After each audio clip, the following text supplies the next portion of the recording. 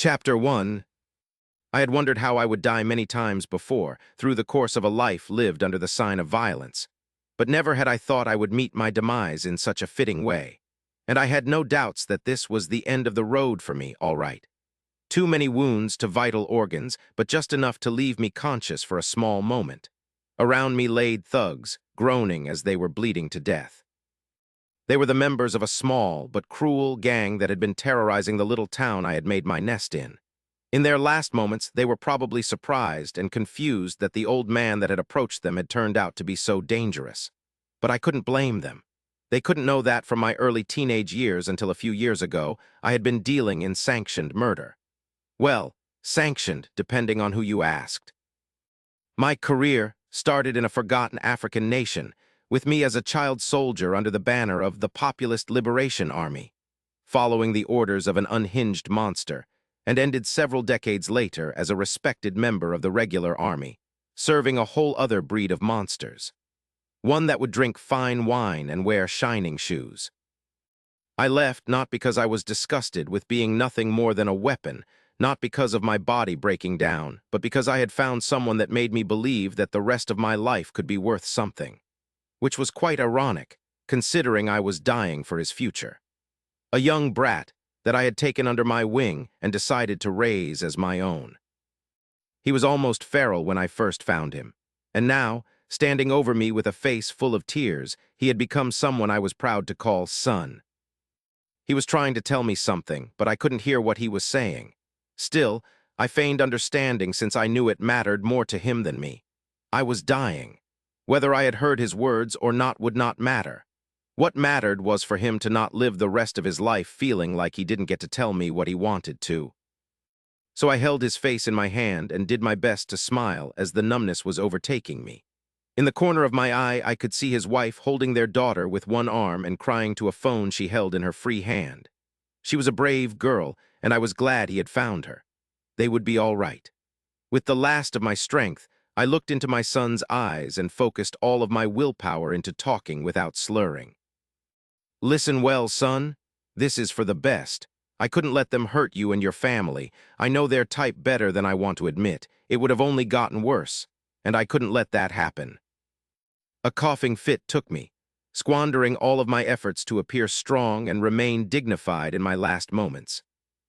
When I finally regained my voice, it was weak and shaking, and I knew he could see me as what I truly was, an old, weathered old man at death's doors. I lived a long and tiring life, during times I'm glad you can't possibly imagine, I continued. I have seen many things, and if there's one goddamn lesson I've learned, it's that what you kids have is something worth dying for 10 times over. I am just glad I could be part of your family for a little while at least. Over the red and blue light show of an ambulance arriving too late, he spoke, and though I still couldn't hear him, I could read his lips say, "Our family." The smile I gave him was a genuine one. Stay out of trouble, son, and live a happy life. One you won't regret. I died surrounded by my loved ones, which is pretty damn better than a lot of people get. I like to think I crossed to the other side with that smile still on my face.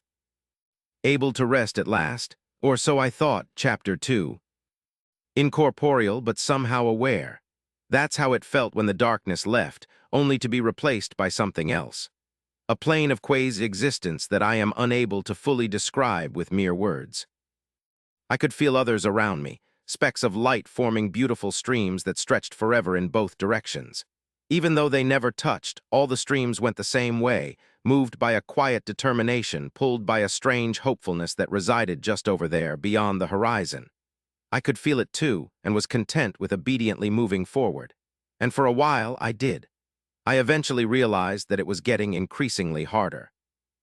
Others would silently move past me while I struggled, confused as to why I felt so heavy, lamenting, why me?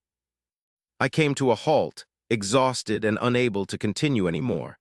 That's when I started being pulled down. I knew something terrible was happening, so I panicked. No one reacted as I was dragged down out of the stream. Out of the feeling of joy, out of hope. There came a point when I was under all the different streams, but the descent didn't stop. I could now perceive much farther in the distance and noticed that I wasn't the only one heading down. All around me were dots of conscious light, wrenched from their infinite destiny. I moved my awareness downward and found nothing, so I kept pushing, trying to sense what was even beneath the nothingness. It got cold, cold enough for a man's blood to stop in his veins. But that did not worry me, as I had been frozen cold before, so I kept pushing my awareness lower. Beyond the cold, it got hot. Hot enough to scorch a man's scream in his lungs. But that did not worry me, as I had been burning hot before, so I kept pushing my awareness lower. The hope of the streams could not reach beyond the heat, so I shuddered. But I had lived most of my life without hope, so I figured I would be able to manage. So I pushed my awareness lower down the abyss to what should be its deepest part, and my mind reeled, threatening to break as I looked away. But it didn't matter, because I had dared to gaze at it. Because even though I couldn't comprehend what I had seen, I knew what it meant for me. I was ready to do everything to avoid the fate that awaited me. Once I made that realization, I was whisked away. Everything was blurred, as my awareness was severely crippled, no longer able to wander wherever I wished. I felt constricted, limited. Less. It wasn't until I realized that I needed to breathe that I understood that I was back in a body made of flesh, but younger, much younger than I had been when I died.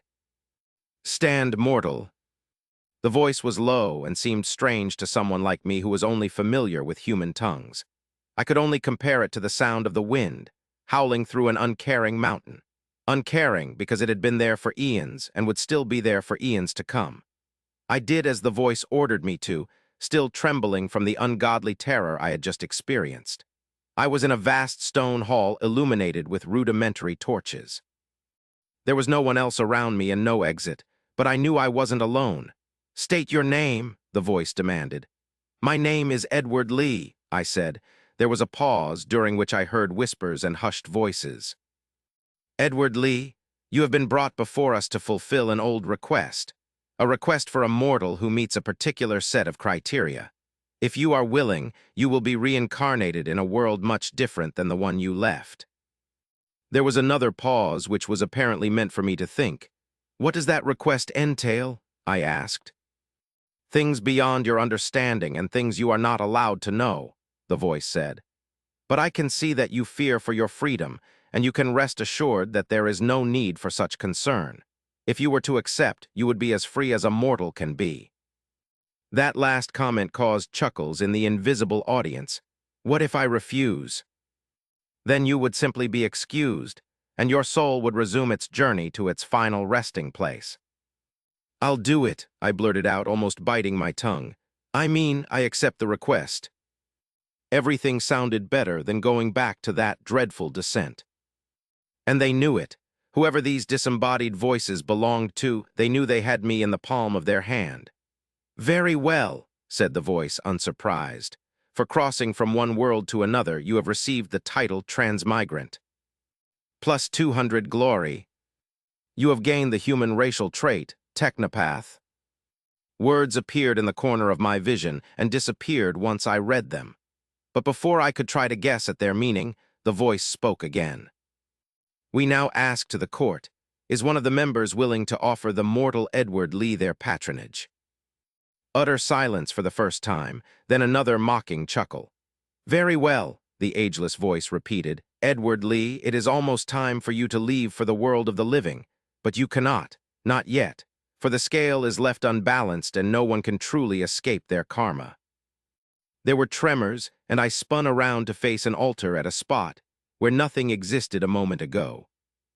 On top of the altar was a bow decorated with carvings that seemed alive. "Use it," said the voice. I did as told, and an arrow made of solid light appeared in my other hand. It seemed oddly familiar, but I couldn't remember ever seeing something similar. I looked up, and there was no ceiling, only a beautiful starry night sky. So I knocked the arrow, pulled the string as hard as I could, and released it. The arrow flew straight up, and so fast it seemed it would never stop. Half unconscious of what I was doing, I kept firing arrows into the sky until they no longer kept appearing in my hand.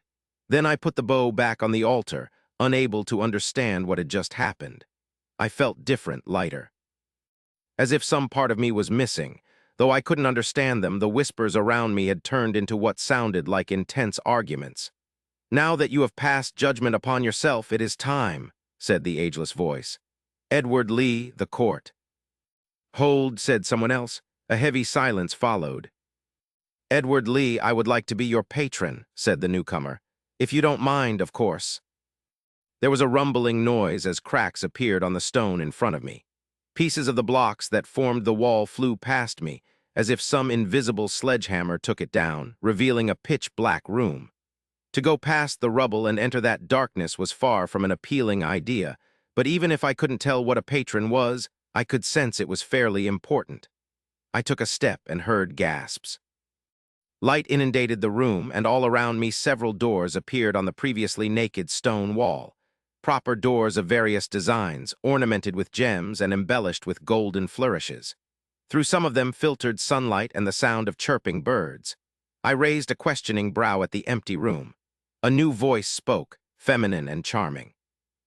"Rejoice, mortal," it said. "It appears your karma isn't as bad as one would think. In their great mercifulness, several members of the court have decided to offer you their support." The voice made a pause, as if expecting me to show a visible sign of my gratefulness. I just waited for it to actually finish speaking. "However," the alluring voice continued, "their support requires you to step away from that ghastly hole. A foul beast is locked inside, and it is surely only looking to take advantage of you. Refuse its offer and start your new life with the support of one of our esteemed members." I almost let out a sneer, but managed to keep it inside. Earlier, I was hesitating to enter the gaping hole in the wall, but now I wanted to do it just to spite these bastards who were mocking and ignoring me a moment ago. I didn't know if I could trust their words, but they clearly didn't want me to get this particular patronage. If I had been younger, I might have outright ignored the proposition. But I wasn't a child anymore. "I am thankful for the offer," I said without sarcasm. "However, there is something I would like to clarify. You said support. Would I be correct to assume that this support isn't actually a patronage?" There was only silence to answer me. "Thought so," I said as I walked through the opening and into the darkness. Chapter 3. Moving in the perfect darkness wasn't easy, particularly because of the strange texture of the ground. It was reminiscent of snow, but offering less resistance and dry. "You are close enough," the voice said, coming from a much lower position than my own. "You could fall, and I would prefer not to burn you." The voice was powerful, enough for me to feel the vibrations in my body when words were spoken. However, there was something better about hearing it with my ears, instead of directly in my head. I felt more in control, less violated. "Burn," I said. "There's no fire here. We actually could use some because I can't even see my own nose in here." "I cannot tell you my name, but you can call me Jin," it said, "and I am the fire." As it spoke, flames rose up, and at their center was a muscled male figure, bigger than any human could possibly be, looking in my direction. I could only discern that its skin was a dark blue, and both its arms were spread wide, chained to opposite side of the hole with several sets of chains per arm. It all happened in a flash before the flames disappeared, sucked into the dark metal, and the darkness surrounded us once more. I took a few breaths, and before I could say anything, the captive spoke again. "I have seen your memories, Edward. I know what you are thinking. Please leave your preconceived notions about beings of fire in your past life. They do not apply here." "Pretty hard to believe that when I see the way you're all chained up down there," I said, not convinced. "You've seen my memories." "Not everything, but what mattered. We all have, and by we, I mean members of the court, of course. That's how the others could tell that you were a good fit for the request." "About that, what the foo?" "You have questions," the prisoner said. "And it's understandable. But I am limited in what I can tell you. Not just because of my situation, but also because you do not have much time. I am being pressured into making you leave this place as we speak, so I will tell you the essential and make you an offer that you can either accept or refuse. Understood?" "All right. I know this is all going fast, but the faster you are able to adapt, the better your chance of survival will be." I frowned in the darkness.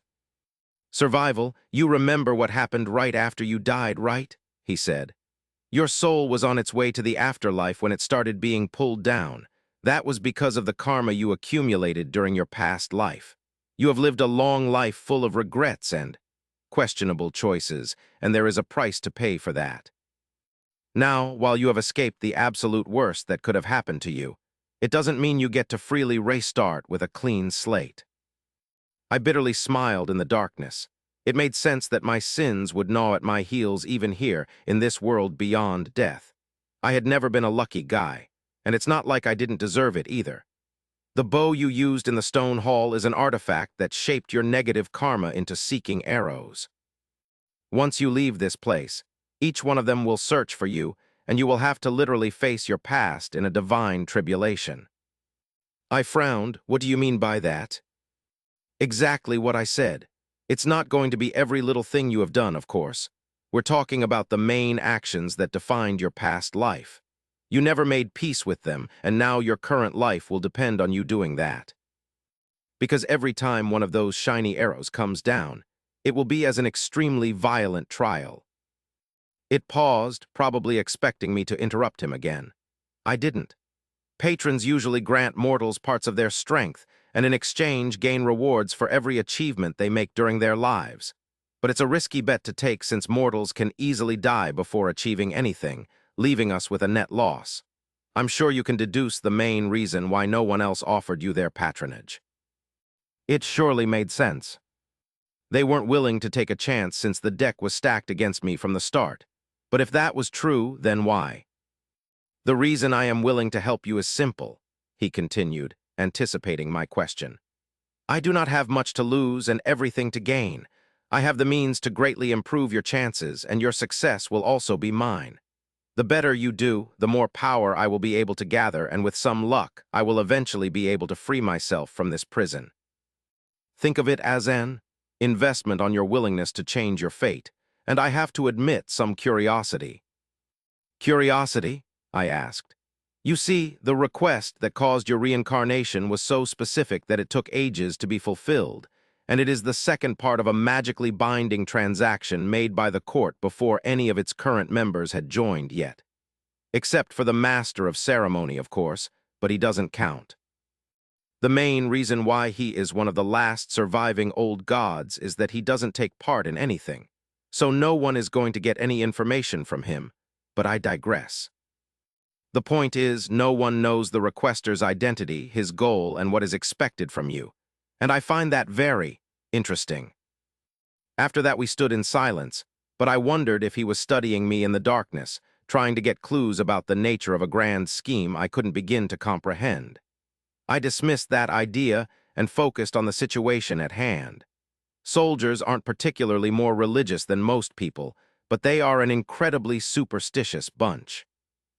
And as a veteran, every fiber of mysticism in me was telling me that, maybe, making a deal in the dark with some chained-up fire monster that was plotting his escape wasn't a good idea. But once again, did I really have a choice?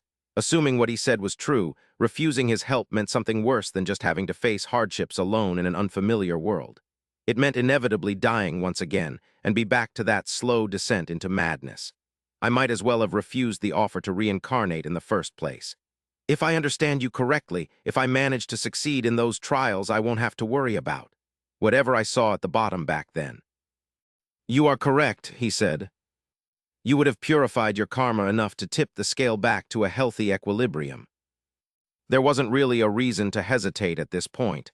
Let's do this then, I said. I want you to be my patron. A wise choice.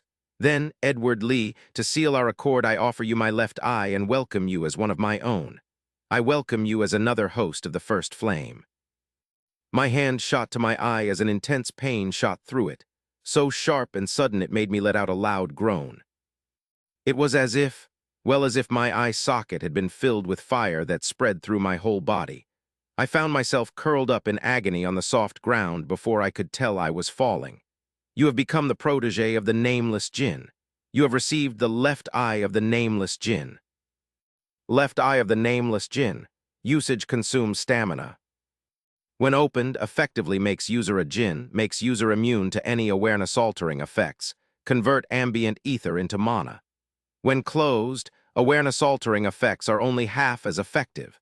You have received the racial trait, Keeper of the First Flame. "You two are fire now," I heard the Jinn say, and just like that the pain was gone. "I must warn you to not use your eye in this place. The chains might react to it and make things a bit more complicated for us." "Fuck," I spat, scrambling to my feet. I had gotten some of the stuff making the ground in my mouth and solved the mystery of its nature. It was cinder. Enough cinder to fill a whole room so vast I couldn't approximate its dimensions. "You could have warned me for fuck's sake." "Apologies, but you're probably the first human to ever gain a Jinn's trait." I didn't know what to expect either. I sighed in exasperation, making a conscious effort to keep my left eye closed, which in retrospect didn't really matter in the pitch-black darkness I was in. With everything that had happened, I could feel my mind beg for a break. I blinked at the thought, going through the recent past events as objectively as possible. How come I have not lost my mind yet? "We do not have much time left," my patron said. "Let's try to see how your past experiences can benefit you. An external force is causing a coalescing of your inner ether. Allow it, YN. Warning, giving your permission will result in the creation of a class. There's a hum. I see floating words asking me a question. They are notifications. No need to worry, just give me your permission. And how am I supposed to do that? I wondered. However, simply mentally giving my approval seemed to be enough, since the words disappeared from my vision and were soon replaced by others. "You have unlocked the class, 3rd Generation Dreadnought Enforcer." Dreadnought Enforcer claimed the following attributes: Vitality, Strength, Constitution, Perception, plus 3 points to claimed attributes per level. Last-ditch effort by the typically weak humans, Dreadnought Enforcers are warriors created and conditioned to be able to make the most out of their exoskeleton armors. Not too bad," the Jinn mused. "It's a pre-cataclysm class, so I doubt the technology for those armors still exists, but the stat gains are decent." "Is there someone actually telling me these things?" I asked. "No, and don't give too much credit to the bits of descriptions that are added to some notifications, because you never know from which point of view they are from. In any case, bring out your status." "You just have to call for it." Status, I thought to myself, unsure. HP, 100-100. Stamina, 105-105, region, 1.1 minute. Mana, 140-140, region, 0.8 minute. Attributes: Vitality 10, HP amount and stamina. Strength 7, physical strength. Constitution 11, physical fitness and stamina. Dexterity 10, accuracy of precise movements. Agility 12, accuracy of general movements. Perception 9, ability to receive external stimuli. Intelligence 14, magic power and mana amount. Wisdom 8, mana regeneration. Racial traits: Technopath 0-10. Keeper of the First Flame 0-100. Left Eye of the Nameless Jinn. Class: Dreadnought Enforcer, 3rd Gen, Level 1. Machine Symbiosis 0-20. Enforcer 0-20. Sharpshooter 0-20. Unspent Ether 100. "What in the world?"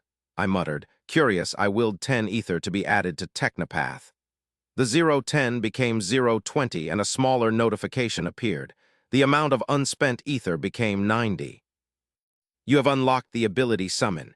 Drone, Summon, Drone, ability to materialize a personal aerial drone. Drone rank Common, that's simple. I thought, this is now what you have to focus on," my patron said, interrupting my musings. "These numbers and the ways to increase them form the path to your salvation, the path towards strength." "Some of these attributes weren't mentioned earlier," I noted. "Is that normal?" "It is. Few classes one can unlock themselves cover that many attributes, so you will need another one for the rest. Thankfully, I have one last gift waiting for you that should fix that issue, but you will have to pick it up yourself when you leave later. However, that's when things will start getting serious, and you will have to be equally serious about tempering yourself." The Jinn had dropped his casual tone and sounded much more serious, almost solemn. "One important thing making this world different from yours is the existence of ether," he said.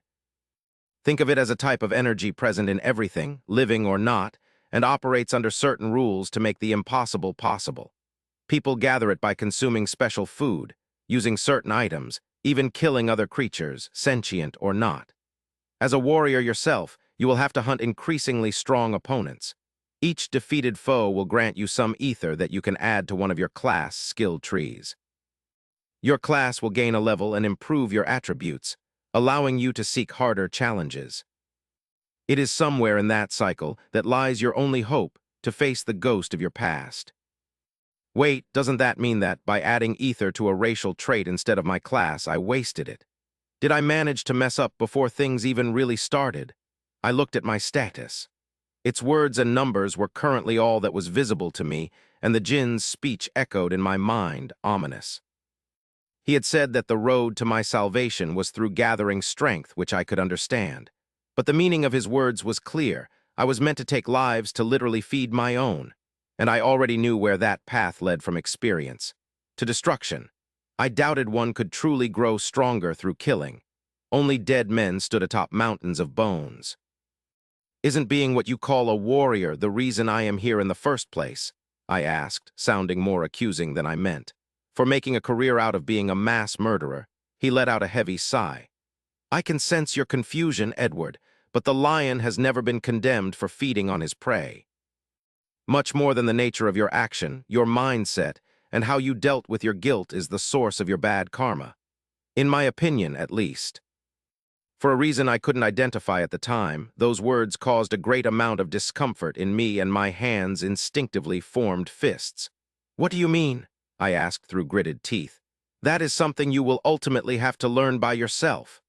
I sensed a hint of mockery in his tone. And we do not have any more time anyway. Do not disappoint me, Edward.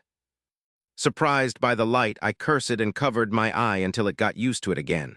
I was back in the stone hall, except the walls were as naked as they had been when I first appeared there. No more hole or rows of beautiful doors. Thank you, Jinn, I whispered. It was also still dead silent. At least until the ageless voice of the master of ceremony spoke in my mind. Mortal Edward Lee, answer the court. Are you ready? Was I? I didn't feel ready at all, but that hadn't ever stopped me before. Life doesn't wait for you to be ready. I am, I said. Then we allow you entry into the shattered realm. I felt myself being lifted off the ground as a blinding light surrounded me. Then once again I was whisked away. Chapter 4. The Sunken City Part 1. As it turns out, teleporting is a much more entertaining experience than one would think. The process had not been instantaneous, from my point of view at least. Sure, from one moment to the next I had been transported from a dimly lit middle-aged stone hall to what looked like ruins of a strange city with dark buildings that stretched high into the sky. But between those two moments, gravity had lost its hold on me, and I was hurled through a rainbow-colored well of dancing lights. Nothing too crazy. I didn't immediately stand up. I just laid on the ground, basking on the sunlight on my skin and savoring the oxygen filling my lungs as if it was an expensive delicacy. Looking at my hands and the rest of my body, I could tell that the feeling of youthfulness wasn't just an illusion. My face felt like mine, but I couldn't be sure. It was smooth, without any wrinkles or other signs of old age. All of my scars were gone, along with the insidious pain in my back. While it wasn't possible to pinpoint my exact age, I could tell I was in my teenage years. Around 15, maybe? What did I really look like? The main thing making me wonder if I truly was a younger version of myself was my hair. There was enough of it for my head to rest on, like a cushion of black curls, even though it had been in a buzz cut my whole life until I ultimately shaved it all. Figuring I had allowed myself to be defenseless for too long, I decided to postpone the study of my appearance to a later date. It took me a few minutes to be able to stand on my feet, but I somehow managed to stop my legs from wobbling and took in the surroundings for the first time. I was in a wide open square, among the ruins of a town, or maybe even a city. It seemed that, at one point, it had been more modern than what I had seen on Earth. The parts of the buildings that were still standing had a sleek finish to them, and were covered with black panels that seemed to absorb light instead of shining. Not many were more than 2 stories tall, but those that were defied logic. They reached far beyond the clouds, far enough that I couldn't see where they ended. The hints of architecture I could pick up reminded me of the Middle East, even though most of the domes, column, and spires were severely damaged. It didn't seem that there were anyone living here anymore, and while I could obviously be wrong, I had a strong hunch that I should leave this place as soon as possible. I had come across ghost towns in my previous life, when I was still a kid fleeing bloodshed, and later, when I was a man partaking in said bloodshed. This was entirely different. Sure, every single building I could see had some level of destruction to it. Most roofs were caved in, and there were even traces of fire. It was clear that this city had gone through extreme violence, but what made me shiver was that it was all clean. Whatever humans stop caring about, nature takes back. Ghost towns are filled with animals, dust, broken and boarded-up windows, and more importantly, plants. Trees and plants find ways to grow out of any cracks in the strangest places and cover everything. War-torn places would have those, then ammunition shells everywhere and mostly in the vicinity of makeshift defense points that had been found useless then abandoned. Corpses in various states of decay. Trash littering the street that would range from propaganda tracts to ownerless toys, going through any single piece of furniture one could imagine. One has not really seen the fall of society until they walk past a complete toilet in the middle of the road. But in this seemingly abandoned city with its buildings and houses in ruins, there was nothing that seemed out of place. Not even dust. It was spotless. It was clean. I had to get the hell out this open space, find cover as soon as possible, and...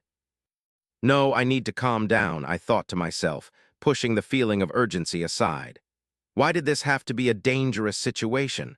I was in the middle of ruins that were well cared after. For all I knew, this was some sort of museum or historical heritage site. Didn't people take care of ruins back on Earth, like the Colosseum in Rome or the Pyramid of Giza in Egypt? I was probably just in a damn tourist trap that was, somehow, deserted in the middle of the day. Not able to completely shake off my paranoia, I opted to at least leave the square for the shadows of an alley.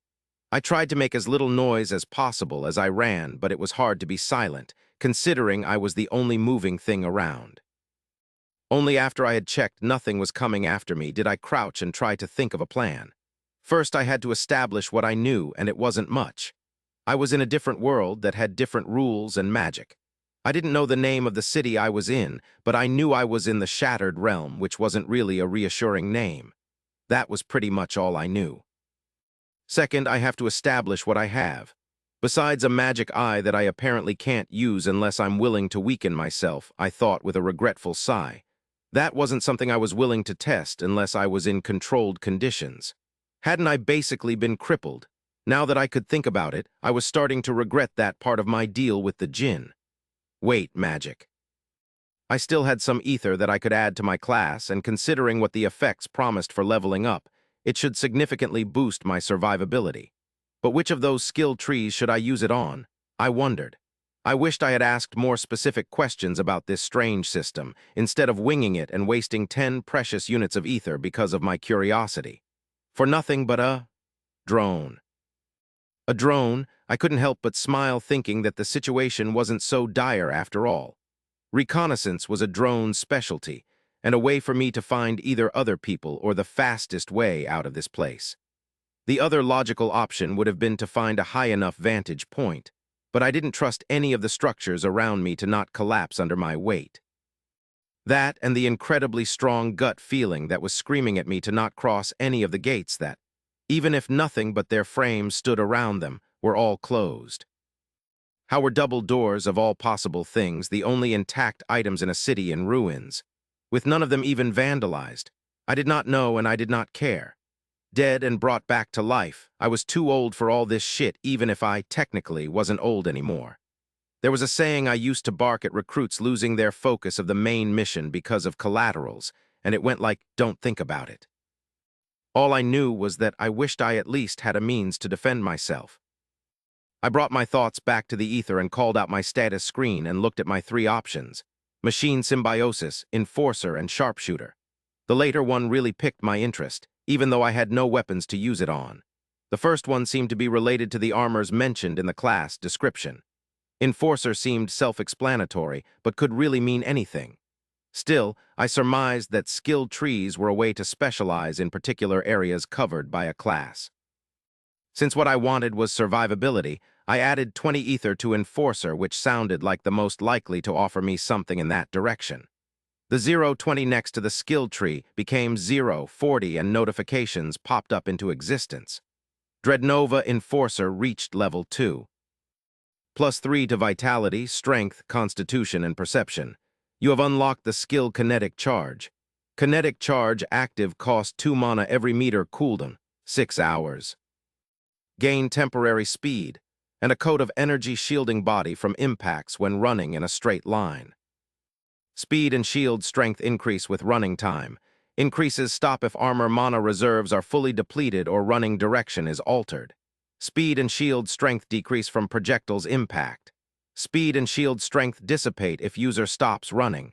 That was very interesting, although it sounded more defensive than I thought it would be. There were many restrictions, but it basically meant that as long as I had mana and endurance, I could theoretically just keep running faster and faster through obstacles. I didn't feel any different from the stat gains either, though I supposed that was normal. I didn't know how much 3 points changed things after all. The skill was definitely a step in the right way, though, so next I willed 40 ether into the Enforcer skill tree. This time, only one window appeared. Dreadnova Enforcer reached level 3. +3 to Vitality, Strength, Constitution, and Perception. I waited a few seconds, then let out a curse. Seems like I only get a skill the first time I go down a skill tree. By adding 20 ether to each skill tree, I would still only have been able to level up 3 times with the initial 90. However, I would have had 3 skills instead of 2, assuming my theory was correct. I added 20 ether to Sharpshooter. Dreadnova Enforcer reached level 4. +3 to Vitality, Strength, Constitution, and Perception. You have unlocked the passive skill Recoil Absorption. Recoil Absorption passive. Recoils from firearms affect you 50% less than they should.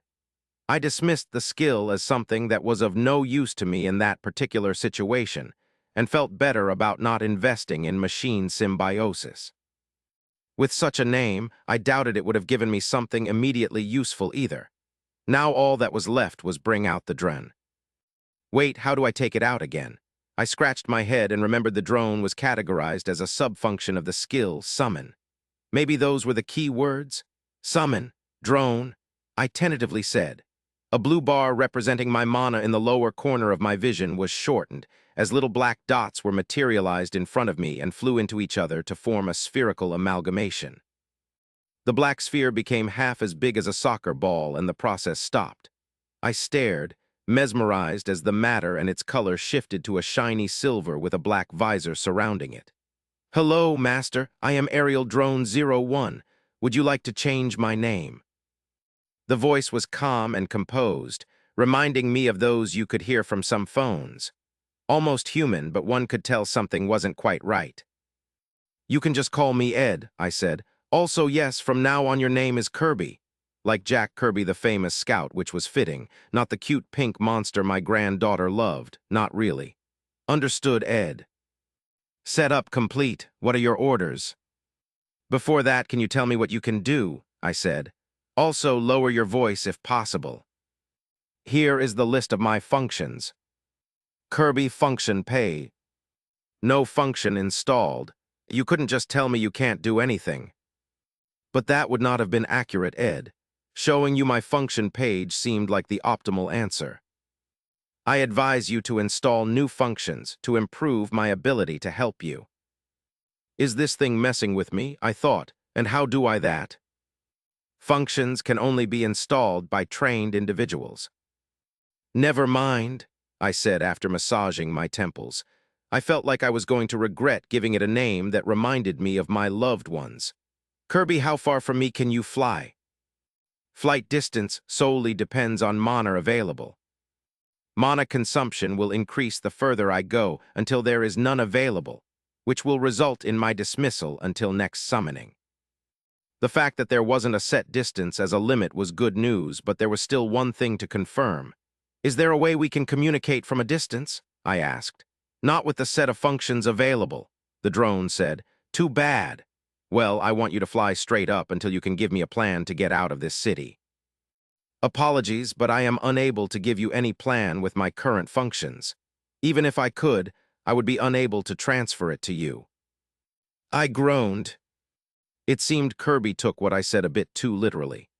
No, I want you to fly up, find the shortest path out of the city without having to enter any building, come back to me, then guide me down that path. Can you do that? Affirmative, Ed, the drone said, and without dallying it started its ascension. I watched the already small silver ball slowly get even smaller in the sky with the wariness of a parent watching their kid leave for the first day of school before shaking the feeling off. Staying focused in unfamiliar situations was important. Maybe I was being over-paranoid to compensate for stupidly losing the free usage of a goddamn eye. But the drone could attract attention, and I had to be read. There were shadows in the square, moving shadows. It took a moment or two for my brain to register the event taking place due to the strangeness of the situation. There were dozens of snake-like shadows stretching from the buildings. I looked up and around but couldn't see whatever was casting them.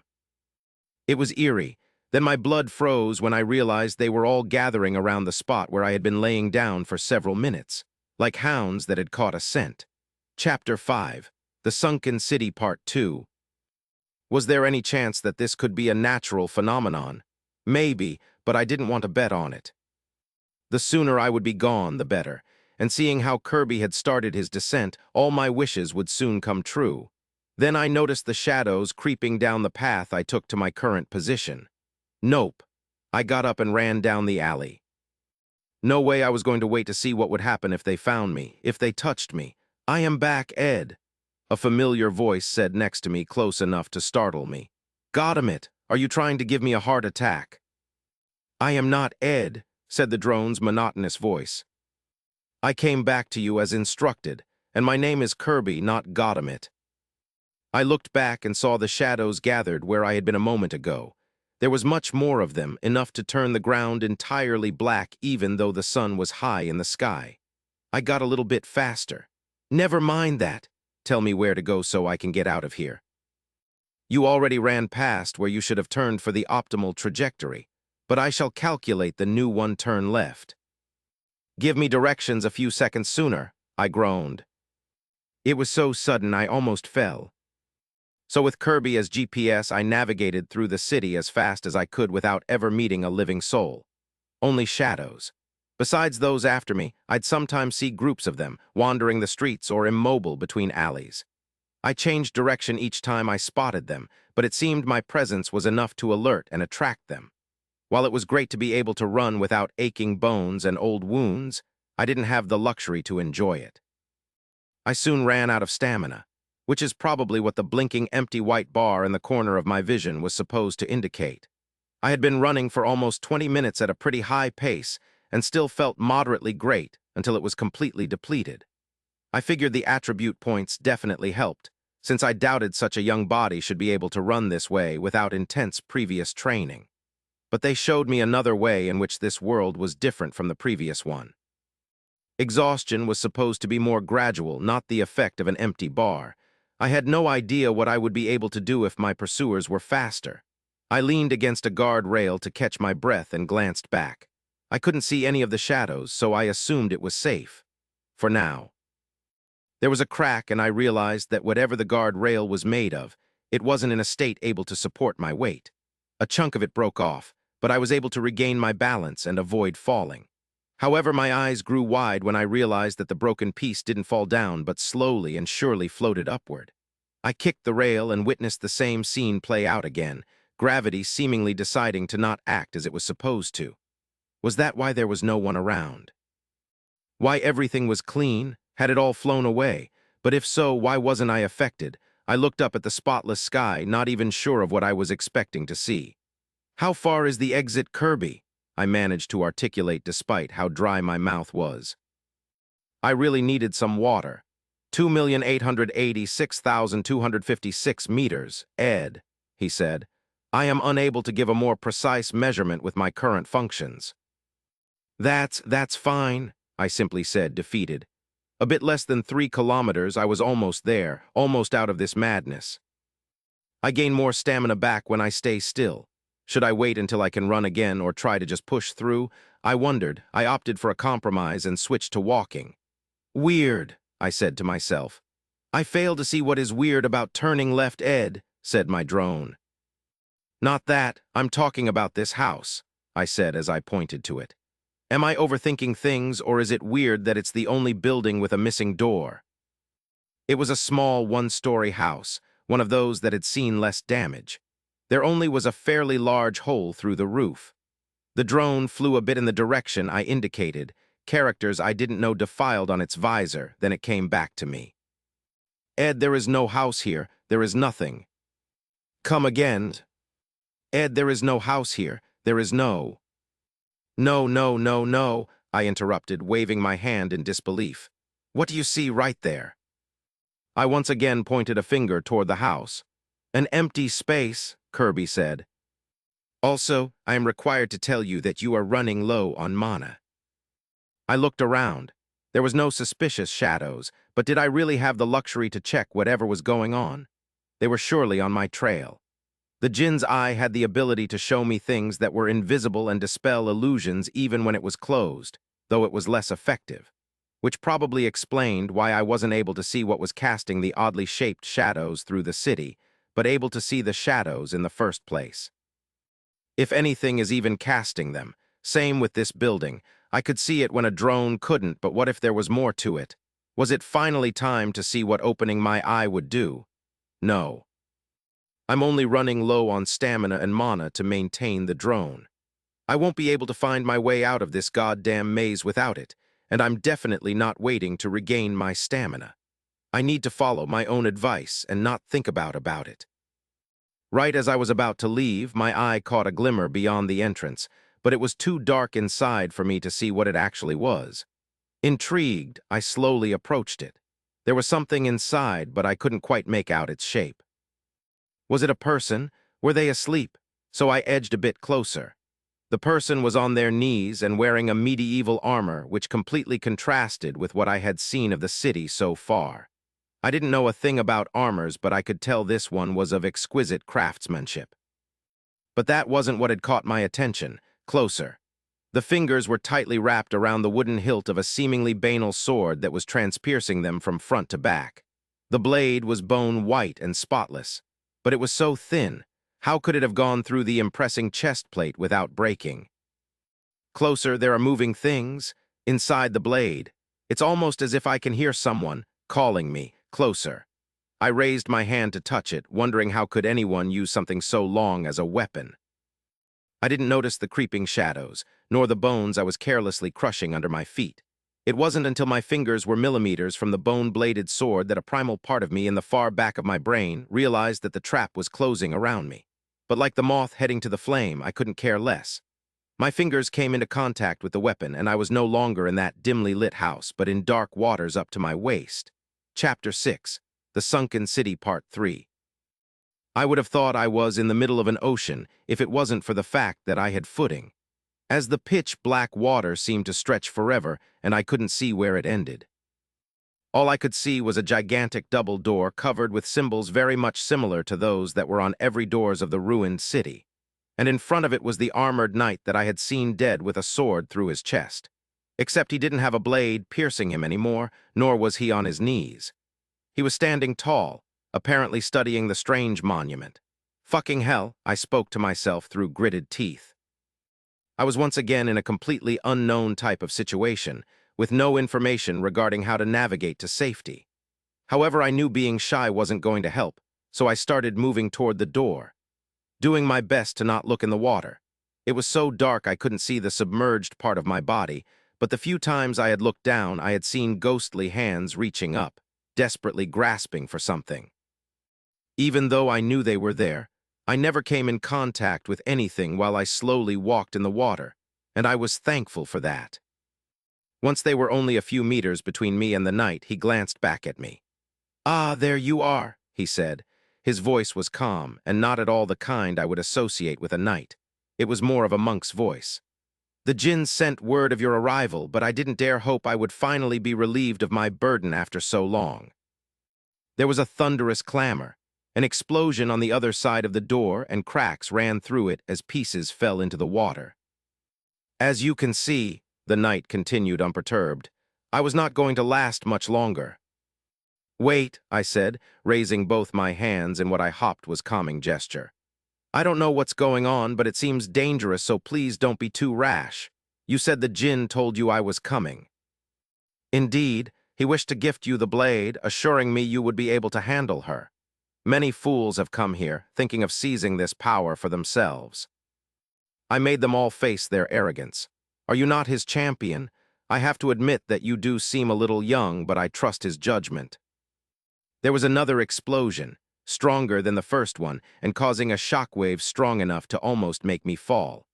The cracks on the door became even more pronounced, and there were now streams of black water gushing through them. From the force of the streams, I finally understood that this wasn't a door at all. It was a dam holding massive amounts of water, and we were right in front of it as it was breaking apart. The sword, her! Was this man insane? Never mind that, you need to tell me what I can do so that we can both make it out of here. No need to worry, you ought to be fine, and I am already dead, he said with a dismissive wave of the hand. Have you seen the city? It used to be the heart of the Shuari kingdom, with people that were so full of life and happiness. Now it is nothing but a mirage that will soon fade. If I had not used my life as a seal, the rest of the world would have probably suffered the same fate. And maybe I shouldn't have. The gods do not care after all. Tentacles as dark as the water slowly emerged from under him, some climbing up his legs like snakes, and others wrapping themselves around them. Chills of disgust ran down my spine. I took a step back. The knight chuckled, then looked at me as unperturbed as ever. I couldn't see his face under his helm, but I sensed that, despite the urgency of the situation, his expression was probably one of complete peace. Of course, even if you are somehow gifted enough to be able to contain the flood, you cannot be allowed to wave her around like a vulgar stick. My ancestors would roll in their graves. So I shall give you a nudge in the correct direction. I only ask one thing. Each of his limbs had at least one of the long tentacles firmly wrapped around it. If possible, do what I did not.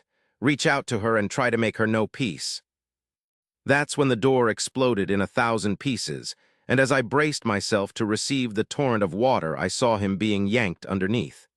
I waited for the shock, expecting to be torn apart like a rag doll by the churning wave, but nothing happened. Half surprised, half curious, I opened my eyes to find myself fully underwater but still able to breathe. The water surging out of the door had had no effects on me. Strangely, I wasn't worried anymore. Being underwater felt familiar, though I couldn't quite place the feeling. I could even see my surroundings, though they were empty. The night was gone.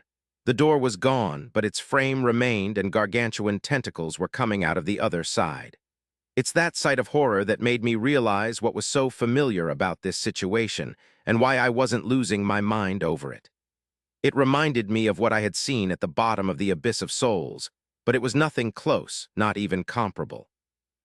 A normal person would have lost their sanity inside these waters, but something in my soul was already fundamentally broken by something far worse.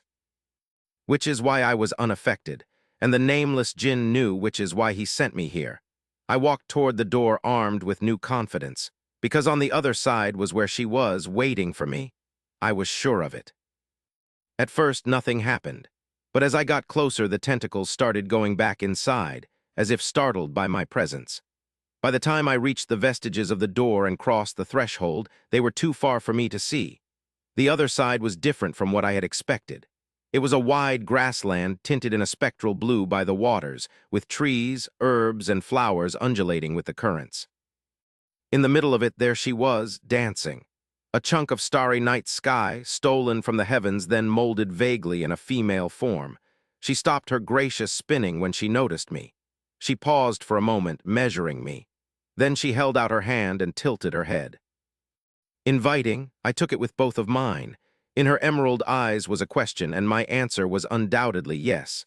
God's yes, because she offered what the monster I really was yearned for. Adi, can you hear me, Ed? I was snapped back to reality by Kirby's calls and the warm afternoon sun inundating the ruined room I was in. My fingers were wrapped around the wooden hilt of the sword, my face too close to the helm of the dead knight for comfort. Unlike what I remembered, his own hands were on both sides of his body. I was drenched in sweat, and my eyes were sore. Had I been crying? My vision was blurry enough to make me wipe it with a shaking hand. It felt like I'd just woken up from a particularly insidious nightmare. Testing the resistance, I lightly pulled the sword toward me, and it followed the motion without making a sound. Taking my time, I slowly pulled it all out as to not desecrate the knight's remains. Then I examined it. The curved blade was now uniformly dark, which I didn't even know was possible. But beside that fact, the sword didn't look extraordinary. It had a wooden hilt with only one symbol I didn't recognize engraved on it. You have bound the living weapon, Ikon Omi. You have unlocked the class, Blade Priest of the Deep. Through history, only the most outstanding worshippers would receive the honor of becoming Blade Priests, to serve the old gods and be able to wield their powers in their names. It is truly a shame that the abomination that is the Deep could soil this holy title and bestow it to its pawns.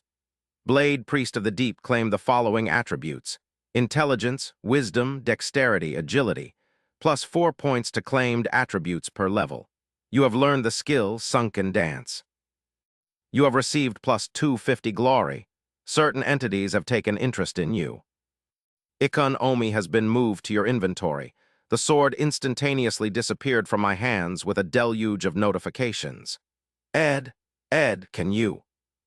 Yes, Kirby, I basically whispered. My mouth felt dry. I can hear you, what is it? Learning that I apparently had an inventory the least of my concerns. In the last moments of the dream, something had definitely happened, something that felt bad and beyond my control. But I did not want to think about it, because if I did, it would mean having to confront things I had built my whole identity around. So like any other nightmare, I decided to push it to the back of my mind in the hope that I would quickly forget about it. I just wanted to get out of here. I have only 5 minutes of presence left under current parameters before dismissal. All right then, let's go. I glanced outside with caution, but there was fortunately no shadows. My stamina bar was back to full, so I broke into a sprint and followed my drone's instruction. The sun was much more lower in the sky, which implied I had been out for several hours. I ran, wondering if there even was a reason for me to run anymore. The streets and alleys I went by were spotless. Less than a minute before dismissal, said Kirby's bored voice. W8 what the, I stuttered. It hasn't been 5 minutes yet. I said 5 minutes under current parameters. I am no longer stationary and thus consume more mana. I had decided this tin can was a he said like it was the most obvious thing in the world, which it probably was. Then quickly tell.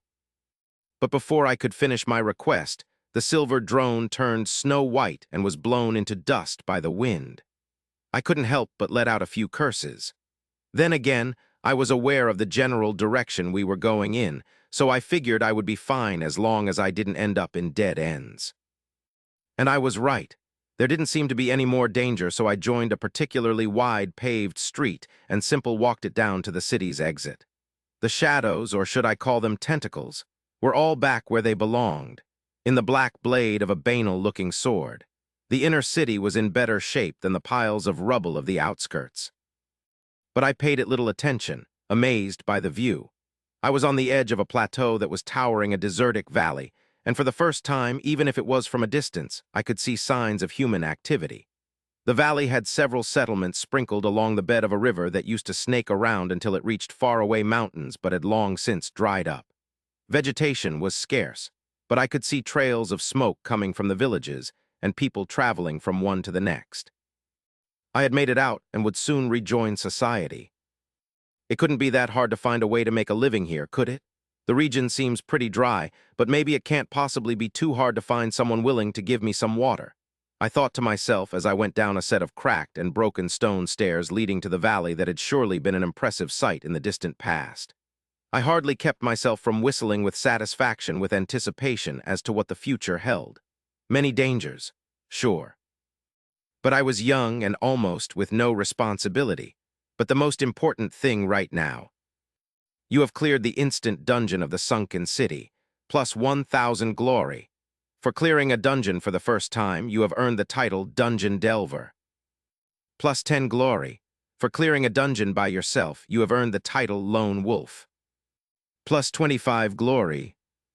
For clearing the first dungeon you have ever entered by yourself, you have earned the title Worthy Delver. Plus 500 glory. You have been awarded participation to the next assembling of the young talents. Rank 1. I blinked, frozen by the sudden wave of notifications. Then I nervously laughed as I dismissed them all. As I was about to say, the most important thing right now is to find food and water. Technically, I hadn't eaten anything my whole life. Chapter 7. Reaching civilization had been much harder than I thought it would be. The stairs from the plateau didn't go all the way down to the valley. The years had taken their toll on them, and after a certain point, the steps were in such bad state that they were indistinguishable from the rest of the ground, which left me to proceed on harsh rocky terrain with very inadequate sandals. But at the very least my white shirt and shorts were light enough that I didn't suffer too much from the heat. And in the afternoon, I didn't have to worry too much about protecting myself from the sun. I finally reached the main dirt road, and things got easier from there. It went straight to a settlement I had spotted from the top of the plateau. I just had to follow the path and would reach it in 1 or 2 hours, which only made my stomach growl harder, but there was nothing I could do about my hunger for the time being, so I opened my status screen to pass time. Attributes. Vitality 19 plus 3. Strength 16 plus 3. Constitution 20 plus 3. Dexterity 10 plus 3. Agility 12 plus 3. Perception 18 plus 3. Intelligence 14 plus 8. Wisdom 8 plus 8. Tenacity 0 plus 3. Racial traits. Technopath 0 20. Summoned drone. Keeper of the first flame 0 100. Left eye of the nameless Jinn. Classes. Dreadnova Enforcer 3rd Gen, Level 4. Machine Symbiosis 020. Enforcer 080. Kinetic Charge. Sharpshooter 040. Recoil Absorption. Blade Priest of the Deep Level 1. Shuari Blade Dancer 030. Sunken Dance Minor Proficiency 0%. Priest of the Deep 030. Unspent Ether 10. Where do those numbers in brackets come from? I wondered. I went to the inventory, saw the black-bladed sword occupying one of the slots and brought up its description. Living Weapon Ikon Omi. Sins of Oriath Series, Last Sin Magnum Opus. Unable to avert the calamity, the master was forced to give his very own daughter a form that would allow her nightmare to be easily contained. Through the years, that responsibility fell on the shoulders of the devoted Blade priests. It is said that her embrace will one day flood the world. Vorpal Blade, bound to Edward Lee. I had stopped walking without realizing and had to consciously force myself to put one foot in front of the other again. It was asleep for now, but this sword was alive.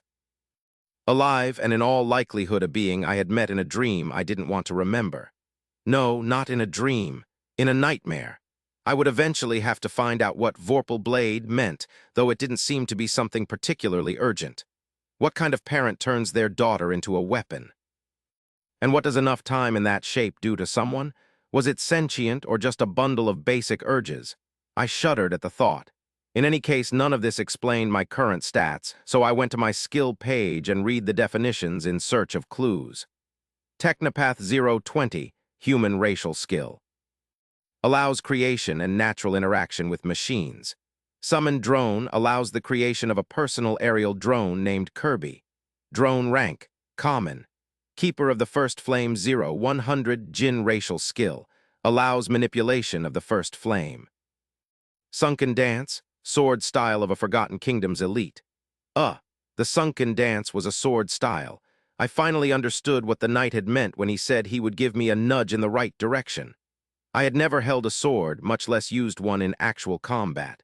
Until I could put my hands on a gun, knowing I had somewhere to begin was reassuring. The strange thing was the knowledge I had without learning any of it. Stances and rhythms that were in my head but I couldn't comprehend. But that still didn't explain why my stats were so high, and there was only one thing I had not checked. My titles. Titles. Transmigrant, granted to beings with souls from other worlds. Grants +5 Ys, +5 int. Protege of the nameless Jinn, granted to beings with the nameless Jinn as patron. Grants +0 to all attributes. Dungeon Delver, granted to beings who have cleared a dungeon. Lone Wolf, granted to beings who have cleared a dungeon by themselves. +1 to all attributes. Unlock the Tenacity attribute. Tenacity, resistance to crowd control. Worthy Delver, granted to beings who have cleared their first dungeon by themselves. +2 to all attributes. Titles, I wondered. They seem to be an easy and efficient way to boost someone's abilities. People from this world probably did their best to get as many as possible. The ones I had sounded pretty strange, and I was ready to bet that Worthy Delver was pretty unusual, but I was more intrigued by the other kind of titles that might exist. Titles for students, for farmers. For accountants, what if someone was the first one to reach the moon? Would they get one saying something like, a little step? What about people who managed to go from morbidly obese to their ideal body weight? Did they get titles too? I couldn't help but smile at the thought that this was a much better incentive than diplomas or medals. I wonder just how far he planned this. There was no doubt that my patron had made sure to shape a good start for me. Before accomplishing anything, I had a weapon and bonuses that added 3 to 8 points to all my attributes. It made me all the more aware of the danger that loomed over my head. Since no date had been specified, I had to assume that the tribulations could happen at any time. It meant that until I had personally assessed the nature of the threat, becoming stronger and finding allies should be my priority. Hopefully, I would do that well enough to not have to worry any more and focus on other things. That would mean being able to go on adventures, backpacking through the world, drinking rare beverages, and visiting beautiful sights. I had a new life and a young, healthy body. Everything was possible. Of course, I'll also have to learn how things are done around here. The states of politics, the customs, where not to go, how to make money. Well, just enough money to not starve anyway. I was curious about just how well things could be going in a world in which one could apparently get stronger through killing. But then again, strength always was a relative thing. My daydreaming was interrupted by a rumbling noise that filled the valley and made me look up and do a double take. In retrospect, I do not know why I was so surprised by what I saw. I had a talking and thinking drone after all, something that, as far as I knew, was beyond Earth's technology. Maybe it had to do with the fact that I chalked its origin up to magic. In any case, seeing something very similar to a reinforced heavy transport truck speeding down the dirt road, in a world of old gods, dungeons, and living weapons, shocked me. As it rushed past me, I saw a group of people in various types of armors sitting in the back compartment and spotted horns and animal ears on those who didn't wear a helmet. They all had serious expressions on their faces, the kind one would see before dangerous missions. Or so I assumed, because some of them literally had animal heads. Well, after seeing the Jinn's appearance, I had not expected everybody to be human, but it still came as a shock. I wonder if there even are other humans. What if my appearance becomes a bother, I thought. I kept walking as other vehicles, albeit smaller, would sometime go past me at full speed, raising dust that had barely settled since the previous ones and not paying any attention to me whatsoever. Which wasn't really for the best since many of them had obvious issues with driving straight and not tumbling out of the road. I had to actively avoid some of them to avoid an accident. It seemed that this world didn't have the notion of traffic laws. Then I finally reached the settlement. The intensity of the activity around me was off the charts. In a state of frenzy, people were frantically talking, screaming, running in and out of buildings, some still scrambling to get dressed, some not even caring about how little they already had on speeding the way I came from. And people didn't mean humans. Dog tails, cat ears, tusks, and horns. It seemed someone was going out of their way to make it clear to me that I was in a different reality. The skin or fur colors weren't any kind of conservative either, with different shades of blue and red added to those I was familiar with. I entered the place as most of the inhabitants were leaving in hurry, visibly excited, and none would stop to give me directions. but at the very least I could confirm we spoke the same language. Written words weren't in an alphabet I had ever seen, but thankfully their meanings would come to me as soon as my eyes landed on them. I entered the most proper-looking building in sight, a two-story establishment with the sign "Bar" hanging over its revolving door, which I thought was pretty ironic. Most tables had chairs turned over them, but on those who didn't had abandoned half-emptied plate and bottles. I stopped myself from going running straight to them with great difficulty. There was a black-haired woman with cat ears behind the counter, head laying lazily on both her hands. She looked half asleep, but I had felt her eyes on me as soon as I took a step inside. Before I could open my mouth, she sighed heavily, lifting the bangs covering her face. "Another bunker, kid, listen, boy, I don't have time for another rat trying to steal our stuff, so scram, get it?" she said, shooing with one hand. I frowned. Isn't this brat pretty young herself? However, I managed to keep those thoughts to myself. "I'm not here to steal," I said with my most neutral voice I could muster. "I'm looking for food and possibly work. If there's none available, I'd appreciate it if you could give me directions to where I could find one." "Oh, a customer, why didn't you say so sooner?" she sarcastically said. "I take it you have something to pay with then, right, sir?" "Well, I don't have any cash right now, but I'll pay you back as soon as possible." "Cash? What's that, the new drug in the bunker?" "Listen, kid, I can't make you anything for free. This isn't a charity." "All right," I said before turning around. "Got him it? Well, let's knock on the next door then." I was almost outside when I heard her speak again. "Hey," I heard her say, "you can finish the food on the tables if you want. Would save me the hassle of throwing it." I wasn't exactly excited to eat other people's leftovers, but as a starving homeless kid, I only slightly hesitated. I figured I'd think about pride and quality when my stomach would be less of a void. I picked a loaf of bread and an empty bowl, then went from table to table. After putting everything that I judged safe to eat in the bowl, I sat down and started eating. It didn't taste good.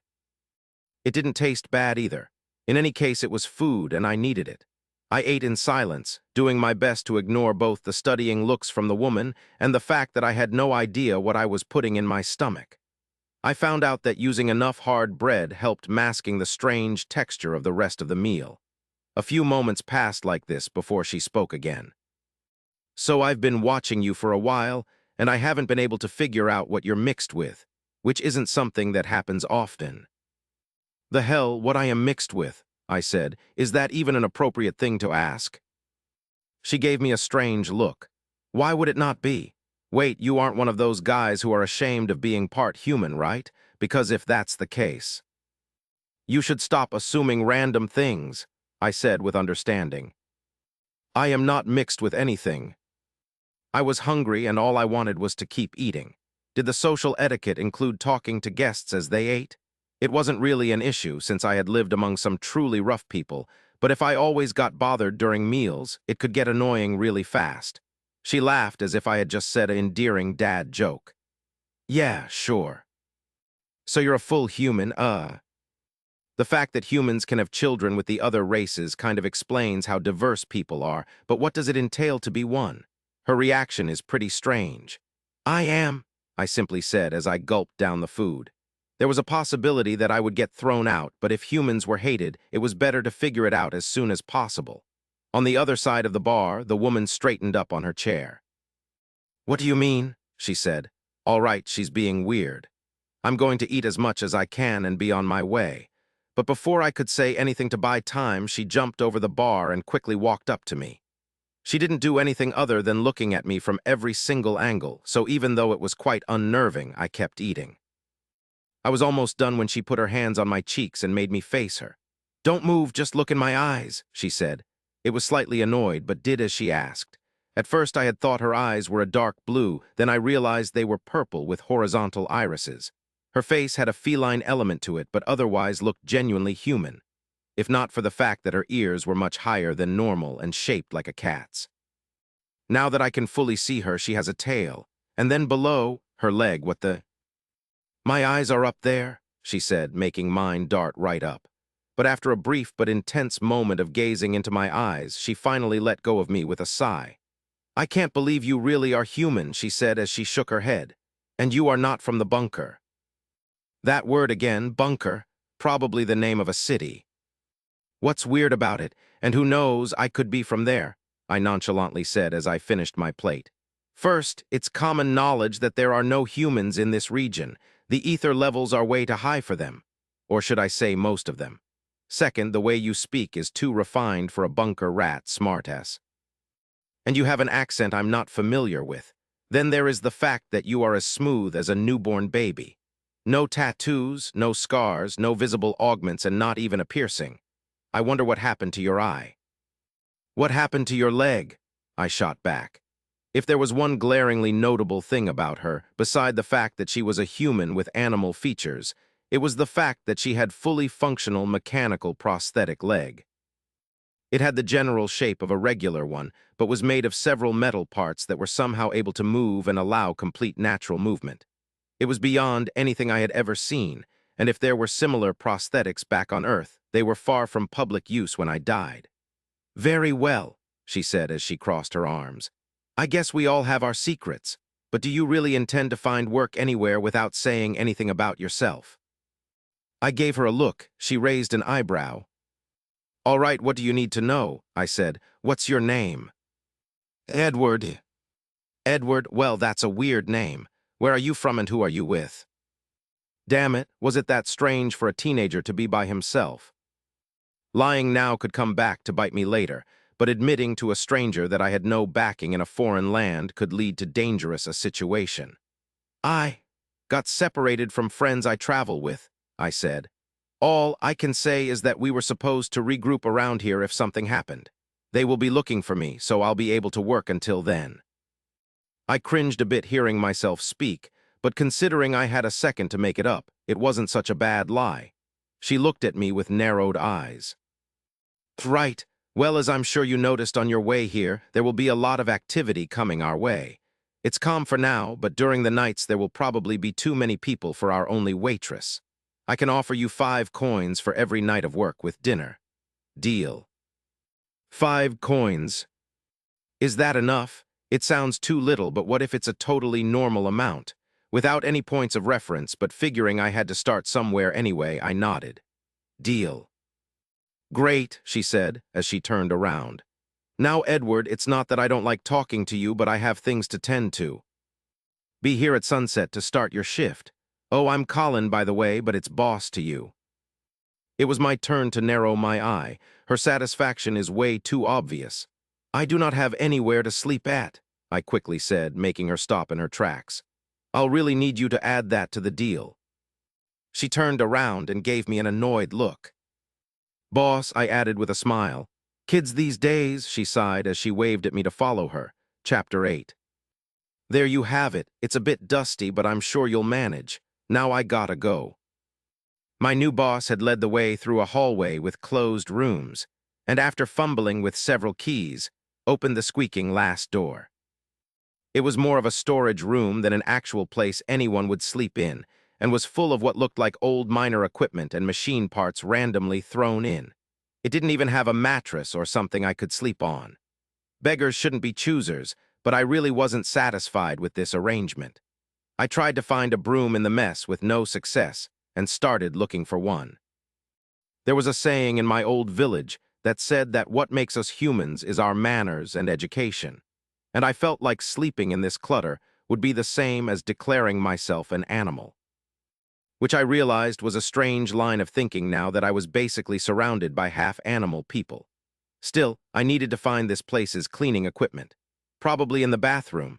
Wait, how do they shower here?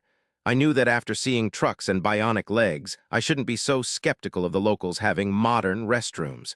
But most of what I had seen so far was either broken or seemed to have been broken at some point. Disregarding the tents outside, most of the walls around me were reinforced and patched with wooden boards. And that was even true for the people. They all had roughed-up appearances and wore mismatched, worn-out clothes. It felt like a refugee camps that had been around for too long. I wasn't really expecting to find a working shower. But I looked for one nonetheless. There had to be a way people got clean around here, right? At a loss, I tried several doors that turned out to be locked. I finally managed to open one, but it wasn't the restroom. It was a dark room with nothing but a life-size statue of a woman. She had a veil, and both her hands were clasped in front her in a silent prayer. Intrigued, I approached it only for a window to pop up in my vision. Delving terminal detected. Connect, I thought yes, and it was replaced with a new one, general purpose, Shiwari. Nameless Jinn. General purpose showed an array of products followed by their prices in glory, which helped me finally understand what that term stood for. So it was money, I thought with delight. Guess I'm not as poor as I thought I was. The item selection seemed to cater to camping climbing activities and had items like pickaxes, tents, generators, ropes, and even canned food and beverages. So this is some sort of online store, I thought, bewildered. How did it all work? How was this statue connected to the network? Was it a delivery service? Going through the list, there were a few things that caught my attention, but I still went back to the main menu. There, I clicked on the Nameless Jinn option, and a smile appeared on my face. It was empty. Seemed like my Jinn supporter was in a really bad spot himself. First the title that gives 0 attributes, now this. I kinda felt bad for him. The Shiwari option only had one item that was a complete set of clothes named Traditional Shiwari Set.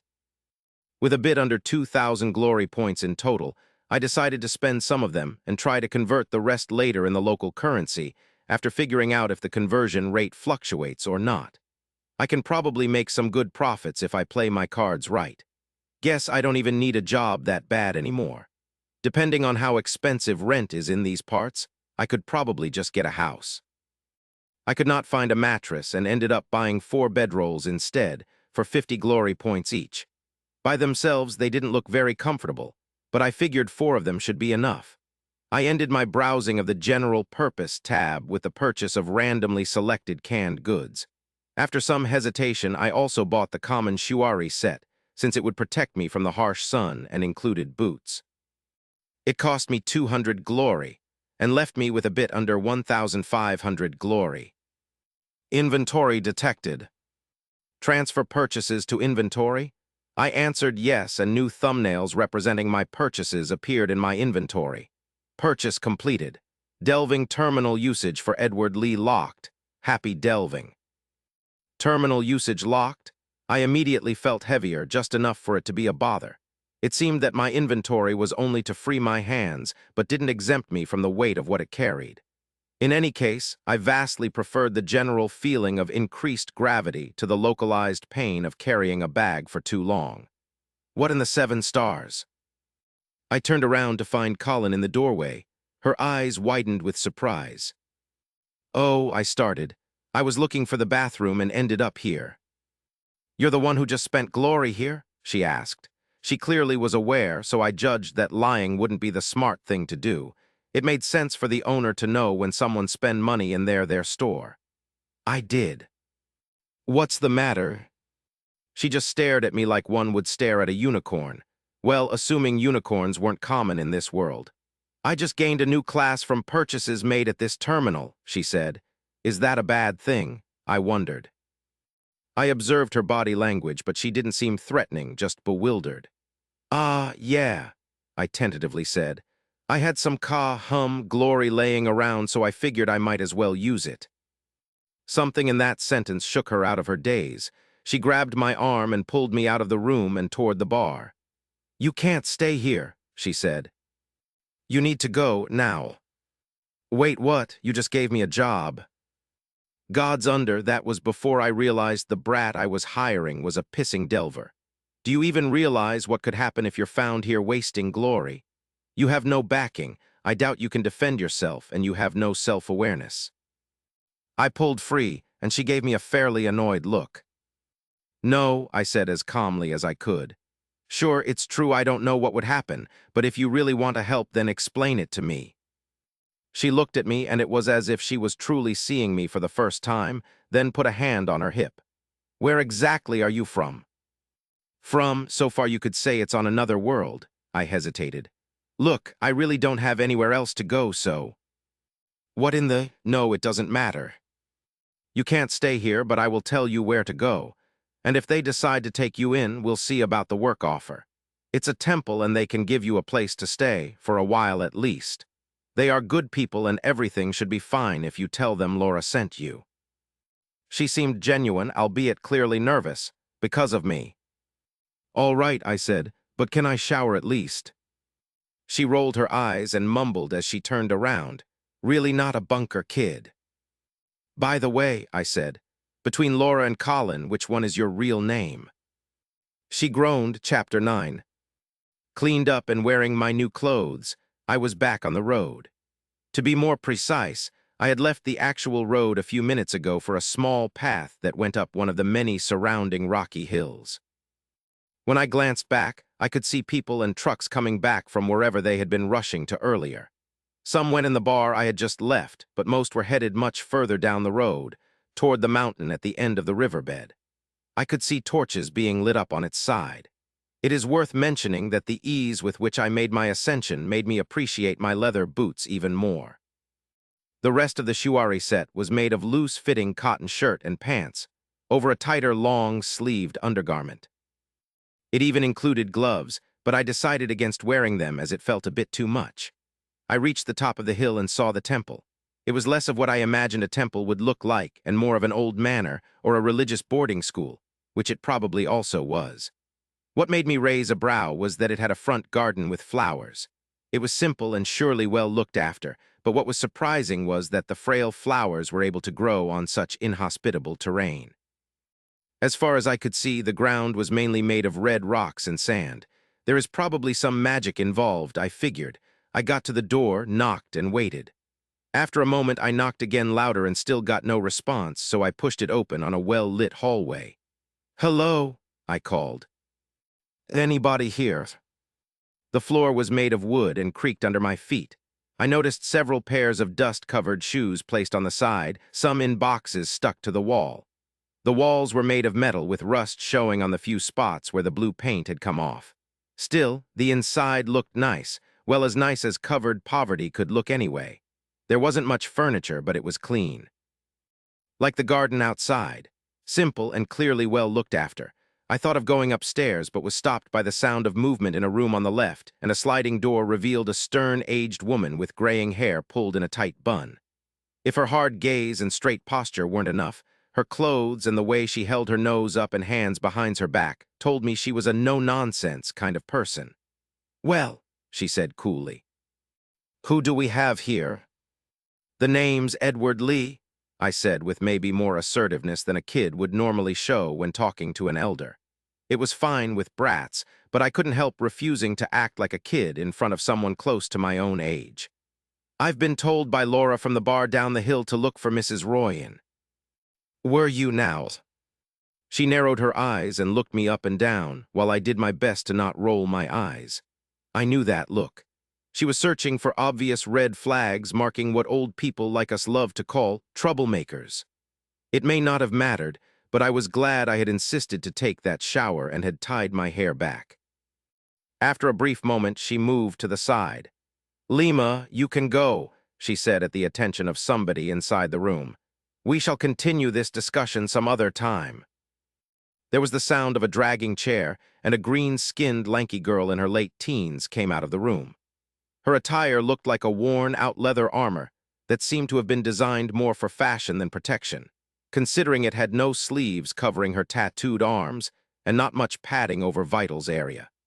Then again, being fully covered in leather armor in the heat of the desert would be suicide. She gave me a curious glance as she went past me, and I noticed her pupils were similar to some frogs, more horizontal than round. "Come in, Edward," the older woman said. "Take a seat." Her simple office was embellished with flowers spread around it, and a large window that let the light from the setting sun tint everything in a dark red. She closed the door after me and sat down with a sigh. "I am Mrs. Royan, the priestess of this temple. If Laura told you to come here and even gave you her real name, I suppose I can make an effort and take you in. However," she paused, seeing my expression, "is there something wrong?" Now that I was in that chair, I was starting to wonder if this was a good idea.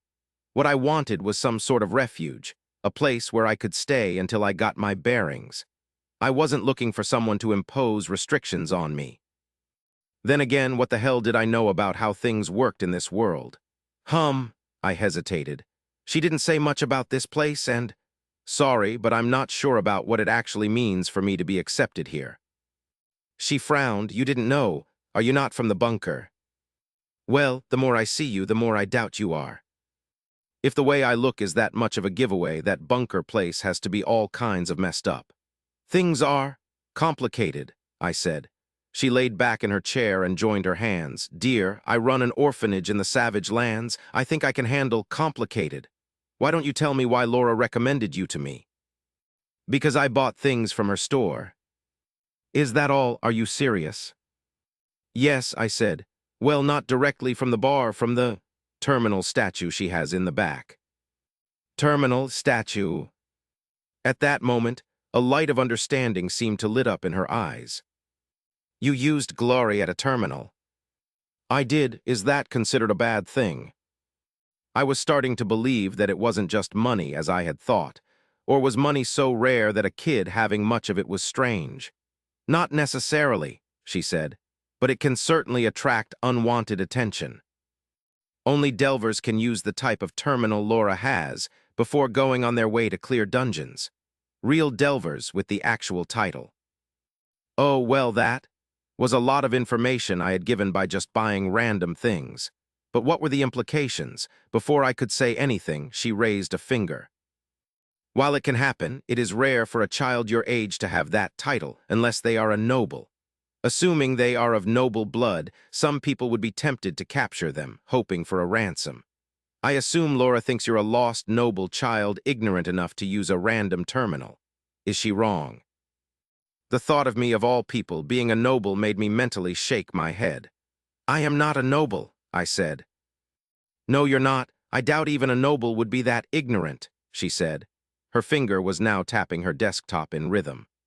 Laura's Inn is in the last camp before the shallow fog and a meeting point for adventurers. A defenseless human noble would never enter that place. Especially now that there will be a lot of dangerous outsiders sniffing around because of the old instant dungeon that got cleared. I stayed silent.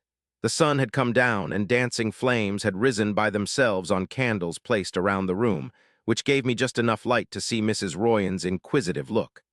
I am the one who caused all the activity I have seen on my way here, and there's even more supposed to be coming.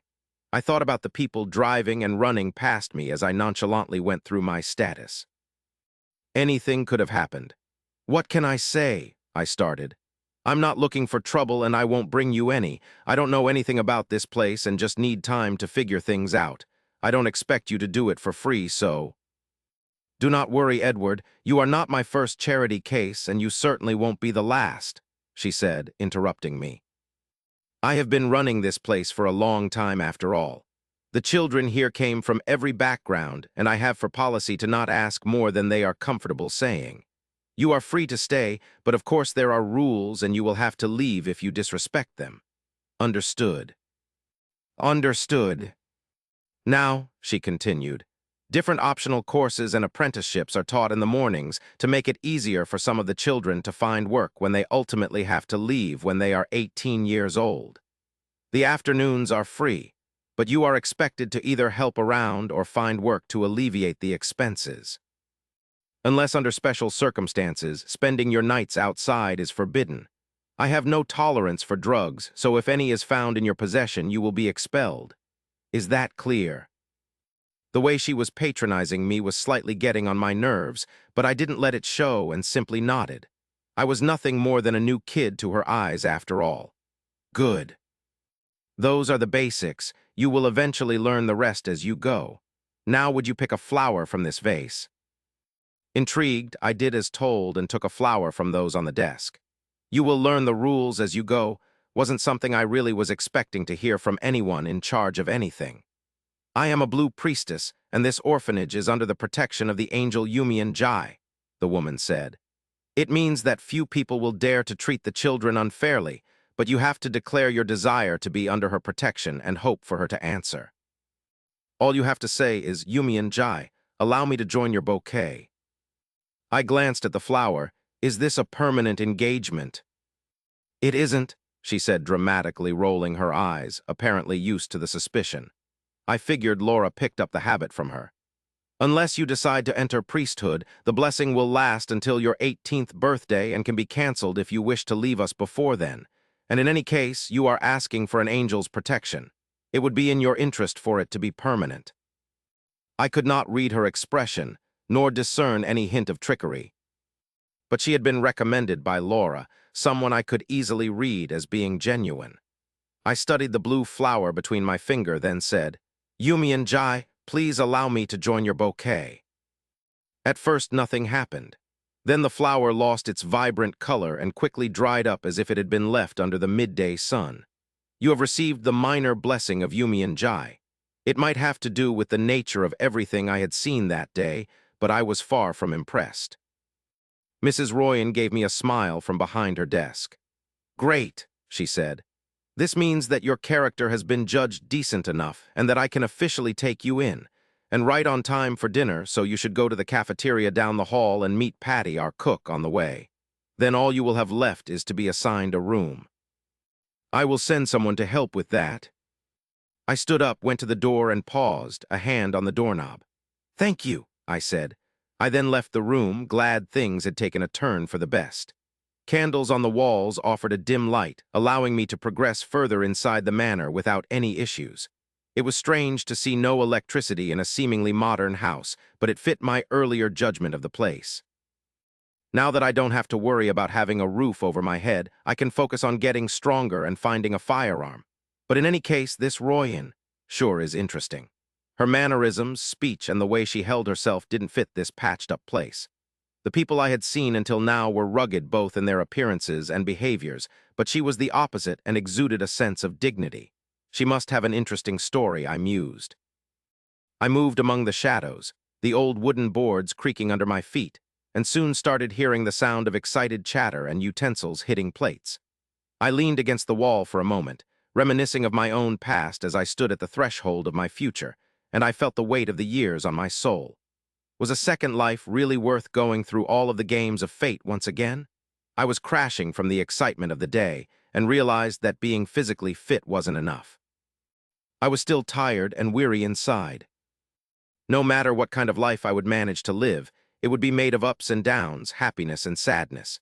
Even if the good somehow ended up outweighing the bad, how long could I still endure oscillating from one to the other?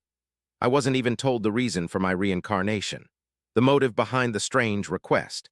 At some point in life, what keeps you going are your close ones, engagements and goals you once set for yourself in a time when you were younger and naive.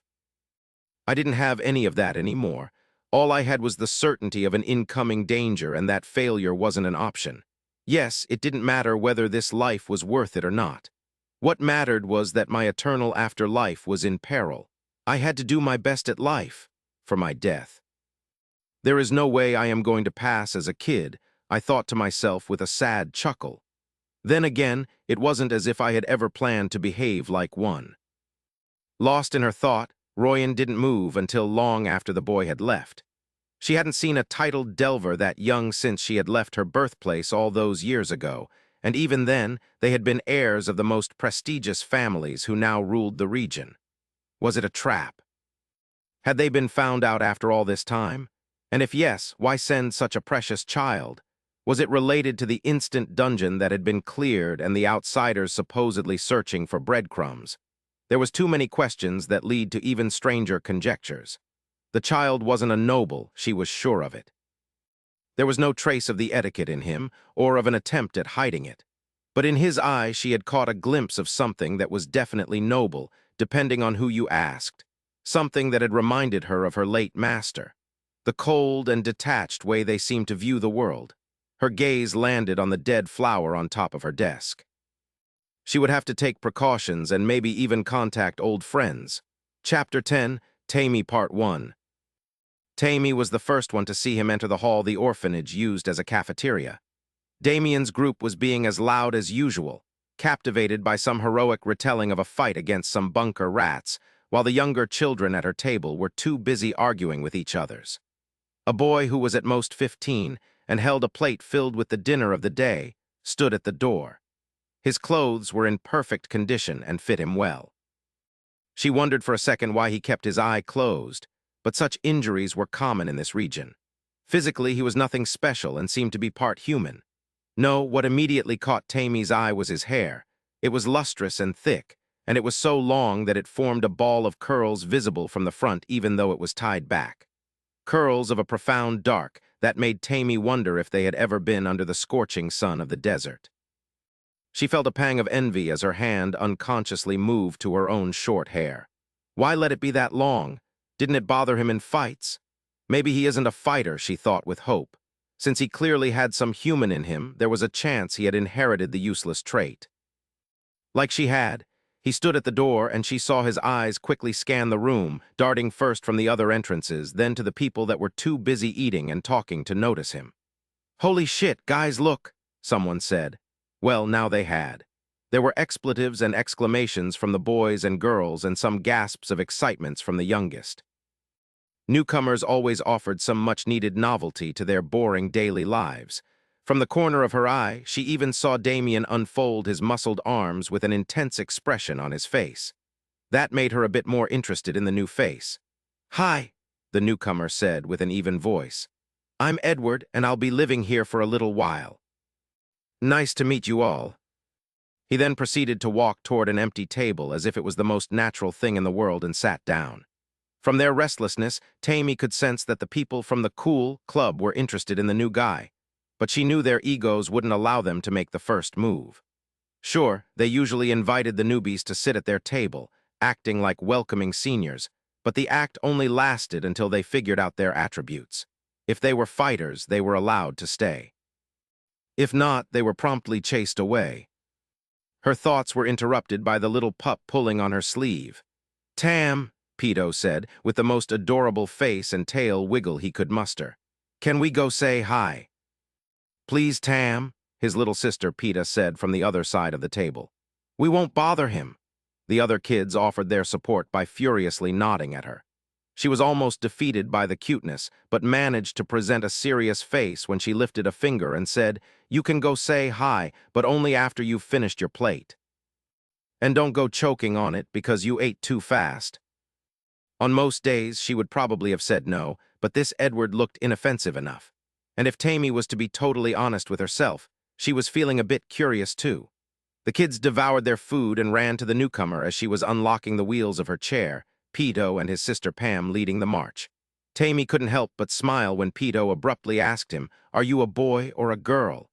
and was pleasantly surprised to see him laugh at the question and ask the little boy what he thought. If he can be that patient with children, she thought to herself as she moved toward them, he probably really isn't a fighter. However, before she could reach him, two figures swiftly walked past her and faced the newcomer. Omidilio and Merle from Damien's table. Merle was a tall and muscled girl, stronger even than most of the boys thanks to her strength-based class, and the confidence she exuded proved she was aware of it. Omidilio, on the other hand, was the type of guys most women hated before they even got to know them, sneaky and just all-around unpleasant. But just like Merle, he had something that put him above Tammy and so many other people across the land, a fighting class. Wearing a smile Tammy knew was fake, Omidilio sat weirdly close to the stranger, and Merle just stood in front of him, arms folded in front of her. Why are they trying to intimidate him so obviously? She wondered.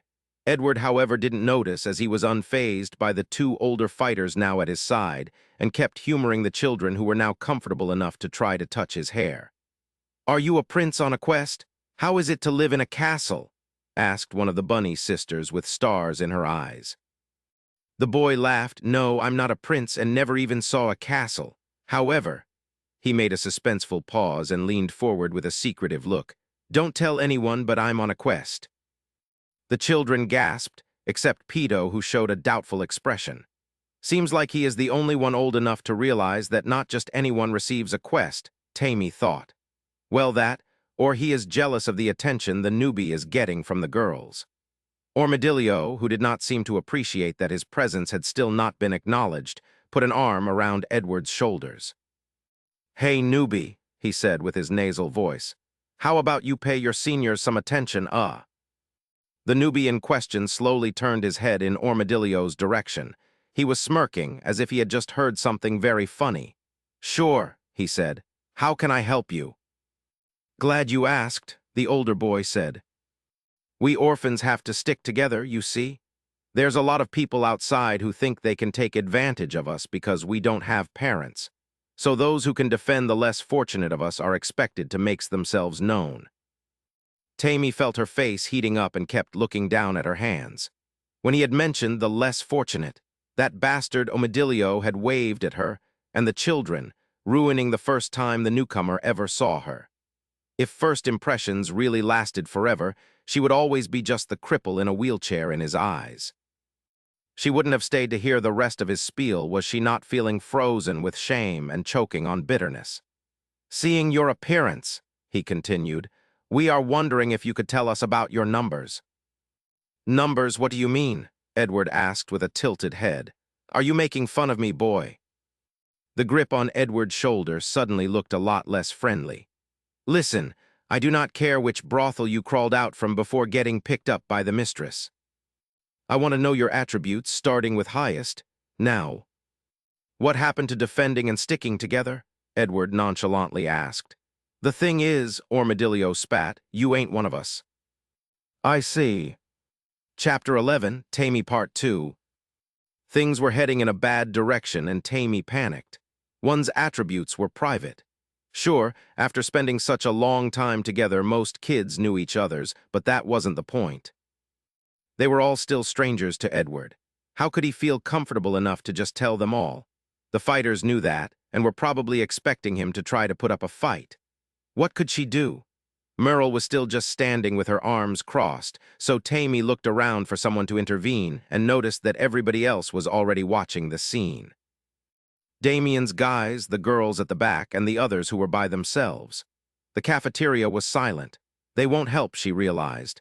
It's clearly a test, and people are interested in how he will react. There was no adult she could call either, and even if there was, would she do it? No one liked those who snitched, and she didn't want to make her personal situation any worse. But what if? "My highest attribute is Constitution," Edward said with the same even tone he announced himself, followed by Intelligence. Armadillo looked at Merle and she nodded. "He isn't lying." She sounded disappointed, like Tammy was and probably everybody else. "Good, good," Armadillo said as he stood up. "I knew as soon as I spotted him that he was a loser putting on a show. Don't know why you guys got all worked up." Edward didn't seem fazed and went back to eating. As someone with such badly matched attributes, he probably had heard different versions of that insult countless times already. Life was already hard for Tammy, and she only had intelligence and dexterity. She had been awarded a magic-based production class that was mostly unusable since she didn't have the wisdom attribute. However, it allowed her to work on Magitech, and she had hoped that one day she would be able to create something that would make her useful despite not being a fighter. Then earn enough coin to leave this place forever. Sure, compared to the countless Forsaken who had none, Edward was somewhat lucky to have two attributes. But intelligence and constitution, there had to be a very small number of classes that catered to just those attributes, and they were certainly not present in this shard. Merle tuned around and walked back to her table, a scoffing Armadillo in tow. Tammy saw Edward look up from his plate and look at them with a questioning look. Is he expecting more? Tammy shuddered, wondering what kind of life would make someone think that this level of abuse was not enough. Armadillo caught the look and seemed to interpret it differently. "I don't know where you're from," he said loud enough from everybody to hear in the silent hall, "and it doesn't matter to us. Since you're here, you better make sure to not stay in the way of the fighters." "Does he really speak for all of you?" Edward asked, which surprised Tammy. "He does." Damien's voice resounded, strong and resolute, like it always was when he was sober. "All right then," Edward shrugged. He then went back to his food, and most of those in the cafeteria did the same, some shaking their heads. The newbie was a failure and a coward, just another day on the savage lands. Some of the other kids in the hall were Forsaken, so Tammy believed they could empathize even better than her. Something was definitely strange about Edward's behavior, though, but then again, who wasn't strange when they first got here? The kids were still huddled around him and clearly uncomfortable. Peto put a hand on Edward's arm and said solemnly, Don't worry, when I grow up I will definitely be strong and I won't let them be mean to you anymore. Surprised at first, Edward offered a genuine smile and ruffled the pup's hair. Look at you. Thanks for the offer, kiddo. I probably won't need it, though. Really, and what could you possibly do? Tammy said. She sounded a bit more irritated than intended, but his false bravado was starting to get on her nerves. People like them needed to at least be realistic about what they could do. The boy tilted his head, raised a brow, and asked, Are you also part of the welcoming committee? Hey, I'm not a kid anymore, Pito interjected, tugging on the boy's clothes. Welcoming what? No, I'm not with them, Tammy quickly said, fumbling with her words. She could feel the heat come to her face again. Sorry, my name is Tammy. Don't worry about the fighters, they don't bother with us most of the time. Nice to meet you, Tammy, and good to know, he said absent-mindedly. I don't intend to waste time on childish drama. Oh, so he is the kind to act more mature than he actually is, Tammy thought. She was used to kids who behaved that way. Hell, even Pito was a prime example. But in this case it was rather silly since Edward was clearly younger than even Armadillo. Well, as long as it keeps him out of trouble, I'm fine with it. There are many things they teach here, she said as she helped one of the bunny sisters climb on her lap. Even without a class, I'm sure you will be fine. Good people from Bunker often come here looking for employees. He smiled at her in the same way he had smiled at Pito earlier. Thanks, I'll keep it in mind. By the way, he added after a pause, I keep hearing about Bunker. Is it a city? Yes, it's an underground city built inside the mountains at the end of the valley. You must be from very far if you didn't know that. I am, but for certain reasons I can't talk about it. Sorry. It's fine, Tammy said. He probably had some traumatic memories. She wondered how far off Armadillo's brothel comment really was. With that hair. Can you really not tell us anything? Asked Peta after moving in front of her brother. I always wanted to know about places that aren't. Here, please. Well, Edward said, maybe there are some stories I can tell you guys, but you must promise me to keep it for yourself, okay? Yes, the kids rejoiced. Edward Lee, someone called. At the cafeteria's door was standing Sir Ardos. Now, the fact that he was a taller-than-average full-blooded tiger beastman was enough to make his presence cause silence to once again fall in the cafeteria. But there also was the fact that he was a Delver, the vice-headmaster of the orphanage and the fighter's instructor. His presence imposed respect. I'm here, simply said Edward, cleaning up the last pieces of food on his plate. Almost finished. Ardos sized him up and waited. The two left once the boy was done with his dinner and nonchalantly got up. After their departure, all eyes turned toward Damien's table, and Damien's own eyes were aimed Merle. Her expression showed her inner confusion, however, when she spoke her voice was as firm as ever. He didn't lie, she said to Damien. You know I wouldn't make that kind of mistake. Then what the fuck, Merle? Exploded Armadillo with over-exaggerated gestures. Why would Ardos even bother with trash the same day it's delivered? Pretty sure I've never even seen him in here. Her voice was ice-cold when she replied to him. I will make arrangements to be your sparring partner tomorrow, Rat. It seems you need to be reminded manners when speaking to me. Armadillo deflated on the spot and sat back down, mumbling and throwing pleading glances to Damien. Could he be a very good liar? Damien asked. He did look like someone who would have a charm attribute. Merle winced. It's possible, she admitted, but I don't think it's what happened. Unfortunately for Tammy, she wasn't able to hear more as the rest was drowned in the stream of conversation that quickly rose in the cafeteria. She couldn't help but be perplexed by what had just happened. About the supposed useless boy that just left with the fighting instructor and Damien's motives. If Damien wanted to know whether the boy was a fighter or not, all he had to do was wait to see if he would show up to their training tomorrow. If it was really that particular information he was looking for, why put on this show? Why antagonize a stranger? Chapter 12. I followed the imposing Tiger Man, wondering if the anthropomorphism of this world could be explained from a scientific point of view. Some of them looked like regular humans with animal limbs. Others looked more like actual animals who just happened to be able to stand upright and speak. What was the popular explanation? I remembered the barkeeper calling me a full human. Did it mean that there was some interbreeding at work, and if yes, how in the world was it possible at a genetic level? I shook my head and put those thoughts under my ask later mental folder. The logic and physics of this world were obviously different from mine in a way I had yet to grasp. For all I knew, instead of DNA, a microscope would just reveal dancing and laughing gnomes. There were several things that required my immediate attention, one of them being the growing doubts that the man leading me was the kind of man someone would send to guide an orphan to his new room. Everything about him screamed violence. Killers were usually good at spotting other killers, and it wasn't something most could explain if asked to. My best guess was that the subconscious mind would recognize micro-movements and mannerisms we had seen on the battlefield at some point. Then again, it usually was just a hunch, not a feeling of certainty that someone was looking for a kill, like the one I had now.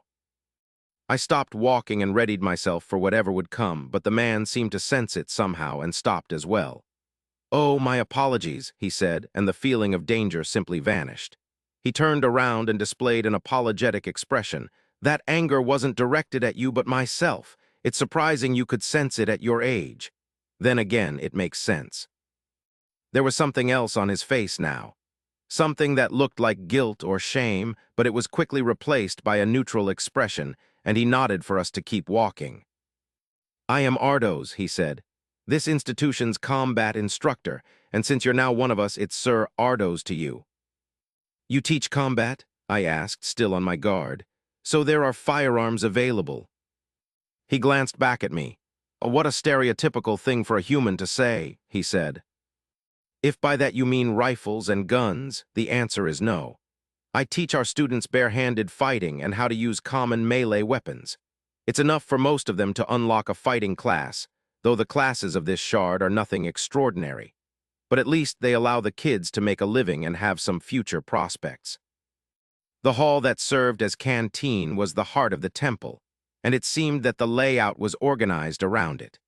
From the sculpture that was in the front, I concluded that it also doubled as a praying room, or that it at least was its original function.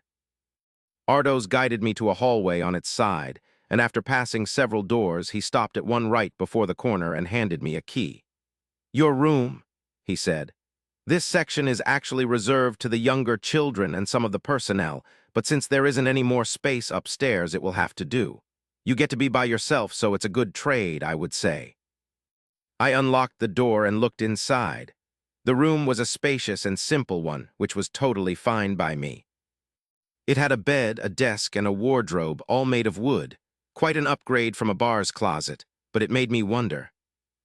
"Mrs. Royan didn't mention any payment," I said to Ardos, who was just standing with his arms crossed. "This seems a bit too generous." The tiger shook his head. "We usually make students sign contracts that have them pay a set amount for the number of years they were under our care. Though if Royan didn't mention it, it means she intends to simply help you at her own discretion, for now at least. There are a few other students in a similar case." "I see. However," he hesitantly continued. "Here it comes," I thought. Stating whatever he had to say seemed to cause Ardos a great deal of discomfort, however. He was almost fidgeting as he finally let it out. "I will cut to the chase. Royan informed me of your situation and that you were a titled delver. I humbly request your assistance in getting the same title, not without compensation, of course." I raised a brow. "I don't think." But I was interrupted by a raised hand. "Before you say anything," Ardos said, "let me explain to you how much this would mean to me, please." To talk that way to a boy so much younger than him proved that he was nothing if not determined. "All right then," I said, "but let's go inside at least." I entered the room and sat on the chair by the desk. He hesitated a moment but ended up closing the door behind him. "From what Royan said, you are in a state of confusion regarding delving matters, even though you have the title. Is that true?" Talking while standing in front of a sitting kid seemed to make him uncomfortable, which I understood but chose to ignore. There was only one chair in this room, and considering how dead tired I felt, I wasn't going to give it to him. "It is," I said. "Just assume I know nothing." There are many people across the shattered realm who call themselves delvers, he started, but at most only a tenth of them received the title that makes someone a real one. It is an honor that the old gods only give to those who have proved their ability to bring back the glory of the days before the end of the world. That title allows one to freely enter and leave dungeons, along with a party. Items recovered from dungeons are often valuables, and the coins earned from sales would be a great help to the orphanage. But that is not the most important part. Dungeons are a straightforward way to earn ether and glory, and I am in need of both. Glory, I interrupted, caught on the word. What is it for actually? His eyes widened. You don't know. I don't, and the better informed I am, the more likely I become to not refuse your request. He closed his eyes with a sigh. I don't know if the fact that you were ignorant makes your ostentatious spending at Laura's Inn feel better or worse. Glory is a form of currency. So that's it. It's just money. What's the big deal then? No, it's not the kind of money that is exchanged between mortals. It's the only offering the old gods and their relics recognize. I frowned. Gods. The word terminal had made me come to the conclusion that the statue was connected to something. However, never would have thought that this world's version of the internet was of divine nature. Maybe I should have. And their relics, yes, he waved a tired hand. I shall let someone else tell you of the story of the shattered realm and its gods, and how they came to consider mortals useless unless they chase after the glory of the past. Theology isn't my strong point. What matters here is that glory is earned by achieving any kind of notable feat, and the amount awarded depends on what was accomplished. It is extremely valuable for adventurers and royals alike. The reason why I need to earn glory is that it is needed to travel between shards. Ardo's fingers went to massage the bridge of his nose. Royan and I have been on this forsaken shard for more than a decade, he said with a bitter tone. Without enough glory, traveling to a different one is impossible unless you spend a fortune, and with the orphanage, saving up is just a fantasy. There is always someone sick or something to fix, and even if we somehow did have the means, my current strength isn't enough to face what would await us at the end of the journey. So for a decade now, I have tried to get the title of Delver. Among the titled Delvers I have met, very few even entertain the notion of assisting me without an oath of servitude. They basically have a monopoly on the dungeons, you see, and they fear I would become harsh competition if I could enter them. In the end, those who didn't outright refuse only wasted my time and coins, getting much amusement as they made a fool out of me. Isn't there a way to get the title without any outside help? I asked. I am only aware of one, he replied without opening his eyes. That method is to sacrifice 200 glory points to a dungeon, 50 to be allowed to enter, 100 to face its boss, and 50 to be allowed to leave. I wasted my life's work by attempting to get the title that way and failing. Only 200. Chapter 13. How hard is it to get the necessary amount of glory? I suspiciously asked. He let out a sarcastic chuckle. Well, I suppose it depends on the shard and one's social standing. There surely are individuals for which such a small amount is nothing. But in the places I have been, most people never get to 100 points in their lifetime, and those who get to 200 point are already titled Delvers.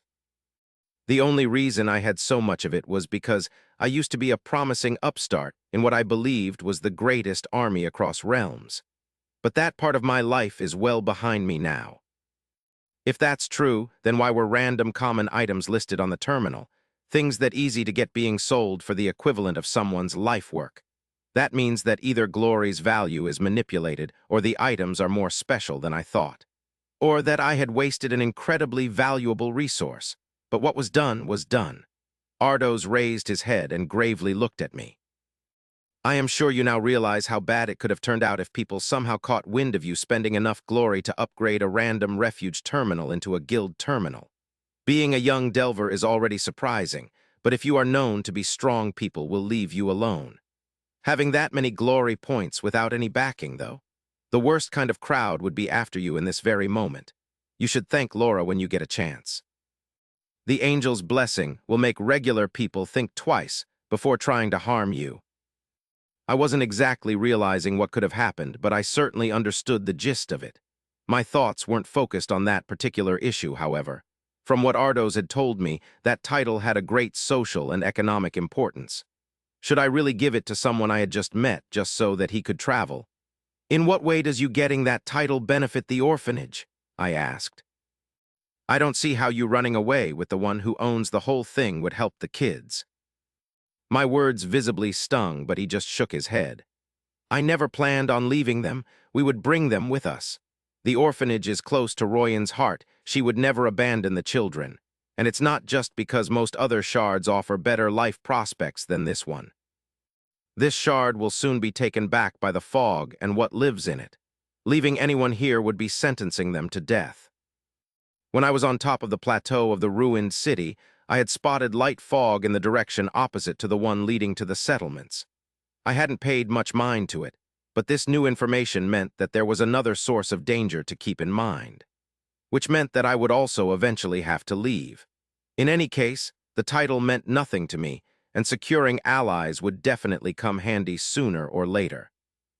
I needed strength, and this man seemed to have desperately studied the ways to get stronger for a long time, and more importantly, I could always change my mind. "All right," I finally said. "I'll help you get the title." His reaction was a mix of surprise, glee, and disbelief. "I didn't think you would decide right away. We didn't even discuss your price or—" "Obviously," I said with a yawn. "But I will tell you what I want in exchange at a later time. Right now I am tired and just want some sleep, but you can count on me." At this point, I mostly just wanted him to leave so I could get some sleep. The room was illuminated with the magic candles, and I was starting to wonder if there was a special way to snuff out their flames. Ardos straightened up with a serious expression and put his right fist on his chest in a way that made me think of a military salute. "You won't regret your decision, Edward Lee. I offer you my most sincere thanks for recommending me to your master." I blinked, not sure what that last part meant. No worries," I said, not sure if I was supposed to replicate the gesture. "You never know what I will end up asking in exchange, so don't be so sure you won't be the one regretting it. By the way, I'm going to call you Ardos. If I'm going to change someone's life, I at least get to call them by their first name. Also, what do you mean by master?" He smiled for the first time, but seemed confused by my question. "Yes, your master," he said, with apparently as much confusion as me. "The one who prepared you and went with you in the dungeon you first cleared." "Oh, I don't have one. I was by myself." Those words seemed to hit him like bricks. They shouldn't have, considering the first and only dungeon I had entered was one specifically selected by my patron, but I wasn't going to tell him that. "Don't feel too bad about yourself," I said with an empathizing smile. "It was a very special situation that I am sadly unable to replicate. However, I am willing to go with you so that you can enter the dungeon." Then I added, after thinking his words over, "I guess that would make me your master, but don't worry, I can tell calling me that would make you uncomfortable." He closed his eyes, took a deep breath, then looked at me. "I see," he simply said. As he turned around to leave the room, he seemed to have aged many years. However, he stopped moving when his hand came into contact with the door handle. "Almost forgot," he said with a tired voice. "I assume you already have a class? What is your level? Dungeons adapt to the strongest member of a party, but I am confident I will be able to protect you, provided you're not too low. Otherwise, you can just join the morning training sessions." "Oh," I said, "I do think I need some training, but I can do that by myself apparently. I also need to find a gun. What level would be enough?" He frowned. "At least 20, that would put your vitality at a safe spot. Does your class require you to use firearms as weapons? They are literal gold pits. You can probably find some at the bunker for cheap, but the mana crystals necessary to operate them will cost you more than the skin off your back." "Yes, but I have 2 classes, and with the other one I think I can somehow learn how to use a sword by myself. Do I have to raise both of them to level 20? He froze, then frowned. "You have what?" Chapter 14. I woke up the next day to the sound of bells ringing and children voices. I was emerging from an odd dream of my childhood, and for a moment was lost and confused by how sharp my senses were and by the lack of pain in my bones. Then I realized I was hugging a wooden scabbard, and it all came back to me. My death, my resurrection, everything in between and after. Still groggy, I studied my sword, wondering where its scabbard came from and with no idea how it left my inventory in the first place. Could I have taken it out during the night without realizing? Probably not. But it didn't really bother me. The description said it was a sentient sword after all, and if all it wanted was to keep me company, then I couldn't find it in me to be worried. In a world of magic, it would be insane to be fearful of everything strange, right? That's when I realized that the room was illuminated in a strange, flickering red, and for a moment I was confused about the light's origin until my depleting stamina gauge reminded me to close my left eye. So it has night vision as a hidden perk, I thought to myself. Not that it made me feel better about the deal in which I obtained it. What really amazed me was how good and refreshed I felt despite going to bed so late because the damn tiger head wouldn't leave. Older people rarely get lots of satisfying sleep for multiple reasons, natural or related to health issues. That no longer applied to me. And at a certain age, if you spent the night on 2 stacked very soft bedrolls like I did, you'd have to go to the hospital in the morning to get your back unstuck. In a state of half-asleep bliss, I opened my room's door to kids running in the hallway, dripping water all around them. Most of the neighboring doors were open, and the hallway was lit up with the room's warm candle shimmers. They stopped when they saw me, and one of them pointed a finger at me. "Hey, it's Ed." Edar. "Edward," I rectified. "Can you tell me where the bathroom is?" Apparently, the manor's bathrooms weren't equipped with the magic tools able to conjure water out of thin air, so everybody had to draw theirs from the kitchen, often after waiting in line for some time. Thankfully, I had woken up early enough that I wouldn't have to deal with that last part. After 30 minutes, I was done with my ablutions and was heading back to the kitchen to pick up my breakfast, my thoughts wandering to the options the temple gave me. The orphanage gave the children a lot of freedom, in the way that they were allowed to do whatever they wanted as long as they didn't get into trouble and came back before the curfew. Depending on someone's attributes and what they wanted to learn, there were courses and apprenticeships that were offered, but none were customary.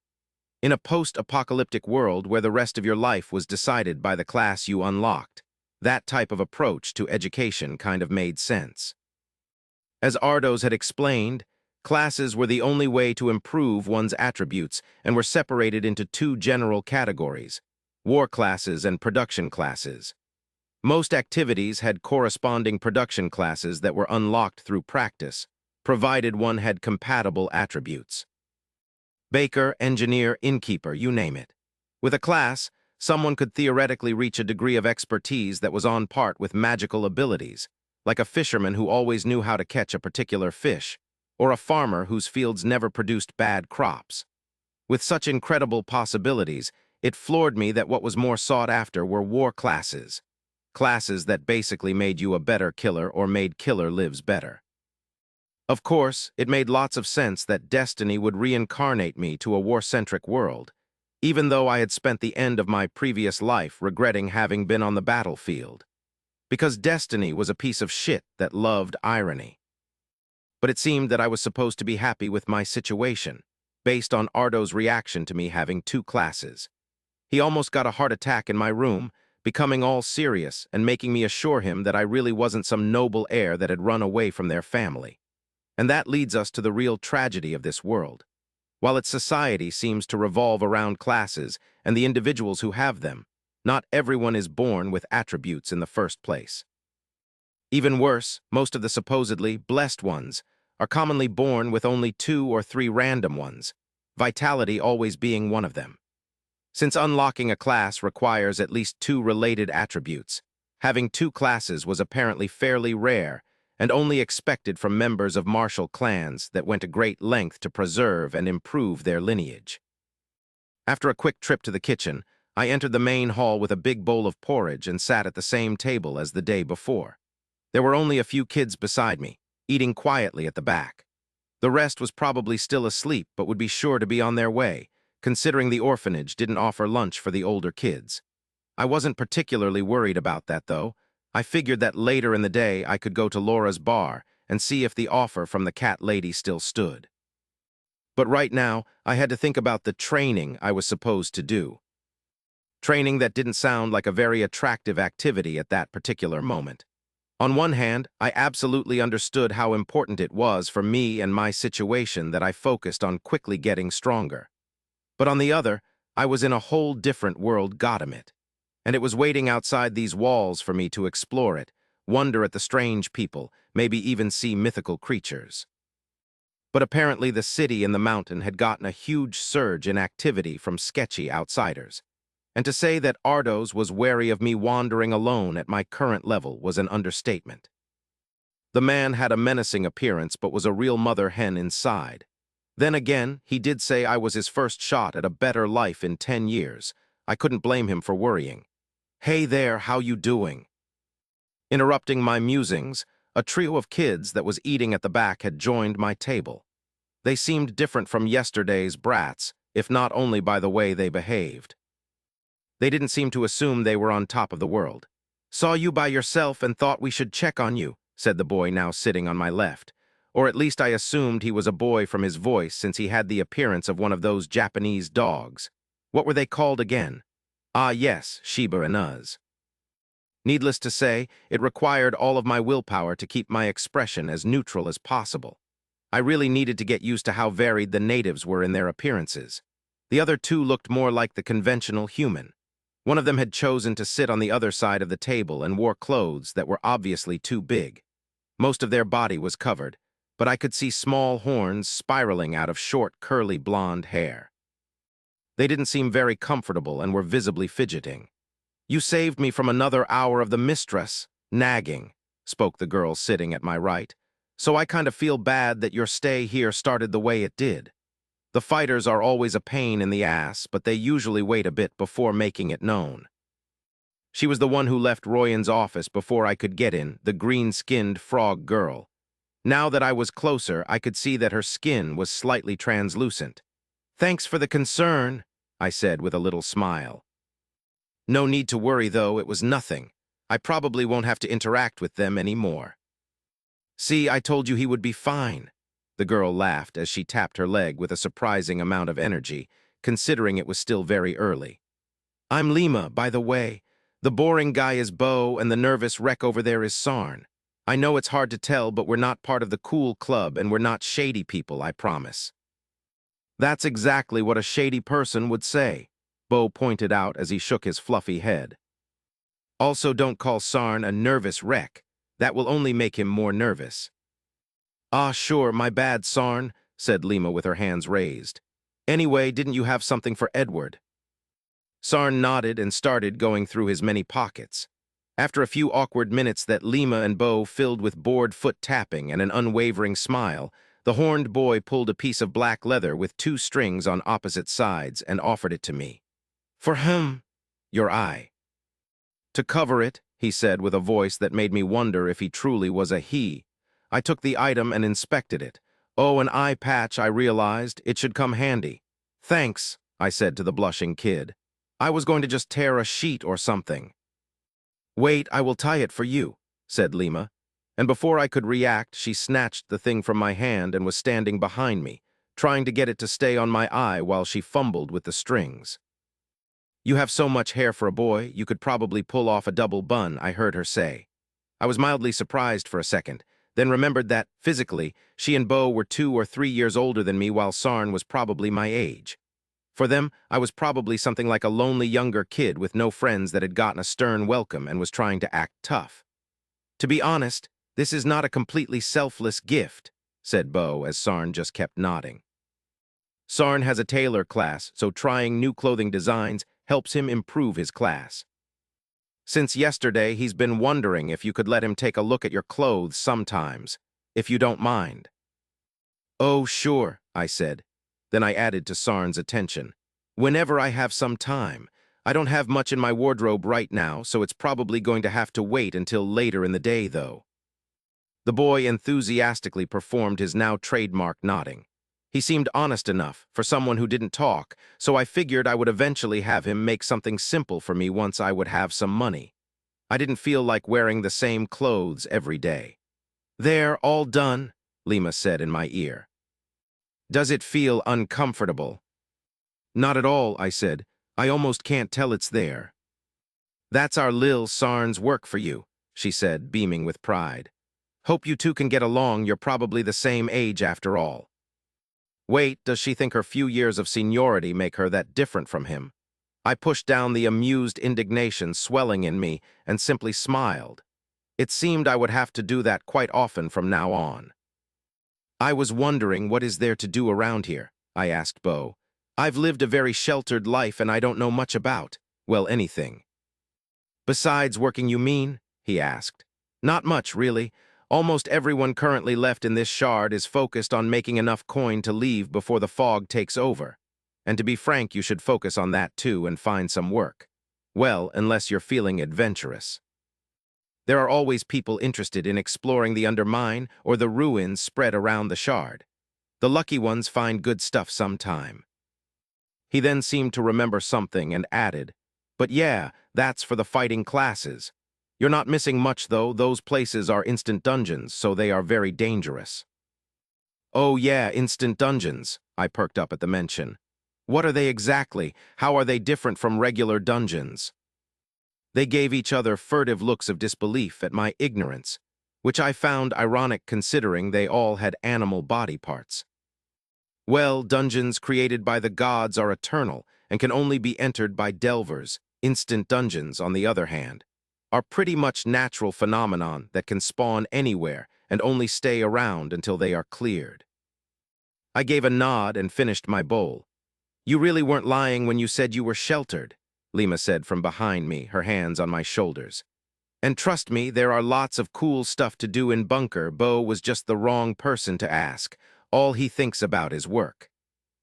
The dog-headed teenager did seem strict, and the way his adorable appearance contrasted with his serious demeanor was extremely entertaining to me. The sound of rattling chairs filled the hall as the kids still in the back were preparing to leave. "Well, it's time to go," said Bo as he got up. "I work in the undermine and I can't afford to be late.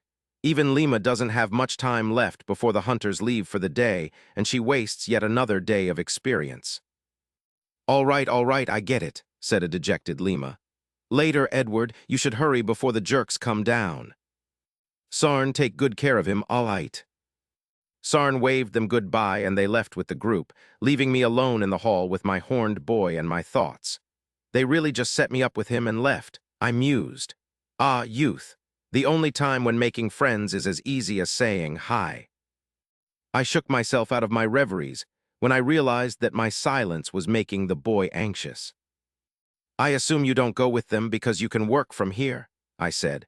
He nodded, then added, "WH, when I'm done making clothes, I give them to Bo and he sells them for me at the bunker."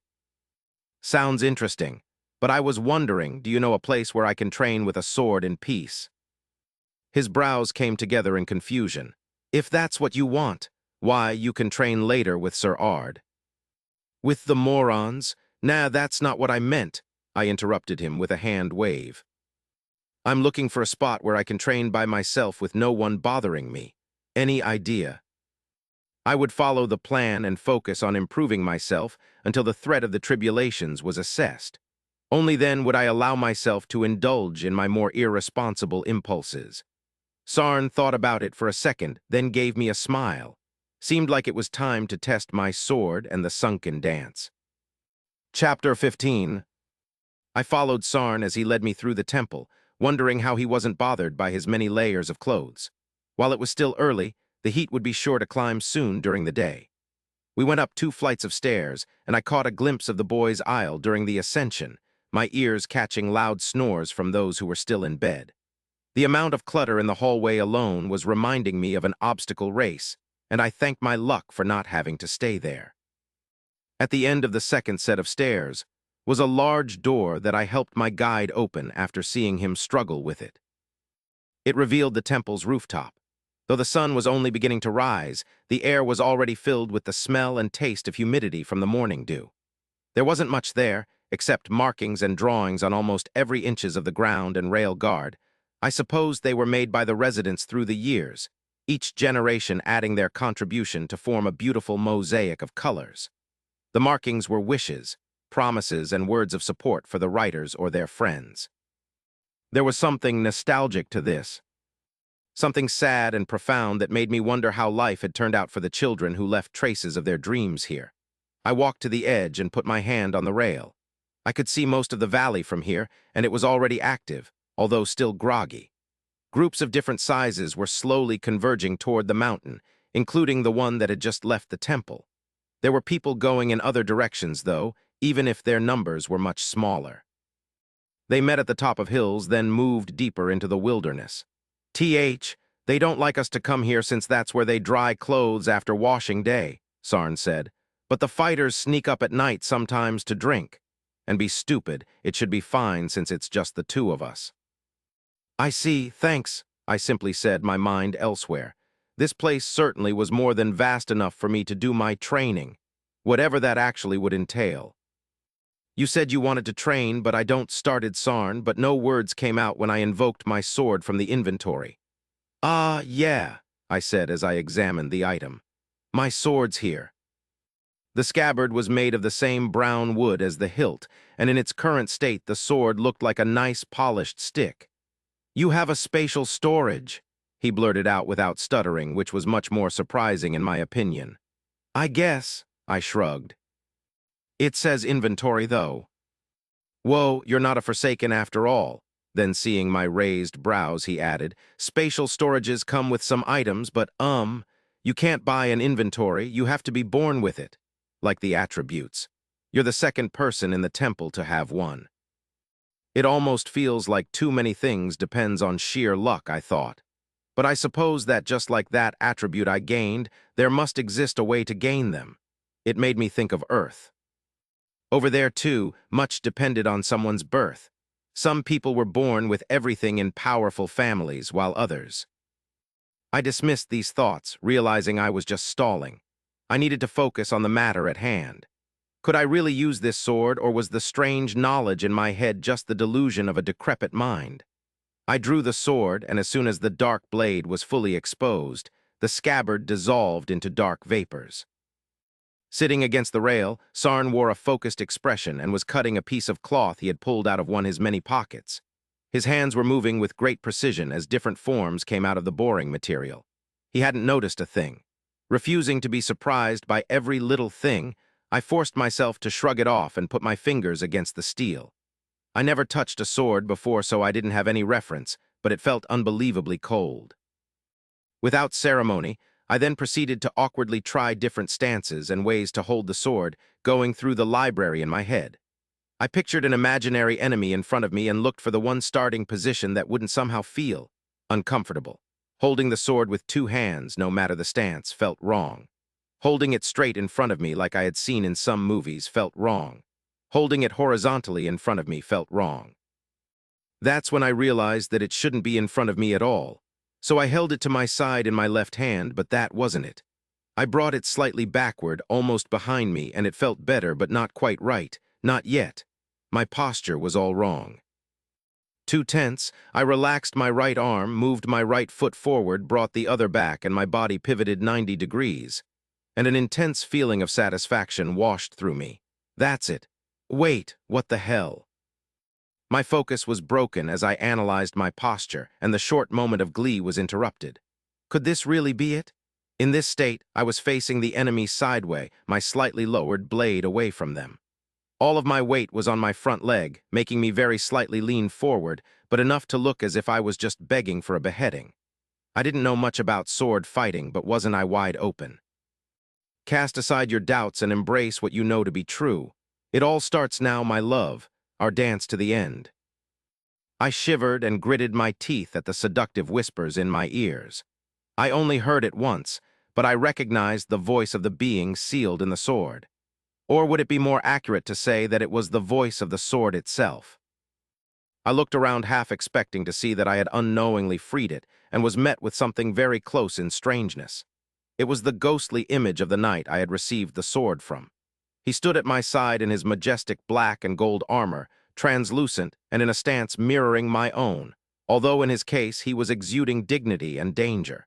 He wasn't asking for a beheading. He was taunting the enemies into receiving theirs. I glanced at Sarn, who seemed to have moved on from cutting to sewing. Probably feeling my gaze, he looked up from his work and gave me an encouraging smile along with a wave. I wondered for a second how weird I must have been looking to him. He probably thought I was playing. But then the ghost of the night moved, and as if it was second nature to me, I followed his lead. At first, the forms were simple and slow, focusing on footwork and posture. Instead of what common sense would dictate, the body moved first, and only then would the sword follow. It did not even remotely look like sword fighting. Despite how the armored knight seemed to be able to move much faster than his build suggested, despite how he impossibly kept his balance when he was supposed to fall, it was dancing. But at the same time, I could see how it could be applied to fighting. How a particular lunge could be used to close up the gap on an opponent. How a sudden twist of the body could be used in a feint. Each time I was able to replicate a set of moves, the rhythm of the dance kept increasing along with its complexity. Each new rotation was a variation of the previous one, and as we got faster and faster, the frenetic dance became strange and alien, the body bending in ways it wasn't supposed to. That point was my limit. Right when it seemed that I wouldn't be able to keep up, the knight spun, and for the first time his blade tore the space around him with a long, high-pitched whistling sound. If the previous dance was a teasing one, with forms that aimed to toy with the enemy, this one was unashamed and overbearing, with brutal moves that sought the shortest path to the opponent's destruction. Every step the knight took back was in preparation for an explosive dash forward, invariably followed by a whistling thrust of the dark blade. Every slash was made with the absolute certainty that it would send a head flying. The grip on the sword would often change without missing a beat, offering new ways for the blade to rip anything apart. It didn't make one go toward the opponent. It made you go through them in a maddening series of deadly spins that made me question how in the world they didn't make him sick. At that moment I realized that, while the knight was impressive, he was just a figment of my imagination, a representation of knowledge I didn't master. It didn't matter if what he did seemed unreal because he wasn't real. But I was. And here I was, performing exactly as he did. That's when the spell broke. I was drenched in sweat from head to toe, my chest painfully heaving as I tried to catch my breath. But that wasn't the only thing that hurt. Every muscle of my body was cramped and burning. Now conscious of my surroundings, I saw Sarn sitting at the same spot I had last seen him, mouth agape and eyes wide open. Next to him was standing Mrs. Royan, who wore a worried expression. Sunken dance, minor proficiency, 33%. I got lightheaded and the darkness overcame me. Chapter 16. When I regained consciousness, I felt too comfortable to bother opening my eyes. A soothing warmth was enveloping me, making me forget the intense pain that had been enough to make me pass out. Even so, I could see the bar representing my stamina being stuck at 1/10 of its length, which was worrying and explained my feeling of general weakness. I now realized that I had been in a trance, and in that state I had pushed my body beyond what it could bear. However, it had felt so good, to dance with the sword whistling around me as if it was singing, to defy gravity as I moved through the air. Was it normal? Fuck no, I somberly thought. The sword is messing with my head. Feelings I didn't recognize were mixed with my own pride. Longing, the belief that the only thing that could have made the experience better was a breathing enemy foolish enough to challenge us. Us? Is he going to be all right? A voice I recognized to be Sarn's asked. How long? Until he wakes up. Soon, don't worry, someone else said. You know how effective the ointment is. I couldn't quite place the speaker, but they sounded familiar. It was a feminine voice and definitely not Royan, someone much younger. I'm awake, I said, the strain audible in my voice. Just too lazy to open my eyes just yet. Sarn, go call Sir Ardos. There was the sound of quick footsteps progressively growing distant, then silence, or what could be called silence in a building full of children. There was a constant buzzing of discussions, screams and laughters, but it all came together to form one background noise that was easy to tune out. However, it informed me that we were definitely way past morning. You really are full of surprises, are you not? Said the other person in the room. You did not seem like the type to train until exhaustion when we spoke yesterday. Well, you know what they say, I said. Never judge a book by its cover. Is that something people say? It is my first time hearing it, but it does sound very wise. Deciding it was time to figure out the identity of the mysterious speaker, I opened my eye and glanced their way. Short silver hair, red eyes, pale complexion, and long bunny ears. It was the girl I had met at dinner the day before, the one who seemed to be in charge of taking care of the younger children. Considering we were in a desert, her paleness showed that she rarely went out during the day, unless it had something to do with the fact that she was part rabbit. But that wasn't really what intrigued me. I was thinking of Laura's mechanical leg and wondered why, in a world of magic and strange technology, did this kid have to be in a wheelchair. She offered me a meek smile when my gaze met hers. "It is," I said as I looked away. "Where I'm from anyway." "I see." It wasn't long until she spoke again. "I apologize for yesterday," she said. "Why?" "The way I spoke to you. I did not realize you were a warrior and was overly familiar. You look so much like a human that I thought someone I could relate to finally joined the temple." She sounded very different than the previous day, in a way I disliked. Much more proper. Much more fake. Was she scared of me? I gave her a perplexed look that she seemed to misunderstand. "Oh, I did not mean it as an insult. It is just that, from what I know of how they look." "Stop," I interrupted. "I'm not offended, and it would be weird if I was because I am human. What I don't understand is, in what way can you relate to one?" I didn't mean to be rude, but she did have bunny ears, among other things, and that alone made her very different from what I knew of humanity. Her eyes widened in surprise. I was referring to the racial trait technopath. My father was human, and I inherited the trait from him," she said, then added after hesitating, "You really are one, not mixed at all." "I am," I said as I closed my eyes again. "Are humans disliked?" "Not really, more like mocked by everybody. Their racial trait is the least useful in battle, and fully useless unless they have rich backers. And since they are physically weak, they don't perform well with fighting classes compared to the other races." I heard the door being opened, but instead of the heavy steps of Ardo's, there were many small ones. "Tammy, can we go play? You said we could go play when we finished," said a child's voice, along with several supporting others. "Not yet," she said firmly. "I'm sorry, Pito, but I have to look after Edward for now. He is not feeling well. Sir Ardo's will be here soon, then we can go." "Not fair." While she was calming the kids, I thought of the meaning behind her previous words. Humans are just laughing stocks in this world. Not that I had any reason to feel attached to the local humans, but I still found the fact annoying. Annoying and illogical. "How can our trait ever be considered useless?" I said.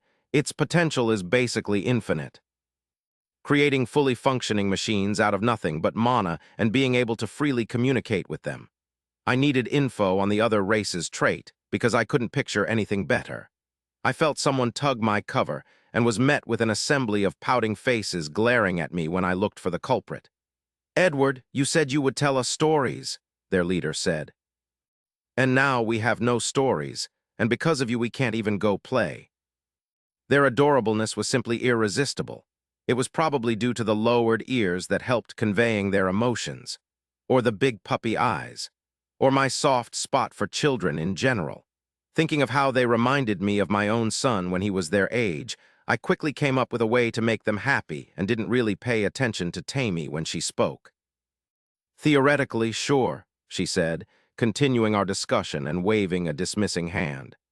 "But that could be said of any trait. They all have limitations, and the fact of the matter is that humans just don't have the wisdometry." "Summon drone," I said. Like last time, black spheres appeared and fused together to form a bigger one, which in turn became the floating chromed ball that was Kirby. The children all gasped as one. "Hello, Ed," said the drone with its monotonous voice. "What is your request?" "Hi, Kirby, can you go play with the children?" "Sorry, Ed, but I am not equipped with a function fitting the request." I forgot how much of a pain this tin can was. "All right, I want you to not let any of them catch you without ever completely flying out of their reach, and don't leave the building." "Understood," he said as he went to the hallway. I then looked at the mesmerized children frozen in awe and said, "First one to catch him wins." It took them a fraction of a second to process what I had said, then they bolted after the flying ball like a very small tornado of battle screams. I chuckled and shook my head at their blissful innocence. Every child should be allowed to have a childhood, I thought to myself. "So," I said at Tammy's attention. "You were saying—" She just stared at me, not saying anything. Her bottom lip was trembling and her eyes were filled with tears she was obviously doing her best to keep from bursting out. "What's going on?" I asked, using an arm to prop myself up on the bed. That's the moment Ardos and Sarn chose to enter the room. Sensing the strange mood, they paused and gave us awkward looks. "Is it a bad time?" Ardos asked. "No, I was about to leave," Tammy said with a shaking voice. She then unlocked her chair and wheeled herself out of the room. There were a few seconds of silence. "Don't you think it's a bit soon to be making girls cry?" Ardos said with a disapproving frown. "You just arrived yesterday." Chapter 17. "What? Wait, you're misunderstanding," I said. "I have no idea what just happened. Just keep it in mind, I do not interfere with the children's personal lives. I am here to talk about what happened to you on the roof. How is your body?" "There's nothing to keep in mind. It's not what you think," I said with annoyance. "And I'm feeling mostly fine in that there is no pain, but I can't regain my stamina. The stamina not recovering is a consequence of you overtaxing your body for an extended period of time during your enlightenment," Ardos said, as if he hadn't heard the first part of my answer. "It's a status effect that shouldn't persist too long." I raised a brow. "Enlightenment?" "Yes, it's a state of extreme focus during which people make great progresses in a particular discipline, and it can happen to war and production classes alike. But yours clearly lasted longer than you could handle. I never heard of it happening to someone as young as you, but it has the merit of making the next step very clear. And that is raising your level. The truth is that you're too weak. The simplest way to fix that would be for you to go to a relatively safe instant dungeon like the Undermine until it's no longer practical. Then you could move on to hunt creatures from the shallow fog." Following that last mention, there was an audible yelp, which caused both Ardos and I to look at Sarn, who had been silent until now. The blunder and sudden amount of attention made his face take a bright shade of red.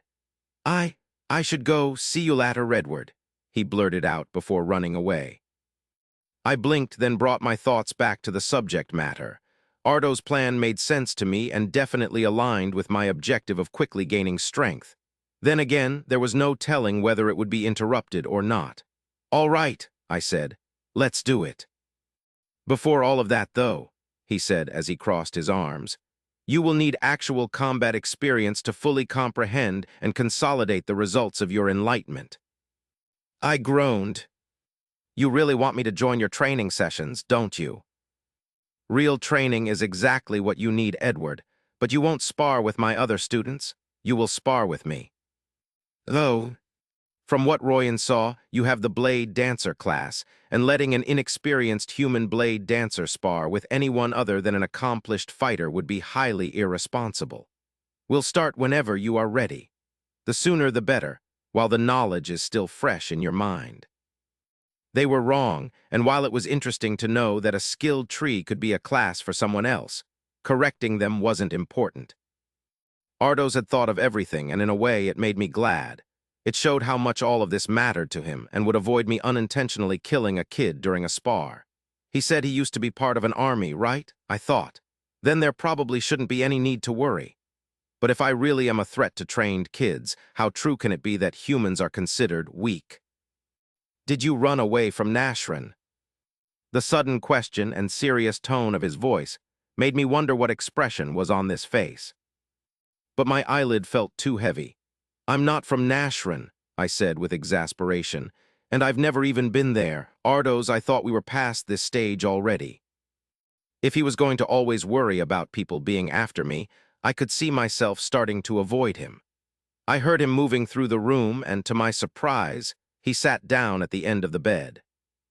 "This is serious, Edward," he said, "and it's related to your safety, not mine. Blade dancing is the specialty of the Pearl and its clans, and everybody knows that they don't allow their disciples to just leave. If you came from there, I understand that you want to keep it a secret, but I need to know so that we can keep you safe. Does every blade dancer come from Nashran? I bluntly asked. No, he hesitantly said. Like every class, it can appear anywhere, though at a much reduced rate.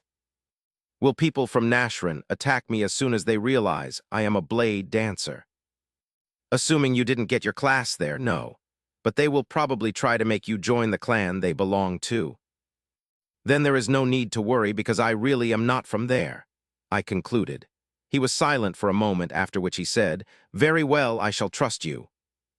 Probably deciding it was time to let me rest, he stood and went for the door. Ardos, I called. He stopped. Are you a father? You act like one, I said, which made me truly uncomfortable since I was an adult myself. But I had a feeling that telling him something in the vein of I am not your kid or don't treat me like a child would be the best way for him to see me as such. I have a daughter, he said. She lives in this temple and I was planning on having you two meet each other. But to be honest, seeing how Tammy left the room early. Get out. He chuckled and opened the door. Ah, you should also leave the room as soon as possible. This is one of Cook's, and you being here is probably a bother to them. But something tells me you would not like me carrying you to your room, am I wrong? I tried my best to contain my outrage when I opened my eye and asked, Are you serious? He simply laughed as he left. Now all alone and fully awake, I just laid in the bed and let my mind wander. Either because the children had conjured them to the forefront of my mind, or due to Ardo's behavior, I couldn't help but think of my family. The day before yesterday, I was having dinner with them and played with my granddaughter. Now I was planning to go monster hunting. It would be an euphemism to say that it was a drastic change. How are they doing? I wondered. Are they eating well? Of course, it was possible that in this world the flow of time was different, and there was the fact that I had spent an unknown amount of time as a soul. Maybe years had passed on Earth, maybe decades. Did the baby become as successful as the brats wished? Did they give her siblings? Maybe centuries. Maybe they were long dead and gone, and the only traces of their existence were among the memories of someone who was also long dead. Memories of a memory.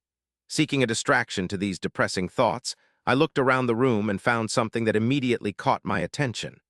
My stamina was still unable to regenerate, but I managed to stand up. Huffing and puffing, I then used the walls and furnitures as supports to reach a shelf on the other side of the room. There, I stood in front of the mirror placed on it. I hadn't seen my own self yet, and not even wondered how strange it was for me to not even try to. The feeling of relief that washed over me as I studied my reflection made me realize that, in the back of my mind, I had been scared of seeing a stranger. That and the lump in my throat. At the center of a mane of curled black hair was a youthful version of the face of my father and the brown eye and nose of my mother. Ears slightly prominent, like my older brother and maternal grandfather. Bushy eyebrows that came out of nowhere and my family used to lovingly tease. They had all died during the worst days of my life, but now my trembling hands could reach to touch and feel them. I was my younger self, and thanks to that, I was reminded that the dead were not gone. Not really. It didn't matter how far I was from home. It didn't matter how long it had been. I was alive, and through me they all lived. Chapter 18. I left the room a few hours later in a much better shape, physically speaking, because as I tried to find my way through the hallways of the temple's second floor, my mind was preoccupied with a brand new issue. My stamina had actually started regenerating not too long after Ardos left, though at a reduced rate, and that should have been my cue to leave. But at the same time, my mana had been drained from making the drone play with the children, and I took it as a good opportunity to better test the eye of the nameless Jinn's ability to convert ambient ether into mana. Thanks to that test, I had discovered two things. First, while it did allow me to freely use mana in exchange for stamina, using my left eye didn't actually replenish my mana reserves. That meant that it was entirely possible for me to be left without any of the two resources. Which eventually happened, due to my fascination and shock caused by the second thing I learned about using the eye. It changed my appearance in a way that was both minor and extremely noticeable to say the least. And I thought that it made seeing better in the dark. It was embarrassing how close I towed the line to potential disaster. Until now, the nature of my abilities had caused much surprise in the people surrounding me, but it was the kind of surprise one would have for something unexpected but still in the realm of possibilities. But regarding the eye of the nameless jinn, it could be the straw that would break the camel's back. I had to figure out whether using it in public would cause me to be burned at a stake or not. Would fire even be effective? I wondered. It probably would, but I hoped I wouldn't have to find out the hard way. I needed information, but who could safely provide it to me? Ardo's was way out of the question, as I doubted he truly believed I wasn't some kind of harbinger of trouble already. Royan? Maybe, but since she seemed to tell Ardo's everything she found out about me, it was probably a bad idea. As I got closer to the second floor's lobby, I was pulled out of my thoughts by the sound of animated discussion. "Oh, Sasa," said a girl with cat-like features. "I wished you had stayed a cute kid forever. Look what growing up did to you." "I told you they're all the SS same," said another on a bored tone as she looked at her nails.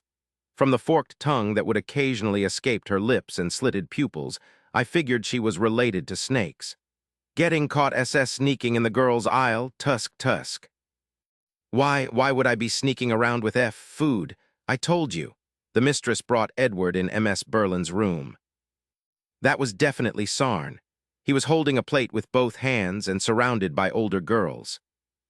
They weren't really threatening, but also didn't seem to care about making him clearly uncomfortable. "Yeah, right," one of the girls said. "Sasa, why would?" "Sarn," I called as I walked past them. "I'm here, let's go." He promptly left the circle, and while the girls were giving me strange looks as they realized the direction I came from, we went down the stairs. "Thanks," he said. "They are annoying." "They won't stop as long as you entertain them. Also, why do you let them call you that way if you don't like it?" He paused. How do you know that I don't like it?" "If it was an endearing nickname, that's how Bo and Lima would be calling you." He didn't say anything until we got to my room, then had a confused expression when he realized where we were. "Why are we here?" "It's my room," I said as I unlocked the door and let him in. Strangely, I only now realized how barebone the room really was. It was true that it had been mine for less than 24 hours, but after a few hours in someone else's, it felt lacking. Except for the bed, that was much more comfortable. I sighed with satisfaction as I sat on it. "I am so jealous," Sarn whispered as he sat at the table and put down his plate. "Bo and I share a room with 2 others. Tronk farts all night." "This room is far from coming with no strings attached," I said with a chuckle. "So, where's the food coming from? I was told they don't make lunch here." The cooks make lunch for the staff, just not for us. Bo has an arrangement with one of them and he puts aside something for us every day and, I thought you would be hungry." I frowned. "So if I understand you correctly, you're giving me your share of the food." He meekly nodded, eyes darting around. "Sarn, why in the world would you do that?" I asked with consternation. "Well, you're new and don't have a job, so you don't have anything to eat right. I'm used to being hungry and I want to be your friend. But you're a fighter and I'm just a tailor, so I thought that." "Oh boy, Sarn," I said. "Someone who would take your food in this situation isn't your friend, and I actually happen to have some food." "And a job? Well, probably. I brought up my inventory in search of the conserves I had bought from the terminal just in case." There were 2 different brands with no descriptions beside their names, Green Blossom Broth and Siegbräu. Seeing how the Siegbräu seemed to be a drink, I took out 2 cans of broth and was pleasantly surprised. The cans were hot. "Do you have something I can open this with?" I asked Sarn, "like a knife or—" He produced a pair of scissors from the many folds of his clothes and handed it to me. As I used the sharp points to open the first can, I finally asked him, "Aren't you hot with all these clothes?" He shook his head. "I can add a chilling effect to the clothes I make but it is still weak. Since I hate the heat, I wear many of them too. Improve the effect." That sounds interesting, I thought. Thinking about it, it doesn't feel hot since I bought the Shuari set. It didn't feel cold though, just comfortable. What other kinds of effects can clothes have? I asked. However, at that moment I managed to open the can and never got the answer. A rich and mouth-watering aroma filled the room, causing the discussion to stop. True to its name, the steamy broth was mainly made of vegetables I didn't recognize, but also had decent pieces of meat floating among the greens. I brought it to my mouth to take a sip, and did a double take from the smooth, spicy taste. It was, in the simplest terms possible, delicious and especially refreshing. I was about to proceed to the second can when I noticed Sarn with a vacant stare, basically drooling with anticipation. You can just take that one, I said. That seemed to wake him up. He started, fidgeting. That wouldn't be. Just take it already, you brat. There was no need to tell him a third time. None of us spoke as we ate, doing our best to fully appreciate the grace that had descended upon us. Once I was done, I nodded toward the plate of food he had put on the table. What about that? I also couldn't recognize what it was made of, but for a different reason. While each of the broth's succulent components was visible and separate from each other, Sarn's plate just had one body of cold, uncaring mashed something. Definitely not mashed potatoes. He winced and gave an apologetic smile, just more for Bo and Lima. I couldn't help but laugh at that, and he did the same. There was something to be said about having a hot meal. I felt much better than a few minutes ago, more alert. In fact, I felt almost too great. I checked my status only to notice that my stamina had been fully restored, even though that shouldn't have happened until at least 30 minutes later. I opened my status and saw something new at the bottom. Temporary stamina regen, intermediate boost. The negative status effect had been replaced by a positive one, and at that moment it meant only one thing to me, that this was the ideal moment for a sparring session with Ardos. Chapter 19, A Violent Spar Part 1. You do have a status, right? I asked Sarn. Everybody has one, he said, even the Forsaken. Doesn't it say anything special? His eyes went vacant for a second, and for the first time I saw what I must have been looking like whenever I checked my status. Then they opened wide with surprise. The food boosted my stamina regeneration. Correct, I said. Now this is something you will have to keep to yourself, all right. He promptly nodded, as he pulled folded pieces of cloth from his pockets. Seems like he also wants to use this opportunity to do some work. Do you know of other things with similar effects? I asked. Only of the Mistress blue ointment. It helps healing faster by boosting the vitality regeneration. That's what they used on you earlier, he said. Then after thinking it over for a second, he added, there's also the rocks the bunker rats use, but those are drugs. I see, I said as I stretched my arms and got up from the bed. Any idea where I can find Ardos? At this time, he must be about to finish with the second group of fighters. There's a path behind the temple that goes up to the cliff. That's where the training grounds are. Then I'm going. You can stay here to work if you want, but don't let anyone in. Got it, he said with a wide smile. Thanks, Edward. As I left, I heard noise on my left and saw Tammy trying to open the room 2 doors after mine. She was visibly flustered and only spoke when it was clear I had noticed her. Hey. I was about to leave it at that when she added, I am sorry for earlier. It was weird, wasn't it? It was, I said, which caused a tinge of red to appear on her face. Feeling any better now? Yeah, so there's something I would like to show you later if you have time. It would mean a lot to me. Can I know what it is? Just things I have been working on. Sure then. Great, see you later. Later. Glad I wasn't at fault for her behavior. I navigated the temple's strange layout until I could find a door leading to the backside. From there, I followed a path climbing up the escarpment, surprised to see that it was the afternoon already. How long was I unconscious for? More than 4 hours. It seemed that I had underestimated the severity of what had happened to me. I glanced back to the temple. From this side, there were even more indicators of its age and insufficient maintenance, from the chipping paint to the metal sheets used for reinforcement. But it could all be overlooked in favor of the charming blue flowers that grew around it. On my way out, I had caught a glance at people in robes kneeling in front of the main hall statue. which had been intriguing but made sense. The fervent whispers of their prayers reminded me that I really was in a temple and not just a glorified orphanage. I wondered for a moment whether the prayers had any palpable effects, and about the nature of the angel they were offered to.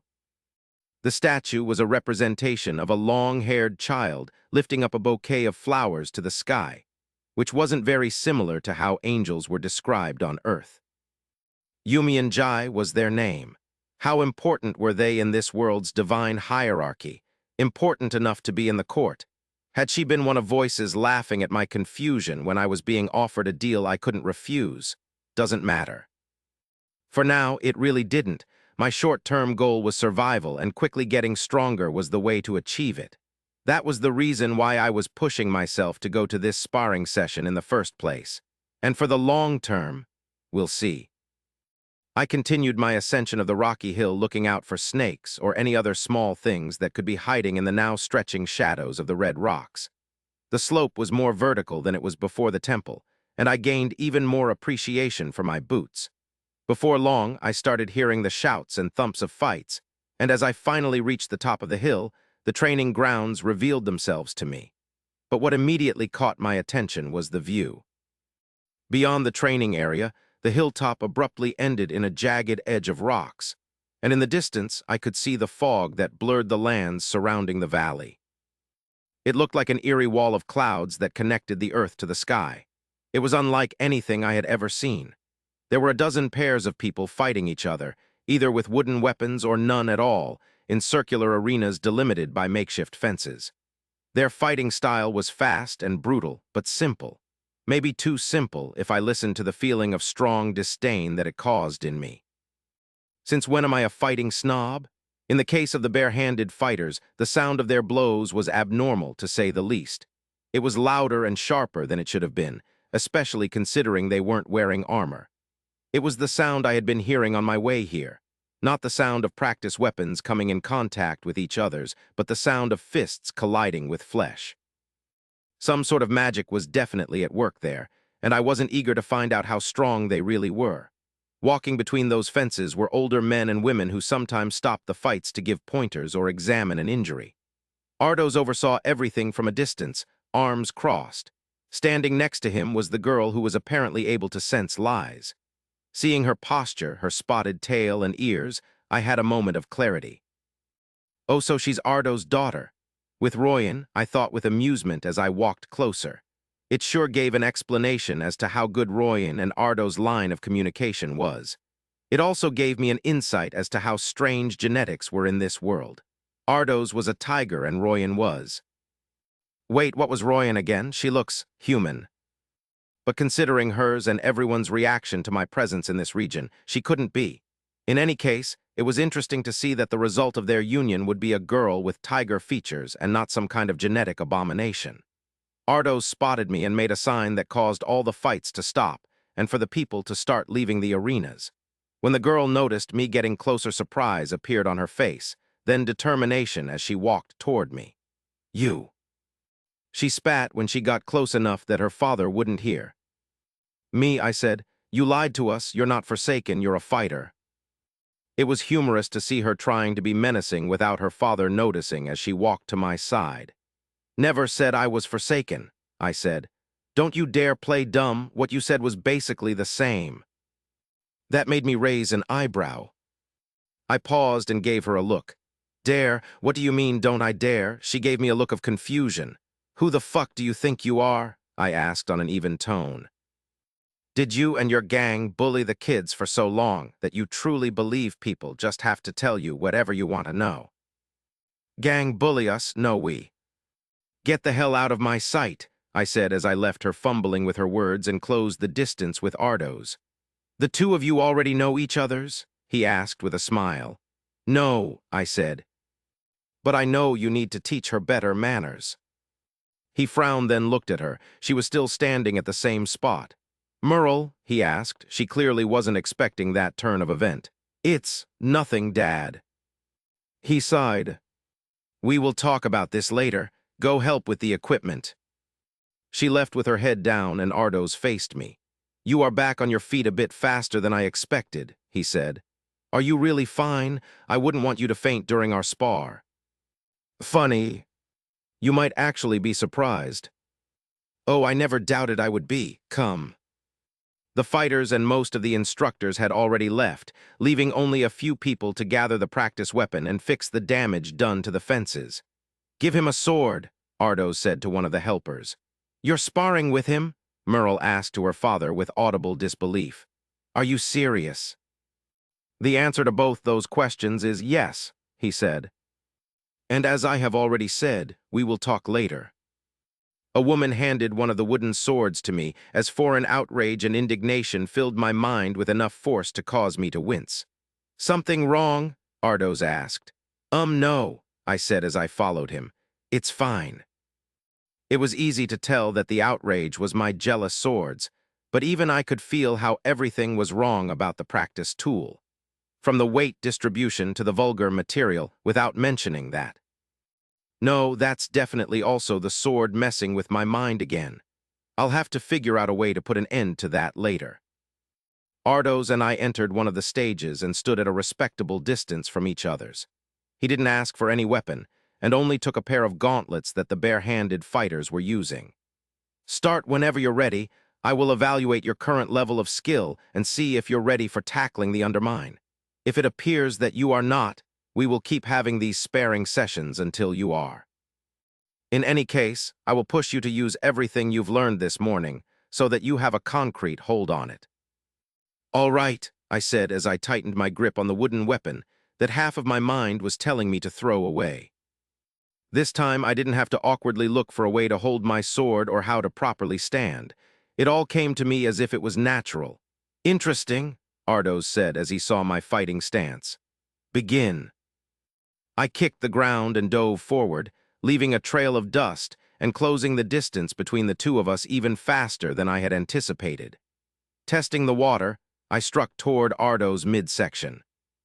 He dodged the attack with seemingly no effort, moving to the side before my arm was even fully extended. I moved past him as if carried by my speed. But as soon as I entered his blind spot, my foot hit the ground with enough force to fully nullify my motion and propel me upward. I twisted my body and spun in the air, slashing toward his neck, or where his neck should have been. My weapon met nothing, and I saw Ardos crouched, not even facing me. But I wasn't done yet. My weapon made a full circle as I spun a second time in the air with unnatural agility and aimed a devastating overhead strike to Ardo's back. The tiger blurred, there was an explosion of pain on the left side of my head, and my vision became white. Next thing I knew, I was on the muddy ground of the arena and heard whistles from the onlookers. I'm down. How I should have hit him 3 times in a very short amount of time, and each time he had managed to dodge. It was reasonable to think that he simply was stronger, but there was something else.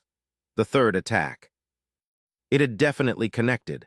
I had felt resistance, but not from his body. Gathering myself, I slowly got back up and faced Ardos, who still had his foot in the air. I chose to not concern myself with the distance his kick made me fly over and studied him. Did you recently lose that eye? He said. You have no awareness of your blind spot, though I have to commend you for being so ruthless. Not many aim for the neck during the first exchange.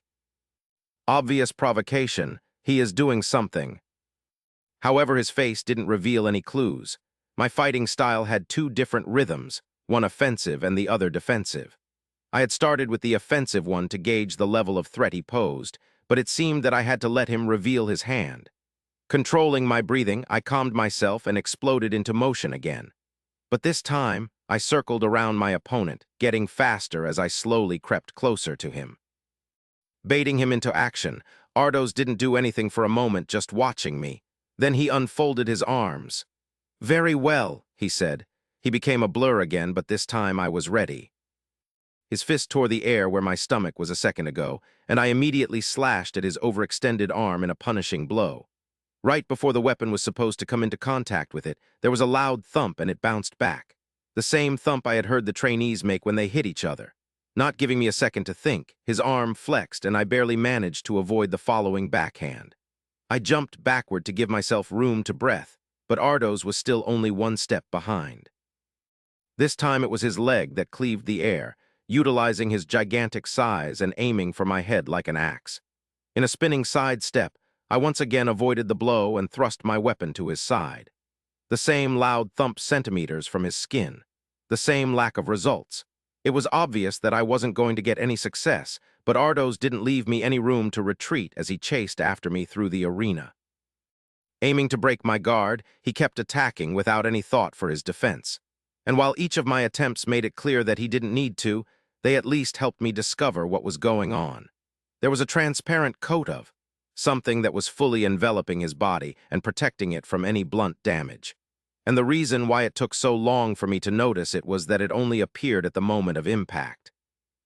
All I wanted was to throw the useless piece of wood in my hand and use Ikon Omi, my only sword. But at the same time, I didn't know how much of those thoughts were really mine. Then, amidst the constant rain of blows, my movements suddenly got sluggish. My stamina was almost depleted despite the regeneration boost, and Ardo's knee finally reached my stomach, although I managed to soften the blow by moving in the same direction. Still, it was enough to break my focus, and I fell to the ground gasping for air. I barely avoided the following jump on where I had landed. When I heard a sound indicating it had been strong enough to crack the bed of rock under the mud, I raised my hand, asking for a break. That seemed to be enough, as it caused him to stop and fold his arms once again. His breathing wasn't even different than normal. "A pause," he said. "Do you think an enemy will offer you a respite whenever things start getting bad for you?" Sunken Dance, minor proficiency, 66%. "Maybe not so bad. You're cheating," I said with as much of an accusatory tone I could manage with my panting. "Cheating." He shook his head. "Edward, when I said I would spar with you instead of my students, you thought I was protecting them, but the reality is that I was protecting you." And with a shockwave that made me wince and raise my arms in protection, it appeared. It was like a coat of water that was undulating and tightly wrapping every inches of his body, from the tip of the ears to the tip of the tail. It almost looked like a halo or lichen. "This," Ardos said, "is the Beastkin aura. It is what makes us the strongest physical fighters amongst the races. Your skills are decent for your age, but you are ultimately forbidden from climbing higher by your heritage. I won't allow you to attempt the undermine unless you can make me more serious than this. If you want to blame someone, blame fate for making you a human." Chapter 20, A Violent Spar Part 2. I studied Ardo's appearance, my lungs still burning. "So this is their racial trait, and they are called Beastkins. How does it actually work?" I asked. "The skill's flexibility and particular usage varies from one user to the next, and how much ether has been invested. But its general effect is to improve our strength and speed at the cost of stamina.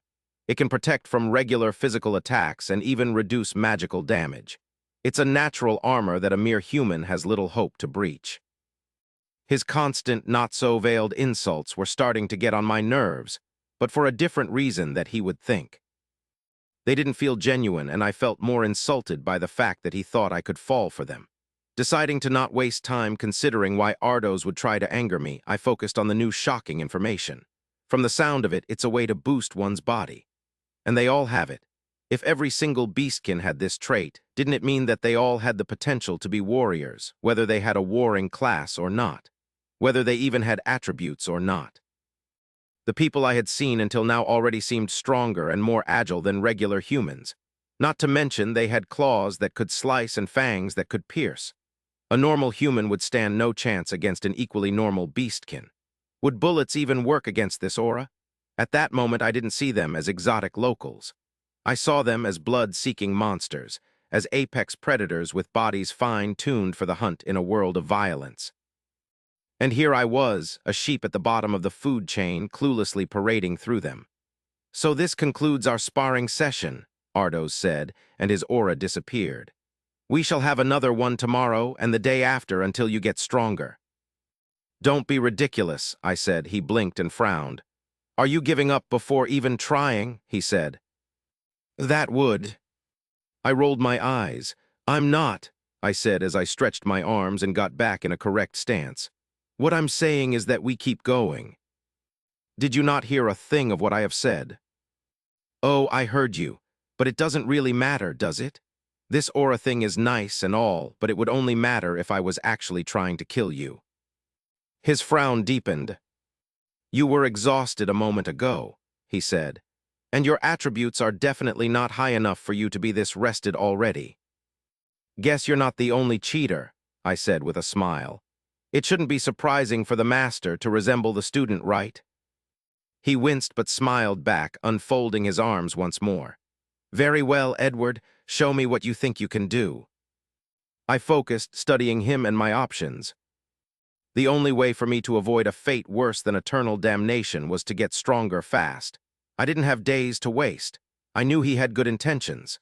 But if Ardos was going to be an obstacle between me and getting stronger, then that made him an obstacle between me and staying alive. That wasn't acceptable. Then again, I wasn't particularly confident in my current chances against him. The way I saw it, there were only two ways things could go well for me now that my stamina was almost full. The first one was if Ardos ran out of stamina before I did. He had revealed that stamina was needed to use his aura, which probably explained why he only used it at the moment of impact. Combined with my own boosted regeneration, there was a chance that he would get exhausted before me if I pushed him to use it often enough, and managed to not get knocked out. Which depended entirely on the second way things could go well for me. The dances made me act and react differently depending on which one I was using. It was like temporarily rewiring my brain. There had been some success with the passive rhythm of the sunken dance. It allowed me to dodge Ardo's attacks, but it was too dependent on the opponent's actions. I needed to go beyond simple counters. If I wanted to make Ardos use his aura for an extensive amount of time, or at least overwhelm him enough that he would have to get more serious, I needed the offensive rhythm's ability to endlessly dish one attack after the other. But at the same time, it made me too vulnerable. On their own, they were insufficient. But what if I used both of them? It would take a few tries to be able to switch fast enough, but it was worth a shot. Probably thinking I was stalling for more time, Ardos dashed toward me. Fists raised, leap and dodge. I managed to avoid his punch by a hair's breadth and countered with a slash at his abdomen, and once again the aura appeared, deflecting the blow. But this time, instead of creating distance before the window of opportunity closed, I went deeper into his guard. Spin and cut. I spun, hitting his abdomen a second time, then slithered past him right before thrusting my sword at his exposed back. Dodge. I ducked, and his leg was a blur as it swept over my head. Attack. His support leg, his torso, his neck. I had spun 3 times before Ardos could pull back his leg, making his aura flash in quick succession. Dodge. Using the two rhythms wasn't only easier than expected, it felt like it was what I was supposed to do. It felt like they completed each other, fusing together to reveal a new one. Sunken dance, minor proficiency, 99%. Ardos was locked in a single spot, and I continuously circled around him, jumping and spinning, as I showered him with a rain of blows. I wasn't able to predict his attacks like he did, but it didn't matter. My senses were being stretched beyond their limit and were solely focused on his movements, allowing me to slip past his attacks and deliver increasingly more of mine. The result was that he looked slow and strained. It was as if we were fighting at the bottom of an ocean, but the pressure didn't affect me, only him. Before long, his aura was constantly activated, and all I had to do was following the voice in my head. Dodge. Attack. Dance. My lungs were burning, and my mind was filled with delight. I would soon get to kill the one foolish enough to face us. Merle had seen her father spar with many people through the years. He was strong, so it was normal that many would seek him to test their skills or receive guidance. But the only time she had ever seen anything similar to what was currently happening was when her father used to spar with Damien. And even then, it wasn't really that good of a comparison. At first, she had been mildly surprised by Edward's skills. He looked like he was a sword dancer, but she had seen a few of those, and could tell that he wasn't a regular one. He had clearly been gifted with an interesting fighting style. But what of it? There were plenty of geniuses and lucky people who received great classes. That didn't mean much in the savage lands, where everybody knew there were powerhouses in Nashran that they would never reach. Him being relatively skilled only served to make her even more angry at the fact that he was able to trick her aura. How had he managed to do it? She didn't know yet, but she would get to the bottom of it soon. But then the sparring session got stranger. It was first revealed that the boy was human, which meant that he wouldn't stand any chance in front of her father, or any other fighter for that matter. He won't spar with me, but will waste his time with a human? Merle couldn't help but be shocked. She watched as her father told the boy he was too weak to enter the undermine, and wondered how could Edward not know that it wasn't true. Even if any beastkin could beat him into submission, he was clearly skilled enough for that instant dungeon, as long as he wasn't alone and suicidal. After all, the creatures dwelling in that darkness did not have any aura to protect them. But why would anyone want to go there in particular? Sure, the other instant dungeons were further away, but nothing could have made Merle set a foot in that cursed place. In any case, if the boy had been able to make her father more serious than he currently was, it wouldn't have been surprising for him to go in the dungeons by himself. She couldn't understand why her father was taunting him, why he was trying to push this stranger to improve himself. He surely never was that way with her. And Merle wasn't sure of it, but hadn't Edward insinuated that her father was his master? Since when do they even know each other? So many questions were flying in her head as she watched them begin fighting again. But the second part of the spar could only be described as insanity. It was as if Edward had become a different person. Until now, he had been struggling to even keep up with her father, but now he was the one dominating. Even his fighting style has changed. The boy was like a deadly spinning top that was somehow able to switch direction any time it wanted. He would dodge, slash, and spin in the same breath, and seemed to be getting even faster. 50, 100. How many times had he hit his opponent already in such a short amount of time? Protected by his aura, her poor father was unable to do anything with the limitations he had imposed on himself. But Merle could see from the light in his eyes that he was enjoying himself, and that only made her mood worse.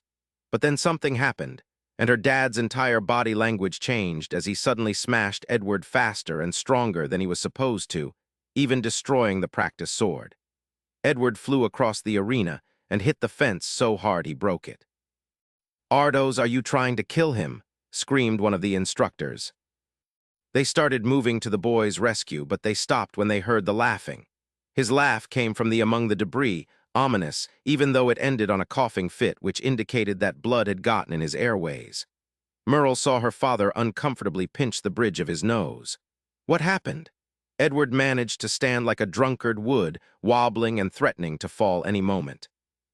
He pointed a finger at his opponent, a smile appearing through his bloodied face. "Ha," he said. "Got you. I made you be serious, Ardos. I guess this human isn't that inoffensive, You should get your wounds looked at," Merle's father said. Visibly unhappy, he let himself get carried away, even if it was only for a fraction of a second. "This is my loss. I went overboard. Pushing yourself this much twice in a single day will slow down your recovery." But the boy chuckled, which, combined with the fact that he was struggling to stay on his feet, made Merle think that he must have badly hit his head. "No, no, no," Edward said with a ragged voice, wiggling a finger. "Not yet. There's someone I want you to meet. Show me that aura again." Edward lowered his stance, almost crouching this time as he leaned forward. Was he not even aware that he didn't have a weapon anymore? And even if he did, what could he hope to accomplish? The next instant, Merle's got goosebumps all over her body as she instinctively took several steps away from the kid. She now understood why her dad had reacted so violently. The others could not feel it and were giving her weird looks, but there was no mistake. Killing intent, insidious and cold, was seeping from Edward. "Here," the boy said, "why don't you say hi to Ikon, Omi?" He stood like that for a few seconds, filling the air with violence. Then he perked up, looked around, and sat on the ground with a groan of exasperation. "Got him it," Edward said as he waved at his opponent. "My bad, Ardos. Lost my mind for a moment." "Don't worry about it," he said. "Emaine, would you please look after his injuries?" The female instructor ran to the boy, as the rest gave each other looks of relief. They seemed happy that such a talent had joined the temple. But even if this stranger could fool them and her father, he wouldn't trick Merle twice. There was something wrong about this boy, and she would find out what. Chapter 21. Though the sun could still be seen over the horizon, The rest of the sky had already done the transition from the golden lights of the afternoon to the diffused purple tones of the coming twilight. The spectators had left the training grounds, leaving me with Ardos and the horned instructor named Emain. I was sitting, recuperating from the sparring session with my feelings divided between wonder and annoyance. Wonder at the instructor's ability to heal wounds with her aura, and annoyance at my sword's tendency to influence my thoughts. Emain's aura trait is a rare variant, and we are lucky to have her, Ardos said. However, she doesn't have attributes, so using aura is very taxing to her. We only use her ability when necessary. The woman gave me a meek smile. She had both her hands on my chest, which meant I was close enough to see droplets of sweat appearing on her face. I only nodded in silent gratitude. Though the stamina boost had ended when mine was already halfway full, I felt mentally drained. And for a good reason. Realizing I was acting out of character, and then managing to pull back from the euphoria of the fight had been tough, to say the least. I wasn't even feeling any pain before snapping out of it. I was annoyed and aware that I should have been angry instead. But it was hard to be when I had been the one to let go. Letting go of the little inhibitions I had left in exchange for the exhilarating pleasure of the dance. Thinking of the soft whispers in my ears made me shudder. This couldn't be allowed to continue. "Does it still hurt?" Emain asked with her sweet voice. "No, I'm much better, thanks," I said before turning to the tiger. "Ardos, do you know anything about bound weapons?" They are weapons made by expert crafters that can only be used by a single person as long as they are alive. They all have relatively interesting abilities. Are you thinking of binding a sword able to cut through aura? He stroked his chin with a pensive look. It is an interesting idea, but finding such a sword would not be an easy task. I am certain that you understand that beastkins are making great efforts to limit their production. I doubt there is one in the Savage Lands, but if there is, it's locked in a safe in Nashran. Those guys again, Well, they do represent the strongest of our kind, said Emain. It would be strange for them to overlook the existence of such an item. There probably are several used in circulation in the other regions, though. What other things can bound weapons do? Too many to name, said Ardos.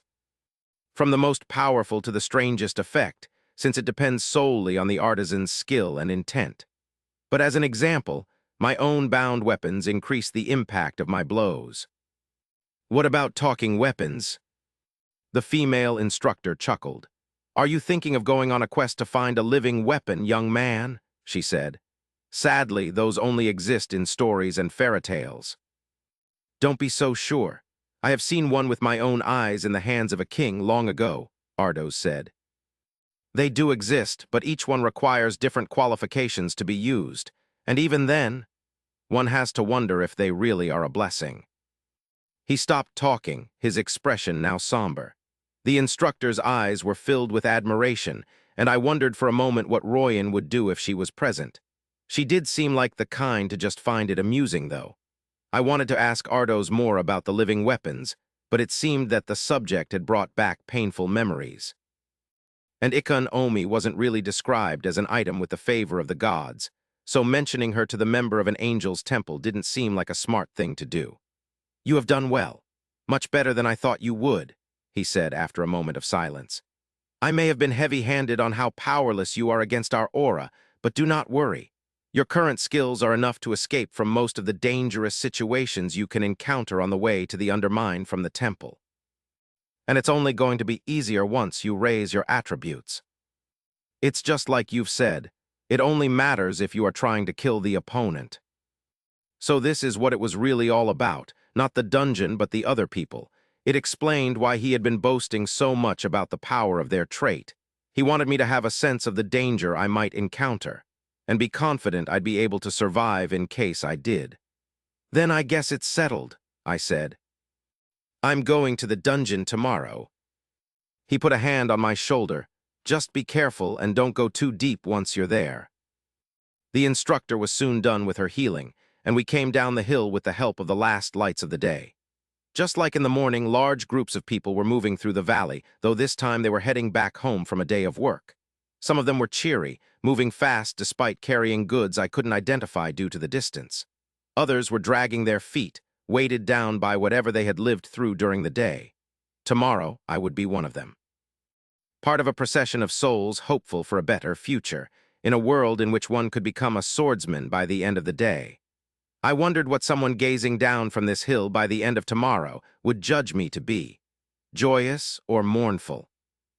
Most of the children were back in the temple, which was made clear by how high the levels of activity had risen.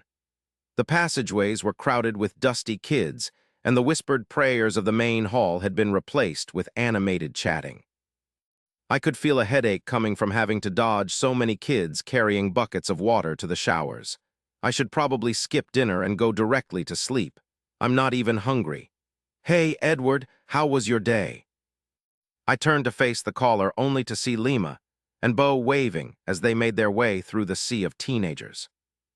"Hey." I couldn't understand how they all still had so much energy.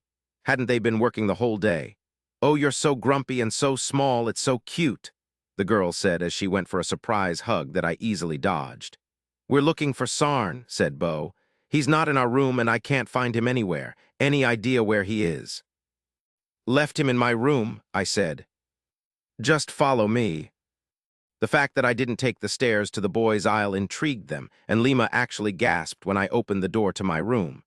Then again, it probably was because of the scene inside and not just because it happened to be mine. Sarn had filled the room with clothes. Apparently, once the bed, table, and chair had had no leftover space for his creations, he had started just throwing them on the ground. The boy himself was sewing at the center of the room, apparently too focused to even notice us. "Sarn." He blinked and looked up. "Oh, hey, guys," he said. "I think this is the most I have made in a day or two." The two teenagers entered the room, mouth agape and their worry apparent. Is this what you've been doing since this morning?" Lima asked. "What?" "No, I took many breaks, actually, to read a bit. It was, His eyes were darting from them to me, indicating the conflict occurring in his head. Clearly, a lie from him in this situation would make me the guy who locked him up all day for slave work. "I shared my food with him," I said. "He had his stamina boosted and used it to work. I don't think he's been here more than 3 hours. And it was so good, Bo," he blurted out as he threw the pieces of cloth in the air, visibly relieved he could share his experience. I don't think I can eat the kitchen's food again." His two friends gave me strange looks, probably wondering what exactly was that food, and I just shook my head and waved toward the bed. "Can you clear out the bed, please?" "Oh, sure," Sarn said before adding the piles of shirts, pants, and dresses to those next to him. "How did your spar with Sir Ardos go?" "It went great," I said as I flung myself on the bed. I couldn't help but smile as I sunk into the soft bedrolls. "God, this bed is amazing." "So why you're gonna go to the undermine?" "Right. That's the plan." Wait, Lima said. "You sparred with the chief instructor." "Oh yeah," Sarn said. "Edward is actually a fighter, and he's amazing, Lima, you won't believe it." "You're a fighter," Lima interrupted. "And you've been hanging out with Sarn, you don't mind us being here." I actually did mind them being here in that instant, seeing how I very much wanted to sleep. But it was obvious she meant it in a different way. Her tone and behavior were different than usual, defensive, and I still have to shower. "Why would I mind it?" I asked. "Aren't you a fighter yourself? You said you were going to hunt this morning or something." She snorted. "Hunters aren't warriors," she said. "Everybody knows that. We're only good at killing beasts, not other people." "El Lima is actually pretty strong," I heard Sarn's voice say, though he was looking down. "She can kill monsters even warriors don't want to approach." "Well, I didn't know that," I said to both of them. "What about you, Bo?" "Oh, I don't have a class," he said matter-of-factly. "I'm Forsaken." The silence after those words was a heavy one. Sarn just avoided my eyes while Lima did the opposite and glared at me with her fist clenched, as if daring me to mock her friend. "Something to comment about that?" the girl said through her teeth. "Sir Worry." "Lima, stop." Surprised by Sarn's shout, she turned to face him. Why you're doing exactly what you say they do, judging before even getting to know him, he said. Edward is different. He's my friend, don't push him away. He started sniffing and the girl went to his side and hugged him. I'm sorry, Sarn. Forgive me, okay? You too, Edward. It's just that so many ugly things are done every day. Bo was just smiling as if he was the least concerned by the whole thing. Please forgive her, he said. Today wasn't the easiest of days, and her emotions are always a mess, which is weird since she's supposed to have cold blood. That had the merit of making the two other chuckle. You moron, Lima said. I just sighed. I wasn't a stranger to friendships like these. When left to themselves and exposed to the toughest situations, people needed to know that at least someone had their back. These kids were each other's family.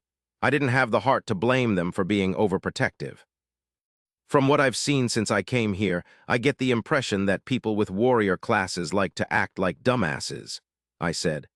I don't plan to act like one, so you kids can just be yourselves without worrying, all right. They looked at each other for a second, they exploded with laughter as I watched with confusion. What's so funny? Ah, oh man, Bo said as he wiped a tear from his eye. Sorry, but the way you speak so seriously is just so funny. Also, did you really call us kids? Then what does that make you? He did. And what's a dumbass? A dumbass? That makes no sense. Got him it? Oh, forget everything I said, you grumpy tadpole, Lima said as she attempted to now give me a hug, forcing me to use my foot to keep her at bay. Which wasn't easy considering she was much taller than me. Oh, come on. If you really have to go to the undermine, I can take you, Bo said amongst the commotion. It's not that dangerous as long as you follow the rules and don't go too far, but you will have to take it very seriously. Every day, there are people going down the galleries who will never come back up. There's something I don't understand, I said. You said yourself that going to the undermine was for the fighting classes, so what are you doing there? Seeing how she couldn't get a hold of me, Lima opted to just sit on the bed. Well, the undermine, like its name says, isn't just a dungeon, Bo said. It's a mine spreading out under bunker. People go to the upper levels every day for work. Adults and children alike, I asked. Especially children, Sarn chimed in. Adults can't go too deep because they might pass out, so they work on the highest levels and we have to go lower. It's more dangerous, but it also makes more money. That's why there are so many rats in there. Why would the adults pass out? I heard it's because of the ether down there, Lima said as she started studying my stacked bedrolls. No one really knows, though. Then she gasped, Edward, where'd you get these? It's so soft. There were knocks on the door and it revealed the face of a curious kid when Bo opened it. Where's Edward? He asked. Tammy said to call him. I completely forgot about that one. Tell her I'm coming, I said as I regretfully tore myself from the bed, wondering if I maybe should have been less social from the start. The bunny, I heard Lima whisper to Sarn. That girl. Lima, you're being a dumb ass. Oh, never mind then. And who are you calling a dumb ass, you little? I left the room and headed to Tammy's. It seemed that it was dinner time already as the hallway was deserted and all the temple's noise had been concentrated in the main hall. I knocked and the door opened almost immediately. Hey, Tammy said. You're here. She didn't look very comfortable. I am, I said. First, I want you to promise me to not be too surprised, okay? Well, as long as you don't have a dragon in here, I said with an encouraging smile. Sure. She had a nervous laugh. You don't have a dragon in there, right? What, no? All right, see for yourself. She moved out of the way and allowed me to enter. As she closed the door behind me, I looked around the room. It would have been a lie to say that I wasn't surprised. Her room looked like the lair of a mad scientist. I had a good feeling about this. Chapter 22. Like mine, Tammy's room had a bed, a table, and a wardrobe. But unlike mine, it had several rows of shelves nailed to the wall, with strange pieces of equipment I couldn't identify carefully put on them. Bigger machines that wouldn't have fit there were simply placed in the corners. There was an odd cube that had been taken apart on the desk.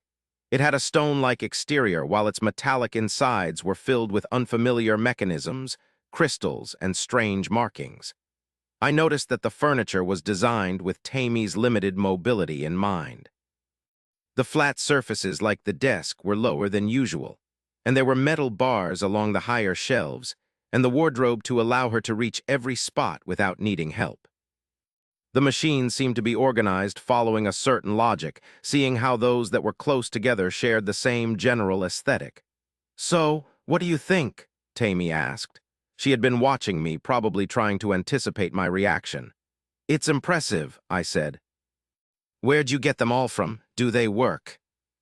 "Really? Oh, well. One of the advantages of living in this shard is that there are old things everywhere.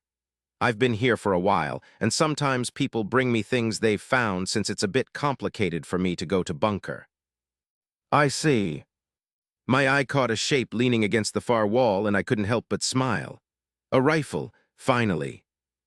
"And sadly," Tammy continued, "most of the items here are damaged, but with my class, they are still very useful since I can learn a lot from them." I picked up the rifle, decent weight. It wasn't anything like the modern ones I was used to and reminded me of a Winchester rifle I had seen in a collection, despite its sleek finish and shining steel. It didn't have a lever, though, and I couldn't find any way in for ammo. But it had a glass compartment in the stock that became blue when I held it. "You like it?" the girl asked. "It's dwarven and one of the few things here still working. They have always been good at making reliable things. They made these too." She waved at a shelf covered with other steel-covered gadgets. "Is it useful?" She gave me a knowing smile. "Against animals or other humans? Sure, provided you don't lack mana, but the bullets it creates are just regular steel, so it can't be used against beastkins who know the basics of aura." I put the rifle back where I found it and gave a closer look at the other machines. "You can tell who made each of them." "Not who exactly, but different races have different styles." She pointed at a group of bulky machines that were made of rough, dark steel, and what looked like exhaust pipes. "These are from goblins. Their tech works by creating localized mana explosions. It's noisy, creates a lot of smoke, and isn't at all efficient in its consumption of mana. But it's easy to make, and they have a lot of mana to spare anyway, so they don't mind. They might all have bad hearing, too." She waved toward one of the highest shelves. The objects on it were similar to the rifle I had picked up. "These have kobold origin, but were actually made by humans. Kobolds like to use brass for everything, probably because it looks like gold. They use mana to create steam, which causes motion of the gears that are all over their machines. Not sure if you know, by the way, but you can tell if something was made by humans if it simply couldn't have been pieced together. No screws, bolts, soldering, or anything. And these." She paused, realized how obvious her excitement was, and covered her reddening face with her hands. "Sorry. I always ramble when I speak about Hextech. I need to learn to think and breathe before speaking." "Don't worry about it," I said with a chuckle. "It's very educative. I know so little of this world that any piece of information is welcome." She moved her fingers to reveal frowning eyes. "That's another weird turn of phrase," she said. "You're talking as if you were from a different world." "Oh, well, I might as well be, really, since I was so isolated. I don't know much." I mentally kicked myself for that blunder. I really was tired. "Yeah, I know how it feels to not have much in common with those around." She seemed melancholic as she looked at her possessions. I now had a feeling that this room wasn't really the lair of a mad scientist. It was more of a museum, intended to make the viewer dream about the pieces in their prime and the people who made them. Intended to take them anywhere but here. "What about this one?" I asked, pointing at the work in progress on the desk. That had the merit to make her lighten up. "That's actually why I wanted you to come." She pushed her wheels and moved herself to the table. I pulled a wooden chair that had clearly seen little use and sat down. "This," Tammy said as she brought a candle closer to the stone cube, "is Brahmin tech." She paused for effect, but I wasn't sure what reaction she expected from me. "That doesn't really tell me much," I said. "Ah, really? Oh, it's fine. After all, the Brahmins are just the best Hextech engineers of the Shattered Realm. Of course, their name doesn't say Mew. She saw my smile and stopped herself once again. Anyway, they are the best at making enchantments and precision work. You see these? She pointed at indentations covering the metal. They are runes, and each one makes mana behave in a particular way. Their creations have layers upon layers of them in order to make even the simplest gadget perform exactly as intended and always give the same results under the same parameters. They are a race of geniuses, and this is a reconnaissance drone they made. That last part made me raise a brow. I never actually got the courage to open it, even though it was already badly damaged, she continued. I was scared of messing it up even more, but seeing your drone gave me the courage to try. Well, after making me feel even worse about myself. She gave me an apologetic smile as she tucked rebellious strands of hair behind her ears. It wasn't your fault, really. For the longest time, I have been made to believe that I was likely to never amount to anything, because I have a human trait. Then you come around, a full human with a warring class, and show me that it had nothing to do with my trait. It was just me all along. There wasn't much I could say, so I just listened. It's depressing, but in a way it also means that changing is up to me, right? So I started with finally taking apart this drone. I don't understand much of it, to be honest. Even just studying it raised my proficiencies. But it had programs that could be useful to you, I think. Programs. You don't know of them. They're also called functions. Oh, those. This might actually be an opportunity to make the Tinkin useful. Yeah, Kirby told me about them. Kirby, you said that word earlier. What does it mean? It's my drone's name. Why you name your tech too? I thought I was the only one who did that. I thought of mentioning that we probably did it for different reasons, but decided against it after seeing her cheerful expression. Can I see it? She asked with eagerness. Sure, summon drone. The silvery ball came into existence over the table, and Tammy almost lost all composure. It's so beautiful, just like in the books. Look how it flies. Hello, Ed, Kirby said as unenthusiastically as ever. This is amazing. I have a create skill, and I've never seen anyone use summon. Can I open it? She asked with a strange glint in her eyes. I don't think he would like that. Am I wrong, Kirby? You are correct, Ed, since I am predisposed to prefer outcomes guaranteeing my safety over those that do not. In any case, I would be dismissed once I am no longer able to function correctly. Too bad. I like his voice, though, Tammy said, a wide smile on her face as she put her hands in front of her. Come here. Kirby didn't move until I told him to do as she said, and once he landed on her palms, a notification appeared in my vision. Hextech Weaver Tammy requests access to drone/Kirby. Grant access? I gave my permission and the window was replaced by another one. Functions. Mental comm, link LVL, 110 ether. Allows mental communication between user and drone. Distance covered depends on function level. Mana echo LVL. 240 ether. Drone emits an expending mana sphere. After a delay, mana sphere retracts back to drone with information about surrounding life forms. Area covered and amount quality of information depends on function level. Scan LVL, 110 ether. Drone scans item for information. Amount quality of information discovered depends on function level. Free slots on device, 1-1. Tammy gasped, oh, I didn't know you'd have to offer ether for it. I didn't decide the prices either. It makes sense, but it's my first time doing this. It's fine, I said. It surely made sense, but raised an obvious question. Technology that can improve so easily shouldn't be seen as weak. In any case, the obvious choice here was to get the mental communication link, since I used Kirby for reconnaissance, and it would drastically make it easier. Not having to wait for him to come back to me would be great. Mana Echo also seemed like a great option, but only as a second choice. I picked the function using the ether I had left, and it immediately appeared under Kirby's name. Kirby, can you hear me? I thought. I can, Ed. This was definitely a game changer.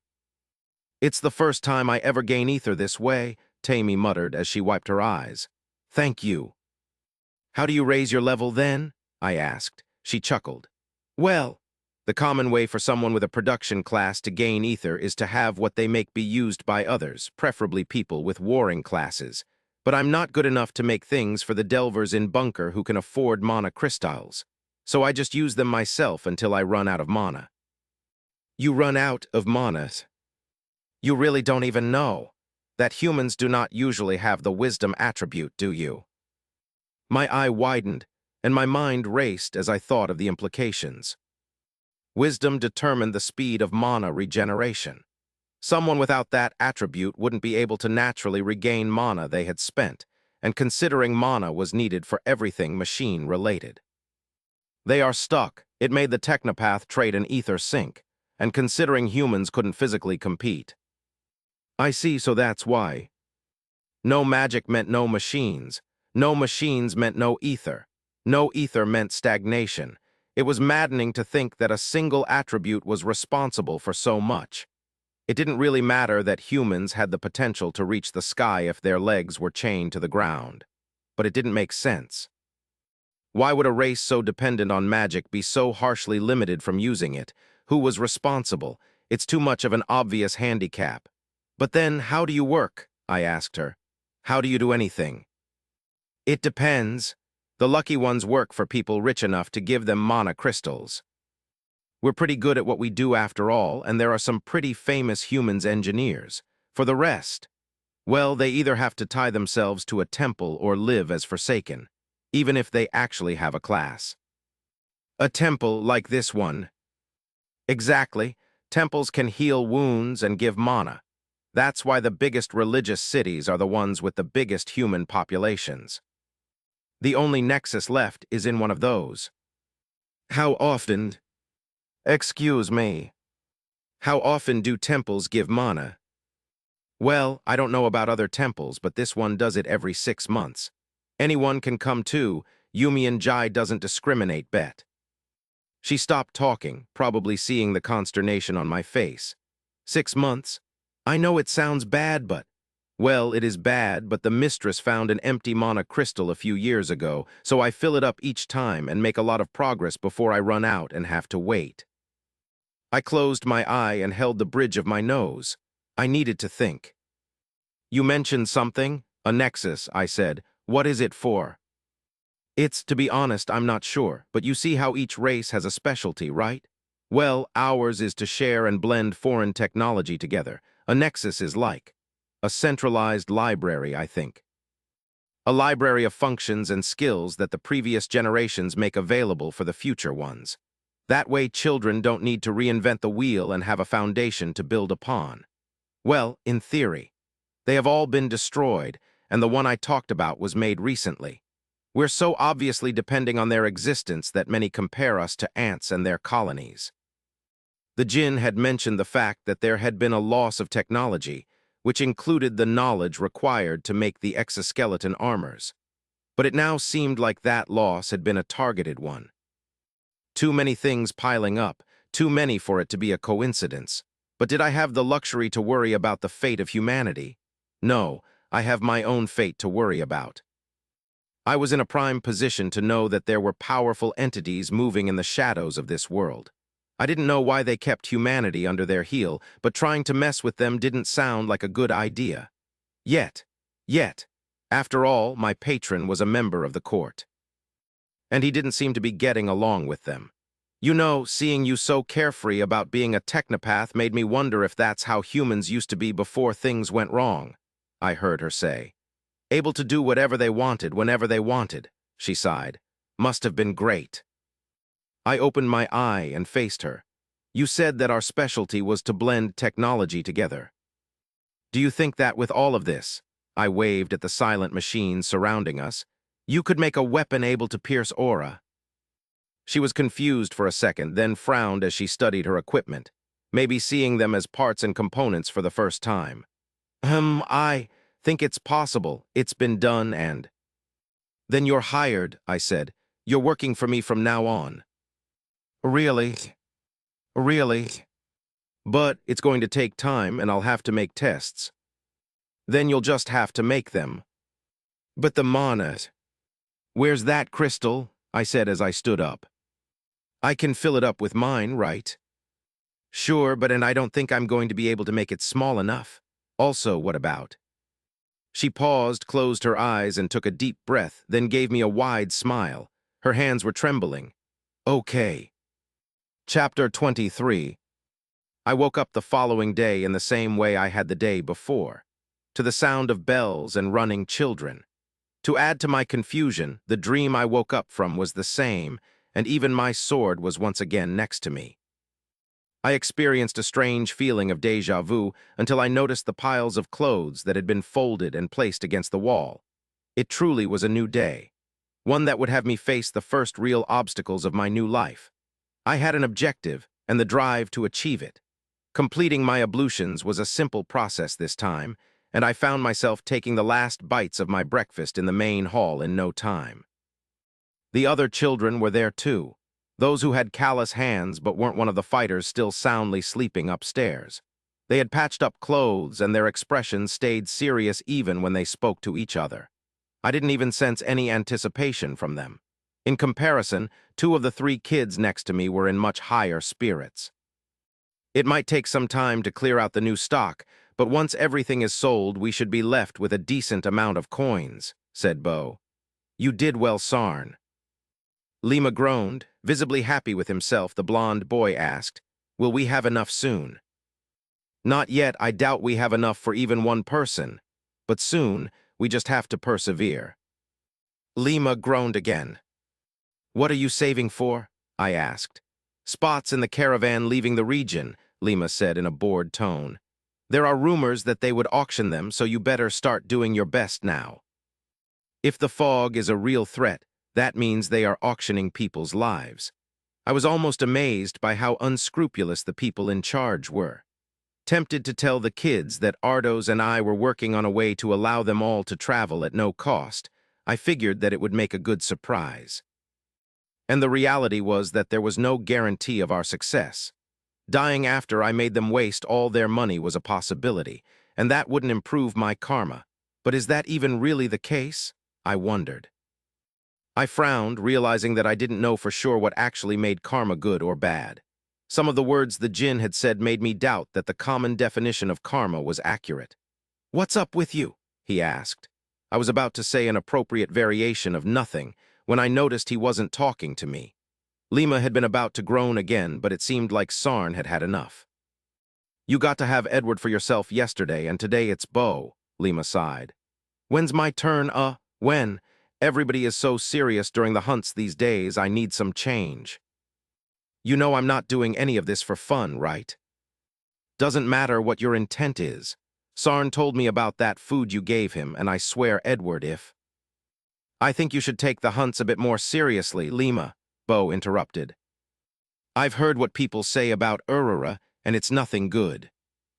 I'll be fine, she said with a dismissive wave of her hand as she laid back on her chair. For some reason, there are some pretty strong outsiders who are also tracking it. I might not even get to do anything. She didn't actually sound happy about that. The important thing here is that you're taking Edward to the undermine. She gave me a concerned glance. Are you sure about that? Even the idiots upstairs avoid it. And even if I hate to admit it, they are probably the most qualified to go there in the whole shard. Ardos recommended it to me, I shrugged. There shouldn't be any issues. The kids in the back stood up and started heading for the door. It was time. No need to worry, Bo added as we stood as well. You'll stay with me for the first half of the day so that you can get a real idea of what that place is about. Then you can decide if you really want to explore it alone. Sarn. He had been walking with us and looked at his feet when he put on the spot. I was thinking that I could come with you guys. For once, even Edward is going. I can't be too young. Bo smiled and put a hand on his head. You know that Edward is a special case, though I agree that you're more than old enough to come with us now. Sarn's face lit up then. But we need you to focus on your craft. You improved a lot yesterday, which means that we can sell your stuff at higher prices. The more clothes there are to sell, the more likely we are to leave the shard together. Sarn looked away with disappointment as he nodded.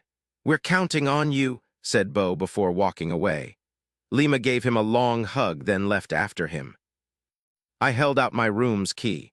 "You can work there or just sleep if you don't feel like it," I said, "and no one will be able to annoy you." He took it and gave me a forced smile, "Thanks." Then I turned around and walked away. Bo and Lima were waiting for me in the hallway. We left the temple before the sun had even risen from behind the horizon and hurried to rejoin the group that had left before us. In the distance, I could see the lights of Bunker beckoning. "Why do you not want him to come?" I asked after a moment. "Pretty sure he is tougher than some of the other kids."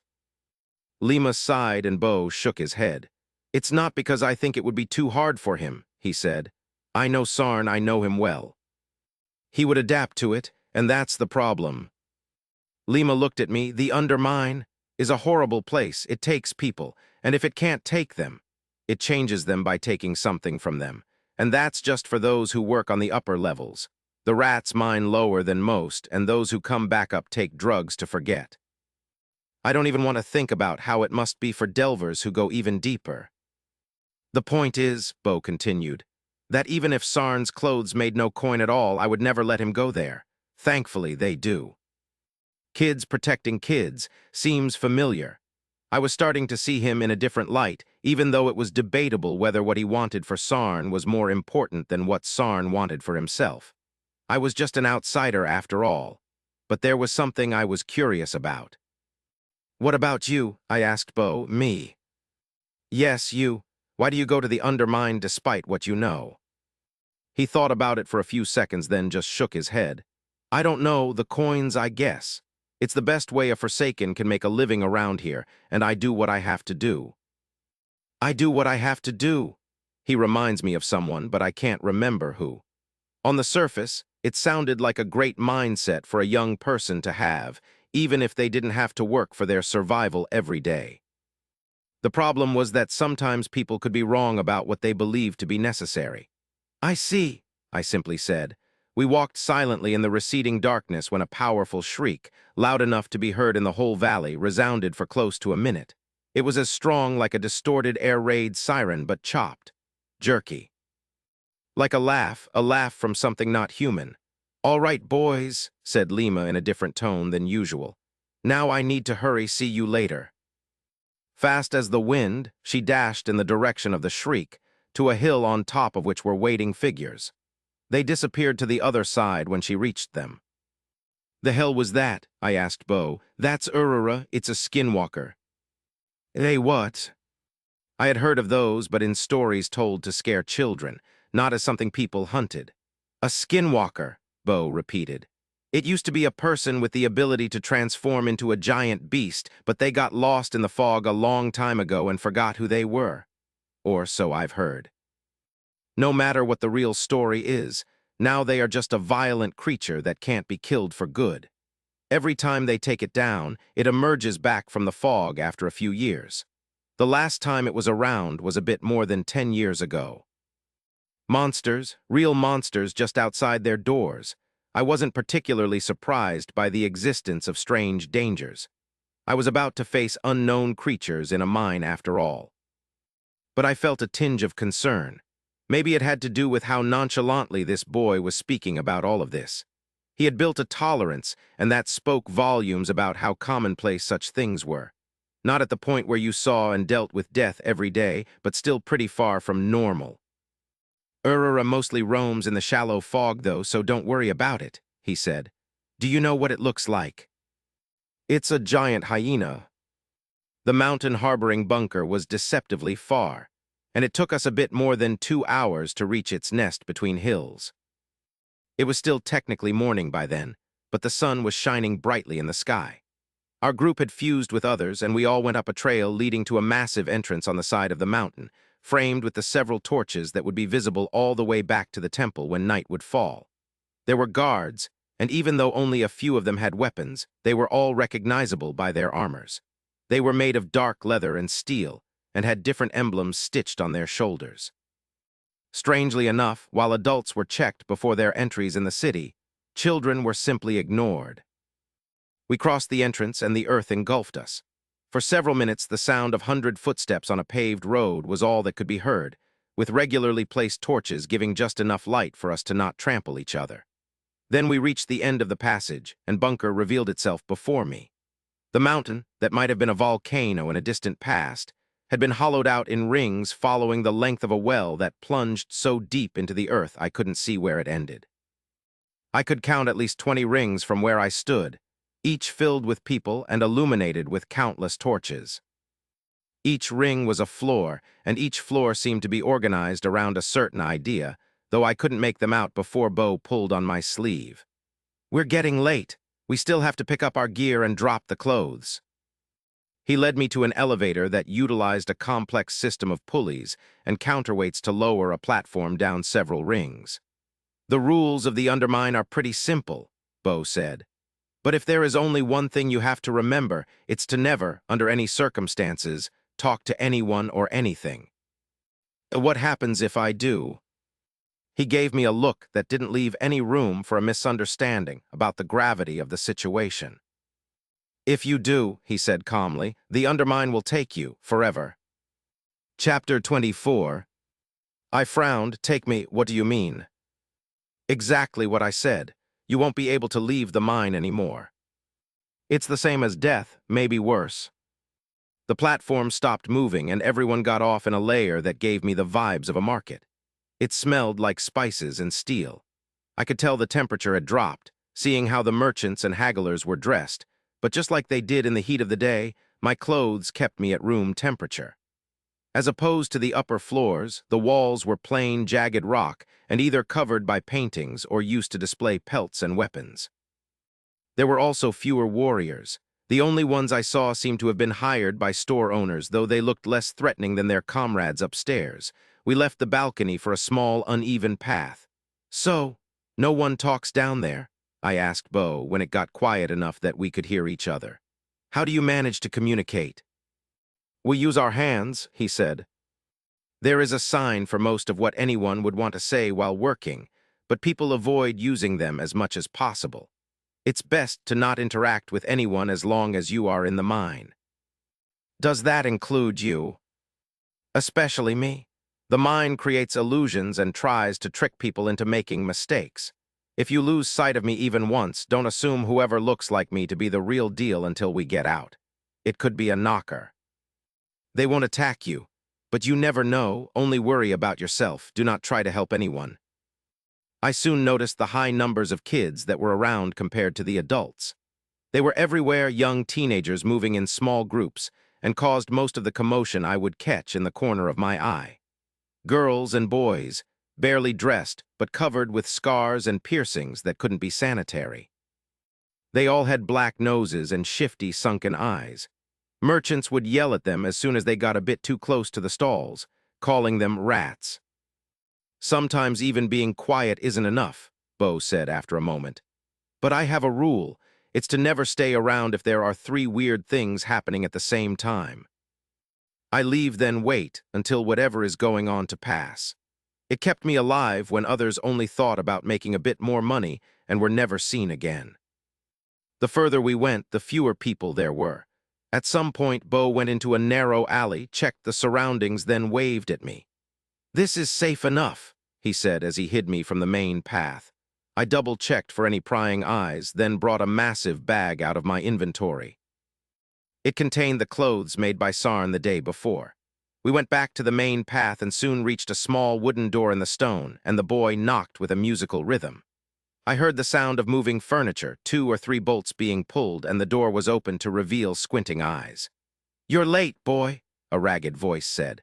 The eyes landed on me. "Hooray, you bringing a—" "I keep telling you, no rats here." "Does he look like a rat? We're in a hurry, open already," Bo said with uncommon annoyance. They squinted a bit more as they studied me. You might be right." The door was fully opened, and a panda even shorter than myself stood in the frame, scratching his big round ear with a mean look on his face, which I found adorable until he spoke again. "Gimme the stuff," he said with his coarse voice, before visibly realizing that the bag was as big as himself. Never mind, take it in yourself and take your things while you're at it. Emma starting charging you for the nights that damn bird has been ruining for me. Don't even think about it, Bo said as he walked past him. When he came back out, he handed me a patched-up coat, a big pair of gloves, and an old pickaxe. It gets colder the lower you go, and this is in case you want to help for a bit. I didn't think I'd need either, but still took them and put the coat on without much thought. What I was interested in was the small cage he had brought along. It had a golden bird inside. I think they used to do something similar on Earth. We hurried back to the balcony and got there just in time to catch the only platform that went as low as we wanted to go. The people standing on it were as heavily dressed as us, with tools and bird cages. No one was speaking, as if in preparation for what was coming. No chirping from the birds either. During our silent descent, I noticed that the number of torches present in the layers decreased, and the people were thinner. At some point, the only source of light was the one on the platform. The lower layers seemed completely abandoned, but I would occasionally hear a distant scream or sense something moving in the shadows. Before long, the platform stopped moving. Someone took the torch out of its socket, and we followed them without any words being exchanged. I heard the lift go back up behind us. As we walked, I could see some people fervently praying to effigies they held in both hands. Others had serious expression and tightened their grips on their pickaxes. Others just had a vacant stare. But we all followed the flame in silence to the heart of the mountain. It was like a ritual. We appeared at the top of a spacious cavern with a set of crude makeshift wooden stairs leading to its floor. There were at least 200 people there, waiting for something with a few disseminated torches. I saw the Undermine's entrance. It was a simple circular hole in the dark stone of the mountain. Even though there was no one standing close, there was no evil miasma or screams oozing from it. But the air in the cavern was dry. We reached the floor and Bo guided me to a group I recognized to be the one from the temple. "What's going on?" Bo whispered to one of them. "I thought I was late." "You are," the boy said without sparing him a glance. "The warriors are still inside, so we wait." "This is good," Bo said to me. "I thought I would find someone at my spot. Is there anything you still want to know?" I had planned to take him aside to ask him questions anyway, but it was indeed a good thing that it wouldn't cause him trouble. "Wait, you always work at the same spot." The dungeon resets when the day ends, and everything goes back to the way it was. So we all have our own spot that we work at and know well. By now I can tell how many hits it takes me to find the ore. That means that they have an infinite resource, surprising that they still need money. "All right," I said. "What are the birds for?" "Oh, they react to the magic in the mine," he said. "They are called bolvals. They do not react to everything, though, but when they start singing it means something big is happening and to be on your guards." "Bolvals bow." "Oh, yeah, I was named after them," he said with a smile. That was a funny piece of information. A dog boy named after a bird. "What's in there? I mean, what are the warriors fighting against?" "They aren't really fighting," he chuckled. "More like slaughtering. The creatures in the upper levels are half blind and not that strong. For a warrior. They look like big toads. You should be fine against them." I figured I'd have to see the rest by myself, so I just laid back on the rock and waited like everyone else. The only thing perturbing the silence was the whimpering of a thin woman a few meters from us. Her eyes were red and puffy, and she was tightly hugging a young man I assumed was her son, not letting go. Next to them was a man with an incredibly tired face. After a moment, noise came from the dungeon and a group of armed people came out and went straight for the stairs. They didn't speak nor interact with anyone.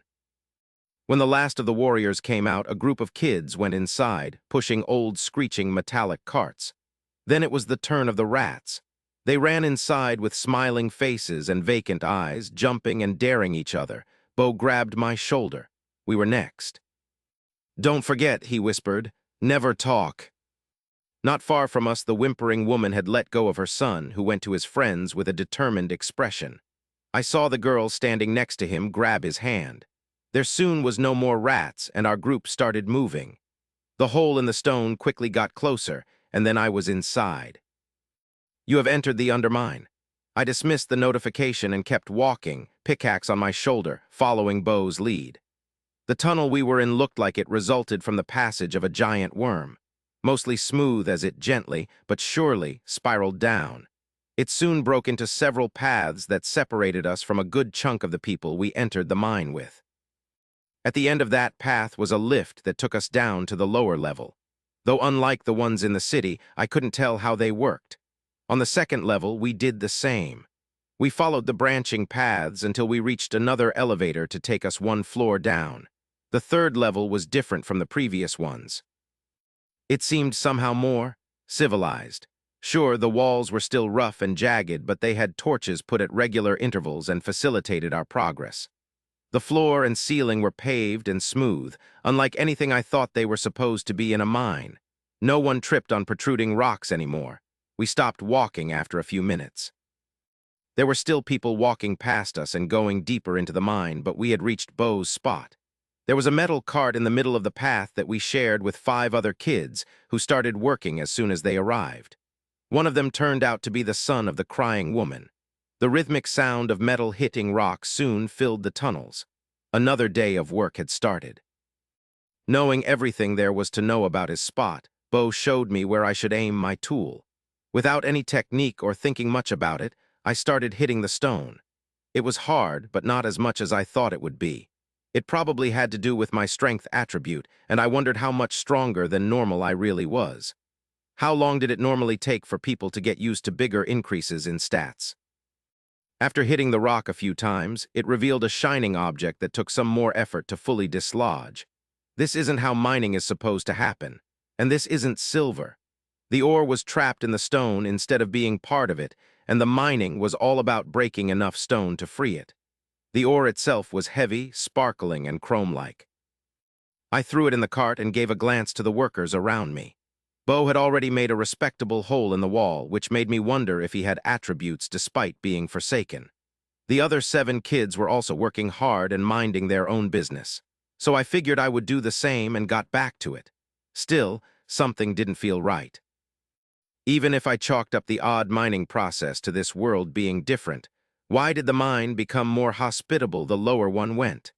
It's almost as if it's invit. I froze and blinked. How many kids were Bo and I working with again? I glanced back. There were now 8 of them, working diligently one next to the other and throwing the ore they found in the cart. Was it possible that I had just not noticed them arriving? Sure. But was it probable in the current situation? Hell no. I looked for a tell and found it. They seemed perfectly human unless I paid real attention to them. Then I could see that their skin was cracked at the joints and there was black sand seeping through the cracks. I got back to work, but my mind was elsewhere. 3 of these kids weren't really with us, and Bo had told me to leave if I noticed 3 weird things happening. Did this event count as a single thing or 3? Since I wasn't sure, should I just take the safe option and leave? If yes, should I try to catch Bo's attention? Would he even pay attention to me? That's when I heard sobbing. This time, I could tell I wasn't the only one to notice from the reactions. The rhythm of the pickaxes weakened for a moment, like a scratch record. The sound got closer until I saw a small figure walking down the tunnel. A child, terribly underdressed for how cold it probably was at this level. He was crying and wiping his eyes. In the corner of my vision, I saw the girl make quick hand signs at her friend and then point upward with her index with pleading eyes. He shook his head and kept hitting the stone with the same determination he had shown when he had left his mother. The crying child got closer, then stopped when behind the boy and girl. He raised his head and I shivered. His eyes were milky white. "Dom," he said. "Dom, is that you?" Dom ignored him, but his pickaxe was hitting the stone twice harder, veins appearing on his forehead, probably hoping the sound would cover the voice. "I am sorry, Dom. I know you told me not to. I know you told me not listen." But there was a dancing light, and it was so pretty. Something hit me on the shoulder, and I saw Bo. He pointed at me, pointed at my pickaxe, then pointed at the wall in front of us. I figured he was right and gave him a smile. However, if I was going to venture alone in this place, I needed to have a better idea of what could come from behind the next corner. "Are you angry at me?" the child said. "Are you angry at me because I touched the lights? I'm sorry, Dom." Roma, please tell Dom to talk to me." The girl let out a whimper but otherwise kept working. Dom's part of the wall had become a hole big enough for him to fit inside. "It's so cold. I miss Mom." Those words made the teenager's pickaxe stop moving. "I understand if you're angry, Dom," the boy cried. "I understand, but please tell Mom I'm sorry. Tell her I love her and I miss her stew and I miss when we would cook together and—" Dom threw his pickaxe and it flew centimeters over the boy's head. His eyes were bloodshot. Immediately, the girl and one of the boys he had come down with grabbed him by the arms and held him against the wall. The girl covered his mouth with her hand. "Tell her it was your fault, okay?" the boy continued. "That you had promised to take care of me, but you didn't, even though you're the one who convinced her to." The child stopped talking and looked down the way he came from as if he had heard something. We all looked but saw nothing. He began crying harder. "They are coming, please don't let them take me. Please, I'm sorry, I'm sorry." He was thrown against the ceiling like a rag doll, and his head hit the stone. Long bone white arms came out of the stone and started slowly pulling him in. Dom was trashing against the wall, trying to escape the grasp of those trying to save him from himself. But then long bony fingers started wrapping themselves around his little brother's throat, and that was too much for him to handle. "No." And he was gone.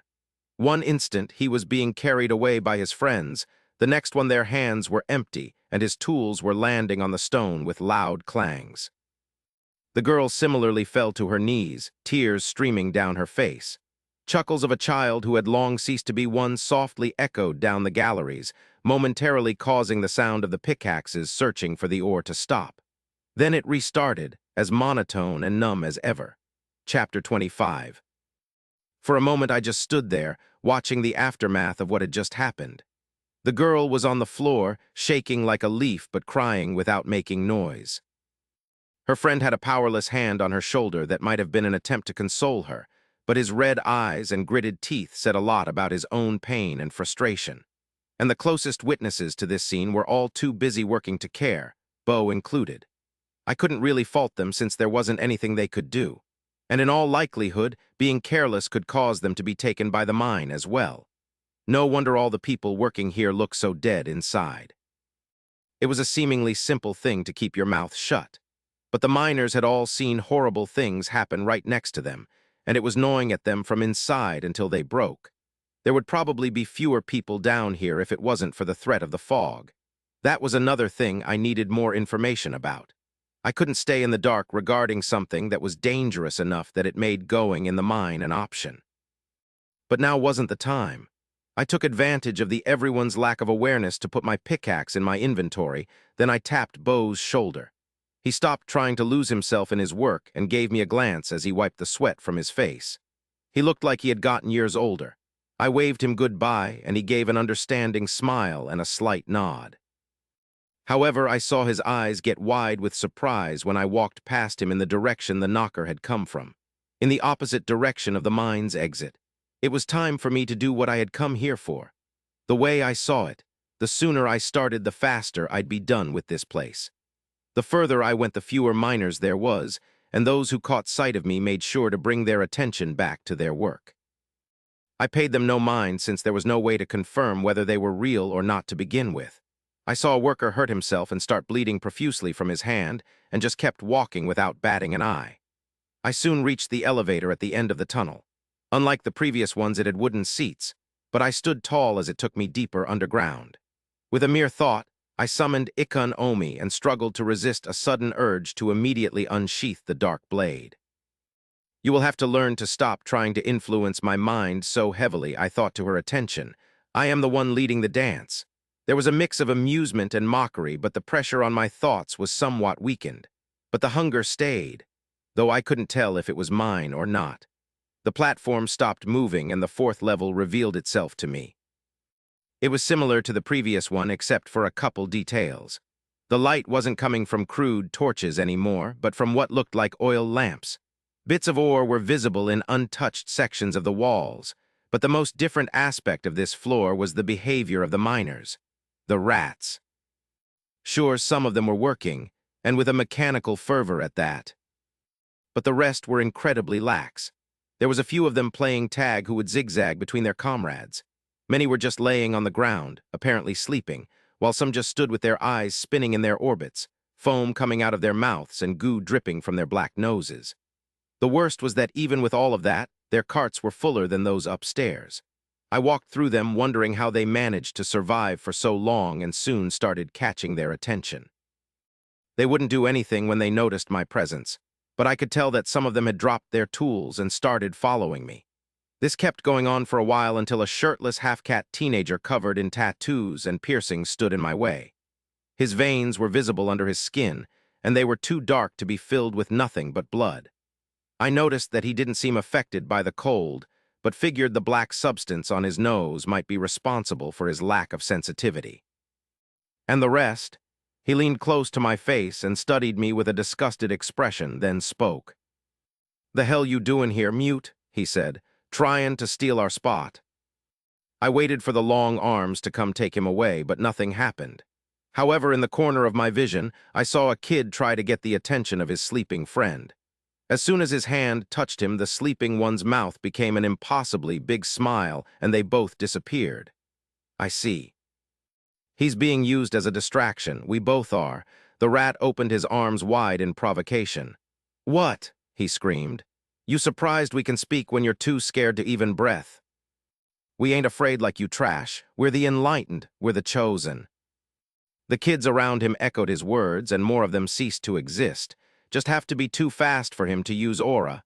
The rat leaned closer. "When we're done with you, fucker."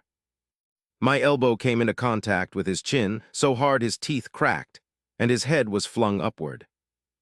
Not sure if that was enough to take him out, I swung my sheathed sword at his neck, and the impact sent his body to the stone floor, as limp as a rope. I didn't feel comfortable killing exploited drugged kids, so I figured that if I wanted to keep this situation from escalating any further, I would have to crush the leader so efficiently that its gang would have second thoughts about attacking me. But I had overestimated the awareness of the black-nosed kids surrounding me. Some of them took a few steps back, but the rest was so far gone that they just watched everything with bored indifference. I could probably kill them all without much effort. Stopping that line of thoughts I hoped didn't belong to me, I moved forward, and the rats made way. This was probably the last floor of the mine to have been cleared by the warriors, which meant that my search for ether would start on the next one. There was something nerve-wracking about the thought of entering a den of monsters, but my sword's anticipation for the dances to come was slowly becoming mine. I couldn't hear the miners anymore, but I walked a bit faster. Every time the tunnel would divide itself, I would pick a random path, and soon an elevator came into view. It raised the question of what was at the end of the ones I had ignored. Was each floor of the mine made of different parts that were only accessible from the previous one? If yes, didn't that logically mean that the layers got bigger the deeper we went? Considering that every path branched out at some point, and depending on how many layers there were. It was possible that the dungeon spread under the whole valley. I was lost in my thoughts when I noticed a crouching man between me and elevator, not even bothering to take the appearance of a child anymore, not that it mattered, as I was planning on ignoring every pesky illusion on my way, but I felt insulted by the half-hearted attempt. "No, turn back, don't come any closer," I heard him say. "You fool, it's listening waiting, even now." The man stood, and the demented expression on his cracked face made me slow down. Bo had told me that I would be safe as long as I didn't interact with these knockers. But what if they were the ones to interact with me? To touch me? He had said they weren't aggressive, but there was no way to confirm that his knowledge was still valid on the lower floors. "Mister, are you looking for my brother?" I turned around to see the white-eyed boy with an abnormally big smile on his face. "Ikun Omi asked me to draw her. I took him to a better place," he said. "Do you want to come?" That makes it two. Two odd things happening at the same time. The man standing between me and the elevator wasn't doing anything, and the tunnel was wide enough for me to walk past him if I stayed close to the wall. That's when I saw something I hadn't noticed on the wall. A circle of opened eyes staring at me. That makes it three. The knocker lunged at me, but I was faster. Ikun Omi's blade whistled in the stone passage, and both his arms were cleaved in a single swing. Before he could overcome his surprise, I spun and took his head off. There was no blood, only black sand that the corpse instantly turned into, plus 50 ether. Real, Chapter 26. So I can kill them, I thought, and I received a mental snort from my sword. I turned around to face the boy, but he was gone, and so were the eyes on the wall. Still on my guard, I walked to the elevator that now had red cushioned seats. As it took me to the lower floor, I got lost in my thoughts. People thought they were illusions created by the undermine, but they were wrong. If the knockers could die and even give ether, then they were as real as the ore that was being mined. Which pointed to a darker truth. Bo had said that the dungeon would resets every day, but that couldn't be entirely true. After all, the white-eyed boy had clearly been taken by the mine recently. I didn't know what the people of Bunker thought of what happened to those taken by the undermine, but the knockers weren't just mental attacks meant to torment the miners. They were former people that had been transformed by something into whatever they now were and would be forever. That white-eyed creature truly was the husk of a child dearly missed by his mother a few floors higher, which meant that the dungeon had the ability to change, even if it was limited. I wasn't sure of all the implications of that discovery, but I knew it meant that being taken by the undermine really was worse than just dying, and one touch from the knockers was all it took, though killing them seemed worth the risk seeing how great the gains in ether were. With 50 ether now available, I could finally increase my attributes. My options were Machine Symbiosis 020, Sharpshooter 040, Priest of the Deep 030, and Shuari Blade Dancer 030. What I wanted were higher numbers. I dismissed Sharpshooter as it would use most of my resource, and decided to raise Machine Symbiosis and either Priest of the Deep or Shuari Blade Dancer. But what mattered was to maximize my ether usage. While removing the 100% cap of my sunken dance proficiency seemed like a good idea, there was a great chance that Priest of the Deep would add a brand new ability to those I had, and only a few of them had been useful until now. So my choice was made. I added the required amounts to both skill trees and notifications popped into existence. Dreadnova Enforcer reached level 5. +3 to Vitality, Strength, Constitution, and Perception. You have unlocked the skill Hextech Mana Drain toggle. If activated, damage to mechanical devices in contact with user will cause user's mana to be drained to fuel repair. Mana drain is increased by damaged devices rank. Blade Priest of the Deep has reached level 2. +4 to Intelligence, Wisdom, Dexterity, and Agility. You have unlocked Grasp of the Deep Dominion active. The waters of the deep rise, and the flood shall soon take everything. Users' stamina stop regenerating as they become the center of a circular AoE spell. The stamina of surrounding opponents will decrease at the speed of the user's stamina regeneration, as long as they stay in the area. Effectiveness is countered by opponents' own stamina regeneration. Effectiveness decrease against multiple opponents. Attributes: Vitality 22, +3. Strength 19, +3. Constitution 23, +3. Dexterity 14, +3. Agility 16, +3. Perception 21, +3. Intelligence 18, +8. Wisdom 12, +8. Tenacity 0, +3.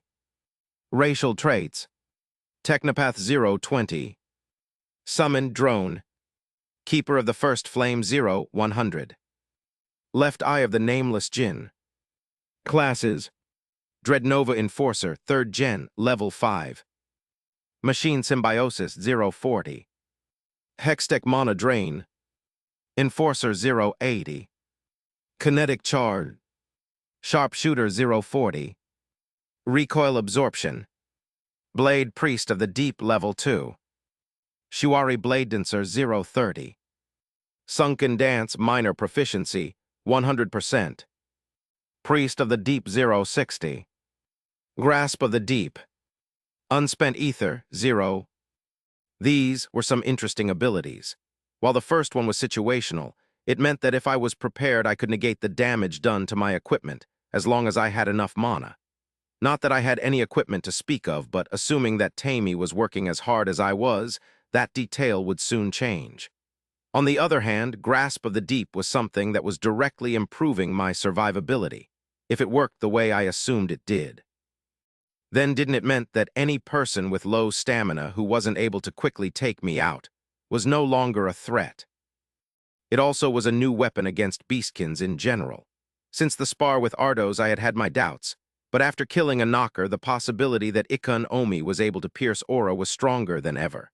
But even then, I was still vulnerable to their powerful attacks and speed. Not mentioning that there would definitely be times when I would want to be able to not maim or kill any opponent. With the new skill, I had a chance to defeat strong enemies as long as I stayed alive. And that was a great improvement. The platform stopped moving and my musings were interrupted by the vision of grotesque creatures. I had been told that the monsters the warriors had to kill were big toads, but those I had in front of me were enormous. Fat, round, and with vaguely human faces, the smaller ones reached my waist. Their skin was a dark green and covered with pimples from which a viscous, transparent substance would occasionally spurt. I wondered for a moment if that might make them more frogs than toads, but the stench was so horrible I decided it didn't matter. I could only see a few of them until the passage made a turn, but I didn't want to risk getting too close before I had an idea of their abilities. Summon, drone, I thought, and Kirby appeared in his usual fashion. "Hello, Ed," he said. "Hello, Kirby. See these toad monsters over there?" "I do. I did not have the knowledge of their appellation, but will now call them toad monsters. Just give me your answers through the communication link.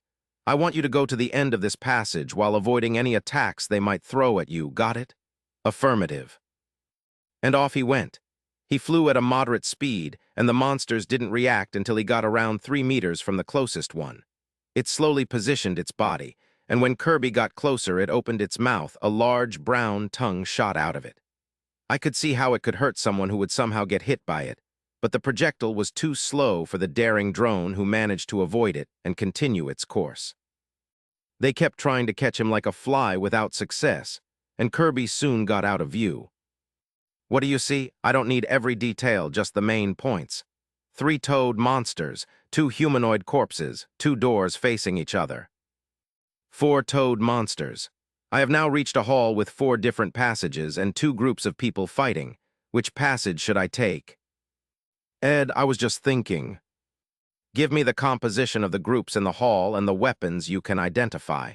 1 group of 3 against a group of 2. The first group is using 2 swords each. The second group is using maces, and they are not reacting to you in any way.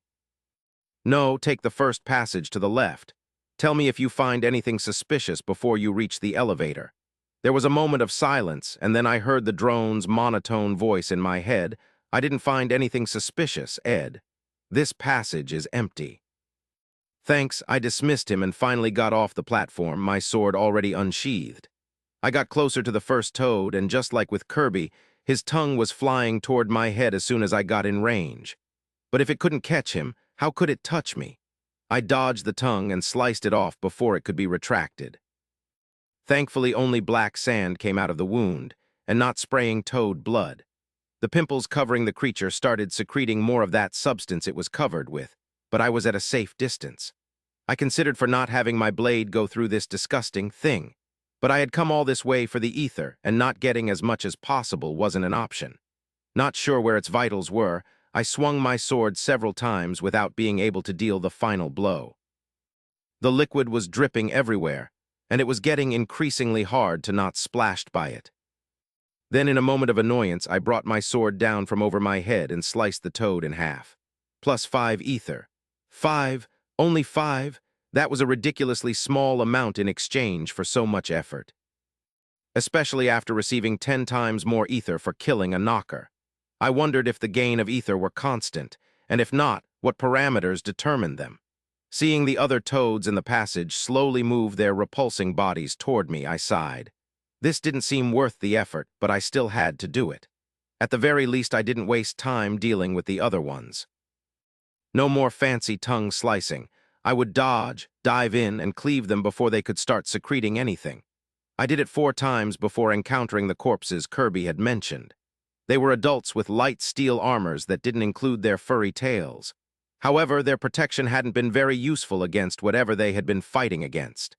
Several spots on their chest plates and helms were deformed and caved in. Assuming I had any faith in this scenario and really believed they had been recently fighting.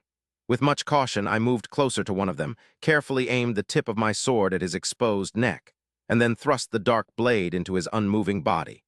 There was no reaction, and it immediately turned to sand, but the coming notification told me I had done the right thing. Plus 48 ether. It had gotten slightly lower after I had leveled up twice and indicated two possible theories. Either I would get less ether every time I leveled up, or it didn't matter how strong I was, and it was all about how many of them I killed. I glanced at the other body, but it was gone. I chuckled and shook my head. Everybody was doing their best to avoid the knockers, but here I was looking for them. Deciding to wait before using the ether, I walked toward the two doors in the walls. They both opened without any issues, and both revealed identical rooms, dormitories. At least 50 rows of small bunk beds only children could sleep in. The beds were all neatly made with spotless white sheets, and on each one was a small purple book. Was I curious? Sure. There were even drawers between each row, and it was possible that some of them had interesting items. But I didn't feel daring enough to enter unknown rooms with only one exit. It probably was odd to choose that particular moment to back off, so far from the surface.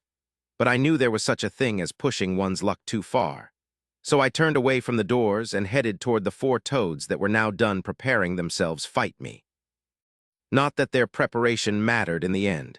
Gaining 5 ether from each of them confirmed the fact that it was better to wait as long as possible before leveling up, preferably when I'd be done with this dungeon altogether. Now that I think about it, when will I be done? I wondered as I moved further along the passage. All I had been told was to not go too low, with no clear indication as to what that actually meant. Might as well go as far as I safely can. I started hearing the sound of fighting, and it wasn't long until I reached the hall where it was taking place. Apparently one of the fighters had fallen since Kirby had been there. Only 2 red-tailed beastkins, wearing light armor similar to those I'd already seen, were now struggling against 2 purple-robed individuals. The beastkins, while using a style different from mine, were clearly blade dancers, and watching them fight filled me with smug approval.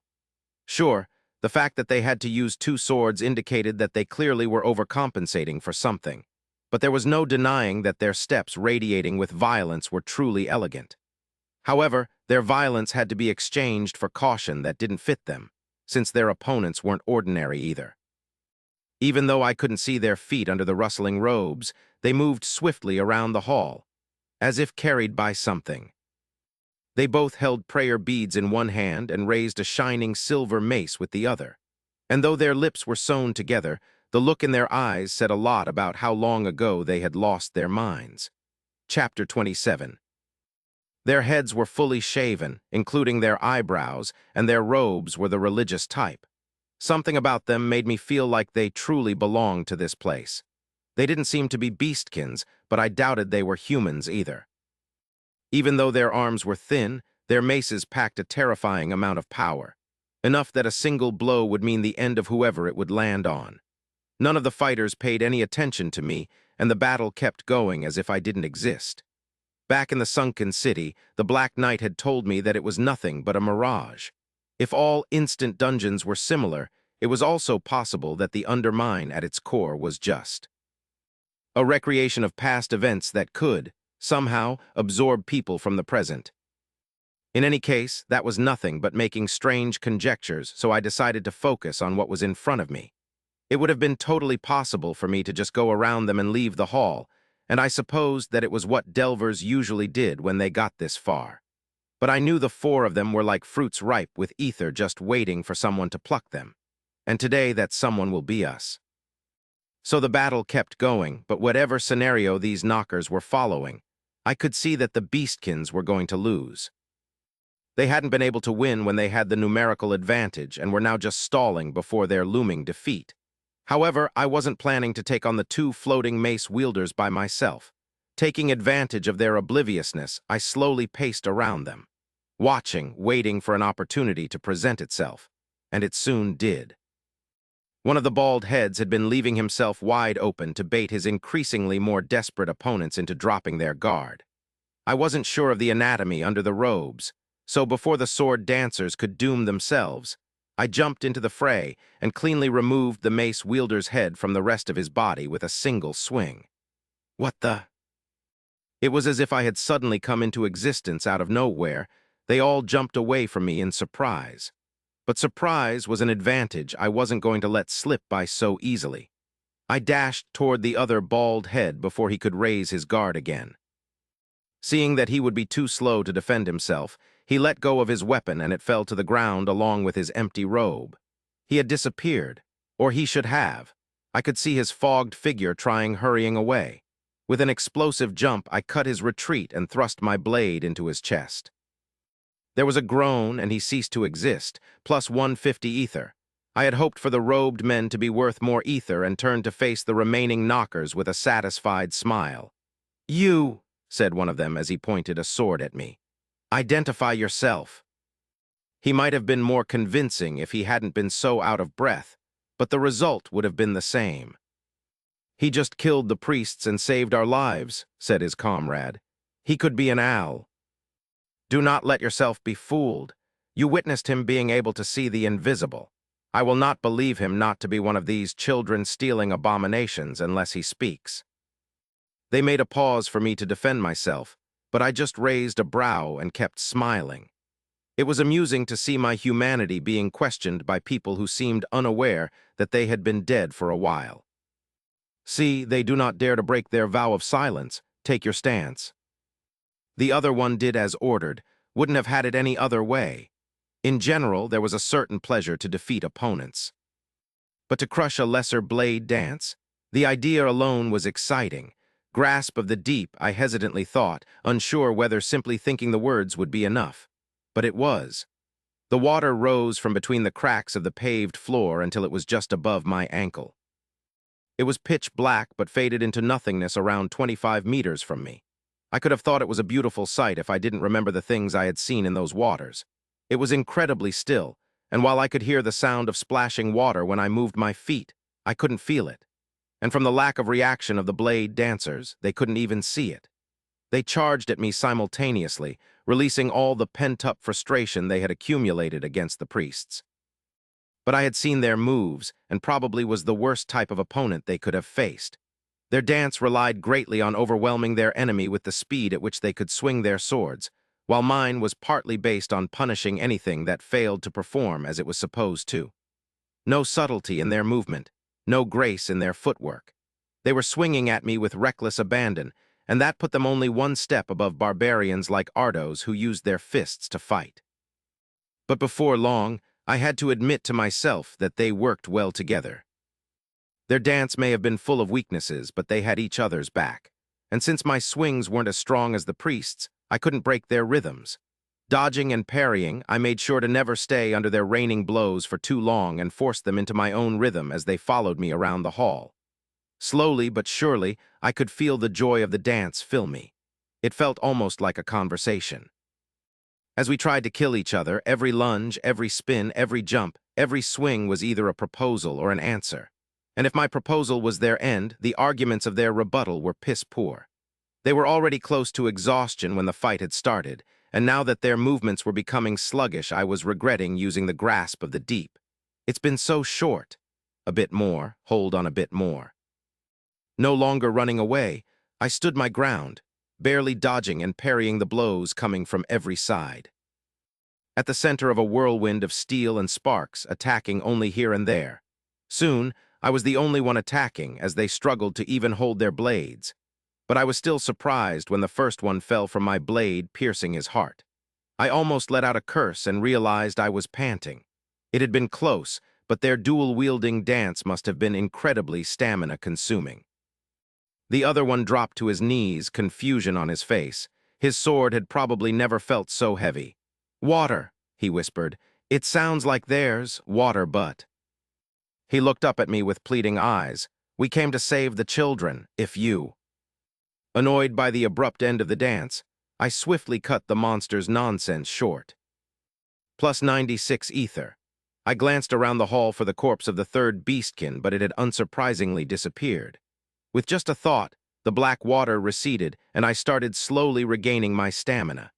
Taking deep breaths as I was becoming myself again, I wondered what the limits of the trance were. Was it possible for me to eventually be so far gone that I would never resurface? This isn't the place for theories. I already know that I can retain control. What I need to do is not let go. No matter how valid my apprehensions were, the fact was that I had to keep going. I had no choice in that regard. Realizing that my regeneration was too slow on its own, I brought out a can of green blossom from my inventory. I sliced the top open and used it to quickly eat the delicious broth. I didn't stop eating until there was nothing left. Didn't even realize how hungry I was. With the hot meal came a sense of clarity, and I wondered how long I had been in the dungeon already. A few hours, for sure, but how many exactly? I debated turning back for a moment, but decided it would be a waste of the boosted regeneration. The next floor. The next floor will be the last for today. I picked a random path and walked until I reached the elevator. It now had a mirror on every side. I studied my reflection as it took me to my last stop and smiled. I was still myself, Edward Lee. There was no need to worry. The sounds of battle welcomed me to the 6th layer of the undermine. There were more of the toads, but what caught my interest was the beastkins fighting priests in and out of the many rooms of the passage. It was a good thing that I didn't catch my expression in the mirrors as I dashed in the gallery, followed by the whistling song of a dark blade. Chapter 28. Sitting in front of the entrance of the undermine with only a flickering flame for company, Bolville was filled with guilt and regret. I should never have let him go. What was I thinking? The workday was over and the miners had left, with the exception of the rats. However, Edward was still nowhere to be seen, and there were little doubts as to what had happened to him. He didn't know a thing about this place. I basically killed him. He could still see Edward's expression as he walked past him, full of confidence and determination. He had restrained himself from grabbing his shoulder for many reasons, one of them being that it could very well have been a knocker baiting him. Another one being a strange intuition that everything would be all right. But he could now see that his foolishness was obvious. What would people think? That, full of jealousy, he had set the young warrior up for a deadly failure. And if he was totally honest with him, had he really not been jealous? Bolville had seen how welcoming his closest friends had been to Edward. He had a class, like them, and powerful one. One look at him, and it was obvious that he bound to soon become an important figure and soar into the skies like a dragon. Unlike good old Bo, who was nothing but another forsaken condemned by fate to roam the earth like a snake, belly forever stuck to the ground.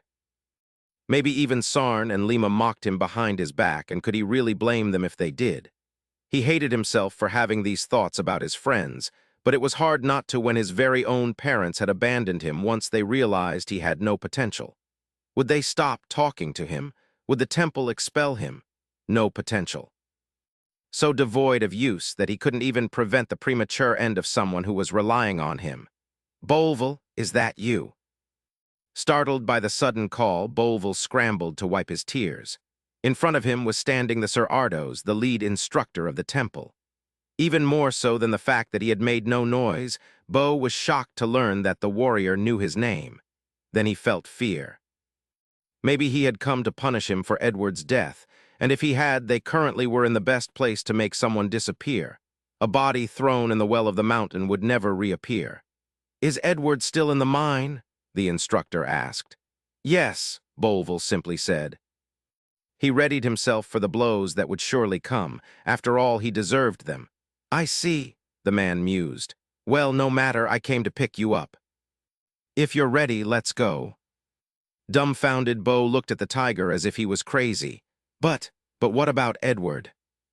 "Well, I understand you're worried about your friend, but there isn't any way for us to find him, is there?" the man said. "Even if I convince Damien to go after him, there is simply no way to retrace Edward's path." "Aren't you worried about him, about his life?" "Well, I have to admit that I underestimated his hunger for growth. However, after talking to your young friend Sarn, I believe he will be fine." "Sarn what?" "You gave Edward a coat made by Sarn, didn't you?" Bo frowned in disbelief. "He can't mean that. Young Sarn has been steadily receiving contribution ether since this morning. Apparently, even Tammy received a bit, and it can only be from one person. Bolville's eyes got wide, and he gazed into the gaping entrance of the undermine. He is still fighting. Bliss. That's what it was, utter bliss. During the dance, nothing mattered. There were only me, Ikun, Omi, and the destruction we left in our wake. As we pierced and sliced, there was no doubt that we had no equals. That we were made for each other. At times, we would spin, and then we became death. When we dodged, we were wind. When we closed in on an enemy, we were as unforgiving and precise as lightning. But truly, we were the flood. Unstoppable and unyielding. Our technique was beyond compare, our superiority absolute. Then there was a notification proposing me something. I wasn't sure what it said, but I had a strong feeling that I should refuse, while something else in me was begging me to say yes. To seize this opportunity to consume more ether than I ever had. An opportunity to finally meet a foe able to dance with me for a long time, maybe forever even. That contradiction birthed a battle between the two inner wills, and the pressure from that battle broke my trance. First thing I noticed was that it was unbelievably freezing cold, despite the clothes I was wearing. I hadn't felt cold since I had come to this world, so I was deeply shocked by the intense and sharp chill that seemed to seep under my skin, into my bones. I was at the forefront of a vast room I could only describe as a church nave. But this was no church with salvation in mind. The congregation was made of the purple-robed priests I had fought against. There was too many of them for me to count, and they were all prostrating with their hands outstretched in front of them, palms facing up. Golden candelabra offered a diffused light and made my throat dry from the incense. But incense wasn't the only thing in the air, as a thick miasma was permeating from the ground and gave everything a purple tint. It was a silent church without windows, but the walls were covered with living paintings recreating scenes with varying themes. Scenes of carnage, beauty, life, and death. And behind the altar in front of which I was standing was a dark purple veil that masking what awaited beyond. It was torn in a few places and seemed to carry the weight of ages, but even though the air was still, it gently undulated. I couldn't tell what was hidden behind, but I could vaguely perceive twisting forms, breaking and taking shapes. The notification that had broken my trance was still in front of me, waiting for my choice. You have 1450 glory. You have been deemed worthy to enter the inner sanctum of a church dedicated to the keeper of secrets and last guardian of the host of this dungeon. Enter bosom of stillness. No, I thought. No, no, no. The notification disappeared, and I took a few careful step backs from the veil. The prostrated worshippers were still ignoring me. I need to get the fuck out of here. I had no idea where I was, but I knew it was still in the undermine, only much, much lower than I had planned to go. I opened my status and almost gasped. Unspent ether, 3948. How long had I been fighting? It wasn't as if I had no idea of what had happened and what I had done, but my memories were all hazy and distorted by the thrill of the dance. I shivered. Anything could have happened during those moments of limited consciousness. Hell, anything could still happen. I had been an absolute idiot, and now I could only hope to not have to pay the price. In any case, I wasn't going to use this damned sword again until I was absolutely certain that I could keep it under control. But then the air shifted, and the congregation let out whimpers. You have done well coming here, and was wise to know your limits and turn away from the secrets sleeping beyond the veil. But you cannot leave, not yet. It was a voice that wasn't really one, like the one of the court's master of ceremony. It was feminine and made of an infinite amount of different whispers made in the dark. I was frozen in place, unable to move. Long before your time, a place similar to this one was built by mortals in my name. Their leaders were wise, with minds strong enough to contain my word. However, that knowledge was not free to roam this realm, as I am the one who seals. In accordance with the tradition, the mortals swore on their souls and took vows of silence, and for a while, all was good. But one of them, with eyes fixated on something he had long forfeited, broke his vow. The one supposed to watch over the sinners had been the one to sin, and from that moment the worshippers were doomed. He corrupted the other leaders and twisted my word. He was custodian Dilaral. There was a hum in the air, and it was slowly rising in intensity. Something appeared on the ceiling over the exit, something that was being ejected from the stone, even though it was struggling to stay inside. It had a thin, bone-white body, with 4 long arms that ended in bony fingers with nails like claws. He was custodian Dylail, but he no longer had any protection against the secrets. They corrupted everything he had, and once he had nothing but regrets, they ate away at his sanity. In his last moments, he began stealing children and forced them to take the vow of silence, a pitiful attempt at absolving himself. It caused other mortals to soon storm his church and inflict on him the very punishment he inflicted on children who broke their vows. That should have been the end of his tale. The thing in the ceiling finally fell and landed on the ground with a dull sound. As it was laying on the ground, I saw that it had stumps in place of feet. It was facing away from and had all its hands covering its face where the mouth should be. It was gagging and made disgusting sounds as it tried to keep something inside. One of his victims, however, perished with considerable hate, enough that they birthed this dungeon and became its host. They partly recreated me, the object of their faith, in an age in which I no longer exist, and recreated the custodian. But his presence impedes my attempts to regain my strength. The thing that I now knew was the custodian had managed to stop the gagging and was now turning its elongated face toward me. It was eyeless, but had several small holes on both sides of its head. Sharp teeth were cutting through its tightly closed lips. Using its lower pair of arms, it started dragging itself toward me, Dylail the heartbroken betrayer. "I can smell your blade," said the whispers from beyond the veil. "It has the stench of my own rotting kind, and it grants true death." Kill Dylail. Chapter 29. The bald worshippers cleared the room in a hurry, disappearing under alcoves located on the sides of the nave. As soon as I was freed from the oppressive force, I brought out my status and added all the available ether to my classes in panic. Trying to maximize my profits was no longer the main focus. It had been replaced by simple survival. The sudden increase in attribute values left me feeling stuffy, but I dismissed the notifications, unwilling to take my attention away from the slithering form heading my way for even a second. No longer dragging himself, the custodian looked like an obscene lizard as he approached me using his 4 arms and the amputated legs that came out of a dirty cloth kept in place by a rope-like belt. And he was gaining speed. Trying to fight this monster unarmed was suicide, but seeing how my only weapon was a liability, I wasn't planning on there being any fight. Escaping was the only sane option. To hell with this dead god and its demands. Even if the very monster I was trying to flee from was standing between me and the only exit I could access. I attempted circling around the creature as it drew closer, but even though I was much faster than I previously was, it wasn't enough, and I braced myself for the inevitable impact. Cutting off my retreat like a predator, the custodian growled and launched a clawed hand that I barely managed to avoid with a roll. His nails screeched against the stone I was standing on half a second ago. But he didn't stop there and chased after me in a mute rage. I had severe trouble withstanding without deviating from my path. Forget the door, he will never let me open it. If I stay still for a second, I'm dead.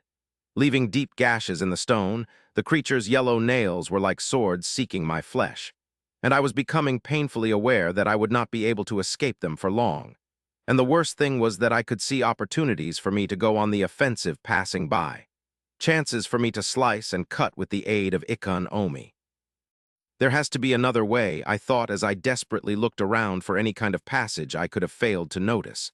There is no other way, my love, a familiar voice said in my head. There never was, but I ignored it. Who knew what could happen if I did as she said? When would be the next time I'd be back to myself? Tomorrow? Next week? What if I left the undermine while still in trance? What if I went to the temple while the hallways were filled with children? You are scared. That is understandable, but do not pretend that you are scared for them. The countless lies you tell yourself do not entertain me, draw me. Lies. Was this thing so removed from humanity that it didn't understand the possible consequences of losing any discernment? You have been tamed for so long that you forgot yourself. But I remember the eagerness you had when we first met, and have peered into your soul since then. Draw me, Edward. Stop fighting it. My focus in shambles, I almost failed to dodge an incoming row of claws, and in turn was unable to avoid the hand they were attached to when it came for a second swipe. It smashed into my body and knocked the wind out of my lungs. There was a cracking sound, and I flew over the room.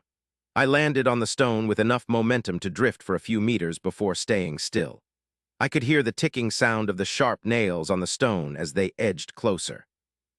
You tried to restrain it, and that is why you failed. The flood in your heart can only be guided. Draw me now, Edward, or draw your last breath in this wretched place. I chuckled despite the pain radiating from the right side of my body. My arm was bent in a way it wasn't supposed to. The flood in my heart, I thought. Why are you making it sound like I am the one responsible? There was a pause I could tell steamed from surprise. Do you mean to say that you are still unaware? I frowned. Unaware of what? She couldn't possibly be meaning that I was the one who had been wanting to kill Ardos, could she? The one who had lost track of everything as they mindlessly destroyed face wearing monsters kilometers under the nearest real person. It can't, I know that. You are losing sight of a simple truth. It couldn't have been anyone but US. Now tell me, is this how we shall end? Was it? I wasn't scared of death and hadn't been for a long time.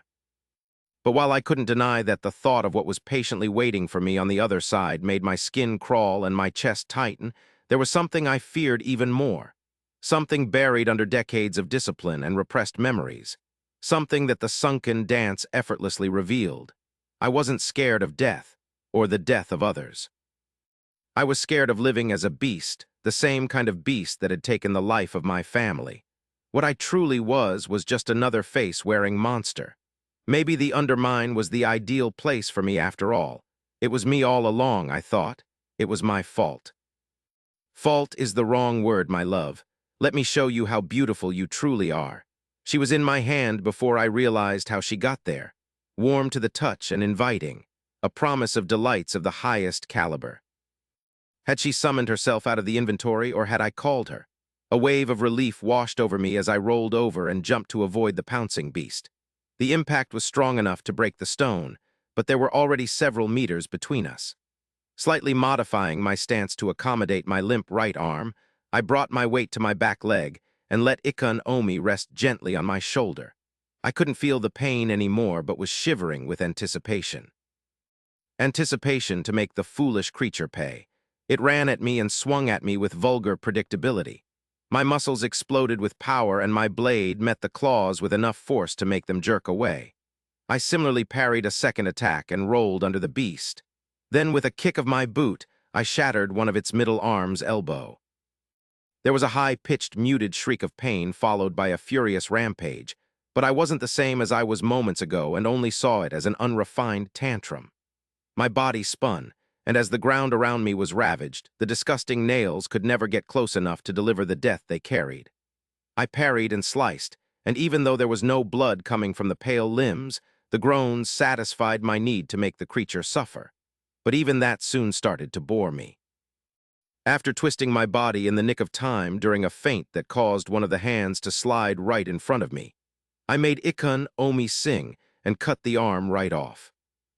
Dilail bellowed openly for the first time, letting out a gut-wrenching scream that probably echoed all the way to the surface. The black sand he had been trying to keep inside gushed out of his mouth like a dark geyser. I swiftly circled around the creature and plunged my blade into its chest. The wounded beast fell, trashing against the ground, vomiting its dry bile all over the deserted church. I watched the scene with disdain and let it play out for a while, unwilling to rob the dull thing of any of the pain it very much deserved. Before long, the intensity of the twitches decreased and the sand stopped flowing. It was time to end it. I approached, and the monster recoiled in fear. That sudden movement stirred the sand and revealed a shining object that seemed to also have been rejected. At its sight, the betrayer froze. With a shaking hand, he grabbed the object and brought it close to his face, and I saw what it was. Shining prayer beads. "Yes," Dilail said with the voice of a gentle old man. "I remember now. You have come too far, haven't you?" His demeanor changed, and using his stumped legs and unbroken arm, he started raising his upper body. "Oh, but I know very well how the secrets beckon so sweetly, my child, and how they bind you." He now stood straight like a wounded minotaur, and despite the severed arm at his side or the broken one that couldn't support his weight, he radiated an air of dignity. There was still a glimmer of insanity in his eyes, but he was no longer a vulgar beast. He was Dilael the custodian. Only an honest death can save you now. Ikon Omi whistled as I swung her to his neck, but the custodian raised the hand holding the rosary, flickered his wrist, and disappeared as my blade tore through emptiness. He hadn't become invisible. He had ceased to exist only to reappear at a respectable distance from me. But I was already sprinting in his direction. With another flick of the wrist, he created a purple orb that immediately shot at me with high speed. I dodged it with a snort, only to see it change direction and fly after me. I heard the sound of the beads hitting each other again and saw two new projectiles coming from the front. I had no idea of what would happen if they came into contact with anything, and I wasn't willing to test it. Though my progression toward Dilael was slowed, my dance carried me through the homing spells with jumps and flips. The ability to simply add new life-seeking orbs was a dangerous one, but it seemed that each one required a longer casting time. And I was too fast for the limping custodian to get away. Right as he entered my range, I saw the pale hand about to move again, but the dark blade sang, and the rosary fell to the ground with fingers still tightly wrapped around it. Ah! Completely disregarding me and the fight, Dilael extended his last functioning arm toward his rosary. I took the gesture as an invitation and spun to accept it. Dilael's head fell with a soft sound long before the rest of his body collapsed. How beautiful, plus 900 ether. You have received 50 glory. You have received the custodian's prayer beads. You have received the dancer's belt. Custodian's prayer beads and dancer's belt have been moved to inventory. My breath was ragged, and I winced as the cold and pain all came back to me. We had won, but this felt more like kicking a can of worms open than a victory to me. But I figured that the existence of the can of worms itself was probably part of why I needed to be saved from my karma. I heard the whispers of what laid behind the ancient veil in my head once more. Once again you have done well, mortal. Dilael was cancer threatening my second coming. Now give me his rosary as an offering, and I shall greatly reward you. Surprised by the request, I brought up my inventory and read the item's description. Custodian's prayer beads. Item given to the custodian by a cherished individual when he entered the church. He used it for the rest of his life, and some of his secrets have seeped into it. Grants insight to user. Insight. Weakens effects of divine words on user. Scales with int. Yeah, you can go fuck yourself, I thought as I summoned the item and put it around my neck without the slightest hesitation. There was a silence, then the Keeper of Secrets spoke again. You have decided to refuse the invitation of an old one, but that is of little importance. I am still bound to grant a reward for succeeding in the quest I gave you. You have received a Ring of Bestowment. Ring of Bestowment has been moved to inventory. Now leave. And never return. The purple priests slowly walked out of the alcoves they had been hiding under, moving between me and the veil. My grip on the sword tightened. I was wounded and exhausted, but even then I knew that if I left now, there might never be another opportunity to destroy this being. It would bide its time, gather its strength, then free itself from the shackles confining its influence to the dungeon. It might happen in 100 years, but at some point, thick miasma would burst out from the ground and color the valley purple. And who knew what its plans were? If I left now, but what if I somehow managed to kill it? Wouldn't that mean also killing the host of the dungeon it guarded? The undermine would disappear, and the miners would lose the way they made a living. The only way for them to gather enough coin to escape the fog they so much feared. I would be condemning most, if not all, of them to death. What was I supposed to do? Simply turn around and save the people of today, or risk my life to save the world of tomorrow? A world I wasn't even sure was worth saving. Summon, drone.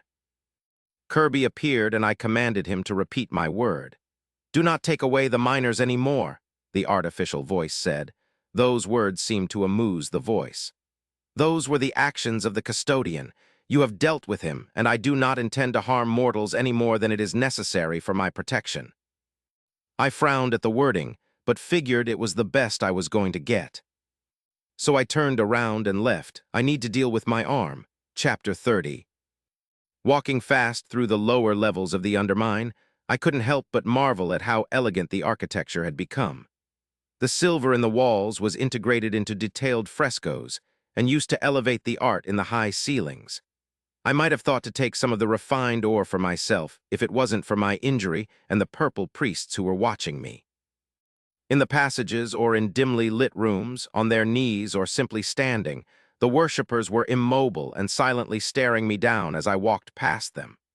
I had no doubts that this was meant to intimidate me, but it was still unnerving to think that they were the only conscious beings in my immediate surroundings. The blessing of that angel isn't worth a thing. Wasn't it supposed to give me protection?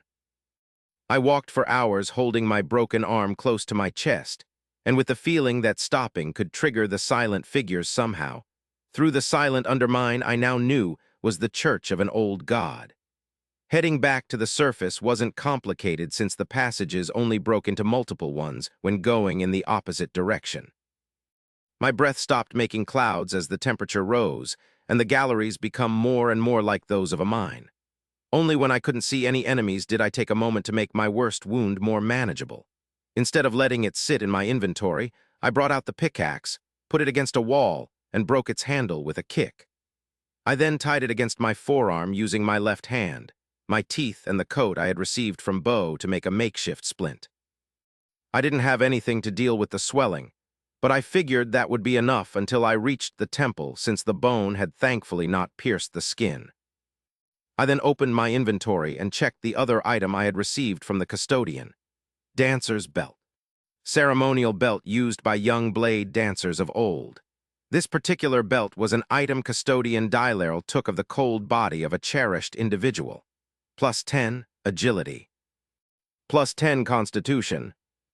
It looked like a large rope with wooden aglets at both ends. Thinking about where they had both been minutes ago, the prayer beads around my neck and the rope filled me with disgust. I'd get them cleaned later, but in the current situation I needed concrete ways to improve my suitability, which is why I hadn't used the belt for the splint. I doubted I'd get the bonuses if I used it in a non-orthodox way. I summoned the item, and with the help of a wall, managed to wrap it around my waist. Then I was back on my way. It wasn't long after that I reached the fourth layer with a sigh of relief.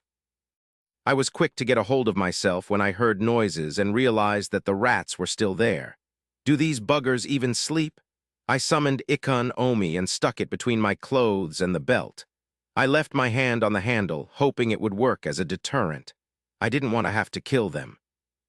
But if these kids were the same I had seen on my way down, then there was no way they would just let me slip past them wounded. Hell, they probably are waiting for me to come back. I walked toward their group already feeling regret at what I would have to do.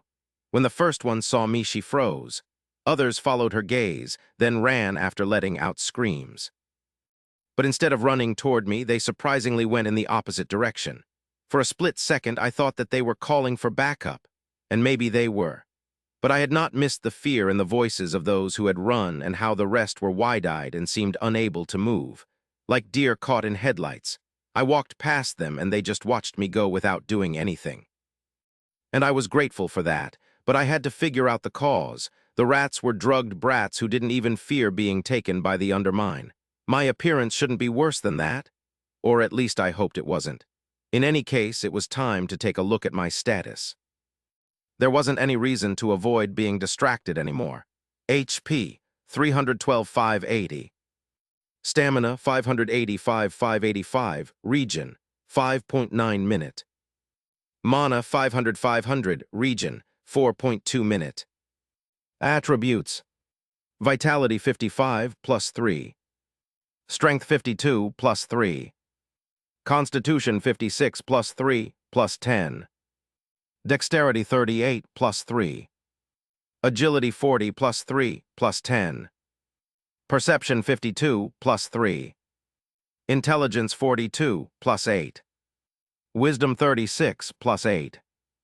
Tenacity, 0, +3. Racial traits. Technopath, 0, 20. Summoned drone. Keeper of the First Flame, 0, 100. Left eye of the Nameless Jinn. Classes. Dreadnova Enforcer, 3rd Gen, Level 16. Machine Symbiosis. Hextech Mana Drain. Enforcer 0640. Kinetic Charge. Sharpshooter 0640. Recoil Absorption. Blade Priest of the Deep, Level 8. Shuari Blade Dancer 060. Sunken Dance, Intermediate Proficiency, 0%. Mindscape Projection. Priest of the Deep 1920. Grasp of the Deep. Unspent Ether, 1198. Can't deny that seeing these big numbers feels good, I thought with a chuckle. It was a shame that I wasn't able to add any ether to the Shuari Blade Dancer skill tree unless my proficiency was at 100%, but at least I had gotten a skill from it. In fact, besides the higher values of my attributes, the only difference in my status was the new skill Mindscape Projection.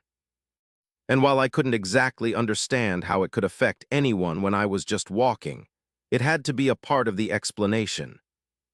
Mindscape Projection Passive. User's dance meaning affects his surroundings. Effects increase with dance proficiency and with strength and clarity of meaning. Talk about vague.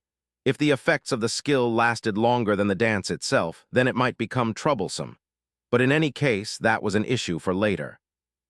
In the present situation, it had been more gift than curse. From the 4th layer, I got to the 3rd one, and as expected, it was empty. I walked past Bo's spot and saw the impressive extent of his work. Seeing the literal new gallery he had created, I wondered how much money he earned for the ore. As the elevator was lifting me upward, I caught a glance of 2 pale people staring at me from the middle of the silent gallery. A familiar miner with an arm over his younger brother's shoulders. I knew that there was nothing but dark sand behind their fake smiles. But there a small solace in the knowledge that they would be the last victims of the custodian.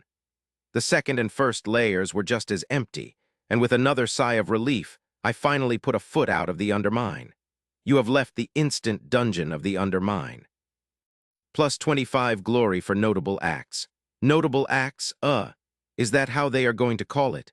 I wasn't surprised by the fact that there wasn't anything more. The shocking thing was how truly hard gathering glory was. I had only been awarded 50 for slaying Dylarl and now 25. What had Ardos had to do to gather the 200 he lost in his attempt to earn the Delver title? And here I was, with over 1,500 of the stuff. At least I know one more of the uses of the thing. There are places you can't enter without enough of it, like a security clearance of some sort. The way to the lift supposed to take me back to the upper levels of bunker wasn't an easy one. It was pitch black, which made me strongly think of opening my left eye for some light. But my stamina wasn't really something I could waste, seeing how I'd soon go through the pitch-black layers and then have to walk all the way from the mountain to the temple. Anything could happen, but at least some of my worries appeared to be unfounded. Nothing happened during my ascension through the lower layers, as I was only met with whispers. It's when I got to the populated areas that things started getting complicated. While it was true that I didn't exactly know my way around town yet, the network of elevators itself was complicated, and I couldn't find one that went directly to the 1st layer. Which meant I had no choice but to hop from one to the next after short walks on the balconies and grit my teeth whenever the starting and stopping motions would shake my hand, managing to make it hurt just a bit more each time. Now, since it was nighttime, there weren't as many people on the different balconies of bunker as I had seen when I was going down. Most of the shops were closed and the merchants gone, but all the people I did meet seemed either terrified or on the verge of attacking me. They would make way for me before I even got close, and as word spread faster than I could progress, there was soon an air of tension already waiting for me wherever I went. Combined with the pain I was dealing with, I felt extremely irritable, so I walked a bit faster, not wanting to give anyone an opportunity to make me do something I would probably regret. Despite all the headache, I finally managed to reach the 1st layer and headed directly for the exit tunnel. But before I could enter it, an axe flew in front of me and lodged itself in the stone. Not so fast, kiddo. I turned to face 2 lightly armored, smiling idiots coming my way. I was already noting the best places to plunge Ikon Omi when they abruptly stopped moving. Though they kept smiling, I was starting to get an idea of what was going on. One of them was a type of demi-human beastkin I hadn't seen yet, in that he not only had goat horns and ears on his human head, but also hooves instead of feet. "Did you really think you would be able to just leave after being so disrespectful to your elders?" said the other one. Just like Ardo's, he was a full tiger beastkin. "And how have I been disrespectful?" The young tiger snorted. "How? You've been diffusing your killing intent through every layer of the city. If that's not a challenge to every warrior, what is? You're lucky our boss sent us. Seeing how young you are, I won't kill you for your foolishness." "Oh, kill us." "Hey," his comrade said. "You can't see he's hurt. His anger probably is because of some rat who beat him up. Let's just bring him to the boss, no need to hurt him more." The other one narrowed his eyes and then threw his hands in the air in surrender. "All right then. You're even luckier than I thought, kiddo. Follow us, our boss wants to know who is responsible for that bloodlust." Now that I knew what was going on, the odd behavior of the passerby made more sense. However, that didn't make me any more inclined to obey these two fools. "That's very thoughtful of you," I said as calmly as I could. "But this seems to be a misunderstanding. I didn't even realize I was giving out killing intent until you mentioned it." "I have." "Listen, kiddo," the tiger interrupted. "Your circumstances are irrelevant. You're coming with us." I sighed, then locked eyes with him. "No, I'm not." "See," he said to his friend as he cracked his knuckles.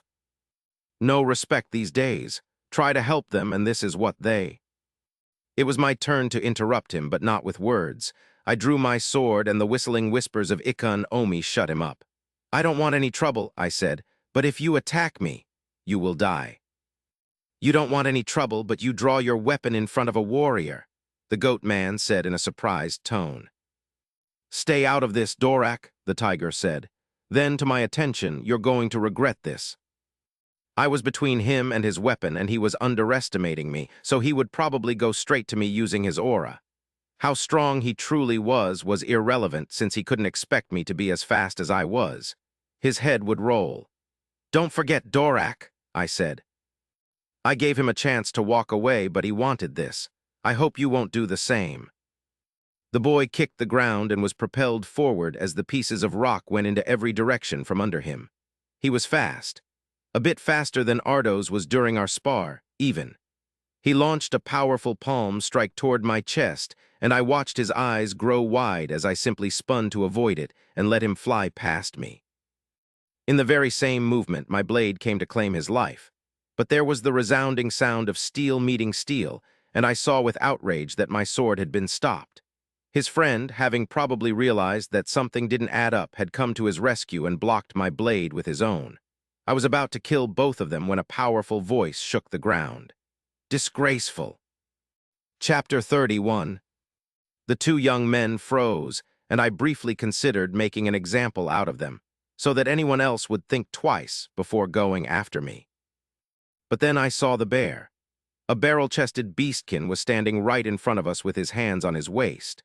The fur on his upper lip had been shaped in a mustache, and he wasn't wearing any armor, just common pants and a light shirt that did nothing to hide the definition of his muscles. His arms were like logs of fur-covered wood, and his mere presence seemed to mute all the sounds of the city. I had no idea when and how he had gotten so close, and that was enough to make me not want to anger him any more than he obviously had been. "How shameful," he roared. "Two adults warriors ganging up on a single wounded kid. You should have let him lose his head, at least he would still have his honor." The two men stood in front of him with their fists clenched and heads lowered. "Boss," the young tiger started, "I was Zeus." "I saw it all.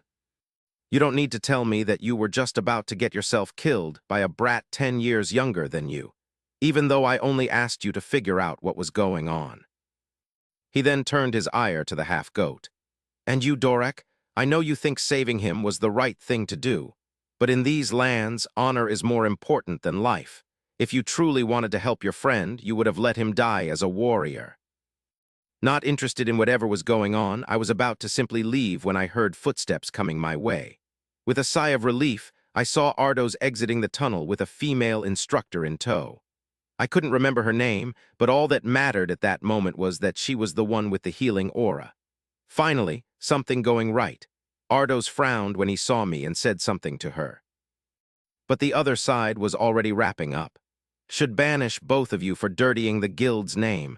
You're both stripped of your ranks and responsibilities. Now get out of here before I do worse. The two warriors left, and I was left with their leader who was glaring at me. Now you, he said as he walked in my direction. But Ardos was already standing next to me with a hand on my shoulder. He is one of us, Bachwin, Ardos said, and I would appreciate it if you could leave him alone. His wounds need to be looked at. The bear paused and narrowed his eyes. I noticed he was missing 2 fingers on his right hand. If it isn't the knight from the temple, he said. Fancy seeing you here, Ardos, but this boy isn't going to just leave. I saw him fight. He is clearly from the Pearl, and that makes him one of mine. He will have to explain his presence here.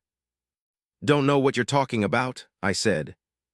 But I'm not related to you in any way. Oh, is that so? It is, Ardos said. Men wearing the same emblem on their gear had appeared behind him, and though some of them were yawning, there was an electric air around them that made it clear that they were on a different level than the 2 idiots who had just left. The situation was getting worse by the second, and no one seemed to be willing to back down. I was evaluating our chances of making it out of the situation while protecting the healer when Ardos spoke. He was actually recommended to the temple by Laura, he simply said. Bachwin blinked. Was he said with a doubtful expression. I failed to see how. His gaze fell on me again, and his eyes got wide with sudden understanding. Oh, so you were that kid, he said while hammering a fist on his open palm. He looked at Ardos with a grin. I see. She was wondering what happened to the new waiter, but I can see that he's been quite busy. His whole demeanor had changed, and even his men could tell. They dragged their feet as they left with annoyed expressions aimed at their leader. Yes, he was, said Ardos.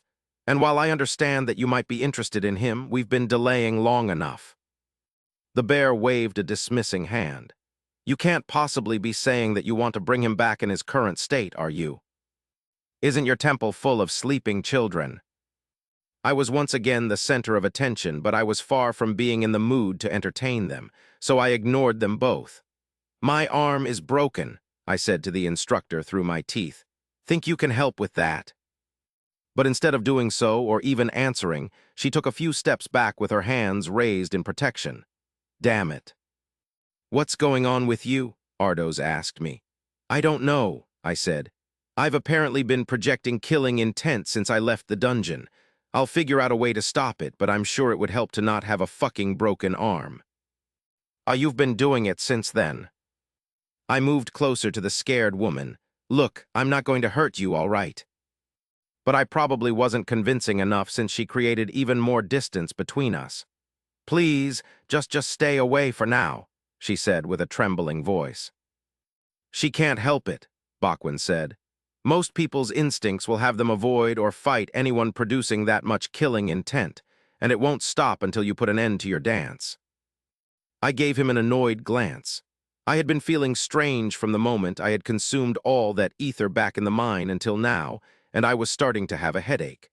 A pressure on the side of my head. You may not realize it, but you're still in the trance, the bear continued. All your movements are dictated by it, even your breathing. It's an impressive feat recommended for quick progress, but it has taken its toll on you. He was originally from Nashran, Ardos said. You can trust him on this subject. You're doing it subconsciously, so the first step is to find your triggers. Put away your sword. I looked at the sword in my hand. She had been silent since our fight with Dylairl, but I knew that we were closer than ever. I could tell that she disliked Bachwin for his suggestion. Everyone around me felt like they were in danger, and maybe they were right. After all, I was just now realizing that my recent thought processes had been pretty odd. Hadn't I almost slaughtered those kids in the mine? I was still in the same mindset as the one that helped me defeat the pale creature without losing myself in the dance. And of those standing in front of the tunnel, I was the only armed person. I understand, I said. I can see how I could still be technically performing the dance. The bear raised a brow. You do. That's pretty But if I really am in a trance, I can't break free from it just yet. My body is probably in a worse state than I assume it is, and I can't afford to pass out here. Ardos, we need to go back. The headache was quickly getting worse. We can't, he said. Bachwin is right. If I bring you to the temple like this, you're going to put the children in shock. We can probably find a place to spend the night in the lower layers. He put his fingers on the bridge of his nose. We will have to make a public apology tomorrow. I don't even want to think about the commotion you've caused. As if to confirm his suspicions, lots of noise could be heard from the lower layers. The city was wide awake, even though there had been few people on the balconies during my ascension from the mine. I could hear angry voices asking for the identity of the one who had disturbed their sleep. The bear opened his arms with a gallant smile. How about you come with me? The guild is quite comfortable and our members aren't so green that you can disturb their sleep, and I'd like to have a chat with you. You're the reason why I can't afford to pass out here, I bluntly said. He laughed heartily and wiped a tear on the corner of his eye before saying, I guarantee your safety as long as you are under my hospitality. I looked at Ardos and he nodded. Seems like his words carry enough weight. Very well, I said. You've chosen well, junior of mine. I had thought that the first floor of bunker was mainly used as an entry in the city and a way to access the lower layers. But it seemed that it was more than that.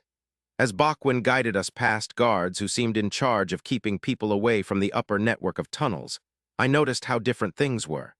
Not that anyone seemed to be living lavishly, but there was no denying that they all seemed in better health, with more meat on their bones.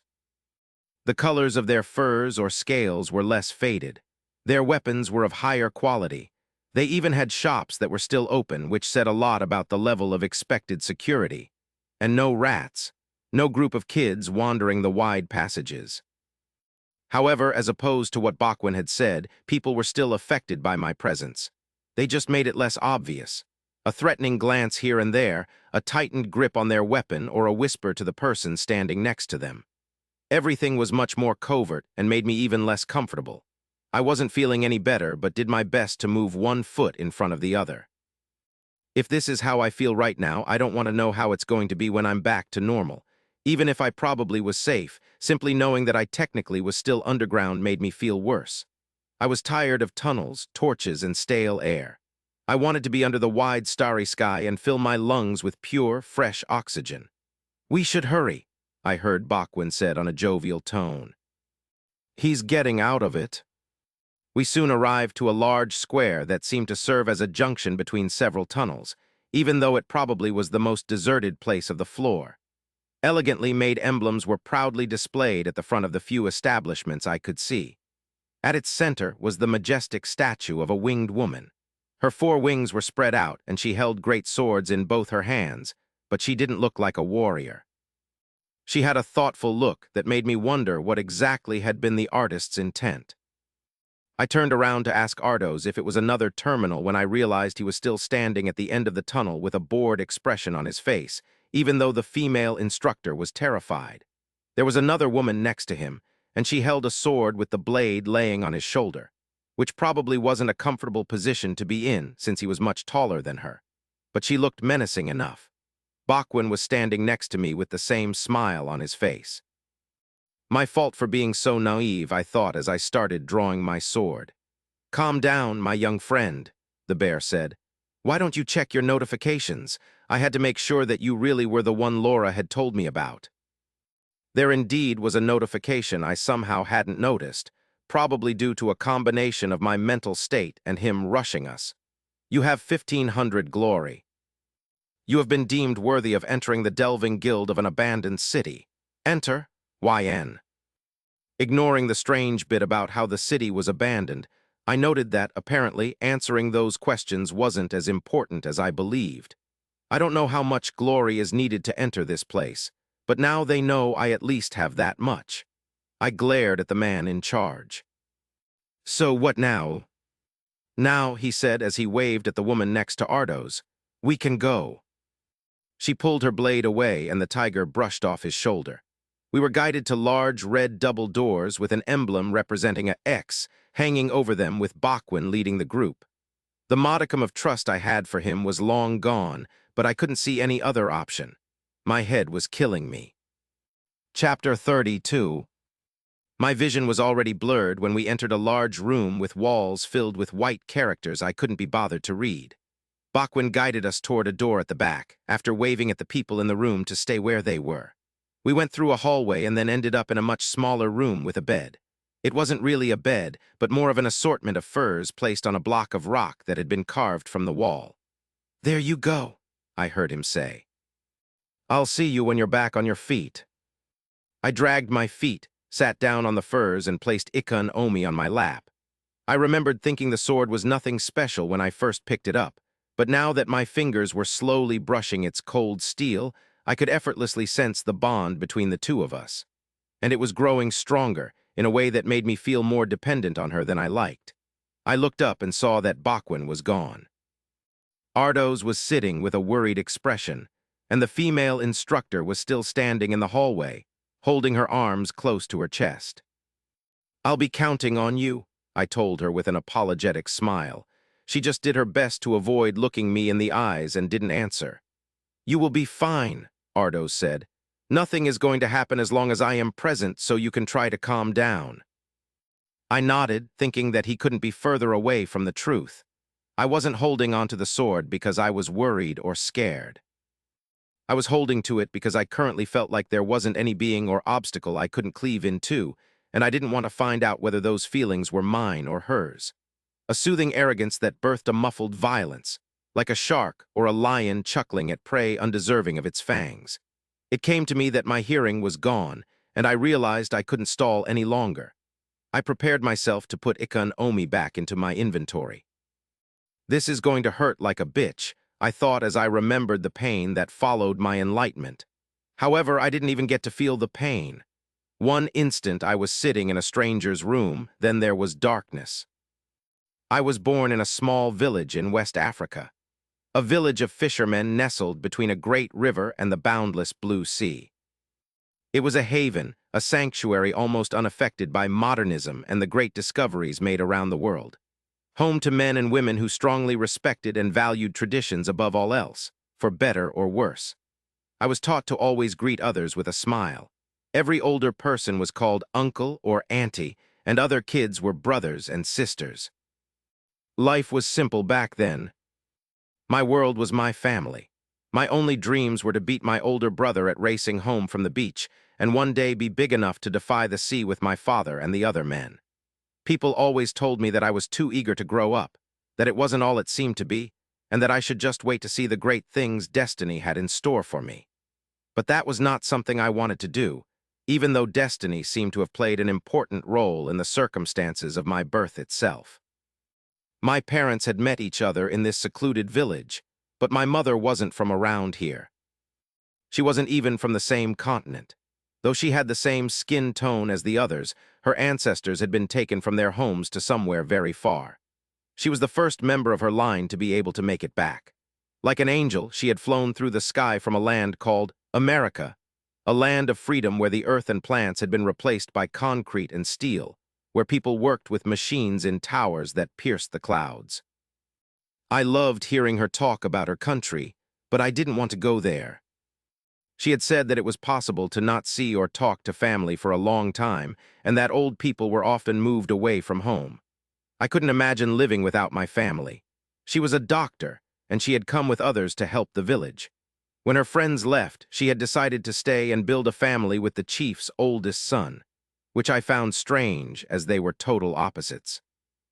He was calm and analytical, she was energetic and impulsive. He was a guardian of traditions, and she loved innovation, even facilitating the construction of the village's only school with a teacher from the city. When I asked him about it, my father just laughed and told me that she had actually greatly mellowed out and made efforts to integrate into the community, and that even if she had not, she had saved the lives of enough people to deserve a place among them. My parents always butted head, but always with a smile on their lips, as if every single one of their arguments was just a rehashing of an old song they were familiar with, but still loved to perform like it was the first time. I knew that many of the women slightly resented my mother for staying. A man could have up to 5 wives, but my father never took a second one. When I listened to the fishermen tipsy on palm wine at night, instead of sleeping like I was supposed to, I would sometime hear them mock my father. They would then proceed to say that their sisters would probably not mind him. He would just laugh and say that his wife was already more woman than he could handle. To that, my brother once whispered to me that Mom would probably kill him if he tried to marry someone else. I was the kind of kid who hated school, but we were forced to go. I wanted to go play on the beach with most of the other kids or laze under the sun while eating fruits from the bountiful trees that grew everywhere. My mother would tell me that going to school was necessary if I wanted to become someone one day. That now that the country was independent, it would soon need more educated people to help it stand on its own. I did not believe her. None of my friends' parents had been to school, and they certainly were someone. Dad had been to school, but he would soon be chief like my grandfather, who had not been to school. So what was the point? In the end, she managed to win that battle by introducing me to books. They made me realize that there truly was more to the world than just my home. From that point on, I knew I needed to learn more in order to understand the more complicated ones. Of course, there were always more books to read and more to learn. At some point in that endless cycle, I was hooked, and from that point forward, all my memories of me lazing under the sun included me reading something. On the subject of memories, my oldest one is one of me playing in my grandmother's hut. I must have been 4 or maybe younger. Even though she wasn't supposed to cook inside, she would always make a quick something when she was looking after me. So she was cooking and merrily singing one of those ageless songs the men would sing when pulling the nets full of fish on their boats. I remember myself stopping what I was doing to listen to her song. Before long, she was picking me up in panic and asking me what was wrong. There were tears streaming down my face, and I was uncontrollably sobbing. At the time, I didn't know why I was crying. I only figured it out many years later. Have you ever taken a step back from whatever is going on to look around? To truly look. It's like an out-of-body experience, during which the whole scene is engraved in your brain forever along with an absolute feeling. I can still remember every grain of dust dancing in the light filtering from the thatched roof. I can still remember the voices of my parents lovingly bantering outside. I can still remember the smell of the sauce simmering in the pot, the salt in the air, the pure simplicity of it all. I still hear her beautiful song sometimes when it is late at night and sleep eludes me, and I will never forget the sudden certainty that took a firm hold of my young heart. That things would never, ever be as good as they were in that instant.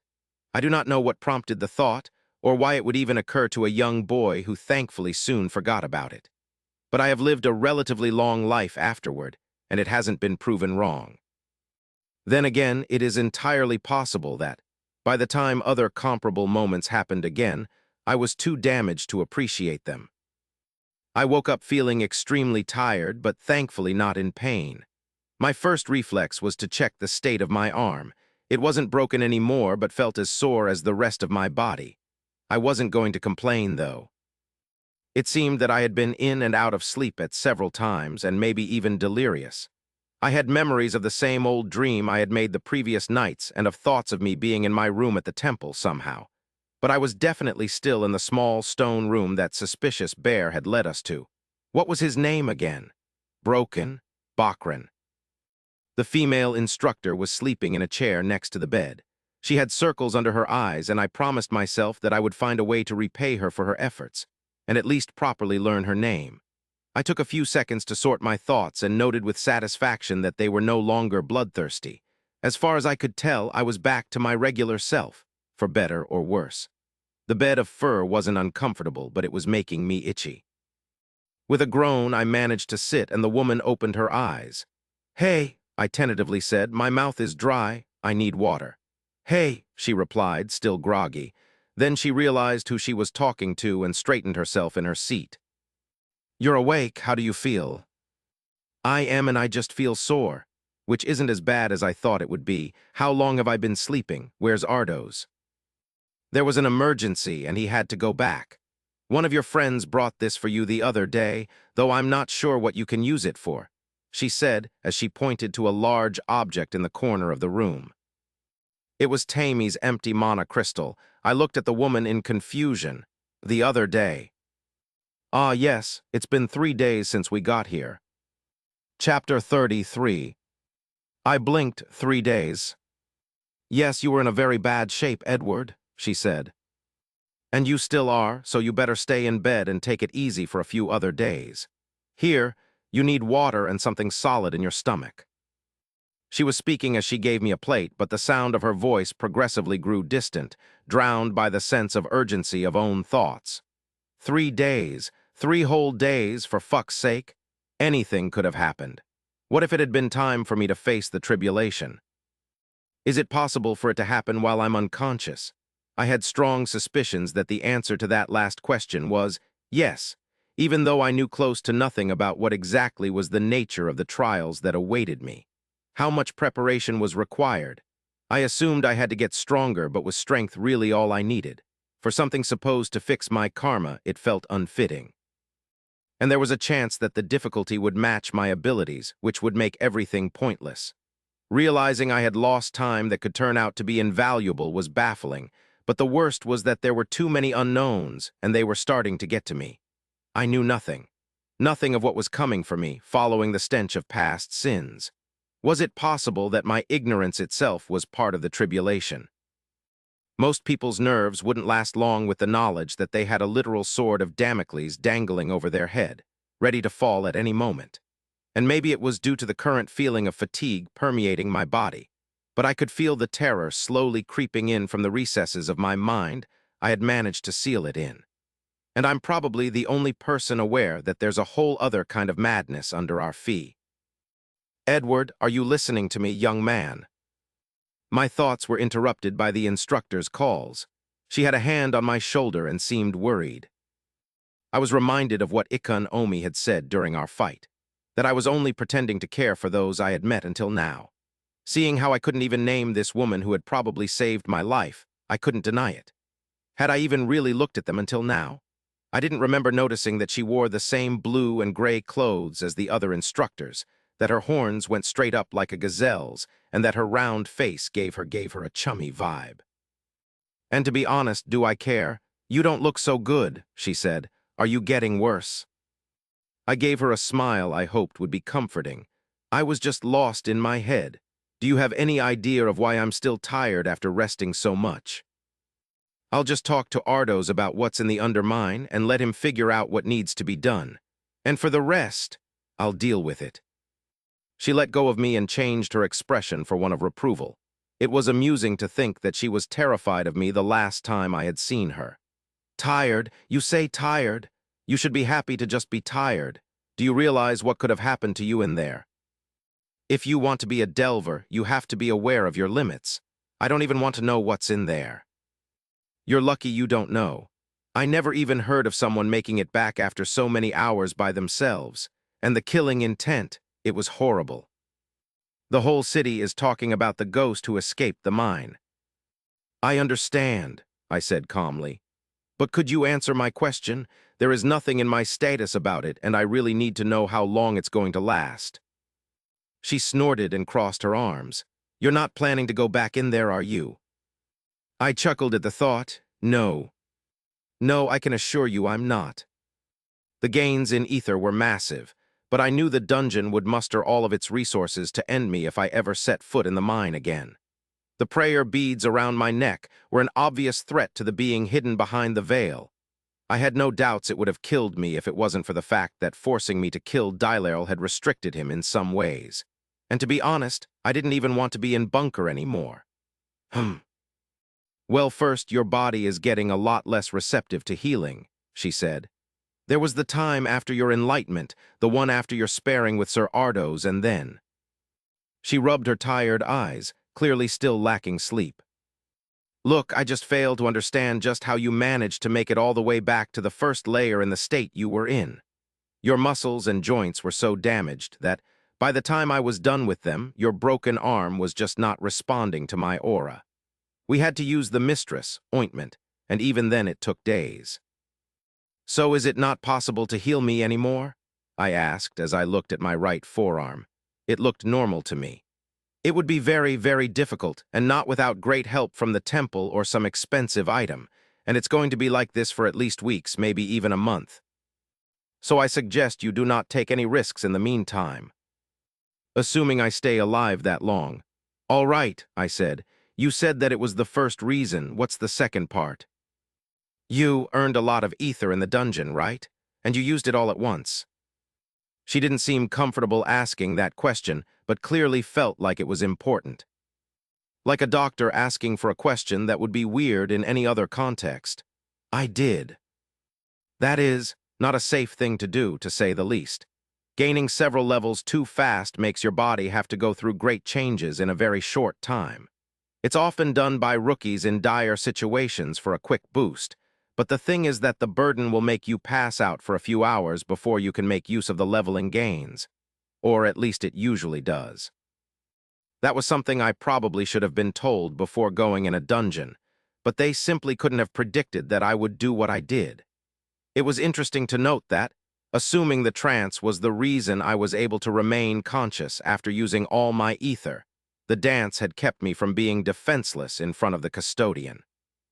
So the recommended way is to add ether in small doses? I asked. The woman nodded. I could tell that she didn't know what to do with me. But while she might have gotten attached after taking care of my unconscious self, she had to understand that one of her responsibilities. Nor did I want to be. When's Ardo's coming back? I asked. And what's the situation with our host? Since Ardo's hadn't carried me back to the temple while I was unconscious, it was safe to assume that he wasn't allowed to. I had to understand how bad the situation was. I don't know for sure, but he said that everything should be fine, and we have been. We are in the headquarters of the Red Cross after all. They are a weird bunch, but Bachwin is one of Bunker's leaders. No one will dare to hurt you as long as you are under his protect what? Apparently, my dumbfounded expression had been too much of a bother for her to continue her explanation. Why are you talking as if they weren't a threat themselves? I asked her. She frowned. Why would they be? Edward, we're no one to them. Bachwin seems to think you are related to Nashran somehow, but that misunderstanding should be cleared up as soon as you speak to him. Also, even if Laura isn't a member of their guild, she grew at the temple with me and was taken under his wing. The temple has a good relationship with them, so they won't offend Mistress Royan for no reason by hurting us. Ah, so she didn't realize I was a Delver. That wasn't necessarily a bad thing. She seemed like the gentle type, and she might have needlessly put herself in danger if she had been aware that the leader of this guild had taken a dangerous interest in me.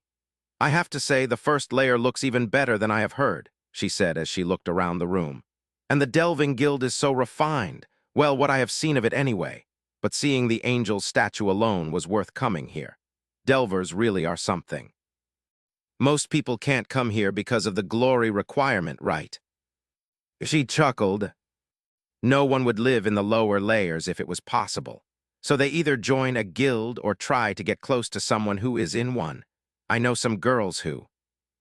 She stopped herself, apparently remembering how young I was supposed to be.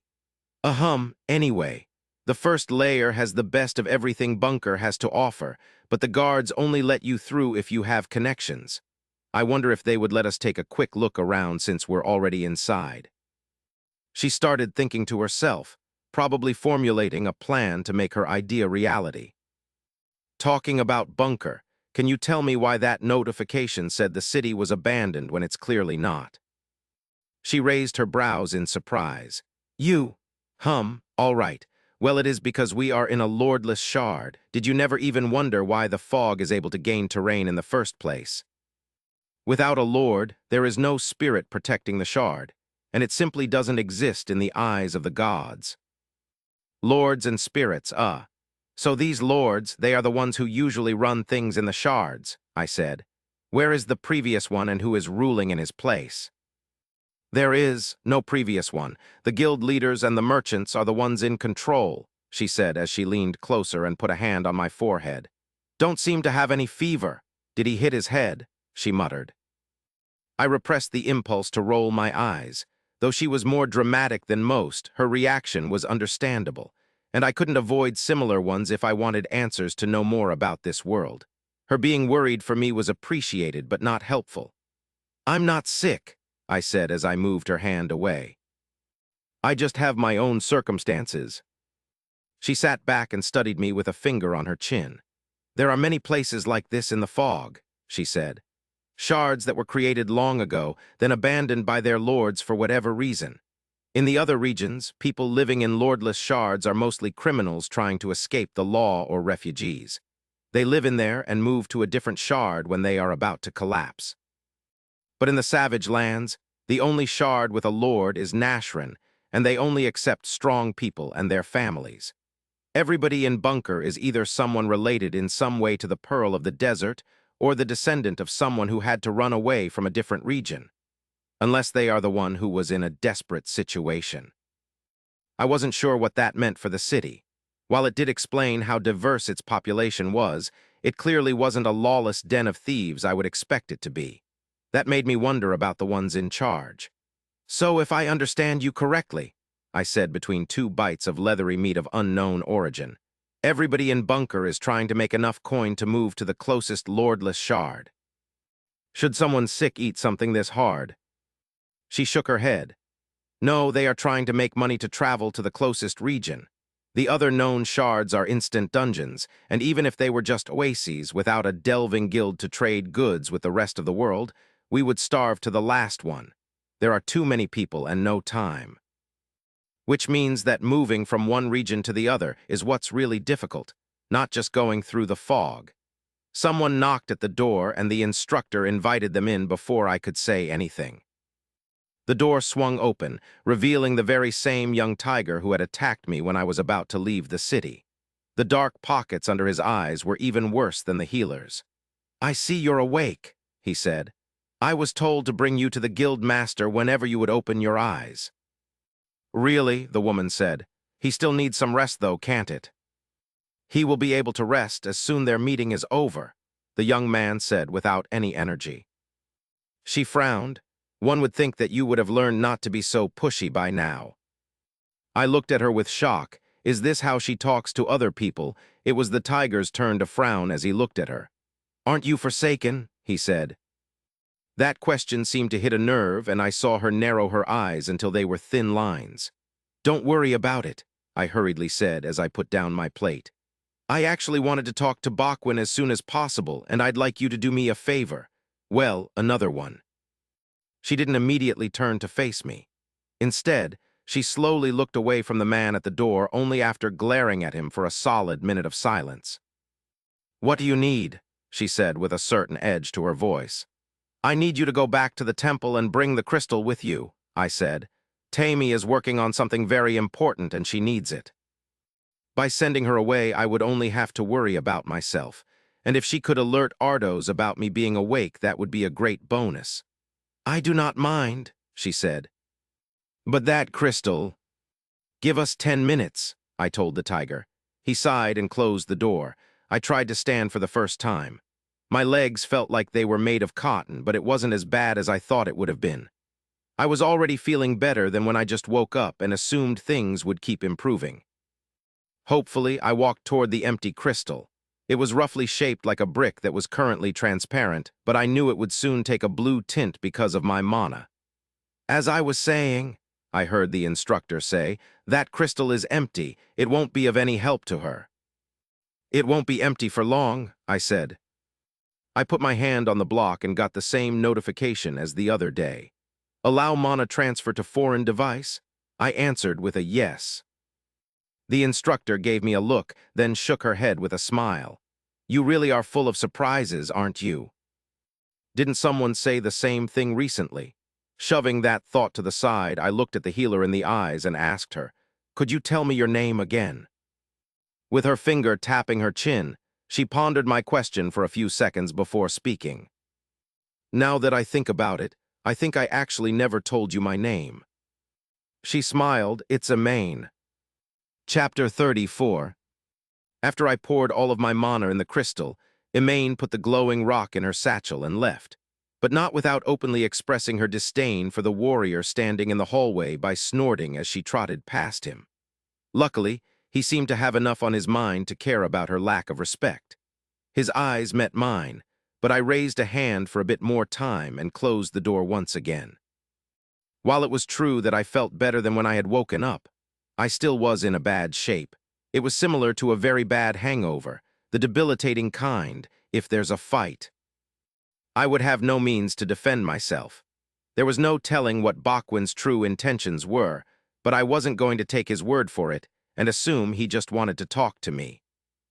No, I was going to assume the worst and hope to be pleasantly surprised. My usual demeanor couldn't coexist with this feeling of absolute vulnerability. I didn't even know the actual reason Ardos was absent. Sure, we had common interests, but for all I knew, Bachwin could have made a deal with him. The mustached bear was the leader of a group of delvers after all. He probably could arrange things for the instructor to get what he wanted. How far-fetched was that theory? I didn't know. But there was one thing I had yet to test, and I believed it was worth a shot. None of the items I had bought from the terminal had descriptions, whether it was the Shuari set or the green blossom broth.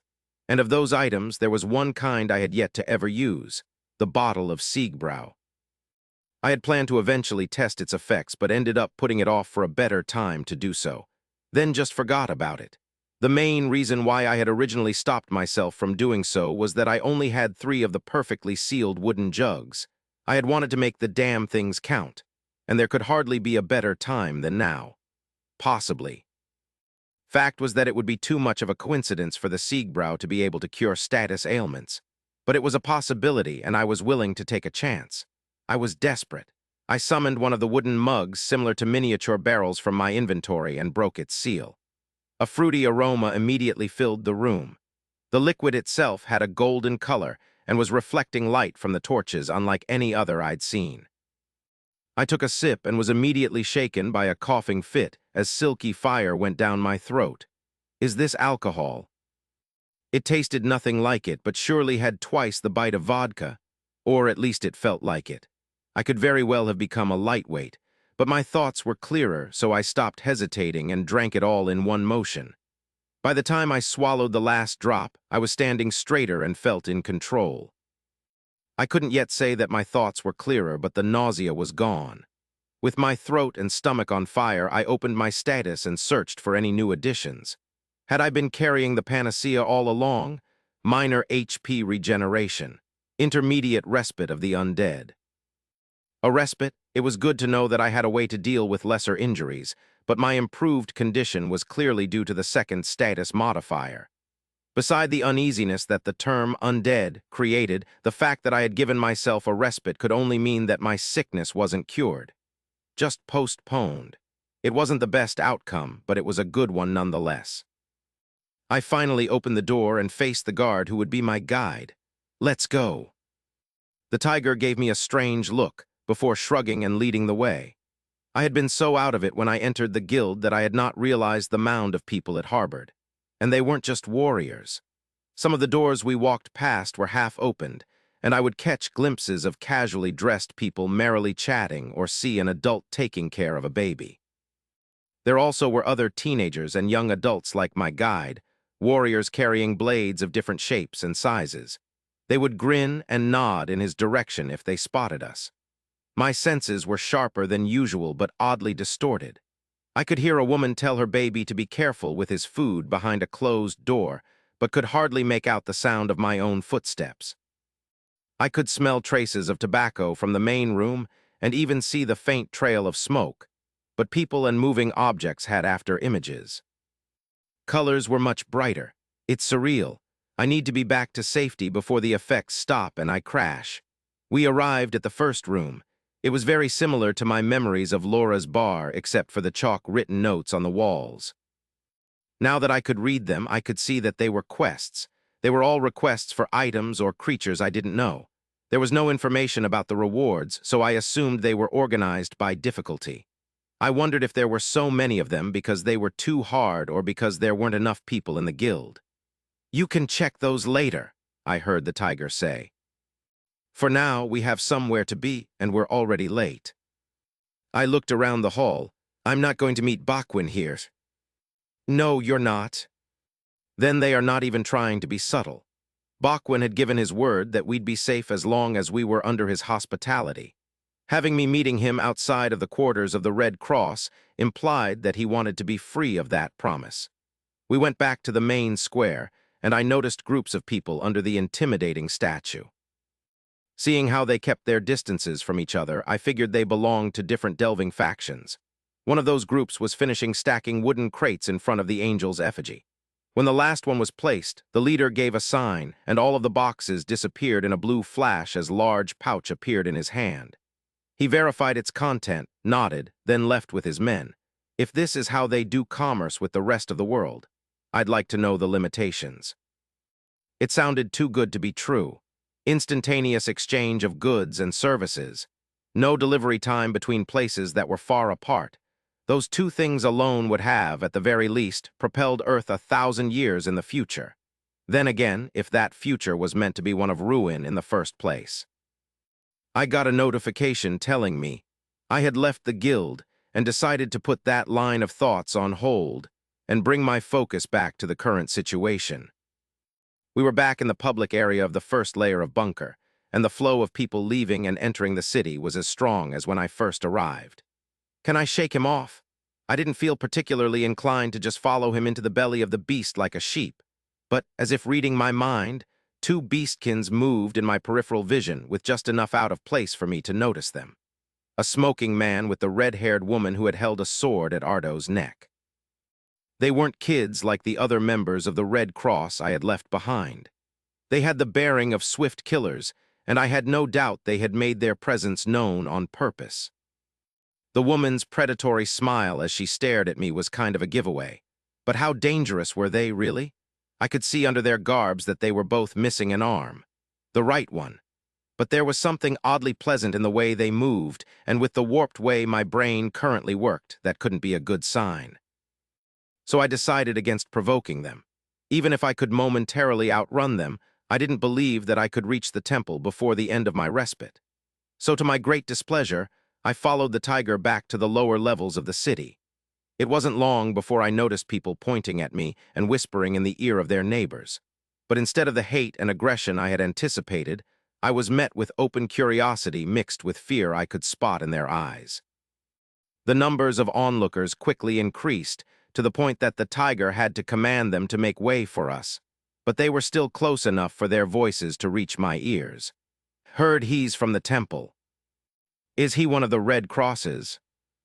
No, Genova's rats have been scouring the layers to find him. He was taken by the mine. No one since he came back.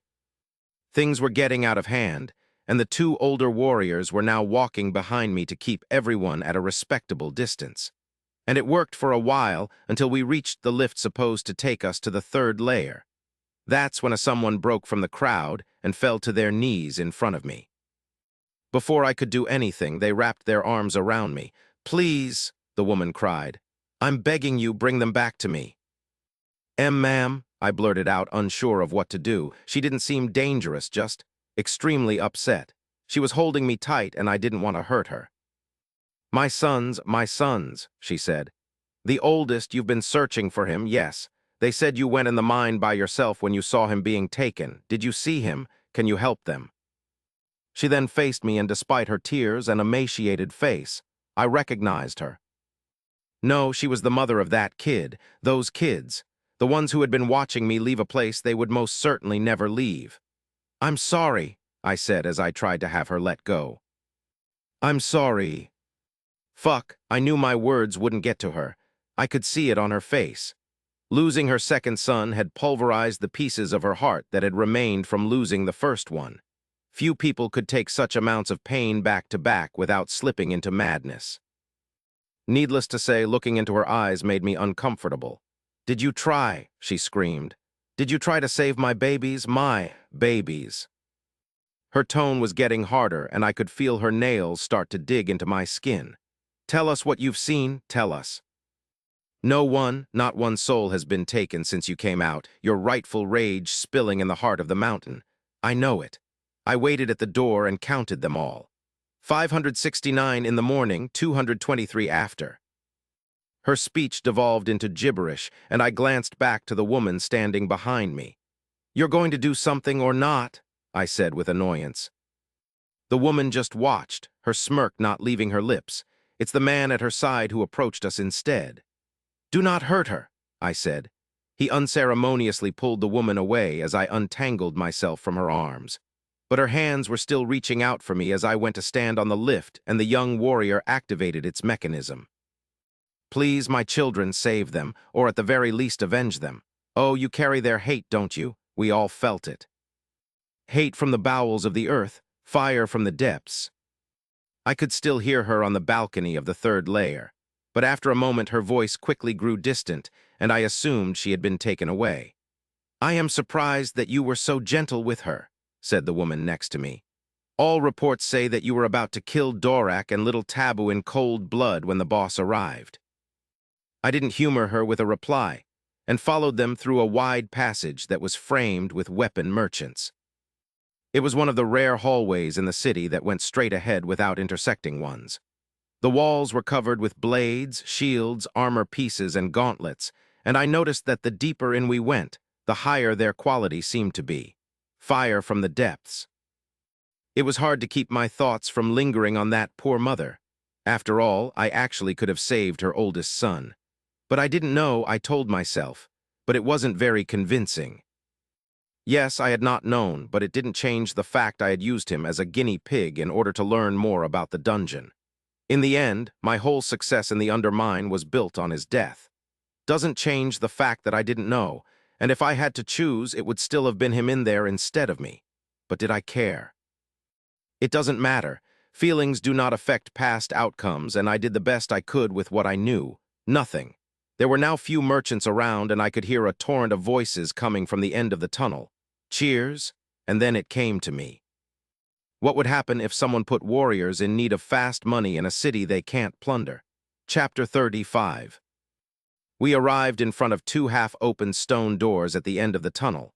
The cheers and screams were deafening, and I could even feel the heat coming from the opening. It reeked of sweat and alcohol. The red-haired woman put her hand on my shoulder. I glanced at it, then looked at her. "Be careful and ignore whoever tries to get your attention," she said as she took her hand away. "Just keep your head down and follow Taboo. I'll make sure no one gets too close." She motioned for the young warrior to lead us, and we entered a den dedicated to violence in its most vulgar form. It was a semicircular stone theater, even bigger than the Undermine's nave. The tiered seats were filled with people shouting and raising their fists at two warriors facing each other in a large rectangular pit between the stage and the seats. "Kill him." "De hell you're waiting for? I put my coins on you, bastard." Contrarily as to what one would assume from the urging of the spectators, the fighters weren't idle. They were barehanded and didn't have any protection besides their gauntlets. The speed of their movements and the impact of their aura-powered attacks caused shock waves I could feel in my chest, all the way up to where I was standing. These were Beastkin's warriors being serious. If all the surrounding warriors were close to them in terms of skills. I have a long way to go. Only a single fight could happen at a time in that arena, but it seemed that it was all that was needed as a focal point to the frustration and aggression of the viewers. Insults and money were exchanged according to how the fight was progressing. There was a short and pudgy man on the stage, playing the role of announcer. Probably due to a skill or the effect of some item, his nasal voice was powerful enough that no one present could mishear his opinion on the fighters, or how he pushed the viewers to quickly place their bets. Bets that the people surrounding him seemed to be in charge of supervising. He was like a little conductor, and this brutal blend of screams, blood, and money was his orchestra. My guide nudged me out of my reverie, and we moved in the passage behind the last row of seats, the fighting area only visible when we would walk past one of the aisles leading down. My eyes would go back to the stage each time, and now that I wasn't so focused on the atmosphere, I realized that this wasn't a theater, or at least it wasn't one originally. This great hall used as a fight club was once a throne room, or something very close to it. There were a few flights of stairs that went from the arena to the stage, and at the center of it was the stone block the announcer was standing on. It looked like what remained of a throne belonging to whoever reigned over Bunker. A long time ago, the imposing columns were probably covered with emblems and insignia. Now they were vandalized and covered with soot from the torches. Someone got on the stage, ran to the announcer, and whispered to his ear. The little man's eyes immediately started scanning the crowd. "He can't be." His gaze fell on us and he smiled. "Fuck. Ladies and gentlemen," his voice boomed. "I have a special treat for you. Today I have the exclusive pleasure of welcoming someone I am sure you've all heard about. The wrath of the mine, the terror of the night, the unmistakable prodigy of the temple." As he said those words, his hands shot in our direction, and everybody, the whole theater, turned in our direction. I felt very compelled to keep my head down and increase my pace. Something had been going on while I was asleep. "Look at how refined he is," the announcer said, though with the strange nature of his voice I couldn't be sure if his words were compliments or veiled insults. I opted for veiled insults. "How overbearing! Does he have any equals among his peers? Who among them dares to challenge him?" "Overbearing," someone laughed. "Brat looks like a princess who never got taught a lesson." There were laughs in the audience. "Let him face one of the kids in my group. I bet 20 silvers on his defeat." 2 silver on the princess. 50 copper. "Just keep moving," I heard the woman behind me say. We were heading to a small guarded door that I figured lead to one of the private boxes that overlooked the theater. "Yo, she's running away." The announcer cleared his voice. "Will the challenger step in the arena, please? Lots of coins to win, much glory to earn." 2 men emerged from the crowd and placed themselves between us and the door. The one that came forward was a full-blooded bull beastkin with massive spiraling horns and a black coat covered with bright paintings. Or were those brandings? He seemed oddly restless, and his eyes were bloodshot. He snorted steam at my sight, and for a moment I thought he would charge at us. "The crowd demands a fight," he said as he rolled his muscles. "Get down there, boy." "We can't care less about what your crowd wants, Balrush," the woman at my side said. "Move or be moved." The men that were at the door edged closer, hands on their weapon. But far from being threatened, the bull let out a guttural laugh. "And who is it who will move me?" he said. "Is it this child who should still be on his mother's lap, or is it you, Mabaru of the Red Crosses?" "If I have to," she said in a tone that couldn't have been more indifferent if she had been talking about paint on a wall. "Though I doubt you ready to face your owner in case of defeat." He took a step forward, completely disregarding taboo. To his credit, the young tiger didn't budge in front of the mass of muscles towering over him. The bull pointed a menacing finger at me. "You know very well that Genevieve has been looking for him all." "As I've already said," Mabaru interrupted, "we can't care less, move." Balrush narrowed his eyes. "You believe that you and your band of cripples." There was a blur followed by a gust of wind, and before anyone could react, Mabaru's petite figure was perched on the bull's shoulder, her sword sparkling with red aura right under his chin. There were shouts and the sound of weapons being drawn, but I found myself unintentionally smiling. Because even if it had been incredibly short, she had been dancing, and it had been exquisite. "No," I heard her whisper to him.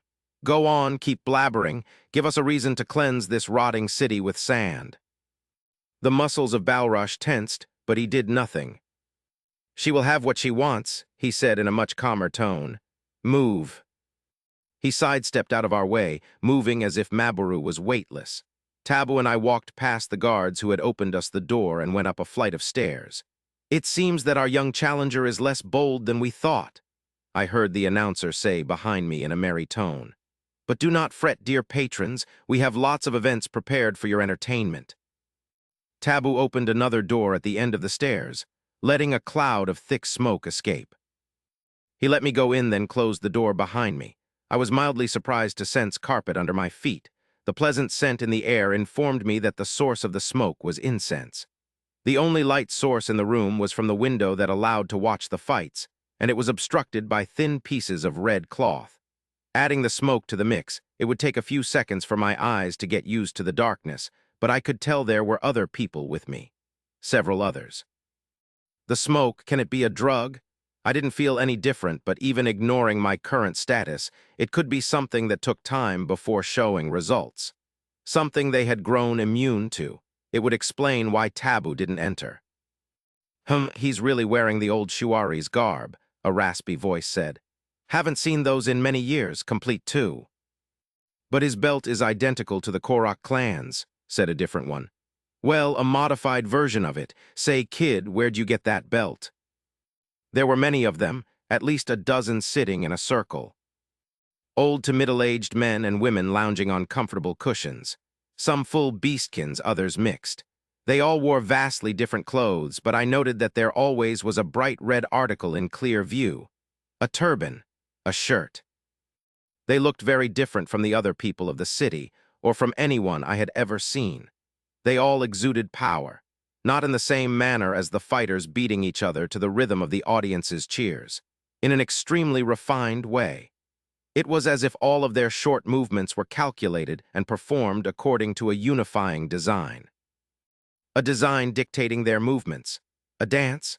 Another notable fact was that almost all of them seemed to at least miss one limb, an arm or a leg. Only Bakwin, who was looking at me with a serious expression, and a much older woman sitting by the window, who seemed more interested in what was happening down in the arena, seemed to be only missing fingers. Not something you'll know, I finally said in a neutral tone. There were chuckles. Good, good, nodded a one-legged old man sitting next to Bakwin. It'd be a shame if you were too meek. My eyes went to Bakwin. I am here, I said. I don't know what this is about, but while I am not from Nashrin, I am in a hurry. So I would appreciate it if you forgot about me. Another round of chuckles. We know you are not from Nashrin, Edward, Bakwin low voices said. Well, I knew from the moment I saw you, but some of my seniors weren't convinced, so I had people ask around, and it was confirmed. He leaned forward and made his chin rest on his hand. You literally came out of nowhere, he said. The first person to ever see you was my own adoptive daughter, which is a fact I find very amusing. Would you mind enlightening us about your origins? Yes, I said without missing a bit. I would very much mind that.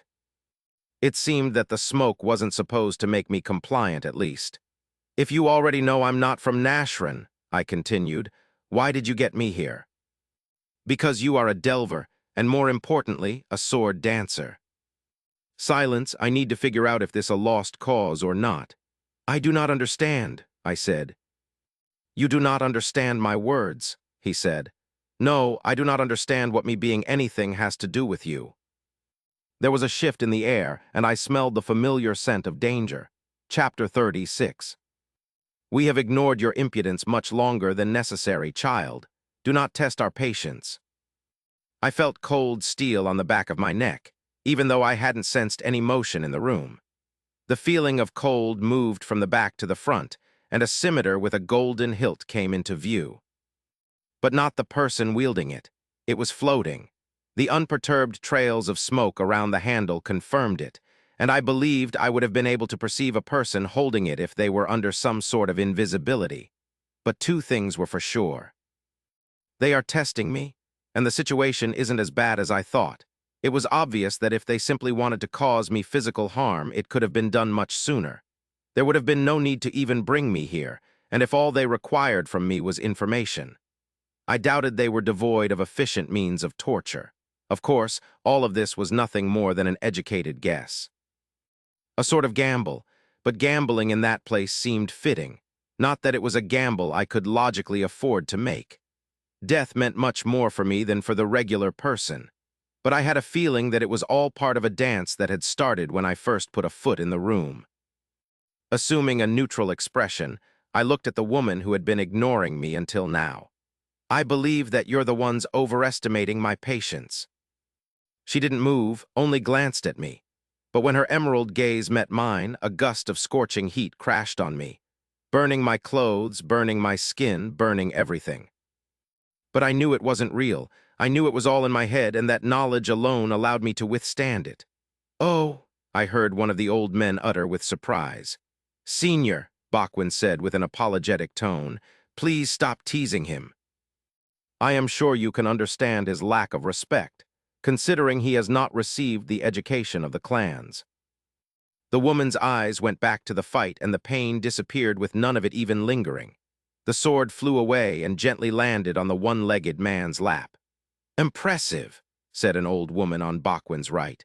"He shows more promise than some of the current clan's heirs. No more than the one from the Green Lotus, of course." Those last words seemed to have an effect on the others. "Oh," said one of them, "then why don't you enlighten us and say which clan heirs you believe to be inferior to the Lotus?" Ignoring their quarreling, I raised a shaky hand in front of me and studied it, half expecting for there to be traces of damage. My left eye had the effects of any awareness-altering skill on my person, but I had felt the scalding heat as if it had been real. If it hadn't been for my affinity with fire, I might have even reacted differently, which means that either awareness and perception are different concepts, or the illusion was originally supposed to cause me an ungodly amount of pain. "With this," I said as I let my hand fall back to my side, "you've assured that I will not cooperate with whatever you wanted me here for." Bachwin gave me a strange look as he twirled his mustache. "You seem to be under the impression that you were brought here for my own interests," he said. "And while I can't deny that it's partly true, I can assure you that you need us more than we need you." I raised a brow. "How so?" "Well, first of all, the incense you have been inhaling until now is a medicine against the effects of the ether stuffing you suffer from. Though I have to admit you seem to be suffering a lot less from it than I had anticipated. I had given orders for you to be carried if needed." Crap. There was a chance that respite of the undead would negate the effect of the incense, depending on whether it just made me unable to feel the sickness or delayed it. So many damn things to clarify. "Second," Bachwin continued, "your nocturnal escapade of the other day has earned you Geneneva's interest." He made a pause, probably expecting me to react. "And she is." "She is the leader of more than a half of all the warriors in the city," he said with a smirk. "Warriors," mumbled the old woman by the balcony with a snort. I frowned. "More than half," I said. I had been told that he was one of the city's leaders himself, but what he was saying was contradictory. The number of warriors in the city should be in the thousands, and from what I had seen of their headquarters, the Red Crosses didn't have nearly enough men to compete with those numbers, even if I assumed some of them lived somewhere else. Unless... Bachwin's smirk became a genuine smile, as if he was following my train of thoughts. "Unless the people in this very room are worth 1,000 of those warriors." I tried to control my rising heart rate and ignore the goosebumps on my neck. A very perceptive child," said the last man on the left before going back to his book. "Geneneva has twisted tastes, to say the least," Bachwin said. "You do not want to be in any type of relationship with her. And she also has a habit to push for what she wants until she gets it, by any means necessary. That doesn't tell me what he wants from me, but I'll bite." "And how exactly are you different from her?" I asked. There were a few snorts and chuckles. "The difference," Bachwin said, "is that even if I advise you against it, you are free to leave through this door at any moment. She wouldn't allow you that much freedom." "Oh, really? I see. Well, thank you for the incense. I will surely find a way to repay you." "Oh, there is no need," Bachwin said. "Turning the terminal in Laura's bar into a guild terminal really put us in your debt. In fact, Taboo will give you a small package of the thing on your way back." I gave them a slight nod and headed for the door. "Tell him," someone said. "Why, he'll find out soon enough." I put my hand on the handle unpaused. I was willing to concede that these people were possibly more powerful than I could wrap my head around, but they were currently playing with me instead of simply getting to the point. If I had been any younger, I might have left out of spite. I turned around and faced the irritating bear. "What?" I simply asked. "Geneneva sent some of her men to the temple to look for you, which is why you couldn't find Ardos when you woke up. Considering she has been interested in that place for a long time, she would have probably launched a full attack if it wasn't for a rumor that you were part of the Red Cross. Of course, we will make sure to deny said rumor as soon as you leave." I frowned. "I do not know her, but from what you've said, I doubt her men can do much damage to the temple. If her regular minions could, there wouldn't be any equilibrium. She would flat out on the shard." Ardos was there with the other fighting instructors, and I had a hunch that Royan wasn't defenseless either. "Oh, I agree," he said. The temple on the hill should indeed be safe, but that doesn't mean that all of its members will be. The children. So this is what it all came down to. I could either listen to what these people wanted or be indirectly responsible for whatever would happen to the orphans. But it didn't make sense. Not fully. This place, this shard, was obviously not devoid of laws. If she was now willing to ignore them, what could these people do about it? They couldn't be saying that they would protect every single one of the children who came to bunker every morning. Of course, this is just conjecture. Genevieve is insane after all. There is no saying what goes through her mind. I went back to the center of the room and sat down on the carpet-covered floor. Tell me what you want and how the Red Cross can protect them, I said. That name again, Bachwin said in a pensive tone. Red Cross. It is how people refer to us, but it is not a name we have chosen. Nor do we need a name. We are exiles, chained by traditions and rules set to assure the perenniality of our birthplace. One of those rules forbids us from killing, unless it's in retaliation for something done to one of ours. That means that I would be safe if I join you, I said. But I don't think that you'd be willing to include every member of the temple in your latest group. He smiled. No, I would not be, but there would not be any need for it. After all we need is a deterrent strong enough for her to behave. I'm listening. In a lordless shard, Delvers police each other according to their code. If one of them falls out of line, the rest has the ability to vote that particular individual out of the ability to use a terminal.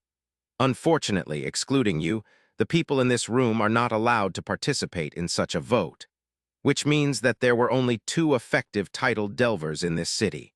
Genevieve and Maru, who is Maboru's daughter. Oh, but now there's me. Yes, now there is you. And once it will be known that you are with us, she will not dare to do anything that would cost her the control she has over the merchants of the city and her miners. And she wouldn't be able to remove me, since it would give them a valid reason to destroy her. I understand, and I see what's in it for me, I said. Now I would like to know what's in it for you. They all shifted from one position to another on their big pillows. Apparently, they still had some shame left regarding how they were acquiring the assistance of a kid, except for Bachwin. He looked at me with a grave expression and took a ring out of his pocket. He studied it for a moment before speaking. We are exiles, undeserving of aspirations and glory, disallowed to ever leave the land of our ancestors, forbidden to even pass on our knowledge, but we have made our peace with it. The day the mist will come to take what it was promised is the day we shall die. He paused as if searching for the correct words. But our families, he continued, our children, their only crimes were to be depending on us. We cannot allow them to lose their lives in such a wasteful manner. Without even having seen more of the world. You are young, but can you understand? Can you understand the urge one has to protect their kin? I didn't agree with his methods or with going so far as to use someone else's child for his own interest. But I could very well understand. However, I stayed silent and listened. The only way for them to be granted entry into the Pearl would be for a representative to defeat someone of the same age group. But the Scions of Nashran are all sword dancers gifted with the most powerful styles and groomed by famed teachers.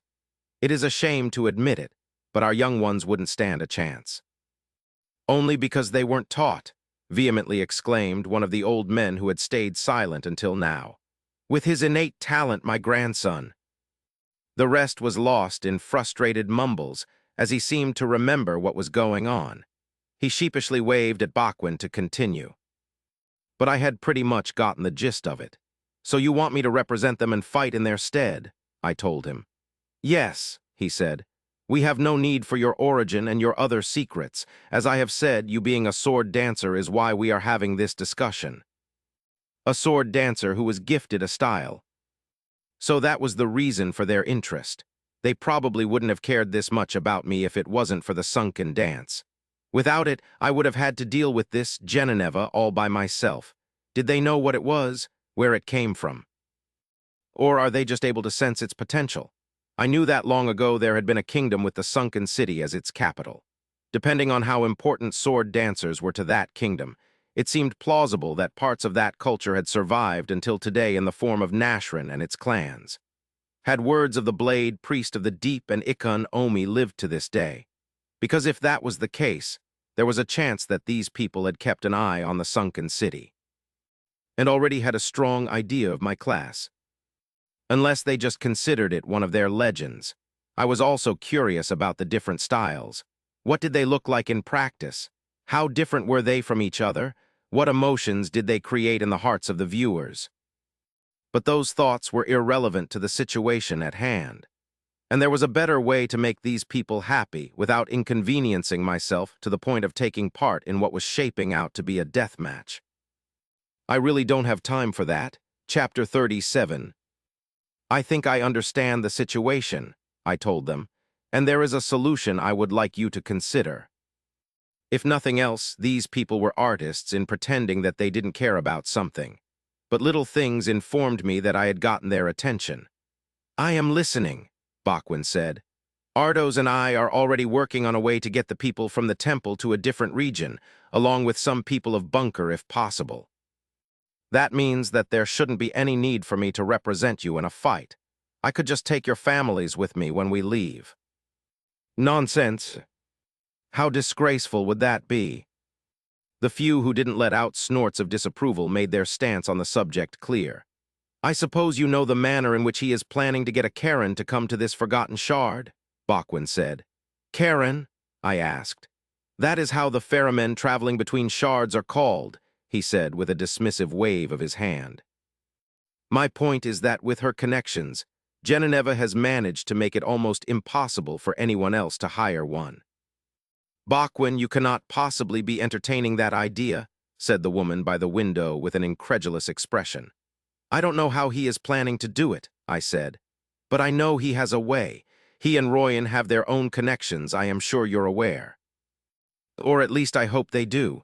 Child, spoke the old man next to Bakwin. You have to understand that if what you say comes to pass, our relative would end up settling in those regions, and our lines would be cut off from the Pearl and from their roots. But while it might be too late for some of them now, if you win as their representative, there is no doubt that their descendants will be able to restore our prestige. So this is what it's really about for you all? Your honor, I said. He frowned. What do you mean? If we go with my plan, the safety of your families will be assured, I said. Sure, they won't be citizens of Nashrin, but isn't that already the case? On the other hand, I could go fight for them, and maybe I'll win, but maybe I won't.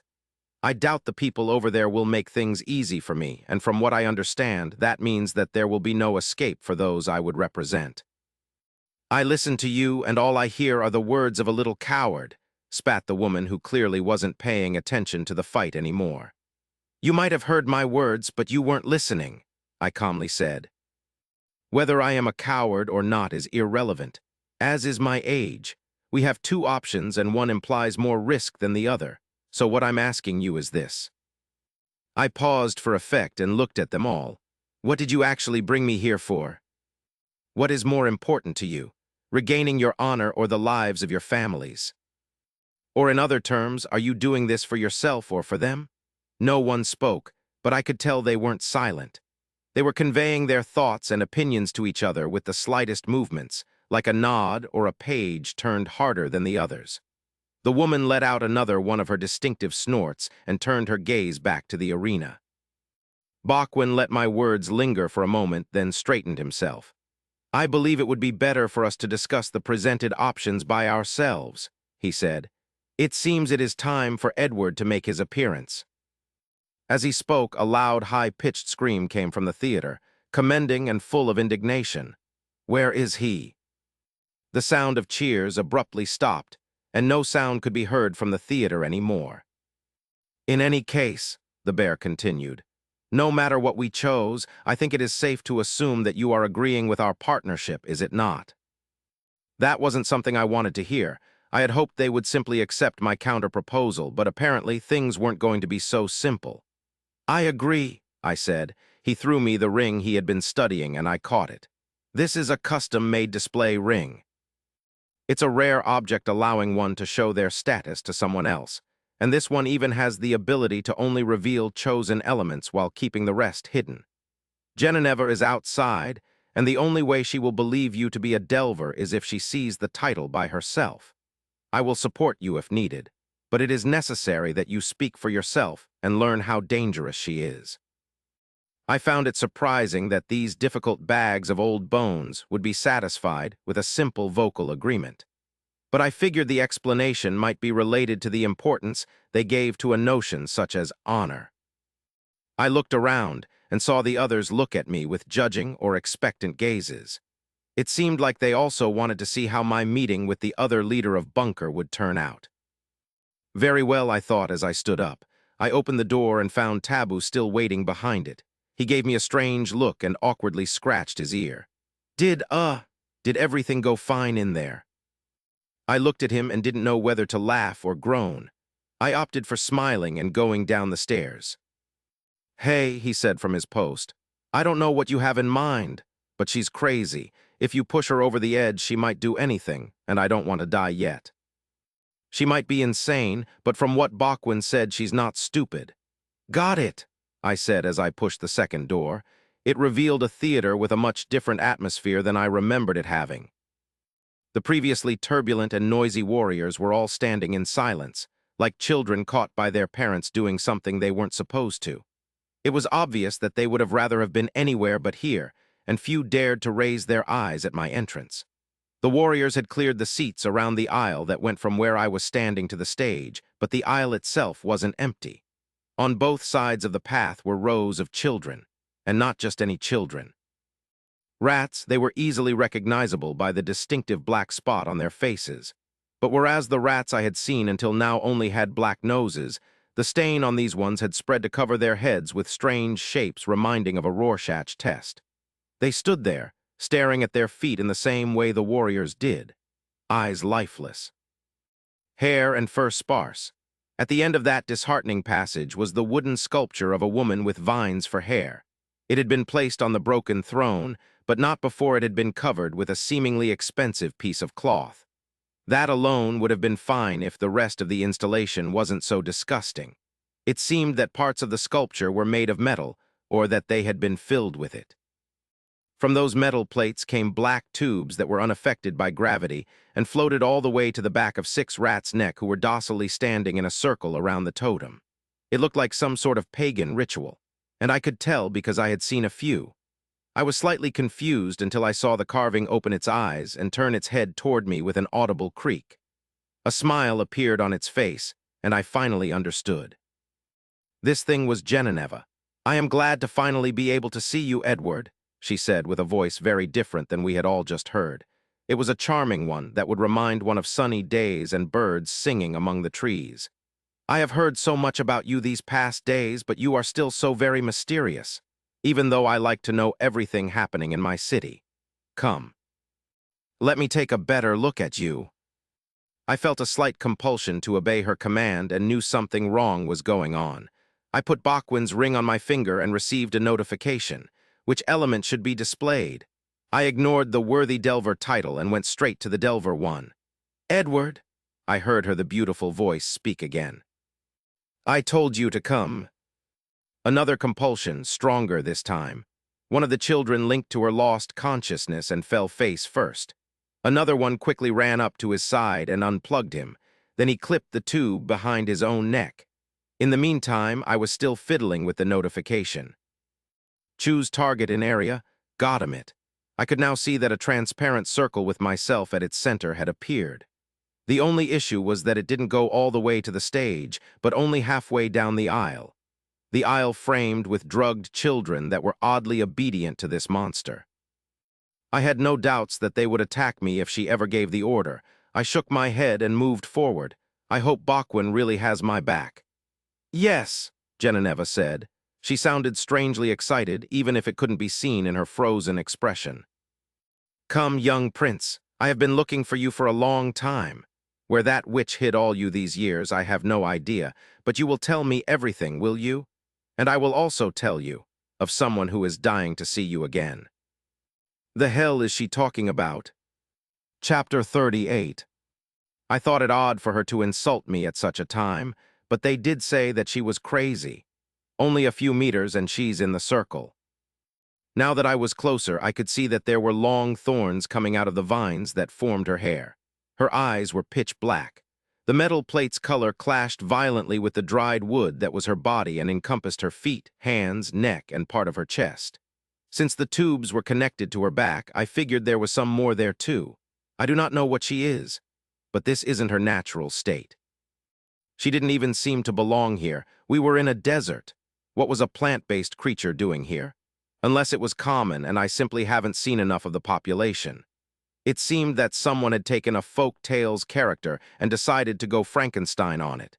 And whatever they had done to her, it had included fusing her with technology. Did humans do this? I was getting closer and she suddenly stood and walked toward me. Her movements were slightly mechanic and I noticed that sawdust sometimes fell from her joints. She stretched a hand toward me. "Finally," she whispered with glee. Then louder, "Finally. Rejoice, Bunker, I can finally go." She tilted her head when she noticed I had stopped walking. "What are you?" I didn't speak, but picking her as a target for the ring and allowing her to see my title had seemed enough to interrupt her. Her smile wavered. "Edward," she called, "come." "No," I said. That caused ripples to spread in the mute audience. I couldn't for the life of me understand why they hadn't put her down already for what she had done to these children, but that was none of my business. What I wanted was to make it clear that I wasn't someone she could put a claim on. "As you can see," I told her with as little anger as I could manage, "I am a Delver. That means that you don't fuck with the temple again unless you don't mind no longer having access to the terminal in the guild." Her smile was replaced by a frown. Her stretched hand came back to her side. She cocked her head again, but in a way that would have killed a regular person, head perpendicular to the neck. "Young man, maybe you do not understand my words. It is very simple, really. I am telling you to resume walking until you get in front of me. Then kneel." The compulsion that followed her order was stronger than the one that had come before, causing me to go light-headed for a brief moment. It seemed that the reduced distance increased the efficiency of her spell, but thankfully it hadn't been enough. "And I'm sure you've noticed," I continued, "I came out of a meeting with Bachwin and his elders, which means that you don't fuck with me unless you want them to make paper out of you." A large, bare-chested warrior came out of the crowd holding a broadsword and confidently walked until he reached the stage. He was very similar to Balrash, in that he was bull with a menacing pair of horns and impressive muscles. The difference was that he appeared to be younger. "My lady," he barked as he slapped his chest, "I beg you to give me the order, and I shall drag this arrogant shit to your heels by the scruff of his neck." "Please die," she said without even sparing him a glance. 4 of the surrounding children around her collapsed. They were as quickly replaced as the first, but what shocked me was what followed her command. The beastkin let out a yelp and seemed to struggle for a while, but then something in him gave in and he turned his own blade against himself and plunged it into his chest. Blood gushed out, spraying everywhere as he struggled. He pushed hard enough for it to come out through his back until the hilt hit his chest. Then he fell to his knees in the crimson pool, quickly growing under him, and didn't move again. I looked around and saw no one move. No one. No one thinking that this was too much and thought it a good idea to rush this creature. Her spell was obviously limited in how fast she could use it, so what was keeping them from killing her after she had done so? My eyes fell on Balrash. He was also staring down, despite the veins on his forehead and how hard he seemed to grit his teeth. He was also doing nothing. There probably was a few things I was unaware of, but even if there wasn't, I'm not here to try to save people who don't want to save themselves. Hell, even if they wanted to. I looked for the black orbs that were Geneviève's eyes and noticed that the blood that had splashed on her face had almost disappeared. Forget about me. I have nothing more to say. I was about to turn around when she spoke with annoyance. "Grab him." Suddenly brought back to life, the expressions of the children surrounding me suddenly became mad grins. I could see their muscles tense in preparation as they were on the verge of executing their given order. But before I could summon Ikon Omi, the warriors let out shouts of surprise as blue light inexplicably shone from the floor. Plants with blue flowers emerged from every crack in the stone, and grew at an impossibly accelerated pace. They climbed on the children, twisting around their limbs, regrowing when they would get cut. First, their movements were only lightly restricted, but in the blink of an eye, those light restrictions became severe shackles as the green bindings tightened themselves. Minor blessing of Yumian Jai. It was about fucking time. I saw the flowers rush toward the stage, but that alone seemed to irritate Genevieve more than everything that had happened yet. "Don't you dare!" She yelled with an inhuman voice, and that caused the plants that had reached the stage to wither. They didn't grow back. But Genevieve was seething. I was starting to think that there was no way this would end well when a loud, crashing sound came from the back of the theater. I looked back and saw Bachwin. He had apparently jumped from the box's window, as indicated by the cracked stone he was standing on in a relaxed manner. "Genevieve," he said. "He is a Delver, and I confirm that he is one of ours. You have built a lot here through the years, and it would be a shame to see it all go to waste." "You think you can threaten me, you a mangled beast?" she asked with a pointed finger. He took a deep breath in. "I am not threatening you. I am telling facts, and you know for a fact that we have nothing to lose. Let us not go down a way no one will come back alive from." She seemed to hesitate, her eyes darting from him to me. The theater was dead silent, everybody waiting for the end of her inner debate with bated breath. Everybody but me. I turned around and walked toward the huge stone doors that lead to the passage I had taken to reach the theater. I wasn't going to wait for her to make her decision.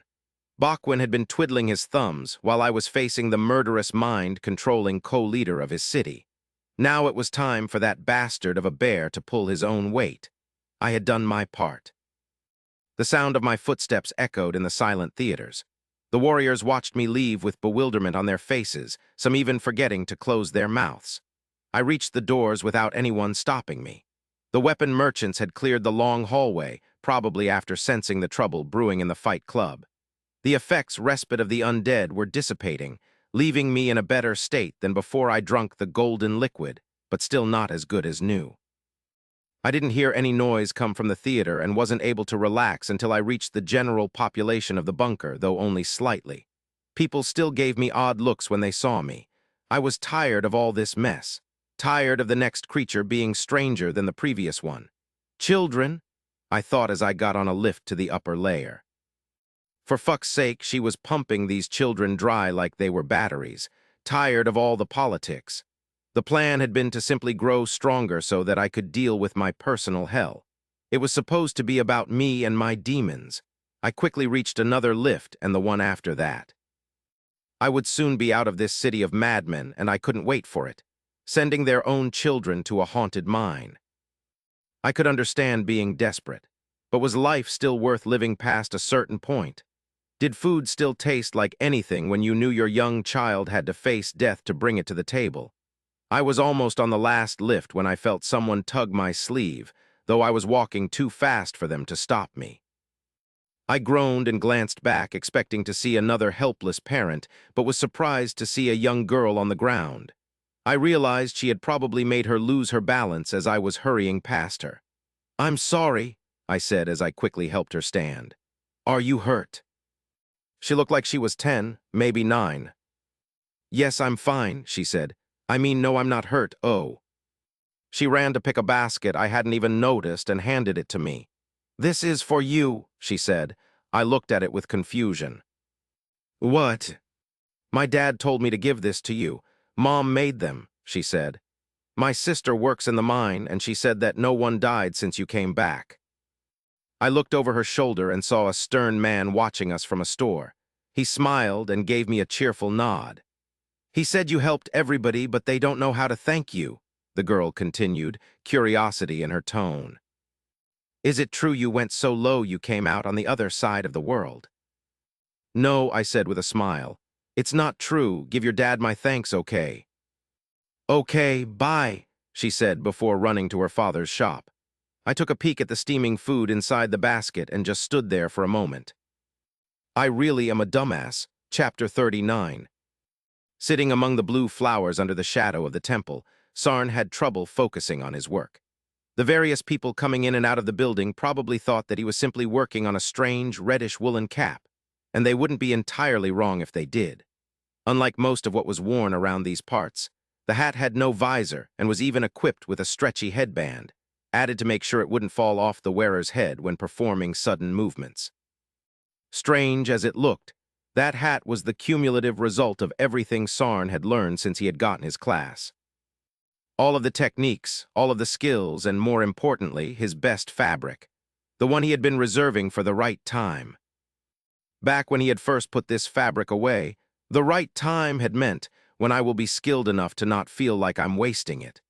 Now its definition had changed to when there's nothing better available. Not that he wasn't vastly more skilled than he had been just a week ago. Thanks to his new friend, he had first been able to quickly raise the proficiency of all his skills. It had allowed his stamina usage to be much more efficient and made him able to create more clothes in less time.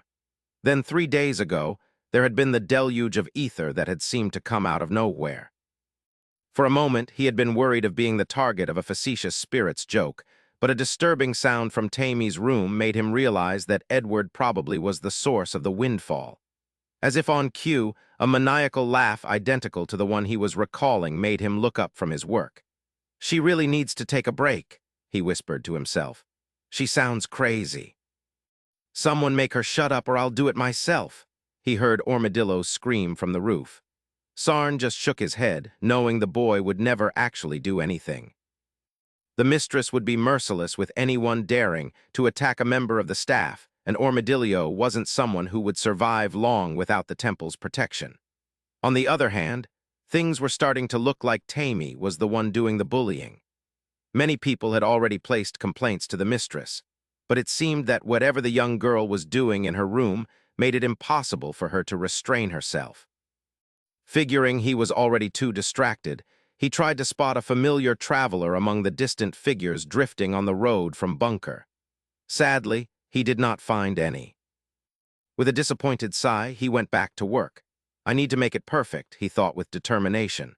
Until now, Lima had been his only reliable source of ether. The guys from the fighters group just laughed at what he made, and the instructors never used what he gifted them, despite thanking him with a smile for it. So ignoring the random ether he occasionally received from what got sold in Bunker, he would only get a couple dozens of points whenever Lima went hunting. It wasn't much, but it had been enough for him to slowly increase his skill levels, and he could not thank her enough. But the other day, Edward had been wearing a coat he had made. Sarn did not know how many creatures he had killed, or the actual nature of what he had killed. But by the moment the ether stopped trickling in, he had around 600 of it, probably more than he had ever had his whole life.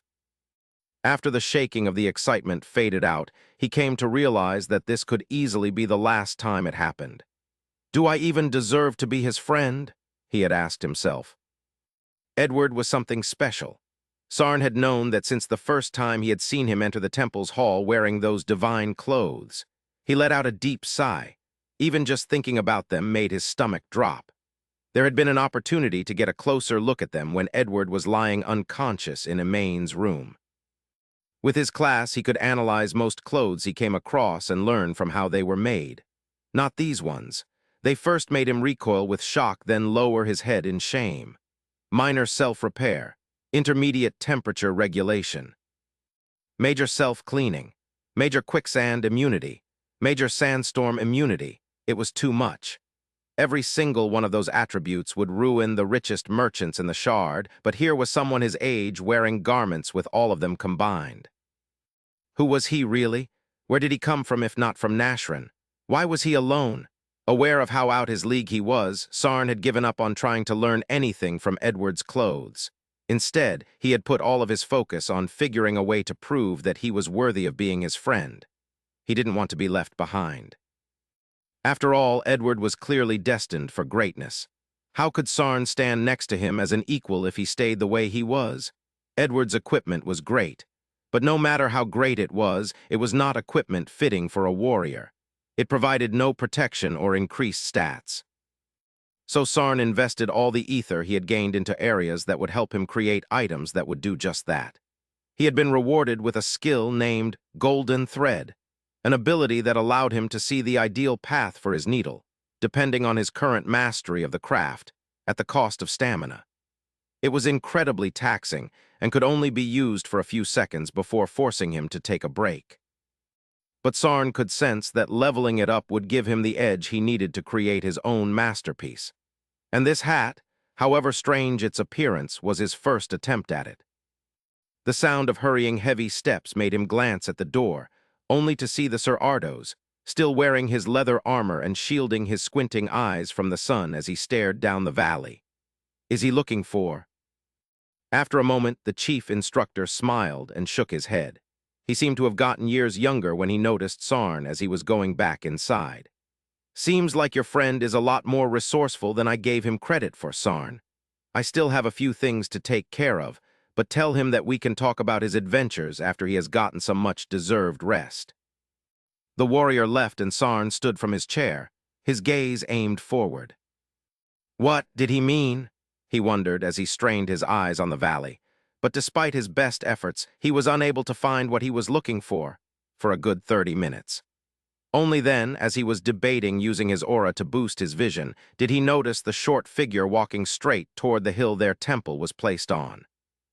He realized that he had been unable to see him until then because Edward had been walking at a slow pace with a group of other people Sarn doubted he was even acquainted with.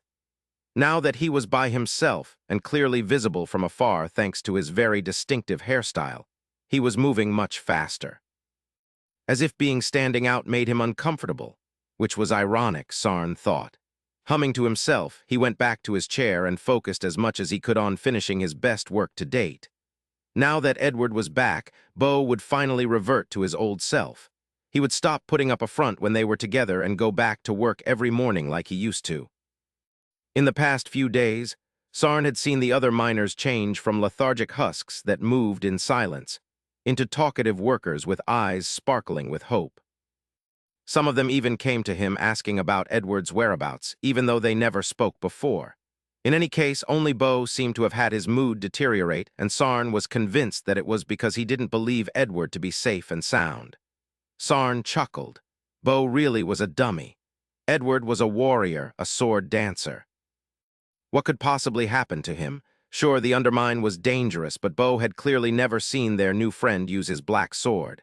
After what seemed an eternity, Edward finally reached the temple and Sarn jumped off his chair, ready to give him a big welcome hug.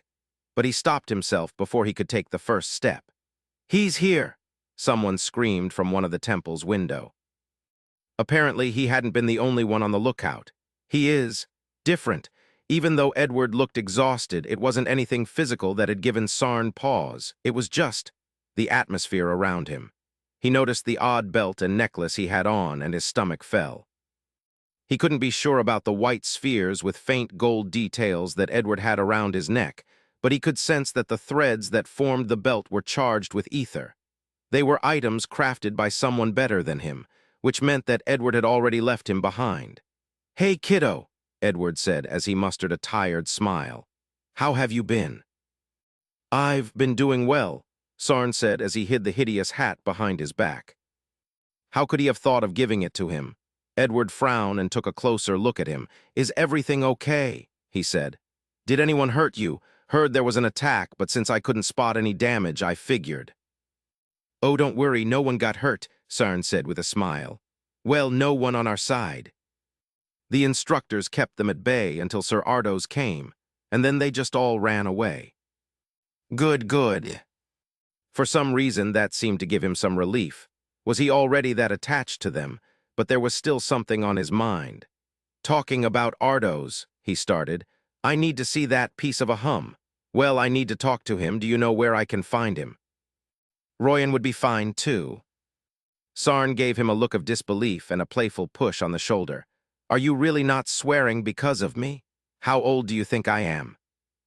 Yeah, you're right," he said as he scratched the back of his head. "I'm just really tired. Anyway, do you?" He was interrupted by the sight of several people rushing over. The orphans hadn't gone to work recently because of the attack, and most of the miners were now surrounding Sarn and Edward, some of them stuck in the hallway because of those standing at the door. Sarn frowned. He disliked them since they singled out Bo for hanging out with him and Lima. Did they now have something against Edward because of whatever he had done at the mine? Yes, Edward simply said. One of them walked to Edward with eyes full of determination and to Sarn's surprise hugged him.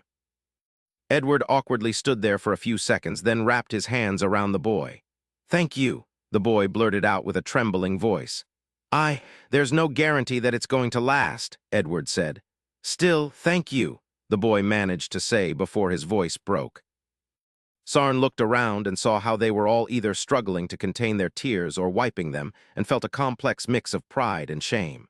Pride, because his friend was being recognized and accepted by the others.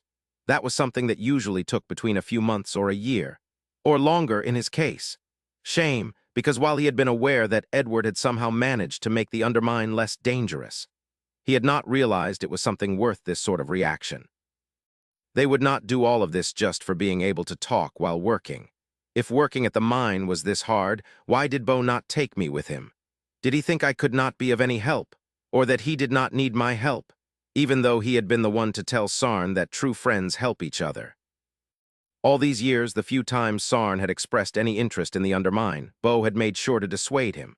Coupled with the fact that Sarn mostly stayed at the temple, it had been easy for him to tune the mine out, confident in his brother's judgment.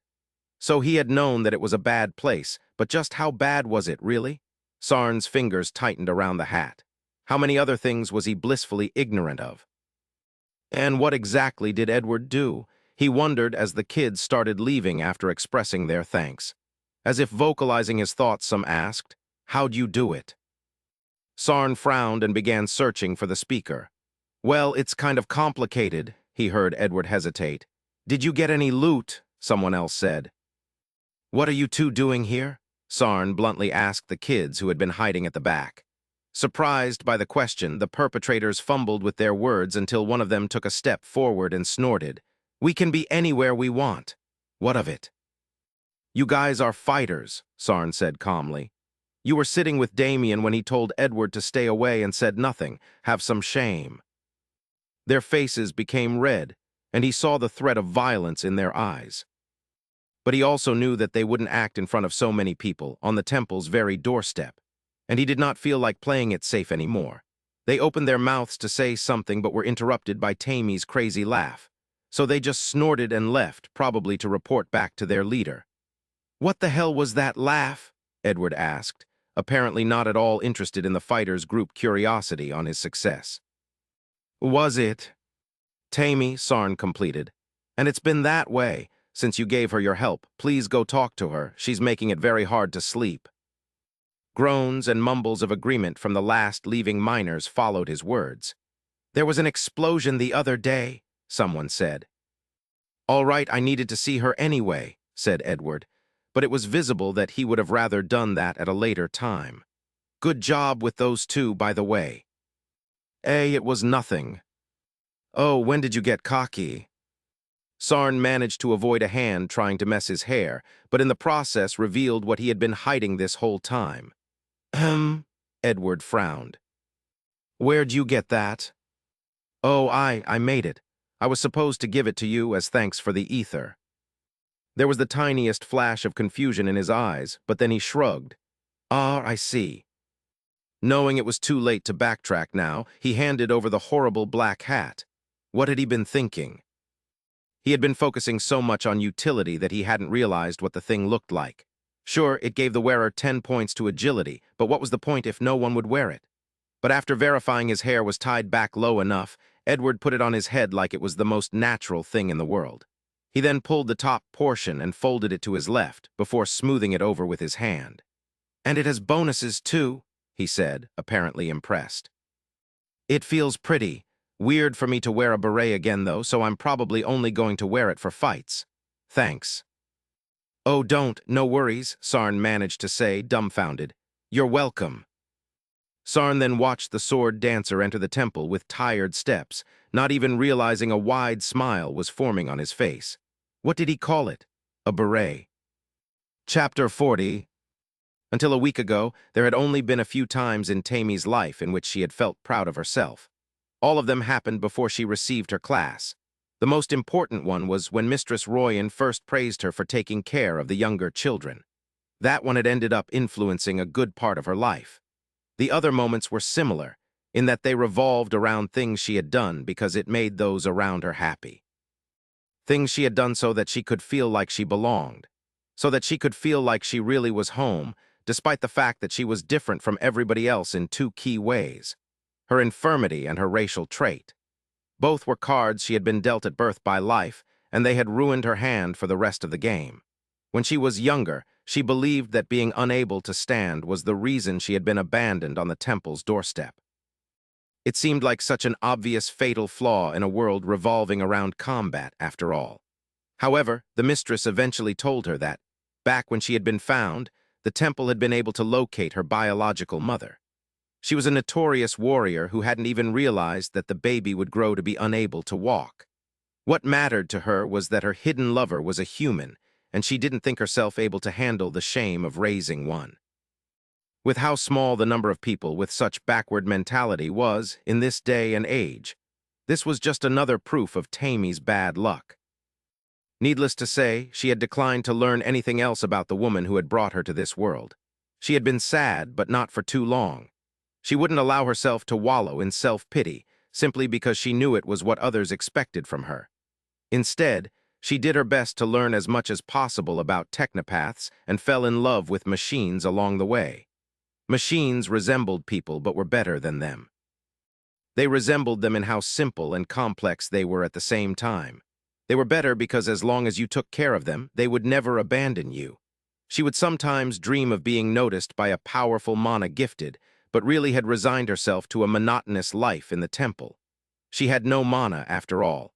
All she had was an incredibly frustrating class. But now things were different. Now she had hope. Someone knocked, breaking her focus and causing all of the machine parts floating around her room to fall. She groaned as she thought of the potential damage they had received. "Yes," she hissed at the door. "I already spoke with the mistress." "It's me, Edward. Can I come in?" "Oh, sure," she said as her scowl was replaced by a smile. "I missed Kirby. There's so much I need to." Her smile froze and panic seized her heart as she realized the current state of her room and choked on her words. The floor was a mess of neglected bolts and screws.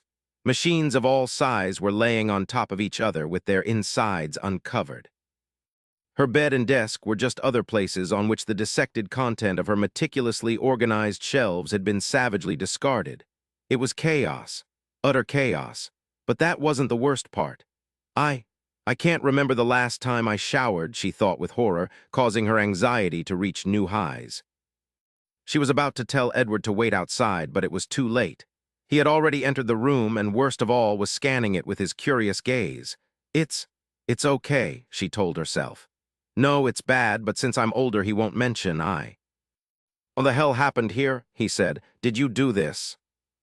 Please stop looking around. She almost screamed as she raised her hands to cover his eyes. All right, he said in an amused tone. I'll be gone soon anyway. I just came see what you've been doing with my mana. Also, did you get ether like Sarn did? The way he had voiced it brought her back to reality. His mana. It was true, after all. All the joy she had experienced these past days were thanks to his investment. All the excitement born from discovering what she could do. All the pride she had felt after each discovery. Maybe being a human wasn't so bad after all. But she was just a parasite feeding off this mysterious boy's divine gifts. I did, she said in a more measured tone. Thank you, it helped me a lot. Don't worry about it, he said as he freed the chair of a pile of clothes. What about our project? Did you do it? Did I do it? She said with disbelief. Oh no, if she told him she was far from being done, would he be disappointed and look for help somewhere else? Would he stop giving her mana? I've progressed a lot, but here let me show you, Tammy managed to say without paying attention to her rising fear. She pushed her chair's wheel and moved herself to the desk. She then proceeded to frantically move the pieces of junk away to reveal the sketch underneath. Edward helped with the heavier stuff. Can I go back? She asked herself. Can I go back to how I was before? She knew the answer was an absolute no, without even having to think about it. Her life had been devoid of meaning. A magicless desert in the middle of a sea of gifted beings. It was fine before, but reverting to that after getting a glimpse of her potential. It would kill me. I have done a lot these past days, she calmly said. As you can see, I've dismantled all the machines I had in the room and retrieved their functions. For the most part, it was just different variations of functions governing the inner workings of a machine, so not much is immediately usable. But they will form the framework behind the weapon I plan to make for you. Is this it? He said with a nod toward the sketch. Yes, the first version of it. What's the scale? The scale. Panic, she had just gone with the flow and followed her inspiration. She hadn't calculated the exact dimensions of the thing. But she could give an approximation. It's going to be big, she tentatively said. He raised a brow. Big, how big? And is there a reason why you can't make it already? Why did she feel so small when talking to him? There was no denying that an anomaly like him stood out from the crowd more than she did, but unlike her, he seemed to consider that difference normal. Maybe that was what intimidated her. I cannot say for sure, she said. The size itself depends on the mechanism used and my proficiencies, and for why I haven't made it yet, it's because I can't. First, because my level is too low. My class is great in theory, but it has many limitations. You know that it allows me to combine magic-fueled machines, right? The result becomes an item I have to bring to existence with my create command, and the number of created items that can coexist is limited to 3. Unless those 3 items are used, I don't earn much ether. Now I guess we could fix that by having you use them, but that wouldn't fix the main issue. Which is? Well, as you know, aura can only be pierced by aura itself or magic. Making an item able to do the same usually requires some metal with magical properties, and we do not have any. He cocked his head in confusion. But you can create metal, right? I can create metal I have trained with for years, and how well I can do it depends on my proficiencies, which means that even if we got our hands on some magic metal, I doubt there would be enough. She studied his features and saw him thinking over her words. He's going to say it. He's going to say that this is all over. Look, I'm sorry, she said with a shaking voice. I have a few ideas, so I don't mean to say that it's impossible, but it's definitely not a short-time project. He put a hand on her shoulder. It's fine, don't worry so much about it. What about the silver from the undermine, though? He simply said. It doesn't have any magical propriety. Well, yes it does, but it's not the kind of property we want, Tammy said with a defeated wave of her hand. I meant something like blazing steel or thunderbolt iron. The mine's silver is called sage silver and is only known for being a good magic conductor. It would only be useful if we had a mage. That seemed to catch his attention. What do you mean? Oh, angel, give me strength, she thought with disbelief. He's not thinking of hiring a spellcaster, is he? Because mages have spells. Functions themselves are broken pieces of spells that have been packaged to work in a machine. I'm pretty sure the communication link I gave Kirby the other day was originally part of a telepathic spell. But I digress. If we had a mage, I could use one of his spell to attempt to create a new function and save us a lot of time. Depending on the spell, it could even be better than... What? I might have a spell we could use, he said as if it was the most normal thing in the world. She blinked, not willing to believe she had heard him correctly. You have spells. I do, but I'm not sure whether those I currently have will be compatible with a rifle or not. I'll have to use the ether I saved and see if anything interesting comes up. Hopefully it does. He then stood and sighed, making her notice the exhaustion on his face for the first time since he had entered the room. Keep doing whatever you're doing, he said. I'll see you later. He seemed to hesitate before adding, please stop laughing so loud. I really need to sleep, and come on, take a shower, Tammy. Ignoring words that would have scarred her for life in a different situation, she grabbed his sleeve as he was about to leave. Edward, she said with a weak voice. Her mouth was dry. There were 1,000 of questions she wanted to ask. How many classes did he have? Who was he? What were his goals? However, the answer to those questions did not really matter at that particular moment. If I do this, she said. If I make you a weapon able to pierce aura, Will you take me as your personal machinist? He seemed confused by the question. Why? I'm a human. I don't know what you really are, but I'm just human. There's so much I want to do with my life, but without mana I can't do anything. Without it I will be back to being useless. There is no way he will stay here, she thought to herself. Not this kind of person. He will leave as soon as he can. If there's something this place has reminded me, she heard him say, it's that the grass seems greener on the other side of the fence no matter where you go. In what? What was he talking about? They were at the edge of a desert. There was no green grass here. Only rocks. How can you say that you are useless with all the people depending on you? He said. Get out of this room, go talk to the kids. I'm sure they miss you. Me being useful to them, or anyone else, doesn't mean I'm doing anything I consider worthwhile. He gently grabbed her hand and made her let go. That's true, but if you stick with me, it's very likely that you won't live long enough to accomplish anything. Think about it some more, all right. Tammy chuckled. Where had her years of seniority gone? You will need someone to take care of the rifle anyway, she said. And no one can do that better than its creator. Future creator, he stressed as he left.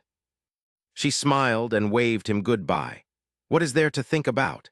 He was telling her to wait a life of certain misery against a potentially fulfilling one. What could be so bad about dying in a blaze of glory? Edward might not see it, but the difference was obvious to her. The difference was him, the difference was hope. Chapter 41. I left Tammy's room and headed to mine, cursing myself for my forgetfulness. The incense. In my hurry to leave bunker, I had forgotten about the miraculous incense promised by Bachwin, and I couldn't help but feel bitter about it. It was obvious that the short time I had spent in that dimly lit room had done wonders to improve my ether indigestion, as I had decided to call it, but it was obvious that I had left it too soon. The lingering feeling of exhaustion validated that thought. What is ether anyway? I thought to myself, as I struggled to open my door. A mystical something that one could only gain by fulfilling certain conditions related to the type of class they were given.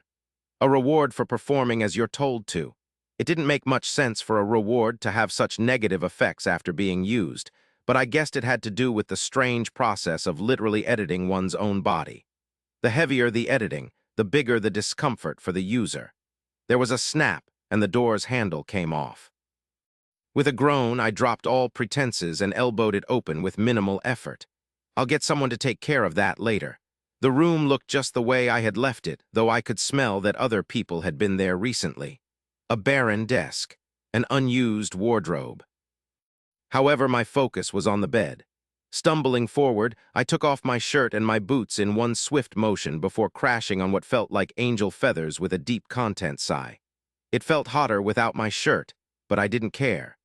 These things definitely are one of the best purchases I've ever made, and I still had one unused mattress in my inventory. I briefly considered adding it to the pile before dismissing the wasteful idea. But now that my thoughts had been brought back to the subject, I felt like it was hard to believe that spending glory at terminals was a bad idea. I understood its value, or at least thought I did.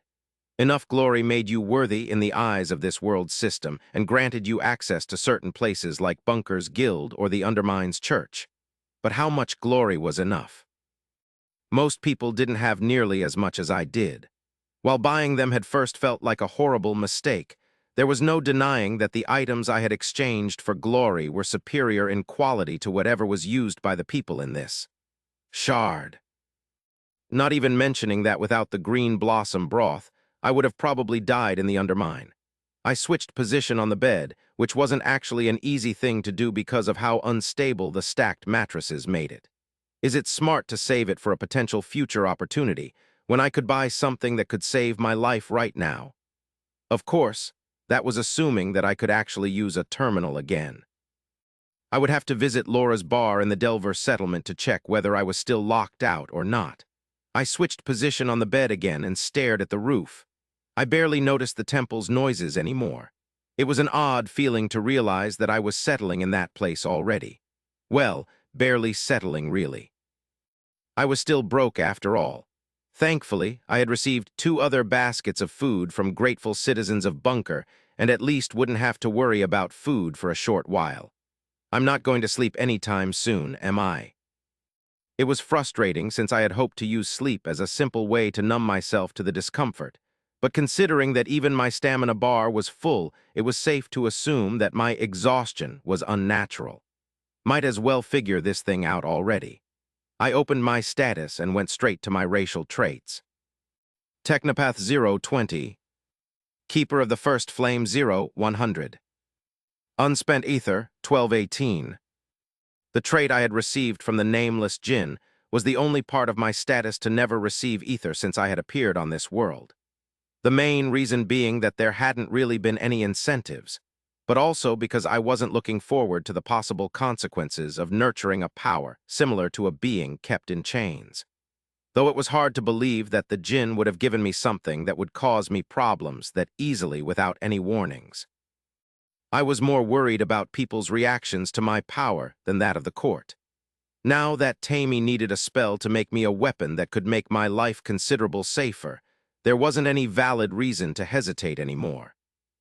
So I added 100 ether to the racial trait, plus 10% resistance to fire in human form, plus 10% reduced stamina consumption in Jinn form. The 0100 became 0200, and I couldn't help but frown. That's it. Well, the reduced stamina consumption wasn't nothing, but it also wasn't exactly what I had expected. Then again, expecting to hit jackpot at the first try wasn't realistic, so I added ether to the trait again. Wait, this is different from adding ether to my classes, right? Am I going to make myself worse? I thankfully didn't feel any different, but I also remembered that it had taken some time for the effects of the ether indigestion to make themselves known. Gritting my teeth at the thought of the horrible nausea making a comeback, I read the notification. Plus 10% resistance to fire in human form. Plus 10% reduced stamina usage in Jinn form. The same damn thing. And the benefits weren't even clear to begin with. 10% of what?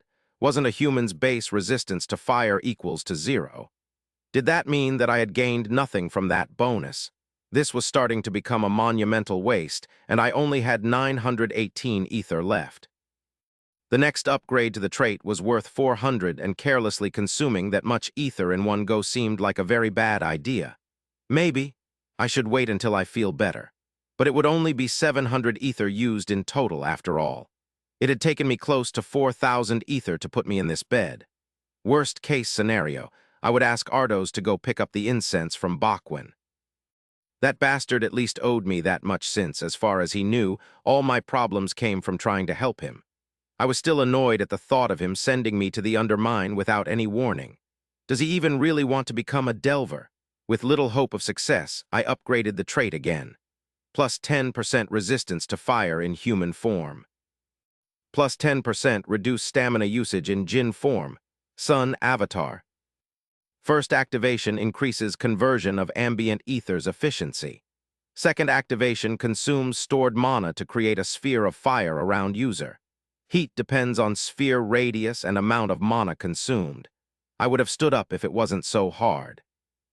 This was an offensive skill that looked like it could do a lot of damage with the right parameters. I figured it would be necessary to test it in order to figure out how much mana was needed to produce heat equals to a regular flames. If it turned out to be more than my current mana limit, it would just be embarrassing to use it against enemies. I closed my eyes with a sigh of relief. I had no idea how Tammy would manage to make it work with a rifle, but that was something for her to figure out.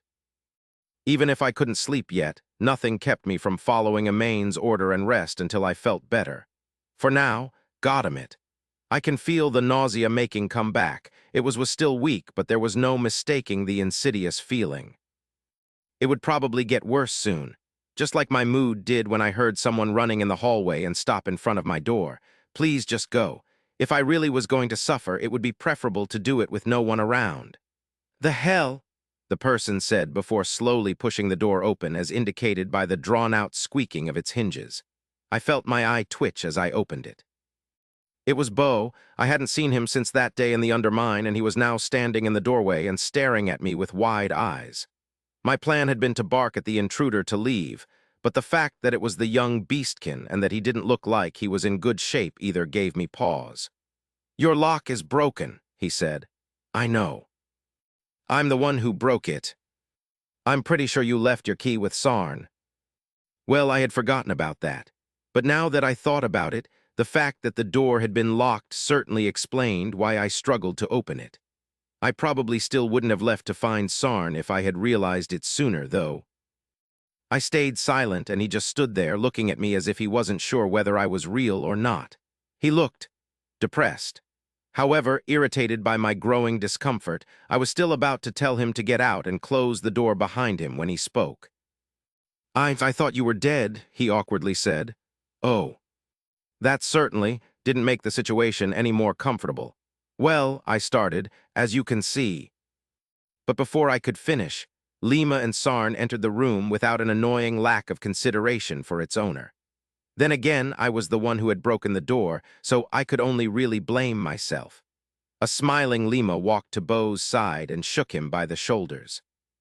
She was wearing her usual leather armor with dusty boots and had tied her hair in 2 buns on the sides of her head. "See, what did we say? Told you he was fine. Now you don't have any excuse for mopping around all day." Bo looked away and shrugged. "I wasn't moping, I was just thinking." "Yeah, right," she said with a smirk before turning toward me and letting out a gasp. "You look horrible." I saw in her eyes what she was about to do before she did it, but I didn't have the energy to fight her off as usual. So I just sighed as she sat on the bed and gave me a strong hug. Her skin was strangely close. "You've worried us, especially Bo," she said. He didn't even want to believe Sir Ardo's.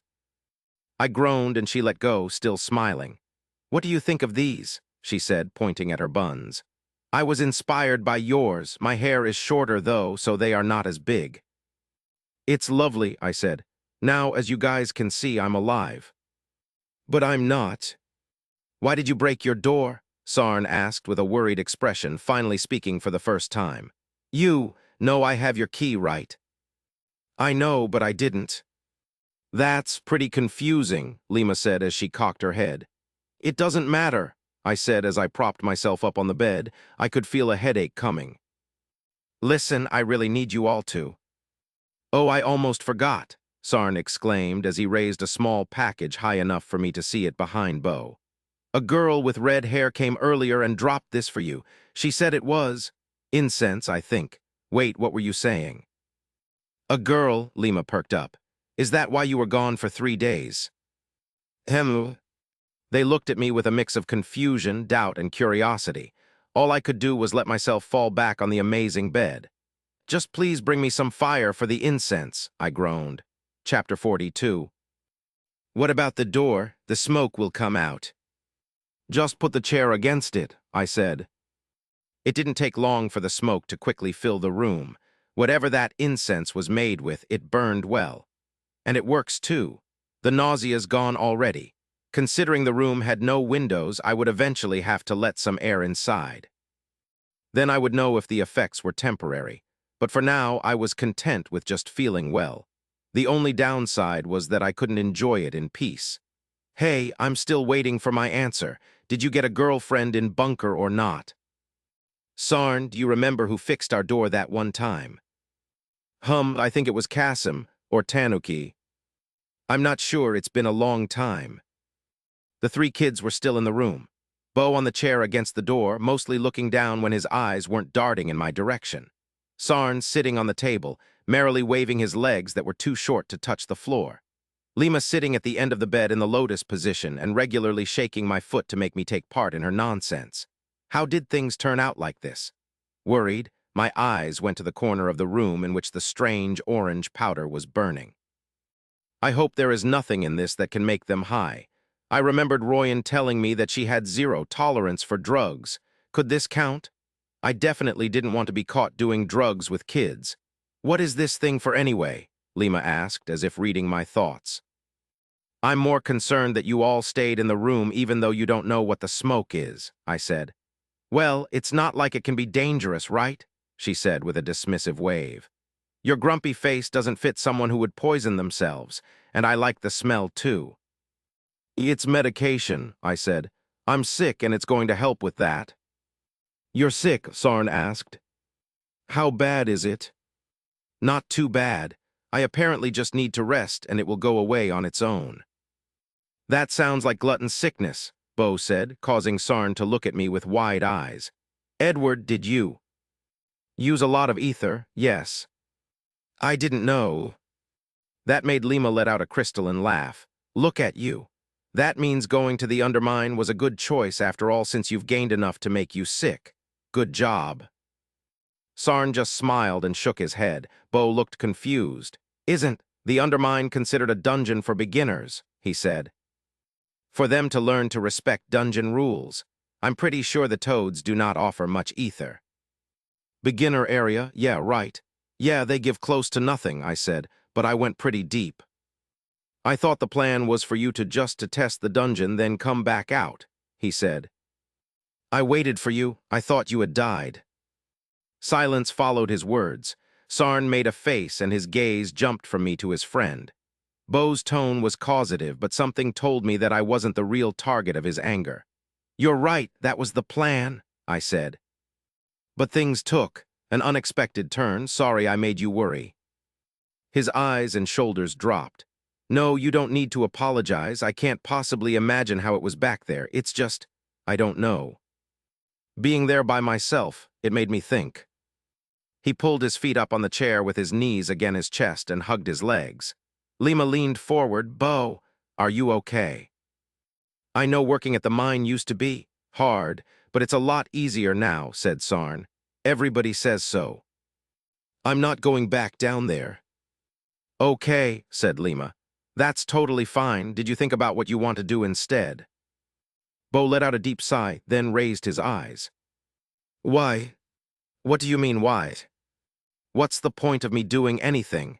He said with a bit of edge in his tone. I'm going to die in this shard anyway. The girl closed her eyes and pinched the bridge of her nose. Are you for real right now? Are you? You're saying that, after making us bust our asses. Oh, you guys might make it, the boy interrupted. You both have classes after all, and you even have a warring class. I'm a hunter, she hissed. A technicality, he shrugged. Your skills are for monsters, but your stats probably make you as strong as Merle anyway. Point is, you're both valuable, and I'm not. Us Forsaken are going to be left to die. You all know it, so what's the point? Lima looked up with narrowed eyes, but Bo's didn't waver, even though they were partially hidden behind his knees. Sarn jumped down from the table and stood between the two of them, hands raised in an appeasing gesture. Let's calm down, okay? He said. Bo, you know that what you are saying is not true. It's fine if you want to take a break, we can.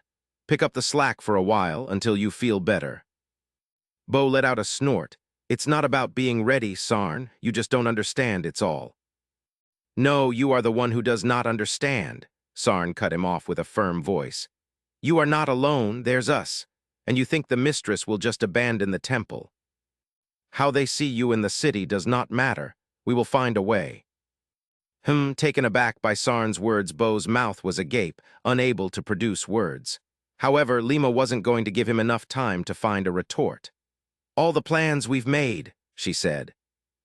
All the projects, you would throw them out of the window just like that. I know it's not that I gave up on them. Then what is it? Bo sighed and put down his feet, correcting his sitting position. I don't care about how other people see me. Or at least I don't care much, he said in a neutral tone. But I can't ignore how I see myself. We can sugarcoat it as much as we want, but at the end of the day, I'm just a Forsaken. There's nothing I can do that 1,000 others can't replace me for. Even if I make it out of this shard, what's really out there for me? Another mine? Another job at the expendable bottom of the world? How is that a way to live? Sarn silently looked at him, and Lima's eyes had become red. I was left wondering how common this feeling was among the children of the temple, Forsaken or not. Tammy said something very similar. At the end of the day, self-hatred only needed an insecurity to latch onto. Some being more valid than others. But being human or Forsaken were just placeholders for any kind of societal position that happened to be considered beneath another one. Being poor, being sick, being disabled, being ugly, being second. It didn't need to be in a world with magic, but we don't. The truth is that I'm as close to worthless as a living person can be. So tell me, Bo, I started, is that how you see the other Forsaken too? They all turned to me, apparently having forgotten that I was there. Brats. It's still my room. WH what? You heard me. I'm asking you if you also see the other Forsaken as worthless, as expendable members of the world. I don't think of other people, he said. I'm busy enough with. That's a lie, I interrupted. I didn't even need you to actually answer. I'm sure that you've tried to look for someone that you could emulate. Someone who was forsaken but still managed to make everybody see them as valuable. But you didn't find anyone, am I right? So while you currently hate yourself, you hate other Forsaken just as much, if not more. Sarn and Lima looked at Bo with pained eyes, but he only gritted his teeth and stayed silent. After a few seconds, he once again pulled his feet on the chair and hugged his legs. Sarn went to his side and wrapped his arms around his friend's shoulders after audibly sniffling. I will ask you this, I continued on the same tone. If you somehow got a class, wouldn't you become exactly like the warriors who have treated you and your friends so bad your whole lives? Are you really that different from them if all that sets you apart is your ability to make threats? Bo recoiled, stung by the words, and slowly buried his face between his arms. Lima put a hand on my knee and made me glance her way. Her eyes were still red, but she wasn't crying. Stop, she pleaded. Coddling isn't what he needs right now. I wasn't trying to be cruel by twisting the knife in the wound. Hell, I could even sympathize with him. As far as I was aware, people rarely came into existence hating themselves. That hate was taught and internalized. After years of being told something by different people everywhere, it wasn't surprising for one to end up believing it. So yes, I could sympathize, but could I empathize? No, your value and the value of what you do are things you decide yourself, I said. You say that you don't care about how others see you, but the truth is that you see yourself through the lenses you were given. Sure, maybe you're not being paid much for what you do in the mine, but why does Mona hum? Why should the number of coins you receive determine your happiness? You don't need riches, fame, or even respect from others to be happy with yourself. All you need is to find a reason to do what you do every day. Well, I guess one can also decide to make those things their life goal, but that's beside the point. Why the hell am I talking so much? Does it have to do with the incense? Don't you think it's easier for you to think that way? Lima said.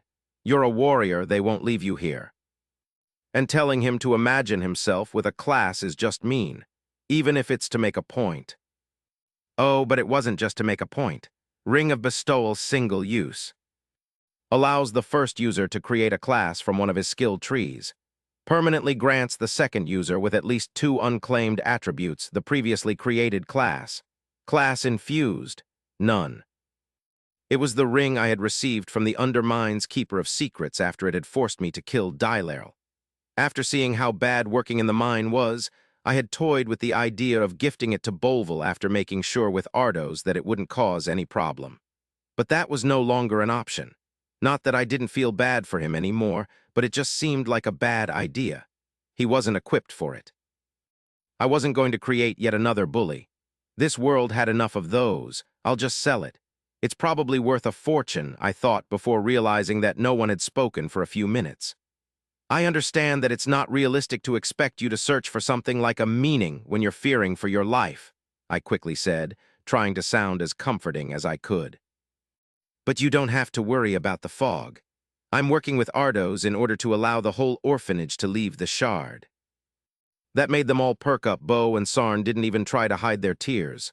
Are you serious? Lima asked. I felt her hand shaking. Yeah.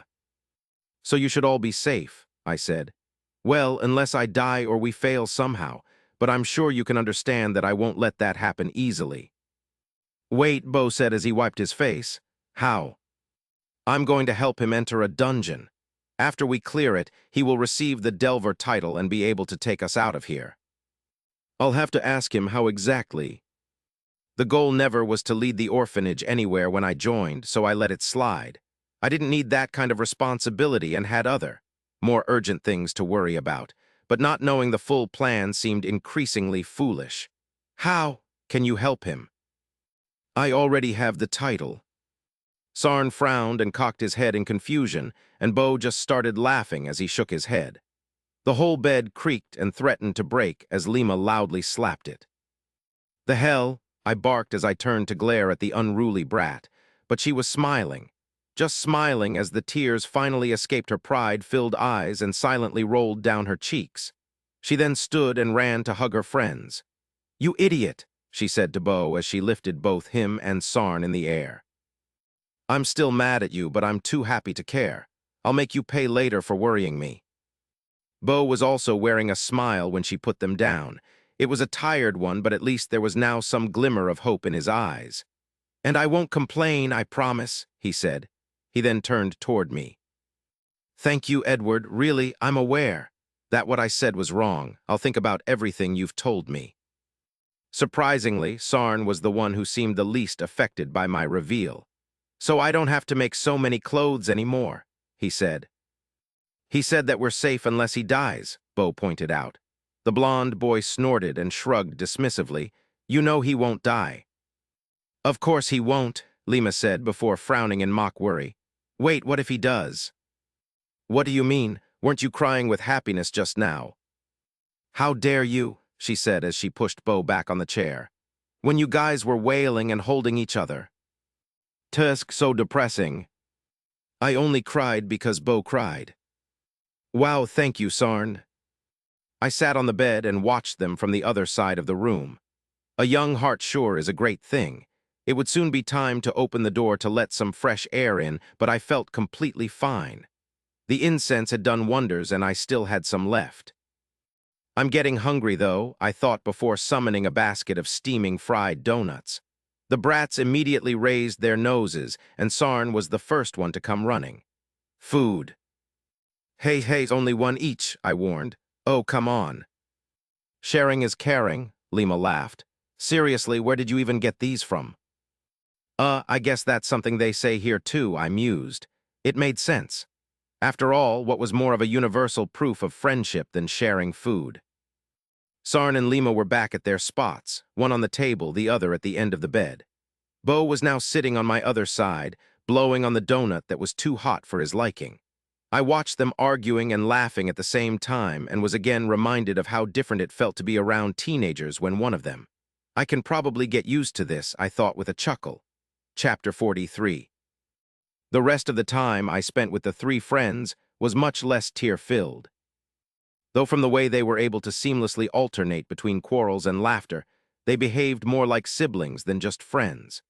Since I felt better and had already figured out a spell for Tammy to work with, I decided to not waste any more time and speak with her about it. There was a serious concern over how much information and access to my skills she would have, without even mentioning her potential reaction to the Sun Avatar spell itself. Its definition included my ability to convert ether into mana after all. I highly doubted that being a human with the wisdom attribute was even half as unconventional. However, when I got to Tammy's room, I found its door locked.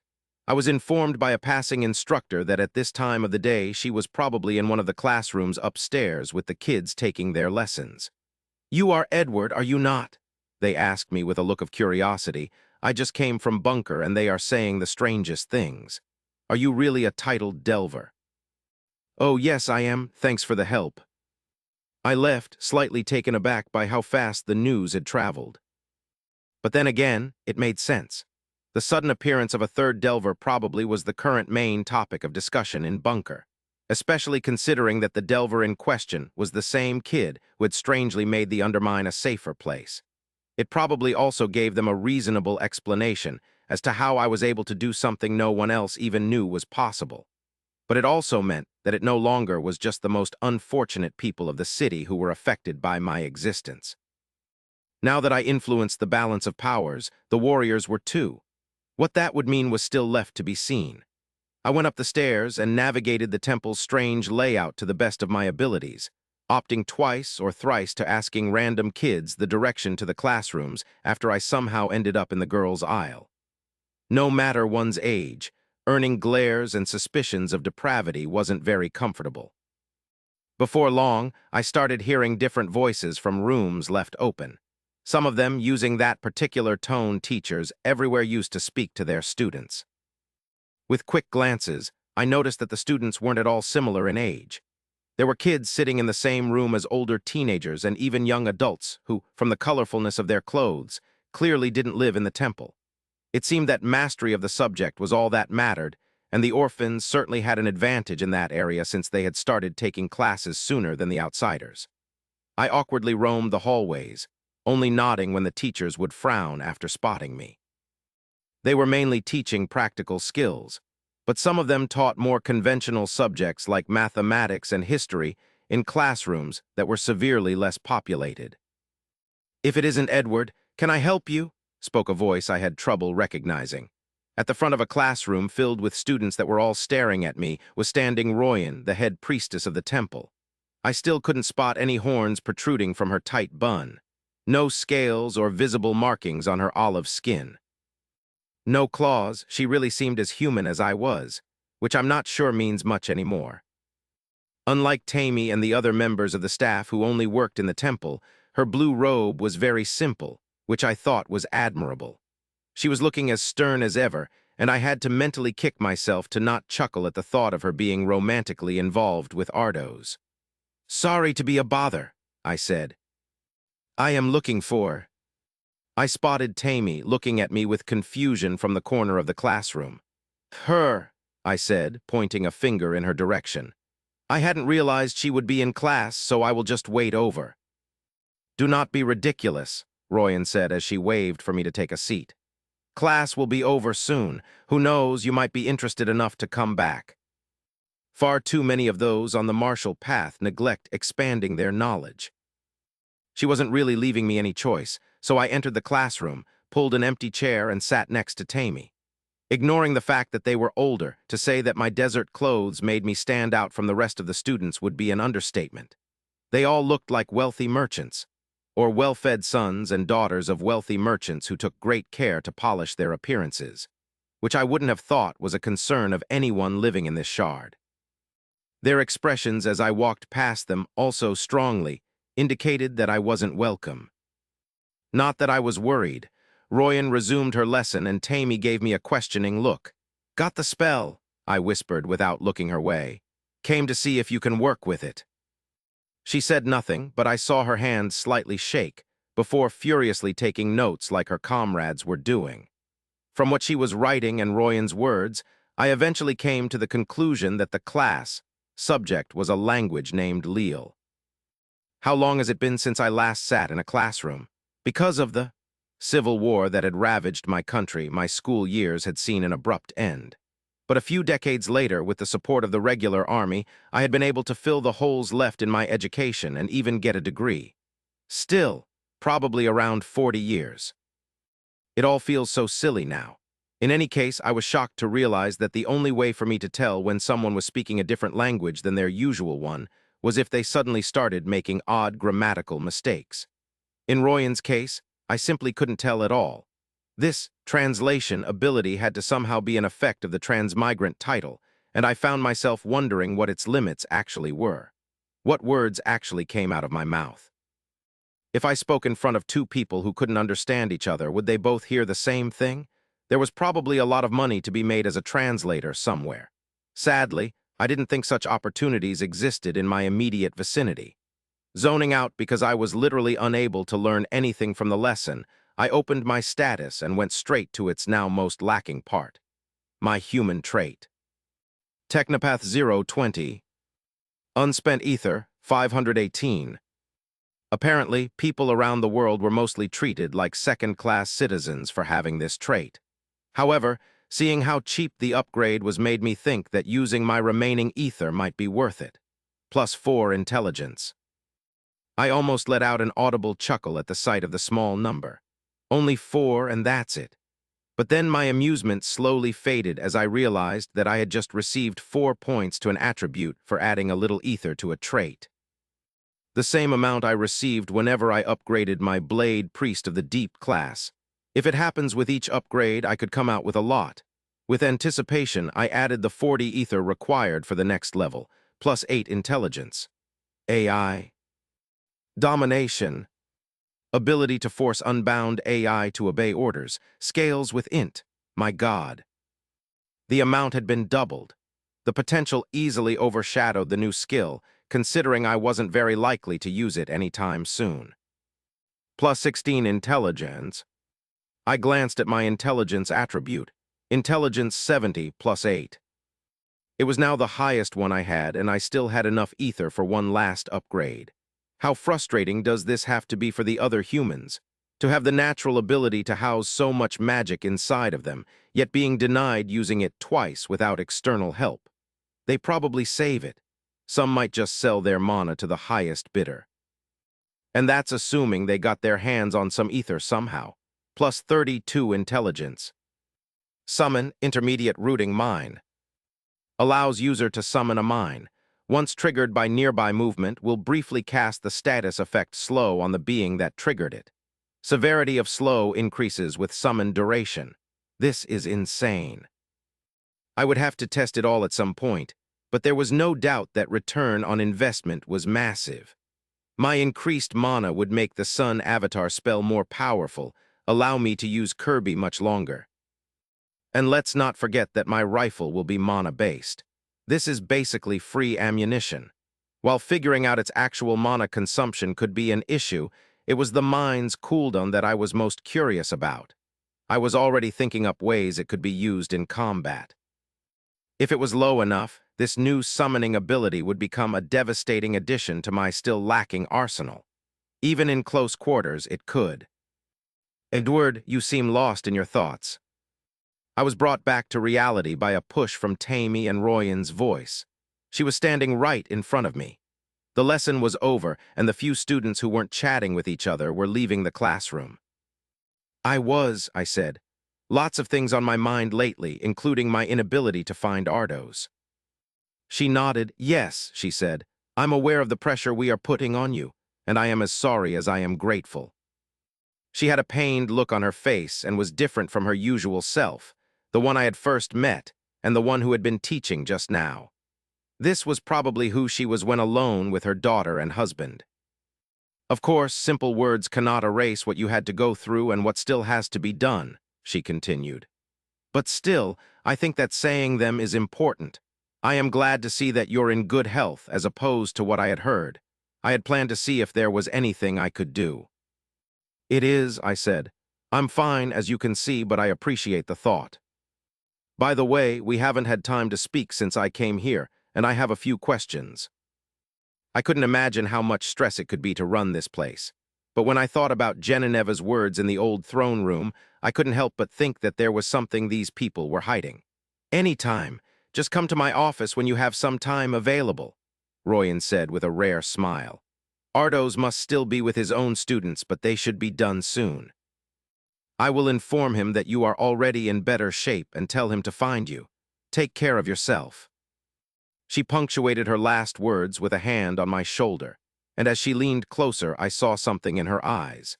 Something unnatural that completely contrasted with the way I had been seeing her until then and made me entirely dismiss the idea of her being human.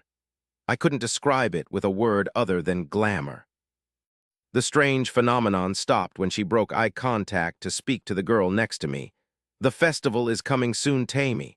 I'll be counting on your help this year as well. Oh, sure, mistress. I had completely forgotten about it. Royan left the room, and I find myself with Tammy, who was visibly struggling to contain her excitement as she put her notes away. What is she? I asked.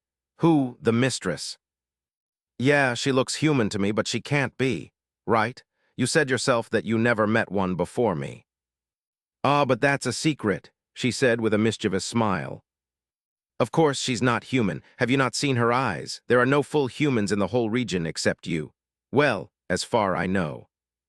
She took a thoughtful expression. Maybe something changed in the ether and that's why.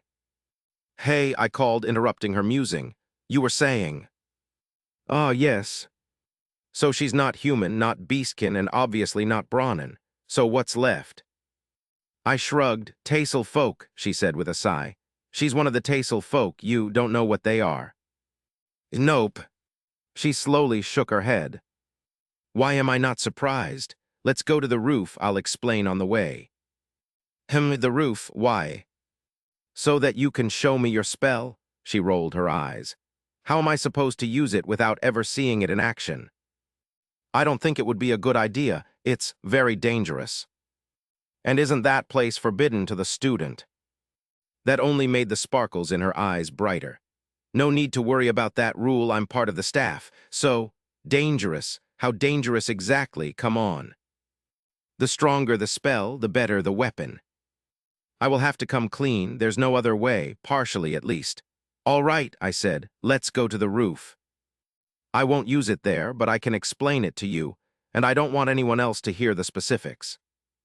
Fine, she said, raising her hands in defeat, but you will still have to show it to me eventually. We left the classroom for the stairs, but because of the younger kids randomly requiring Tammy's assistance, we progressed at a much slower pace than I knew she would have preferred. Tassel folks have even more varied appearances than us beastkins, she said, while brushing a bunny girl's hair.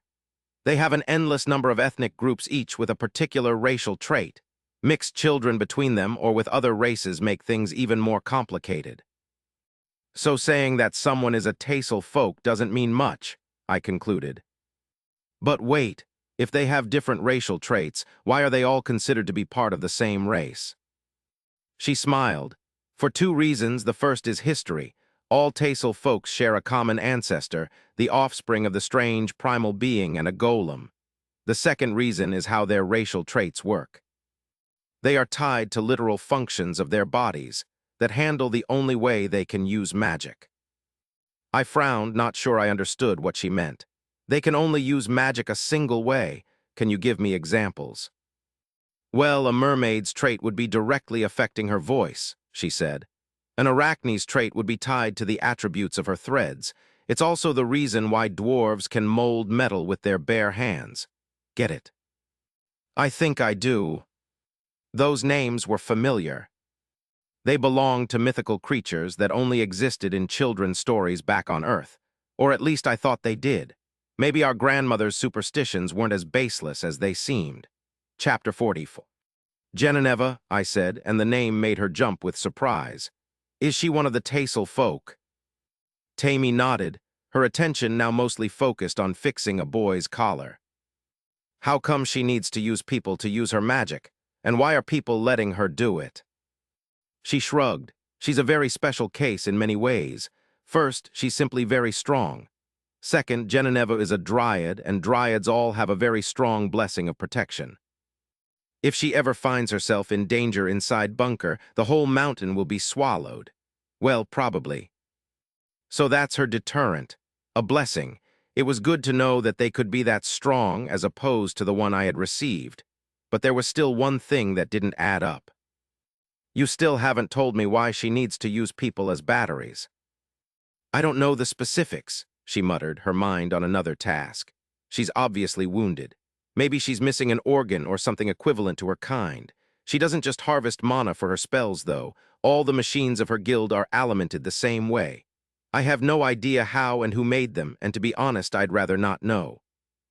I remembered seeing trucks and other vehicles the day of my arrival in this realm. My head was starting to hurt at the thought of the amount of mana that had been consumed that day. But how? Are there really that many people available with the intelligence attribute? Or is it the drug? That's exactly it. She isn't forcing anyone to become her slave rat, at first at least.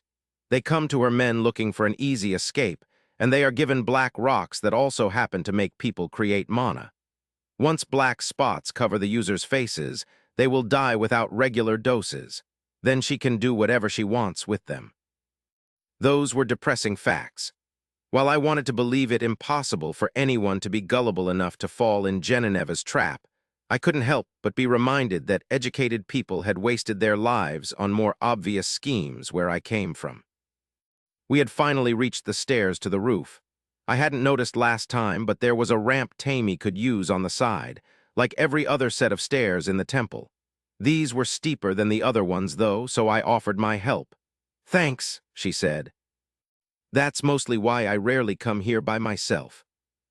Pushing her chair reminded me of the effects of my strength attribute. She seemed weightless.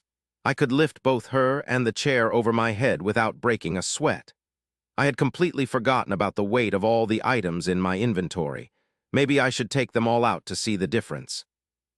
We finally reached the temple's colorful roof, illuminated in the afternoon's golden light. I could spot a few more drawings and carvings that had been added since my last visit. There even was a small bench. It was surrounded with empty jugs and bottles that reeked of alcohol, but I decided to ignore that part and simply move the seat to a different spot facing the valley. The scenery was as beautiful as I remembered. "All right," I said, "enough beating around the bush, so Royan is one of those Tassel folks. What kind?" The mischievous smile returned to her face. "You would never guess," she said. "Of course I wouldn't. I didn't even know what a Tassel folk was a few minutes ago." "Do you really have to ruin my fun?" "Out with it already." "She's a succubus," she said before bursting with laughter at my gaping mouth. "A what?" "I know, right? I was so shocked when she told me. I was so young and my reaction made her laugh too." "Don't tell anyone, though. Very few of the current people know, even among the staff." "Wait," I said with a raised hand. "I'm not sure if my definition of a succubus is." "Very beautiful women with the ability to charm any man," she interrupted. "Yes, that's totally her." That was a shocking revelation. Royan was the furthest person I would associate with a seducing demon. "Well, I guess they are not demons here. I have only seen her use her natural power once, though, and it was by mistake," Tammy continued as she gazed down the valley. "She makes a lot of efforts to keep her regular appearance modest, but even seeing her with her hair down used to make everybody lose their train of thoughts. Even the girls," she added with a chuckle. "What about Merle?" I asked. From what I had seen, the girl had mostly taken after her father. "Ardo's, you lucky bastard." "Oh, her and Damien, right?" Tammy said, apparently glad to finally have the opportunity to share the gossip she had been saving through the years. "Well, as you know, Merle is a beastkin and already very strong because of her class.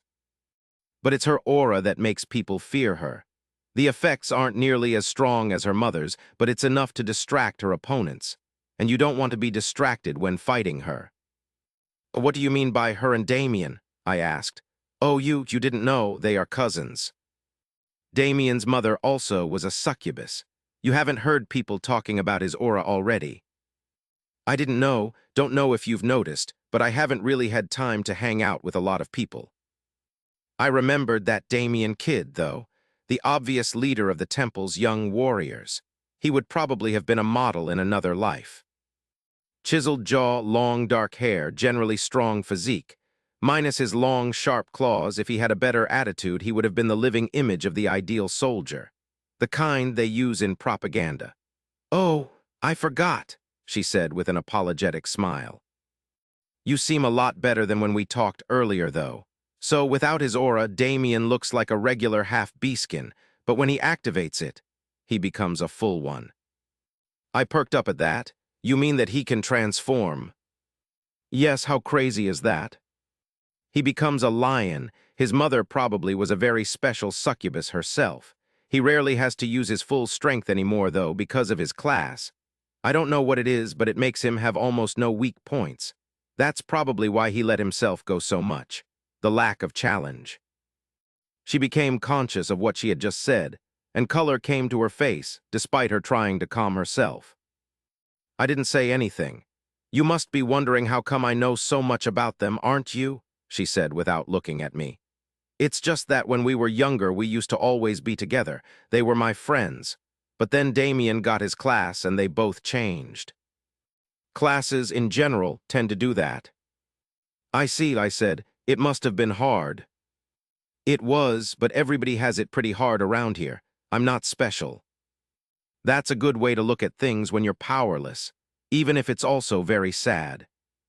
"So, since we're on the subject of transformations," I started with a tone I wished was aloof, "how common are they?" "At least in the savage lands, I can say that they are very rare. Damien is the only one I know who can do it. He's pretty famous for it, too." She put her hands on the wheels and turned her chair so that she could face me. Then she made her chin rest on her interlinked fingers. So your spell details. I sighed. It's a fire spell, I said. Yes, she said with a fist pump. I thought it would be wind-based, since you're fast and all, but fire is even better. What does it do? It has 2 phases. During the first one, it charges mana, and during the second one, it consumes it to create a ball of fire with me at its center. A ball of fire, she blinked in confusion. So it's like a hollow sphere. All right, that won't be very strong, but I can work with that. Isn't that dangerous, though? Does it cause an explosion? I'm not sure if causes an explosion since I haven't used it yet. And no, not a hollow sphere, I said. A ball of fire, like a miniature sun. She was silent for a while, probably trying to make sense of what I was saying. She spoke when she realized it didn't make sense. You do realize that something like that would kill you, right? She said with disbelief. You would burn yourself alive. What kind of crazy class gives spells like that? It's complicated, I said, but I can tell you that I would be safe for me to use it. What do you mean, complicated? She said with a bit of edge. There's no way any fire class gave you full immunity to fire already when you went to your first dungeon just the other day. She straightened herself and crossed her arms. By complicated, do you mean that you are somehow unable to tell me the class in question even though I told you mine? She was hurt. Was I being selfish? Maybe, but would it be wrong? I can't just make it public that I can turn into a djinn at will. Listen, I said, it's not what you're thinking. It's not even about my classes. I have a special trait, and at times it's possible for me to be unaffected by fire. But I need you to trust me when I say that not mentioning the details is for the best. With transformations and the existence of Tassel folk being a known variable, I felt safer with people eventually seeing me with my left eye open. There would be an initial surprise, but they would end up making their own conclusions without me having to even join the conversation. Unless things drastically changed, the word djinn would never leave my mouth if I could help it. There was no need to make things more complicated than they already were. But you're human, right? She said, frowning. A variant.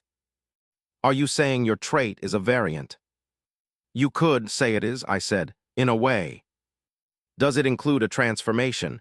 I saw how interested you were about Damien's. Is that it? I sighed. It does. But I really can't say any more than that. She turned her gaze to the valley. It was as beautiful as ever, but today that beauty felt distant, cold. Tammy let out a deep sigh, then gave me a small smile. Okay, Edward, she said. I will trust you. Thank you. We stayed like that in silence for a few minutes, just looking at people that were far enough to look like ants. We will probably need some ether cores, Tammy said at some point. For the rifle, I mean. All right, where do we find them? Mostly in monsters. I think Lima could help. That was another item added to the bucket list. Now that I think about it, Ardos should be done by.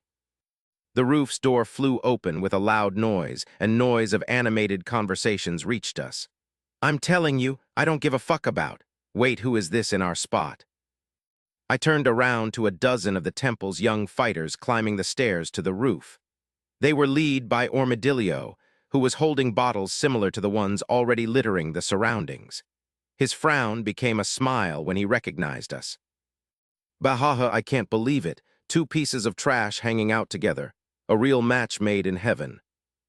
His words were met with laughter and snorts from his friends.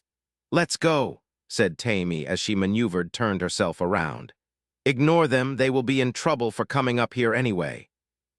This is the funniest shit I've seen in ages. The boy continued as we got closer, before gesturing toward me. You guys really believe the crap they say he did? You know damn well it's all bullshit, said another one. I recognized him as one of the 2 boys who had hidden themselves among the miners earlier. He either got lucky or stole someone else's accomplishment. I reached the door, but the slimy brat stood in the way. I told you to stay out of our way, trash, he spat. I looked at him with indifference. There were plenty like him anywhere, weak people who had somehow landed on a tiny bit of authority.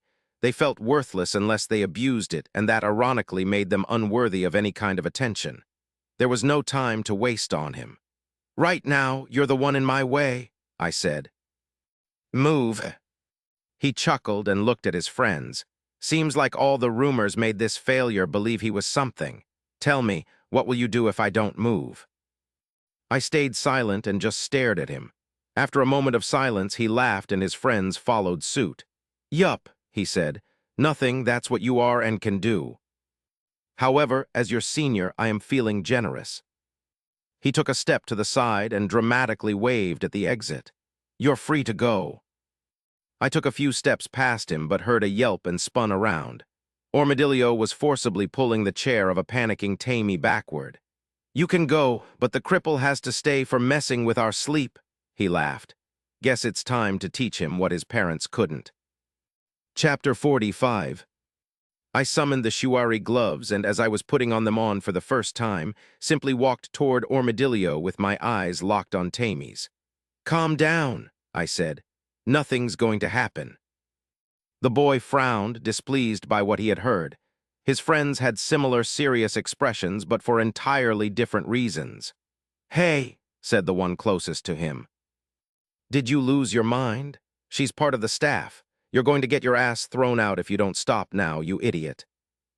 "All right, first, don't call me an idiot again," the boy nervously laughed. "Second, we're only going to get in trouble if they talk. And trash only talks if you don't hit it hard enough. That shouldn't be a problem for us, right?" "Us," the other boy scoffed before giving a knowing look to the others. "You've never seen the mistress angry, otherwise you wouldn't be saying such stupid sh." But before he could finish his sentence, Armadillo swung his bottle and smashed it against his face, making broken shards fly everywhere and the scent of strong alcohol reach my nose. "Stop insulting me," he screamed. "If there's an idiot here, it's you." The boy hadn't been able to use his aura in time, but he regained his composure after only taking a few steps back. His clothes were soaked, and he had a nasty gash on his cheek. I saw some of the other fighters about to intervene, but he raised a hand. "It's fine," he calmly said before looking at Armadillo. "You're on your own for this. We're not rats." He then turned and left. The others did the same, some of them shaking their heads with disappointed expressions. "Edward," Tammy pleaded with a shaking voice. "Please go with them. I'm going to be fine, "Who the fuck is a rat, yelled a fuming Armadillo. "Yeah, well, you can go fuck yourself."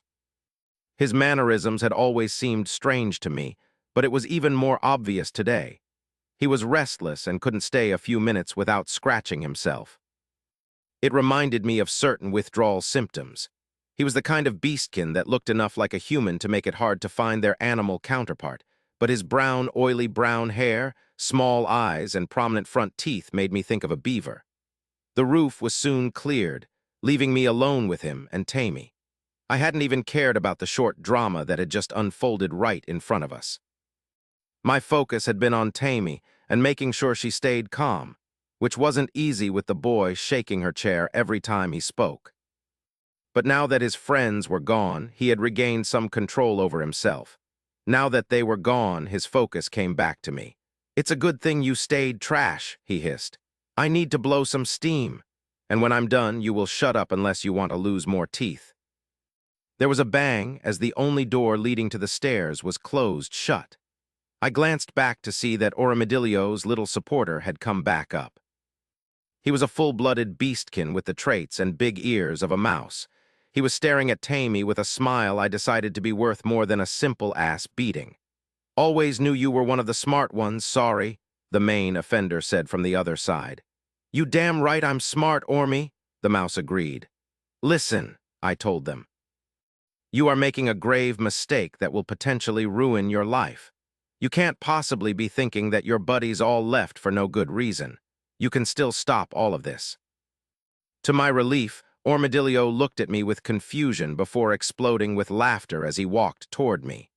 Later on, I'd at least be able to tell myself that I had tried to give him a chance. You don't get to tell people like me what they should do. Time seemed to slow down as I studied the situation at hand and my options.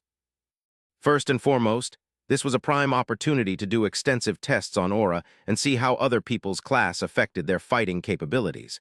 There was no doubt that Ardos had been going easy on me during our spar, but there were things that were out of his control, like his stats. Sure, aura supposedly canceled non-magic attacks, but to what degree was that protection effective? A few things I had seen made me think that it wasn't as omnipotent as the tiger had made it seem. I didn't want to kill the brat, so using the Sun Avatar spell was out of the question. Grasp of the Deep was a safe alternative, but I would save it for the worst-case scenario. Using it would not really teach me anything I didn't already know, and leading the opponent into exhausting their stamina was an obvious strategy in any combat situation. What I wanted to know was whether the human inferiority was absolute or not, and also make him feel a bit of pain, but that was a given. Armadillo leisurely walked until he was in front of me. He smiled, despite the bulging veins on his face and his bloodshot eyes. "Oh, you're quiet now," he said. "Let me hear you beg, human." "Bring up your aura, kid," I said. He didn't. Instead, he threw a telegraphed punch with terrible form that I parried, then countered with a jab straight to his face. His head rocked backward, and for a second he just stood there, blinking and probably wondering what had happened. He touched his nose and saw his fingers covered in blood. I could have knocked him out, but that would have ruined the point I wanted to make and everything else. "It's broken," I said. "Bring up your auras." This time he listened. Screaming as he pounced forward to tackle me, an almost transparent blue film was covering his body. His face landed on my knee with enough force to make anyone collapse, dead from a snapped neck. But thanks to his aura, his upper body was simply launched upward at the perfect height for an overhead hook punch. My fist collided with his temple, making his whole head shoot back downward and burrow itself into the concrete we were standing on. I watched his aura disappear with disappointment, and used my boot to make him roll over like a bag of rice. As I suspected, there were no visible wounds on his face or anywhere else on his head, beside his broken nose, which meant that the first half of my theories had been proven correct. Aura did cancel physical damage, but it didn't simply erase the energy behind a blow, which explained how easily I was able to throw the beaver's body around. Which meant that, at lower levels at least, it was only effective against impacts. That fact alone paved the road to unlimited possibilities. I couldn't directly hurt an aura user, but there were still many ways to inflict damage. Where I came from, humans had spent an unfathomable amount of time on studying those ways. Let's see how much of that knowledge's value carries over to this world. Edward. I raised my eyes to a shocked Tammy. "Oh, right, sorry," I said as I promptly walked in her direction. "Are you hurt anywhere?" "No, I'm fine," she said with an uncertainty I found odd. Did you use a spell?" "Oh no, nothing like that," I waved. "The brain shuts the body down if it bounces against the inner skull. That's what really knocks people out, not the actual blows." I had assumed from their outer appearance that beastkin physiology worked in similarly to ours. There had been no reason to think otherwise, except for their tails, ears, and other eccentricities. That was apparently not enough to dispel her confusion. "And how would you know that?" "It's common knowledge, really. But my main advantage is that my stats are higher, and he fights like shit." That was why my practice sword bounced every time I had tried to hit Ardos. His stats were so superior to mine that I couldn't even make him budge, not to mention his weight. The energy behind my blows had no choice but to find the simplest way to scatter. "But your stats can't be higher than his," she said. "He must at least be level 30 and you've—" She stopped talking, probably starting to think of all the scenarios that could explain the reality she was facing, but contradicted everything she had been taught. It was possible, under certain circumstances, for a human to physically beat a beastkin. "Must be his class, then," I shrugged. "Or his attributes. The amount of attribute points people gain by level varies from person to person, right?" "Why, yeah, you're right," she whispered. She looked at the unconscious aggressor and shook her head with pity. However, her voice was firm when she spoke. "His life here is over, I'll make sure of it. Let's go." I put my hand on her shoulder in a gesture I wished to be comforting. "I understand that you're angry, and you have every right to be. But don't go saying anything to anyone yet. They will probably rush here soon enough anyway.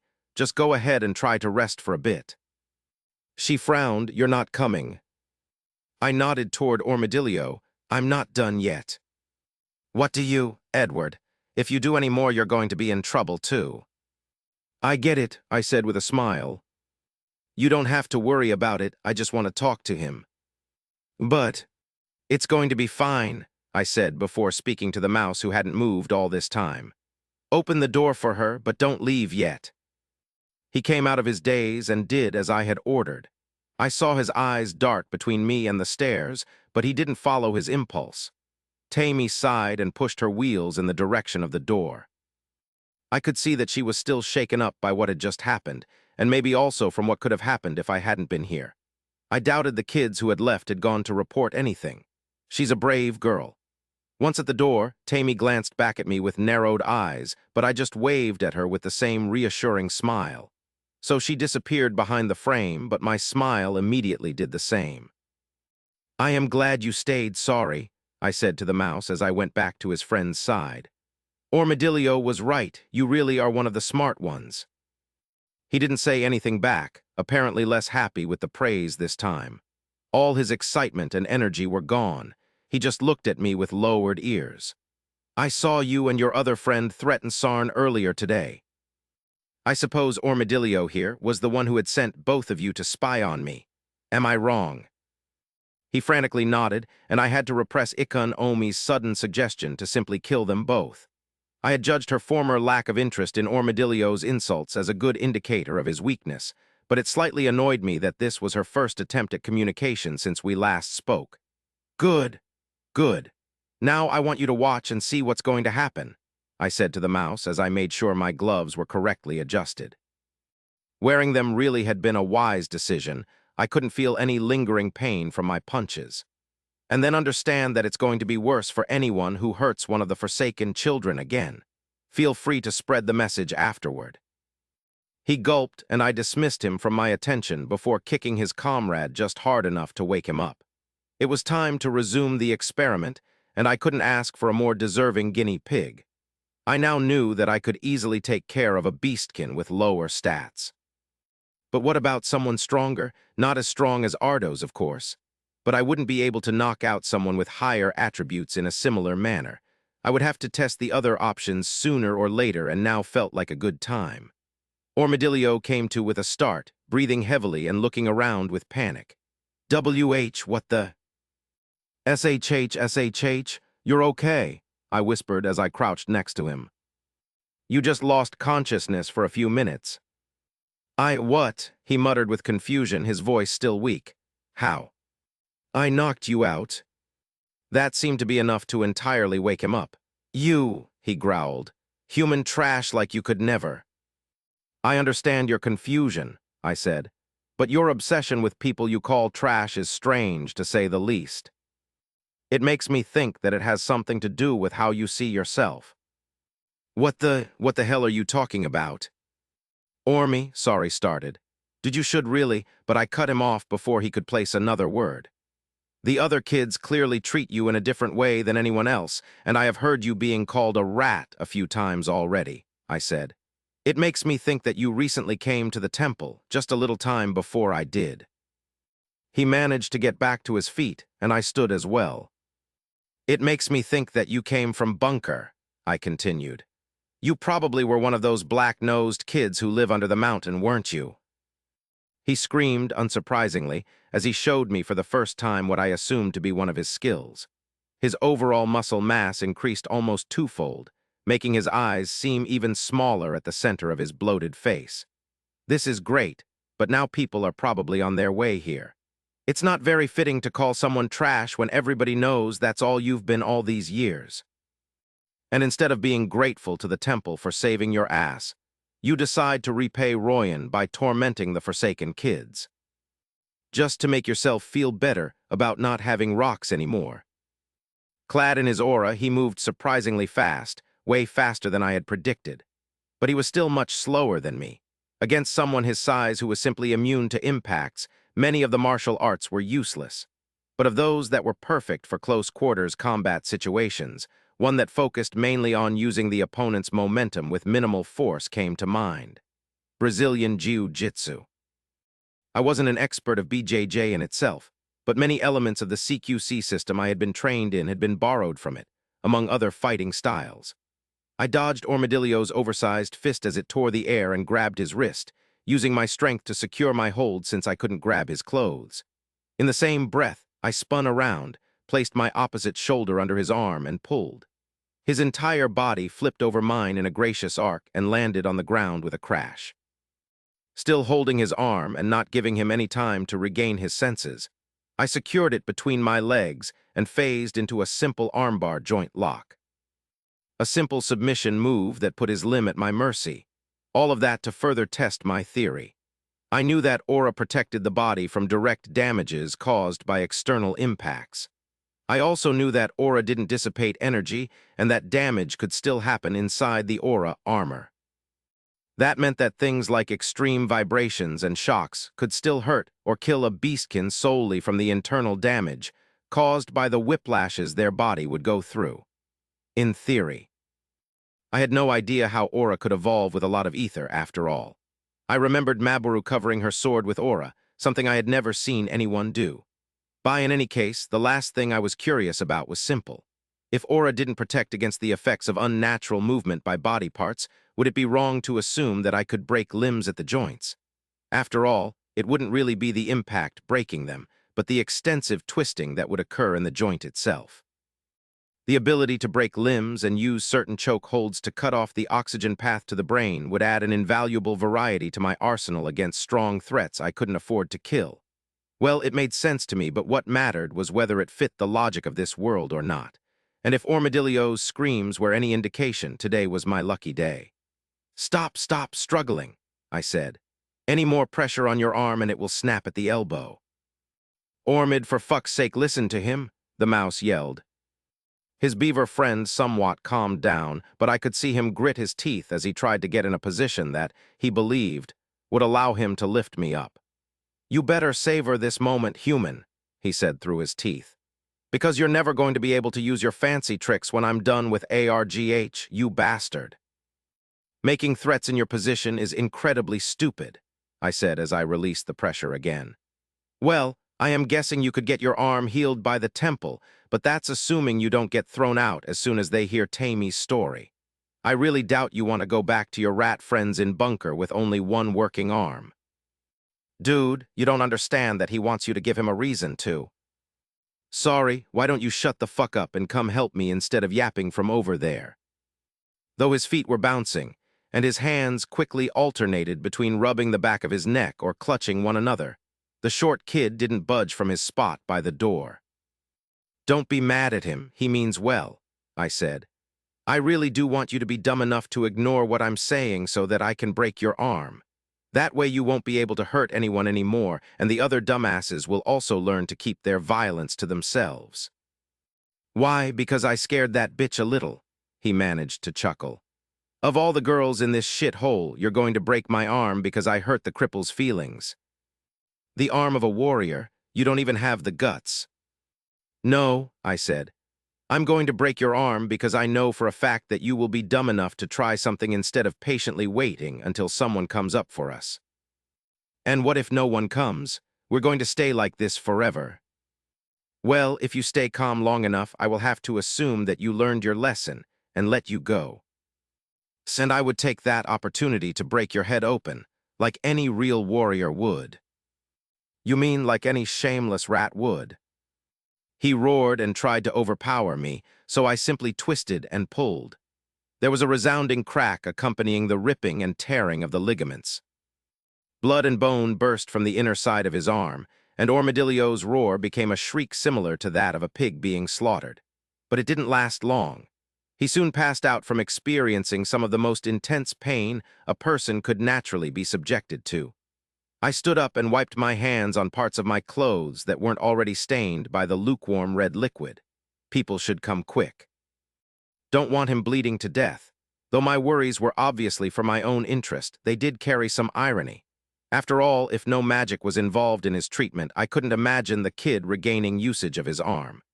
I noted that, While his aura was gone, his body had remained bigger than normal, still under the effects of the strange skill he had used.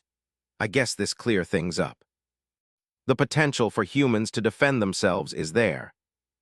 There probably were classes focusing on grappling and throws, with skills that would make the learning phase easier.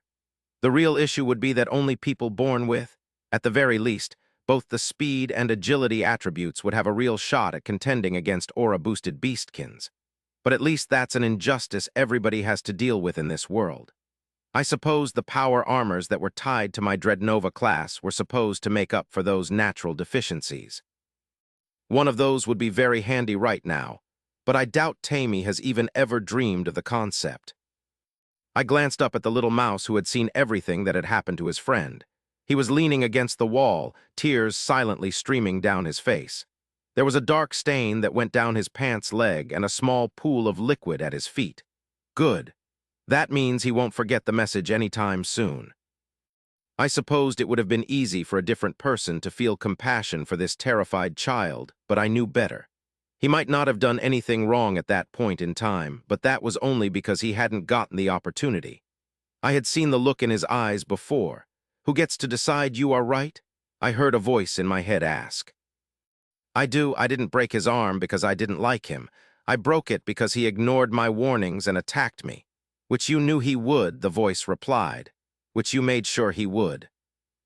Justifying your selfish actions with legitimate defense. How morally perverse. Was it really? Breaking Armadillo's arm might have been the best thing to happen to him. When he would wake up, he would find himself powerless. He could then decide to change. Or not, but in any case, people around him would be a bit safer for a bit longer, and I had acquired new weapons I desperately needed to defend myself. It was hard to think that I had made any wrong choice. Thinking I might have to call for help myself, I turned toward the door and paused. I was facing a crowd of kids of all ages and a few members of the staff, staring at me with wide eyes. Those in the front row had recoiled from my sudden movement in their direction, reveling Tammy. She had probably never gone down the stairs and had been watching the whole time. Her face was even paler than usual. I looked at myself. Shockingly, my clothes were perfectly clean. As if nothing had happened, but my arms were still dripping with blood. Chapter 47. Seething with anger, Merle was pacing in front of her mother's office with a frantic stride. The fact that she was unable to hear what was being said on the other side of the closed door was driving her mad. She couldn't wrap her head around the fact that her parents had still not thrown out the rabid dog they had carelessly welcomed in their home.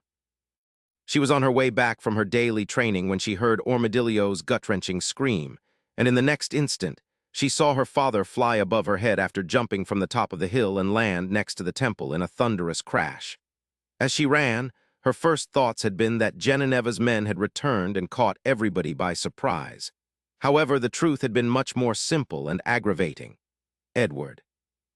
He had already been taken to her mother's office when she arrived, but from the clues Merle had gathered, there was no doubt that he was the one responsible for Armadillo's horrifying injury. People were still wiping blood from the floor when she reached the temple's infirmary. Several healers were surrounding a single bed, even though only 2 of them were busy applying an emergency treatment. The others were just there to keep the crying and flailing Armadillo still, so that he would not hurt himself even more. The small glimpses of his arm Merle managed to catch, before being escorted out, convinced her that she had been right to be wary of the new boy.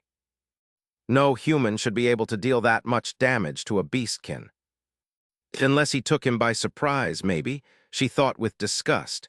He was a human after all. What did they know about honor? All they do is grovel for mana. This is probably payback for what we did the day he arrived. The pieces fit perfectly in her mind as she tried to understand the aggressor's thought process. Aware that he would not be able to catch either Damien or herself off guard, Edward had been laying in wait for an opportunity to use Armadillo as a way to pass on a message. He had probably assumed that his incredibly odd camaraderie with Merle's father would save him from harsh repercussions, but Merle was dead set on proving him wrong. So there she was, pacing in front of the door under the eyes of most of the temple's kids. Gossiping at a respectable distance from her, they were also waiting for her mother's verdict. The blood, it was everywhere, she heard one of them say. That's nothing, said another. You saw him, he'll be lucky if he keeps his arm. Turk, you were on the roof, right? Did you see what happened? I did. Merle snorted. What is there to ask? It's obvious that the idiot got into a trap somehow. Then again, they were forsaken. Their ignorance was sad, but to be expected. I went upstairs with the others when we heard the noise. There were screams, and something made the roof shake. That sequence of events did not fit Merle's scenario and made her slow down. Armadillo wouldn't have been able to fight after receiving his injuries. It was insane. When I got on the roof, Edward had thrown Ormid in the airs. Bullshit. It's the truth, a girl chimed in. I saw it, I was there too. Armadillo had even used Mark of the Giant. Merle didn't even realize she had stopped her back and forth until she noticed that they were staring at her. That's impossible, she said. The new kid is a human newbie. Even without his aura, Armadillo's mark should be enough to take care of him. Mark of the Giant was one of the common skills that people with the brute class would receive. Its effect was nothing special, as it simply increased the existing physical attributes upon activation, but Armadillo knew how to make the most out of it. Actually, Ormid was also using his aura, the girl said. Saw it with my own 2 eyes, but Edward still smashed him to the ground and broke his arm. It sounded like snapping a dry stick. Dude, come on. What? He's a dick anyway, I don't care. How can you say that? Merle said with shock. This stranger came and threatened the growth of one of our brothers. You should all be as angry as I am. They looked at her as if she had said the strangest thing, but said nothing back. Assuming they probably were embarrassed by her mentioning their brotherhood, she asked the one thing she was really curious about. How did Edward break his arm if it was protected by aura? She said. Were we wrong to assume he was just human? Unless he used some sort of trickery. Nope. After making Armadillo fall, Edward put his arm in a strange position, like this between his legs, a boy said as he tried to awkwardly replicate the strange technique. I don't know his class, but I think that it was a skill, because I have never seen anyone fight that way. Magic, someone exclaimed. No, I didn't see anything that looked magical. I don't know, I think it was the way Ormid's arm was positioned. Brute force. If Edward was able to overpower Armadillo that easily, then he had been an accomplished fighter for a long time before even setting foot in the temple. He had tricked them all. Maybe Damien's initial worries had not been so crazy after all. Maybe Merle and her family really had been found out after all these years. What? What can we do? She wondered as the fear started swelling in her stomach. We can't leave the shard, and even if we could, abandoning the temple isn't an option. She felt cold sweats and went to bang on the office's door again. After a few minutes of knocking, her father opened the door. Before he could close it behind him, she saw the boy defiantly standing in front of her mother and tapping her desk with a finger as he spoke. And that was nothing more than a symptom of something you and Ardos have allowed to develop between these kids. What do you think could have happened if... Her father closed the door and she looked at him with disbelief. Are you hearing this? You see how he talks to Mom, and you guys haven't taught him respect already. If it had been me. Yes, her father cut her off. Let's talk about you. Did Armadillo and you really question Edward about his attributes on the day he arrived? She was slightly taken aback by how sudden the question came, but she had expected the crafty bastard to use that angle for sympathy points. Yes, we have, she said in a neutral tone. But it was before you and I talked. We did not know where he came from and just wanted to make sure he was not a danger, which he turned out to be. Did you see Armadillo's arm? You cannot possibly leave him among the other kids. Do not change the subject, Merle, her father said. She could tell he was angry, but she didn't understand why his anger seemed to be directed at her. Since when have you been doing such things? Tormenting the forsaken children of the temple. What? She stuttered. Is that what he told you? Father, they are my family, I would never. Stop saying that, someone said from behind.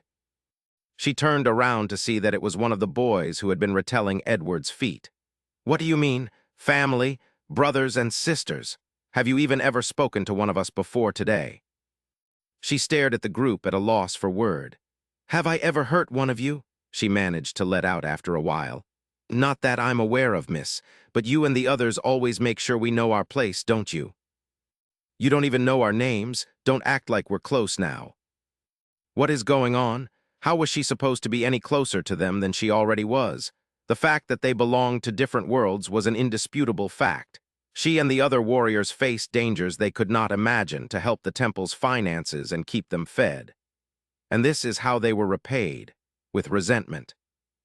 "Putting that issue aside," she heard her father say, "why did you think that it was your responsibility to assess Edward's trustworthiness? You didn't have enough faith in your mother's and I judgment." It was, but she stopped herself. Damien's intuition was the only reason they had reacted that way to the new kid's arrival, but she couldn't bring herself to tell her father. The relationship between the two of them was already severely strained, and that information could be the final nail in its coffin. Especially when the reveal of Edward's abilities made her think that Damien's intuition might have been correct. "Nothing to say," her father prodded. "You seemed to be willing to talk a few minutes ago. Why were you knocking on the door?" "He is clearly dangerous," she heard herself say. "The skills he showed during his spar with you were not nearly enough for him to do what he did. You know that. He is not at all an inexperienced warrior like we thought, and I just wanted to make sure that." "Merle, I was aware of his experience, and that should have been enough. What you think of the children does not give you the authority to police them. Edward could have been a great addition to your group. Why didn't you talk to me instead of antagonizing him?" "Would you have listened?" she said before lowering her eyes. "I am listening now, but you still refuse to explain yourself." She just stared at her feet, keeping her mouth shut and her fists clenched. "Very well," he said. "We shall have a talk later, Tammy." "Why, yes, sir," Merle heard the young girl say with surprisingly more composure than she would have expected. Not even a yelp. "I understand that you might not feel at your best, and you can tell me if answering this question makes you uncomfortable," Merle's father started. "However, since you were apparently present for the whole thing, can you tell me what you believe was the cause of the confrontation between the two students?" Well, Edward accompanied me to the roof since it isn't easy for me to get there by myself. Several of the young warriors later arrived with alcohol. Armadillo was clearly drunk and he told us that Edward had to leave, but that I to stay so that I could pay for bothering his sleep. Edward refused to do as he was told and defended me. There were gasps and curses for the onlookers, but Merle's father kept a neutral expression. Did he, Armadillo, ever clarify what he meant by that? No, he did not. There was a silence during which Merle heard someone mutter brothers and sisters, which was followed by a snort. "I understand," the chief instructor said softly. "You should have some rest. Everybody disperse. Dinner should be ready soon." "Dad, I didn't." "Don't," he said with hard eyes. "Unless you mean to say that you can somehow take responsibility for this, just go to your room." He closed the door and left her there, confused and angry among the shuffling crowd. He had made his disappointment in his daughter clear once again. She glanced around and saw that Tammy, the huntress Lima, and her two forsaken friends had ignored her father's order, probably waiting for their friend to leave the office. "I really don't even know their names," she thought to herself with a sad suckle. But was that something she could realistically do? How many people had come and left through the years? Was she supposed to remember all of them? I doubt even Mom does. Her eyes met Tammy's, and for a fraction of a second she thought of talking to her to tell her that she was sorry for what had happened. But it had been years since their last conversation. Not only did she probably share the now obvious resentment against her, they had become strangers to each other. It would be nothing but awkward. Preceded by the smell of cheap alcohol, she heard the sound of familiar footsteps on the wooden floorboard. The steps of a friend she used to admire, but who now only made her feel great sadness. Damien was entering the temple with unsure steps, unkempt hair, and just a generally neglected appearance. Suddenly, Merle felt incredibly grateful for the fact that her father was too distracted to see him, because this sight would break her parents' hearts.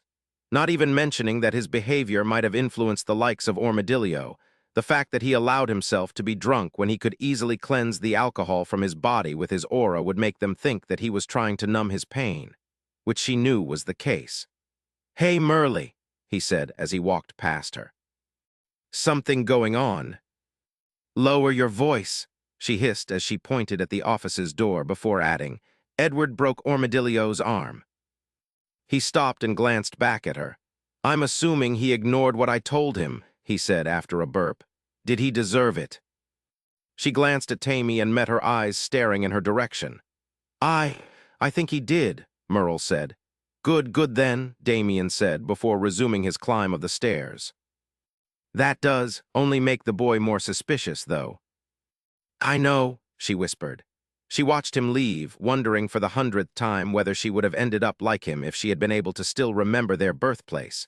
Because Merle knew that, above all else, it was memories of things lost forever that were causing Damien the most pain. Chapter 48. I had to admit to myself that I was glad to see Ardos re-enter the candlelit office, because the tension between Royan and I was starting to get uncomfortable. I could tell that the circumstances of my presence in the temple were the main reasons why she did her best to keep her anger at a reasonable level during the tongue-lashing she had given me. But I had given her a piece of my mind, too. Royan's office hadn't changed in the slightest since my last visit. It was already dark outside, but the blue flowers in the shadows of the candle flames gave it a cozy feeling that I sadly couldn't experience to the fullest. The two adults were calmer now, but the first few minutes of my interrogation had me worried for my well-being. However, the tiger seemed infinitely more tired than when he had left, massaging the bridge of his nose as he went back to his seat. "It was Merle," he said, revealing his daughter as the person who had been furiously knocking at the door. "I took the opportunity to talk to her and Tammy. They are both confirming Edward's words." "Oh, so the veracity of my words were in question," I said with a frown. "Once again, that's not the point, Edward," the head priestess interjected. "A boy's future was thrown into jeopardy. You should know better than to imply that a single retelling of the facts should be sufficient to decide that it was justified." "Fair," I said with a nod. "And it never can be justified," she continued. "Well, I beg to differ," I added. "You should not," Ardos said. "This is serious, Edward. You cannot simply be allowed to hurt members of the temple." I looked at him in disbelief, and then pointed at myself. "Does it look like it's what I'm trying to do?" I said. "And wait, this is not what this discussion should be about. It should be about both of you admitting that you're partly responsible for what's going on with these kids. The only ones that do not hate themselves are the warriors, and that probably has to do with the fact that they are too busy bullying the others. We might have expected too much from some of them. I do not deny it," Ardos said with a weighed look toward Royan. "But there will always be a natural divide between Forsaken and warriors. You do not seem to understand that there is a baggage that just comes with being one or the other. And that is disregarding the inherent issues they deal with due being orphans in the first place. Coddling them more than we already do will not change the way the rest of the world sees them. We have no idea what Armadillo could have done to Tammy up there," I said. "But you think that what I want is you coddling the kids more." "I understand what you are trying to say, Edward. After my discussion with Merle, I agree with the fact that the education of the warriors left a lot to be desired and will have to be revisited." The priestess gave him an inquisitive look, probably wondering what he meant, but he simply shook his head. Not that I had any interest in their personal lives. I trusted Ardos to be true to his word and felt a bit of satisfaction to know that the kids would soon have to worry a lot less about the warriors. How the outside world treated them might not change, but at their age, it was important to know that home was a safe place. "That still leaves one thing needing to be settled," Royan said as she interlinked her fingers on her desk. I could easily picture her crossing her legs in the same motion as well. "Oh, for F," I started before reining in my exasperation. What was I supposed to do? Leave and look for help? "That would have been a good alternative to what you did," she said with a nod. "We had just talked to each other. You knew I was in my office. You could have quickly found me and explained the whole situation." "You're serious?" I said, baffled. "Anything could have happened in the meantime." I doubt much could have happened in the time it would have taken you to come down a few flights of stairs, Edward. The whole situation would have been resolved with no blood being spilled. I'd rather make sure that the innocent person in distress doesn't suffer any kind of damage, I said with a raised brow. Your argument assumes that Armadillo's arm is worth Tammy potentially getting hurt, and I disagree. She sighed deeply, making it obvious that I wasn't the only exasperated person in the room anymore. That is not what I am saying, she said. What I am saying is that between that scenario and the one you chose, the amount of life-altering damage caused is vastly different.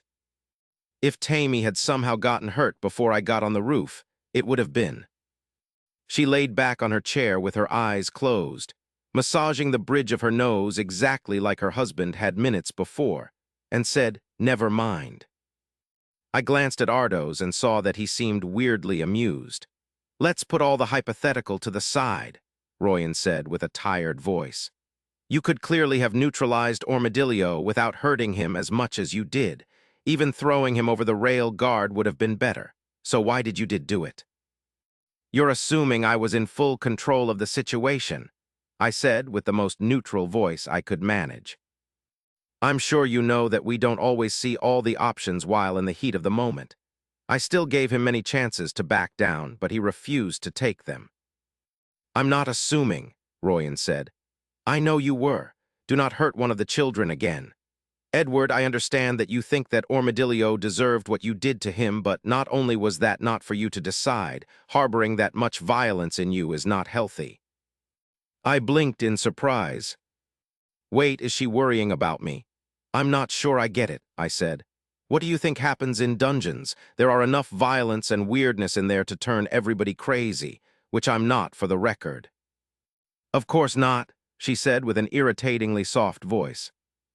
"Yes, the life of a delver often includes atrocities, but that is why seeking balance once you are back in the regular world is important.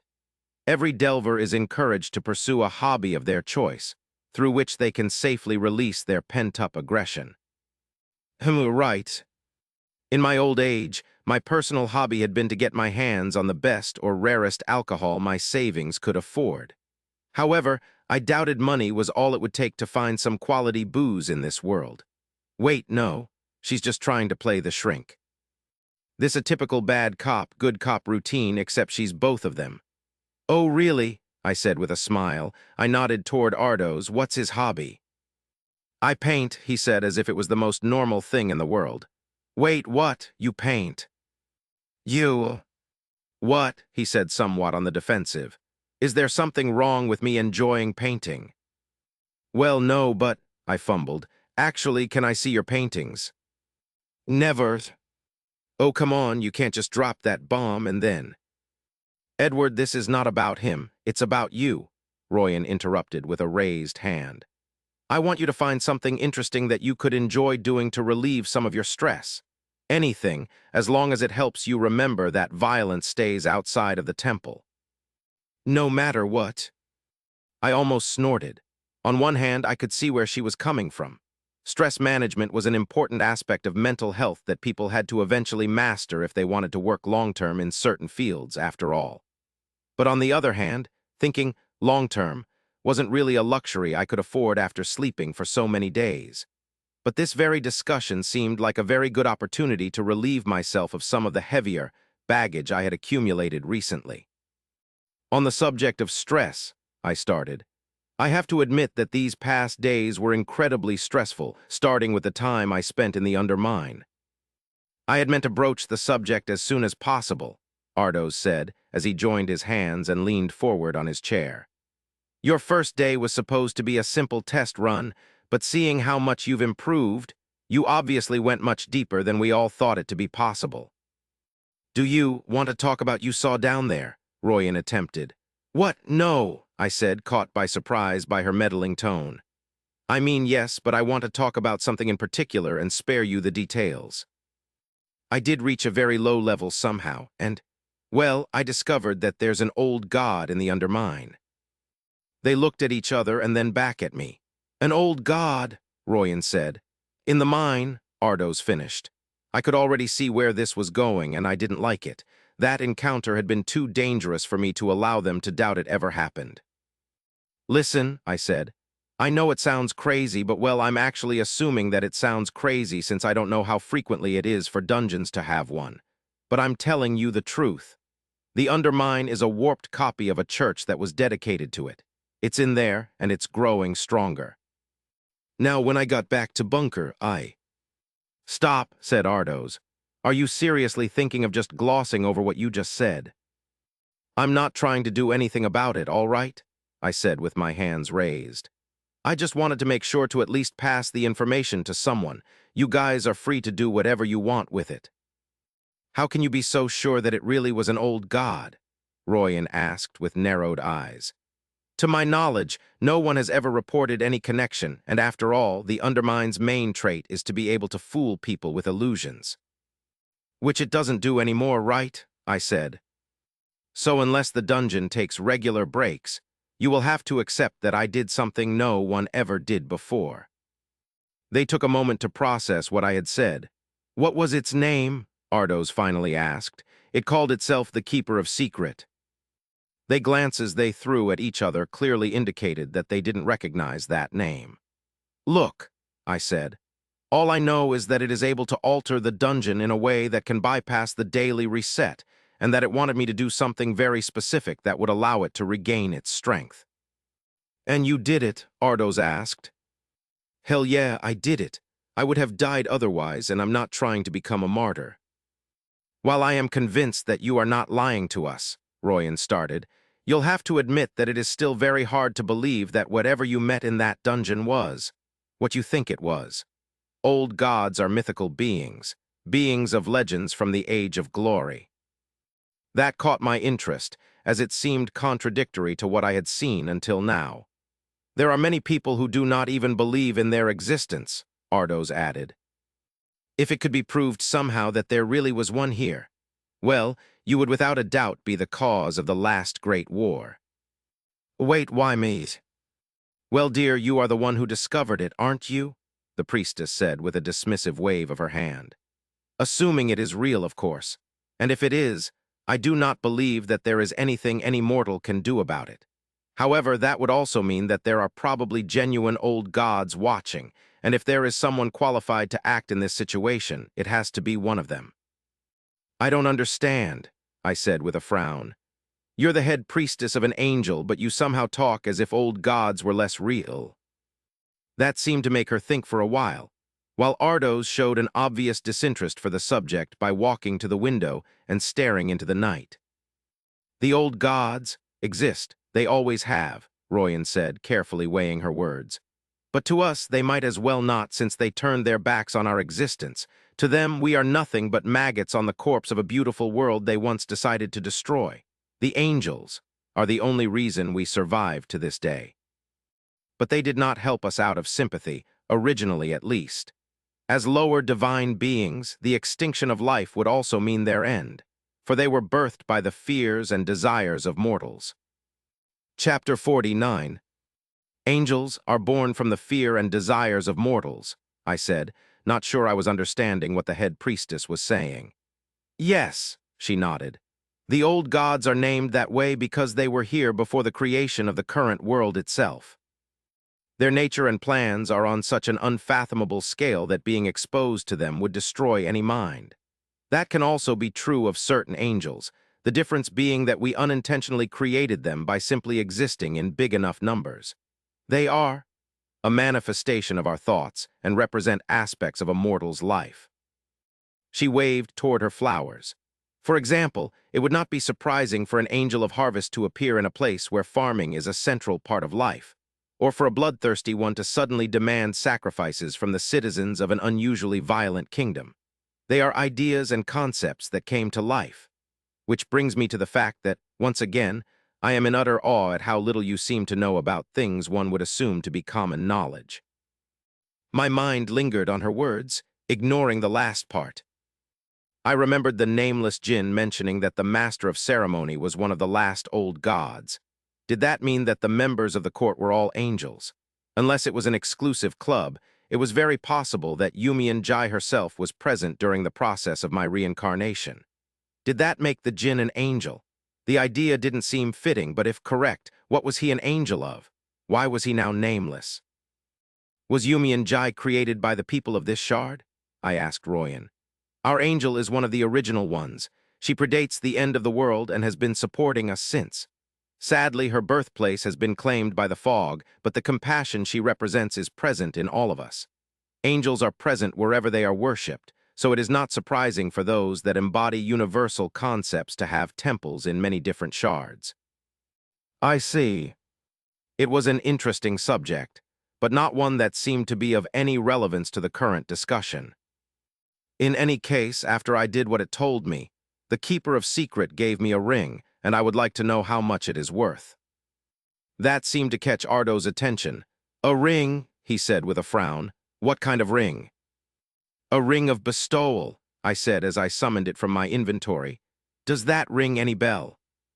What I said first made him chuckle, but his face soon got serious when he realized I wasn't laughing. Can I see it? He managed to say. I threw the ring and he caught it. Edward, Royan said after glancing at her partner who was lost in studying the item, I am assuming that you know what a ring of bestowal is. An item that allows gifting a class to someone else, I tentatively said. This one's description says single use, but even if it only can be used once, it should be worth a lot, right? Edward, while those rings are linked to their users as long as they are alive, single use means that they will only ever carry the class they have originally been given, not that only one person can use them. I shrugged. So, you mean that the user can be killed for it? I understand that it carries a risk, but as long as they keep quiet about they got their class, I don't see where's the problem. I'm trying to sell it, so that doesn't have anything to do with me anyway. I had seen Ardo's shocked before, but his current behavior was affecting Royan, who I wasn't used to see lose her composure. Items with the bestowal skill are artifacts of the era of glory, she explained. Nowadays, they are used by the oldest families to pass on their most powerful abilities to the next generations. They cannot be found or bought. They are priceless. If it is. It is genuine, Ardo said with a tired voice. He put the ring on the desk and covered his face with a hand as if a sudden migraine had taken hold of him. Royan looked at him. Are you sure? It is identical to the late king's, he said. Royan blinked, then after a moment of hesitation, she took the ring and put it in front of me. Put it back in your inventory, she said. I took the item and studied it instead, waiting for one of them to say something. It could have passed for a regular silver ring, if not for the shifting symbols that moved in the black band that went through its middle. But after a while, the silence of the room was still left imperturbable, and I started to think they were going a bit too far with the theatrics. All right, come on now, I said. It's a rare item, so what? That doesn't warrant this kind of reaction. Well, Royan started. First of all, this makes your claim that there is a weakened old god in the undermine actually believable. Oh, so you didn't believe me? No, we believed you thought you had seen one, but what you showed us changed that. Well, it had seemed strange for her to start a theology lesson right after hearing what I had to say. Good to know I now have your full attention, I said, but let's get back to business. How can I sell it and how much would it be worth? They exchanged a grave look. It has never been used before, Royan said in a whisper. Never. Saying that it is priceless was not an exaggeration. Classes are everything, Edward, but even with the best grooming, no one can guarantee which class someone will have. Worse, people with the same class rarely have the same skill trees, and same skill trees still do not mean identical results. For the most powerful beings of this world, the ability to perfectly duplicate their most powerful skills would destroy the balance of the realm. Not only will they all be interested, Ardo said, but they will also want to know where it came from, which bring us back to how no one can learn about what is in the undermine. The fog will soon take this land, and then we should not have to worry about it anymore. Wait a minute, I said. So your only argument for why I shouldn't sell it is the balance of the world, because if the fog is coming anyway. We are talking about people with the power to prevent it from happening if they want it hard enough, Royan interrupted. All it would require is someone who made a pact with a totem spirit to become the Lord of the Shard. I doubt none of them has a mean to make that happen. This time it was my turn to become silent. Considering the origin of all my problems was my bad karma, being the cause of a world war didn't seem like something I could afford. It's still a good thing to know that I do not need to worry about what's under our feet, I thought as I finally put the ring away. Can't sell the ring, got it, I said. What do you intend to do with it? Royan asked. I'll figure it out, I shrugged. She gave a worried glance to Ardos, but he shook his head. So she just sighed and raised her hands in defeat. Very well. We spent more time than I wanted on this, I said. What I wanted to talk about is Genevieve. Ardos frowned, while Royan's neutral expression didn't waver in the slightest, which made me think that she was the one who with the biggest interest in the subject. She had a target on my back and probably still have, I said. The only thing keeping her at bay is Bachwin and his group. He told me he would protect you from her, Ardos said to my surprise. I knew he could be trusted, but I still failed to understand why he would bother. Oh, so the bear never really intended to leave me to face Genevieve. He wants my help so that he can save those from his groups that are not restricted from Nashran, I explained. I said yes because I didn't really have a choice, but I also told him that instead of having me take part in a duel, we could simply include them in my favor to you. They looked at each other. Tell me that it's possible, I added, not sure what I would do if their answer was that it wasn't. It should be, Ardos said. The Red Cross does not have that many members. It's a good thing that you thought about it. Good, I said with a sigh of relief. Now, can you tell me how exactly you plan to do it? And why do we need you to become a Delver beforehand? Not that I had anything against his dream, but we could still fail to clear the dungeon. I had nothing against acting as a stand-in if it meant staying alive. The only people able to safely navigate the fog are those with the Karen class, Ardos said. The regular way to contact one of them is through a guild terminal, which only Delvers can use. That's something I should be able to do, I said. Yes, the issue is the fact that only one Karen contacted that way can travel to and from a lordless shard at a time, Royan said. Shards such as ours are notorious for being lawless areas, and that rule is meant to be the Karen's insurance. They will only answer to their employer, but if anything happens to them, the shard will effectively be under embargo. And Genevieve is the one who contacted them first. That's why she's able to offer spots out of here in a lottery. She's got all of us by the balls. They weren't kidding when they said that she was far from stupid, even if she was insane. But obviously, Ardos had a solution. Fortunately, he continued, powerful lords and kingdoms often have private Karens. As a former high-ranked member of a shard that had both, I received a mark granting me the right to use the services of one of the ferrymen. He raised his right arm, and a golden light appeared over his fur. It was a symbol representing a lion. But even with this mark, I still do not meet the main requirement to summon a Karen. Being a Delver, I finished. Yes. All right, that made sense.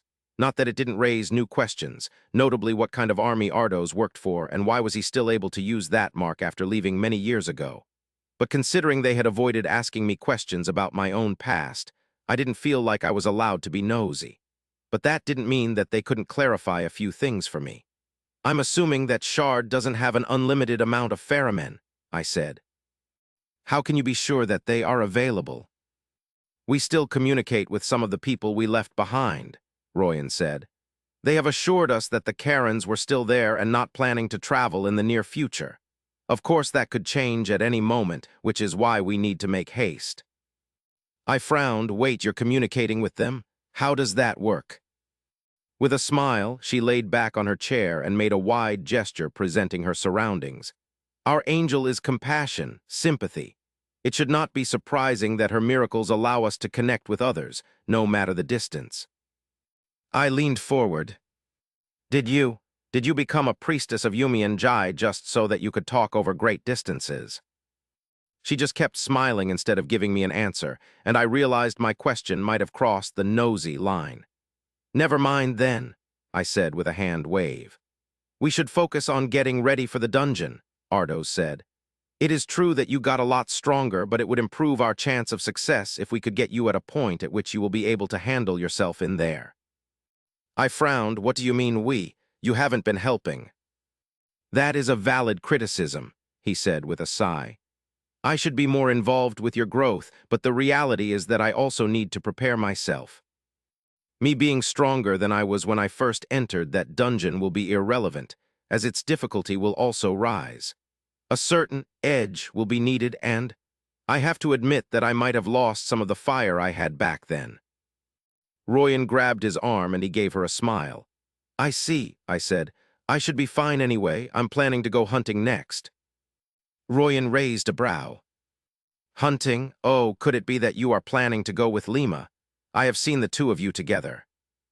I didn't like the way she had said together, but guessed I was just reading too much into it. I haven't talked to her about it yet, but yes, that's the plan. That is perfect, she said. The warriors she hunts with are veterans. You would be hard-pressed to find a safer party to fight with. That is good to know. Seems like I am done here. It was fortunate that the incident with Armadillo hadn't started a chain of events that would have made my stay in the temple more complicated. If putting more efforts into avoiding fights was all that was required of me, I was fairly confident that I would be fine. That day had been a long one. From fending off mind-controlling creatures to disciplining unruly kids without forgetting all the politics in between. I was ready to skip dinner and go to bed. Very well, started Royan. I think that everything has. Someone knocked at the door in a much more composed manner than last time. For some reason, I had a bad feeling about it. Yes, Royan called. The door was opened, revealing a younger version of Maboru. Same height as her mother, but with the flaming red hair cut short. In a different world, she probably would have been chewing gum, I mused, before realizing that I had no idea whether gum existed in this world or not. I was sent by Bakwin, she said with an expression and a tone that couldn't have made her boredom any clearer. I'm looking for a guy named Edward. I managed to contain my groan. That's me. I'm here to take you to the bar. The elders made their decision. Chapter 50. The bar, I repeated. You mean Laura's bar. I hoped my guess was correct because I certainly wasn't looking forward to going back to Bunker anytime soon. However, my question seemed to annoy the visitor, as she rolled her eyes and walked away, leaving the door open. I gave the two others in the room a look of confusion. She obviously meant Laura's bar, Royan said with a chuckle. Do you know her? She's Maru, Ardos said. The Delver of the Red Cross. Most people in the Shard also know her for her infamous short temper. All right, I said as I stood and stretched before heading for the door, but I paused as I was about to leave the office. I forgot to mention, I said. When I met Genevieve, she talked about how you had hidden me away and that she had been looking for me. You would not happen to know what she meant, right? To their credit, none of them reacted in an overtly self-damning manner to my question.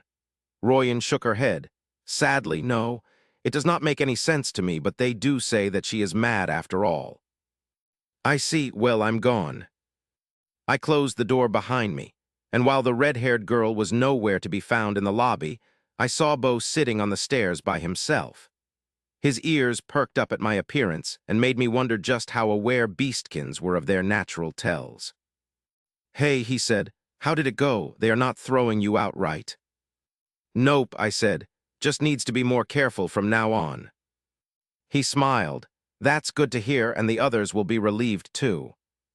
We were all waiting together, but since you were taking so long to come out, I told them that I'd stay and to go have dinner. What about you? You're not eating. Not hungry.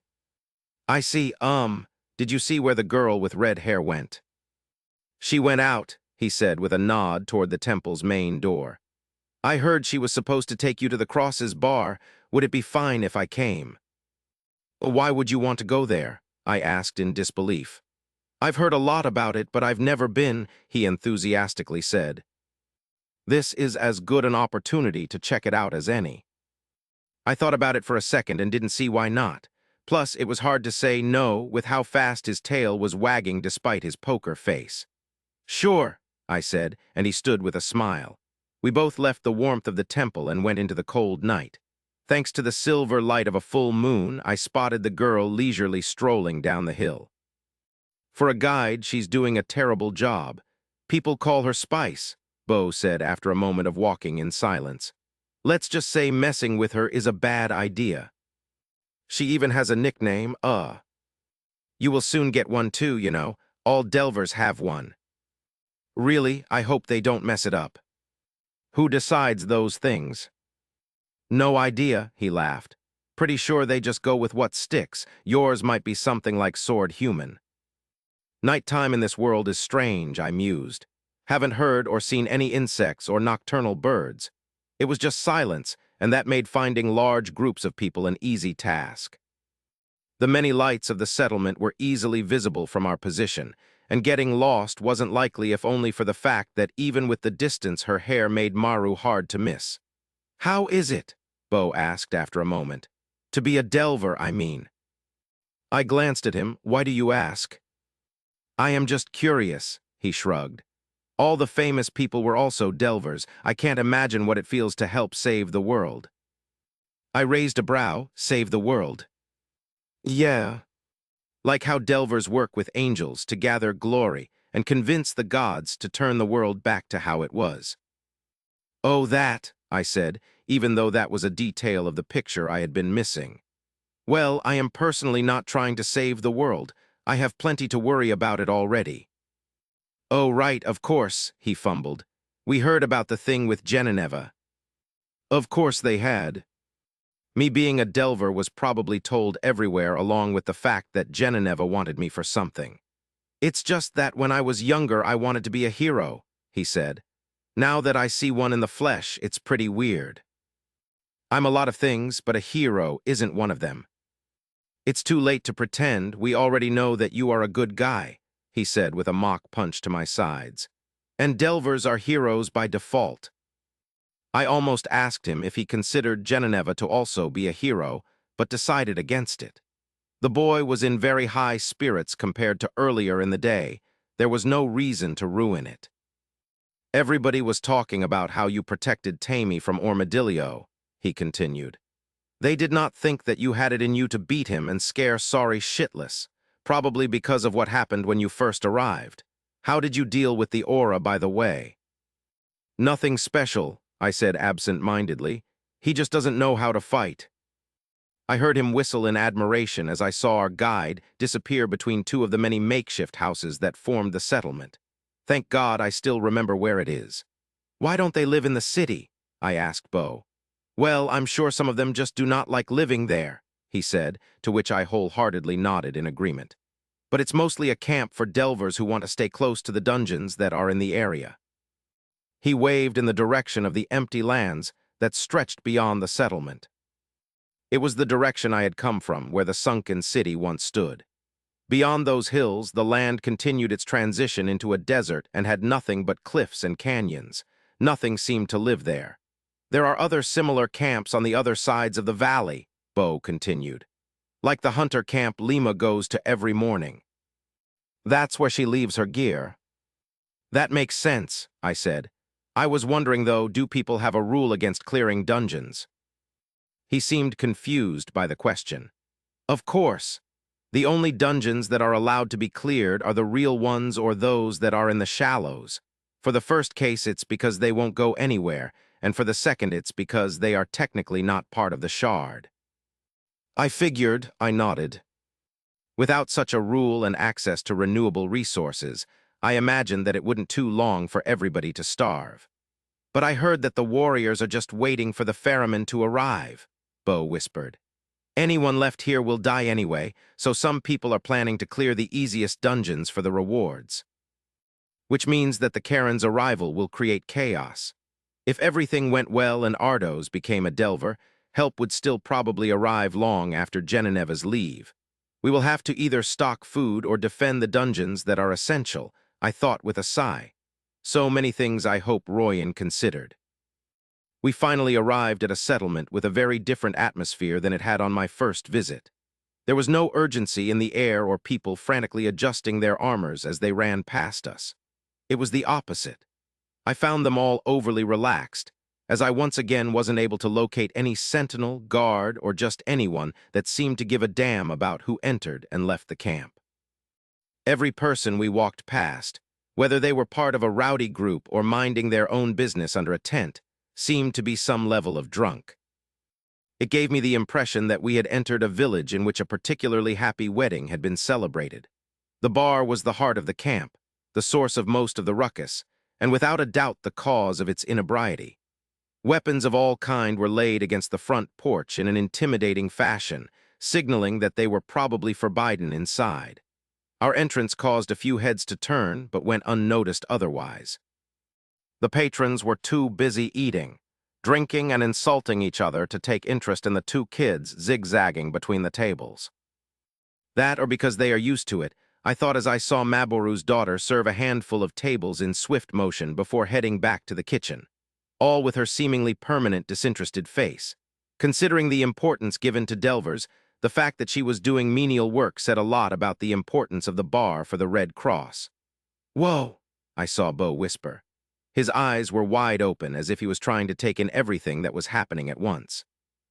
Despite the rough appearances of the people surrounding us and the nature of the establishment itself, I noticed that the banter was kept at a moderate intensity. We managed to get to the serving bar, behind which was Laura, the beautiful half-cat woman who owned the place. But while spotting her was easy, managing to get her attention was a whole different issue, as she was incredibly busy dealing with alcoholic orders.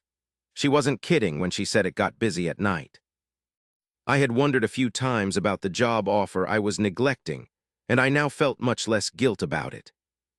"Laura," I called as soon as I noticed a lull in the flow of orders. Her vertical pupils landed on us, and her eyes lit up with recognition. "Edward, the one who got away," she laughed. "Get over here. Did you come to claim your spot? I can put you to work right away if you want." "I think I'll pass," I said with a smile. "I was called here by Bachwin for a deal I made with him." She rolled her eyes. "Heard about it. The old man can be annoying, but he looks out for his own. You won't have to worry about Genevieve, trust me." That first part might be true, but nothing tells me he considers me one of his just yet. I couldn't blame her for thinking that way, however. After all, she was his adoptive daughter. Without a doubt, one of those Bachwin was trying to save with his deal with me. "Colin, never heard of a bar so wretched that people with plenty of coins can die of thirst on its floor," someone screamed from the sea of tables using Laura's other name. "Bring out the ale." "Shut up and wait. It'll get there when it gets there," she roared, causing a few laugh. She then pointed at Bo, interrupting his reverie. "You're from the temple." Yes, ma'am," he blurted out. She threw a tray in his hands and placed half a dozen mugs filled to the brim with a brown liquid. "You're in luck and got hired," the woman added matter-of-factly. "Bring this to table 6 and come back here quick." The boy took a few steps back, confused and struggling to balance all the drinks before looking at me for help. I raised both hands to indicate that I was as powerless as he was. "I heard the pay is good," I said with an apologetic smile. "Just bear with it and treat it as a test." "Be but which table is table C?" "Hey, brat, the hell you're waiting for?" the voice interrupted. Slightly worried, I was watching the boy hesitantly move between the patrons with lowered ears when Laura tapped my shoulder. "I'll keep an eye on him," she said. "My father is in the back." I nodded and went through a door behind the bar. It closed itself behind me, muffling the incessant chatters and making me strangely self-aware that the deserted corridor I was standing in wasn't somewhere I was supposed to be. I reached the room at the end, and the stench of the alcohol that had already been much less intense was now dominated by the smell of hot cooking food. At the center of a clean white room was Bachwin, who was focused on slowly stirring the content of a metallic pot over which he was hunched over. Chapter 51. The sight of a giant mustached bear doing such a menial task would have been comical if it wasn't for the 5 other cooks in the kitchen who were cooking with more dexterity than I had ever seen. As if their lives depended on it. They were all mature men and women, but even if they seemed more skilled with their hands than me, I could tell they weren't blade dancers. Their movements were quick and efficient, but lacked grace and meaning. I found it slightly irritating. I should ask around if having this class automatically makes you a fighting snob, I wondered. There had definitely not been any feelings of disgust toward my own martial arts, but maybe that was exactly because they were arts. There was a unifying philosophy behind the moves, a meaning. The kitchen was clean, which immediately made it look strange in the context of the establishment it was a part of. There was an opening on one of the walls through which they slid the meals as soon as they were completed. They disappeared right after, most going in the direction of the bar's main hall, others being taken in the opposite direction to unknown patrons. Those had much better presentations and smelled better. "Edward," Bachwin said without looking away from his pot, after a moment of me just standing there. "Glad to have you here so that we can finally complete our discussion. Want to eat anything?" "I think I'll pass," I said, unsure of what was going on. "Are you really the cook, or is this all just to mess with me?" I couldn't help but add, "A bit of both," he said with a smile. "How was your meeting with Maru?" "Brief," I shrugged. He slowly shook his head. "The girl has been shouldering heavy responsibilities for a while now, and I was hoping she would be able to relate with a Delver close to her age. Guess it was too soon to expect results." He added a pinch of dried leaves to whatever he was cooking before finally getting to business with the same casual tone. "The elders concluded that your idea might represent the safest option for our goal to be achieved. However, more details regarding how exactly you plan to make it happen are needed before it is accepted. Ardos has a mark from his original shard that will allow him to call a private Karen," I said, feeling the need to be as clear as possible. "All that is needed for him to use it is the Delver title, and I'll help him get it." The stirring stopped, and he raised his eyes from the pot to mine. "I see, that is very interesting," he mused. "Which shard is he from?" "I don't know," I said, "and I don't think it matters considering the circumstances." "Oh, but it does," he said with a chuckle. "I already knew the answer to my question, though. I was simply curious about the nature of your relationship with the temple, and it seems that it is purely professional," he nodded. "However, I genuinely need to know. What help can you offer him in his long quest for the title?" I almost allowed myself to frown in confusion, but managed to contain myself. "Isn't it obvious that my job is to let him inside the dungeon? I will fill the role of his master," I said. The bear busted out laughing, startling the cooks in the process. "You really are something, Edward," he said. I wish I could have seen the knight's face when he realized that it was his only option. He must have been almost as surprised as when he learned that you were a worthy delver at your age. His eyes lingered on me, but I did not react in any way to the new piece of information. It certainly explained why the number of delvers in the shard had remained unchanged until I came.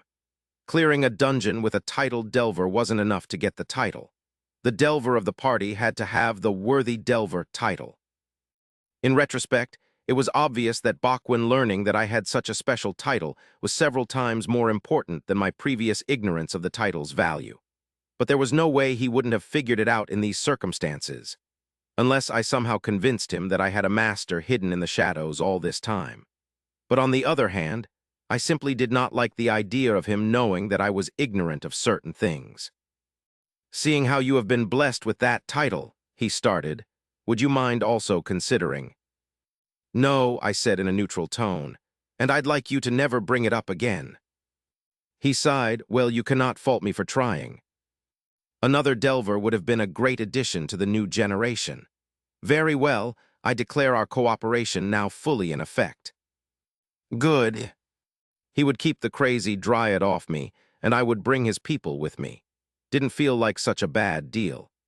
"Now, it is obvious that you are not yet qualified to enter a dungeon set to test Ardos, and I'm sure you can understand our worry that you might die in an attempt to increase your attributes." I sighed. "I'm planning to do it with the help of hunters." "It should be safe, I've heard." "Oh, yes, safe indeed. Or at the very least, as long as you do not join them on their foolish hunt for the skinwalker. Very reassuring," he nodded. I nodded back and turned around, ready to leave. "On your way back," I heard him say, "I would advise you to make a stop by the bonfire. It is the main reason I called you this late. since there is a lot a young blade dancer in your position could learn from that event, providing they are attentive enough. I had spotted several fires on our way down from the temple, but if one of them was called the bonfire, it had to be the biggest one not too far outside the settlement. I glanced back at him and the frantic cooks, with the feeling that something odd was definitely going on. Why were they so tense? Who was their hidden guest? Had Bachwin's intention been for me to ask these questions all along? But in the end, I resumed walking toward the exit, telling myself that I didn't have to make everything about me. I opened the door to the bar and was left slightly disoriented by the laughs, shouts, roars, and sounds of bottles clinking that suddenly came crashing into me. It felt like coming out of the water. "Oh, done already?" Laura said, sparring me a glance from her work. "Did it go well?" "I think it did," I said. "Well, would you look at that? Not too long ago you were begging for food, and now you're making a name for yourself and deals with the leaders of the Shard," she said with a one-armed hug. "I don't know much of the details, but welcome to the family." I never begged for food. Now that I stood behind the bar, I noticed that she was wearing pants that covered most of her mechanical leg, unlike last time. "Sorry if it's a strange question," I suddenly said, "but how do you power your leg?" Even with the apology, it still sounded like an incredibly tactless question. However, it only made Laura chuckle. "There is a high-quality mana stone inside," she said. "All I have to do is go to the temple each festival to fill it up and I'm set for the next 6 months, depending on the usage. Which reminds me the next festival should be soon." "Usage?" "Well, it's only logical that if I run, fight, or dance often, I will use up the mana faster, isn't it?" "Yeah, it makes sense. Did Bachwin get it for you?" She turned and looked at me in the eyes. Yes, he did," she said before patting my head. "Are you sure everything went well with him? There's no need to act tough, you know. I feel kind of responsible for whatever happens to you since I recommended you to the temple." "Don't," I said, before swatting her hand and jumping to the customer side of the bar. "You helped me in more ways than I can say, but I was wondering.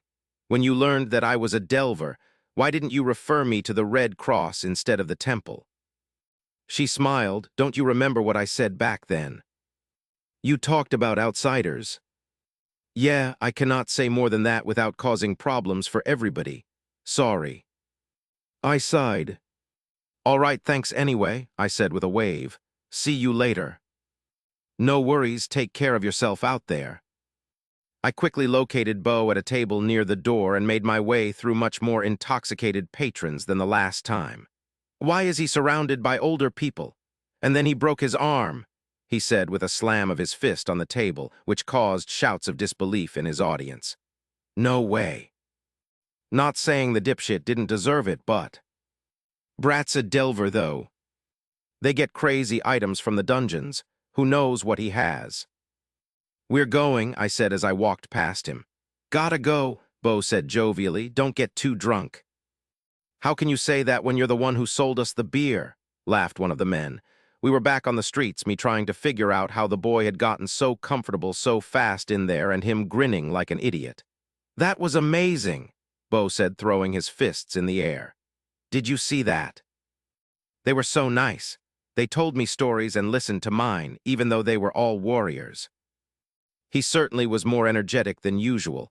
Why am I even wondering how, when the answer is obvious, we were in a bar? "I hope you're not drunk," I said. "What, of course not, unless you mean drunk with power. Then yes, I'm drunk. This was better than I ever thought it would be." "All right, you need to calm down now." While he seemed able to walk correctly, I didn't feel comfortable sending him to the temple by himself in his current state. "Follow me. We're making another stop before going back to the temple." "Thank you, Edward," I heard him say as we were approaching the rising flame and leaving the settlement behind. I would have never dared to enter that place by myself, but now that I can see how stupid I was. "What do you mean?" "You know, about how. What we talked about earlier with Lima and Sarn. I may not have a class, but it doesn't mean that what I do will never matter to anyone. I think I have seen a bit of that today." I put a hand on his shoulder. "That's a good enough way to live, I think," I said in a tone I really hoped was encouraging, but I knew probably sounded distracted. The closer we got to the fire, the better I could hear the music. A skillful blend of drums and chords creating an infectious melody that seemed to seep under my skin and demand of my body that it lost itself in the dance. Ikun Omi spoke, and for the first time what I felt from her was a nostalgic longing. It seems that what is left of the mortal tribes hasn't forgotten everything. There were 2 circles around the bonfire. The closest one to the fire was only made of sweating musicians with hands so fast they seemed to fly over their instruments. The second one was several meters away and consisted of kids and teenagers sitting in silence on the ground. Their eyes were following the 2 people who moved in the no man's land between the 2 groups. Maboru and the man she was with to guide me to Bunker's theater. They were dancing under the stars with their unsheathed blades reflecting the blaze. An exquisite performance to the rhythm of the bewitching song of their swords. Chapter 52 plus 53. With an elbow to my sides, Bo literally shook me out of my stupor. "Hey, are you okay?" he whispered. "You are looking very weird. Is this what we came to see?" Yeah, I'm fine," I said as I tried to regain my composure. "And yes, this is it." Members of the audience had noticed our presence, but they ignored us otherwise. Their generally darker skins and furs made me assume that they were all young members of the Red Cross, with ages ranging from early teenager to young adult. Their attention was fully given to the 2 warriors in front of them. And so was mine. It was hard to tell whether they were fighting, sparring, simply performing, or doing all of those at the same time. While their blades never met, they often split the air where limbs had been a fraction of a second ago. This is beyond anything I have ever seen. I couldn't see any signs of aura being used, but they were still beyond abnormally fast and precise, despite the fact that they were both missing an arm. Maboru's dance was domineering and confident, without flourishes and putting her on the offensive more often than not.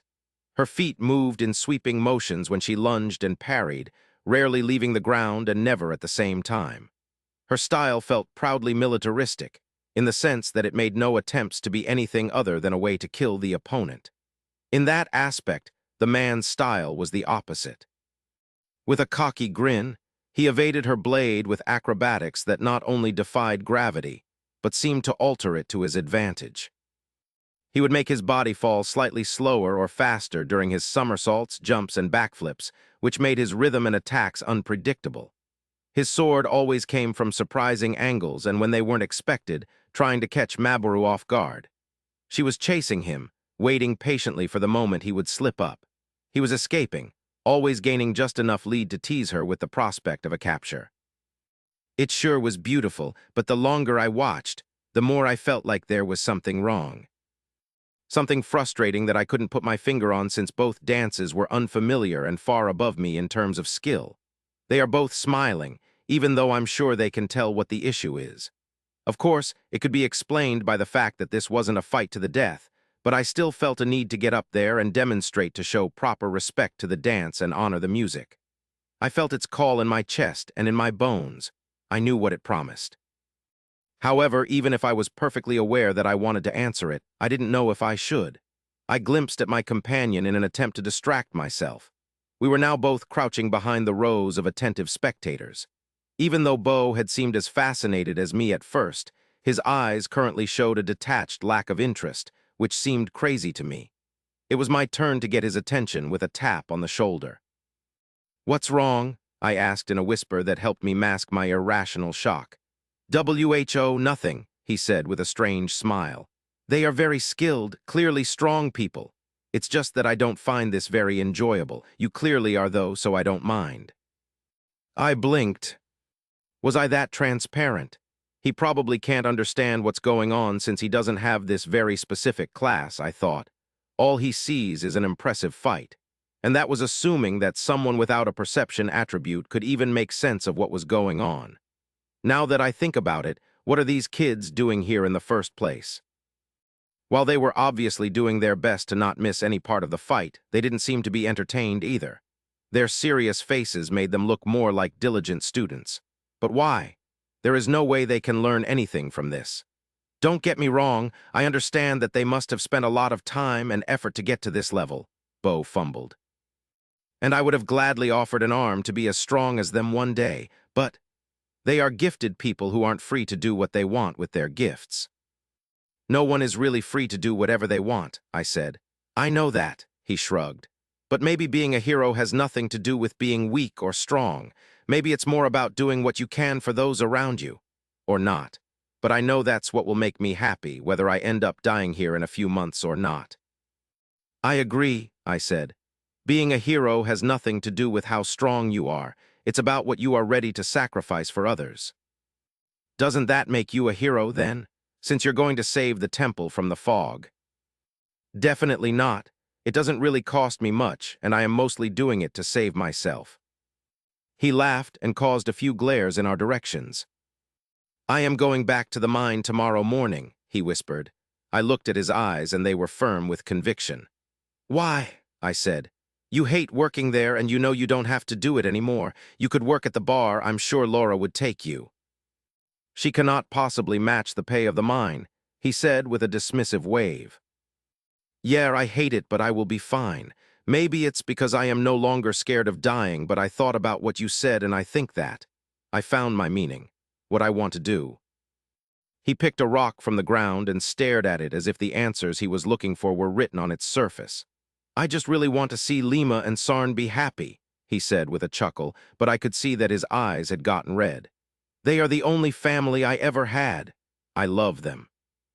Nothing says that the mistress will be able to support everybody in the new shard, and saving a lot of money will help if we have to find a home. Simply supporting them as much as I can would make me happy. Is it? Do you think it's wrong? The cynic in me wanted to tell him that making anyone the source of his happiness was an incredibly bad choice. But I couldn't. That's what he's really doing anyway, I reasoned. His actions do not guarantee gratitude, but since that's not what he is after, who am I to tell him that they are a bad idea? And I doubted that Sarn and Lima would change into amoral monsters overnight. I don't, I finally said. I think that it makes you their hero. Bo's bright smile made me feel guilty for my thoughts. Him being able to willingly change his worldview in the span of a day certainly made him much more mature than I was at his age.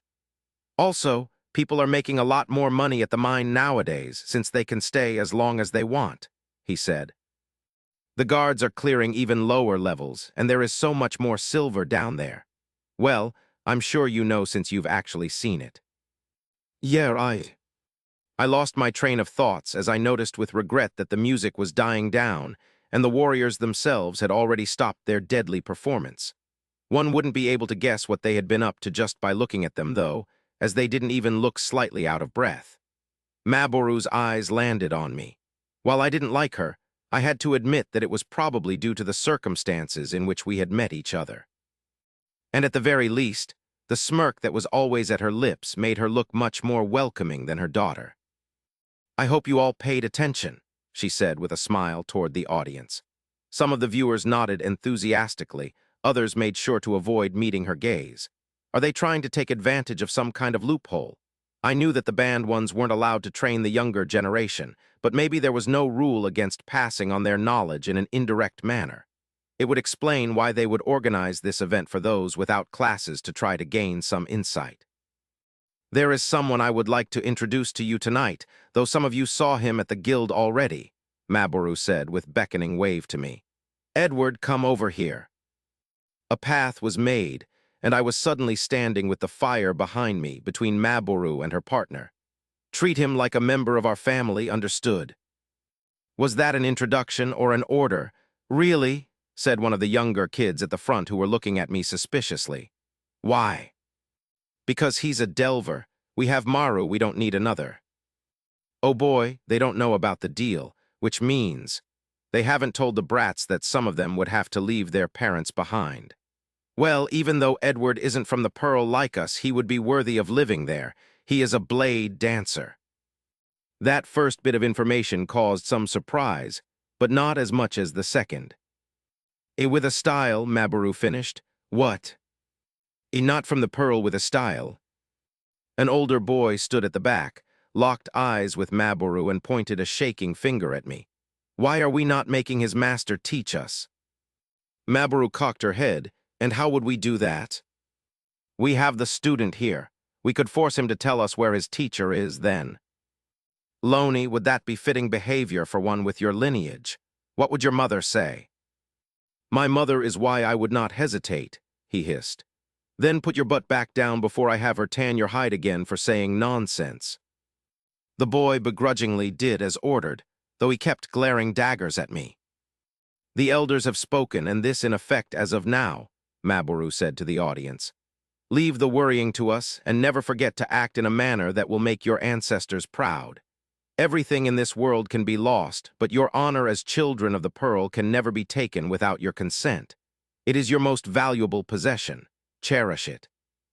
She let her words linger a bit before speaking again. Are there any questions? A younger kid sitting in the front raised his hand. What's his style? It's a secret, I said. Secret, someone snorted. We can recognize any dance. Pretty sure he doesn't have one. Yeah, we'd be able to tell if we saw it. That gives me a great idea, said the man at my side. It was my first time hearing him speak, and knowing he was a smoker, I wasn't surprised by how hoarse it was. I don't even know if this world has nicotine. It probably has something worse. The man spread his arms open and announced his grand idea. The first one to guess Edward's dance will get to ask Maboru whatever he wants. She gave him an annoyed side glance, but his smile didn't waver. The idea had clearly caught the audience's interest. Anything. Anything allowed by the code, he said with a waving finger. War stories. Yup. Her cooking recipes. Granted. A date with Maru. Oh, I see we have a courageous young man over there, he said with a wink. Why, yes, of course that's possible. I give you my word. The gasps of surprise and eagerness of the crowd didn't stop Maboru from stepping in. Pietro, stop this nonsense, she said through her teeth. And I do not think Maru would appreciate hearing her father giving her up in a game. However, Pietro wasn't at all worried. You always have to make everything so serious, Ruru. It's just a lil game, and it would just be a date. And I remember you saying that she should enjoy herself more. I think she's right, I intervened. I don't think me showing anything here would be a good idea. The last time I had held Ikun Omi, I had inadvertently either scared or annoyed most of a city. I needed a safer environment with less possible casualties for my first test run. Don't want anyone's mother telling me I hurt their child. Why? Pietro probed with the same head tilt Maboru sometimes did. Is it that you do not want to show it after seeing ours? I burst out laughing at the sheer absurdity of his words, slapping my knee, and genuinely struggled to regain my composure for a few seconds before even realizing what I was doing. When I did, I froze and raised my teary eyes to Maboru, who was looking at me with a raised brow, and Pietro, whose smile now seemed forced. What an honest reaction, he said. Fuck. You know that you have to show us yours now, right? Maboru said. I guess that answers whether I am the only one crazy about their dance or not. Listen, I said as I wiped my eyes, you were in bunker that day, remember? There is a risk that you might not be able to control your killing intent again. That's exactly why Bakwin sent you here. You need to get a better feeling for your mindscape projection. I frowned, so that's what all of this was about. I thought you guys couldn't teach, I said. We can't, Pietro nodded. But nothing keeps us from discussing general knowledge and showcasing a few things. Still, what makes the Blade Dancer class different from most other ones? Maboru interrupted me with a sudden question to her not students. Blade dancing is an art, one of the kids said without missing a bit. They really are ignoring me, I thought with disbelief. It is an art indeed, a dangerous art with a divine origin, Maboru said. Similarly to all arts, decent enough practitioners are able to put some of themselves in their performance. A bit of their soul revealed to the world. That is what we call a mindscape projection. On cue, the addictive music rose from behind me, making me glance back at the silent musicians. The old men and women had used the break to drink and wipe the sweat off their foreheads, and now their long fingers were back to strumming and tapping the instruments with reckless abandon. My hand twitched. Maboru skipped as she took a few light steps back, slowly raising her sword. As she did, I felt the temperature drastically decrease and frost formed on the ground, on our clothes, and on our skin. She posed with one hand behind her back, and her chin held high when the thin edge of her blade became perfectly vertical. In less than a minute, she had become the only living thing in a frozen wasteland. A queen of ice with floating hair of fire. But then she stomped her heel, shattering the ice and breaking the illusion. We were back to reality, with the fire crackling in the night and the music asking, begging for more.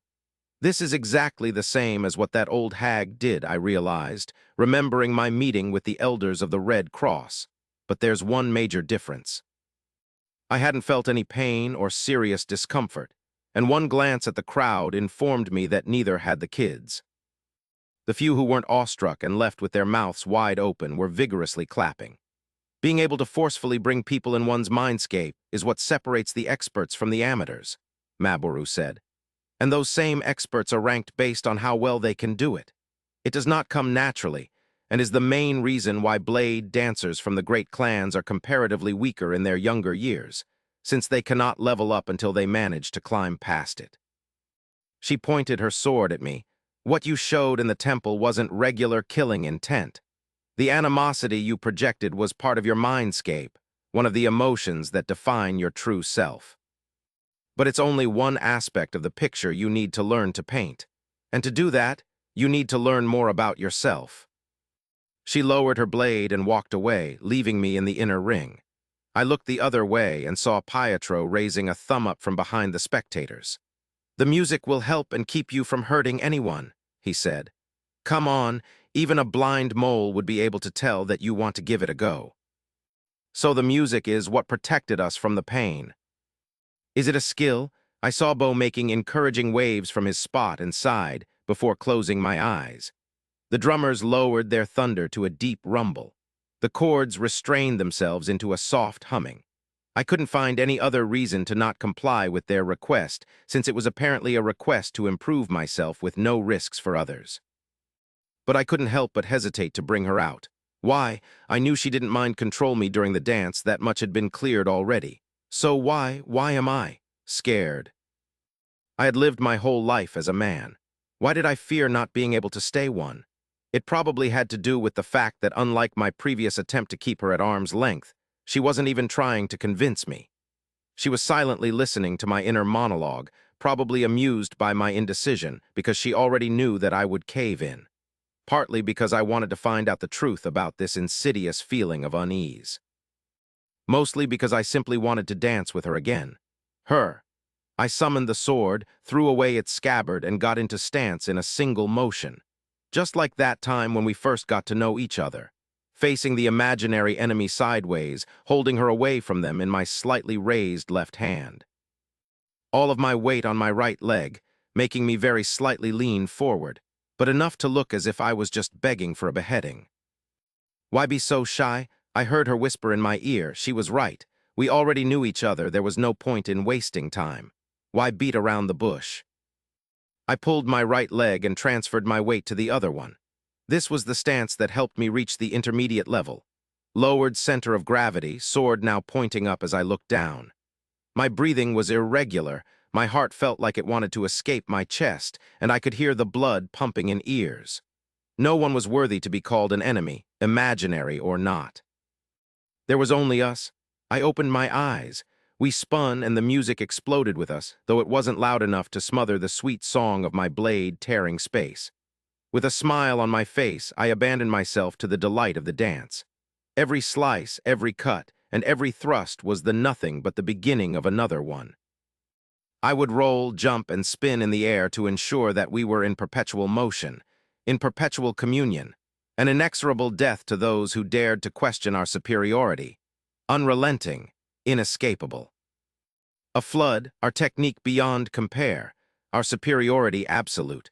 Like it had on previous occasions, the world started slowing down around me, looking more and more like it was underwater.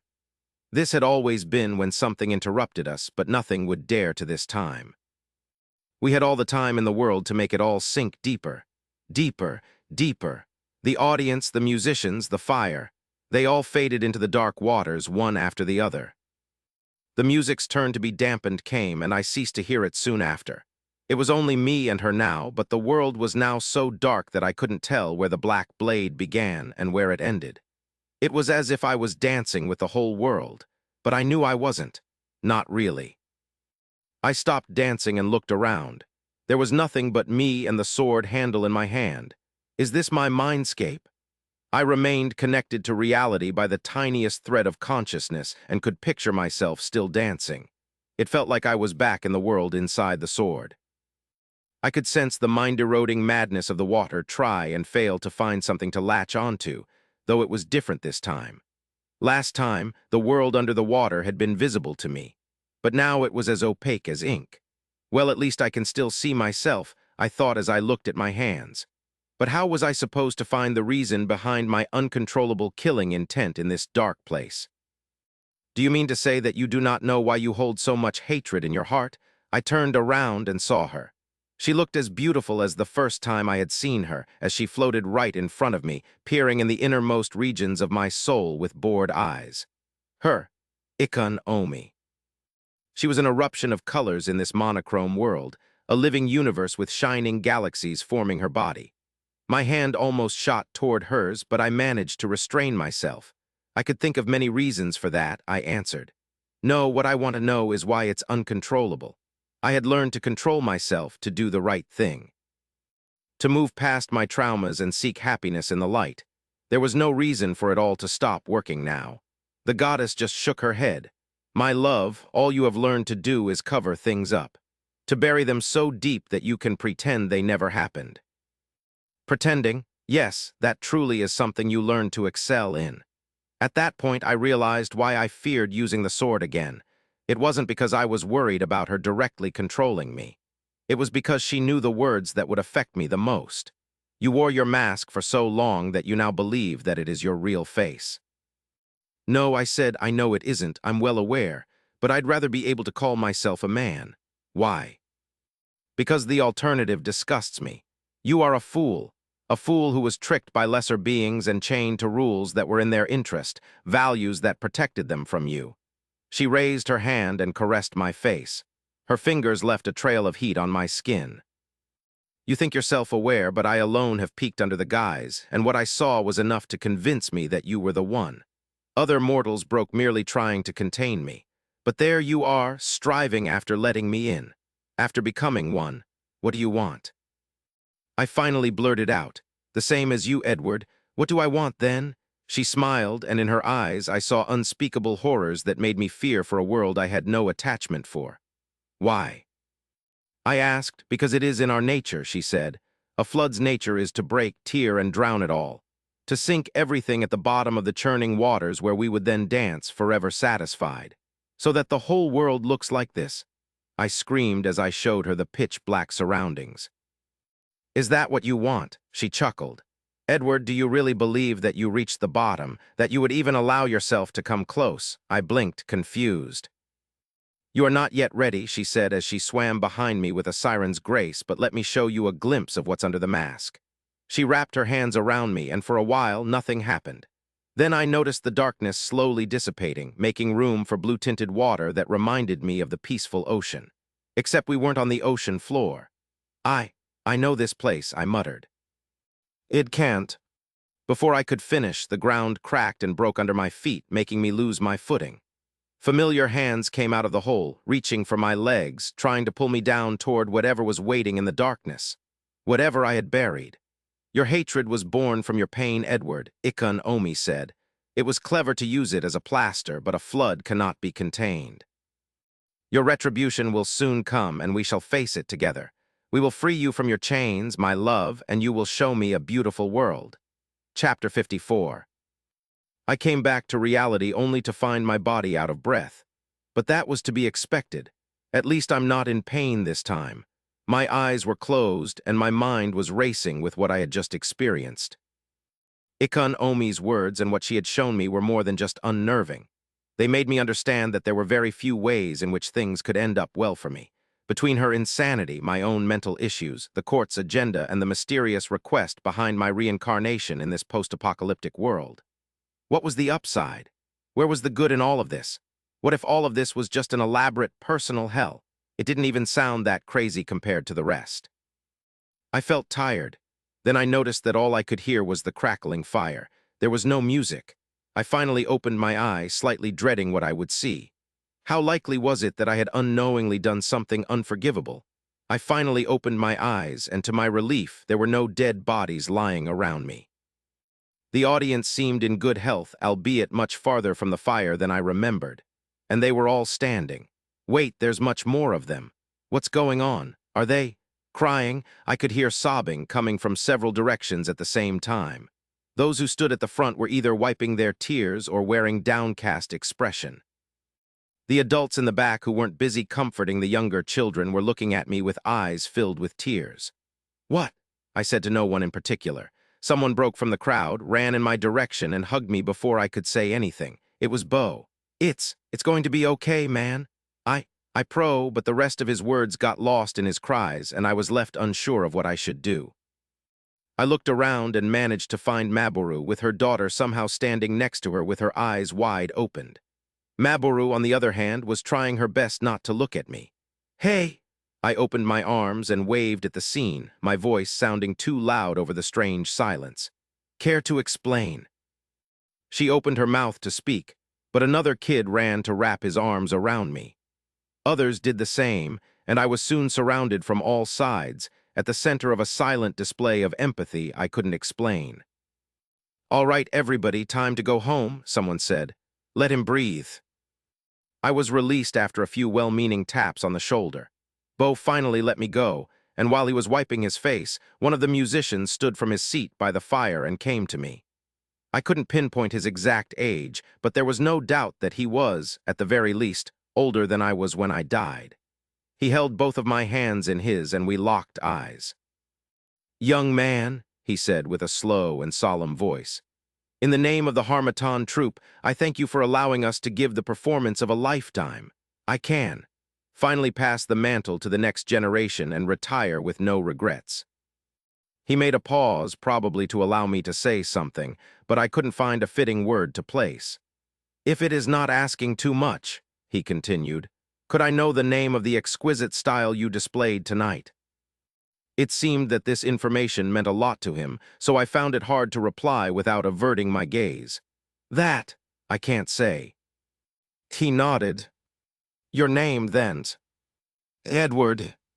My name is Edward Lee." He closed his eyes and nodded again. "Edward Lee? What a strange name, though it is fitting for someone such as you. If you ever come to Nashran and find yourself without a place to stay, ask for the troops' quarters. I pray for you to find peace." Peace they didn't. Actually see what happened, right? He then turned around and left, walking slowly in the direction of the settlement. One by one, the other musicians shook my hands in silence before doing the same. Most of the audience was gone by then. Except for Maru, those who had stayed were adults busy talking with each other. I felt a hand on my shoulder and saw Petro standing next to me. I raised a questioning brow. "There are many," he started, before taking a moment to better choose his words. "The shape of your mindscape will evolve as you get more insights in the type of dancer you are, so keep in mind what you have just seen might be very different than how it will ultimately turn out in the end. Every time you feel yourself losing control, take a moment to dance and go back to your inner place. It will help you correct the imbalances and find your new center."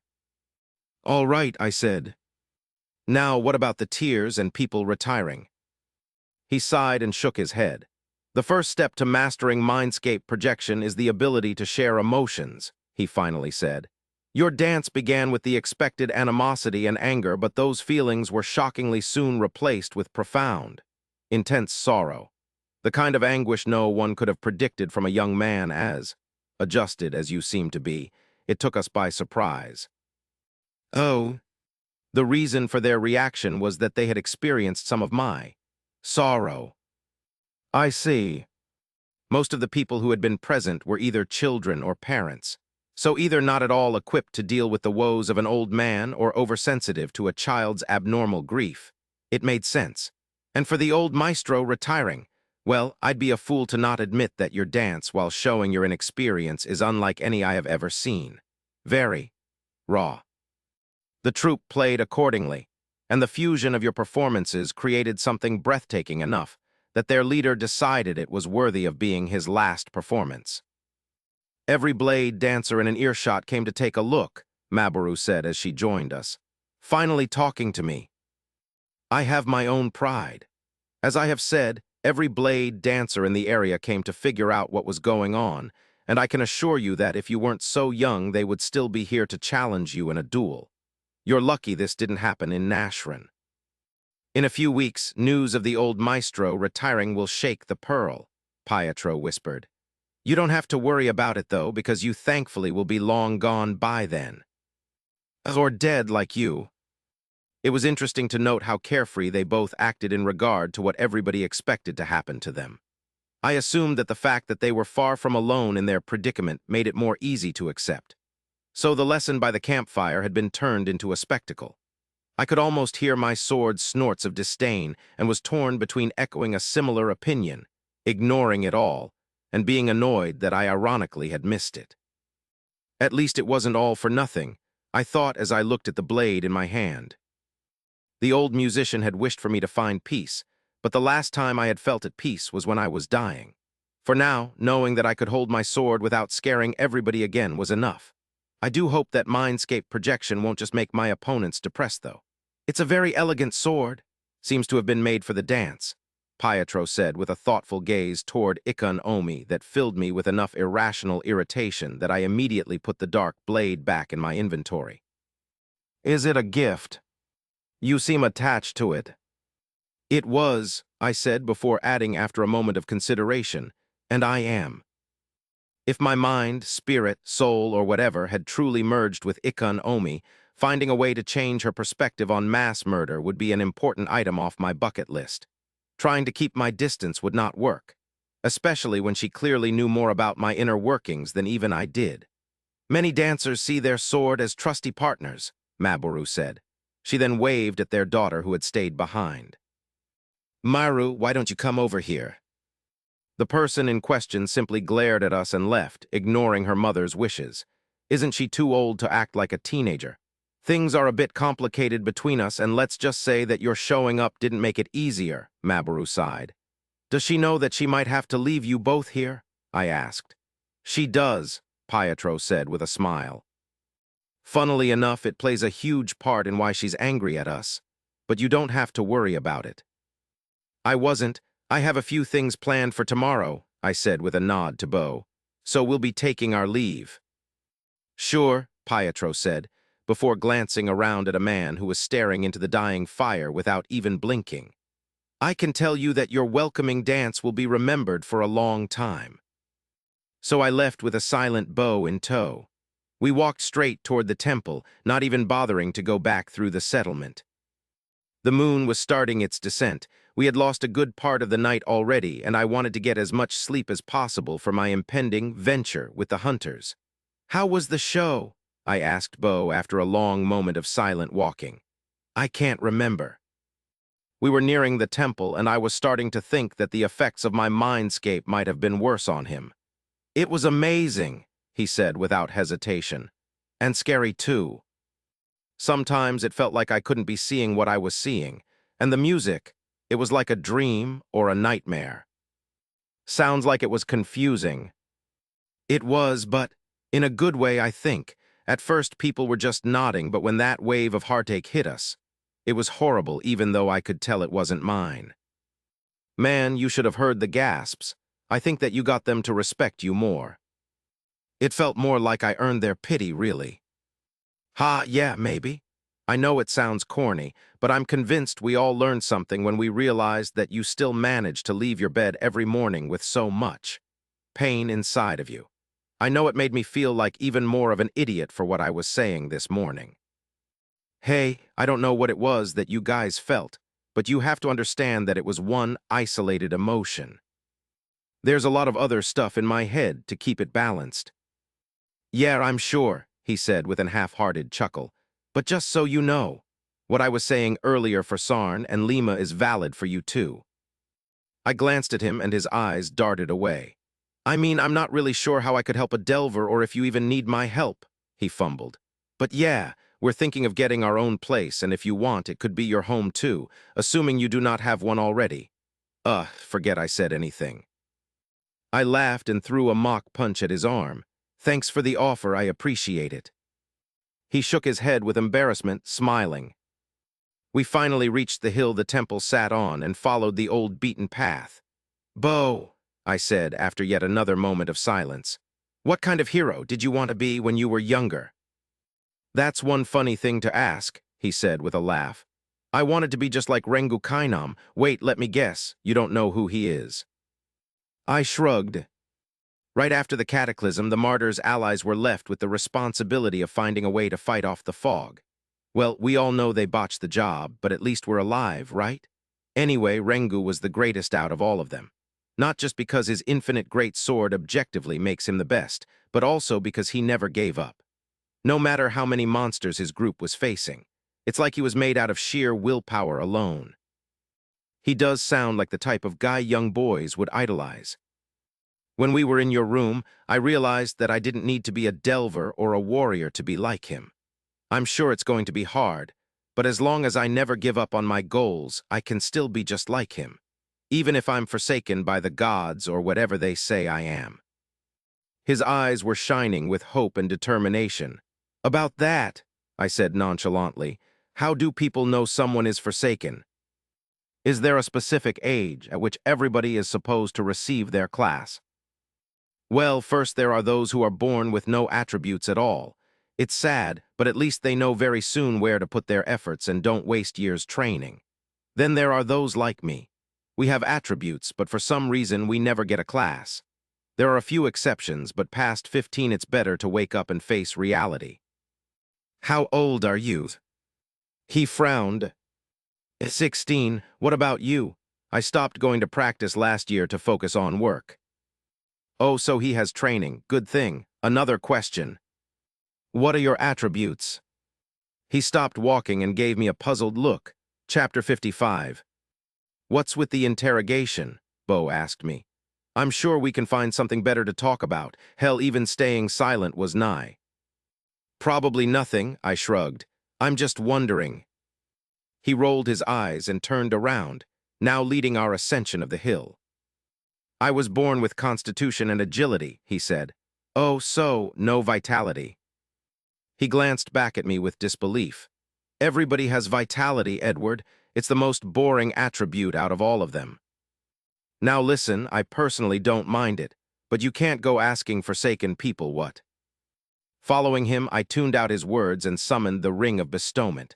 After a moment of consideration, I put it on my finger. Select a skilled tree. They all appeared, but there really was only one that was worth considering. Those under Dread Nova Enforcer would create a class that would more or less depend on mana, and I wasn't going to turn the boy into a priest of the deep. So I selected Shuari Blade Dancer. Infuse Ring with Blazing Blade Dancer class. I tripped on a rock and almost fell. Hey, you're okay there, I heard Bo say with a chuckle. I get that you're tired, but try to make it to your bed all right. Why, yes. How much do you want to bet that we're going to find those two in your room? I hope you didn't leave food in your wardrobe. Blazing Blade Dancer. The hell does that come from? With such a name, there were no doubts that the racial trait I had received from the nameless djinn had interfered in some way. But in what way could it actually influence the class? Until then, I had never thought that the term, Shuari, could make me different than someone with the simple Blade Dancer class. Could it be that it wasn't just the name of a clan, but also a modifier of some sort? I thought that all that mattered was whether we had a style or not.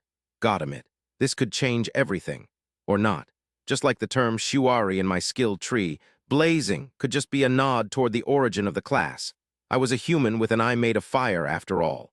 There was a certain amount of danger tied to the fact that this ring would be related to my chained-up patron, but then again the ring itself was a gigantic beacon for trouble. I gave my approval. The prompt disappeared and I braced myself for some kind of discomfort, but nothing happened. Class infused, that's it, A. I had probably just reduced the ring's value to 1/10 to what it was a second ago. Bo, I called. Don't worry, he said. I'm pretty sure we'll be able to get in with no issue. Listen, this is important. Ahem. He turned around with a perplexed expression. You've been silent since we talked about my attributes, he said. I'm used to it, so you really do not have to feel bad. If you wear this ring, I started as I raised the item between two fingers, you will get a class. He burst out laughing and punched me on the shoulder. That was a very mean joke, man. But okay, I'll get you next. I'm not joking, I said. If you put this ring around your finger, you will get the blade dancer class. He did a double take as he was about to leave. What? It's a very, very precious item that I found it in the undermine, I said. With it, I can share a part of my class at no costs. For me, what I mean is that, as you're aware, there are many people in this world who would do anything to become warriors. If you wear this ring, you will have to keep quiet about how you got your class forever. Otherwise, you will become a target. He stood still for a moment, closed his eyes, took a deep breath, then opened them again. You are serious, he said, the pitch of his voice notably higher. I am. Really? Yes. But something like that, it would take more than a lifetime to repay. I shook my head. I don't need you to repay anything, I said. Basically, its value is so high that it has no practical value to me. I figured this was the best way to deal with it. So, I walked to him, put the ring in his hand, and closed it. I will give you the night to decide, I said. I understand that this is a cruel thing to do when you just seem to have found what you wanted to do with yourself despite your situation. I'm sorry about that. He looked at the ring and I wonder what he saw. His hopes, his fears, just a painful choice. Go to bed, I said. In the morning you will either give it back to me or not. What you end up choosing will be the right choice, no matter what it is, and we will never speak of this again. He nodded in silence and left, clutching the ring with both hands. I watched him enter the temple and sighed. How fitting it is for you to play with the lives of mortals, I heard the voice in my head say. This is not a game. What do you know about mortals? We do things like this. We help each other. My words were met with a mocking laugh. Do you mean to say that you are helping him or that you plan on him helping you? I frowned, him helping me. If you wanted the best for them, why destroy their efforts to settle in a worthless yet peaceful life? Why else would you mold them so that they had no aspiration for personal glory? Mold. I didn't mold anyone. He is young and... Oh dear, you are free to admit it. You hope for them to accomplish selfless deeds that will loosen the chains restraining you. No. I was making sure that he would not potentially worsen my karma, not the opposite. I would not let her make me doubt this fact, even if I had to admit that it was an interesting possibility. I didn't know how karma worked, but if it was just my impact on this world, then there was no denying that me giving Bo the ability to help people should count for something positive in my favor.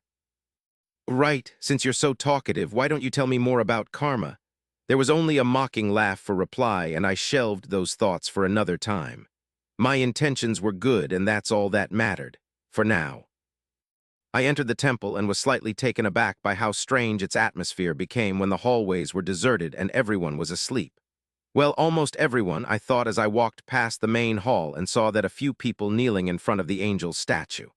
After making sure that the kitchen was still open, I hurried to my room, looking forward to getting in my bed after a well-deserved shower. This day needs to end. It surely had been a long one. Meeting with the elders of the Red Cross to make a deal worth several lives, including my own, telling off a crazy dryad, teaching a lesson to an unruly brat, having to perform to keep my feelings from spilling out, and literally turning the life of a teenager upside down. I was tired. It was a pleasant surprise to see that my door had been fixed during my absence, but my mood quickly soured when I noticed that there was light coming from a gap at the bottom. I entered my room and interrupted a seemingly animated discussion between Lima and Sarn, who were comfortably installed on the bed. My bed. Hey, you're back, said the green girl. I thought Bo was with you, Sarn said, stretching his neck to see if his friend wasn't still outside. By the way, Tammy was here for a while, but she had to go to bed. She has to wake up early to get the kids ready. He was, I said. We went to Laura's bar together. He should be in bed right now. Wait, really? Come on, you could have waited for us. Yeah, not cool guys. It wasn't really for fun, I sighed. There was just something I needed to deal with. What about the thing with Armadillo? Lima asked. Are you in trouble? Not really, I just have to tread lightly from now on. Do you know what they did with him? Good to hear, she smiled. They are still healing him upstairs. I think the mistress will let him stay because of what happened. She probably thinks he was punished hard enough. She got off the bed and stretched her arms with a long yawn. Sarn, time to go to bed. I'll check on Bo, then do the same. Tomorrow is going to be a long day for me. The horned boy groaned and burrowed himself deeper in the covers. You go, I don't want to get up. I hate my bed now. She effortlessly pried him from the bewitching mattresses and put him on her shoulder. After a short struggle, the boy gave up and just hung there like an empty bag of potatoes. On the subject of tomorrow, I said, seizing the occasion to finally inform her of my plans. I want to avoid Bunker for a while, so I won't be going in the undermine again. Is it fine if I go with you and the other hunters? She froze and, to my surprise, appeared conflicted instead of excited. Any other time would have been fine, but I don't think it would be a good idea to come with us right now, she mumbled as she edged toward the door. Really, I said with a frown. W.H. Sorry, very tired, G-Night, she said as she darted out of the room. I was left speechless for a few moments before remembering what was important and proceeding to get ready for my shower. Whatever was the reason behind her strange reaction, it could wait until I had a good night of sleep. Chapter 56. Wrenched from my dreams by the temple's bells, I woke up covered in sweat and with a heart beating as if it was trying to escape from my chest. What the hell is going on with these nightmares? I thought as I wiped my forehead. Every time I woke up, my memories of them became foggy, leaving me with a sickening feeling of dread in my stomach that seemed to grow stronger every morning. All I knew was that they were related to my early years, to back when I was still living with my birth family. That alone was a good reason to be thankful for the fact that I couldn't remember them, but it had me wondering, why? Why would I dream of that period of time in particular? Why now? They did say that childhood trauma is never truly dealt with, but this seemed unnatural. I had buried my demons long burying. Ikun Omi had said something about that. Our meeting in the mindscape surely had not helped my mental state. This could all just be the way for my stress to make itself known. With a sigh, I got up and started to get ready for the day. I was planning to go hunting real monsters, after all. No matter how numb I wanted to believe I was, that had to also somewhat affect me at a primal level. After completing my ablutions, I headed toward the main hall with a breakfast consisting of the usual tongue-numbing porridge. I still had much more enticing food in my inventory, but figured it would probably be wiser to save it for times when there would be no free food around. Me being broke hadn't changed, and I sadly couldn't think of it changing in the foreseeable future. I need the kid to tell me how things usually go during those hunts. The guild might have some requests I can fulfill. While her response to my own request had been odd, I was ready to dismiss any reservations Lima had about me going with her. I needed more ether, and more importantly, Tammy needed monster cores for my weapon. I had to go. Which was why I was going to the main hall early. My plan was to change her mind as soon as she came down from the dorms. I was expecting to eat breakfast by myself for a while and was surprised to find Bo sitting at my usual table. He was staring at an untouched bowl identical to my own, with vacant eyes, lowered ears, and an inert tail. The puffiness of his eyes hinted at the sleepless night he undoubtedly had to go through. The sound of my bowl hitting the table as I sat down startled him. "Oh, hey," he blurted out. "Hi," I said, calculated nonchalance. "Long night." Yeah," he nodded. I did not sleep at all. "Yeah, being nervous does that," I smiled between two spoonfuls. "Do you know how early Lima gets up when she has to go hunting?" He looked at me with confusion. "What?" "Lima," I repeated, with a wave of my spoon toward the door. "I have to go hunting with her, but she doesn't seem to want to for some reason." "There's—" "No," he interrupted. "I heard what you said. What I don't understand is why this is what you want to talk about now." I shrugged and pointed my spoon at his hands. "I'm not seeing any piece of jewelry at your fingers, so I was just waiting for you to give it back or broach the subject. It's because the Rinnet freakin' disappeared as soon as I put it on, he whispered through his teeth. Oh, I said with a raised brow. Really? It left nothing. Nothing, he showed me his right hand, and I frowned at the sight. It did work, though, he added. Show me your hand, I said, extending mine. He did as asked and took a closer look. There was a blurry circle around his ring finger and a line that went from it to another circle at the center of his palm. The ring itself had disappeared, but there definitely was something, some markings of some sort. He just can't see them. I figured that it surely was a good thing. Some people were obviously aware of the existence of rings of bestowal, and no matter how unlikely it was for one of them to find Bo and suspect him to have one, it was convenient that they wouldn't have any easy way to confirm it. Edward. Realizing I had been holding his hand for more than just a moment, I let it go and went back to my food. Just be careful around anyone that might be able to see invisible stuff, I said. Really? Ken, he leaned closer to me. Can you see it? I shrugged. All right, he muttered, leaning back. I will be careful. I was slightly surprised by how fast he got over his curiosity, but then again he had been awake the whole night. So, I said after a moment, how does it feel to be a warrior? Is it everything you've ever wanted? He chuckled and shook his head. It's strange, but I do not feel any different for now at least. I guess it will change when people will know or when I become stronger.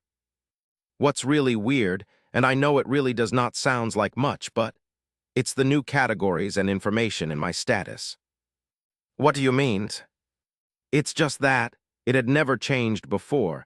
My status has always been the same all these years. It's just bizarre to see new stuff. Oh, I see. I could understand the sentiment. Forsaken people probably stopped looking at their status at one point. However, I was curious about one thing.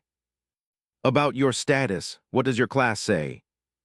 The first notification described the blazing sword dancer as a warrior whose passion can ignite their soul, he mused. I thought it was cool. Did yours say the same? All of a sudden, the bench felt slightly uncomfortable. Mine is a bit different, I said. What about skill trees?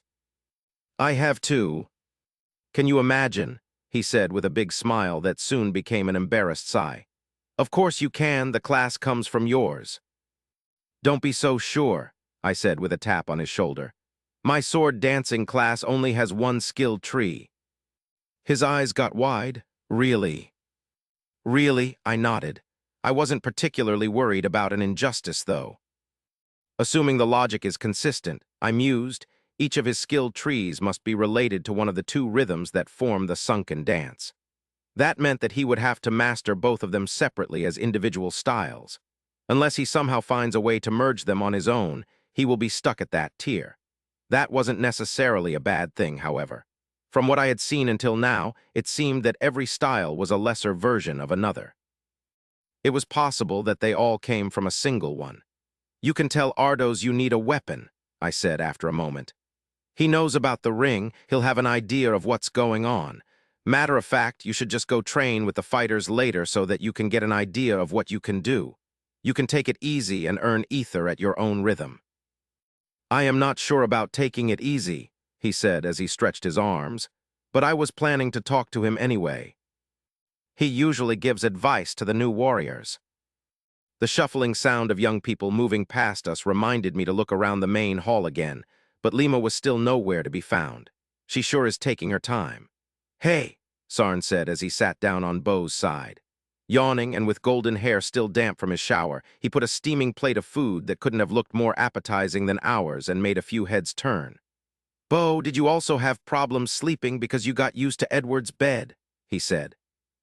You were tossing and turning all night. Are those eggs? How did you get them? Bo said with disbelief.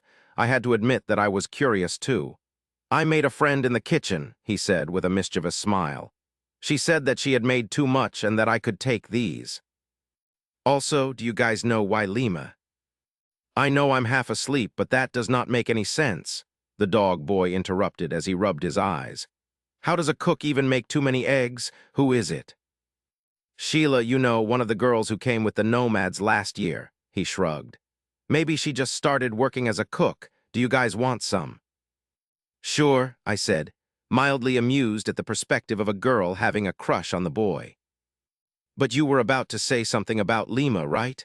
I've been waiting for her. He looked at me with confusion. I was about to ask if you guys know why she's leaving with U. I jumped from my seat before I could hear the rest and ran out the hall, sprinting toward the temple's exit. Goddammit, I should have seen this coming. An incoming torrent of young children suddenly came out a hallway, forcing me to slow down enough to not hurt any of them. Which basically meant that I was tiptoeing with frustration when I heard my name. Edward, Tammy called from the end of the hallway. I was ready to wave at her that there were pressing matters I had to deal with, but made a beeline in her direction when I saw what was sitting on her lap. A rifle. I didn't think you'd have the time to make it, I said as I picked the item. Morning to you too, she said with a tired voice.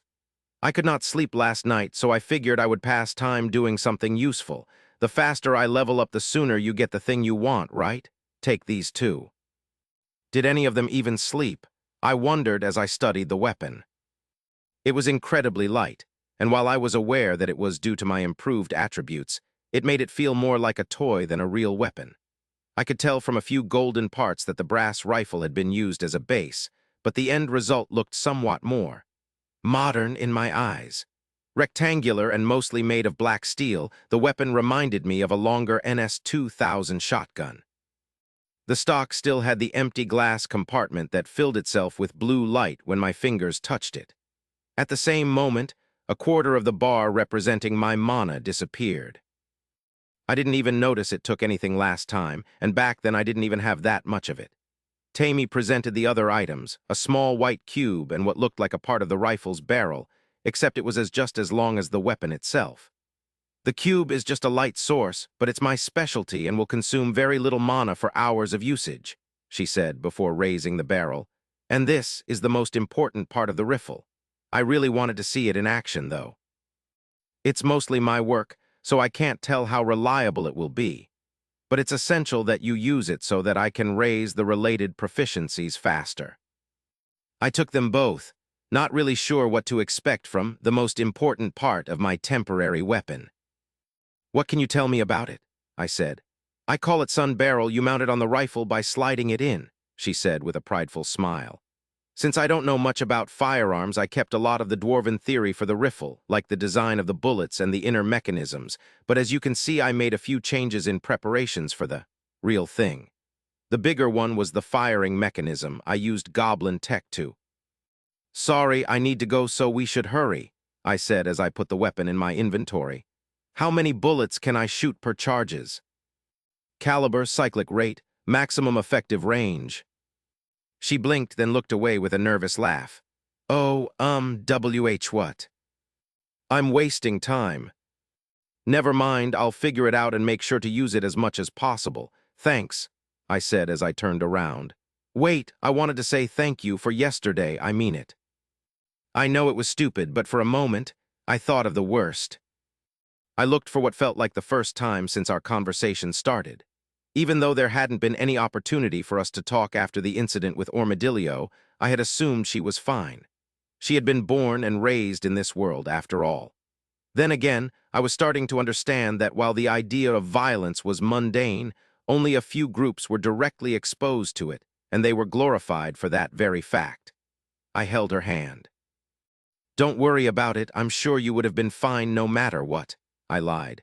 Get some sleep later and try to forget about the whole thing when you wake up. For a fraction of a second, she looked confused, and it made me think that maybe I had misunderstood what she was talking about. Maybe what had scared her the most wasn't the drunk boy who had threatened her, but me, the one who got to show actual cruelty. But then she smiled. You're right, she simply said.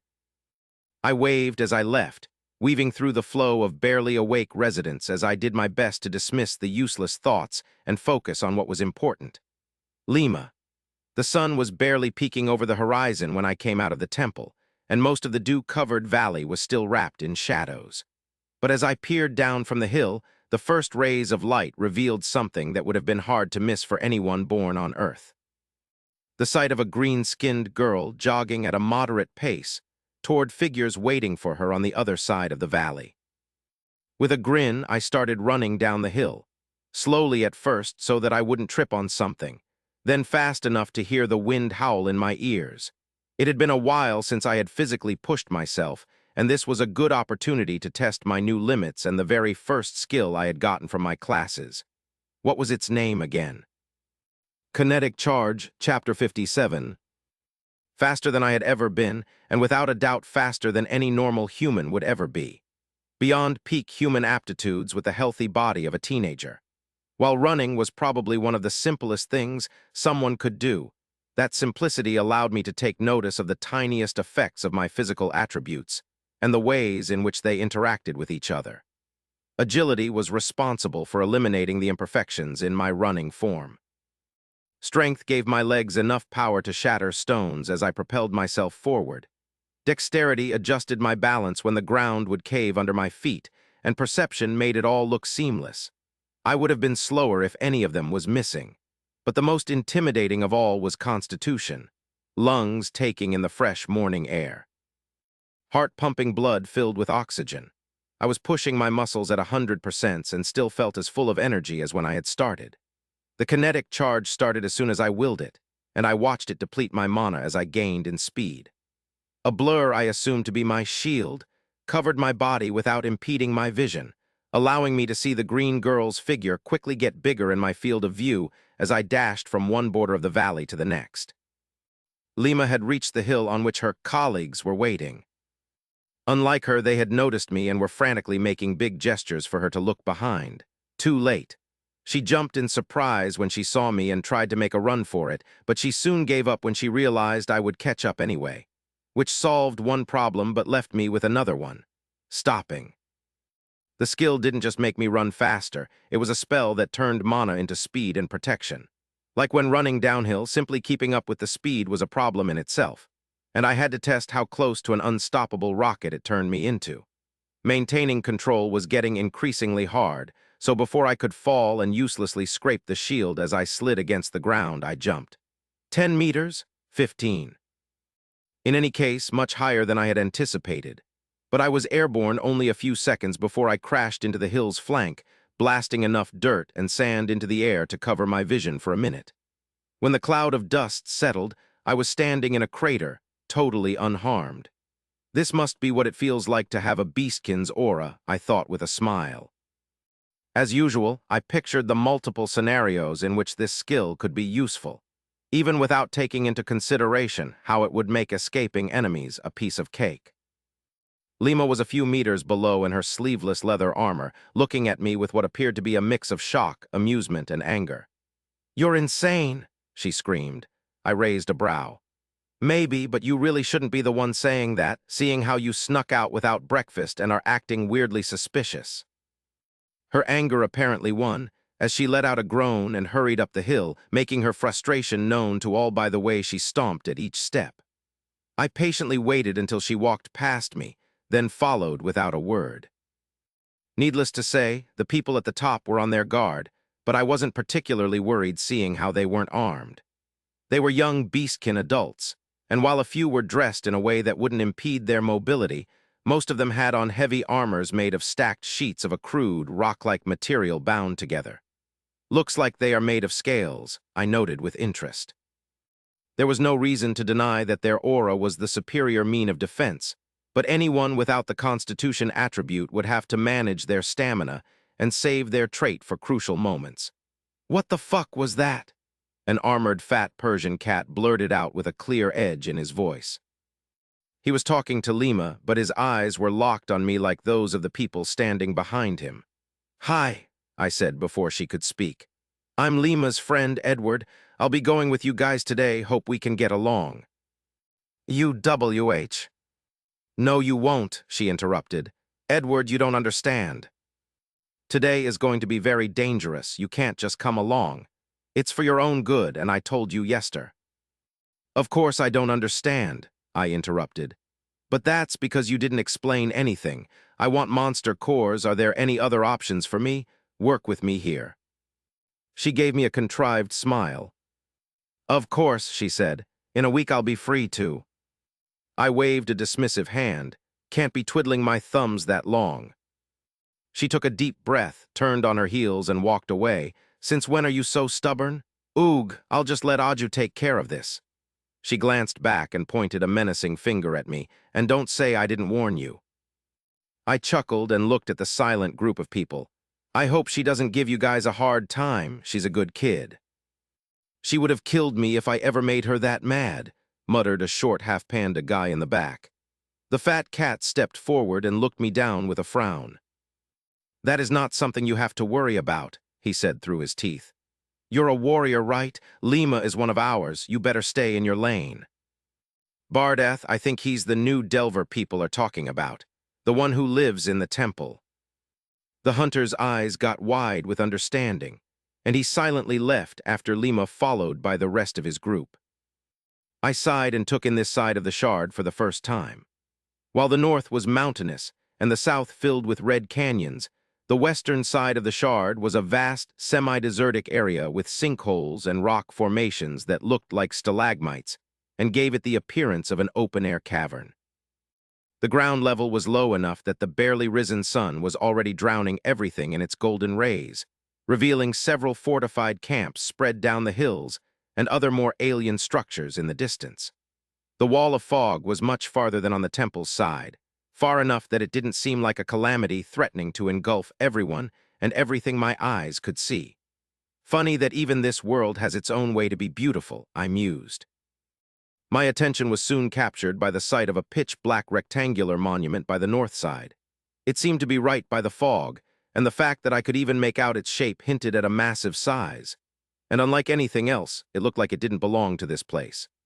My need for answers reminded me of Lima, and I saw her taking long strides toward the camps bustling with activity, her friends not far behind. Need to get there fast before she makes things complicated. I hurried down the same path as them, and soon caught up. Lima and the big guy ignored me while the others gave me nervous glances. Hey look, it's the Lil Duds. I was witness to a few instances of the prejudice other warrior groups seemed to have against the hunters. Though it didn't go past open disrespect, trash and insults were thrown at them without hesitation from the parties we would walk past. Out of the way, real warriors have stuff to do. Forsaken mocked by people with classes. Supports mocked by warriors, certain warring classes seen as inferior to others. Feels just like Earth. Once again, the irony of beast people using the term animal to mock each other wasn't lost on me. To their credit, the hunters managed to tune out the noise and get to their base without delays. Then again, it was entirely possible that Lima really hadn't been paying attention to their slander. The hunters' camp was understandably isolated and had an easily recognizable appearance with an outer wall made with several rows of bones and claws bleached by the sun. Seeing their sizes, I was certain that even if the other warriors didn't appreciate them, they would think twice before seriously provoking them. The guards were familiar with the kids and let us pass the gate without anything more than a courtesy nod. People inside either already had their scale armor on their back or were tightening the belts and straps that came with their equipment.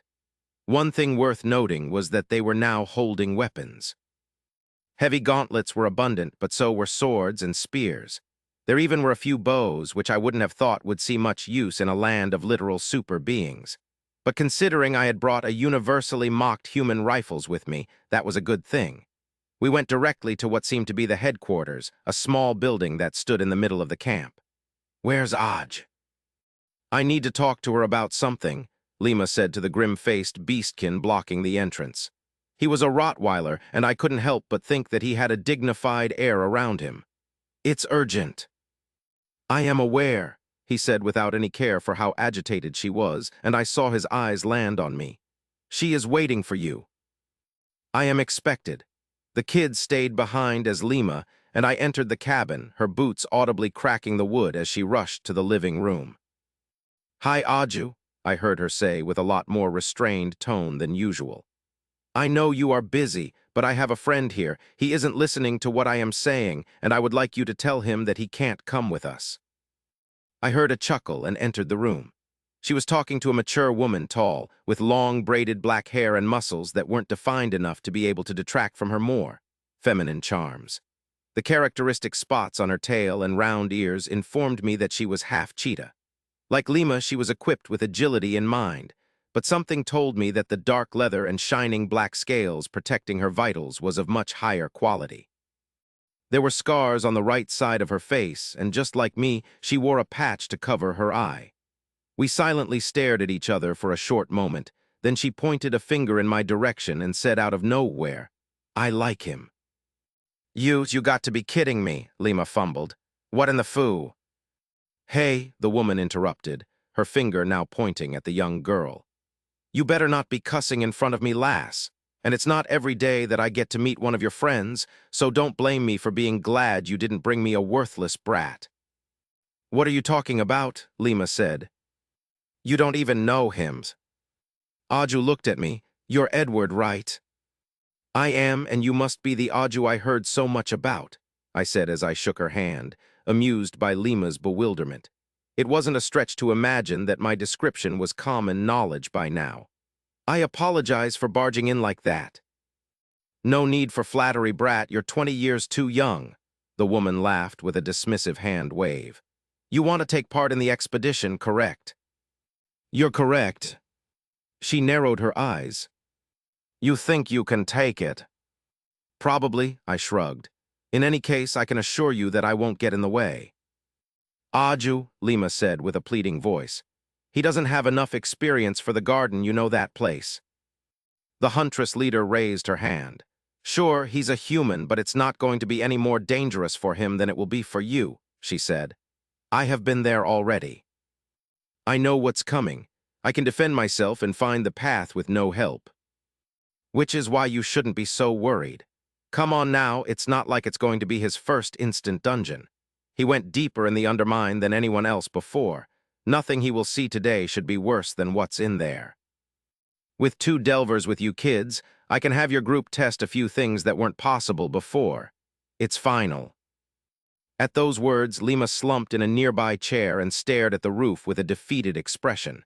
Seems like Aju doesn't mess around. While I now somehow felt bad for the girl, something her leader had said had made me frown. 2 delvers," I repeated. "I'm not sure I understand." She gave me a confused look. "Of course," she said. "Your guildmates have been waiting for you. They explained everything." I groaned and went to the room she indicated.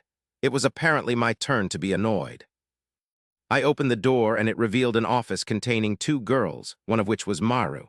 The short-haired second delver of the Shard was leisurely reading a book with her feet resting on the desk. Next to her was sleeping a pudgy girl with thick curved horns, and I could tell from her clothes that she was also a member of the Red Cross. Maru lifted bored eyes from her book, and I felt my own eye twitch. "Finally," she said. "Can we go?" Chapter 58. "Explain," I said without ceremony. "You told your plans to the boss," Maru said matter-of-factly. "You should have lied, but you did not. Now I am stuck on babysitting duty." "Well, you did not have to come and also do not have to stay. You're free to go." "Too late," she said with the same deadpan expression. "Direct order. I can't let myself be held responsible if you get yourself killed, and no one knows what happened." I grabbed the bridge of my nose and slowly exhaled. I thought the whole point of my deal with Bachwin was that Genoveva wouldn't dare try anything. "That only works if there are witnesses," she replied. "Accidents are common outside of the valley, especially for half-baked dancers like you. It would be easy for the plant lady to silence a party of young hunters and make it look like an accident. Unless there's an undeniable proof that she was responsible, the elders won't believe they were openly disrespected, and everything will have been for nothing. You could really get killed by a stupid monster after all. Stop with the name calling. It's getting old fast." She went back to her book. "No idea what you're talking about." I rolled my eyes. This wasn't going to be a pleasant experience. "So you're here because—" She pointed at her flaming red hair. "Because I'm easily recognizable. If they know I'm here, they won't try anything funny." Not necessarily because they are scared of her, but because it would be hard to keep her from reporting back. As a delver who surely had time to raise her abilities far above mine, I did not doubt that she would be able to take care of herself. But it was hard to see her as more than a very annoying liability. I can somewhat understand the logic, but there has to be something she isn't saying. Maru was the most important individual of the Cross's next generation. Bachwan putting us both in the same potentially dangerous situation was the equivalent of putting all his eggs in the same basket. A heavy hand landed on my shoulder and I glanced back and saw Aju. "Is everything sorted out?" "The kids are about to leave," she said. "Unless you three changed your minds, you should meet them outside." "I haven't," I begrudgingly said as I watched Maru kick the desk to wake her snoring comrade. She sat straight in surprise and rubbed her eyes while I wondered how much neck strength was needed to support her horns. WH? Oh, are we leaving?" She noticed us standing at the door and frowned. "Oh, it's Deadeye." I almost chuckled at the ridiculous name, then realized she was talking to me. "What did you call me?" I asked with disbelief. "Deadeye," she yawned. "It's your Delver name, right?" No, it's not." "It is," Maru said from behind her book. "That's how everybody calls you." "It's not even about your wounded eye, by the way, it's just that there is no emotion in your stare. Or so I've heard." "That's the name that stuck, really. I'm Bali, nice to meet you," the new girl started, but then she frowned and her eyes kept darting between Aju and I. "Wait. Are you guys related? Are the eye patches fashion statements or—" I sighed and Aju stepped in. "See, lads, I have no objections to you going with the brats, but one thing has to be made clear," she said. "This expedition isn't about either of you, which means that you better not try to hog all of the ether. These kids spend enough time at home being told that they are worth less than regular warriors."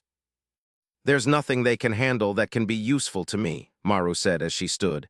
"You won't have to worry about that," I added. "Good, good," Aju nodded. "Truth is, it's likely that a few of you won't make it back. Yaga's garden is a vicious place, even for a dungeon.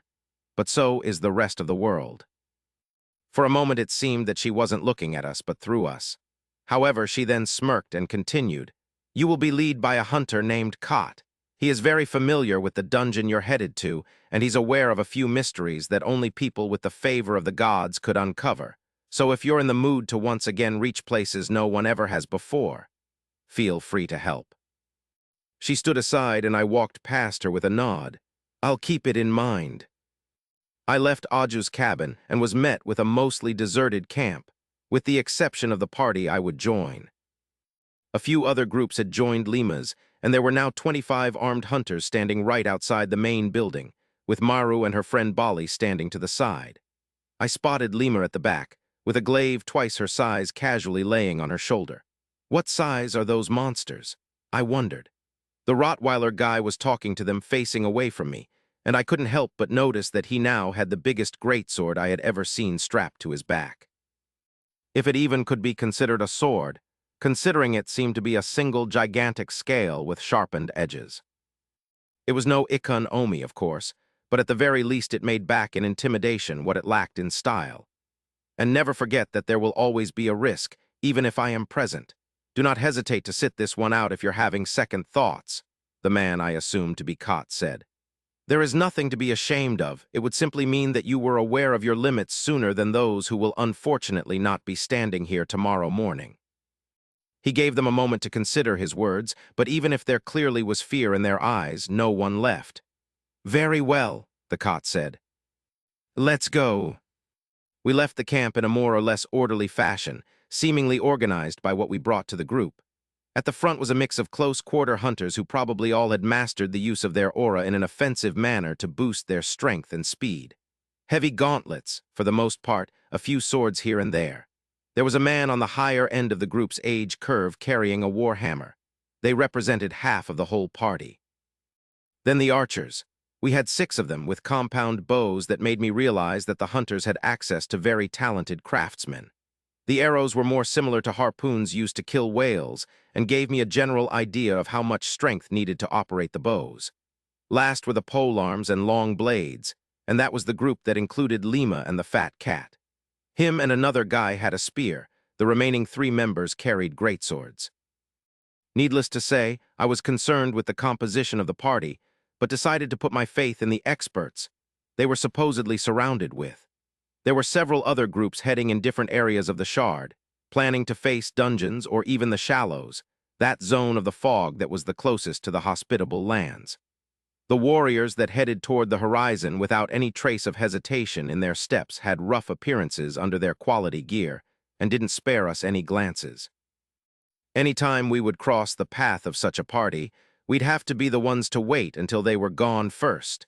Then again, we weren't the only ones. "Hey," I said to Lima after having left her to sulk for a while. "Are you still ignoring me? Because I'd rather not go there unprepared." It took her a few minutes to reply. "You don't understand," she said. "We usually hunt creatures that live out in the open or in regular dungeons. This expedition isn't just a regular hunt.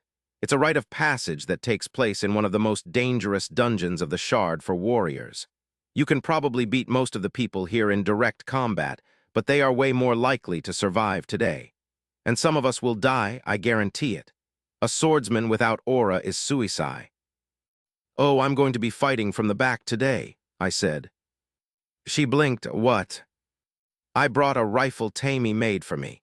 I need monster cores for a different weapon, and me using this one should help her gain a few levels." "Oh, well, I didn't know that. Wait, you can shoot too." "You would have known if you had spoken to me, instead of trying to run away." "What are you, a kid?" "First, I'm still older than you," she said with a finger to my chest. "Second, it only makes it a little bit safer for you." I smiled and opened my arms. "Then why not improve my chances by telling me what I need to know?" She groaned and shook her head. "We're going to Yaga's garden. It's a cursed forest that acts like a maze.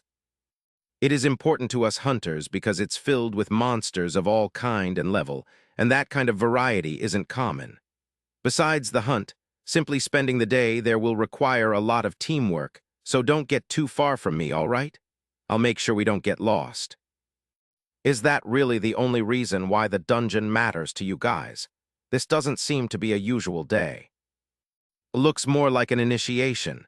There are very valuable items that can be gained from slaying one of the most powerful beasts," she whispered before continuing with her regular voice. "But that's not why we're here. Today we're just doing a reconnaissance, believe it or not. The real challenge is for tomorrow. Hunting in Yaga's garden without supervision is what it takes to become a core member of our guild. That's what we're all after." I felt something pull on my sleeve and frowned when I saw Bali walking next to me with a nonchalant Maru on her other side. While it was surprising for someone her size to be able to move without making a sound, I was more interested in why they would suddenly want to mingle.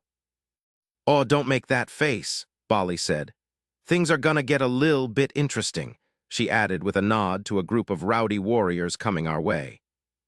It was the biggest group we had seen until now, and though many were injured, that didn't seem to be enough to tarnish their good mood.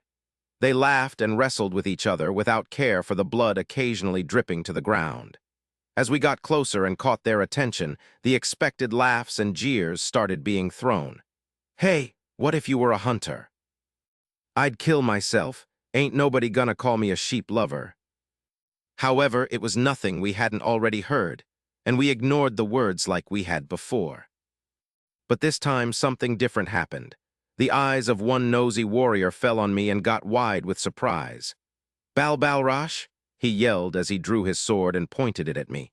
"He's here, the boy's here." More blades were revealed amidst shouts of confusion, and I also summoned Ikon Omi. But then Maru and Bali stood between us. "You better put those toys away," the red-haired delver said. "Fast." Her own hand was on the guard of her own weapon, a lengthy rapier very similar to her mother's.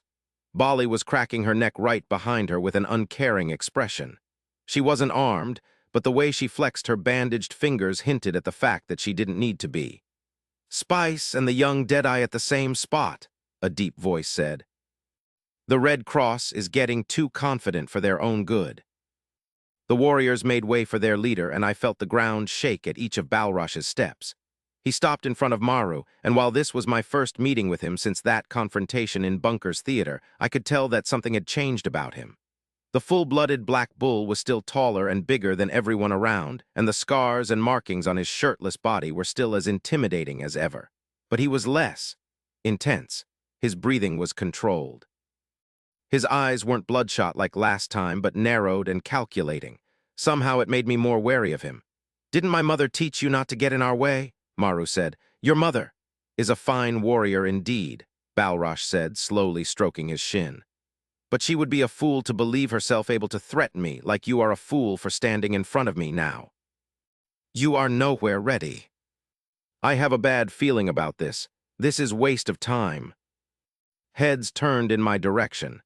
"Genevieve herself gave up when she realized what was at stake," I said. "What makes you think she'll be grateful if she finds out you provoked us?" Some of his men glanced at each other. "She will probably order you to slice your throat, like that one guy who annoyed her yesterday. If you ever survive that long, that is. Because the Red Cross won't let it slide, and then we'll all die with your mistress when her blessing destroys the shard." I opened my arms. "You lose no matter what, so let's just stop this nonsense, you forget about me, and we can all go back to more productive things." People on both sides gave me confused looks. Maru seemed annoyed, Bali was clearly amused, and even if I couldn't decipher his expression, I assumed that Balrosh's silence was him taking a moment to consider the options before him. "I wonder," he said, "why is it that you are so against answering her call? Has she ever wronged you in any way?" "You mean except trying to mind control me? I simply like my freedom," I shrugged. He frowned and turned away. "An interesting answer." There was a moment of hesitation among his men, but they quickly followed his lead, with empty promises to one day teach me my place left behind. I let out a sigh of relief. "Tusk might as well kneel and beg while you're at it," I heard Maru mutter as she walked away with her friend. "It was boring, but I kinda like his style," Bali argued. Nervous chatter could be heard from the group of hunters. Except for Lima, who had stayed next to me with her glaive at the ready, they had all taken their distance during the encounter. Can't blame them. I watched Genevieve's men leave thinking that the instinct of self-preservation was a beautiful thing, and noticed that those in the back were carrying large containers from which an unnatural smoke was rising. "What's that?" I asked Lima. "Probably their new shipment of black rocks," she said with disgust as put her glaive back on her shoulder. "They get it from a dungeon in the shallows over there. The profit they make off it is the only reason these bastards haven't cleared it yet." "We are late," said Kot. "Let's up the pace." I looked at the direction she had indicated and saw nothing at first. But then I noticed a strange portion of the blue sky beyond the wall of mist. It had the appearance of shattered glass, and beyond the missing pieces was a kaleidoscopic storm of colors. There was something sickening about the way they meshed together, almost like an oil spill, Chapter 59. We walked through the wastelands for a few more hours, oftentimes crossing paths with adventurers and other warrior groups. Thankfully, none of those encounters escalated any further than a few distant laughs and mocking grins. The terrain kept getting harsher, with crevasses and sinkholes becoming bigger and more common. The way the wind howled through them left little to no doubts that there was a network of tunnels once dug by a now dried-up underground river. Sad to think that at one point water coursed through this whole desert. From the bleak scenery finally appeared an old village situated at the base of a massive plateau that rose straight out of the ground and dwarfed the surrounding landscape. One look at the giant unmoving trees that covered its surface, and I knew that we had reached our destination. "We'll take a break in that town," Lima told me as she chewed on one of the pastries I had given her. She added after a moment of consideration, "It's also a dungeon, but one of the empty ones." "No need to worry, it's safe." "There are empty dungeons?" I asked, mildly surprised. Unlike most of the hunters, the journey had been mostly effortless to me. It probably had a lot to do with the strange properties of my clothes and the fact that I didn't have to physically carry any equipment. Next to all these armed and armored hunters sweating bullets, it almost looked like I was just taking a pleasure stroll. "Many," answered the green girl. "Well, by empty, I mean that they don't spawn creatures trying to kill us. I heard it has to do with how they are formed. They ran out of gas and stayed incomplete. This one is a particularity, though. It usually doesn't take too long before someone clears them. People wouldn't really mind since it's useless. Well, except for furniture, maybe.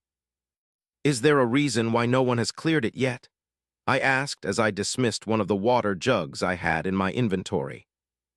It's because no one has figured out a way to do it yet, she said before shrugging. People even tried to raise the whole town. After all this time, I'd bet that there just isn't any. So basically, an abandoned town with buildings that will never fall.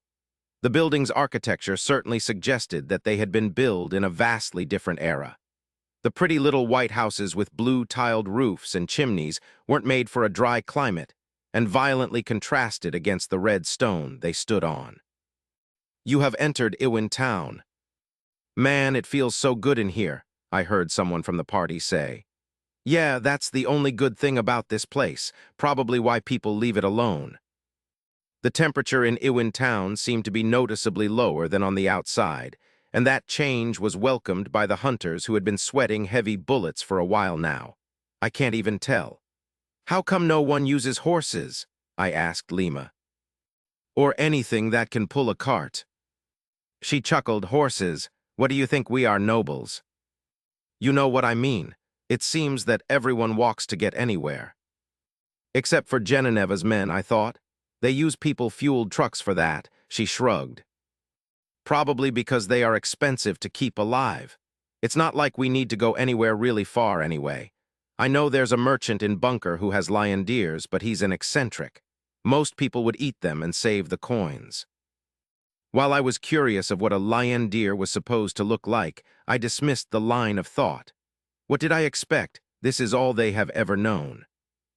Aren't there useful animals in any of the Shard's dungeons? Of course there are. Haven't you seen the Bolvals? She laughed. Such a dorky name. Oh, but you need to know that not every dungeon allows its creatures to survive the separation. Otherwise, the Shard would be filled with pet monsters. Oh, right, I thought as I was reminded that she wasn't aware that her friend Bolval had recently acquired a class. Everybody in the temple must know by now. I decided to keep the surprise. She will need to stay focused for the day.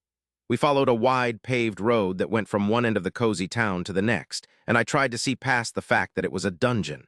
It was a simple village that probably had harbored people who lived a simple life, and there was a charming quality to it. But since my very first step in the shadow of these houses, something had felt wrong, and it was getting harder to ignore it. Then again, it was nothing more than a feeling that I couldn't put into words. For now, maybe it's because it's a ghost town like the sunken city. The silence seems unnatural. It was entirely possible that I was simply bad with ghost towns. But the fact that my worries about the sunken city had ended up being warranted wasn't helping my current discomfort. We'll take a short break here, Kot said once we reached a seemingly unending series of stairs carved into the side of plateau. Ready yourself for what's coming, the senior hunter added, clearly a man of few words. Heavy sighs were heard here and there, and the party broke into smaller groups, though the tension didn't leave the hunter's eyes. No one had pointed it out, but they were aware that this would be their last chance to bail out. No one would blame you for not going up there with us, I heard Lima say as she stood next to me. You could just wait for us to come back. I raised a brow. Really? You think I'm going to walk all this way for nothing? She shrugged. You've been silent for a minute. I thought that you were just realizing how serious this is. That was because of something else. What about them? I said with a nod toward her friends. How come you're not trying to convince them to leave? It's not the same, she said. They are work friends, and you're like the new brother that has me worried sick. She punctuated her point with a light push. I would have patted her head if she didn't happen to be much taller than me. You've been a brat for too long to try to act responsibly now, I said with a smile. She laughed, but I could see that she was nervous. Some of it was probably due to her own fears of what was in the garden. Is there anything I need to be mindful of? I asked. Beside the flesh-starved monsters, of course, she sighed. I wouldn't even say that they are flesh-starved. As hunters, we have bonuses when fighting anything not humanoid, but there aren't any regular beasts in there, she said. Just stay close to me. Once we step in, we won't be able to go back until the first named creature is slain, and it's easy to lose the path. Named creature, like Dylaril, and what happens if you lose the path? Her expression darkened. You will be led directly to the center of the forest no matter which direction you walk in, she said. No one makes it back from there. I see, I said as I watched with some worry a band of young hunters break into one house in search of beds to rest on. I felt pressure on my shoulder and looked back at Lima. She seemed worried too. I need to see the others, she said. I know you're a delver, Deadeye and all that, but please don't die. Please don't call me that, I said. And same to you. I watched her leave, saw that Maru and her partner were keeping to themselves and not bothering anyone, and figured this was the ideal moment to take my rifle for a test run. I went to a nearby deserted alley with a fairly long line of sight and brought out the weapon after reading its description. Modular Hextech Patchwork Rifle. A weapon born of a heavily modified antique dwarven hunting rifle and the madness of an unnamed human Hextech weaver. Has elements of 12 different machines of various origins. Fire mode. Semi-automatic. Ammunition type. .50 armor-piercing rounds. Ammunition cost. 5 mana bullet. Magazine. 60 rounds. Reload time. While incomplete, it was interesting to note that this was information that even Tammy didn't have, and I was curious about its origin. Was it just another ability of the inventory, or did it come from my class? Probably the latter, considering there was no information anywhere about the abilities of my clothes, but there was no way to be sure. So instead of pondering questions I simply had no way to answer yet, I opted to give a closer look to the weapon.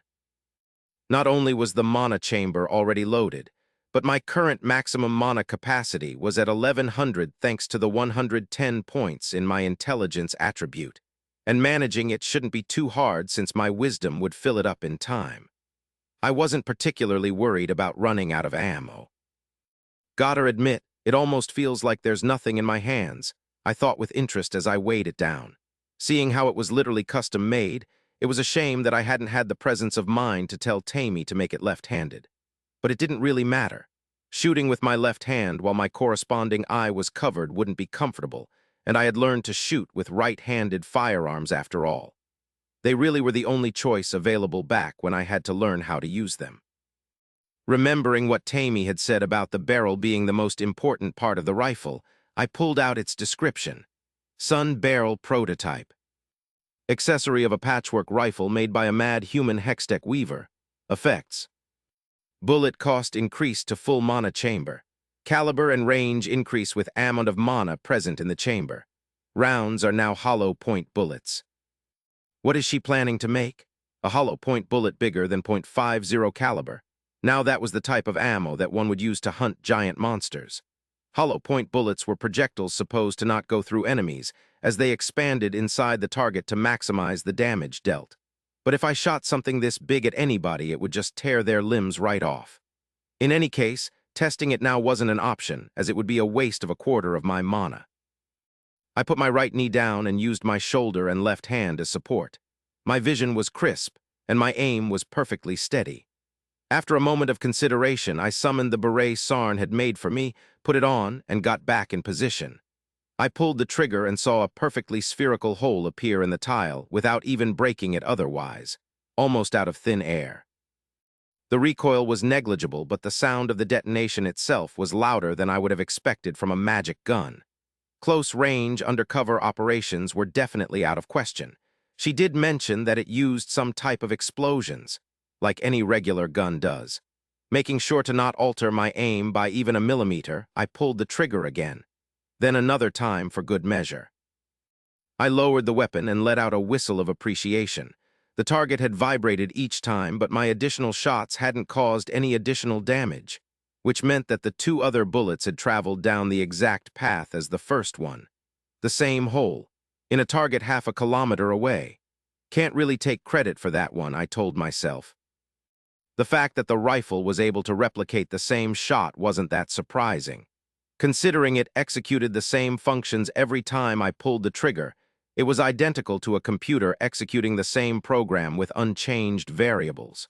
No, what was impressive was the fact that my aim could be that close to perfectly still in a kneeling position. And I'm not even a sniper. Breathing, pulse, nerves, technique, wind direction, and strength, and even the rotation of the planet were variables that affected the result of every shot. Yet here I was, instinctually able to dismiss them thanks to my attributes and some probable help from being a Dreadnought enforcer. And I had been here for a few days. What would I be in a month? In a year? Maybe the gods ended the world because they became terrified of their own creation. Chapter 60. Hey Deadeye, what you doin'? I looked up and saw both my bodyguards approaching with curious expressions that mirrored those of the hunters further behind, with the muttering archers in particular. From the way she was skipping in my direction, Bali also appeared to be slightly more interested in my weapon, though the sight of her acting in such a carefree manner was fascinating in its own right. Is this your hobby? Looks fun, she said as she leaned forward to study the rifle. Humans make such interesting gadgets. It's not just a gadget, I said. It's what I'm going to use in the dungeon. What? Maru blurted out in an uncharacteristic display of emotions that was soon replaced by a snarl. Could it be that you think us unworthy of seeing your dance? You better take this dungeon seriously, Edward. I looked at her with a raised brow. Why would I think you unworthy of anything? We heard that you laughed at her parents' styles the other day, Bali chuckled. I never would have believed the story if it hadn't come from that many different people. Maru, on the other hand, wasn't amused in the slightest. Oh, well no, I don't think anyone is. Unworthy of seeing my dance, I said with a slight pause as I realized that, obviously, some people were unworthy of seeing me and Ikon Omi in glorious action. And I didn't mean to laugh, the dance makes you do strange things sometimes. I'm sure you know. No, I do not know, Maru said with an oddly forced smile. Because I do not have a style, but you knew that, right? She spun on her heels and walked away. I gave Bali a confused look. Have I ever done something that could explain this? I asked her. She shrugged. I don't know, maybe it has to do with you having the luxury to not even use your dance when? Having a sword dancing style is all we've ever wanted. It's pretty frustrating news. I gave her a long look. Seems like you actually know. Don't worry about it, she said with a wave before putting her hands on her hips and giving a nod to my weapon. Show me how it works. Wait, where did you even get it from? Deadeye, do you have an inventory? It was concerning to know that the person who was supposed to have my back was jealous of me, especially considering where we were going. Then again, my fate was tightly linked to the fate of her people. I was about to mount the sun barrel, after shooting a few more rounds at my target tile to get a better feel of the weapon and coincidentally entertain Bali, when I noticed curtains of the house's upper floor being swiftly shut. I lowered my weapon in shock and glanced back to Bali. Did you see that? See what? She said, cocking her head. Something moved over there, I said. In the house. She gave me a concerned look. Didn't see anything. You sure you're not just on edge? Empty dungeon, my ass, I thought as I stood and walked toward Lima, scanning the surroundings with my weapon at the ready. It seemed that the break was over, as the hunters were gathering in front of the stairs in a nervous silence. They had formed 3 more or less balanced teams, and the snippets of discussions I caught were mostly strategy talks. You know what to do, I heard Kot say as I hurried. Once in there, take your usual positions and do not waver. Help each other as long as it does not require you to leave the path. Never get off the path, no matter what. Lima was with her friends she met every morning and a few new additions at the back. It seemed that my earlier performance had influenced the team distribution, because only one of the 5 archers was standing with us, to the obvious displeasure of the fat cat. We also had 4 unharmed fighters including Bali and the half-panda kid, 2 sword users including Maru, and a silent war hammer-wielding full-blooded llama beastkin. I would have certainly given more thought to how his threatening weapon didn't match his peaceful appearance if my mind hadn't been preoccupied with something else. Is it normal for curtains to move by themselves in this town? I asked Lima once I reached her. What? She absent-mindedly said, more focused on making sure her armor and satchel were firmly strapped. Oh, yeah. Things move around sometimes. I sensed that she was distracted, and realized as I looked around that this probably wasn't the time to put any more stress on the shoulders of these people. They were already scared shitless. They didn't even need to say it. It was visible in their eyes, in how they passed around whetstones to needlessly sharpen their blades or the way their hands shook as they checked and checked again that everything was where it was supposed to be. The leader made a sign, and the party started climbing the stairs. Myru walked past me with a snort. Bali followed her with a questioning glance thrown in my direction. "I'm fine," I told her. "What a mess. I really need to get a hang on." "Sir," meekly called a voice right behind me. My stomach dropped. The whole party was climbing the stairs in front of me. I spun around and took aim, and then let out a gasp. Fuck, there were people. Not a handful or a dozen, but enough people to fill a whole town. Whole families and couples. Old people, adults, and children, all wearing rags. They were just standing, holding each other tightly. Staring at me, the closest one was a blond man wearing scraps like all the others did, but he also held a pretty blue dress tightly to his chest. I knew it," he said with teary eyes. "You can see us. You can see us, can't you?" I didn't answer. At times, his body would flicker, like an image of something that wasn't really there. Same with the other inhabitants of the town. The goddamn ghost town has ghosts. Were they similar to the knockers? Would any interaction curse me forever? I didn't really want to find out. "Dude," I heard Lima hiss from the stairs. "What are you doing?" Most of the hunting party was already out of sight. The stairs spiraled around the plateau, and the only reason Lima was still in earshot was that she was causing her team to lag behind, waiting for me. The look of exasperation on her face and annoyance on the faces of her comrades confirmed that I was the only one able to witness the supernatural phenomenon occurring right in front of us. Just like a lunatic, I lowered my weapon to look slightly less insane in the eyes of the hunters and slowly took a step back. "No, please," the apparition cried out. My daughter. The damned witch took her this morning, like so many other before. "You have to help us. You have to help her." I paused. This could be a trap, but it didn't feel like one. Do traps ever look like traps to those who fall in them? "You do not have to say anything if that is your wish, but I beg you to lend a merciful ear to this peasant," the man pleaded, wiping tears flowing out of his eyes. "To be able to survive in this reserve, we have always diligently paid the tribute, but this time, it was thrice the normal amount. And we realized that survival was not worth the hurt and the fear. Since you are going up there, if you see our girls, please bring them back." He got too choked up to speak, and I gave him a moment to gather himself. He wasn't the only one overwhelmed by his feelings either. Many members of the ethereal crowd seemed to be experiencing similar emotions, assuming their emotions were real in any of the senses of the word. "And if it happens that the ones you find in that wretched demon's lair are too far gone, we want you to offer them your mercy," the ghost finally let out. "Quest. You have received a quest from the inhabitants of Iwin. Enter Yaga's garden and save the girls from their fate. Reward will increase with each saved girl. Accept." Why end? So this was why this dungeon had existed for so long.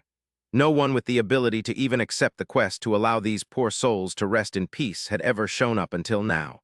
While my last quest had been forced upon me, I couldn't deny that it had resulted in me receiving valuable items. I didn't expect these people to also reward me with a priceless relic, and that was a good thing. Something too valuable would only attract unwanted intention. Still unwilling to openly speak to the ghost, I simply nodded to it and the prompt disappeared. The man smiled through his tears. "Thank you," he said as his image got even more unstable. "We will pray for your success." He flickered one last time, then was no more. It's only a few seconds after the fact that I was overcome by the realization that these people had looked just like me. No scales, furs, tails, or strange ears. Humans. "What are you doing?" a frustrated voice said right in my ear. Startled by how close she suddenly was, it took me a few seconds to answer Lima's question. She was tapping her foot with her hands on her hips, while the rest of the team was gesturing for us to hurry. Nothing, just gathering my thoughts, I said as I adjusted my grip on the rifle. Let's hunt some monsters. Chapter 61 plus 62. Faster, did you forget that we were supposed to go first? The armored Siamese cat shouted from the front of the party. You have left Iwin town.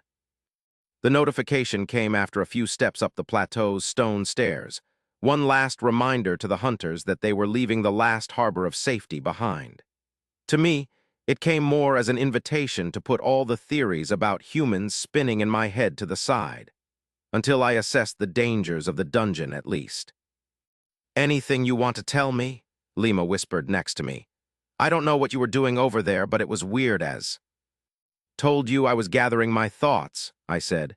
Just think of it as a strange human ritual. She rolled her eyes, and I could see that she was still worried about me having second thoughts. Thankfully, she didn't press the issue any further. Can't tell her I was speaking to ghosts when she already thinks I might be under too much pressure. Hey, she started, did I mention that? You have entered Yaga's garden. The notification came with a sudden darkening of the sky, as if most of the world's light had been sucked out of existence. Lima's hand landed on my shoulder. Sorry, I totally forgot about the whole sun thing. Look. Still under the effects of the surprise caused by the strange phenomenon, I lowered my guard and looked at what she was showing me. It was the sun, back to being right above the horizon. It was morning again. Nothing has changed outside but Yaga's garden function on its own twisted time, she explained. It's going to be morning until we kill the first named creature. I can't believe they barely reacted to this, I thought as I rubbed my eye. It had adapted fairly quickly to the loss of light, but I could still feel a certain discomfort as I looked at the gold-tinted eastern sky and the shadows stretching across the barren stone lands. How real were the things that happened in dungeons? It wasn't hard to accept that the monsters and beings they hosted were as real as I could interact with them. But if it was possible for them to have their own time without the help of any illusions, then dungeons could very well be some types of parallel worlds or pocket dimensions. And that was definitely out of my realm of expertise. Would someone age if they stayed in a dungeon with fixed time? Could time even be considered to be fixed, since we were all able to move? If not, then were we currently in a world in which the planet had somehow stopped spinning? Wait, I don't even know if we're on a planet to begin with. I found myself letting out a sigh of resignation. It was hard to justify making theories when the logic they were based on was probably null and void. However, I couldn't simply turn a blind eye to this world's wonders. No matter how many times my thoughts would lead me to this exact same conclusion again. It didn't take a genius to sense that there was an underlying set of rules for all of this. One that I simply had yet to grasp. We climbed up at a fast pace, the stairs increasing in verticality every few meters. After almost an hour of huffing and puffing, we reached an old stone arch at the edge of the sinister forest. There was only one party waiting for us in front of it, and the senior hunter was nowhere to be found. At the top of the stone arch was the bust of a beautiful woman holding a candle. There was a real white flower in her hair, though the way it shone made me question how natural it really was. Probably not at all, I chuckled. We were in a dungeon after all. The gigantic trees had strange, knotted trunks that shot straight up to the sky. There were too similarly spaced out for it to have been a coincidence, and there was a thick layer of dark leaves covering every inch of the ground. Every inch, except for the seemingly innocuous path that slithered deeper in the woods. Oh, guess I lost the bet, said a young scaled beastkin with a laugh who did a pretty bad job at hiding the nervousness in his voice. I was pretty sure you guys had given up. The more I looked at his concentric scales, the more I found myself wondering which animal he was supposed to share traits with. Aren't all beastkins mammals? I had seen a few mixed people with scales, but now that I was thinking about it, the only snake person I had seen until now was that girl I had once seen talking to Sarn in the temple. I figured that she probably was a Tassel folk. You wish, Lima said as she nodded at those that stood behind him. Where's Kot? He went in with Jojo's party, he said. Same plan, but he will be taking the brunt of those things with them instead of yours. Lima let out a heavy sigh. Fair, it's our fault for being late, she said before turning to us with her hands on her hips. You heard him, boys. No time to rest. We're going in right aw. The scaled boy put a hand on her shoulder. Not so fast. Lima turned around with raised brows. He did not go with them because your team was late. He did because of him, he said as he pointed at me. His weapon would ruin the element of surprise for everybody, so it was decided that your team would go in last. Porem, you can't possibly be serious, Fat Cat yelled with a raised fist. We earned the right. Hey, if you insist, I will let you guys go before us, Porem said with his hands raised in mock surrender. It would be a very good reason for me and my buds to sit this one out, and I really would not mind.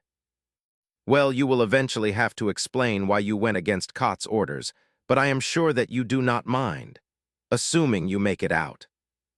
There were mumbles of discontentment from my teammates, but it seemed that the decision clearly was out of the hands of anyone present. Got it, Lima said with a neutral tone. You guys can get in, we'll follow as soon as possible. Good luck. Oh, too bad, Porem shrugged. He made signs to the hunters standing behind him to get ready. It's almost time. Their party gathered in front of the arch in a loose formation with the archers at the rear.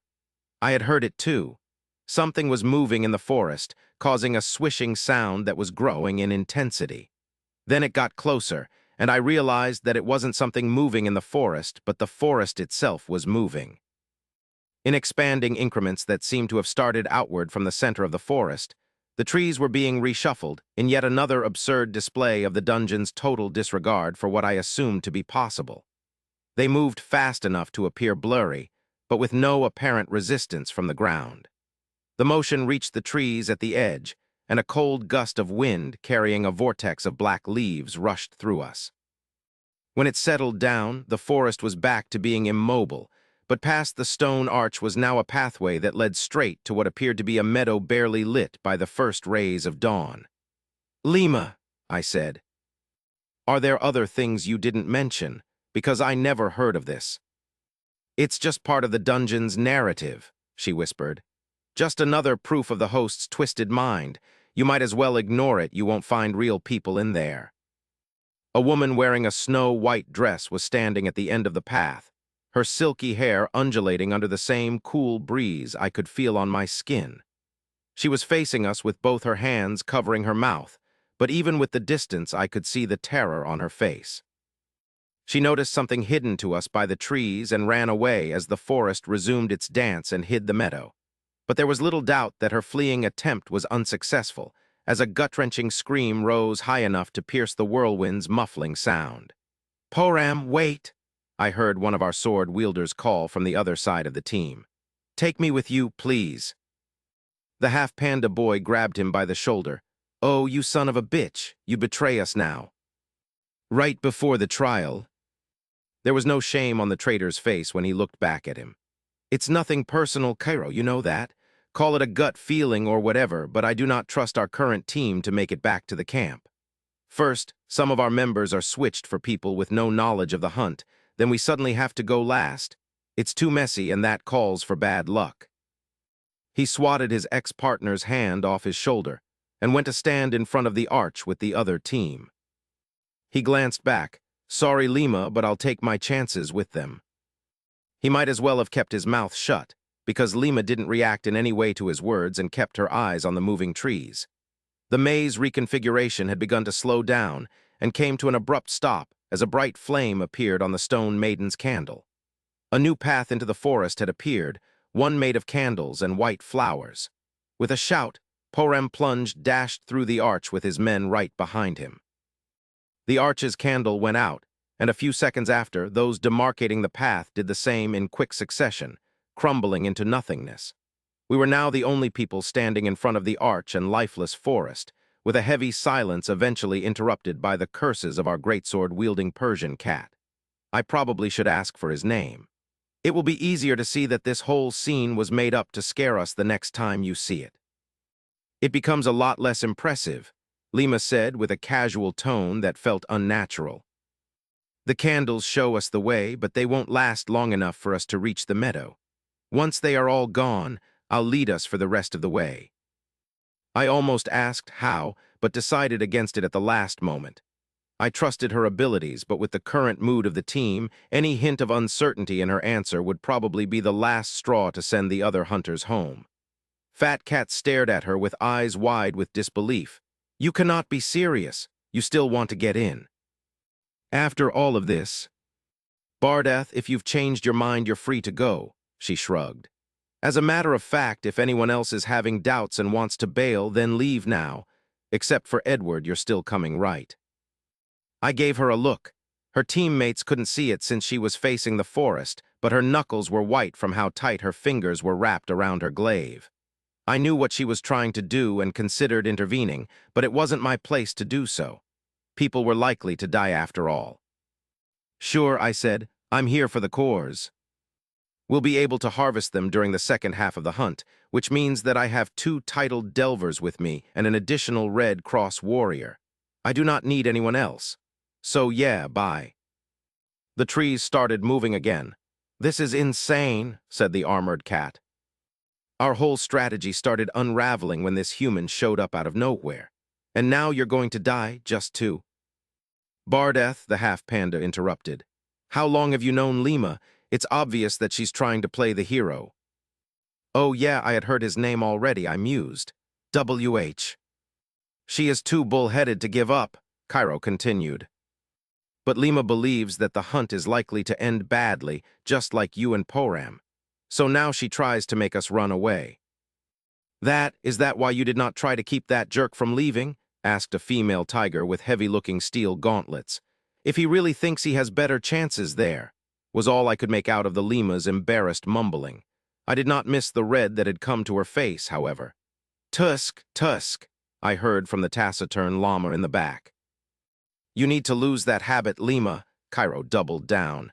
"We came here together, we're leaving together." "I fail to understand what it is that scares you people like so," the archer chimed in. "We have delvers, this will be a piece of cake." "Do you think you want this more than us? This is what you get when you let the senior hunters fry your brain." All right, enough," Lima blurted out with a raised hand. "I get it and I'm sorry." I gave her a tap on the back. She did the same thing this morning when she tried to go without me. She'd eventually have to learn that leading doesn't mean making every decision for other people. There were a few chuckles here and there, and with them some of the group's nervousness was gone. When the woman in the white dress appeared for the second time at the end of the path, her scream seemed to have less effect on the group. "We only have 2 rangers, so let's try to keep them alive," Lima said with newfound confidence. "I'll lead with the Red Cross grappler and the brawlers will take care of the flanks.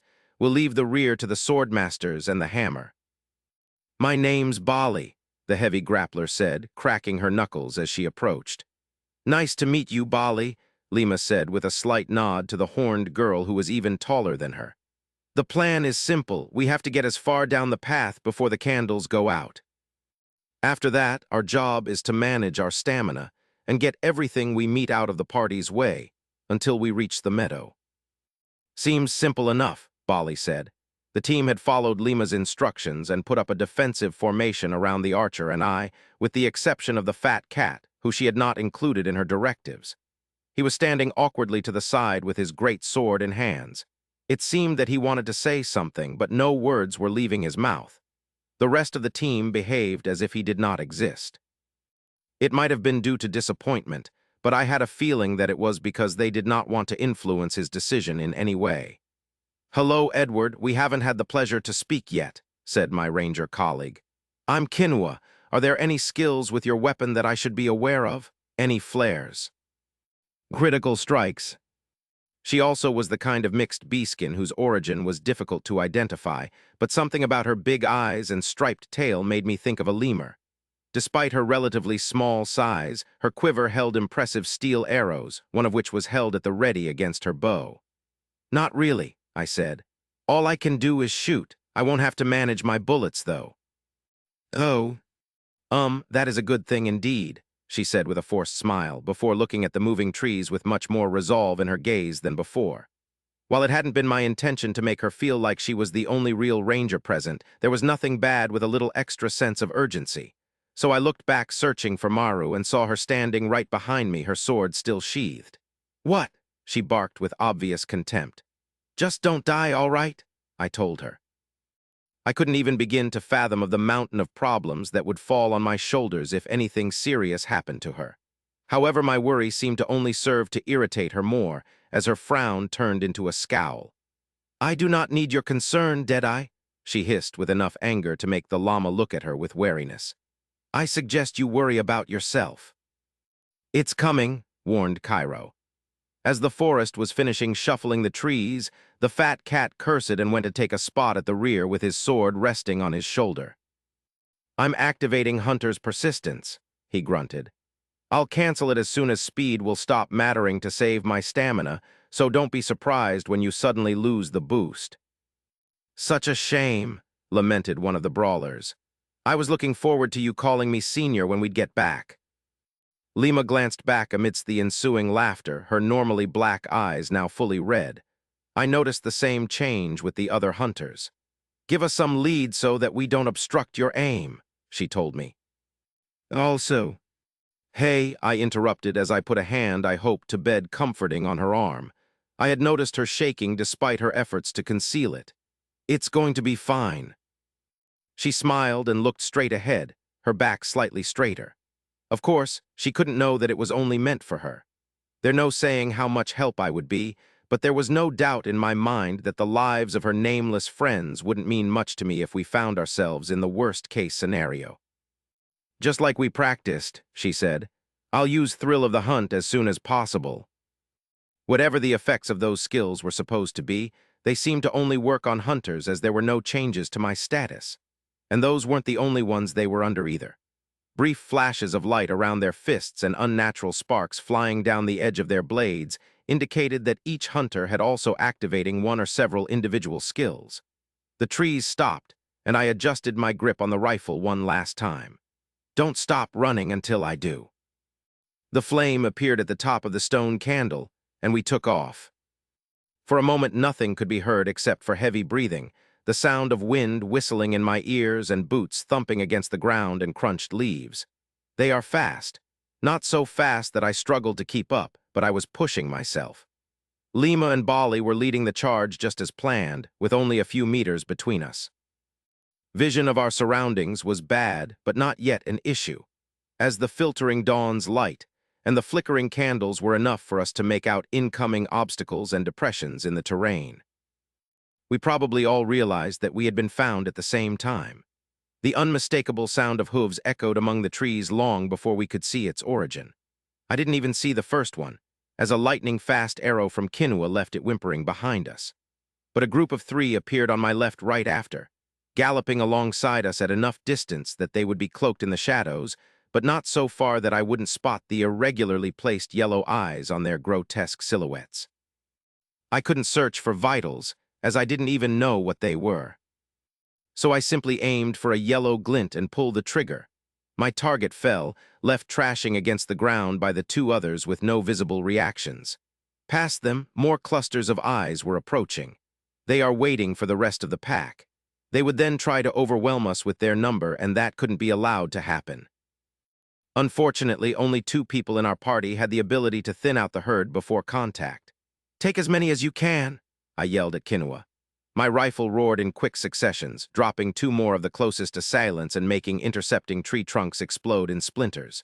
The rate at which the candles were going out had increased, and despite our own speed, the path of lights between the main group and the front runners was gone.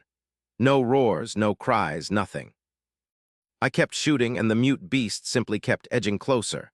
I had already lost count of how many I had downed, and it didn't seem to matter, seeing how there were dozens of spares coming our way. "Come here," I heard Bali shout, and I looked forward only to see 2 of the beasts rushing toward her, the feeble lights revealing crooked horns covering their bodies. "Care," Lima warned, but her request fell in deaf ears as the horned girl leaped toward the first enemy and elbowed it with enough force to make it burst against a nearby tree without slowing down in the slightest. "Woohoo!" She intercepted the second one with her bare hands and laughed as she sent it flying in one fluid spinning motion. As it flew over us, followed by a trail of broken bones, I got my first real look at the enemy. The parts of its festering, cancerous flesh that weren't pierced by bone growths and lidless eyes were vaguely shaped like a boar's. But that's where the similarity ended, as there was nothing but a gaping hole lined with tusks where the head should have been. I tore my eyes from it, hoping that the rest of the team had not been as curious as I had been. But the pale faces of the two brawlers at my side hinted at the opposite. The abomination crashed somewhere behind us, and that was the signal for its brethren to attack. Chapter 63. They smashed themselves against our flanks, their gaping maws searching for limbs to tear. Having the brawlers on the sides turned out to be a blessing, as their plated gauntlets made them an ideal defensive wall. They were able to grab on the tusks like Bali had shown to keep the monsters at bay, but they didn't have the ability to finish them off while we were on sprinting. That job was mine. Using the brawlers as a shield allowed me to further decrease the number of enemies. Every time they found themselves struggling, having to resort to aura or entangled with one of the creatures for too long, I would execute it at point-blank range and give the bile-covered hunters an opportunity to breathe before the next one inevitable came. Aim for the eye. Shoot. Aim. Shoot. Aim. Shoot. I couldn't think of much more. The stream of enemies seemed to never end, and the survival of the team was relying more and more on me. Kinua's projectiles were much more versatile than mine. Her arrows were able to change direction mid-course, and their steel shafts hindered even the following creatures when the targets fell. But now that we were up close and personal with the monsters, all that mattered was rate of fire, and she couldn't keep up. Left, right, and center. I trusted Maru to take care of the rear. The goal wasn't even to kill them anymore, but to keep my teammates from getting obstructed. Stopping now would mean death. A quick glance showed me that the path was still visible, though the candles were now at a good distance from us. Lima and Bali were doing their best to at least keep the candles in sight, as they literally mowed down anything that came in their way. But it simply wasn't enough. We're slowing down. Even with all the skills they had used, the strain of fighting while running as fast as they could was starting to get to the hunters. We kept losing speed and were eventually plunged into obscurity as the stone candles fully disappeared from our view. We did not stop running even though we were in the shadows because Lima hadn't. The unwavering shimmer of her glaive cleaving the monsters was enough to convince her fellow hunters to put one foot after the other. But there was no more heart in it. They have lost faith. I could hear sobbing. Every time I would pull the trigger, the muzzle flash would reveal the pale faces of my closest allies, and they were covered in sweat, dirt, blood, gunk, and tears. Their spirits broken by the loss of the lights. Please, please, please, please, I could hear Kinua repeat in a feverish mantra. Something needed to be done. Could I use Sun Avatar to try to buy time? Maybe, but if the spell failed to incapacitate all of the monsters, then I'd be left defenseless with no stamina. What about kinetic charge? It required me to run in a straight line, and the path was anything but straight. Was it time to ditch the rifle for Ikun Omi? Not unless it became clear that I had to focus solely on saving my own ass. The rifle was the best way to support everybody. The enemy numbers didn't seem to end. Our dispirited people were exhausted, and the meadow was nowhere in sight. I was racking my brain in the middle of a brewing massacre when the hellish creatures suddenly took their distance. In shock, I watched the monsters slow down and put an end to their chase. Suddenly aborting their assault and letting us go with no casualties didn't make sense, and I found myself dreading to learn why. "Hold!" Lima shouted with palpable weariness in her voice. That order hadn't been necessary as the hunters were already past their limits, with the exception of Kinua and I, who had received the less damage out of everyone present. Even Maru had a few scratches, though I figured it was because she wanted to conserve her stamina, seeing how she didn't seem at all concerned by the situation we were in, even though it was a miracle that everybody was still alive. Without missing a beat, I closed the distance to Lima in a few strides, ignoring how my teammates collapsed to the ground, gasping for air. Why did they stop, and why are we stopping? This wasn't the time to beat around the bush. I was proud of what she had accomplished and felt bad seeing her having to rely on her glaive's pole as a support for standing, but we weren't out of the woods just yet. Literally. "They let us go because we came off the path," she said. They are leaving us to Yaga. I'm sorry. I just need a little time to focus so I can find it. I frowned so that you can find it. My gaze wandered to the double trail of white flowers a few meters behind her. The stone candles were gone, but the path was still clearly visible, or at the very least, visible to me. Ugh. One of the brawlers who had been on our archer's side abruptly walked up to me, and without any warnings gave me a strong enough hug to knock the wind out of me. "Thank you," I heard him say through crying gibberish. Thank you. "Just did my job," I said with a comforting taps on his back that really were an urgent requests to be released. "You did much more than that," I surprisingly heard Bardath say as he walked to me and put a solemn hand on my shoulder. His armor was in tatters, and the fluids covering his great sword showed that it had seen some use. "I apologize for doubting you earlier. We saw everything you did from the back. You kept us all standing. Thank you." There were nods of agreement all around, a few more words of gratitude from the brawlers, and even a huge grin from Bali. It was amazing how she seemed unhurt despite having no protection and repeatedly coming into direct contact with the monsters. Her class had to be something very impressive. "Well, then you're welcome," I said. "Let's all get out of here alive." A sneer came from the half-panda. There was no trace of his earlier confidence left on his face. It was pale as a sheet and streak of blood he didn't bother to wipe ran down his nose. "Now let us not be overly optimistic, all right?" he said with a forced smile. "By the gods under, won't you stop crying?" one of the brawlers yelled at Kinua. "Leave her alone," Cairo said. "It won't matter to the witch if you have snot all over your face or not." The poor girl hadn't moved since we had stopped running, only rocking back and forth with her arms around her legs in fetal position.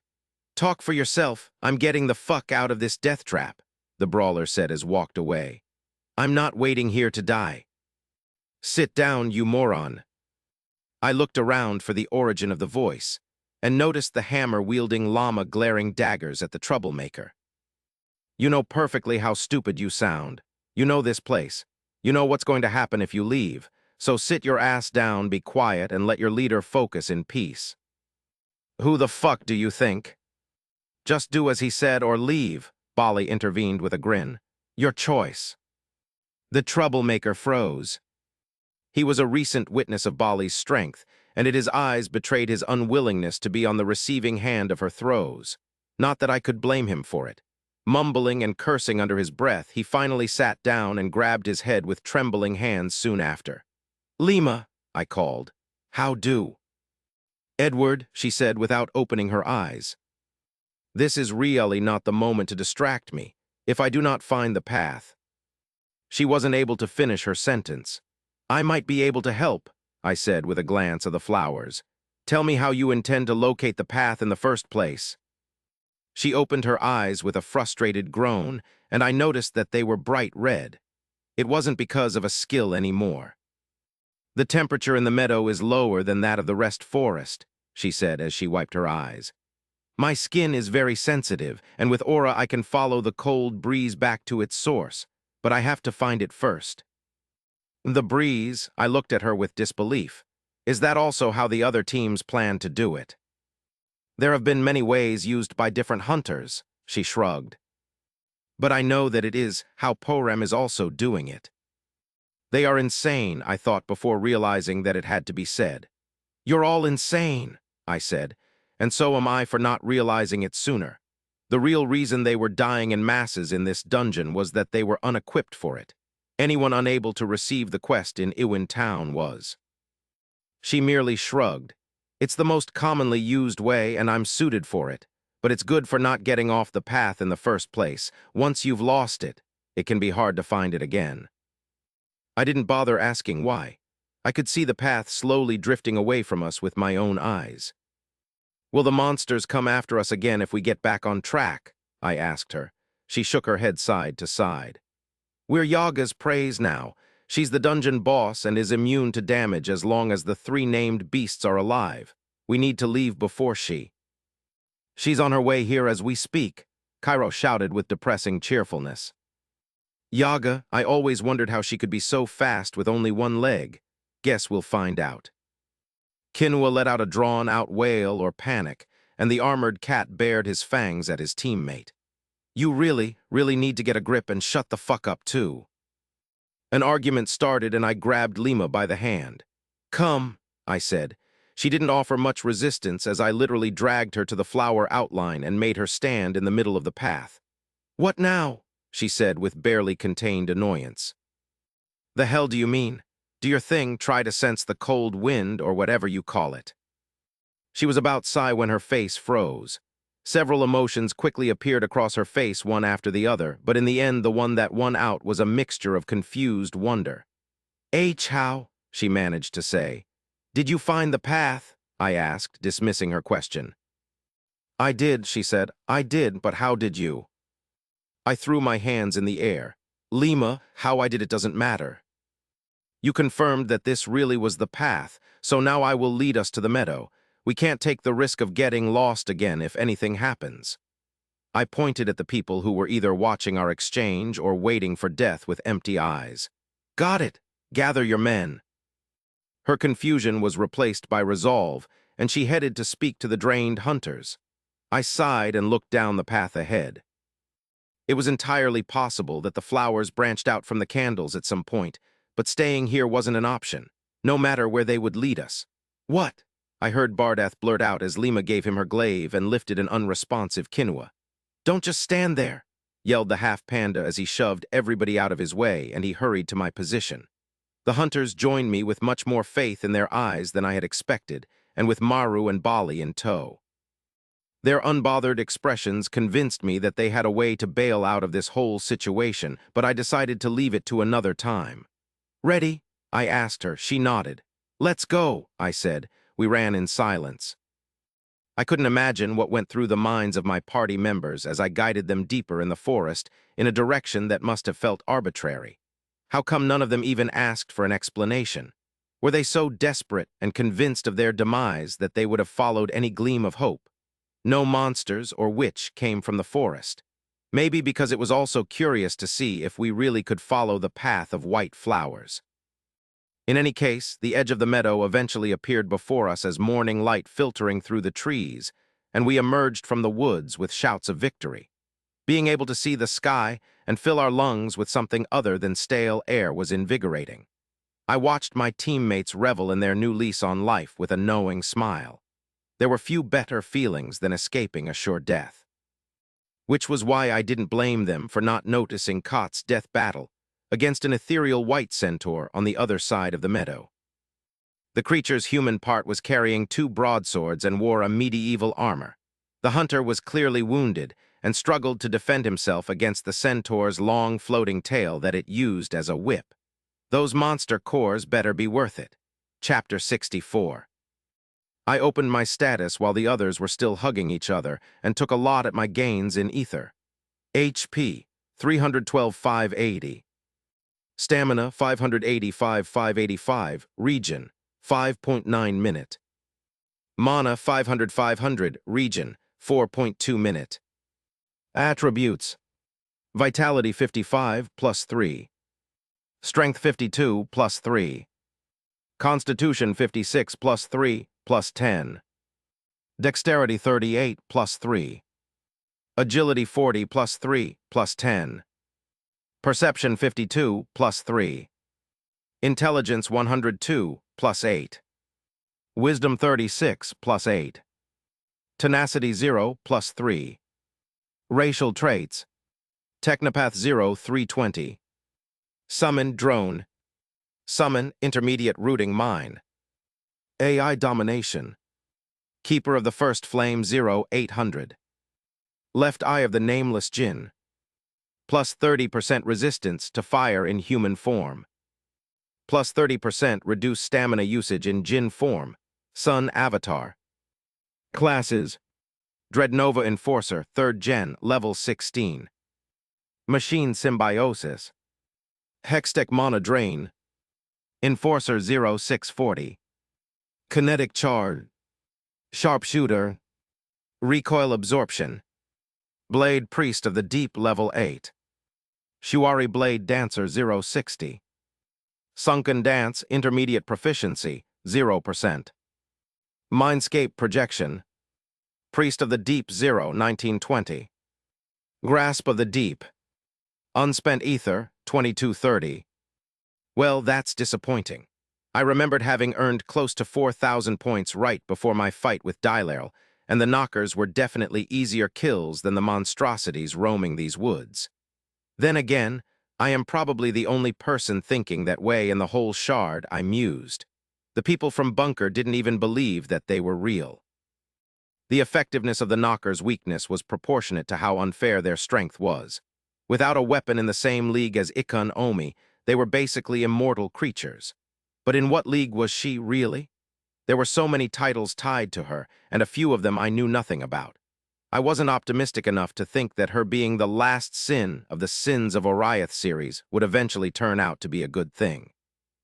Even now, I could feel her burning desire to put down the White Centaur, its mere existence a blatant challenge to our abilities. And I had to admit that it was very tempting. I could feel my own hand itch at the thought of overwhelming the beast with my dance. But now wasn't the time to indulge. Now was the perfect time to use the ether, as I never wanted to be bedridden with ether indigestion ever again. I was really curious of what the next skill from Priest of the Deep would be, but even if I ignored how expensive its upgrades were becoming, there was no way to predict when it would be awarded. With that in mind, and seeing how the day's little trip was dedicated to my rifle, I decided to focus on Dreadnought Enforcer for the time being.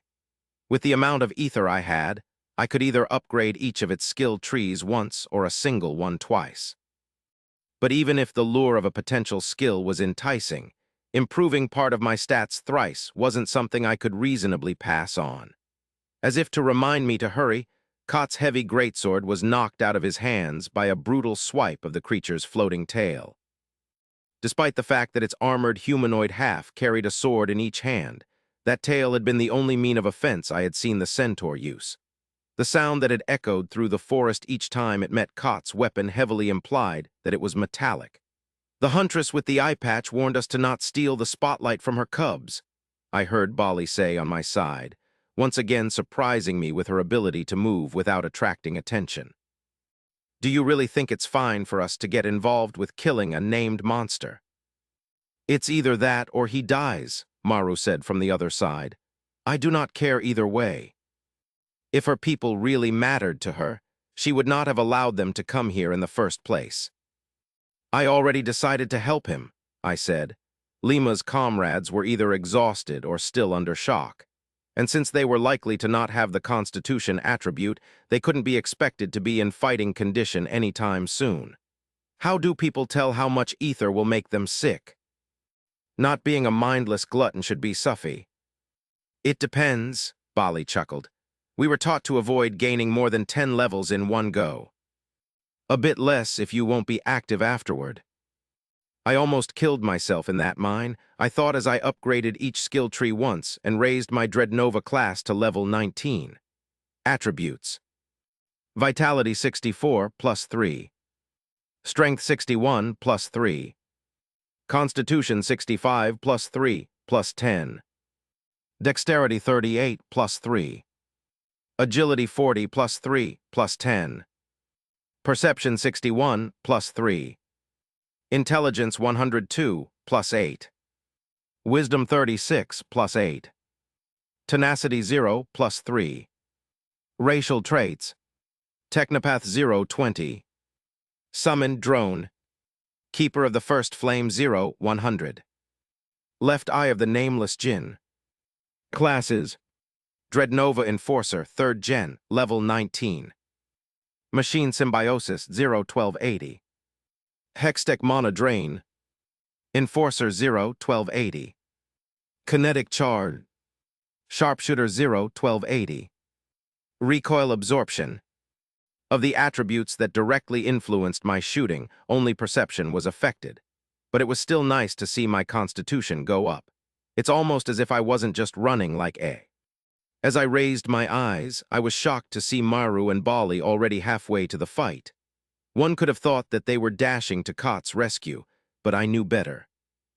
Damned sneaky brats are trying to keep the ether to themselves. I put a knee down and aimed at the centaur's head, but noticing how strangely slumped backward and inert its human half was, I switched target for the lower body and pulled the trigger, only to see Maru's spinning blade come out of nowhere in the same instant and deviate the projectile in a shower of sparks. So much for an improved perception. I cursed at the petty delver and started sprinting as I watched them engage the beast and give the wounded hunter an opportunity to perform a rough retreat. Shooting from this far when one of the girls was actually trying to wrestle the monster down wasn't a risk I was willing to take. But as I was quickly approaching, the centaur's upper half came to life, and its swords would have severed Bali's arms if she hadn't leaped away at the last second. And even then, a swift swat of the creature's tail sent her flying before she could land to safely. From the impossibly perfect hair overflowing from its helm, I recognized the human part as what was left of the woman we had all seen standing at the end of the path, the Night of Dawn. Her alabaster torso had been sewn to a horse's lower half, using a kind of unholy magic I wanted to know nothing of, and gross stitches that were visible all over the uncovered skin. In the places where the stitches were particularly loose, yellow eyes could be seen peering out. The woman was somewhat out of her previous torpor, but there was no doubt that the monster underneath was in control. Her head was violently jostled around at each swing of her swords aimed at Maru, who I was seeing fight for the first time, and I was impressed. With precise movements of her rapier, she was able to expertly parry the twin sword's savage onslaught, not backing up an inch against the imposing beast. Judging that I was close enough for a clear line of sight in the event of Bali's return to the fight, I raised my gun and quickly sent a volley of bullets. 3 blood-spurting holes appeared in the beast's flank, and it repositioned its tail so that it would work as a barrier before I could do more damage. But I kept firing nonetheless. Sparks exploded into existence, blood flowed again, and the woman howled as the armor-piercing bullets found their marks. The pain distracted the creature well enough for Maru to spin out of the way of its swords and thrust her shining blade into the beast's main body with a shout of victory. And with that exchange, I understood why dancers without styles were seen as inferior. Anyone else watching her fight would probably have had no reproach to make. She was efficient with movements, smart with her actions, and ruthless when on the offensive. And how could she not be? She was emulating her mother, after all. But that was the problem. She was emulating a dancer, but she wasn't dancing herself. She was using individual skills one after the other and filling the blanks in between with her own personal training. Sure, it was done smoothly enough to make it seem like they were part of a coherent assortment, but it was obvious that they had been clumsily arranged by someone who had an incomplete idea of the theme. Obvious to me, and probably to every other dancer. There was no covering puzzle pieces mashed together through force. Her lunge had been a skill carrying considerable force, obliterating everything in a straight line. It pierced the centaur from one end to another and painted everything behind with a spray of crimson. It should have been the finishing move, but the centaur did not fall, even with a gaping tube of falling entrails traveling down its abdomen. Its tail shot to Maru, who had been left wide open by her powerful attack, and wrapped itself around her like a snake, binding her arms. Expecting her to instantly free herself, I was shocked to see her scream in pain as the knight lifted her off the ground. Why the hell is she not using her aura? I thought before realizing that the tail was probably imbued with magic, which in retrospect seemed obvious, seeing how it was unaffected by gravity. The monstrous Knight of Dawn was about to execute his now defenseless opponent, and I lowered my rifle. The fact that Maru's attack hadn't killed it meant that everything I had done until now had been useless. I had to try something else. So I summoned the sun barrel from my inventory and slid it at the end of my weapon. I heard a click signaling it had been secured, aimed a slightly heavier rifle at the centaur who had swung both its swords, then pulled the trigger. A muffled scream escaped my mouth as half of the rifle exploded, and a wave of pain engulfed my left hand. I had missed its head, but large chunks of the centaur's arms vanished, and his hands fell to the ground, still holding onto the swords. The enraged beast roared in pain once more and charged at me after having smashed its captive against the ground. Now I'm really fucked, I thought as I watched the centaur's tail wreak havoc as it approached. Even though my stats, cloth, and glove had protected my arm from the worst, there was no way I could wield her correctly in its current state. She isn't like the rifle. I can't just hold her in my right hand. I noticed that my mana being consumed and looked down at the remnant of the weapon I still held. The rifle was rebuilding itself. The parts that had been obliterated in the explosion were being rematerialized using my mana. Hextech mana drain, I remembered. It seemed to be working fast enough. Using only my right arm, I raised Tammy's creation once more and waited. I felt the earth shake each time the Night of Dawn's hooves hit the ground to propel its massive gutted body in my direction. His tail was about to break my body when the reparation was completed, and most of what I had left of mana was sucked away to fill the rifle's chamber. I opened fire in the same instant. The base of the human torso became a void, and the centaur's body plummeted to the ground and tumbled past me, sawn in half. A deep sigh left my lungs and washed all the tension away. Plus 1,000 ether. You have received 5 glory. You have received an Eye of Yaga. You have received the Night of Dawn's locket. Eye of Yaga and Night of Dawn's locket have been moved to inventory. I heard the hunters approaching, but I had other things in my mind. I walked to the woman's torso and saw that even though she wasn't moving or making any sound, she was still alive. She had lost her helm during the fall, and I saw tears streaming down her face from her vacant eyes. The rifle was done rebuilding itself. I removed the sun barrel, and the scraps of mana I had left were enough to form a single bullet. Iwin Town quest update. You have freed one of the girls.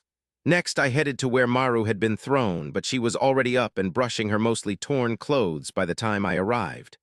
Our eyes met, and she gave me a challenging glare. Behind that glare, I saw what she was expecting. Mockery, contempt, and maybe even scorn, so I just raised my charred thumb up. Good job. Chapter 65. Despite Lima's reassuring arm laying over her shoulder as they watched the delvers of the Red Cross toy with the Night of the Dawn, Kinua was unable to stop the flow of her tears. Her most recent memories were a blurred mess of self-hatred and fear, but one thing was for sure. At the center of the carnage that took place in the dark forest, she had given up on life, persuaded that nothing she did mattered and that death was coming for her. Why had she let her delusions of grandeur to trick her into believing that she was ready for Yaga's garden? Incoming fog or not, she should have played it safe and stayed behind. No skills or abilities were worth this nightmare. She was going to die, just another hunter lost to the garden. Or so she had thought. Deadeye and Spice, 2 of the 3 delvers of the shards, had joined her pack. She had been skeptical at first, believing them to be frauds, but the miracles performed by Deadeye left no place for doubts in her heart. They were ones of the lucky ones, people blessed by the gods for obscure reasons no one could really explain. Senior Cot reached their group, followed by Jojo and 2 of his teammates wearing downcast expressions. Cairo went to his side, rummaging through his pack for first aid necessities. Only 4 people survived of those who entered first. Kinua wondered. Sir, Lima greeted him, we were informed by Poram that you had changed the order of entry and came in last as instructed. Everybody is accounted for. After a beat of hesitation, she asked the question in everybody's mind. What happened? First, explain how you managed to come out in such good condition, said the old hunter without even looking at her. His eyes were on the 3 people now fighting the Night of Dawn in his stead. I assume the delvers are partly responsible, but I want to know how. The way he had phrased his question seemed to displease Kinua's packmates. Timok was the one to speak, his gauntlets still dripping with fluids that Kinua was doing her best to ignore. Sir, you are speaking as if you did not expect us to make it out alive. I am speaking as someone who is aware that casualties are expected and yet sees none in your group. Lima, explain. We used a standard circle formation with Spice at the rear, Lima said. There is no denying that they saved our lives. Edward's rifle was particularly useful and was able to greatly decrease the burden that usually falls on the front line's shoulders. You mean the burden that usually falls on everybody's shoulders, someone corrected. I see, Sir Cot mused. Knowing that the human weapons have the potential to save the lives of future hunters is a valuable information. Kinua noticed that Lima had failed to mention Deadeye's most impressive feat, the fact that he had been able to effortlessly guide them to the meadow, even though they had lost the path. But why? They had always been taught that losing the path meant death. Of the few hunters who claimed to have been able to make it out alive despite getting lost, only Aju's story was believable, and she had ended up becoming an alpha hunter. If Edward's method could be shared, then it would be incredibly beneficial to the Shard's hunters. But none of the members of her pack said anything, so she kept her thoughts to herself, biting her lip. Is she trying to protect him? How did you get hurt? Changing the order was a grave mistake on my part, Senior Cott admitted. He did not tear his eyes from the fight, but a deep frown had now appeared between them. Jojo's team were much less qualified than I had anticipated, and I was stupidly injured while trying to protect them. Even then, I only managed to keep these three alive, and it would all have been for nothing if your team hadn't arrived. What about Poram's team? Cairo asked. They haven't emerged even though they entered the forest before you, Senior Cott said as he shook his head. Consider them gone. There was a silence, and Kinua knew that her teammates were thinking of how awfully close they had been to be considered gone, too. Especially if they had also thought of switching team at the last minute. Then it was interrupted by multiples detonations of Deadeye's human weapon. It seemed to wake a few of the party up. What are we doing? We should go help them, Timok exclaimed. Oh, really? Cairo sneered. Weren't you throwing up your insides just now? Use your head. They are buying us time so that we can recuperate. But we can't just. We're all too tired or injured to do anything, Vaunt interrupted. Seeing the stains on his sword made Kinua realize how abnormal it was for her to be so clean. They clearly have skills or items helping them manage their stamina. They could even have the Constitution attribute. That Bali girl clearly has it, lamented Cairo. Man to be blessed by the gods. But they will get the rewards, Bardath suddenly panicked. We should at least try to place a few hits in so that we can justify getting some of them. That would be pathetic, Lima said. You can go, though. As far as I'm concerned, they deserve them. What about the loot, then? Bardath hissed. What about the glory? Lima, I know that we would all be dead without them, but... But what? Lima said as she finally let go of Kinua to face him. There's no but. You would have been dead if not for Edward, even though you've been nagging me about his presence all day. At least have some shame and show a bit of dignity. She has changed so much in so little time, Kinua thought as she looked at the face of her pack leader. Even the way she would now often raise a single eyebrow when mocking someone was something recent. Lima had always been headstrong and driven, but Kinua had always been able to sense fragility hidden behind her determination, as if the tall girl did not really have faith in herself. It had made Kinua want to be her support, but Lima was not putting a front anymore.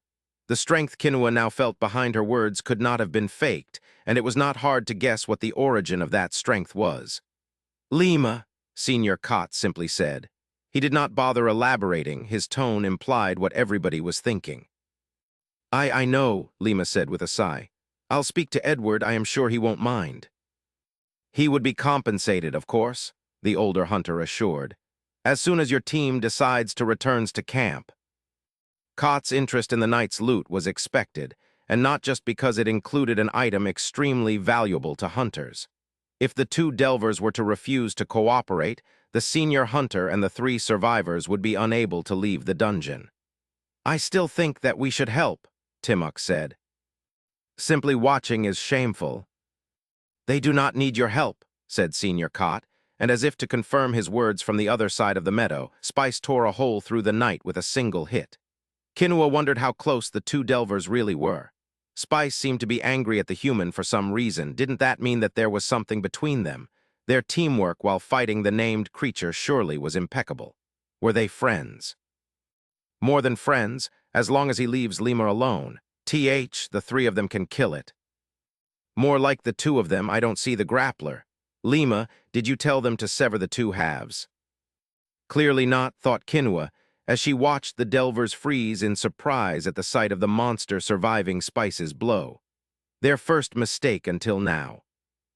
Lima cursed and snatched her glaive from Bardath's hands before dashing toward the fight.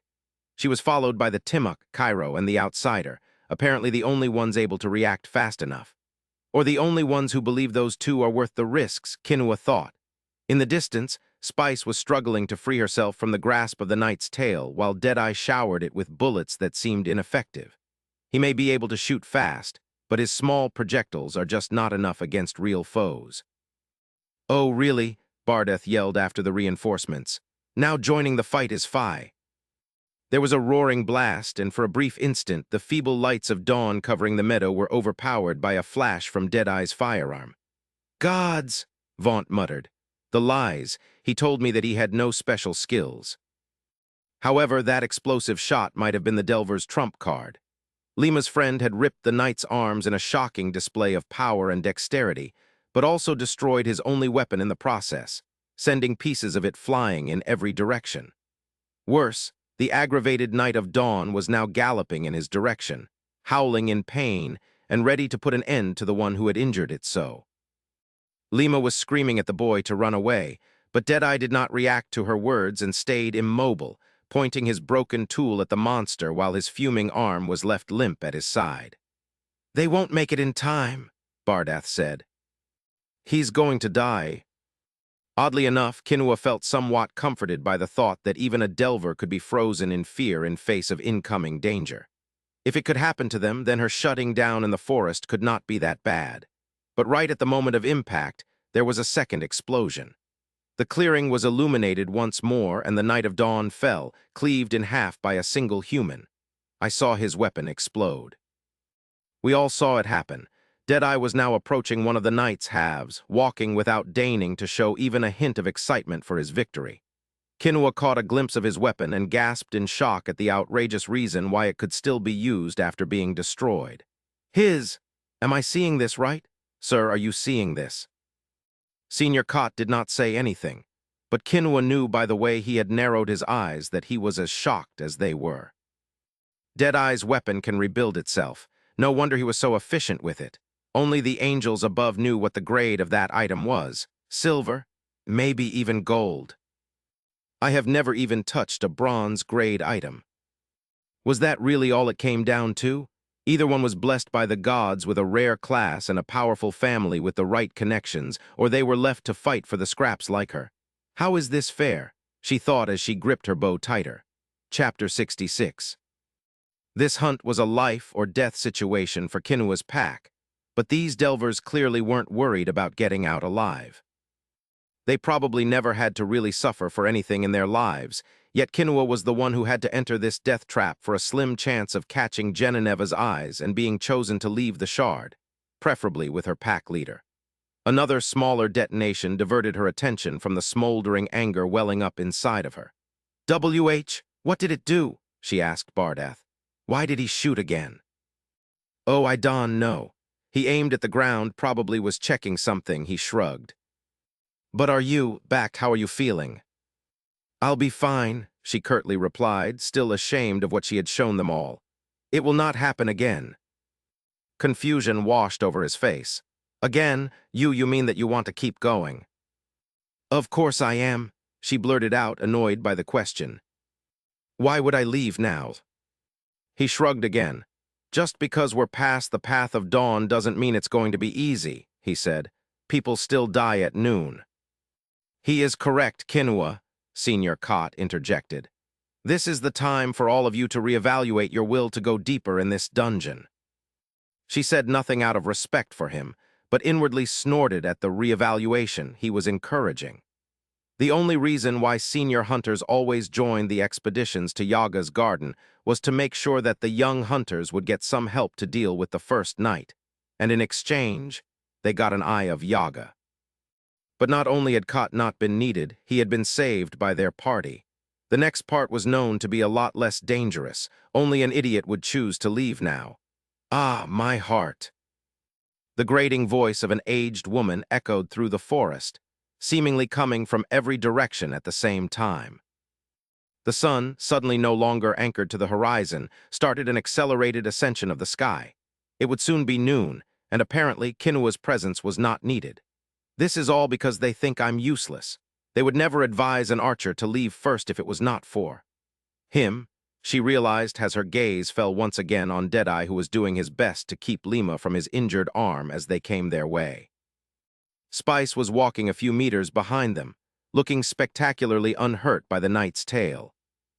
Her burly comrade, on the other hand, had her skin and clothes covered with burn marks and seemed exhausted. "Damn it, Edward, stop moving. What will you do if it gets infected?" "You need to listen to what I'm saying," the boy said with his boring monotone voice. "Emaine herself told me that using the ointment on me would be a waste. Just give me a bandage or something. You better save this for yourself. Just because it won't instantly heal you doesn't mean it's useless." It took Senior Cott clearing his throat for Lima to let him go, and even then she kept glaring daggers at him. Not that he seemed concerned. "Delvers of the Red Cross, I humbly thank you for your assistance. Had it not been for you, it is very likely that I would have lost my life today," Cott said, "though it would be hard for me to rejoice when so many lives have been lost." The boy noticed the 3 disheartened hunters sitting on the grass next to Cott and nodded. "I understand," he simply said. "Lima told me that you will need the locket to leave the dungeon, and that you really want to get your hands on the second item." "Yes, that is correct. I promise you that." "Here," the Delver said as he threw the knight's locket and the eye of Yaga like vulgar apples for Cott to catch. "I hope my compensation will be waiting for me at your camp like she said." "It surely will," Cott said. Despite his sharpened senses, even the senior hunter had been surprised by Deadeye's unpredicted compliance and almost failed to catch the fragile yellow orb they all knew to be Yaga's eye. "Do you know its value?" he added after a short pause. "Well, I know its value to you," Deadeye shrugged. "An item that allows people to curse any opponent with a beast status. It would be useless to me, but it doesn't take a genius to guess how a hunter could use it." "Oh, that's what it was," Bali the giant wrestler realized with a dramatic clap of her massive hands. "Now I understand why they came here despite being so weak. They would be able to use their skills on anyone." Lima's pack took the insult with grace. They had not really given their guests any reason to think otherwise, but hearing such words from privileged princelings only served to further fuel Kinua's rage. Do they even realize that people died because of them? If they had not forcefully joined their pack, the composition of the teams and the order of entry would have stayed the same. Maybe they would have lost a few members, but Senior Cott would have come out of the forest uninjured. With the first group taking out more monsters, the following 2 packs would have been fine. Kinua was certain of it. And the 3 others only came because he wanted to come. It's all his fault. This would normally be the time to use the locket and let the remaining hunters proceed to the second half of their trial, Senior Cott said. "However, since we are in the company of Delvers, there is something I would like to find out. If you do not mind, of course." "Sure," Deadeye shrugged. "I already agreed to help where I can." There was no real mystery to what Senior Cott wanted to try. The old cracked well that sat untouched near the second archway had always been the subject of wild speculations from the hunters. Some said that drinking from it would cure any illnesses, others that its water could grant anyone a permanent skill. But as far as the hunters were concerned, no one with the necessary amount of glory had ever tried to interact with it. Until now. Their group had moved as one, no one willing to miss what was about to happen. Dawn was long gone in Yaga's garden and the temperature was rising. Once they reached the empty well, Deadeye took a peek inside, his relaxed demeanor feeling like daggers to Kinua's heart. "Do you want to try?" he asked Spice, to which she replied with a snort of contempt. But far from being offended, he only chuckled and looked back at the senior hunter. "I just received a notification," he said. "Apparently it's called a soul mourning well. Do you want me to activate it?" "A soul mourning well? Were you judged to be worthy?" Senior Cott inquired. "Don't know if worthy is the right word, but it says I can use it once. Do you know what it will do?" "We do not. No hunter has ever used it, or at the very least has revealed that they have." "All right then, let's do this." However, nothing happened, and the Delver just kept staring at the well. The hunters had started giving each other questioning looks when Kinua's ears caught a deep humming coming from the well and quickly growing in intensity. They had always been expecting water, but it was a torrential flock of white birds that surged out of the abyss instead. Hundreds of birds flying upward before spreading out through the forest, showering them with weightless feathers that faded into nothingness as soon as they landed anything. It happened so fast and ended so abruptly that Kinua wondered if it had been real. That was it, she heard a bewildered Cairo ask. How do you all feel? Nothing wrong. Actually, I'm feeling pretty Kinua realized it soon, too. All of her fatigue had been replaced with renewed energy. Senior Cot removed his bloodied bandages as Deadeye was inspecting his left arm with a satisfied expression. Well, now we know what it does. Why is he so smug? As if he hadn't earned his glory in perfectly safe environments created just for him. Kinua looked around as the members of her pack cheered and thanked their luck. Worst of all, Lima herself seemed oddly proud of Deadeye, as if he clearly was not an opportunistic noble who had come to their shard to mock them and get his ego stroked. Am I the only one seeing it? You have my thanks, Edward, said Senior Cot on a pensive tone. It is humbling to think of all the warriors who died so close to such an outstanding healing method, or the frustrated hunters who had to leave the dungeon because of wounds that did not allow them to complete their hunt. It really makes one feel bitter. There was a short silence that Kinua wished they were using to think about the unfair advantage they were shamelessly basking in. But when the senior hunter spoke again, it was with a wide smile. However, I have no doubts that all of you will come out of this test unscathed. You are the future of the Hunter's Den, and I hope that you learn through your cooperation with these two delvers that some warriors are worthy of your trust. Thank you, sir, Lima said with a respectful bow. We won't disappoint you. Baffled, Kinua watched Sir Cot and the surviving members of Jojo's packs walk away. Some of her own packmates were also perplexed, but for an entirely different reason. Wait, Kinua is staying, she heard someone whisper behind her. Yeah. I'm warning you, don't bother bringing it up. It's fine. If she passes out again, we can just carry her. Yeah, and I'm sure you'd volunteer for it, you sly piece of. A few meters away from them, Senior Cot raised the knight's locket and instantly disappeared in a gust of blades of grass. It was now noon, and just as the sun was as high in the sky as it could be, so was everybody's morale. All their wounds had been healed, food was being unpacked, and laughs were shared in response to bad jokes. It did not at all feel like they really were in a dungeon. Kinua was silent, however. Her face felt as if it was burning. Hey, are you all right? You don't look so good. She glanced at the speaker and saw that it was her dear leader. Lima, the only person her age worthy of her admiration. I just remembered how it felt back there, Kinua said with a meek smile. But I will not disappoint you again, that I promise. Oh, I was never disappointed in you, Kinua, Lima said with a warm hug. I am sure you'll do just fine. She smells like those blue flowers.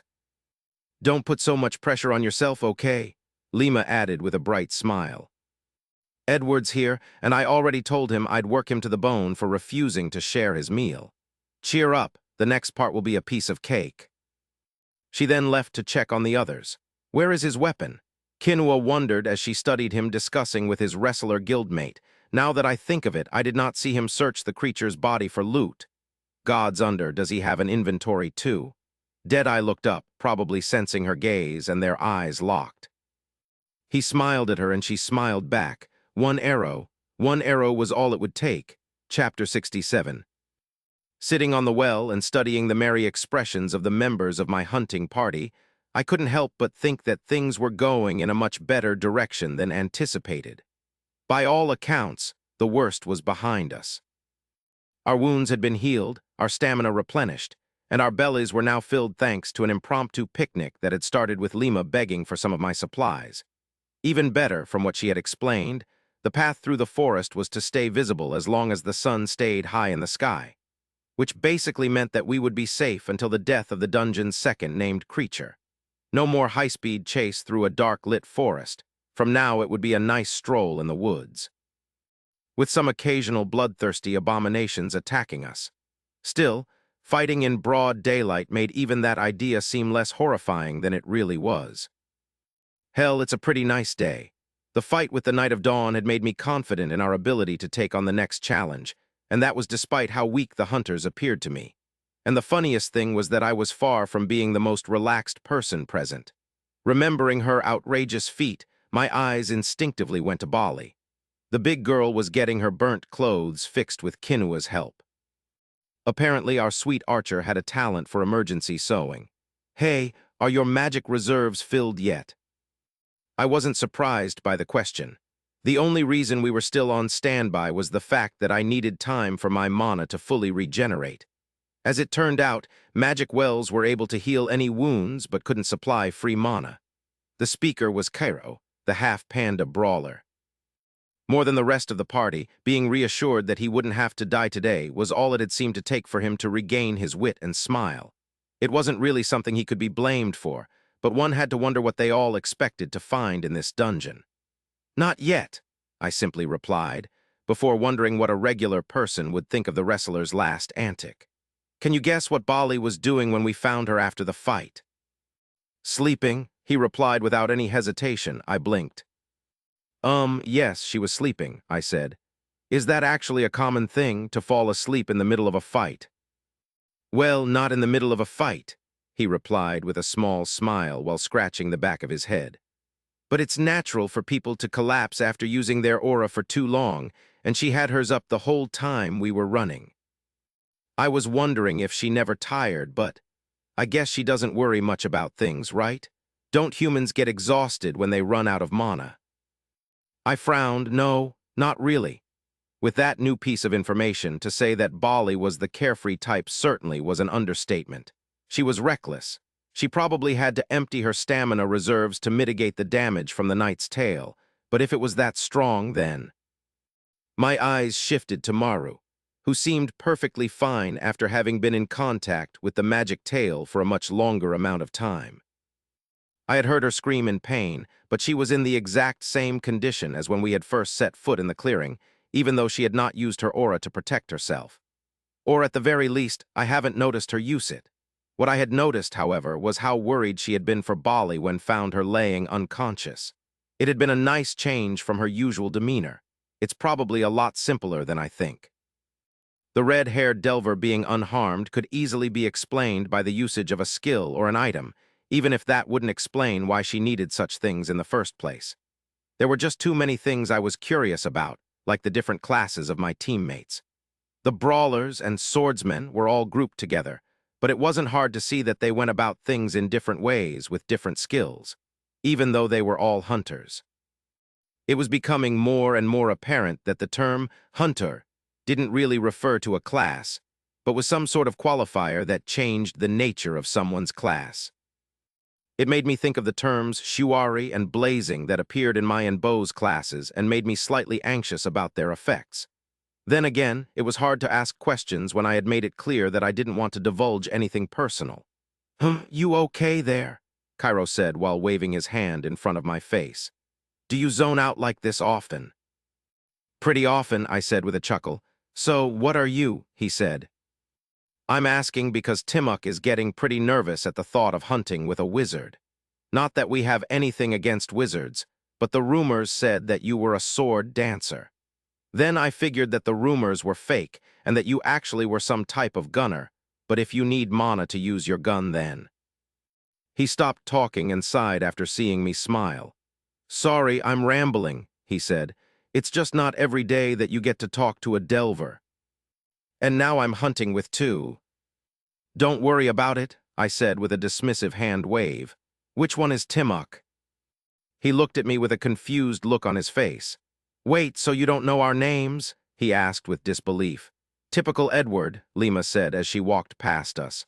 "Well, I know some of your names," I said with a frown aimed at her. "Those I've heard, like yours. It's not like you guys presented yourselves to me." "Sure, but still," Cairo said with a confused look on his face. "Isn't it weird to be risking your life with people you don't even know the names of?" "Not really," I shrugged. "Do you think that Maru knows all of you?" I guess you're right," he said with a forced smile. "Well, I'm going to talk to the others. See you later." I gave him a nod and watched him leave visibly hurt. What did he expect? "Did you forget who you are talking to?"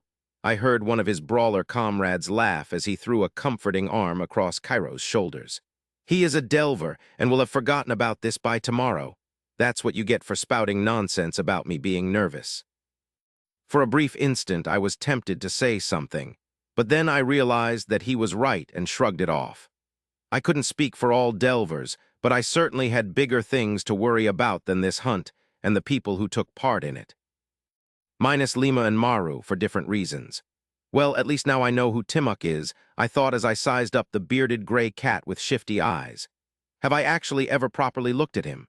The pair sure made for an interesting sight, especially when, like Cairo, Timok gauntlets and the parts of his clothes that weren't just leather had been reinforced with layers of green scales that gave the hunters a fierce appearance. It made me wonder why our remaining brawler had opted for gauntlets made of steel. What was her name again? I found myself thinking as my eye instinctively searched for the female tiger. No, I did have better things to worry about than the identities of the people I was hunting with. It's not like with Emain. They are people I will probably never see again, but was it really not? I couldn't even argue that I had always been that detached. In the past, the bonds I had shared with my comrades had been a large part of what had kept me mostly sane. But in my current situation, it just seemed unnecessary. Wasn't it normal to become emotionally self-sufficient after a certain age? Unless that's just another way to say that they become jaded, I mused, which isn't even necessarily a bad thing. But the vague term used to justify my presence in this world had been karma, after all. What if creating more healthy relationships with people turned out to be the way to save my soul all along? Maybe I should try to give this a fairer shot. I didn't believe that there was a serious need for me to drastically change the way I did things, but caring a bit more couldn't be that bad. After a moment, I gestured at Lima that my mana was full, and she rounded up her troops. It was time for the second phase of their trial to begin and for me to finally get my hands on some monster cores. From what I had been told, the cores had to be physically extracted from the dead creatures, but thankfully the hunters had a carving skill that not only made the process easier, but had the potential to somehow make additional rewards appear. One could say that I was looking forward to seeing it in use. This time, we had missed the theatrics of the dungeon. No one had paid attention to the moving trees or the screaming woman. We got into position in front of the stone arch, with almost no visible signs of pressure and anxieties to speak of. I found myself standing next to Kinua again. Our archer was a frail girl, but I knew that her appearance wasn't to be trusted. After seeing her in action, even I wasn't confident enough to say that I was strong enough to use her rather impressive bow. "Feeling better?" I asked her. "Yes," she said with a meek smile. "Clearing my thoughts helped a lot." "Good thing." The power of her arrows certainly was something our group would need this time. We walked past the second stone arch just as one would walk past a sign, and while the meadow disappeared behind us, the path of flowers and candles stretched forward. And that was good enough for us. The sun rays filtered through the roof of thick leaves over our heads, and we could now hear birds chirping, even if we couldn't see them. Everybody's guard was up, but the fear had been replaced by the almost palpable certainty that things would be all right in the end. "What will you guys do with your money?" the brawler I know knew to be Timok asked after a moment of silence. "Now you are just begging for everything to go wrong," I heard Bardeth say behind me. "Bardeth, how come you're still alive with such weak nerves?" "Weak nerves, I shall let you know that." "It depends on whether I have enough for the lottery," the female brawler said. "If my share is big enough for that, then I will take a break from the dangerous stuff." That surely was different than what her fierceness suggested. Maybe Tiger's beastkins all usually have huge, peaceful sides, I wondered. Even Ardo's is a painter. Otherwise, I will look for better equipment and join the hunt for Urura like everybody else," she said. "There, I shall make a name for myself." "Urura, I have heard that name somewhere." "Yeah, the loot from killing it will be no joke," said our swordsman with a chuckle. He had been moved to the front, leaving only Bardeth, Maru, and the llama in back. Since he was the only hunter wearing a full helmet, I couldn't tell if he was a full beastkin, but the two short horns that poked through made me guess that he had something to do with antelopes. His two-handed sword was very similar to the ones the Knight of Dawn had been using. Thinner than a greatsword, but long enough to allow great reach and powerful swings. "Can't be. All the big names are giving it a shot," he continued. Might even be valuable enough to convince the Karen to make exceptions, you know. Bo told me about it, I remembered. It's a giant hyena that comes out of the fog, seems like it's still alive. No way, you can't bribe a Karen, Vaunt, Cairo said. They aren't even like regular people to begin with. I'm pretty sure coins have no value to them. Then why do they ask to get paid, You never even met one. But my father has when his family moved here, he said, and all the heads turned toward him. He was young, but I trust him when he says that you have to be different to enjoy traveling through the fog of war. I don't think that they enjoy it, Bali merrily chimed in. As different as Deadeye. I raised a questioning eyebrow at the speaker. Timok, Lima said with a menacing tone. What we're all thinking about it, right? He continued. He wasn't in the Shard a week ago, I think we can all agree to that. And even if he's friend with the Red Cross, the fact that he joined them yesterday with all his limbs still attached kinda hints that he's not from Nashrin either. You better keep the names of the Pearl and the Cross off your filthy mouth, Maru hissed from behind me. Sorry, he said with a nervous laugh. He certainly had ruined the cheerful atmosphere, but the tense silence that followed his words was mostly due to people reacting to movement on our left. Thanks to the abundant light and the spaced-out trees, we could see a massive four-legged creature coming our way at high speed. It was a bloated adult bear with a discolored hide and limbs of different size. While it still had its head, I could see that it was fully covered with the lidless yellow eyes that seemed to be part of any living things in this forest. So, Deadeye, Timok started, are you actually a very sophisticated monster from the F? Shut up and focus, I said, and he did as told, ignoring the mocking taps from Cairo. Good call, said Lima as she readied her glaive. It's one of the big ones. The thick hide might make this a long fight, but we'll have to hurry before the reinforcements arrive. Hammer, just try to find a window to knock it out. Brawlers intercept it. Swordsmen try to get one of its legs so that it can't run around. I'll try to get the tail for better carving, but let's not focus on that, all right? What matters is that we get it before the next one arrives. Rangers, do your thing but try to stay on the path. We don't want it to slither away. Bali had already launched herself toward the beast, quickly followed by Cairo, Timok, and the Tiger Girl right after they used their boosting kills. The rest of the team fanned out on their trail, leaving Kinua and I by ourselves. Kinda feels like we're having it easy, I said as I watched the hunters make contact with the roaring creature. That's because you have yet to use your weapon, Kinua said. She had already knocked an arrow, and the muscles of her arms were fully visible as she pulled on the bowstring. The arrow was shining, like Maru's sword did sometimes. There was a gust of wind when she released it, and the next instant her whistling spear was burrowing itself in the corrupted bear's front leg, forcing the creature to bend the knee. The llama leaped forward and bashed his hammer against the beast's ribs. He had definitely used a skill, because the impact caused a shockwave that blew all the fallen leaves away and was strong enough to lift the bear off the ground and make it fall on its side. Clad in aura, Bali wrapped her arms around the beast's neck and kept it down in a vicious chokehold. I shot the creature a couple times for good measure, but it wasn't at all needed. The gauntlets broke its bones and the blades pierced its flesh. After a deep thrust of Lima's glaive, I received a notification, plus 50 ether. Yes! Cairo screamed, standing on top of the beast, and the other hunters echoed him with shouts of victory. I felt an odd sense of pride seeing Lima cheering with her team and couldn't help but appreciate how they respected her leadership. I think I'm only missing 2 of their names. However, the voices were soon drowned by the roars of 2 new bears heading in our direction. Vaunt, get to carving, Lima commanded.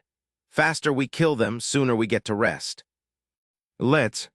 The blast from my rifle interrupted her, and one of the bears lost a good chunk of its deformed face, causing it to crash against a tree.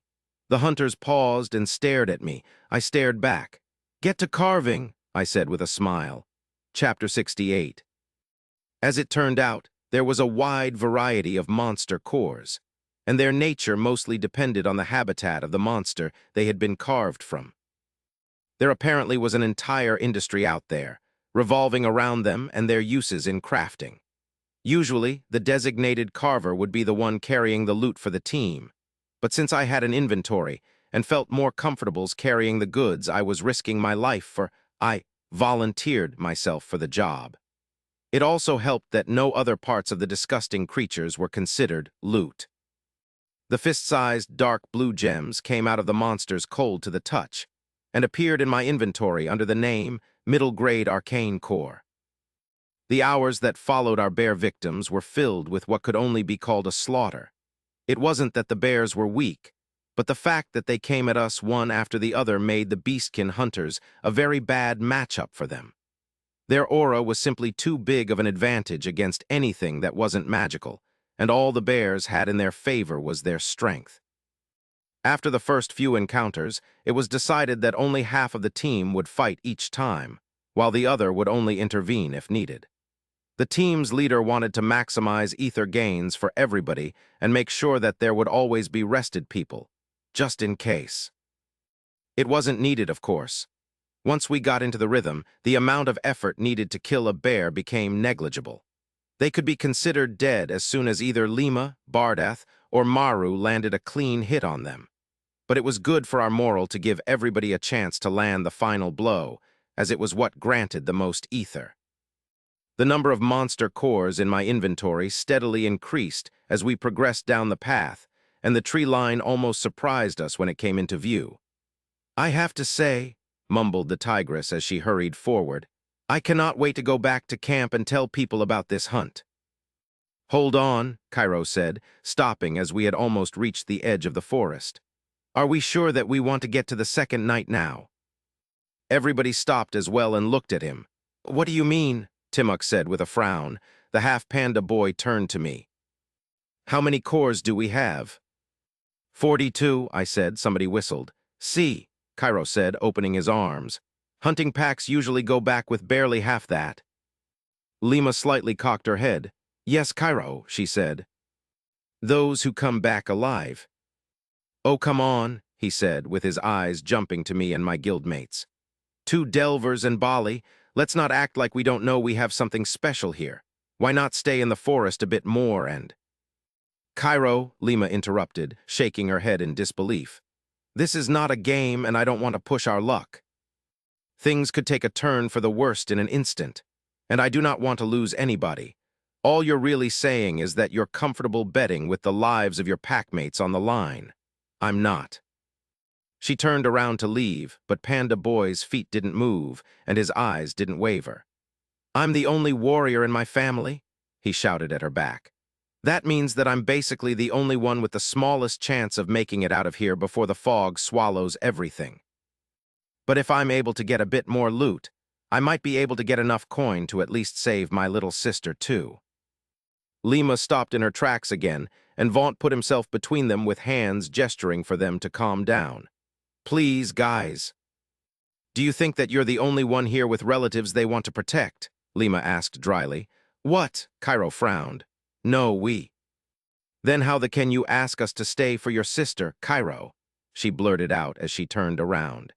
"You must believe that your sister's life is worth more than our loved ones, right? Otherwise, you wouldn't be using her as a reason to do something we decided was a bad idea." "We didn't decide it," he shrugged. "You did, and what do you know about family love anyway? You're an orphan." There was a silence. "Hey," I called, and Cairo looked at me. "We're not going to stay. Drop the matter." From his expression, I could tell that the boy knew that he had gone too far. However, his words couldn't be taken back. Lima looked at him with disbelief. "So the real reason why I should die for your sister is that I'm an orphan and I know nothing about love," she said. He closed his fists and looked down. No one said anything until he spoke again. "I'm sorry," he said. "Yeah, next time think twice before opening your mouth to say something stupid," she said before walking away, followed by the rest of the party. "There are times when being this self-centered isn't funny anymore." "Hey, that was something dumb to say, but keep your chin up," Timok said as I walked past him and his friend. "With the second eye, we'll all be able to compete with the warriors for better dungeons. We'll get what it takes for your sister, man."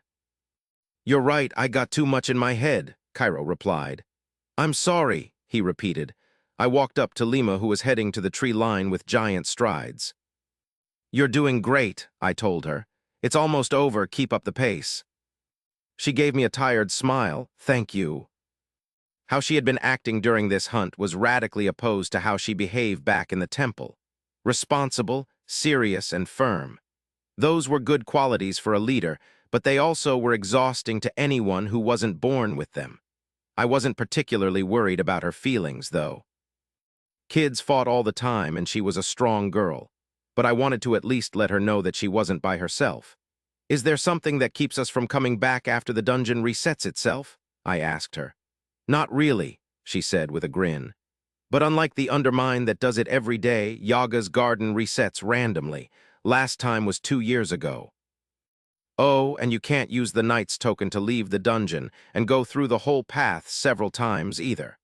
Once a knight is killed, the path doesn't lead to their arena anymore. Entering the forest again would just lead you directly to the next knight. And don't forget that night will fall when we slay the second knight, Vaunt chimed in. No light, no path, only Yaga and the forest. I wouldn't make my worst enemy stay. I see, I said. On another note, I understand that you guys stormed away to make a point, but you should slow down now. Some people have short legs.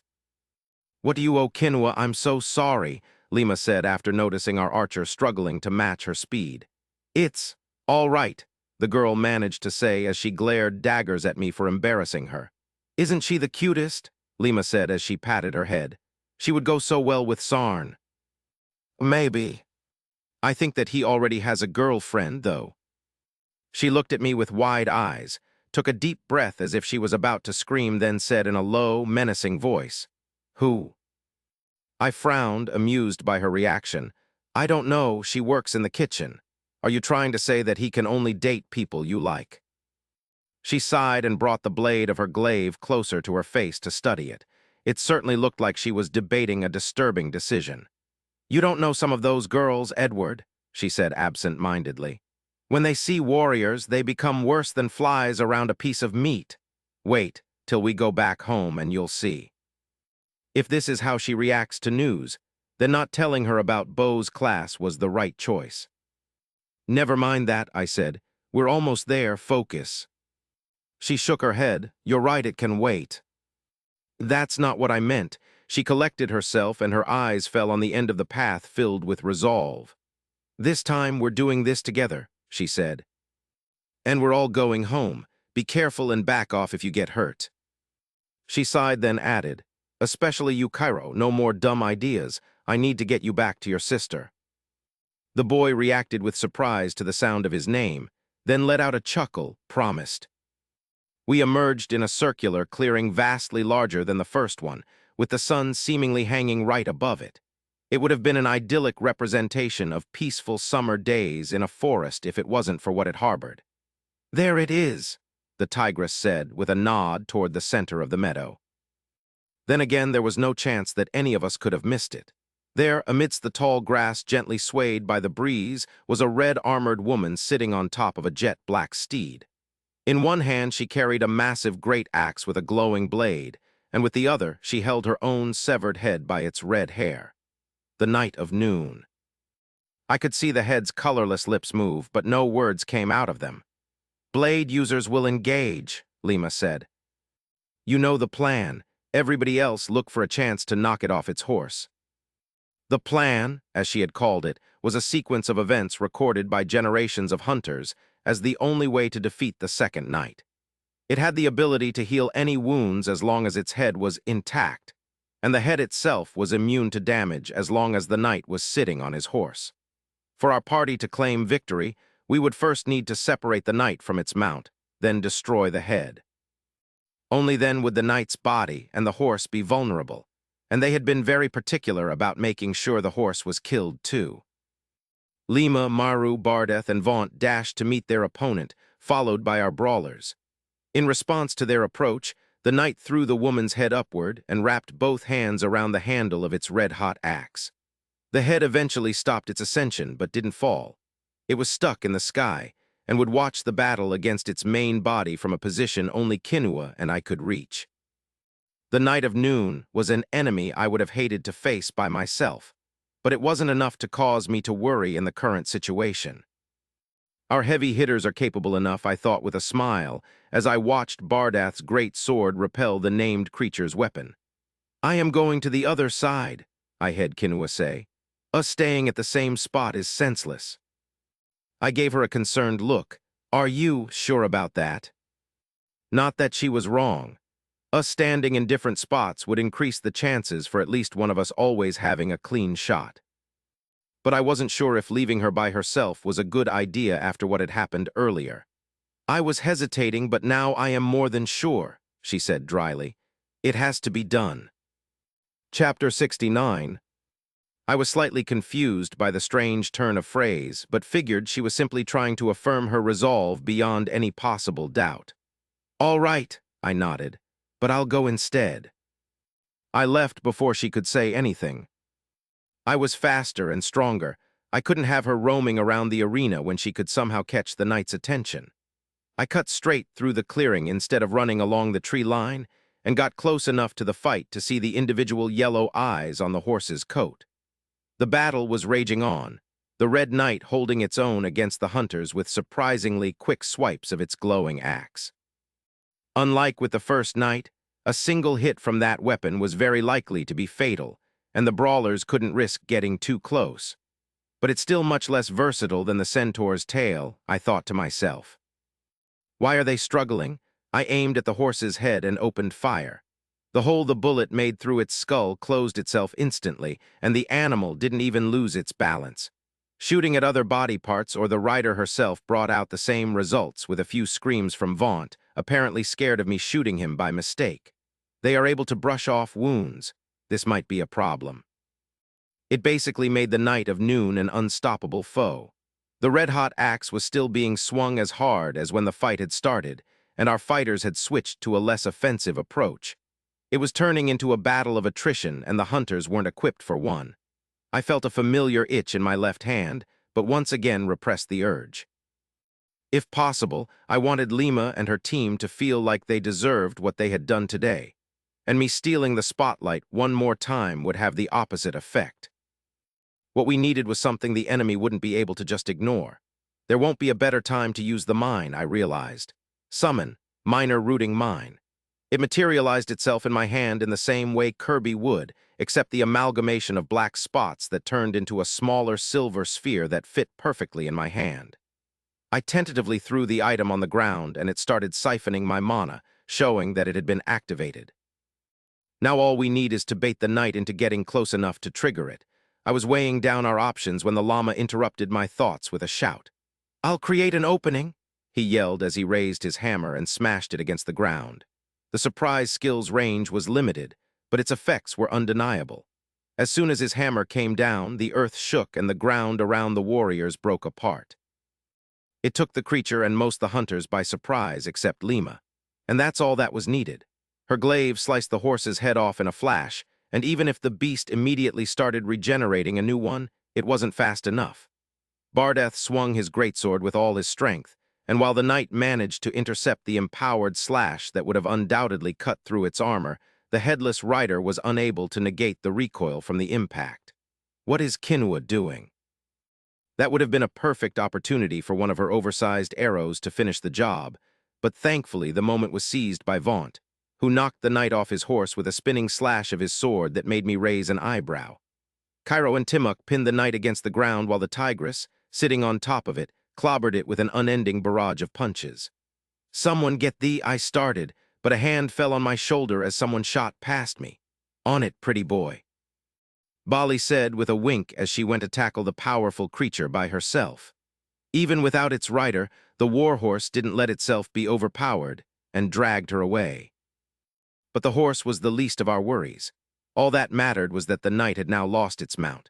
I once again raised my rifle, aimed at the floating head, and pulled the trigger.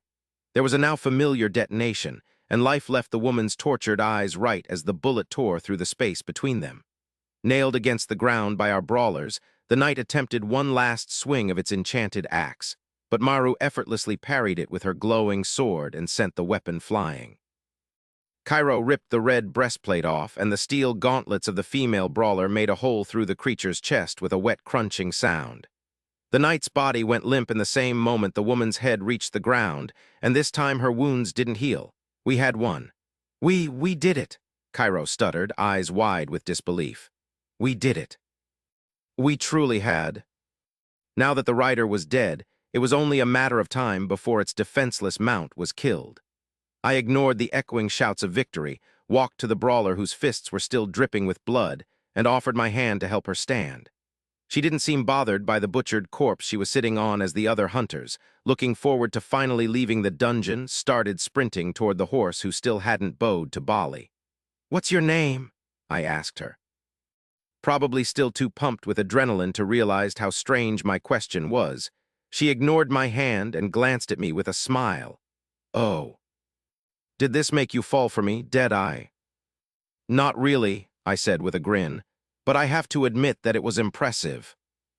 She laughed heartily. "My name is—" Thanks to her class, the arrow in Kinua's hand was as steady as ever, despite the battle that was taking place in her mind. Her target could have been dead plenty of times already. The steel of her arrow had been tracking him since he had dared to show her his back, and it was aimed at him even now that everybody was celebrating their victory over the beast. She wanted to kill Deadeye. She really did. There was no denying that he occupied a special place in Lima's heart, while he clearly was just a privileged noble taking advantage of her. He had to be stopped before he could do something irreversible to her. Damned be the consequences. But Kinua had never killed a person before, and now that the arrow was knocked and all her boosting skills were activated, she was finding herself faltering. She was not particularly worried about Spice and her lackey, as she trusted her packmates to help her deal with them. All the hunters would need to do was to use the Knight of Noon's locket and leave the pair trapped inside the dungeon. They would never be able to navigate Yaga's garden in the pitch-black night. However, there was something Kinua was unable to cast out of her heart. What if Lima came to hate her afterward? Would she even have enough time to explain herself after the death of the Delver? No, I'm doing this for her, she told herself, steeling her resolve and adjusting her grip. Even if she doesn't talk to me ever again, at least I will know that I protected her. And Kinua would keep protecting her from the shadows if she had to. Lima was simply too good of a person for any monster to be allowed to toy with her. Too perfect. Kinua smiled and aimed for the heart. It has to be due.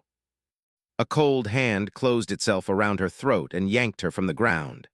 The arrow escaped her fingers, but Kinua never saw whether it had reached its mark or not.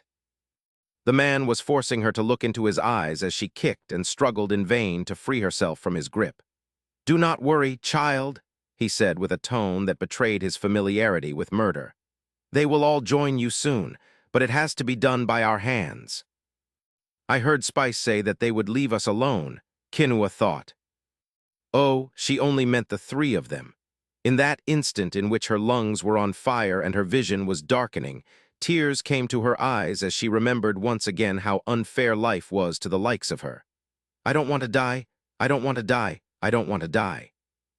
"You can call me Vicky," the tigress told me with the first genuine smile I had seen on her face since the hunt had started. But I had almost missed it, distracted by a low, whistling tune I had heard plenty of times already in the dungeon. Except the sound had always been growing faint. "Not stronger, what the—" My reflexes kicked in, too late to avoid injury but just in time for me to avoid ending up crippled. A steel arrow flew past me, tearing through a good chunk of my left leg with it. Before I could even register the pain, the empowered arrow pierced Vicky's chest. The projectile lifted her off the ground and her head rocked forward, the cheerfulness of the previous moment still lingering on her face. She landed with a mat sound on grass a dozen meters away from her initial position. I looked away. She's dead. 1 second she had been there, the next she was gone. And the day was as beautiful as ever. The sun was shining. The birds were still singing. The voices of the clueless hunters were still animating the clearing. They were so busy chatting as they headed to the knight's mount that they hadn't noticed a thing. Gritting my teeth, I glanced back to Kinua's position and was met with the confusing sight of 5 men standing with her under the shade of the tree line. My stomach fell when I recognized 2 of them. One was Kot, the senior hunter, beaten and bruised with his hands tied behind his back. The other was the burly black bull who had lifted our archer by the throat. A massive, full-blooded beastkin I had met in Bunker's Fight Club, and on our way to this very dungeon as he was leading a group of warriors back to the city. One of Geneneva's lieutenant, a massive black bull with branded fur. Balrosh, he was staring right at me, causing me to experience a strange uneasiness similar to when I had met him this morning, only stronger than ever. I heard footsteps. Maru appeared at my side and started inspecting my wound. "These shameless bastards," she hissed as she glanced at the girl whose death was still unnoticed by her friends. "It is pretty bad, but don't worry, you will be able to dance again with your blade soon enough." The healer's back home. I tuned her out as my brain went into overdrive, my eyes on the 4 immobile warriors who weren't supposed to be there. How? Kot was the only one who could have led them through the forest. His bloodied body made it clear that he had been tortured. Since we technically still hadn't completed the fight against the Knight of Noon, the path had naturally led them here. Why? The whole point of my deal with the Red Cross was that the threat of mutual destruction would protect me from Genevieve. But some of her men had followed us in the dungeon. "What the?" I heard Bardath suddenly exclaim. "Aren't these the guys who stopped us on our way here?" "Why, how are they here?" Unless everybody was critically wrong about Genevieve's sanity and willingness to avoid a clash with the elders of the Red Cross, she hadn't ordered these men to come after me. "Edward?" I heard Lima call with concern in her voice. "Edward, what are why Vicky?" When we met Balrosh and his squad earlier today, they did what they were supposed to do and let us all go. He then left his squad of warriors behind and came here with only 3 of his men. Angels. "She's dead," I heard Cairo scream. "The fuckers gods, they made Kinua kill Vicky." I glanced back and saw him and Lima kneeling over the corpse of their friend, shock and tears on their faces. The surrounding grass was now bright red. I forced my mind back to the threat. We had to get the hunters out of here. They would kill everybody who wasn't off limits if they were given the chance, and I wasn't sure whether there was something I could do about it or not. They are all protecting themselves using aura, I thought as I examined the warriors. They saw me use the rifle. Now it's useless. "Maru, do not waste time and try to talk to them," I said as she was completing a decent bandage around my leg. "We need to kill the horse and use the trinket to leave the dungeon. Fast, they came for blood." She barely paused for a second before scoffing as she stood up. "Don't worry, we will take care of this," Maru said with a nonchalant tone. I grabbed her wrist and only then did she stop to look at me. "Are you blind or insane?" I hissed. "2 people are dead. It's going to be chaos in a few minutes. I need you to protect the others." "Did you not understand anything from what we explained?" she replied without missing a bit, clearly irritated. "To Balrosh, they were just hunters. They won't do anything to me, you, or Bali, because if they do, then everybody dies. This is just Genevieve thinking she can intimidate us, and we'll show them that they can't." "Fuck this," her eyes widened. "What are you?" In one swift motion, I activated Grasp of the Deep, forcefully pulled her toward me and pinned her against the ground with my knee and both her hands in the middle of her back. The ethereal black water rose around us and started absorbing the little stamina she had left after her extended battle with the knight.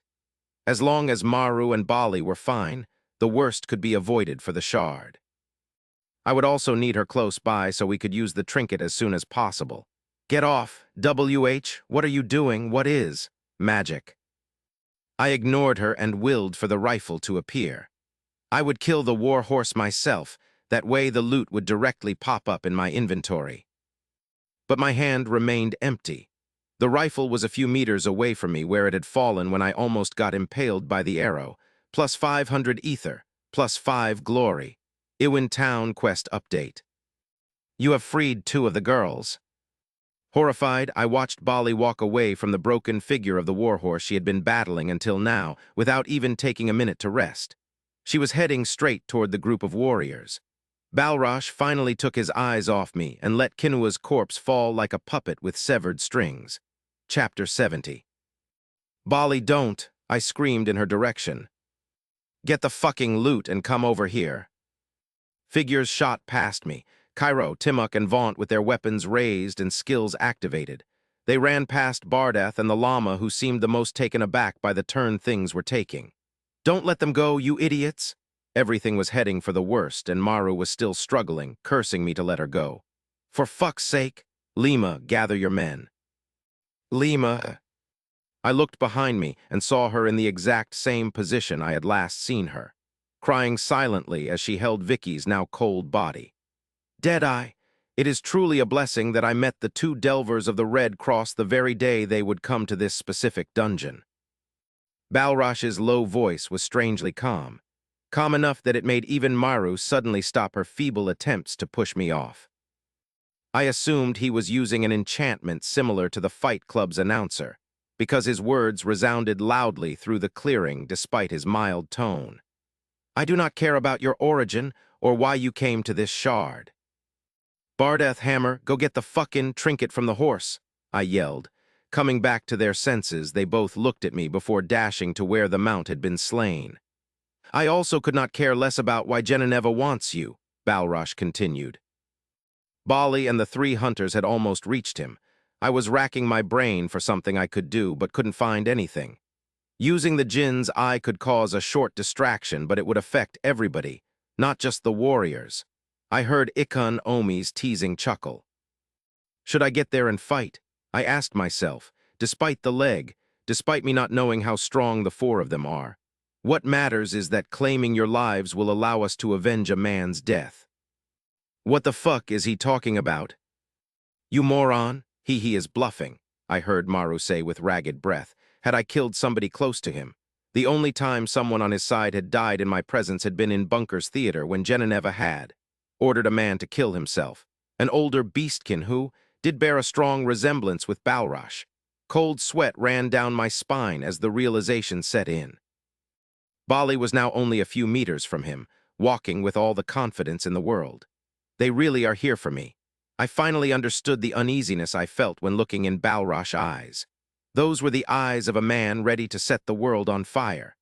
The four warriors didn't mind losing their lives or causing Genevieve's blessing to destroy Bunker and kill everyone in it.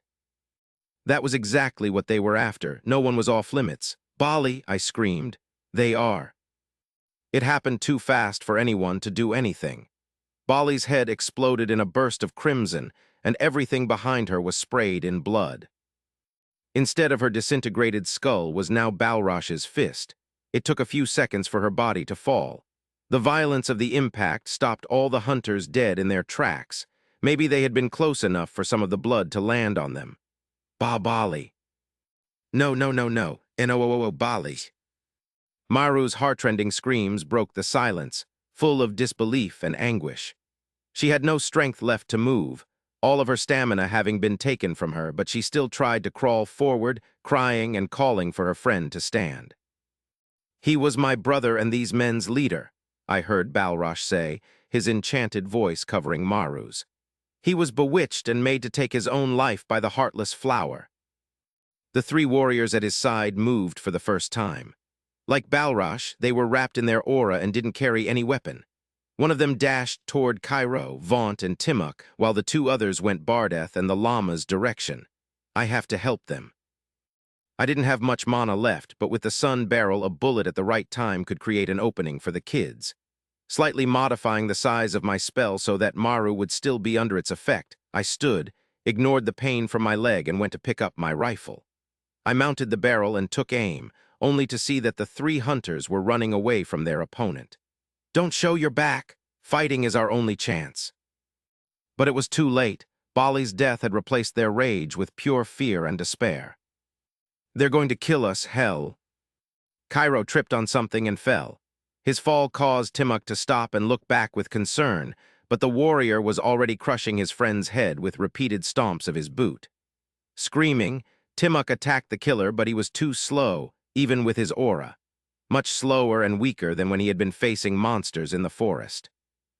The warrior effortlessly dodged his fist, kicked him in the stomach, and let him fall gasping for air. Then he finished him in the same way he had killed Cairo, by stomping his head until it was nothing but a pulp of flesh, bones, and brain matter. Vaunt had stopped running. He was on his knees, staring down as he was waiting for his death. I wanted to help him, but I couldn't. Bardeth and the llama had been intercepted before they could reach the warhorse, but they hadn't given up. I will use my last bullet to save one of TH. Now you know why you have to die. We cannot kill Genevieve, but the old warriors of the Red Cross can, Balrosh said. Thanks to your death, she will have to pay. Thanks to your deaths, they will kill her. My brother died because he wanted to bring you to Genevieve's feet. I will see him again on the other side, bringing both your heads to his. And with those words, Balrosh finally walked away from the tree line. Maru, I heard a strained voice say, you need to use it now. It was the llama. He was wounded all over, facing the two warriors by himself. Bardeth was laying not far from him, his own greatsword stabbed through his chest. You're all dead, Maru said under her breath. The Red Cross will skin you all alive. The ground shook and I saw Balrosh running in my direction, hundreds of meters from where he was before I glanced away. Before I could react, he jumped again, and his leap took him to the middle of the clearing, making the ground shake once more. I could now clearly see that his aura was silver. The only other instances of colored aura I had seen, instead of it looking like a transparent veil, were Ardo's blue and Maboru's red sword. I headed back to Maru, picked her up in my arms, and limped to Lima. There is no time, I told her. I know it hurts, but we need to go. Now. She slowly raised her puffy eyes and shook her head in disbelief. Go where? She said. They are all dead. The trinket is on the other side of the meadow. You're wounded and I can't fight warriors. We can't leave. I felt the ground shake once more. Closer this time. Stand, I said. Leave your glaive on the ground and stand. I'm sorry, Ed. Stand. The tears came back to her eyes, but she did as told. I transferred Maru to her arms. She had lost consciousness, probably due to exhaustion. Run, I said. To the forest, don't look back. Night is falling, she sobbed. No path. The ground shook again. Just go, I said, cupping her face with my hands. Dying later in there is better than dying now. She gave me a nod, took a deep breath, then took off, with me hopping behind her as fast as I could after putting her glaive in my inventory and activating kinetic charge. You would choose to run away instead of dying with honor? Balrosh chuckled. Children masquerading as warriors, that is all you were. I was getting faster thanks to the skill, but my wound made the increase much less notable than normal. I glanced back and saw that the sprinting bull had reduced the initial distance between us to almost nothing. Another one of his monstrous jumps would bring me at arm's length. My eyes met his, and as if he had been reading my thoughts, the aura protecting him flared and he bent his knees. Right as he kicked the ground and propelled himself toward me, I summoned my rifle and discharged my remaining mana right at him. The rifle exploded again, but the impact was strong enough to send Balrosh crashing backward. The kinetic charge ended, as I did not have enough mana to fuel it, but the scraps I had left were enough for the rifle to start rebuilding itself again. I hoped for a second that the warrior had been knocked out, but his hulking figure stood right back up, massaging his chest. The tree line seemed so far away. You have interesting tricks, human, he said. Now die. He took a step forward, and there was a sudden flash. The next instant, Balrosh was looking at himself with confusion, his movements altered. They didn't seem sluggish, more like the movements of a character from a slowed-down video. The rooting mine? He stepped on it. I summoned Ikon Omi and took a step in his direction, but noticed his comrades were already converging on my position. Even if I managed to kill him, I wouldn't be able to escape them. And Lima was waiting for me right by the trees. I turned around and started limping as fast as I could. Maru's bandage hadn't been able to hold up and blood was already seeping through it. I reached the tree line before the warriors could claim my life, and we dove deeper into the cursed forest. The clearing quickly disappeared behind us, hidden by the trees, and for a while we walked between them in silence, looking for white flowers invisible to regular eyes. The day was still as beautiful as ever. The sun was shining, the birds were still singing. The world would still turn despite what had happened in this forest today. As if to prove that fact, the light was weakening and the shadows were getting longer. Night would soon fall in Yaga's garden. At some point, I stopped hearing Lima's footsteps behind me and turned around. She was still there. crying. I opened my mouth to speak, no words came out. How could I tell her of a future in which she would hurt less when Bali's death had basically doomed us all? There was nothing anyone would be able to do against the Red Cross seeking retribution. As soon as the news would get out, it would be over. I blinked. They can only seek vengeance if they learn what really happened. Lima, I said. It's going to be okay. Her eyes fell on me hard and accusing. You don't have to say it. I know that my mere presence is why they died.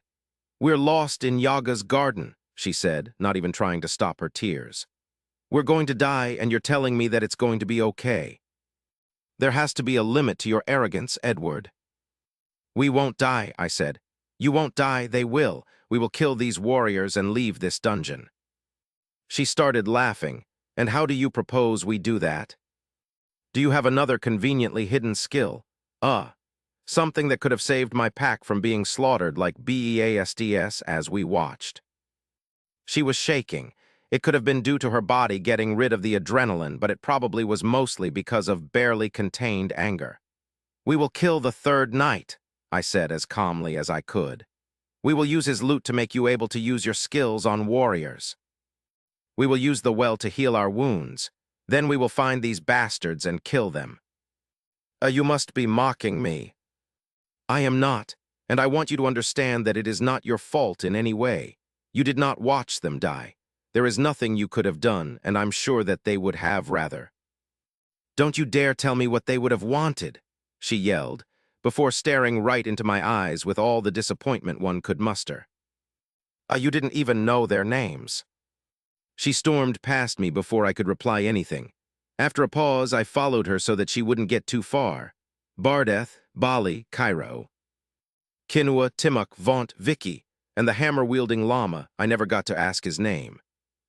I glanced at the stretching shadows and sighed.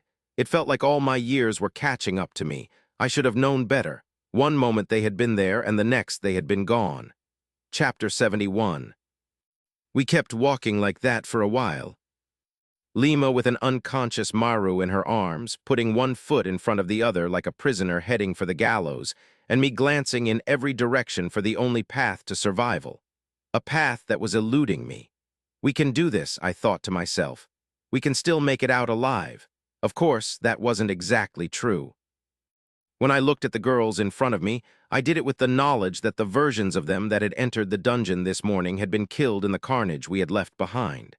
The aura of death surrounding us was thick. The dead reminded us of their existence by their absence.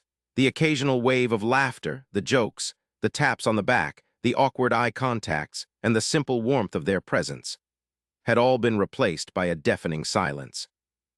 However, outside of this dungeon were living people who would be swept up by the consequences of what Balrosh had done, unless the three of us did something about it. Unless we buried the truth along with the corpses. That alone was a good reason to keep putting one foot in front of the other. How noble, Ikon Omi teased. I know what you're thinking, and it's irrelevant, I thought, grimacing from putting too much weight on my wounded leg. I don't see how wanting to save myself keeps me from genuinely wanting to save everybody else. I sense anger, she replied. Aimed at me? Why? I didn't say anything, mainly because I knew that the sole intent of her comments was to make me doubt myself. I wasn't going to waste time on her games anymore. She had done enough damage. To avoid Genoveva and the Red Cross causing a bloodbath, I had to make sure that the real circumstances of Bali's death never got out. And for that, we needed to kill Balrosh and the three warriors following him before they could spread the news. But there was a problem. The second knight's token was in their possession, and they could use it at any moment to leave the dungeon. No, they came here ready to die, so they will want to make sure that the job gets done. As far as they are concerned, the two Delvers are still alive, so the Red Cross could still be reasoned with. They will either stay where we left them, try to chase us with Kott's help, or wait outside for us to come out. While waiting outside was the safest option for them, they had to know that the Red Cross would eventually send a search party for us, which meant that there was a bigger likelihood of Balrosh only ordering one of his men to wait outside in case we somehow managed to leave the dungeon with the third knight's token. Assuming the third knight even had one. Lima, I called. There was only silence, despite the fact that there was no way she could have failed to hear me. "Are there any info the hunters shared about the third night?" I said nonetheless. "Or about the enemies we will face in the forest once night falls?" "The witch," she said. "The few that were dumb enough to stay until nightfall all say that she is the only one roaming the forest at night. Then again, it's possible that she came after them simply because they weren't on the path. You've been watching me go without saying anything for a good moment now," she said. "Are we somehow on that path that only you can see?" "No, I just figured that since we're lost, it doesn't matter which way we go." "I have been trying to feel the wind, but there's nothing," she said in a murmur. She abruptly stopped walking, and I did the same. I could still see her slouched back shake despite the quickly declining light and hear her trying to control her breathing. The dried blood of her friend was on her sleeveless leather armor and on her arms. It hadn't fully dried yet and clashed violently against the green of her skin. "Edward," she said. "You're a Delver, right? Everybody says that Delvers have divine items they get from the real dungeons. Can any of your secrets help us get out of here?" "No," I sighed. "And even if they could, it would be a bad idea. There are too many ways things could go wrong outside. It'd be better to deal with Balrosh after earning more ether." She turned around, her tears had stopped. "You were serious," she said. "I still am." "Is it because, do you want to kill them for?" "I liked your friends, Lima," I interrupted. "From the short time I spent with them, I can tell they were all good people, people you could trust to have your back. But I would not risk my life just to avenge them, nor would I allow you to." "You are way too confident about what you can and can't do, Edward," she said with her head raised in defiance. "But if not for that, why then?" "Because it's the only way to make sure there is no war between the Red Cross and Genevieve. The little I've seen from Bachwin's people tells me that they won't hesitate to claim her throat for Bali's death, and from what I've been told, no one in the Shard would survive it. That includes anyone from the temple." She lowered her eyes, and I felt like shit for using those words. But the fastest way to make her realize the gravity of the situation was to remind her that she still had loved ones she could lose, and her help was needed. "So you're telling me that the only death that mattered today was that girl's?" she muttered. "That's not the point," I said as I hopped to a nearby tree I could use to sit down, avoiding another truth that would have just caused unnecessary pain. "What I'm telling you is that there are too many lives on the line for us to not do what has to be done. Including ours. Let's take a break," I added, pointing at my leg. "I need to get this mess under control." To think that this was me after having almost dodged the arrow made me grateful to Kanoa for not having killed me despite her life being threatened. I had seen her use her bow on enough occasions to know that she could have done it despite the distance. She must have wanted to give me a chance. "Sure," Lima said noncommittally, and a cloud of condensation formed in front of her mouth. "The temperature is falling," I realized as I slid down against a tree. It could mean anything, and whatever that is, we're not ready for it. We were losing time, but we'd be dead anyway if something caught up to us in our current state. I saw Lima carefully lay Maru against a nearby tree and try to fix up the Delver's red hair in a useless gesture of kindness that made me hope she didn't think the girl was now her responsibility. I opened my inventory and summoned a few items that would definitely be of help. A can of green blossom broth and one wooden mug of Siegbräu. I handed the can to Lima. She looked at me with confusion as she took it. "What's this?" "That's the stuff I ate with Sarn the other day," I said as I fixed my bloody bandage as well as I could. The goal was to limit the bleeding to a minimum. "It will boost your stamina regeneration, but don't eat it all. Take half and give the girl what's left." "What about you?" "My stamina's fine," I said as I took off the mug's lid and started to pour its content down my throat. What I needed was some help with my wound. The golden liquid felt like lave as it burned everything on its way from my mouth to my stomach. I had to stop drinking midway in a coughing fit I couldn't repress anymore, then began drinking again until the last drop. Minor HP regeneration. Intermediate respite of the undead. I threw the mug away, satisfied with what I was seeing in my status. The pain was gone, replaced with only slightly distorted senses. I was trying to catch my breath when I spotted Lima staring at me with a raised eyebrow. "The hell are you waiting for?" I managed to blurt out. "You haven't even opened the can yet. I thought there was a witch after us." She tore open the can with just her fingers, and the delicious smell of the steamy broth filled the surroundings, making me realize how hungry I was myself. She had to close her eyes for a good moment after the first bite to savor the rich taste born from the harmonious marriage of vegetables and meat. "Sarn wasn't exaggerating," she then said with a softer voice. "This is the best thing I have ever tasted." Slowly I stood and tentatively put some weight on my wounded leg. Still no pain. Good. The hole in my leg hadn't magically disappeared, but at least the bleeding had stopped. Considering I only had one mug of Siegbräu left, the best-case scenario would be for us to kill the third named creature before my status went back to normal. Lima put down her can and glanced up at me. "Was that alcohol to numb yourself?" "Kind of." I cleared my throat and wiped my mouth. "It's a drink that numbs and heals. I won't get drunk, don't worry." Speaking with each other felt difficult now. It could probably be attributed to how distorted my senses were, but each time our eyes locked, I saw what she wasn't saying and then went on to wonder when she would let it out. "That your mere presence killed her friends," whispered the foreign voice in my head. "That if you had listened to her and not joined the hunt, they would all be alive. Be quiet." Again, anger and anguish. They are swirling inside of you more violently than usual, Ikon Omi noted in a detached tone. "You would gain much from understanding their origin. I know what you're trying to do. Trust me, it's not going to work. My intentions have never been hidden, not from you, my dear. But not only do I doubt you understand them, I have a feeling that your current distress has nothing to do with me. You know damn well that I stopped myself, realizing that my irritation had allowed my thoughts to escape my lips. I looked at Lima. She had not stopped eating, but now had her eyes on me. What was that thing? You drank again?" she said between two generous mouthfuls of food. I heard groans and saw Maru raise a hand to massage her temples. Then her eyes started looking for someone she knew she wouldn't find. "That was nothing," I said. "Give me the can, I'll make her eat. We need to get moving already." "If it makes you speak to yourself, Edward." "It doesn't." I summoned her glaive and handed it back to her. With its size, I could hardly picture anyone but her using it. But even if it did, it would be fine as long as it helped us come out of this alive. She took her weapon with a pensive look, and I brought the warm broth to the delver. However, after crouching at her side, I stopped myself from handing it over. The look of rage and pure hatred she gave me made it clear that it would have been a bad idea.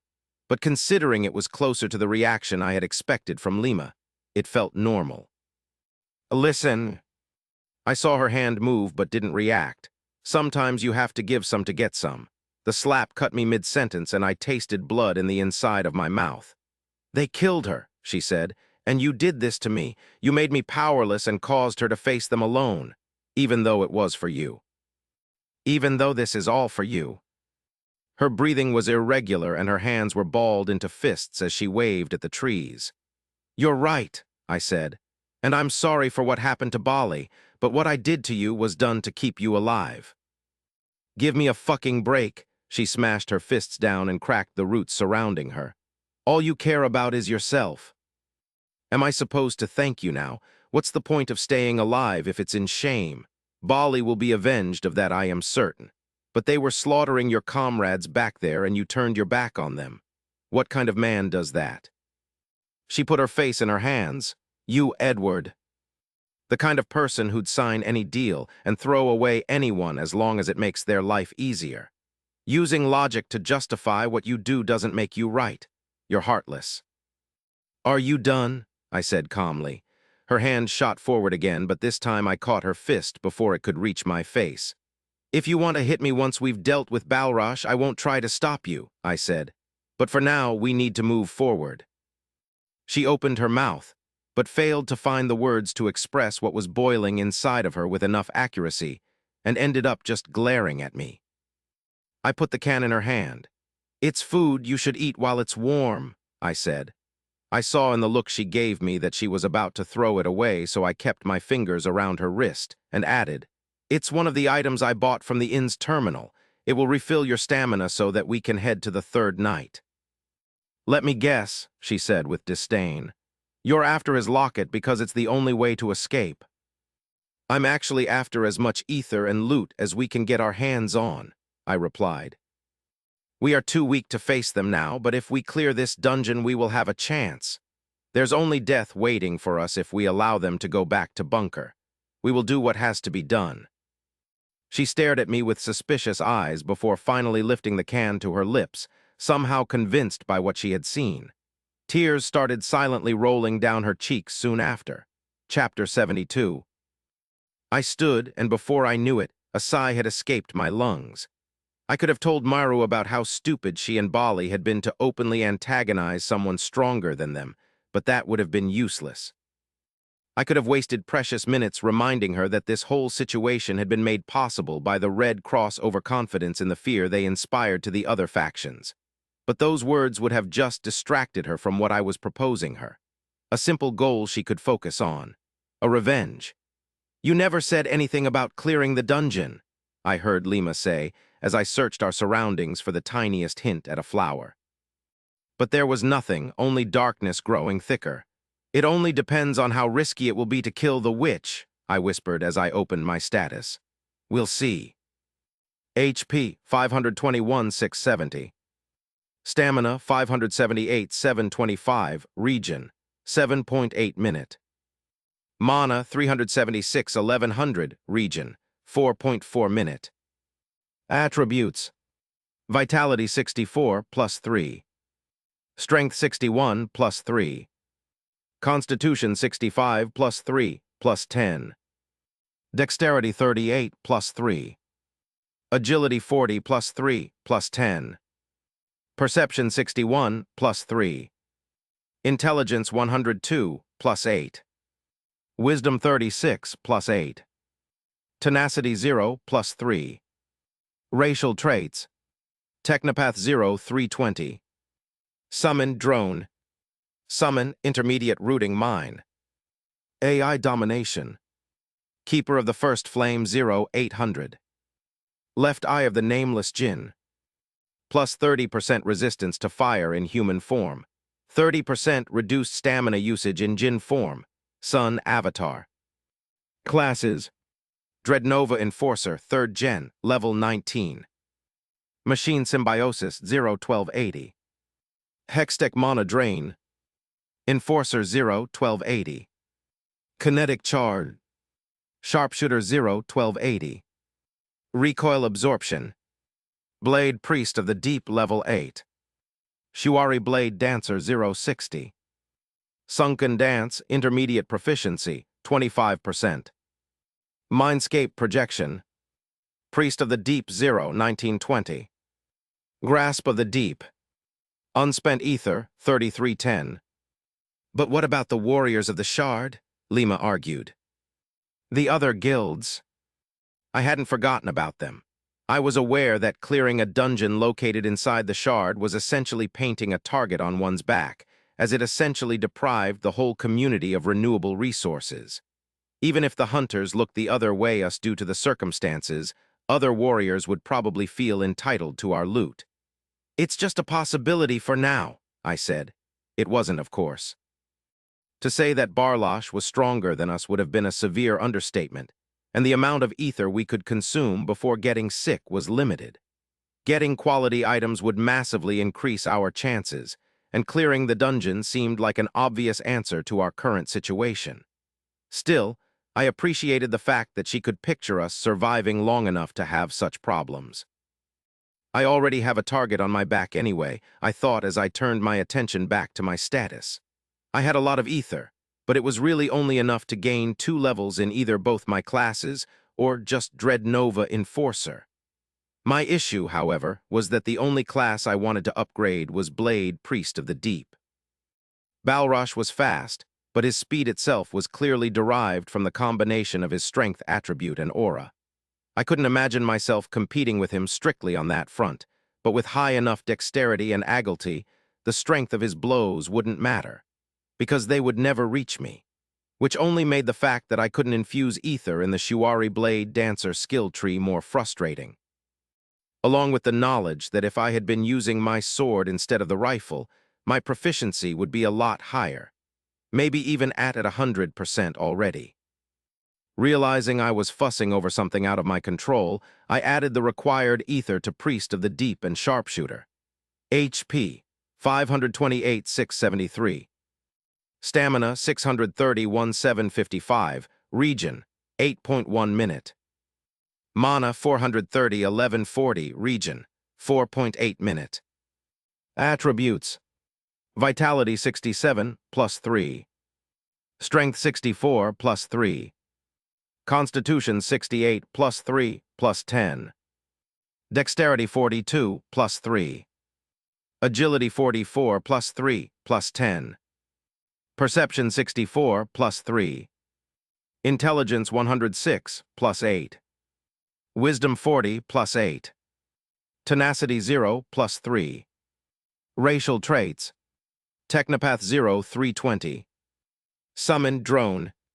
Summon Intermediate Rooting Mine. AI Domination. Keeper of the First Flame 0, 800. Left Eye of the Nameless Jinn. Plus 30% resistance to fire in human form. 30% reduced stamina usage in Jinn form. Sun Avatar. Classes: Dreadnova Enforcer 3rd Gen, level 20. Machine Symbiosis 0-1280. Hextech Mana Drain. Enforcer 0-1280. Kinetic Charge. Sharpshooter 0-2560. Recoil Absorption. Blade Priest of the Deep level 9. Shuari Blade Dancer 0-60. Sunken Dance Intermediate Proficiency 25%. Mindscape Projection.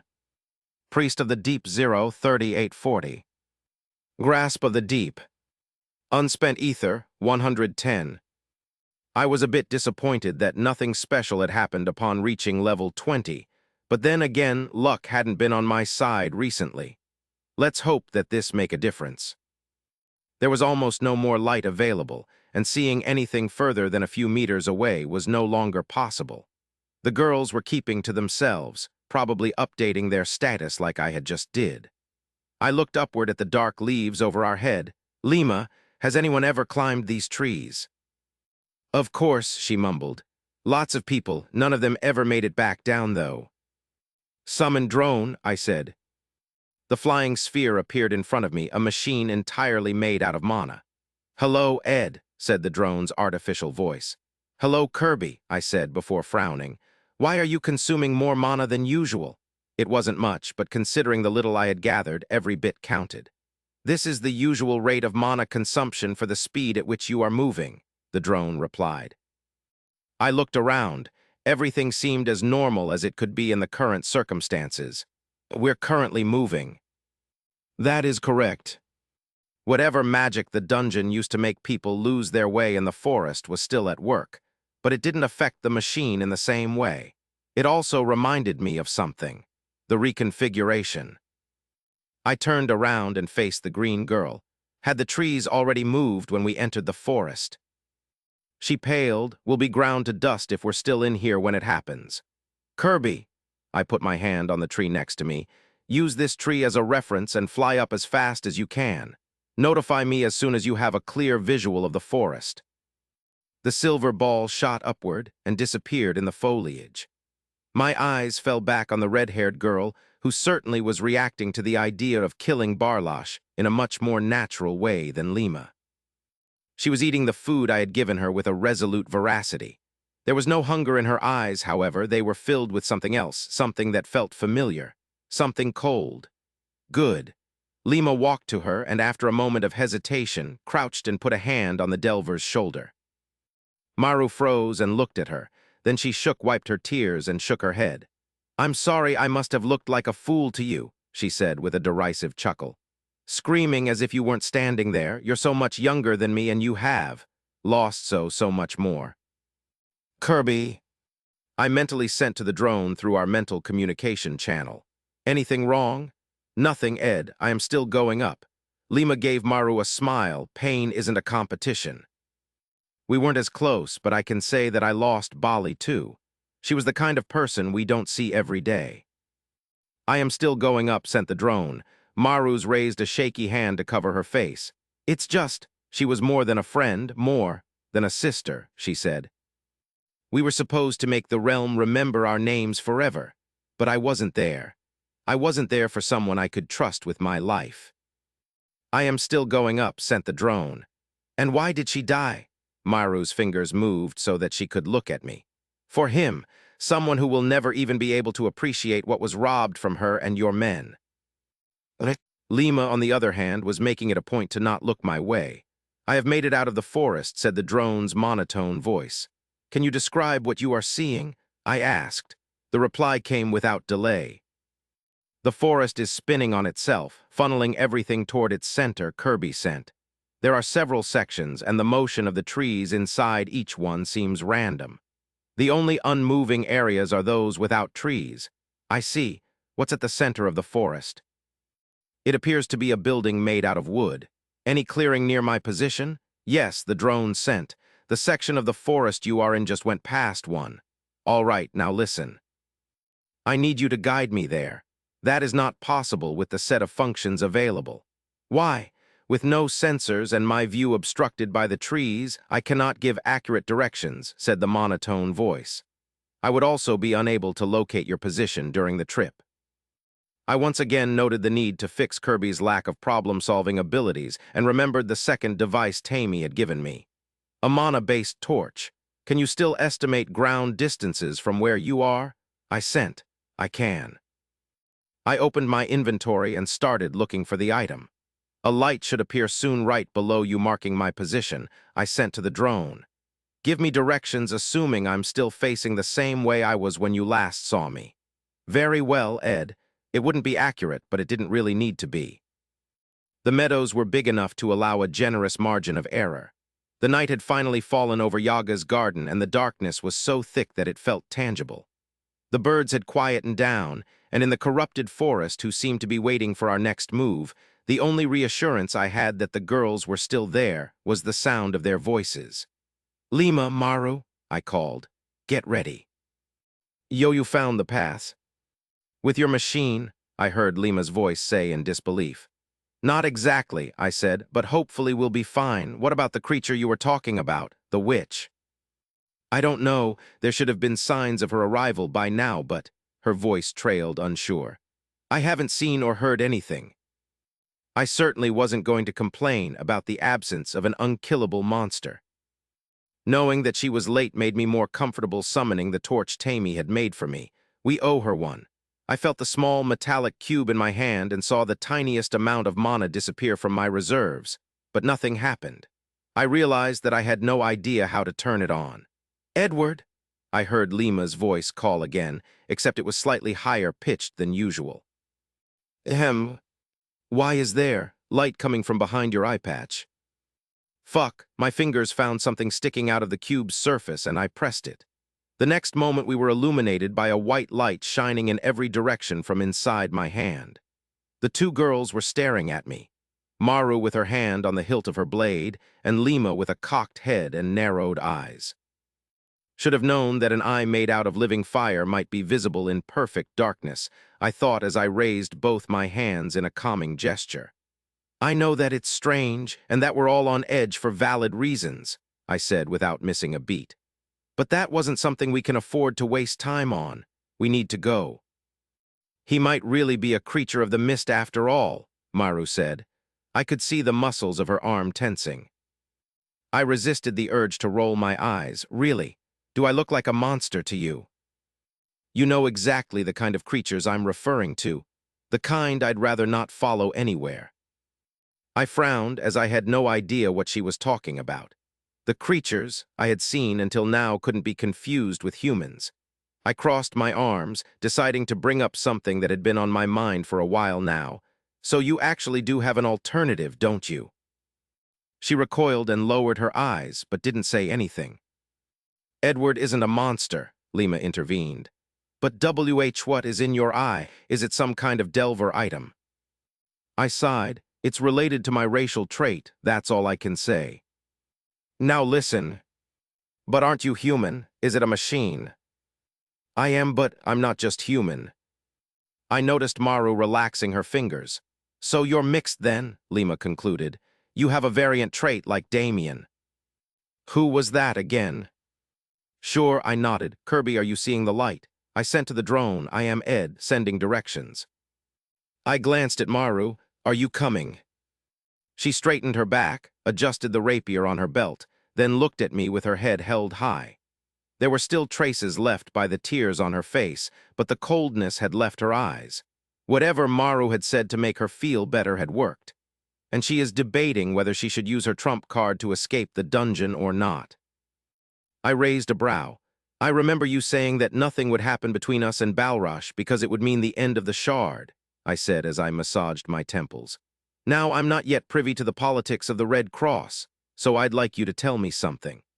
I opened my arms. Is there actually a way Bachwin can keep the Shard from being destroyed by Geneneva's passive, despite what happened here? Who knows, she shrugged. Her stare hadn't wavered, but her voice had. The boss will ask for the life of her second in command for reparation, and she will obviously refuse. But that's assuming the guild is able to restrict Bali's mother. They won't be. Then you know that you don't have a choice, I said, as Bali's friend and as the leader of the next generation. Her hands became fists. You're a disgrace, she spat. Am I? In your scenario, Balrosh wins and a lot of innocent people die. You heard him yourself. That's exactly what he wants to see happen. I nodded to Lima and faced the direction Kirby had given me. Make up your damn mind. Lima, let's go. I walked past her, then started running, seemingly done with the conversation. But I was soon able to confirm that two people were following me and felt much relief to know that I wouldn't have to turn around. Ikun Omi's clear laugh rang through my thoughts. Why feign indifference? She asked me, visibly entertained. Why is it that you do not want these pawns to know how hurt you are by the deaths of their comrades? How eager you are to make the blood of their killers flow? I ignored her once again and focused on Kirby's voice. Is it that you are still scared to revel in your bloodlust? She continued. Oh, Edward. Either acting detached when unnerved or acting affected when numb to the pain around you. But you do not need tricks, toys, and allies. All you need is to wield me. No, I said. There was a pause. No, she repeated. You heard me. This is what you wanted, isn't it?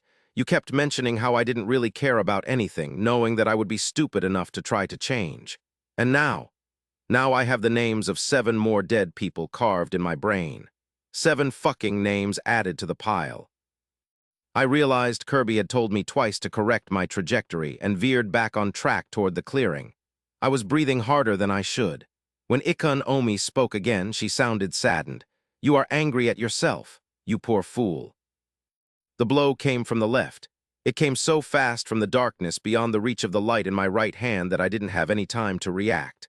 I heard a crack, Lima scream my name, and was thrown off my feet. But there was no pain, and thanks to that I was able to land so that I wouldn't get even more injured. Laying on my back with the wind knocked out of me, I looked at my arm. Broken again, but along with a few cracked ribs this time. A giant putrefied hand, wearing steel rings too small for its fingers and dirty deformed nails, was floating a few meters away from me. And further away from it, still wrapped in the darkness but quickly approaching, were a pair of smiling yellow eyes. I heard footsteps and was forcefully brought to my feet. Don't stop running, Maru yelled. Go. We left, but I could hear the trees being torn not far behind us. That's when the old witch let out a low, hearty laugh. Young ones, you did very well hiding from my eyes. But little lambs, so fat and healthy, this is my garden. So long as you have lost your way, you shall find yourself on my plate. Chapter 73. Sweat was getting in her eyes despite the freezing cold, and she was struggling to secure her glaive on her shoulder. But she kept running nonetheless, because the cursed hag herself was breathing at her heels. With her heart beating as if trying to escape her chest, the only thing keeping Lima from falling into complete despair was the sight of Edward running in front of her and haunting words she had heard a long time ago.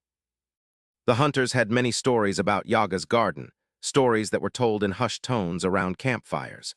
The life-changing loot one could get from that dungeon had made it essential to their community, and in the years leading to their own trial, Lima and her packmates had heard plenty of tales about the old crone waiting for the fools daring to walk off the elusive forest path. Tales about Yaga the witch. Her description would change depending on which senior hunter had been drinking too much that day. Some nights, she was a disfigured woman who moved around by jumping on her sole leg. Others, she was a half-snake monstrosity able to swallow warriors whole. Of course, one had to keep in mind that the one spreading those rumors had never seen her personally. Otherwise, they would either be dead or too busy to waste their time telling old tales to junior hunters. No one was ever forced to enter Yaga's garden, but those who did and came back alive experienced a vastly improved status in the camp's hierarchy. And for good reasons. Years later, some of them still had nightmares about what they had seen her do to their friends. Oftentimes, a young hunter would gain just enough interest to try to discover her origin. But beyond the fact that she possibly predated the shard, there was nothing but speculation. The allegations that the dungeon's host was a fair maiden killed long ago in the woods by a rejected suitor, or a lost child who had been torn apart by starved beasts after a hunt gone awry, were all met with skepticism. No one could know for sure since it was such an old place, but it was generally agreed that whatever had caused Yaga's garden to spawn was something too horrible to be talked about on the open. However, no matter how horrifying the stories described Yaga, there were always at least a handful of people eager to enter the forest each time the dungeon would reset itself. Of course, that was due to the things it contained and how they had changed the lives of their users. The eyes of Yaga. To most people in the Shattered Realm, they were completely useless items that allowed one to cast a meaningless curse. But to the hunters of this nameless shard, they were akin to divine items that made them able to experience life as fully-fledged warriors. The eye taken from the first night was a single-use item allowing the user to cast a curse that simply gave a target the beast status effect. It made people a valid target for hunter skills. It made hunters able to fight back against warriors. The drawback, of course, was that it could only be used once. For that reason, it was left to seniors hunters who had not dared to enter the garden during their youth, but were willing to protect the new generation on the first half of their trial. The eye produced by the second night was the real reason why so many people had risked their lives trying to not lose the candlelit path. Not only did the effects of its curse last longer, but it could also be used repeatedly. It essentially turned a regular hunter into a warrior with devastating skills most people weren't expecting. And for that reason, no matter how horrifying the witch's appearance was said to be, there would always be frustrated young hunters willing to try their luck in Yaga's garden. Still, despite all the descriptions being different, they all shared one key detail about Yaga. Her giant bulbous eyes the color of piss, eyes that would never stop following intruders until she had gotten a hold of them. As Lima fled from them, her body aching from the battles it had been put through, she could not help but notice that the bloodshot eyes were also glassy, like the eyes of something that had been dead for a long time already. She had entered the world of the stories and was now fleeing for her life, chased by the very creature she had been trained to avoid above all else. Lima, watch out! The warning made her snap back to reality just in time to react to a severed hand shooting out of the shadows with its putrefied fingers reaching for her. Flaring her aura, she intercepted it in the same way she had beforehand, with a heavy slash of her glaive. But even if her blows were enough to send the witch's claws flying back into the darkness, she knew it was ultimately useless. Each time it felt like hitting stone, leaving her hands numb and spreading the cracks along her blade.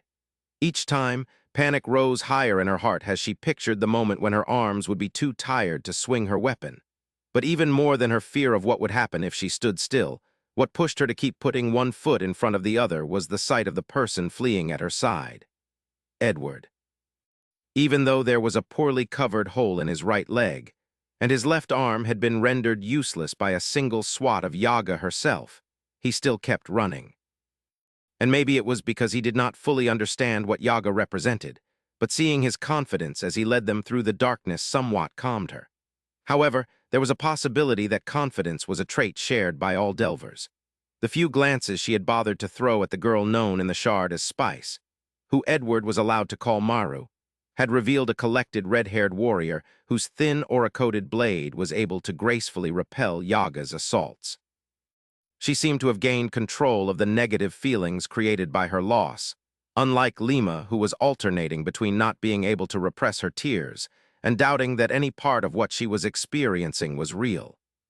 In the pitch-black forest, there was no way to tell where they were going, or even if they really had a destination.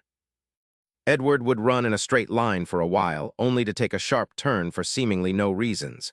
With no landmark and only identical trees coming in and out of their reduced field of view, she felt as if she was stuck in an endless loop. Don't stop running. Dodge. Attack. Don't stop running. Dodge. Attack. Don't stop. It felt as surreal as a nightmare, one that would continue until her legs stopped moving. Of course, the broth she had eaten earlier was making her feel as if she had an unlimited well of stamina, but sooner or later her status would return to normal.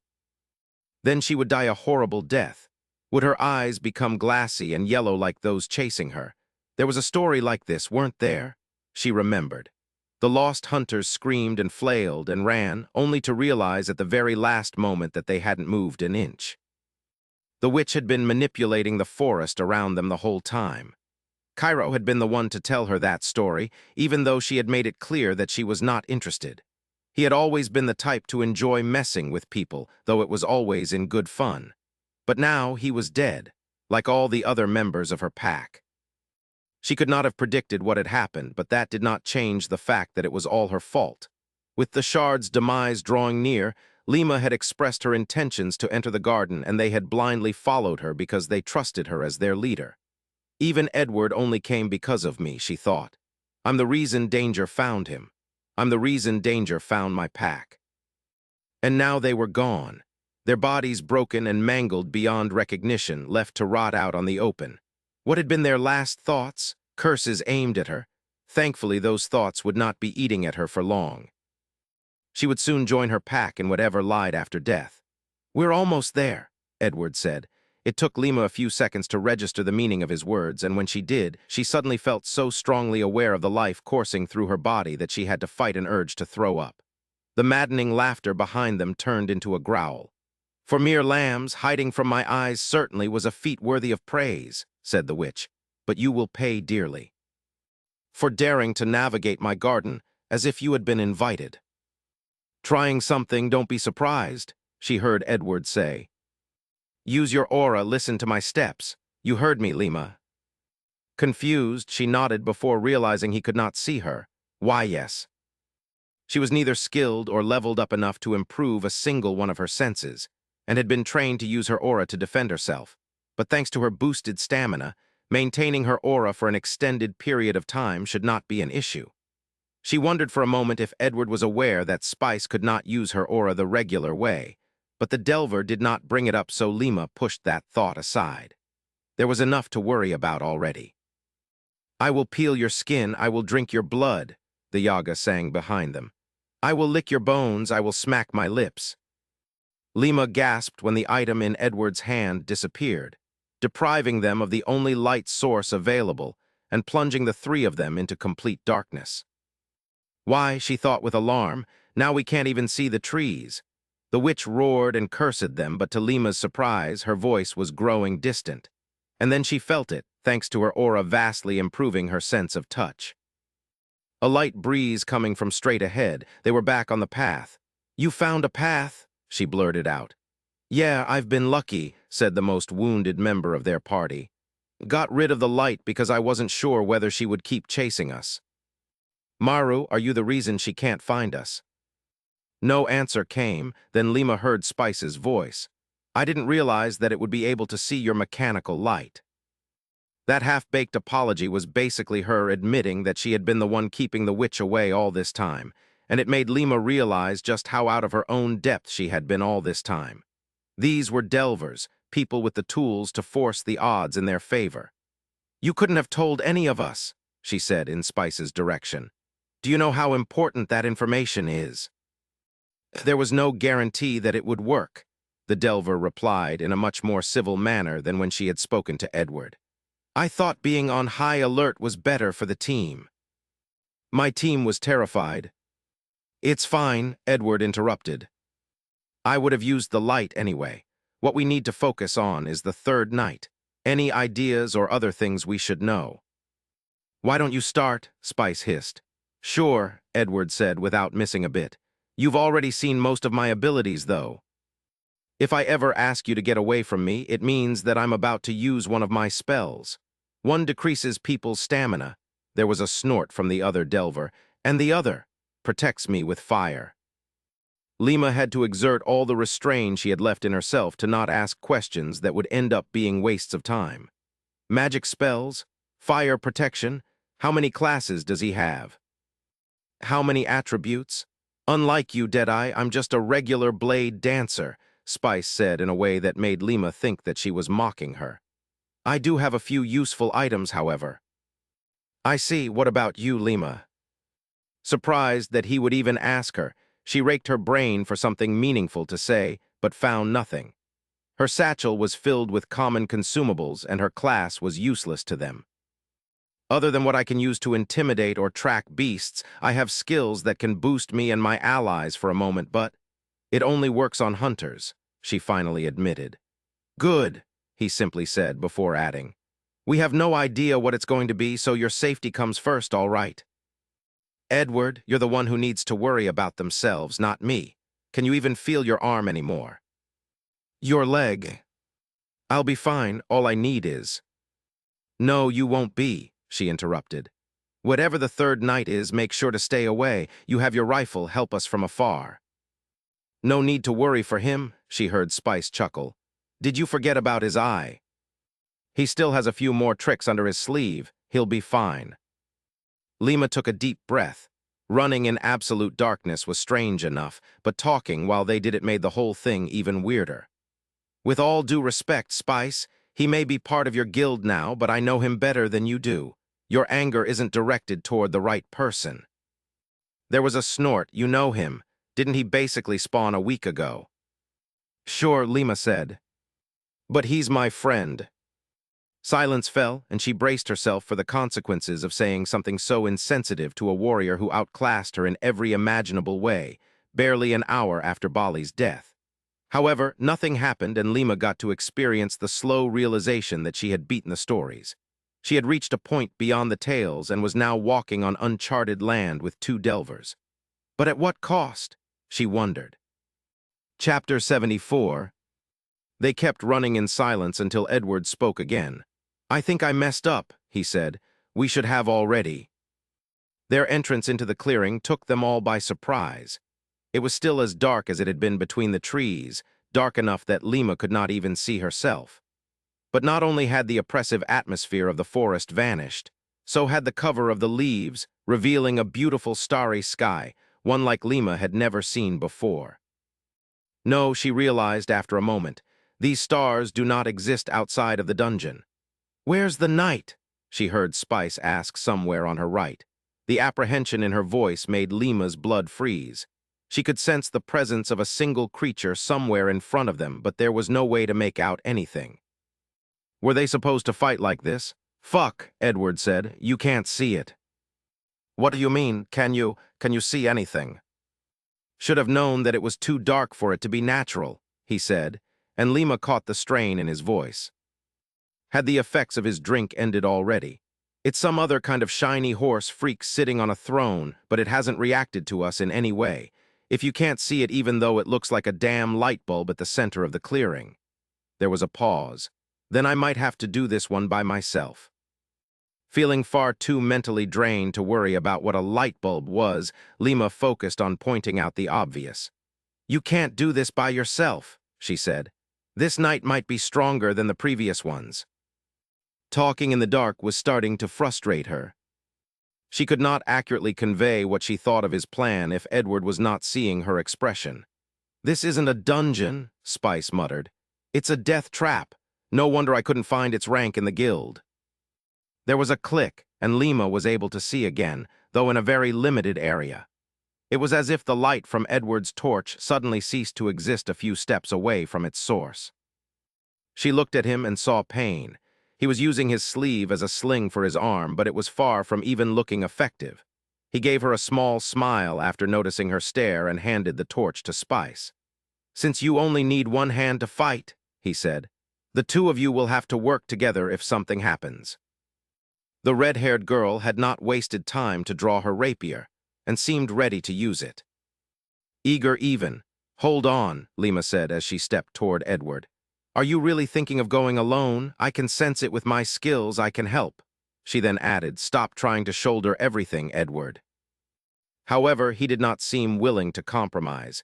"If you can, then that's one more reason for you to stay with Maru. I'm just going to shoot at it and see what happens. If it dies, then great. If not, well, we don't really have that many options." Lima did not miss Spice's narrowed eyes as she took the light after a moment of hesitation. "We don't even know if the thing can be seen with regular light yet." "I'll step in if it goes your way instead of mine," he shrugged as he walked away. He stepped out of the light and was no more, swallowed by the opaque darkness. Spice let out a curse and threw her hands up in frustration. "How are we supposed to know if something happens?" "I can still hear you," Edward said from behind the veil of shadows. "But you're correct. I'll leave you guys with Kirby. He'll transmit whatever I say." There was a moment of silence. Then Edward's flying machine entered the light from where its master had left. Then Lima heard his footsteps as he quickly moved alongside the trees. Even if she couldn't see him, she found it reassuring that she could at least follow his progress in some capacity. Spice studied the silver sphere with a look of disapproval before clicking her tongue and looking away. What a waste of mana. Lima raised a brow. "Do you not like machines?" she asked. "I dislike the ones made by humans," the Delver said without turning around. "I have seen human servants before, and I find the way their kind talk to their automatons abnormal, as if they were people." "I think that it has to do with their racial trait," Lima said. "Sure, they are an unlucky lot, but one cannot argue that it isn't strange." She nodded toward the sphere. "Did you not hear your friend? He even took the time to give it a name. Kirby. Is it really that strange?" She wondered. It isn't very different from giving a name to a pet or a toy. Even if it was, Lima knew that Kirby had somehow helped Edward guide them to the forest path.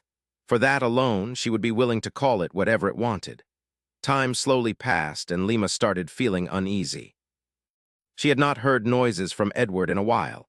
Suddenly, there was a loud detonation that she recognized as Edward's rifle's second mode of firing.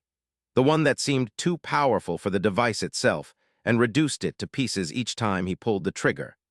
She exchanged an unsure glance with Maru and strained her ears for some clues, but she heard nothing but the howling wind.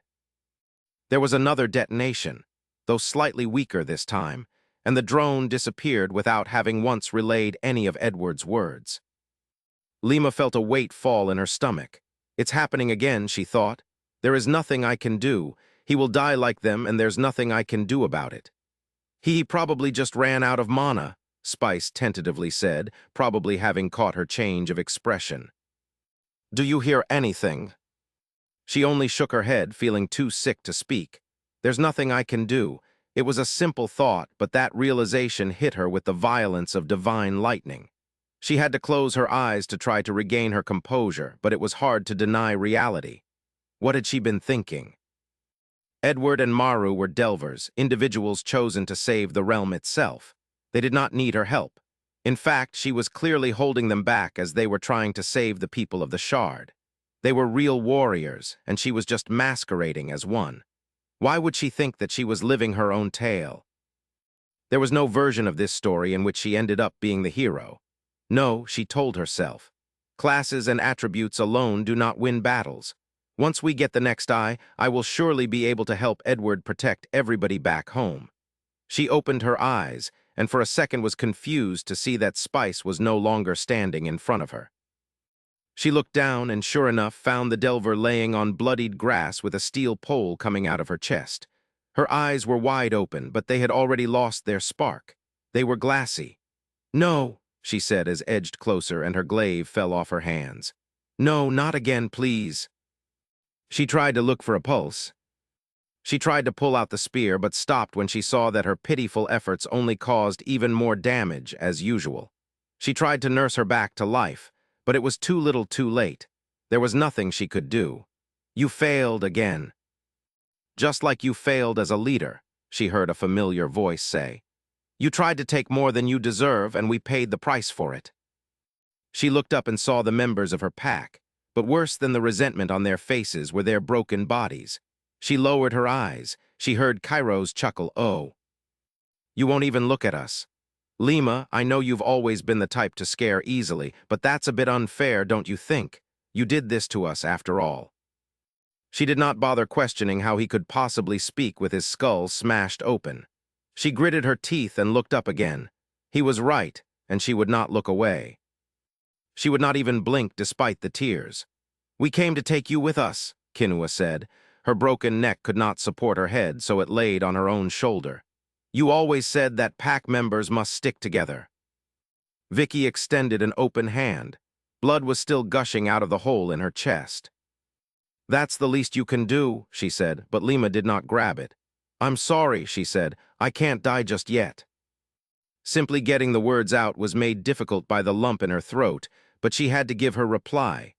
"How shameful," Bardath spat. His whole middle section was torn open. "Are you implying that we were ready to die?" "Yes," Lima said. "You were ready to die when you stepped on the path, and I was too, but if I die now, then what happened to all of you will be meaningless." She delicately laid down Spice's head, grabbed her glaive, then stood as tall as she could. "I will make your killers pay, I promise. Then I will live for all of you." "Lima." Vicky folded her arms. "That choice isn't yours to make." "I can't move," she realized as her arms failed to swing her glaive. Her body wasn't reacting to any of her commands. Timok and Vaunt's headless corpses grabbed her by the arms to pull her into the shadows, and she could not even scream. "No need to be scared," Cairo whispered in her ear, and his rotten breath sent her mind reeling. "Soon there will be no." I watched Lima come back to her senses, in a very similar way to how Maru had a few minutes ago. First, her vacant stare was replaced by one of confusion. Second, her hand instinctively went to massage the area of her face where I had just slapped her. "Are you okay?" I asked. She looked at me and recognition lit up her eyes. "I'm fine, I think." "What happened?" "I killed the knight," I said. "It was immune to long-range damage, so I had to get close. There wasn't even a fight, he just watched me approach from his throne and then took the bullet." It would be an understatement to say that I had been shocked to find the two girls in a catatonic state on the ground, covered with rapidly growing plants. Thankfully, they didn't seem hurt anywhere. Well, physically at least, I thought as I examined Lima. She looked as if she was waking up from a very bad nap, red eyes and apparent difficulty to grasp what was actually going on around her. But at least she was able to communicate, unlike Maru. She had simply sat up, covered her face with her hands, and then proceeded to ignore me, which, ironically, was an improvement over her recent interactions with me. I grabbed Lima by the shoulders, something I wouldn't normally be able to do, and looked at her in her eyes. "Do you remember what did this to you?" I asked. With my wounds and how they had barely regained consciousness, a hidden enemy certainly was a cause for concern, but it would certainly explain why the knight had been so easy to take down. However, the green girl shook her head left to right. "It was some sort of illusion," she said. "I think it had to do with the darkness, but wait." She blinked. "How come I can see you without your light?" "Oh," I pointed at the sky. "The moon came out after the knight's death." "The third knight was a master of illusions," I mused. "No wonder I'm the only one who was fine." She looked up the pale disk rising among the stars, and a tear rolled down her cheek. I tapped her shoulder. "Listen, I checked, and there was no magic well around this time, but we should have some time before whatever is supposed to happen next happens. Use that time to gather yourself, all right." She shook her head again and wiped her tears. "No, I still have some balm from the temple. Let's use it to make you some real bandages. Your arm needs something better, too." I sighed. The effects of respite of the undead had been decreasing, and I was open to anything that could help me ease the pain, but anything actually good would seriously limit my mobility. And that wasn't really an option for me. "Look," I started, "I already told you that the blue stuff just doesn't." "Edward." Our eyes met as I was getting up, and I couldn't help but notice that the determination in her gaze hadn't been there a few moments ago. "It's not like you have anything else to do," she said. "Just sit and let me help you." I paused for a second, then sat back down. As she was searching through her bag for the blue ointment, she asked me with a smile, "What happened to Kirby, by the way?" "Oh, I just sent him back," I said. I thought he had a speaker, but after a moment of you guys not answering his questions, it came to me that he probably could only be heard by humans. And old gods, I remembered. Chapter 75. "I think we've spent enough time doing nothing," I said to the two girls, appearing to still be under the lingering effects of their illusory experience. "There are 4 murderers on our trail. We need to figure out our next move." They barely reacted to my words. Only the wind and the sound of rustling leaves could be heard in the meadow. The stars shone brightly over our heads, and it could have been a perfect night if we weren't aware that it was nothing but another one of the garden's deceptions. Silent since she had come back to herself, Maru was sitting down on the grass with her arms wrapped around her legs. The breeze was strong enough to make even her short red hair waver, and the quickly rising moon shone on her dispirited face. All the fire usually animating her was gone. Lima, on the other hand, was laying on her back with her arms stretched wide. She was chewing on a blade of grass as she stared at the moonlit sky, apparently making plans of her own. But it didn't seem like her reveries were the kind that would be of any immediate help to us. "Not much to do until the path to the boss opens up," she mumbled. "Once it's there, we just have to rush in and deal with whatever is waiting." I frowned. I didn't remember her being so cavalier with danger. "Get yourself together, Lima," I said dryly. "There's no way that Balrosh and his men haven't noticed the moon coming out, so they know that we somehow dealt with the 3rd night and they won't stay idle. We need to plan our attack." She sighed but didn't sit up. "First of all," I started, "how sure are we that the so-called boss is going to appear? You made it pretty clear that no one has ever gotten this far yet." Surprisingly, the one to answer was Maru. "Scout," she simply blurted out. I waited a few seconds for more information, but she seemed to believe that she had said enough because her chin didn't leave her knees again. "Scout," meaning. "It's a class," Lima explained. "They are popular with guilds because they can map out dungeons and find treasures and stuff. Some people say that the best of them can even predict the future." "I see," I nodded. "So at some point, the hunters hired a scout to better understand Yaga's garden." "I don't know," the green-skinned girl said with a shrug. "She's the one who said it was a scout, not me." To be honest, I never really thought about how the seniors knew about the 3 nights. I looked at both of them with disbelief. I didn't know what they had seen during their hallucination, and I wasn't sure if this was a good moment for delving into it. All I knew was that we were going nowhere and couldn't afford to. I opened my inventory and searched for the loot I had received from slaying the 3rd night. Third Eye of Yaga active item. Once activated, grants user the ability to cast Animal Awakening on nearby targets as either a curse or a blessing. Only one blessing and one curse can be cast with each activation. Animal Awakening Curse. Target receives beast, status, and their mental attributes are slightly lowered for an hour. Logic becomes increasingly beast-like the longer the curse is active. Animal Awakening Blessing.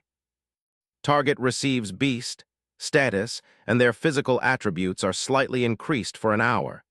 Movements become increasingly beast-like the longer the blessing is active. The Third Eye of Yaga can only be reactivated either an hour after the last spell has been cast, or immediately after the user has killed a target. Trinket of the Night of Dusk, single use. Allows user and those in contact with them to exit Yaga's forest. Those 2 items made me a lot more confident about our chances of survival. The trinket, a silver medallion decorated with flowers, was our ticket outside of the forest in case the boss of the dungeon turned out to be more than we could handle. Third Eye of Yaga was the fastest way to turn our Lima into an irreplaceable asset against the warriors we'd have to face. I took out the third eye and studied it for a moment. It was physically identical to the first one, but its description was worded in a way that made it clear that it was a better version. I handed it to Lima. "Take this," I said. "It's going to make you our trump card in the coming fights." She took the glass eye, stared at it for a moment, then sighed again. Probably because the item hardly seemed to be worth everything that had happened until now. You said that you had skills that can boost your allies, right? I continued. Do they work on people with the beast status? She shook her head. The buffs only work on hunters or at the very least on a familiar, but I haven't found a good one yet. Why? Oh, they can't normally access descriptions, I remembered as I nodded toward the item she held. With this one, you get 2 skills instead of 1. A curse and a blessing. She frowned before focusing on the eye again. It didn't take a genius to figure out that she was activating it, as the yellow pupil disappeared the next instant. It's true, she said. I've just gotten 2 skills. This is incredible. She raised her eyes and looked at me. We can do this. I swear I won't let either of you down, Edward. I nodded. I'd rather you swear to stay, Ali. What you are doing will ultimately be for nothing, Maru interrupted. We both turned in her direction. I thought we agreed that Balrosh needs to die, I tentatively said. Did you change your mind about that? She chuckled. No, Edward, I haven't changed my mind about how much I want to slit the throat of the one who killed my dearest friend. But there is a difference between wanting something and being able to do it. She gave me an annoyed glance. I've seen your dance, she said, and even if I hate to admit it, I believe that we might have had a small chance of victory if you were able to wield that black sword yours. She waved at the empty clearing. But you can't, can you? There is no magic well to heal your brittle bones. All you have is a human toy that can't even wound one of our warriors and the means to numb your pain. I think I liked you better when... And then we have Lima, Maru continued, ignoring me with a forced smile toward our comrade. The huntress. I didn't sense ridicule in her words, but there was a pause during which Lima finally sat up to get a better look at the delver of the Red Cross. I decided to sit back and watch how things would play out. As far as I was aware, they had barely interacted with each other prior to Balrosh's attack. It could be because they were holding positions on opposite sides of our formation, but the glaring differences in their personalities had surely played a part. Along with her short stature, Maru seemed to have inherited all of her mother's dignified presence and none of her father's silliness.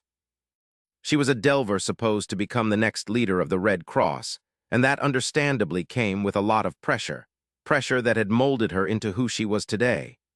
But she obviously wasn't prepared for what was happening, and the consequences of a possible failure were weighing too heavily on her shoulders. Despite being taller, Lima was just a teenager. She was an orphan that had been forced to learn how to play with the cards she had been dealt in the cesspool of negativity that was this nameless shard. The world didn't expect anything from her, but she still did her best to create her own happiness. On one hand, her youth meant that the events of the days would probably have lingering effects on the rest of her life. But on the other, she probably didn't fully grasp the gravity of our situation, which was a good thing. Her ignorance was what allowed her to still function with relative normalcy. Sure, she knew that we were in danger, but someone with standard morals and empathy would break after realizing that a single mistake could sign the death warrants of thousands of people of all ages. Maybe Lima could distract Maru from that very realization. Children generally only had a vague idea of the value of life, which was why they made such good killers. What do you think you're doing saying that you won't let us down? Said Maru. Let's not bother mentioning how underqualified you are to battle people. The ability to cast curses is just not going to be enough against them. They are used to taking people's lives and they love it. Have you ever killed anyone, Lima? Or at the very least ever tried? Only tried, Lima simply said. Maru scoffed at her answer and burrowed her face between her arms. We're going to die, she said on a noticeably higher pitch. Like Bali and your men did, and then the whole shard will follow. She's afraid. What are you doing? Lima asked. Maru looked up. WH. None of the things you have mentioned matters, Lima said with a raised eyebrow on a tone that sounded almost innocent. Unless you're planning to sit here forever, fighting is our only option. I was next to you when the illusion happened. So I understand your pain and your fear, but I can't understand why you're using them as ways to give up. Maru straightened her back. I am a child of the sands, she said through gritted teeth. We do not fear anything. Lies, and you know it, Lima smiled. I'm scared too, and that's a good thing. I don't know what people taught you in Nashran, but on this side of the realm being scared means that you still have something to lose. Maru had been glaring at Lima during her entire speech and opened her mouth to deliver what I expected to be a merciless rebuttal.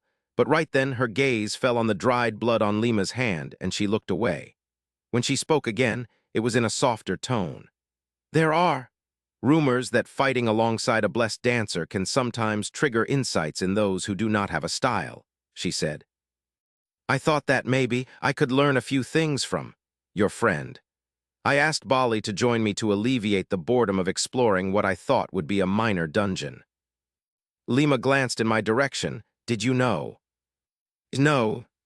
Well, I knew that the older members of the Red Cross often displayed their styles to the younger generation for the same reason, but I wasn't aware that I could have the same effect. Then again, if I had, I would have probably refused to let her accompany us, and winning against Balrosh would have been a lot less likely. Maru let out a sad chuckle. I paid dearly for that trickery. As luck would have it, Deadeye didn't even use his blade once since we left. My greed only served to kill Bali. Seems like I'm not the only one blaming myself. The more I think about it, the more I realize how bad our luck is, Maru continued. So many things had to go wrong for us to be in this situation. There's no reason for the odds to get better now. Lima groaned and threw a fistful of grass at her surprised face. So what if the odds are not in our favor? We're still here, she said, pointing at me and herself. Screw the odds, I will avenge my pack. I can't die just yet, so I won't. Laughter almost escaped my lips at such unreasonable claims, and the girls turned their heads in my direction. I waved at them to ignore me, thinking that such stubbornness to stay alive would definitively help. As long as it's not combined with stupidity. He doesn't look scared to me, Maru said, with an annoyed glance thrown my way. Yes, but he's a little strange, isn't he? Lima replied with a dramatic shrug. I'm worried about him, but I guess I'll have to talk to him later. There's nothing to talk about, I said with a smile. I'm just better at hiding the fact that I am terrified. Well, there you go, I guess, Lima said to the red-headed girl in a tone that hinted that she wasn't convinced. Neither was Maru, but I didn't bother to try to change their minds. Not only because it wasn't necessary, but also because there simply was no sequence of words able to describe the perpetual terror that I had to constantly ensure stayed in the far reaches of my mind. Death meant much, much more for me than them. In a way, it was liberating to know that even if they were to perish in the upcoming hours, despite losing what their lives could potentially have been, their souls would certainly be welcomed into the light. Unlike mine, repressed visions of madness resurfaced, goosebumps and cold sweat covered my skin, ceaseless scorching of the mind. Eternal grinding of. Chapter 76. Edward. Hearing someone call my name helped me escape my torment for some time again, and I raised my eyes to both girls still staring at me, although with very different expressions than I remembered them wearing. We were still in the peaceful clearing, though the moon was much higher in the sky. How long had I been lost in my thoughts? Angels, he was serious, Lima whispered before speaking louder at my attention. You're all right. Just thought of something. I'm fine, though, I lied, perfectly aware that I hadn't been fine in a while. Maru, can we count on you to give your best? She sighed and looked away, brushing grass off her hair. I do not really have a choice, do I? Even if we fail, I'd rather not die knowing a young girl was braver than me. Lima frowned. I just told you that we won't. Yes, I know, Maru said, rolling her eyes. I guess she's feeling better, I thought, trying to shake off the insidious feeling permeating my mind. So there's little doubt that Balrosh and his crew know that the third knight has been killed and that we can leave the dungeon whenever we want, right? I said, massaging my temple. Seeing how little he thinks of us as warriors, I bet that he assumed that we immediately used the trinket. Which means that if they hadn't used the one they got from the second knight already, now they have for sure. Lima nodded, but Maru didn't seem convinced. No matter who stayed behind, they know there's a chance that we might attempt to clear the dungeon, she said. They will try to stop us. Except they can't, remember? I said, gesturing at the trees. They are stuck in the second clearing, and if they enter the forest, the witch will deal with them for us. I then asked her the question that had been on my mind. What happens to people who stay in a cleared dungeon? They usually get a notification to leave, and a glimmer of hope appeared on her face. And if they fail to do it before the dungeon disappears, they vanish with it. Which would be perfect for us, I said with a closed fist. Now that they are separated, we have better chances to deal with whoever is waiting outside. Wait, that's assuming they left someone in here with us, Lima said. Why would anyone agree to stay behind knowing they won't have a way out? To make sure that our chances are as close to zero as possible, I said. I don't exactly know how devoted they are, but we know that they gave up on their lives the very moment they decided to kill us. Death is the last thing they'd afraid of. It will probably be only one of them, though, or at most two. Though they might have realized it by themselves, I didn't mention the possibility of Balrosh being the one stranded in the forest, simply because I didn't want to needlessly get their hopes up. The universe, or fate, had already proven that it wouldn't make things that easy for us. All we needed to focus on was killing the boss and then use the ether and loot to face the warriors lying in wait for us outside. Pretty straightforward. Killing Balrosh isn't going to be easy, I said, but if we can make him run out of stamina, we win. My audience looked fairly unconvinced. That's valid for literally anyone else, Maru said. Sure, I nodded, but as far as I know, most people do not have a mean to drain someone of theirs. Are you always so humble? Point is, I continued, one way for us to win is for me to stay next to him without dying. Also, he stepped on my mine earlier and it rendered him helpless, so keep an eye on where I'll throw it. They glanced at each other, clearly thinking what I already knew. Restraining Balrosh through force wouldn't be possible, but having them aware of a particular path to victory couldn't be a bad thing. Well, I might be able to do something too, Maru said after a moment of hesitation. If we can somehow get him to stay still, I mean. I have been working on a skill, but it's not ready yet. I frowned. A skill that isn't ready. I thought the whole point of those skills was that they all came ready to be used. She snorted. Oh, you are one to talk. Have you mastered mind space projection yet? Oh, I had. Forgotten about that one, I said, realizing that it could actually be very useful against a warrior mourning his brother. Except the girls are mourning much more recent losses, and I can't focus on a specific target. Hell, even I would be affected. In any case, Maru continued, the ability I am referring to isn't related to my class. It's something I worked on to close the gap between me and other gifted blade dancers. The problem is that I will need time to focus before using it. All right, I said. What is it? It's my mantra.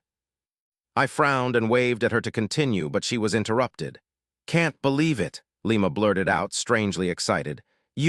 But... Maru raised her hands in a calming gesture. It's very far from being complete, she said. But even in its current state, it could probably. No, I am certain that it would dispel most of his aura. Lima whistled in admiration, and I had to snap my fingers for them to remember I was there. Care to explain? It's just an empowered Ata, Maru said. It's what the heroes used, Lima almost yelled. You've never heard the tales of the martyrs' companions. No, I said. I heard some of it from Bo, though. She shook her head, visibly pained by my ignorance. We'll have to fix that when we go back. Only the most famous figures through history have been recorded to have mantras, and with them they can defy the rules of. What made them special is the fact that they had powerful ones, Maru interrupted. Plenty of arrogant people have developed useless mantras across the realm. She raised her hand to prevent Lima from interrupting her again. We do not have time for this. You should be telling us about what your hunter skills can do to the people trying to kill us. Harshly brought back to reality, the green girl glanced my way. I gave her an encouraging smile. Her eyes became distant as she opened her status, then she took a deep breath. I will use the curse on Barlosh as soon as I have him in range, Lima said. I don't think that my tracking abilities are going to be useful, but I have a taunting skill that forces surrounding animals to switch target for me. That way one of you can take him down while he's distracted, right? She went on before we could say anything. One of my passives, Predator Aura, is supposed to make targets wary of me, but I don't know how well it will work. I cut her off with a raised finger. First of all, don't think of taunting Balrosh unless it's to get him off someone else's back. Second, I raised a second finger, take the time to breathe and just list what you think is relevant in order of importance. I didn't know exactly how many skills she had, but randomly going through the list didn't at all sound efficient to me. She looked down at her hands. It's just, there are a few things that could be useful with the right timing, but I don't know if I can pull it off in the middle of a fight against people. But we have the blessing, so I can make one of you stronger for an hour. That blessing you mentioned, what does it do? Maru asked. It says that it increases physical attributes, I think that. Then use it on yourself. Lima frowned. What? Use it on yourself, Maru repeated. It might make you strong enough to bridge that gap in experience. And if it isn't? Your job is to make sure it is, said the Delver with a snort. Didn't you just say that you wouldn't die? The green girl looked at me with serious eyes. Edward. I want to help, I can help. Yes, but you will help more by staying alive, I replied. Maru is right, and don't forget that you can reactivate the eye after killing a cursed target, so you might want to first use it on the enemy who appears to be the weakest. Then you can buff one of us. She didn't seem to be done arguing. Lima, I said. The skills, then we'll have all the time to.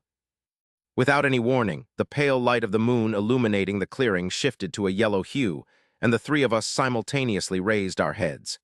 The lunar disk was high in the sky, as high as a midday sun, but it had lost its milky color for one that made me realize that we were out of time.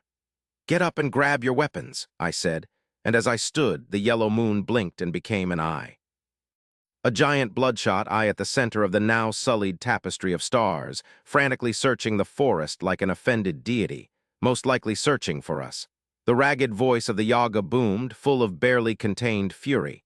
The earth moved under our feet and the trees heavily swayed. I smell that which is human. The gentle breeze was replaced with powerful gusts of wind.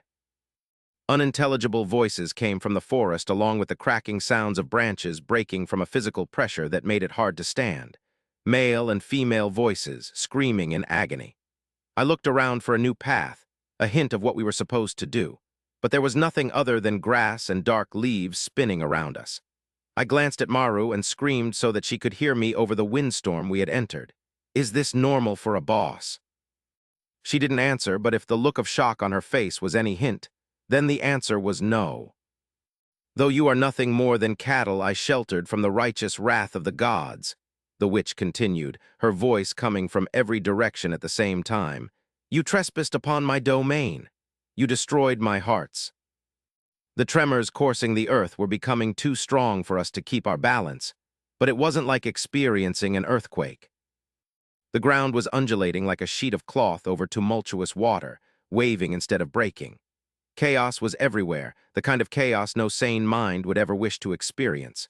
No wonder they all avoid clearing dungeons, I thought as I summoned the knight's trinket and struggled to get closer to Lima and Maru. It's not about preserving resources, they just want to stay alive. I know the blessing of that girl to be the source of my torment, I know it, screamed the witch. Nothing has been the same since she entered my oven and refused to die. But if I cannot rid myself of this thorn. Everything stopped, the wind, the waves, and the screams. There was only silence, barely perturbed by the soft sound of falling leaves. Grab my arm, I told the girls as I raised the trinket. Lima immediately did as she was told. Maru only raised her hand. Wait. Are you in Sa? I know, but I doubt that she's the boss, she said. She might think that we are in her domain, but dungeon creatures do not even know that they aren't real. Their words only make sense in the context of the dungeon's narrative. Not real, I thought with disbelief. How can something with real consequences not be real? The witch's distorted laugh rose before I could say anything. Indeed, she said. If I cannot rid myself of this human infection, then human hands shall do it in my stead. I stared at the bloodshot eye in the sky, bracing myself for an incoming attack, but all it did was stare back. "Angels!" I heard Lima mutter under her breath. I looked down thinking that it was the fear getting to her, but then saw what had caused her to mention the divine. The barren trees were being lifted off the ground. It wouldn't be correct to say that they were being uprooted, as the ground offered absolutely no resistance to whatever force was pulling them upward. There was no cracking barks, no snapping roots, not even holes left behind them. The trees were rising from the ground as if it wasn't solid, leaving its surface completely smooth.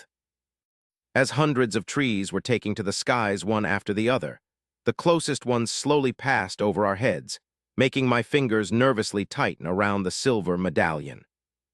They didn't fall, however. They simply joined the slow procession of trees spiraling up toward a single point in the sky, under the watchful gaze of a gigantic piss-colored eye. Chapter 77.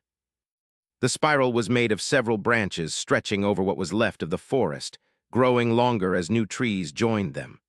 All the branches met in a single point in the sky, the center of the spiral. And if that's also the center of the forest, I thought to myself, then the wooden house that Kirby noticed earlier must be right under. The exact purpose of that house was still a mystery, but I remembered Lima mentioning that wandering too long from the candlelit path could cause one to reach Yaga's home. If those places were one and the same, nothing good could come from there. "She is building something," Maru said, squinting as she tried to make out the nature of that thing was. While not fully incorrect, her observation was an exaggeration. The tree trunks at the center of the spiral weren't forming any kind of intricate structure. Each new one went to fill the space between two others, creating an expanding platform over what was left of Yaga's forest. "A stage for you to prove your worth," the old witch laughed, sounding very satisfied with her work. "Obey me, and I shall allow you to keep your lives." In one motion, the trees that had yet to reach the center were all turned horizontal and stopped moving. The branches of the spiral now looked like rising suspended bridges, or stairs that weren't actually suspended to anything. The hag can't be meaning. "Come forward, dare not test my patience."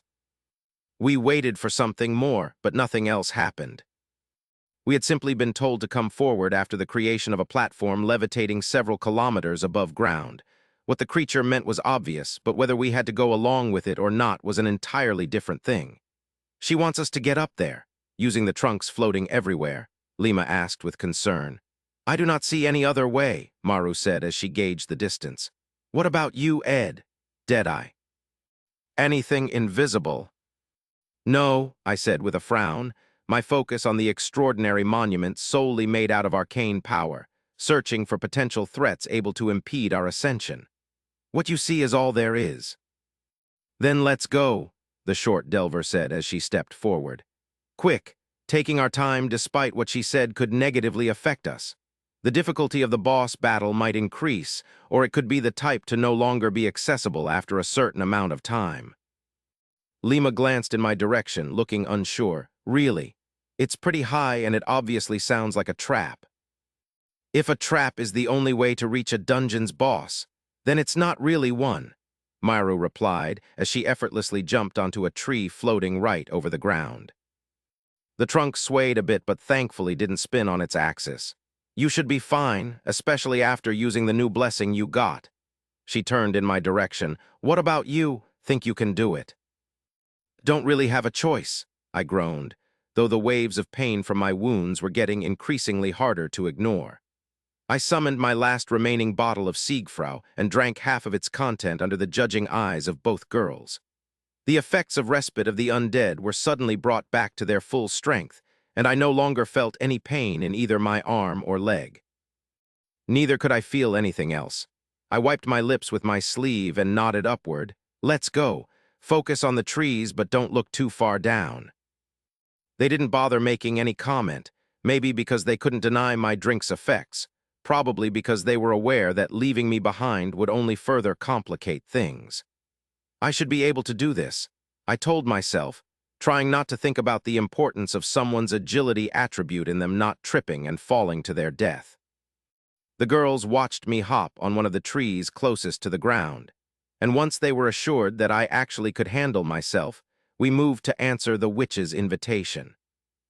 We rose quickly with Maru leading the way, quickly jumping from one tree to the next with surprising confidence.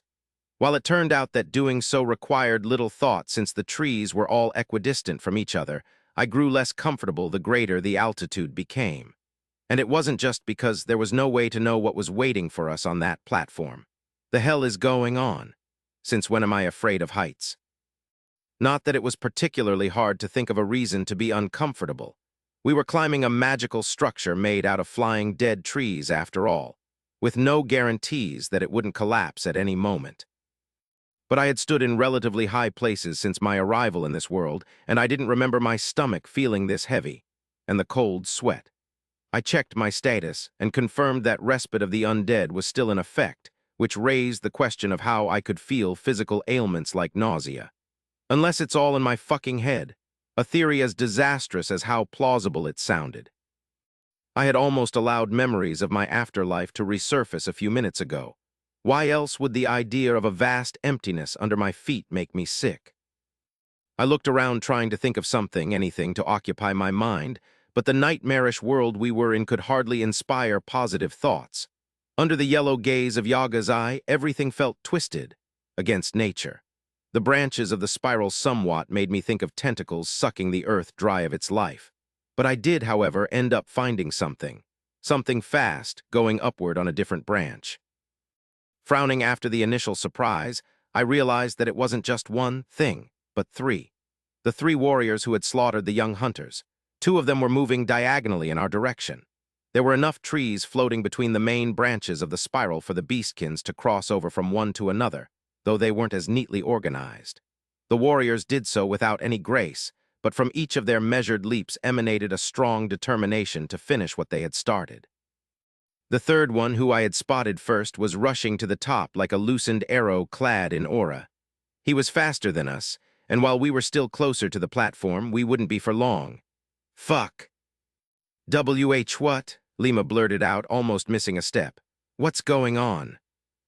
Balrosh had left the three men behind, certain that he would be able to handle us by himself if we ever left the forest.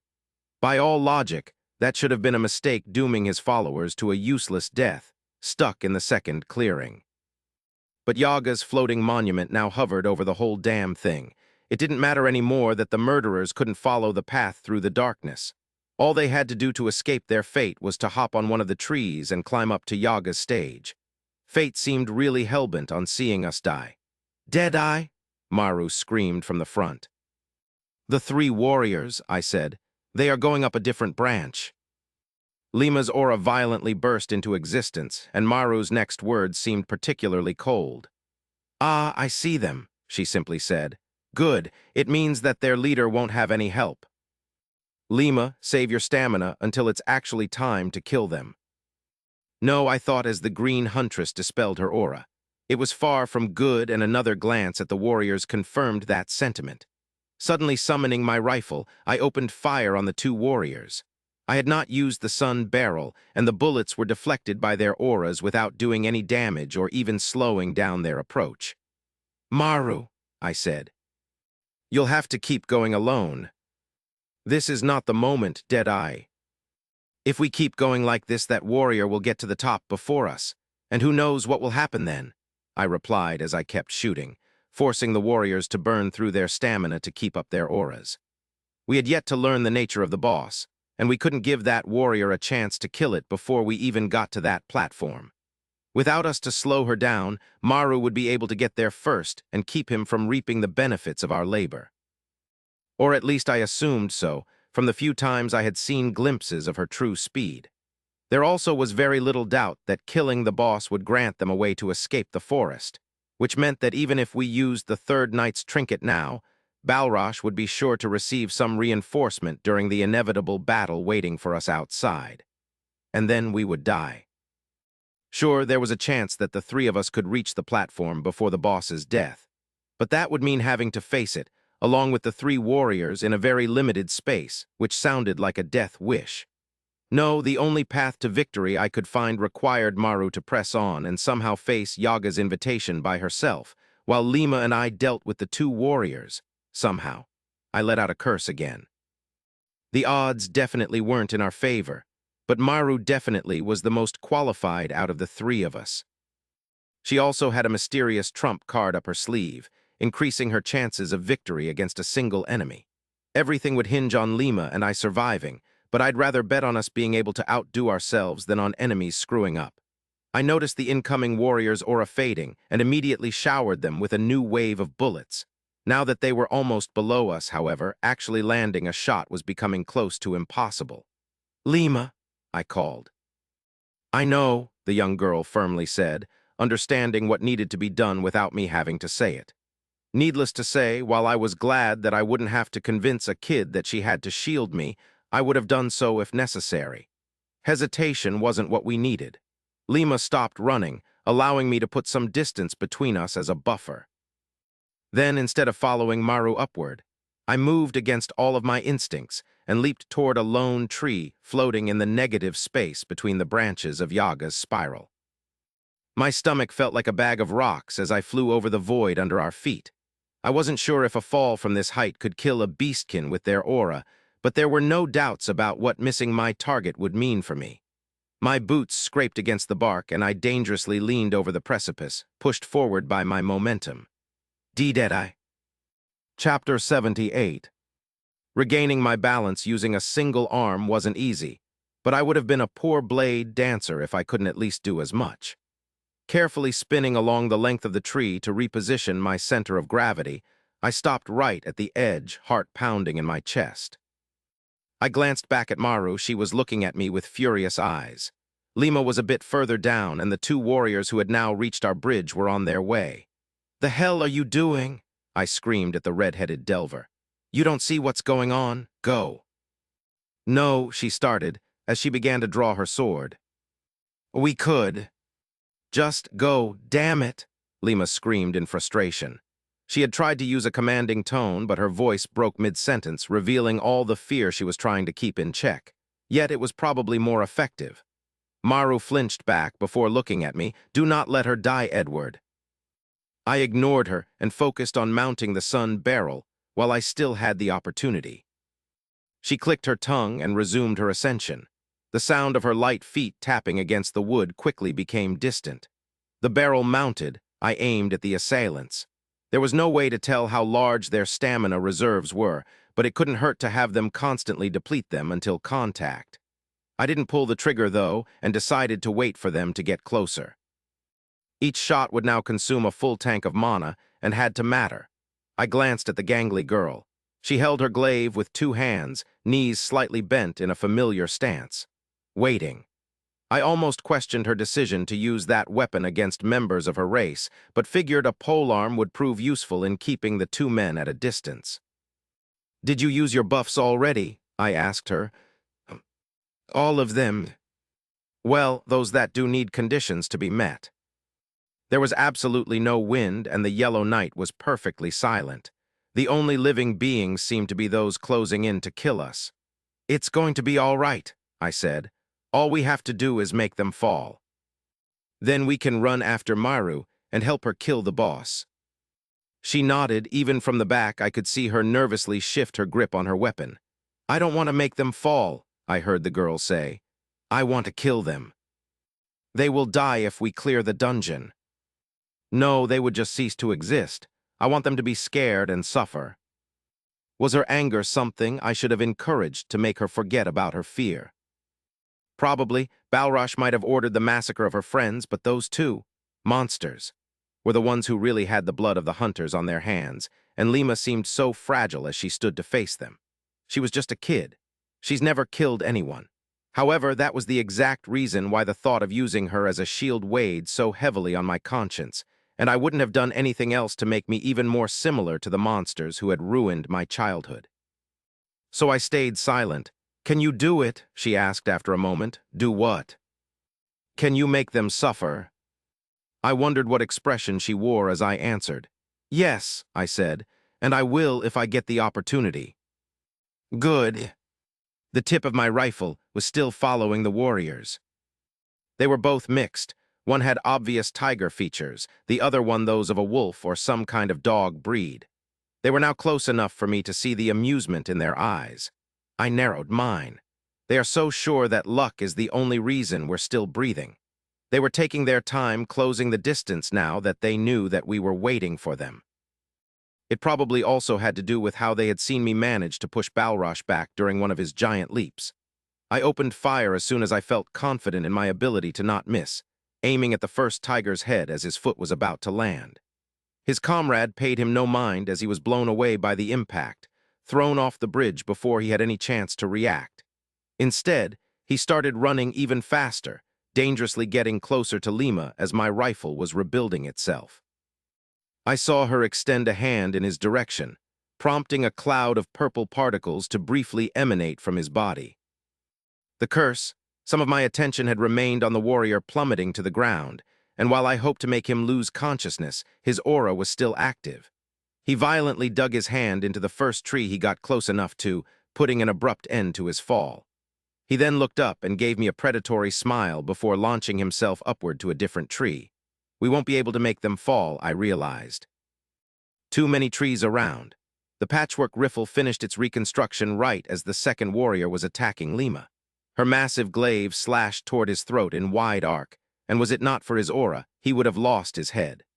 Unfortunately, he did have a sheet of mystical energy preventing harm from regular weaponry, and a raised arm was all it took to block the curved blade and enter the girl's guard. However, Lima had the same trick at her disposal. Her hands moved with unexpected speed as her aura flared, her glaive spun, and she smashed the other end of the pole into the warrior's chest. There wasn't enough force behind the blow to send the wolf flying, but it managed to push him away from her. Right as he was about to attack her, I pulled the trigger again. His head violently rocked sideways, and he was sent spinning like a rag doll. As I narrowed my eyes to see if his aura would vanish or not, I heard a scream. "Edward, jump!" The urgency in Lima's voice made me leap toward a tree floating in the corner of my vision without any second thoughts. I heard the sound of rushing wind, but had no time to even consider what was going on behind me. I had jumped too far and was about to miss the floating tree, which would result in me either breaking something else on a trunk too far below for my human bones, or simply falling to my death. The thought made my stomach churn, and I realized that my only working hand was holding onto my weapon. Aware that succumbing to panic would only make things worse, I repelled the first instinct to dismiss the rifle back to my inventory, since it could have broken the conditions for Hextech mana drain to work. I quickly tucked what was left of it in my clothes, and after a split second of uncertainty, managed to catch one of the tree's exposed roots. There was a crack, but it didn't break. I pulled myself up using brute strength, rolled onto the tree shaking and out of breath, and threw a quick glance toward my previous position. It revealed nothing but shredded wood. Whatever did that would have killed me. As I pulled out my weapon, not thinking about the burn marks it had probably left on my torso, I searched for the tiger and spotted him further down than he should have been at his current speed. He was right behind his comrade, who was as alive as one could be. "What the fuck did he do?" I yelled at Lima, who was staring at me with wide eyes. "Not sure," she said. She had watched me almost die, and what she had gone through was still visible on her face. "It's aura." He threw a punch and something flew out. A punch. I racked my brain for an explanation. An item, a skill from his class. Advanced use of aura? I gritted my teeth. Fucking hell, can we last if they also have long-range attacks? The simple fact that they hadn't finished me off while I was hanging by the root was a confirmation that it couldn't be used in quick successions, and that his comrade didn't have something similar in his arsenal, but that hardly was reassuring enough. Our strategy assumed that we'd be safe as long as we kept our distances. All I could do was hope for those attack, and my bullets to burn through a large amount of stamina. Lima and I were clearly stalling, and that would make our opponents think twice before risking exhaustion. But what if he had simply used an item? What if he could it again without any penalty? Before I could think of any necessary adjustment to our current strategy, my thoughts were interrupted by Yaga's raspy voice once more resounding through the dungeon. "There you are," she said with palpable eagerness in her voice. "Though not of human blood, your kind surely is better suited for grunt work, but I cannot help but wonder." Maru reached the top, I realized. The yellow light was already messing with my vision, but it was now getting even darker with each new word spoken by the witch, except for the stage at the center of the spiral. It was illuminated by a beam of light descending directly from the eye in the sky, which made sense in a way. As far as Yaga was concerned, that was where the main characters of her twisted play were located. Wonder if you have the tools to undo human blasphemy. No matter. I have restrained the blight that girl left upon me, but cannot destroy it. It requires something I have too much of. You shall do so in my stead. I was jolted by a sudden movement of the tree I was standing on, and instantly put a knee down. Thankfully, the witch hadn't decided to drop us all to our deaths. The force keeping all of the floating trees anchored had been dispelled, and the spiral was beginning to spin once more. I perked up at the sound of an unfamiliar voice calling for help in the distance, but after a moment dismissed it as another trick of the dungeon. There were already enough things on my plate without me having to worry about wailing specters. Now face it, Yaga ordered. Kill it and earn the right to live. This is good for us, I told myself after inwardly wishing good luck to Maru. The bridges were spinning fast and spinning faster. I glanced at Lima and saw her standing tall, using her glaive as support. The two warriors, on the other hand, were being forced to advance more carefully, meaning I'd have more time to fix my rifle between each shot. And seeing how even I had trouble seeing anything, I doubted they would be able to stop their fall next time I'd try to blast their heads off.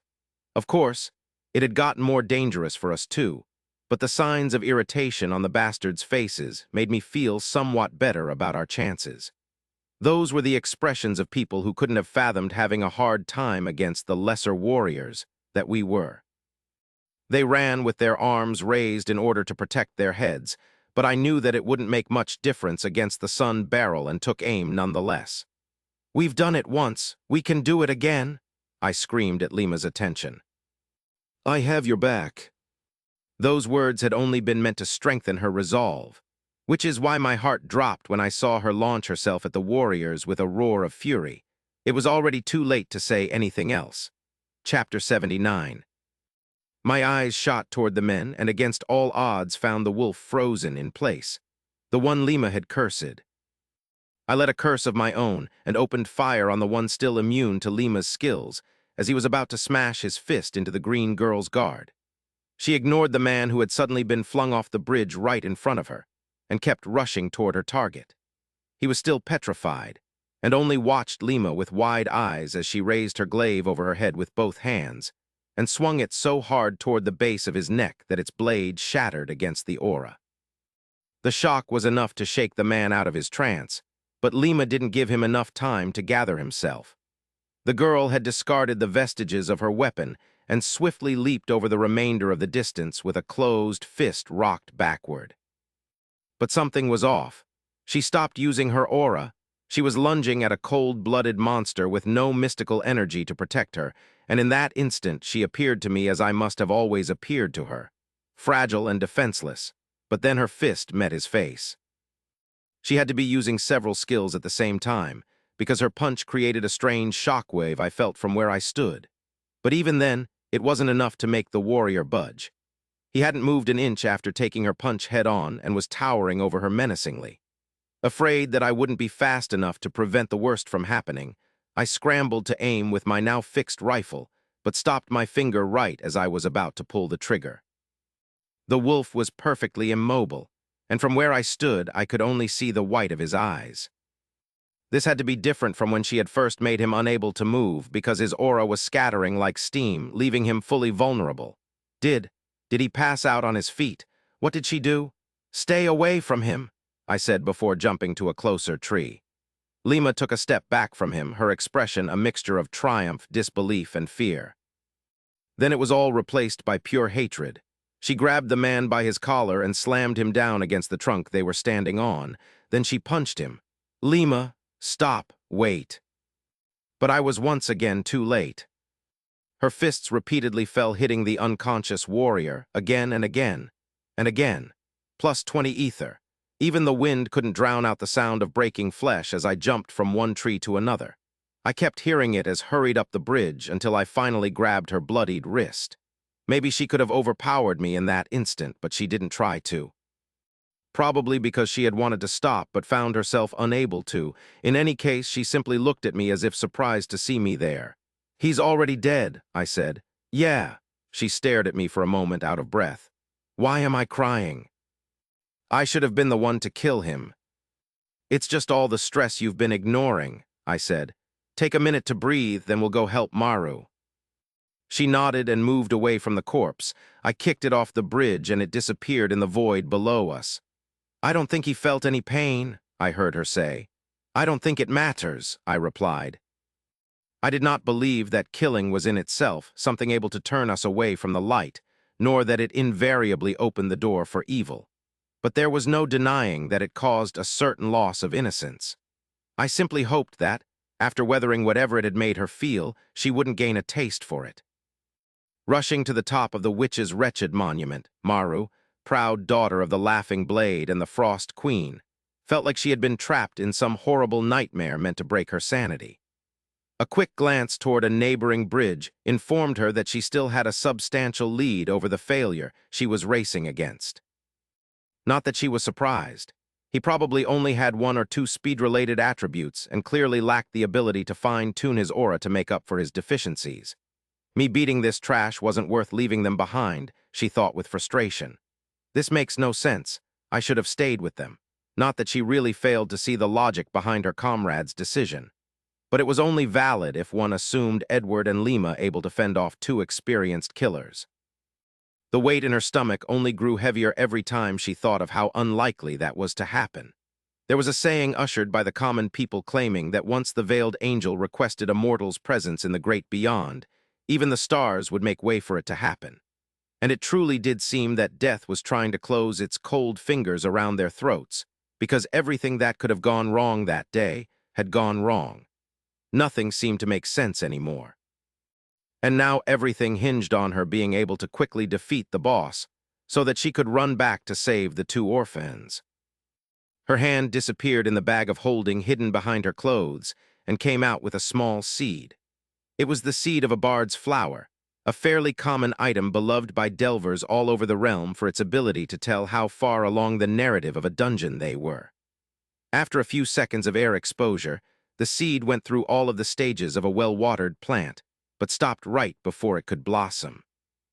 Now convinced that she was about to face the creature guarding the host of Yaga's garden, Maru threw the stunted flower with a sullen look.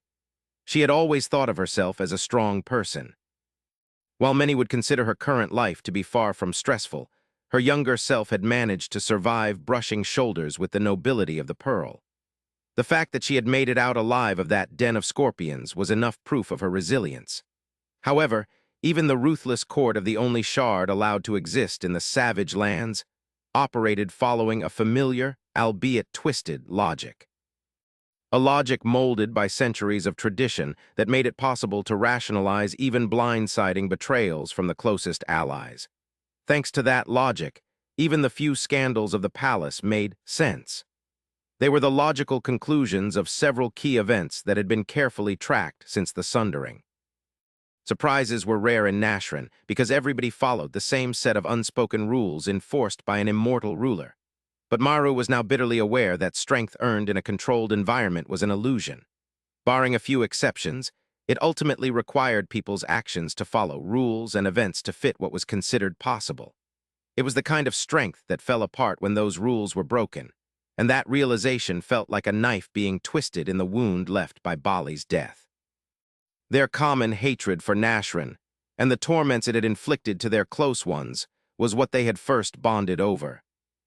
Many in the Red Cross longed for a glorious return to their homeland, but the two had dreamed of severing all ties with the Pearl and creating a place where their people would be able to break free from the chains of its evil traditions. The kind of traditions that turned honest people's honor against themselves and somehow managed to convince them that rotting away in a forgotten corner of the region was a proof of virtue. Yet Maru's sense of worth had remained tied to that place, to its rules, and because of her obsession with obtaining a style, because of her arrogant confidence in the rules warriors were supposed to follow, Bali had been killed along with innocent people. The guilt was too much for her to bear, especially after experiencing the third night's spell. The vision of a headless Bali forcing Maru to face her sins had broken her. How come the innocent Lima had come out of a similar experience more determined than ever? Was it because her young mind had not been unable to conjure horrible enough apparitions? Maru did not know, but to her, it was just another confirmation that she had been after the wrong kind of strength. Her hand instinctively grasped the guard of her rapier for comfort, but it felt cold. For the first time in years, she was doubting the decision to unbind her aura. I should have known that I can't ever be like Mom without half of her skill. But her heart was still beating, so Maru kept running toward the center of the spiral as fast as she could. She had not suffered any serious damage since they had entered the dungeon, and Edward had seen to it that she would be full of energy with his extravagant food. She nervously bit her lip. Edward. He represented everything wrong with this day, and maybe even everything wrong in her life. An unbound human delver in the savage lands. That notion alone was nonsense, but the one in question did not even pretend to be self-conscious. Consuming his mana with reckless abandon one would only expect from a Brahmin noble, even though he should not even have a wisdom attribute in the first place. Treating the region's regal class with so much disdain, one would assume he saw it as an embarrassment, despite being blessed with a majestic style, using glory to buy consumables like some scion of the Lotus Empire, but living in a rundown orphanage. And that glowing eye he always hid behind crude leather. Was it what allowed him to see what was invisible? His existence seemed like a direct offense to the rules the world itself was supposed to follow.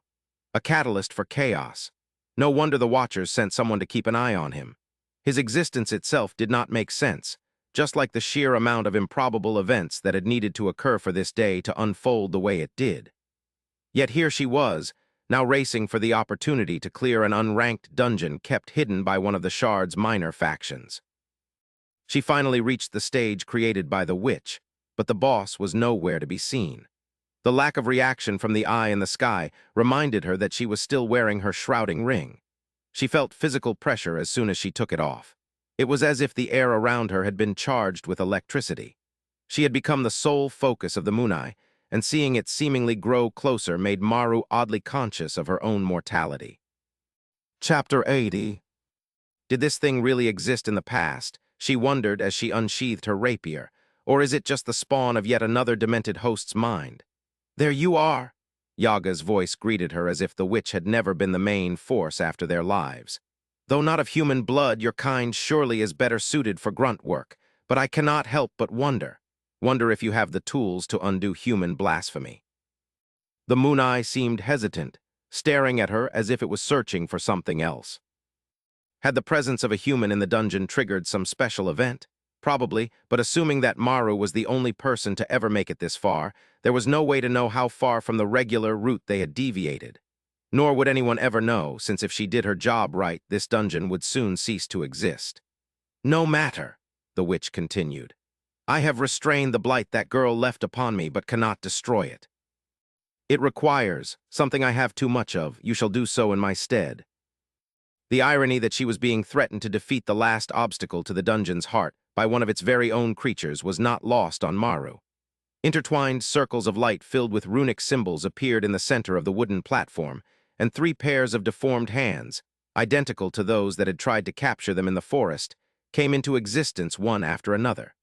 Then, a female figure slowly emerged from the light with its arms outstretched. Maru frowned. Some kind of summoning. It looked like a woman but could never have been mistaken as one, even without taking into account how the yellow light of Yaga's moon seemed unable to tarnish her otherworldly appearance. Her long hair looked like liquid gold, and her skin could have passed as porcelain. Though there was a piece of cloth covering her eyes, the rest of her face was visible, and Maru could tell from the pink on her cheeks and lips that it was the kind to enrapture hearts with a mere glance. The apparition seemed to be speaking, but no words reached Maru's ears. She wore a seemingly simple white dress, but even Maru's untrained eyes could sense the pulsating ether trapped into the exquisite material it was made of. It was not the kind of items that had survived the cataclysm. The woman moved her arm in a gesture full of grace, and if all her perfections had not been enough indication that she could only have been fake, then her artificial joints would have. Her skin did not simply look like porcelain, it literally was, and stopped where her limbs connected to reveal the small pellets they pivoted against. Some higher type of automaton, Maru guessed. No wonder she is designed to resemble a human. However, whatever the machine had meant to do was not allowed to happen. One of the 6 putrefied hands floating over her made a sudden pulling motion, and the arm returned to its original outstretched position. Doll of the Beautiful. Her title appeared in bright red letters as opposed to the common silver, and Maru assumed her stance. Now, face it. Kill it and earn the right to live. Trying to test the waters, Lima activated Fading Steps and Storm Lunge, granting some of her movements the support of the skills. She crossed the space to the boss in an instant and thrust her blade toward its chest. The doll was not impaled but was still revealed to be weaker than expected, as the attack sent it sprawling to the wooden floor with a crack where Maru had aimed. What in the... Maru skeptically watched the 3 pairs of floating hands force the machine back on its feet as they pulled on invisible threads. The doll once again tried to move by itself, but they subdued like the first time. Again, yelled the Yellow Moon with palpable hunger. Maru stared at the immobilized boss and after a short moment of contemplation sighed. She assumed her fighting stance again and activated Razor Focus. Show me the path to victory, she whispered before coating her raised rapier with aura. The blade shone as brightly as ever. Right as she was about to launch herself toward one of the witch's hands, she heard a sound coming from the edge of the platform. A glance revealed that the 3rd warrior had finally reached her. The man was out of breath, and his aura seemed like it would disappear with the lightest tap of Maru's scabbard. Under different circumstances, the correct following action would have been for the 2 of them to join forces in order to defeat the boss, and only then worry about how to share the loot. After all, Maru didn't know how Yaga would react to her planned betrayal, and bosses were definitely not existences meant to be faced by a lone warrior. It was common for delvers from different creeds to put aside their differences for mutual benefits. However, there was still dry blood on the man's boots from when he had merrily crushed the head of a young hunter for absolutely no reason. Maru saw death a better option than allowing him to breathe the same air as her any longer. Grace of Steel. Blue Dancer's Baelstra. They ran toward each other, but with her now improved agility, Maru reached him before he could take 3 steps. He stepped back in surprise, which caused the tip of her coated blade to only lightly cut his neck. But he was already on his back foot, and Maru was not going to let him recover. She pressed on, cutting through his frail aura so fast that her opponent did not even have the luxury to think of retaliating. To his credit, the warrior managed to avoid any lethal wound, dodging her shining blade as well as he could.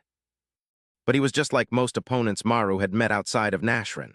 Their fighting styles relied on being almost immune to wounds, and few were able to adjust to a thin blade piercing their aura. And this man was not one of them. Ugly gashes soon appeared on his arms, his legs, his torso, his face. Anywhere Maru's rapier could sink its cold teeth in. His wounds quickly multiplied as she unleashed a shower of steel on him, methodically pushing the warrior back to the edge of the Yaga's stage. She saw the confidence in his eyes being replaced with growing concern at first, and then outright panic, and felt nothing. Fear dulled his movements, and Maru's rapier finally pierced his abdomen as easily as if it had been butter. But there was no blood, to Maru's great dissatisfaction. Using aura to not bleed out. Let's see how much you can handle. She thrust her sword at his heart, but the warrior's aura suddenly flared, revealing that he had been sitting on a reserve of stamina all along. Maru's rapier was repelled by the sudden increase in resistance, and one of the warrior's hands shot forward as he tried to grab her wrist. It would all be over if he simply caught her.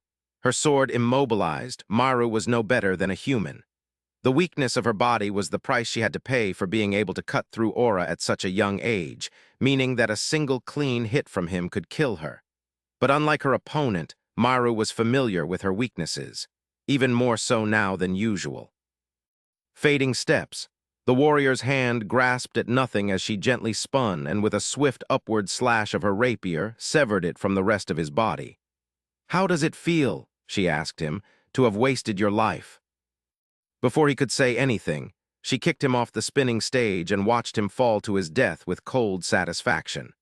But even as he was being swallowed by the darkness below, she knew that it was far too little blood to wash away her pain. She turned around to face Yaga's puppet, animated by a new fire. She would not rest until Balrosh died an equally meaningless death at her sword, and then I will make sense out of all this chaos. The sound of breaking wood reached my ears and got closer as something kept hitting different trees as it fell. The figure finally came to a stop against one of the surrounding trees and wasted no time to get on its feet, revealing a heavily wounded beastkin. The warrior whom Maru had been racing to the top. He was a full rabbit beastkin. It wasn't hard to see that she had used him to vent some of her anger. He was missing his right hand and his whole body covered with deep laceration marks. This was someone who had just lost a fight. However, Maru hadn't needed to exhaust her opponents to deal damage, unlike us. The warrior was still covered with his aura. It was faint, but still there, and probably the only reason why he wasn't bleeding to death. God admit, Maru, don't send us more trouble when we just got a break. My first instinct was to immediately shoot him down, but then I heard Lima whisper with a trembling voice. I don't have enough energy to bring up my aura. It stopped my finger to pull the trigger. Can you move? I asked without taking my eyes from the crouched rabbit. I'm sorry, why you should run. Things will work out as long as you survive. It won't make any difference if I die. It's going to be fine, I said, and she started weeping. But those were empty words. The rabbit was the fastest and most agile of the three. If he managed to predict and dodge my shot, he would reach us before I could fire again. And then what? Ikon Omi, I called. Now you come to me, she sounded displeased. Had you not decided to not rely on me anymore? I groaned. I did, and I am sorry, I told her. Is there any way you can help? Even if there was, why would I? You cannot be defeated by those two. I can't just run away. Lima is here, and I need to prot. I frowned. What do you mean, those two? I glanced down the bridge and saw the tiger walk out of the darkness. His expression was cold, but the aura around him violently undulated. A wave of exhaustion washed over me. You cannot avoid it any longer, I heard Ikon Omi whisper. Familiarize yourself with the power, lest it consumes you when it becomes too great. Fucking hell. The warriors took the moment I dismissed my rifle as a signal for charging at full speed. I took off my eye patch, and for the first time since my arrival in this forsaken world, opened my left eye in the presence of other living souls. Chapter 81. Breathe in, breathe out, breathe. I flexed my fingers in muted awe, trying and surely failing to estimate how significant the changes to my body were. Things were unfolding in a much different manner than the last time I had become a djinn. Fighting the winds on one of the countless trees spiraling in the nightmarish sky of Yaga's forest, I had been forced to use what I considered my final trump card. I couldn't have let Lima lose her life at the hands of those two murderers, not right in front of me. Though the injuries I had sustained earlier that day were still there, the pain had all but vanished, except for a slight discomfort in my stomach. I made sure to not let my eyes wander too far into the distance, making it easier to tune out the visual noise that came with having true perception of the world around me. Still, I had no doubts that if I ever dared to take in the scenery, even the hellscape we were trapped in would appear beautiful before inevitably overwhelming me. And that was despite the fact that I had no interest in looking at the bloodshot the goddamn moon had turned into. In fact, our current situation should have made it impossible for me to enjoy being a djinn again. But I frowned.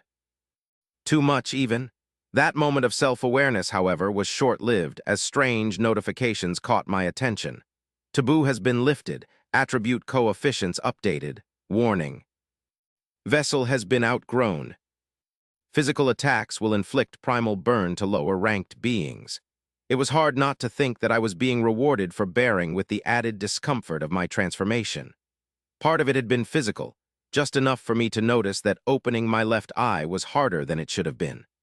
Then sounds had grown quieter, giving me the surreal impression that creation itself was holding its breath.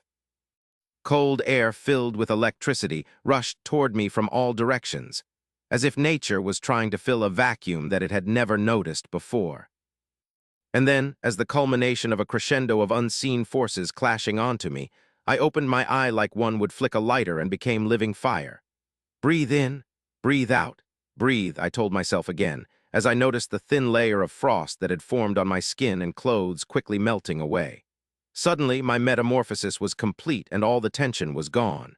But I could still feel my heart beating as if trying to escape my chest. My emotions were a mess, and strangely enough, the first one to emerge from my confusion seemed to be pure satisfaction. It felt as good as the first breath taken right after being on the cusp of drowning, except that this wasn't just some quickly forgotten euphoria. It was a pleasure derived from simply existing, and it was erupting with so much violence that the rest of my emotions were left scorched. How did I ever live differently? I wondered as I looked at my arms. The skin covering my forearms, my upper chest, and my neck had hardened into an almost rocky material. It was darker too, but not so much that it could hide the network of faintly glowing veins spread under its surface. Somehow, I wasn't horrified by the thought that my heart was probably pumping something other than blood. Fire would actually be a plausible explanation to what I could feel inside of me. I had never really turned into a djinn until now, I realized. This had to be what it felt like to be more than just a pawn on the cosmic chessboard. The previous times I had opened my left eye, the only change had been to my hair. It had looked like the embers of an old smoldering fire, emitting just enough light to illuminate my room before sunset. But something was different this time, something that seemed to be related to that nonsensical notification claiming that the flame had outgrown me. My hair had fully turned into unnatural flames, slowly undulating tongues of pale fire that seemed to react to my curiosity as I studied my reflection in a fragment of the frog girl's glaive embedded in the closest floating tree. Even my right eye seemed to have taken the color of the strange fire, while the one gifted by the nameless djinn barely seemed to have a physical form. It looked more like an opened window into the furnace that my insides now were. Furnace whose secrets were still hidden from me. I do not seem to project heat, at least not as much as I should, I mused. The girl is right behind me and seems fine. Hold on, the girl?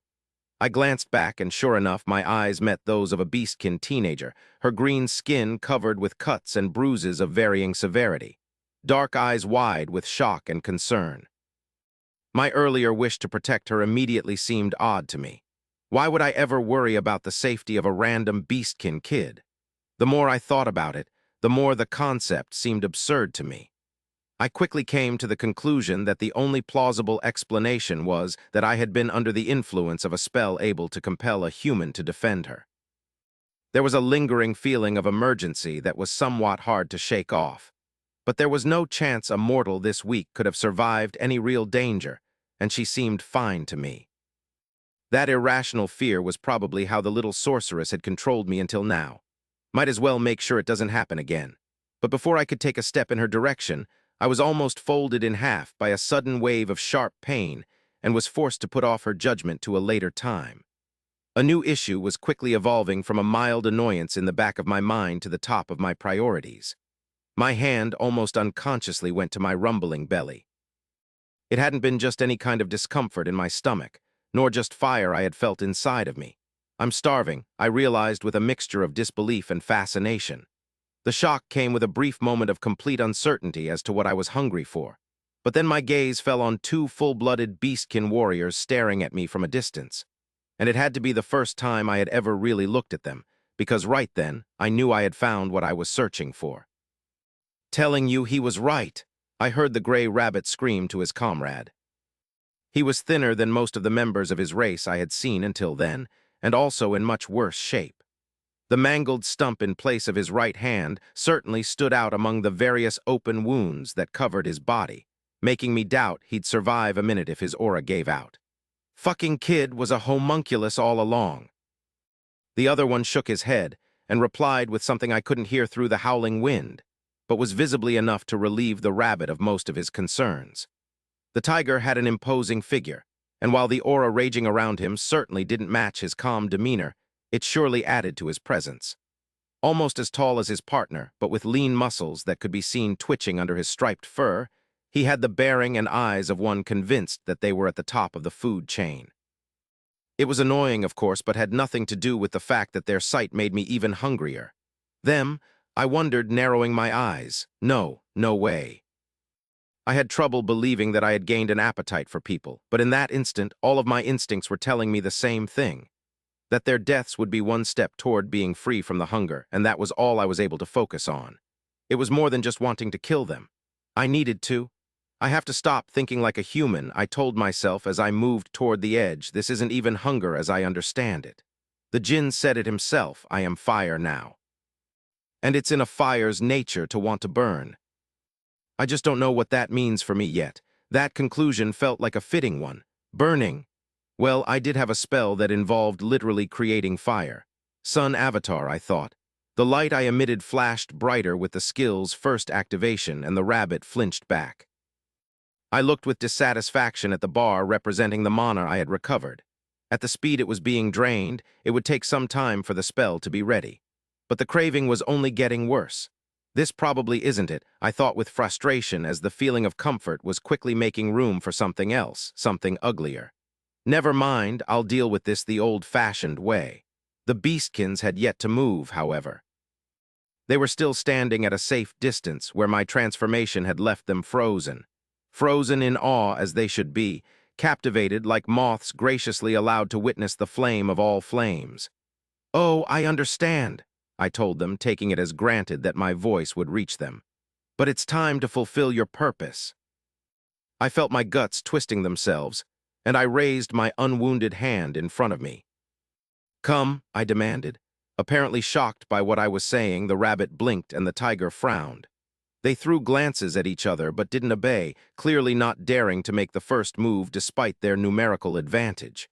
Their caution was understandable, but only adding to my irritation. Even though time was on my side, I couldn't stand to wait for their silent conversation to end. "Come," I screamed with a voice I didn't recognize. My insides were grinding against each other. I needed to feed Mize to burn. I need to burn. With a kick to the tree trunk I was standing on, I launched myself down the floating stairs toward the worthiest of the two opponent. The eyes of the tiger opened wide as he realized that I was right in front of him. As I had hoped, his surprise triggered his fighting instincts, and he attacked me purely out of reflex. I grabbed his arm as I spun to avoid his fist, and used his own momentum to send him crashing against a tree flying nearby. I could have tried to throw him down once again, of course, but that option seemed like such a waste. It wouldn't have helped me satiate my hunger, and at that moment, that was all that mattered. Nothing else seemed like a viable alternative.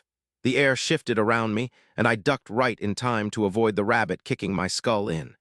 His legs swept over my head as I turned to face him, leaving him defenseless if not for his aura.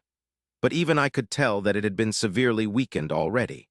It had the appearance of a thin membrane of water ready to break under the smallest pressure, the opposite of the energy literally churning around the other warrior. The rabbit clearly was much less enticing, but food was food, especially if it was delivering itself on a silver platter. I punched the rabbit's stomach before he could pull back his leg, grabbed him by the face and hurl his head against our foothold.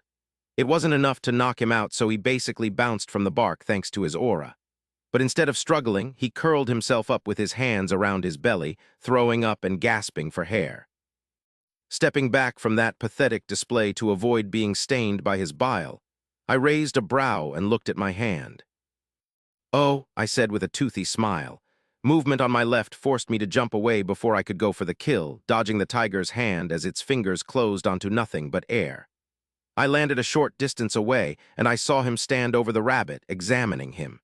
He glanced at his own wrist, then looked up at me with an expression at the opposite of the bored one he had been wearing all this time.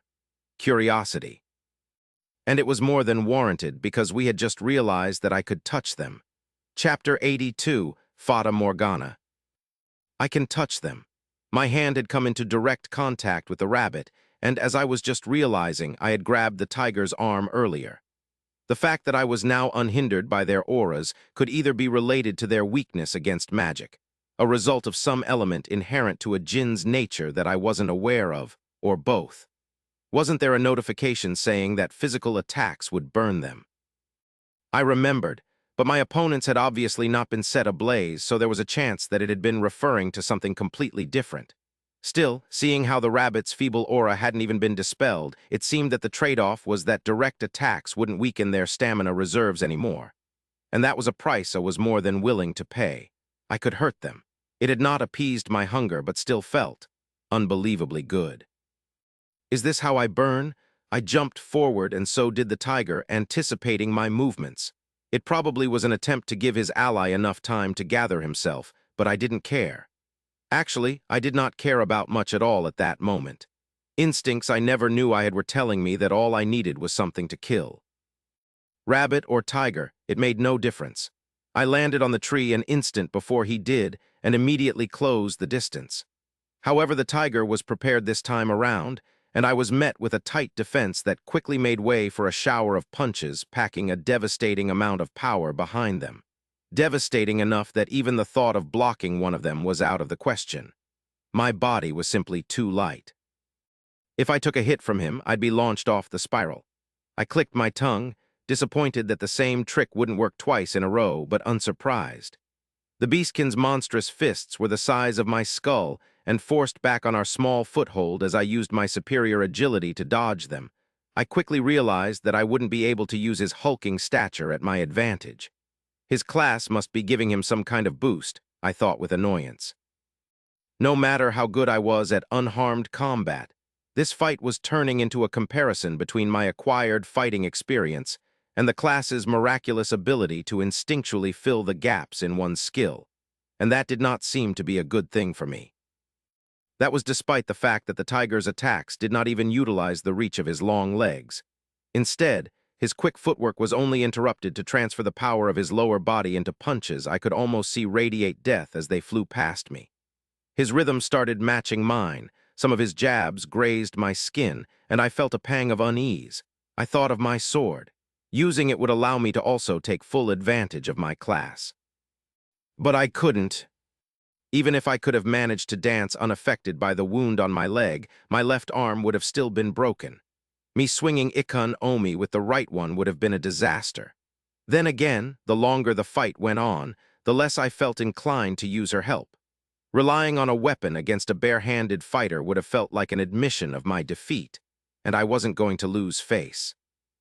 The current amount of conceit in the bastard's expression was already infuriating enough. I'll show him his place. Twisting myself over the void, I finally dodged the tiger's punch in a way he wasn't able to anticipate. I then used his own extended arm as support to propel myself upward and throw a wide, spinning kick. My boot went through his aura without meeting any resistance, and my heel violently connected with the side of his head. The blow would have beheaded any normal person and certainly made my opponent stagger, but it wasn't enough to make him lose consciousness. However, I now had the advantage. I was already about to follow up when I caught the tiger's eyes still trailing me.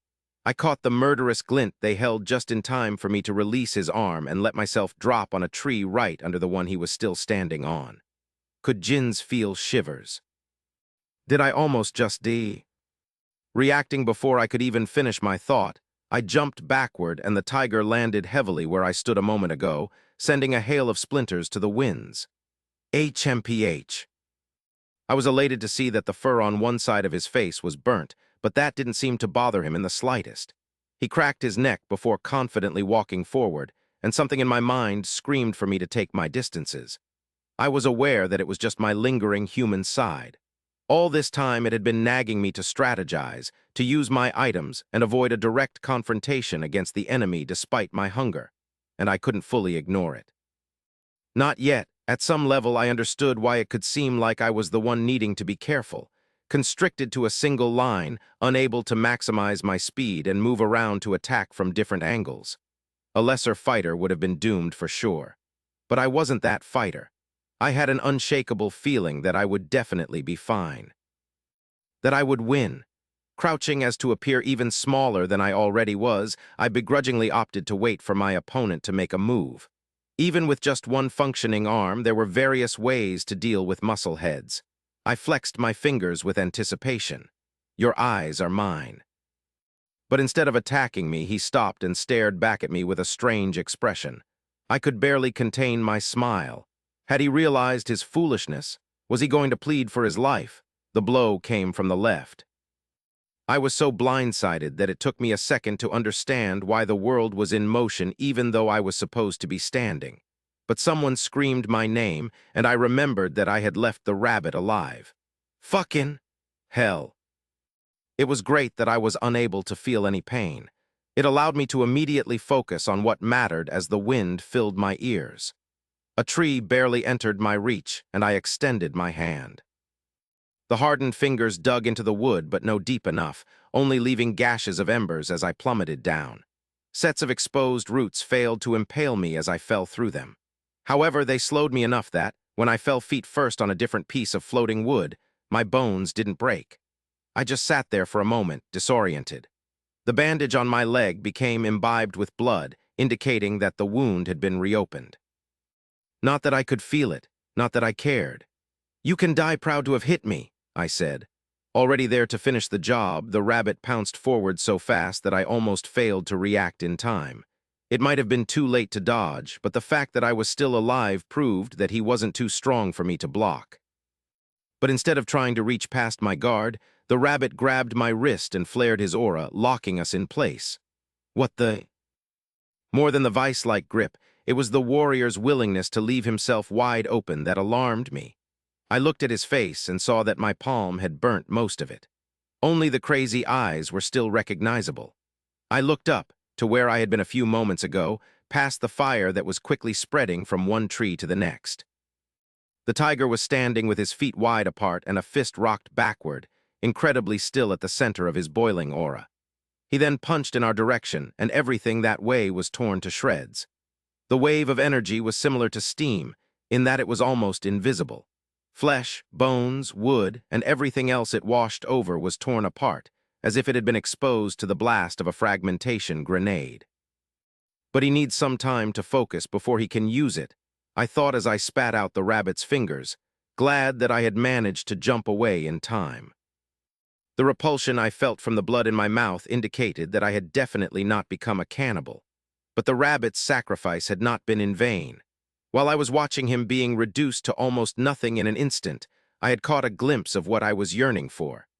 It was gone before long, lost to the void like the rest of his remains. But now I knew that I wasn't losing my mind over nothing. It was there, waiting for me at the threshold between a mortal's life and death. Ecstasy. I wouldn't have been able to tell whether it was blood or saliva running down my neck as I climbed back up the spiral as fast as I could. Sprinting through the flames, jumping from one tree to the next, dodging the waves of aura the tiger threw at me. It seemed that the spiral was spinning even faster, rising even higher in the sky as I was getting closer to my prey. Once I got too close for him to channel his aura again, the tiger came to meet me with both fists raised in front of him. He looked calm and collected. His eyes showed a killer's cold confidence. It was clear that he felt in his element, and to him, there was no doubt that the conclusion of this fight would be the same as all the others. And why would he think otherwise? He either had a balanced set of attributes, or the ability to make his aura correct his deficiencies. Fighting on that floating tree, it was obvious that he was clearly stronger and more durable, while I was barely faster. But he had been so shamelessly relying on his aura to kill me that I now felt comfortable using one of my skills. "Grasp of the deep!" I roared as we once again both landed on the same tree for our final showdown. It didn't matter whether I was on land or not. Grasp of the deep was a skill that drained the stamina of any opponent in the vicinity, at the sole cost of interrupting the regeneration of my own. The tiger had to have used up most of his energy already, but he couldn't afford to disperse his aura while facing me. The first punch came, then the second, the third, and the countless ones that followed. I weaved through the onslaught without taking a single step back, facing his savage methods with my superior skills. He probably thought this to be a final contest of skills that would end with the death of whoever would fail first. But I now held all the cards and would force him to burn through his reserves of stamina until the last drop, and then, exhausted, he would kneel in front of me. Ready to die, defeated. I smiled, seeing his aura gradually shrink and lose its vigor. I was soon to be satiated. But at that moment, I became lightheaded and my body inexplicably failed to move as ordered. Only then did I notice that the bar representing my stamina was blinking. It was almost empty. A momentary moment of weakness before complete exhaustion, the kind that I might have been able to brush off if it hadn't taken me by complete surprise. However, at that moment, it was a death sentence. All strength having left my limbs, I fell forward, basically right into the tiger's hand. He closed his fingers around my throat and yanked me upward. Victorious. We locked eyes and panic made way to mind-numbing fear as I realized that he could snap my neck like dry wood at any moment, sending me back to face the sentence waiting for me in the afterlife. I wasn't a djinn. Lost in the thrilling taste of this power, I had forgotten that simple fact. Simply staying in this form consumed my stamina, and apparently it did so even faster than a beastkin's aura depleted his. None of the defense mechanisms I would usually rely on to protect the illusion of my sanity were in place, and as I face imminent doom, unrestrained visions of horror raced through my mind, so vivid in what they promised that they allowed me to forget even the maddening for a second. The gears of my reason started to turn once again, and years of conditioning kicked in. Pure curiosity was the only reason I wasn't dead yet. I could see it in his eyes as he studied me like a predator playing with exotic food. He had never seen or heard of anything like me before, and it would all end as soon as he got bored. Maybe it was because he wasn't as experienced as he believed he was, or because being on a suicide mission had made him careless. I would never know. Sun Avatar, I thought. The spell had been ready for a while now.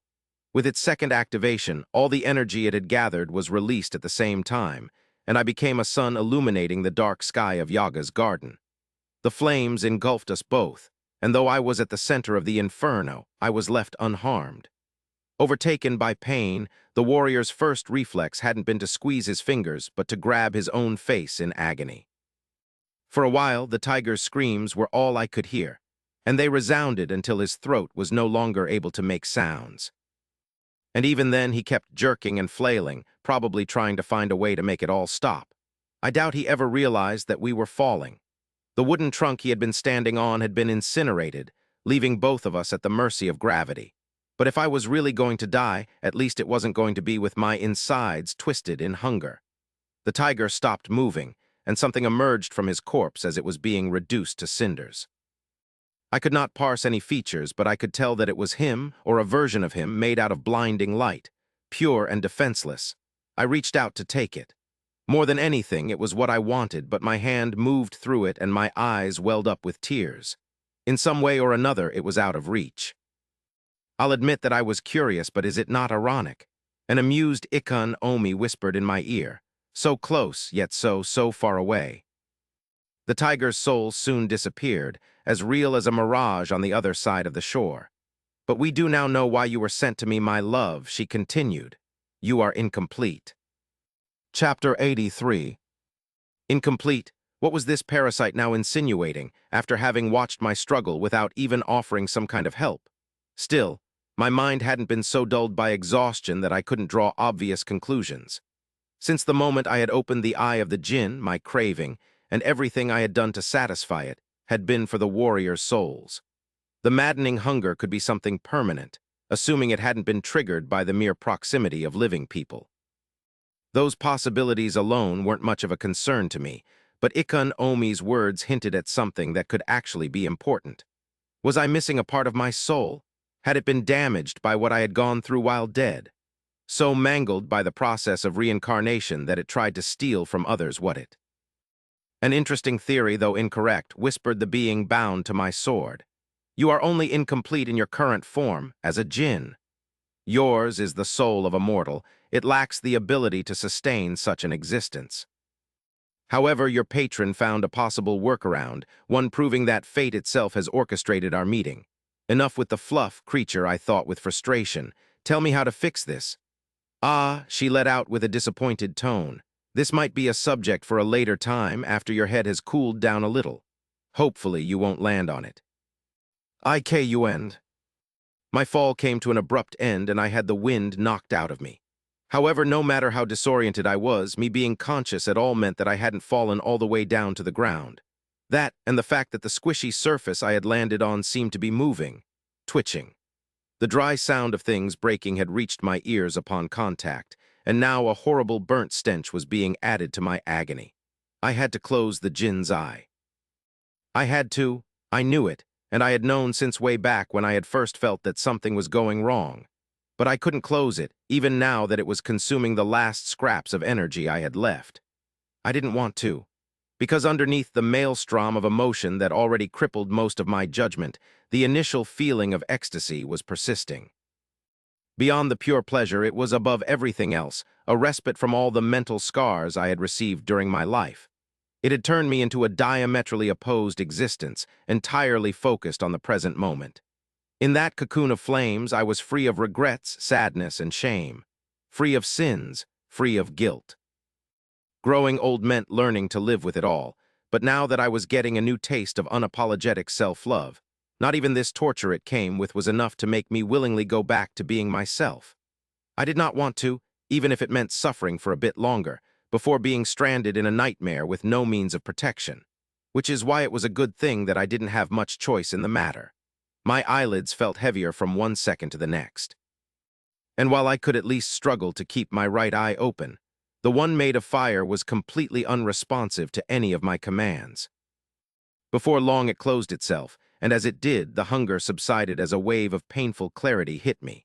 The whirlwind of fire and cinders faded away just like the fog that had been plaguing my thoughts, allowing me to witness a strange scene. Maru dashing toward me with her sword drawn and a stern expression on her face. I had somehow fallen on Yaga's stage, out of the frying pan and into the fire, or was it the opposite? My horror at the sudden realization of what I had turned into for a brief moment, the sharp awareness of the wounds plaguing my body, the fear of what was waiting. My stamina bar was basically empty, and it was taking all I had to keep a single eye open. Defending myself was impossible. If the red-haired Delver really had decided to use this opportunity to make me pay for the heartache I had caused her, there wasn't a thing I could do about it. But while it felt a teensy bit more deserving for me to die at her hands than at the tiger's, that wasn't really a consolation. Maru's fight against the dungeon boss was far from an easy one, and for several reasons. The first one, obviously, was the difficulty of the task itself. Destroying one of the 6 deformed hands floating around the doll of the beautiful had turned Yaga herself into her opponent, and triggered madness of the kind the Delver never could have predicted. Ignoring the curses the Munai was throwing at her, Maru had to defend herself against unrelenting assaults from the bloated hands trying to pierce her with their deformed nails, swat her off the wooden platform, or smash her against it like an insect. Thankfully, she did not have to face all remaining hands at the same time, as 2 of them kept hovering over the doll at all times to maintain whichever kind of control Yaga had over it. But it still meant that she had to survive against 3 flying opponents aiming for her life at the same time. She was able to rely on her self-created dance to help dodge their attacks long enough for an opening to show itself, allowing a flawless flash of her blade to reduce their ranks once again. However, as opposed to what one might think, that did not make the fight any easier. Traitorous rats, the witch screamed, her magically amplified voice making Maru's ears ring. Ungrateful mortal, have faith in the fact that soon your brain will be branded with the... Maru had to make the conscious effort of ignoring her threats, just like she was doing her best not to glance at the sky. Real or not, the moon's current appearance and the witch's extremely detailed descriptions of what to expect in case of failure might affect her focus. Not only did the attacking hands gain in speed, but the giant bloodshot eye in the sky started manipulating the floating stage itself, suddenly tilting it to one side or the other, sometimes even forcing Maru to grab onto branches or roots sticking out of the makeshift stage to avert a deadly fall. Even flipping the whole fucking thing over won't work, she growled in a way that would have made the eyes of her old teachers roll back in indignation. But as she tightened her bruised fingers around the hilt of her blade, she couldn't have cared less about sounding unladylike. There was just something about throwing insults at the incarnation of the forces trying to destroy her that made her feel better. Maybe there was more to the obscenities the witch had been yelling all day, after all. The increased difficulty of the battle had made Maru even more aware that she was basically gambling her life, and that of every other person she loved, on a hunch. After all, the doll of the beautiful was the designated boss of the dungeon, as proved by the colored title over its head, and even though it had felt right to attack Yaga, there was no way to know if it had been the right move. At the time, the witch's generous offer to attack the defenseless automaton had seemed like a trap, but now that she was dealing with the consequences of her choice, She felt utterly stupid. Yes, there were stories of dungeons with atypical clearing methods, sentient doors that would never open unless they were told a great joke, bosses that couldn't be defeated in any other way than to be completely ignored. But with her current luck, it seemed very probable that she would end up having to defeat the doll itself after having been through the trouble of destroying the hands that had been restraining it. That was just the way things had been going that day from bad to worse. And as the stress piled on, she found herself more and more detached from reality. The foul smell of pus occasionally bursting from the bloated hands when she sliced them seemed to no longer affect her, as even her own body felt foreign. That can't be a good thing, she thought to herself with the mild interest of someone thinking of a stranger's issues. But it surely is better than completely losing it. And then, bringing with them the howling wind, the floating trees that had been spiraling beneath them until now suddenly rose past the stage, some of them on fire. There was no point even acknowledging what seemed like yet another attempt to break her spirit, so Maru did not. She kept fighting instead, fighting at the center of a vortex of spinning flames for something she never thought she would have had to shoulder before leaving the shard: the lives of her people. The stone maiden kiss, / She whispered the skills names one after the other and watched her body and blade move to slice 2 fingers off one of the hands with barbaric efficiency. She had discovered the hard way that, as they did not have any organs, the only way to make the floating hands vanish was to inflict large amounts of trauma. As a blade dancer focused on dealing lightning-fast precision strikes, she was at a clear disadvantage. But Maru was fortunate enough to possess Stone Maiden Kiss, an ability that could momentarily make her rapier heavier. Combined with the boring reliability of Slash, one of the most basic skills to exist, it gave her feather-light rapier the brutish bite it lacked. But while that combination was still much less exhausting than coating her blade with aura, it still didn't spare her from having to strictly manage her stamina. The unstable stage made it too hard for her to quickly find a blind spot in Yaga's attacks without getting skewered by her dirty nails first. She threw a few glances upward, worried about how her companions were faring against the 2 warriors, refusing to even consider that they might have been long thrown to their deaths already. At the very least, it did not take her long to find one of them. All she had to do was spot pale fire jumping from one tree to the next, right before they were shredded by powerful blasts of aura. Her focus wavered, she blinked, then did a double take. Is that really him, Edward? At first she hesitated to identify him as the fiery being. Sure, their clothes, physical build, and height matched, but that was where the similarity ended. Even when disregarding the fact that the creature seemed to have tentacles of fire for hair, the way it behaved was the complete opposite of how Edward did. Or at least opposite of how he behaves in front of people. She frowned. Maru had yet to see him in real combat, one with his ominous pitch-black blade in hand, but she had seen him fight for his life firsthand. And all the human boy had shown was a calculating mind in whatever he did, paired with such a grotesque a disregard for honor, tradition, and decorum that it almost felt unintended. However, what was currently screaming as it leaped over Maru's head appeared more like a ravenous beast than one of the people. It reminded her of other stories she had heard, ones darker than the cautionary tales told to young warriors. She felt herself shivering despite the rising heat. Did Lima use her blessing on him after he was forced to use his trump card? She wondered, but for the huntress to use it twice in a row, a kill was required. And no matter how Maru appreciated the young girl, she did not think that she had it in her. There can only be that many monster children running around the shard. After having lost 2 fingers and failed to tear Maru apart in the chase that had followed, the damaged witch hand was now attempting to retreat back to the doll. Blue Dancer's grace, she thought. The hand was too slow to react to the sudden increase in speed. Maru's weighted blade cut it half before its reinforcements could arrive, and she prepared herself for whatever tantrum Yaga would make in retaliation. Only 3 left to go. But then a blood-curdling scream from a voice she thankfully did not recognize rang through the night right as a blinding light shone on the stage, and Maru was forced to look up again. Falling from the sky was a ball of fire aimed straight at her.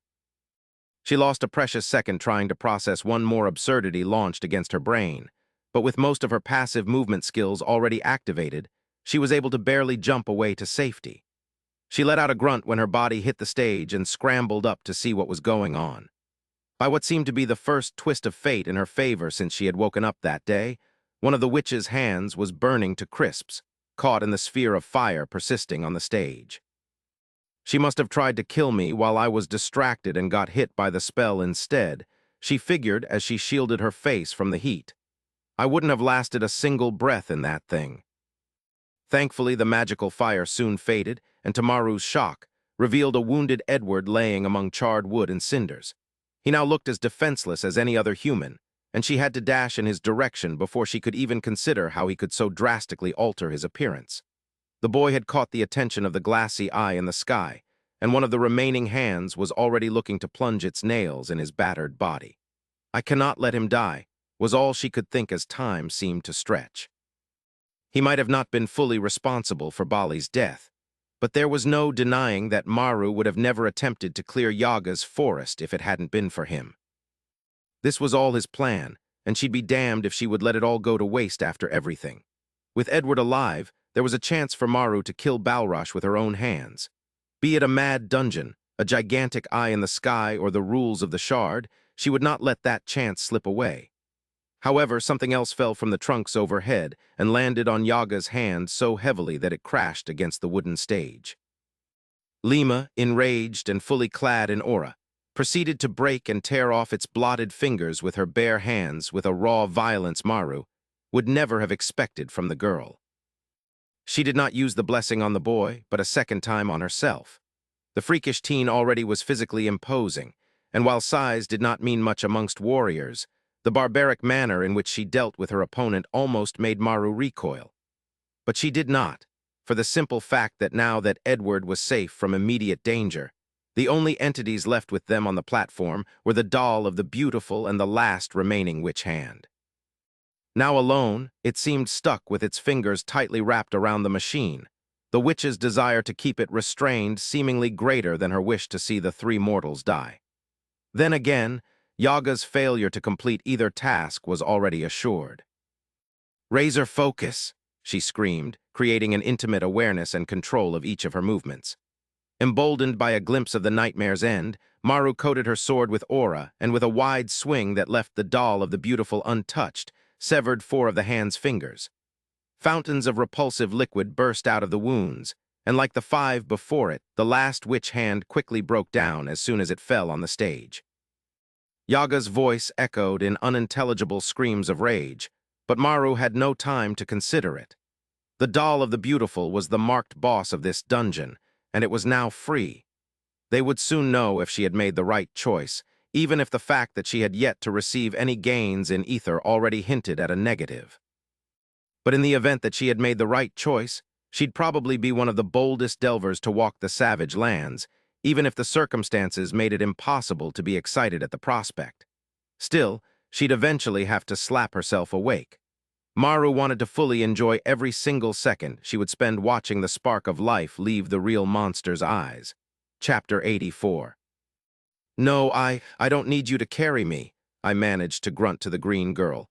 "Just Maru could need some hell." "You're about to faint, Edward," Lima said as she made a noticeable effort to avoid meeting my gaze. She was breathing heavily, and the words weren't coming as easily to her as they should have either. "I don't know what she did, but something is going on, and you'll need help if it starts attacking anyway." I couldn't blame the girl for having difficulties interacting with me. Hell, more distance between us probably was for the best. I had been on the verge of killing her a few moments ago, and though I had thankfully not been able to follow that impulse, she had to have sensed it somehow. The fact that the girl was able to put it all aside and keep her efforts focused on improving our chances of victory was a testament of how determined to survive she was. Maru's keeping her shit together too, and I need to do the same, I thought. For now, at least. Then we'll have to talk Ikon Omi. There were so many benefits to being young again that I rarely missed my older body. But in my first moments back from being a djinn, all I could think of was that, at the very least, a broken body couldn't feel pain this intensely. We reached a compromise with me being held up with an arm flung across her shoulders. It was inconvenient because of her height, but I was struggling to stay conscious, and being picked up like a princess would only make the task more difficult. On Yaga's stage, now a warped oasis at the center of a spinning sea of crackling flames, noises were muffled and the three of us were standing still. I was still alive and the girls had taken care of the witch's hideous hands, but there was no time for us to rest just yet. Even if I couldn't feel the heat, the sweat and coughing from my comrades said enough about how they were faring. We had to leave this hellhole as soon as possible. In front of Maru was a tall woman sitting with her legs pulled under her and her hands joined in a silent prayer. Her otherworldly features alone almost made her seem as out of place as the bright red words floating right above her heads. Doll of the Beautiful. She's the Fukin, boss. Glad to see that you guys won. How bad is it? The red-haired girl said with a quick glance my way. Her sword was pointed at the praying woman, and the visible tension of her body made her relaxed tone sound even more forced. I heard Lima hesitate. He'll be fine if we get help soon, Maru. What's going on? The witch. The witch never was the boss, Maru said with the same oddly calm voice. Well, she might be now, but until we get some confirmation, this thing is the boss of Yaga's forest, she added with a wave of her sword toward the praying woman. Okay. The huntress whispered with confusion before repeating with more assurance, okay, how come it's not attacking? What do we do? The mix of desperation and frustration in her voice made it sound like she would have actually preferred for the named creature to mindlessly attack us without any further delay. And maybe that really was what she hoped. After all, the goal in a fight usually was a simple one, winning. This unforeseen situation, on the other hand, only created more stress when she was way past the point of wanting anything but the end of this day. And this was supposed to be the last step before the end, I thought. The boss, and then Balrash. Maru simply shrugged. Not sure I am attempting an alternative clearing method. We know that Yaga wanted it gone, so at least there is a good reason to keep it here as long as it stays inoffensive. I think. I was hoping for Edward to inspect it, but I guess he is the one in need of inspecting right now. There was silence. An alternative, Lima repeated with boiling disbelief.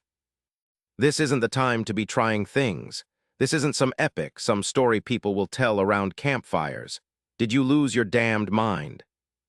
The Delver frowned, but otherwise ignored the girl's frustration and kept her focus on the doll of the beautiful, allowing me to cut in.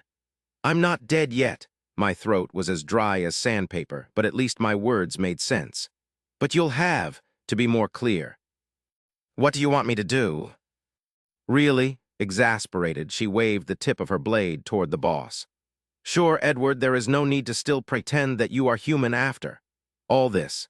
She gave a half-hearted wave at the torrent of fire overhead.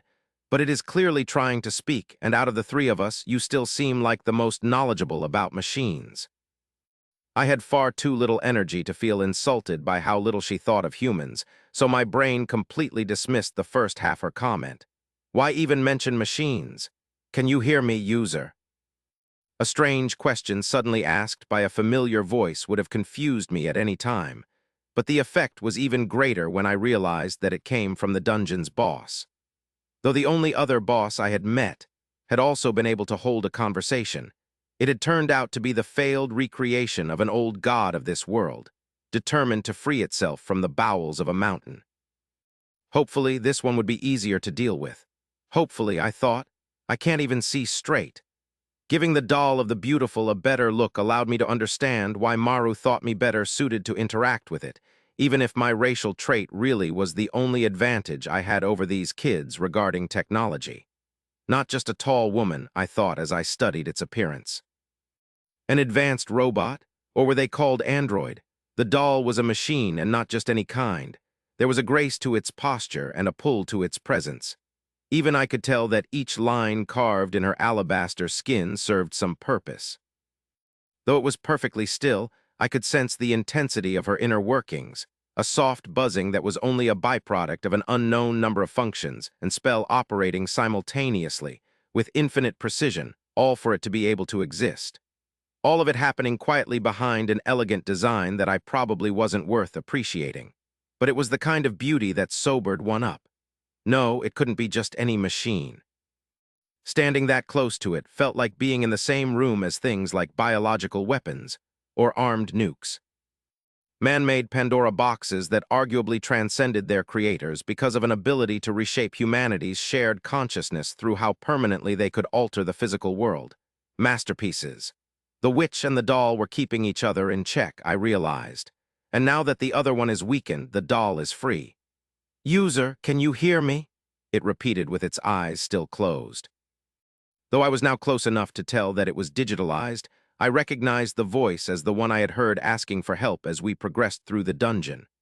Back then, I had dismissed it as the wailing of lost souls dwelling in the forest.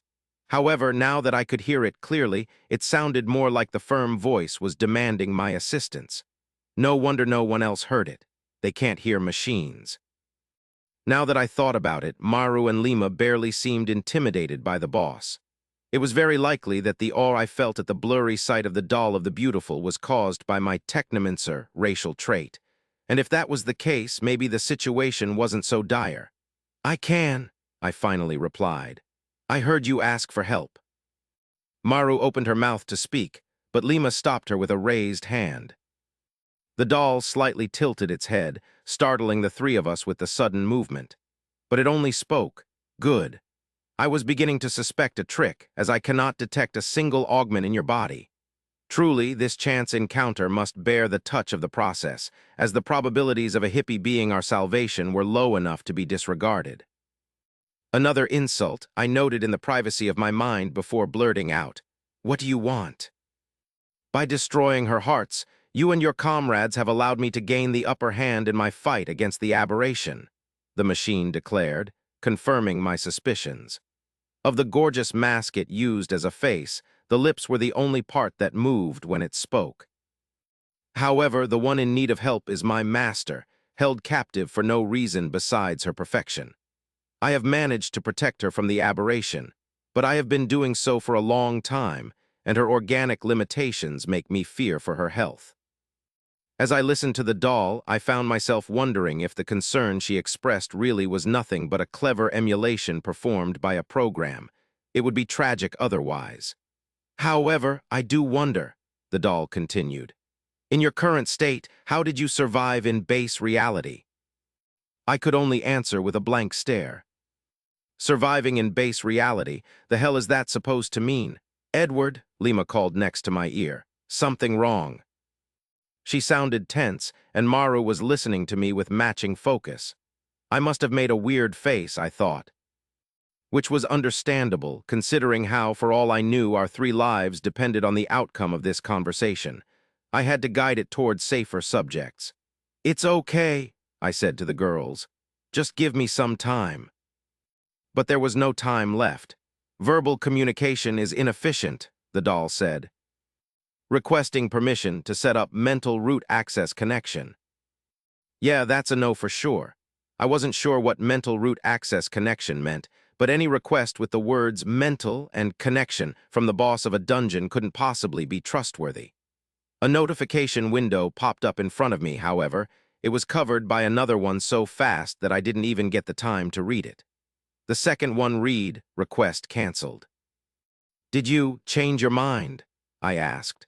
The machine tilted its head by a few more degrees lower. "The request triggered my anti-malware and self-preservation protocols," it said matter-of-factly.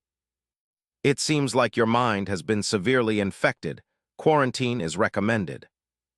"Right, well, I'll pass on that," I said. "But I heard your request for help, and it seems like something my partners and I can handle. As you can tell, they can't hear machines. Could you make it so that th?" "I am an inquisitor of the Nova," it interrupted. "I am more, so much more than a machine." "I am sentient," the doll said with enough emphasis on the last word for me to just accept that she was saying the truth. Not that a thinking machine could faze me at that point. "Your mind is a Trojan horse for potential threats to city centers and unprotected people. Within any other parameters, I would have already smitten you where you stand." Her words as a relic left by the humans of the past piqued my interest. This dungeon, or at least the story it contained, seemed to date from a time before this world had been turned upside down, but I didn't have time to ask for a history lesson. The doll of the beautiful was debating dealing with a perceived threat, and as said threat, I wasn't going to just wait for an unfavorable decision. What can I say? Come clean and admit that I was soul bonded to a sword that made regular people lose their mind. We probably want the same thing, I said. I came from the village outside this forest, Iwin town. They asked me to free the girls Yaga took away. If your master is one of them, then helping her is why I got here in the first place. The girls exchanged looks. They couldn't hear the machine and weren't aware of the quest I had received in Iwin town. What I had just said had to have sounded like nonsense to them. There is no time, I pressed on. Will you help us save her? It wasn't an outright lie, but it wasn't the truth either. If her master was the host of this dungeon, then she had been dead in the real world for a while already. She had died while her protector was stuck in a deadlock with Yaga, and whatever fragment of herself had remained, it had birthed this perpetual loop of her last moments. As mere guest actors in her tragedy, it couldn't hurt to play the part. At the very least, clearing this dungeon would bring them both peace. Chapter 85. The doll didn't answer right away, and for a few seconds there was only the sound of raging fire to fill the silence. You being as coherent as you are is an anomaly in itself, it finally said. But you are correct in that I cannot afford to delay her rescue. She looked up at the bloodshot eye in the sky with a determined expression. The yellow moon was barely visible behind the rows of floating trees, but even though she was now silent, the fact that the giant eyeball was staring right at us made it obvious that we had all of Yaga's attention.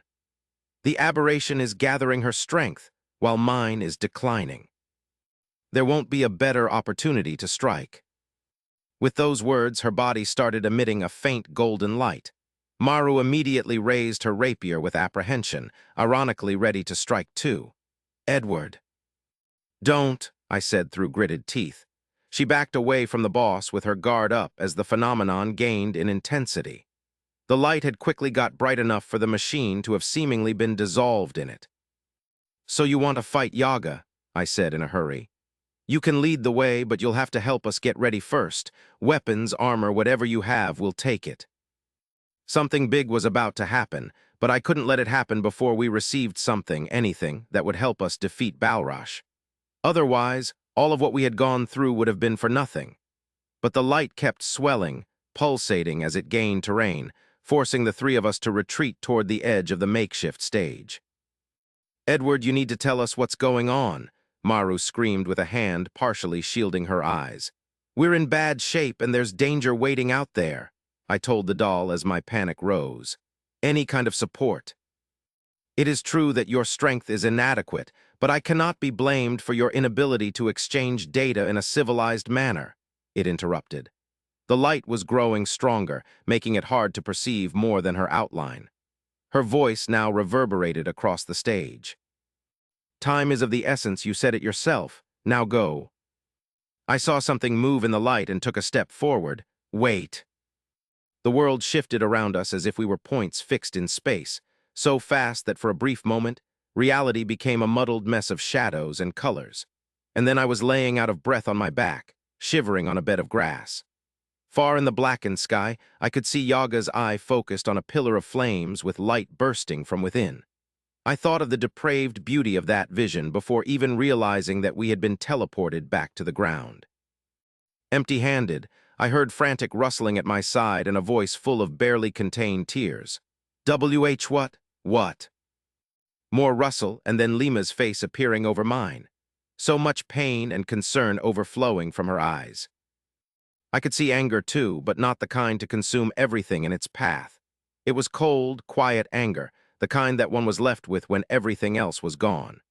The kind of anger you can only taste when stuck under the uncaring heel of life, when it seemed like any kind of justice you had thought existed was only an illusion you tricked yourself with. Is it really possible to see all of that in someone's eyes? I mused. And if not, then where is it coming from? Edward, what's going on? She asked. The fight is over, but... The loot, the eth, she kept her voice from getting too high by biting her quivering lip. Balrash is out there, she said after a pause. Waiting for us.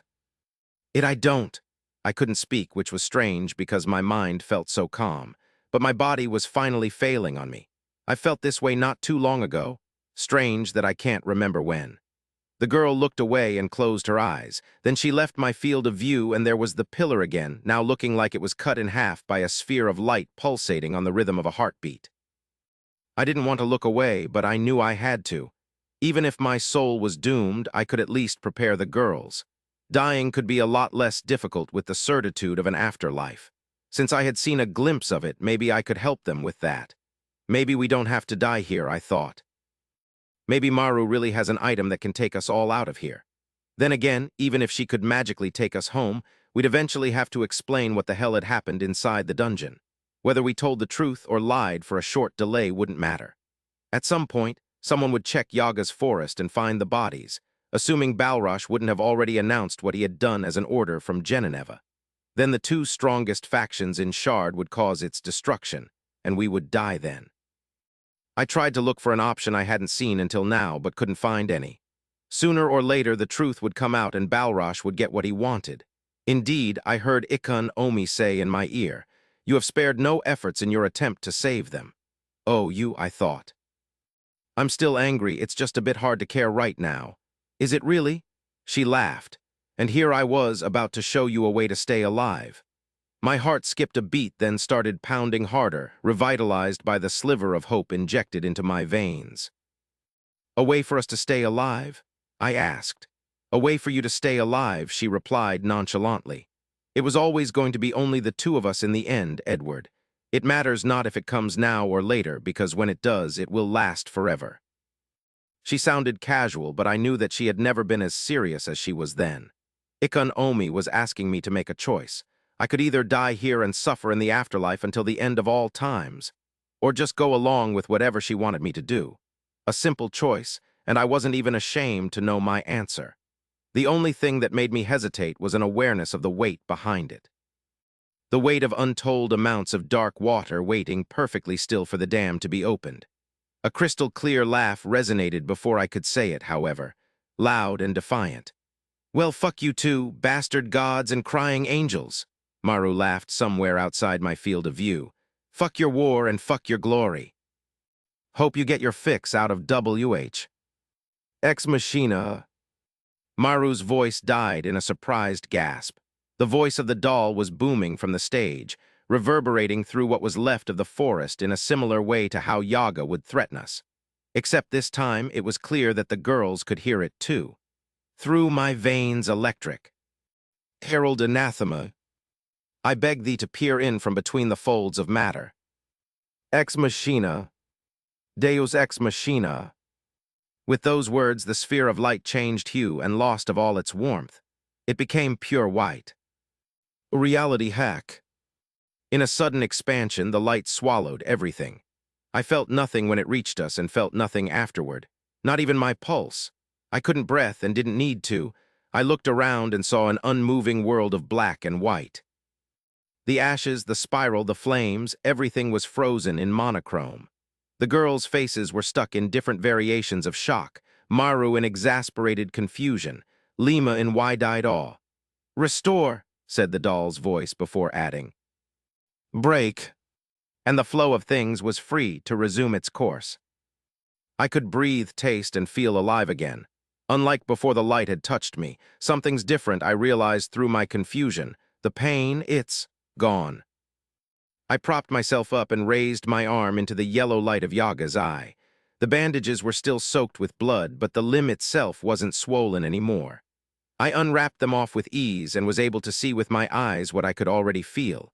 My arm was fine. "Look," I heard Lima whisper.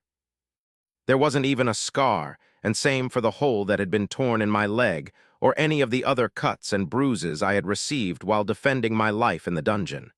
My wounds hadn't just been healed. It was as if they had never existed in the first place. "Is this real? Are you seeing this?"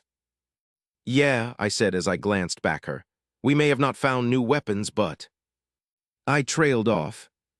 The girls weren't looking at me. They were still looking upward. There were cracks spreading on the surface of Yaga's munai, large enough that we could see them from where we stood. The fractures went in every direction, birthing multiple smaller ones when they crossed each other. An agonizing screech rose as the eye lost its structural integrity, then abruptly stopped when half of the moon's mass drifted away from the rest. Yaga's eye was shattering before us. The yellow light flickered and then disappeared as the eye became just rocks again. We weren't instantly plunged into darkness, however. The veil hiding the celestial tapestry of stars had been taken off, and their soft light gently washed over the peaceful meadow we stood in. You have slain the witch alternative boss of Yaga's forest. You have received the corrupted wood witch set, corrupted wood witch dusk hat, corrupted wood witch noon cloak, corrupted wood witch dawn gloves, corrupted wood witch needle staff. You have received 3,000 ether. You have received 75 glory. You have received a note from Doll of the Beautiful. Tell my master that her mother would be proud. The three of us were stunned into silence, and for a moment nothing else could be heard in the meadow beside the sound of the wind weaving through the tall blades of grass. I just received more ether than I have ever seen, Lima said, her gaze seemingly unfocused as she probably stared at her notification. It says that we defeated the boss. Yes, I said, and we got loot for it. Maru finally looked down from the sky and looked at me with welling up eyes. Loot, she said. There's loot. We did, I nodded uncomfortably at her pure joy. We have a better shot at this, but don't relax just yet. It's just clothing, though, and a staff, but I think that the three of us can make it work with their effects. She nodded quickly in response and blinked her emotions away, leaving only the faint trace of a smile on her calmed face. I knew I was right, I just knew it. Maybe I should insult the gods more often, she said with a pensive tone before adding with her chin up, cleared with an alternative route, I'm a damned legend. It was a good thing that she wasn't letting the euphoria of survival cloud her judgment. Relief was understandable, but dangerous. All we had done was earning the qualifications to hope for a victory against Balrosh. We now had to carefully prepare to make it happen, and the items had to be divided in a way that would make the optimal strategy succeed. Lima, on the other hand, seemed unable to stop her tears and kept sniffing as she unsuccessfully wiped her face with her hands. But it had to be fine to give the kid a few minutes to gather herself, especially considering what she had no choice but to head toward. What the doll did, I said after a moment of contemplation. Is something like that really possible? Maru let out something halfway between a snort and a chuckle. Possible? Are you asking if a machine can destroy the moon with a spell in the real world, Edward? Come on, it'd probably need mana reserves as big as the thing itself. We are in an instant dungeon, remember. Everything here is made up. Even the grass and the air we breathe. She pulled out a fistful of grass and threw it at nothing in particular. Then she watched the wind carry it away with a disgusted expression. A made-up death trap. I cannot wait to clear this shit. Then I can get my hands on him. It wasn't just any spell, I heard Lima say through her tears. It was a miracle. I was about to chalk it off as her being emotional, but saw Maru's frown. A miracle, she asked. How do you know? They invoke small ones at the temple during the festival, the huntress said. She had almost fully regained her composure. It's usually very weak, but I'd recognize that golden light anywhere. An interesting theory, Maru shook her head. I admit that the automaton acted as if it was praying. But a real machine cannot have the faith attribute Elama because they have no souls. And even if they did, which angel would answer a machine's prayer? Lima shrugged and offered an apologetic smile. I don't know. Our temple is dedicated to Yumian Jai, so during the festival the light turns blue, not white. So miracles are spells that use divine power? I asked. Yup. Anyone can cast a few specific ones as long as they join a temple and receive the faith attribute, even forsaken people. But they are all useless, to be honest, Lima said as I watched her walk to me and put my arm over her shoulder to help me walk. Yaga's scream came from the center of the forest. We should start searching for the host there. Then try to heal you with that well from the first meadow. Sure, I smiled. I don't think that we'll need to use it again, though. She was confused for a second, then took a step back and scanned me from head to toe. Oh, great, she said mildly, just now realizing that I had been fully healed. But then her eyes went to Maru before darting back to me, and she put a hand on her hip. Why didn't we get healed too? They probably didn't want to hear that it was because I was the only human here. So I just raised my hands in mock surrender before finally retrieving our loot from my inventory. As the girls examined the gear we had bled so much to acquire, I couldn't help but look up at the sky in wonder. The people of this place were so convinced that a human couldn't have the wisdom attribute. Yet here I am. Would it really be that much stranger for a machine to have faith? Lunar fragments entered the atmosphere, painting the sky with streaks of white. Chapter 86. So that's it, Lima said, frowning deeply as she mentally revisited our entire conversation. That's the plan. We had just finished eating after the girls had taken care of their wounds to the best of their abilities. It was easy to forget that side of her, the one that surely had inspired her late hunting comrades to make her their leader. An eagerness to shield her allies from potential danger, to make them tread the safest path possible. But with a battle plan containing so many moving parts, success would rely more on our ability to grasp the situation, adapt to variables, switch from one contingency to the next, and luck, which would normally make for a bad plan, so I understood her wish for clear orders. As it stood, the only constant in our plan was, and then we kill him. However, time was of the essence, and our knowledge of the enemy was severely limited. It's the best we're gonna get, I said as I took another look at my new gloves, my temporary share of the loot. They were dark purple like the other items of the corrupted wood witch set, with white flourishes on the back. They certainly looked feminine, but that was probably to be expected of the gloves of a witch. I wondered how much their softness would affect their durability as I put a hand on Lima's arm. He's alone while the three of us have each other. It won't make things right again, but I promise you, Lima, he will die today. Dawn gloves of the corrupted wood witch. The gloves of a resentful human of old who succumbed to the temptation of the taboo. Her bright white days, she would have given everything to relive them. Knowledge does not always lead to good. The wrong kind shall make a mortal mind wither. She smiled half-heartedly and shrugged before taking the needle staff from my other hand to get a better feel for it.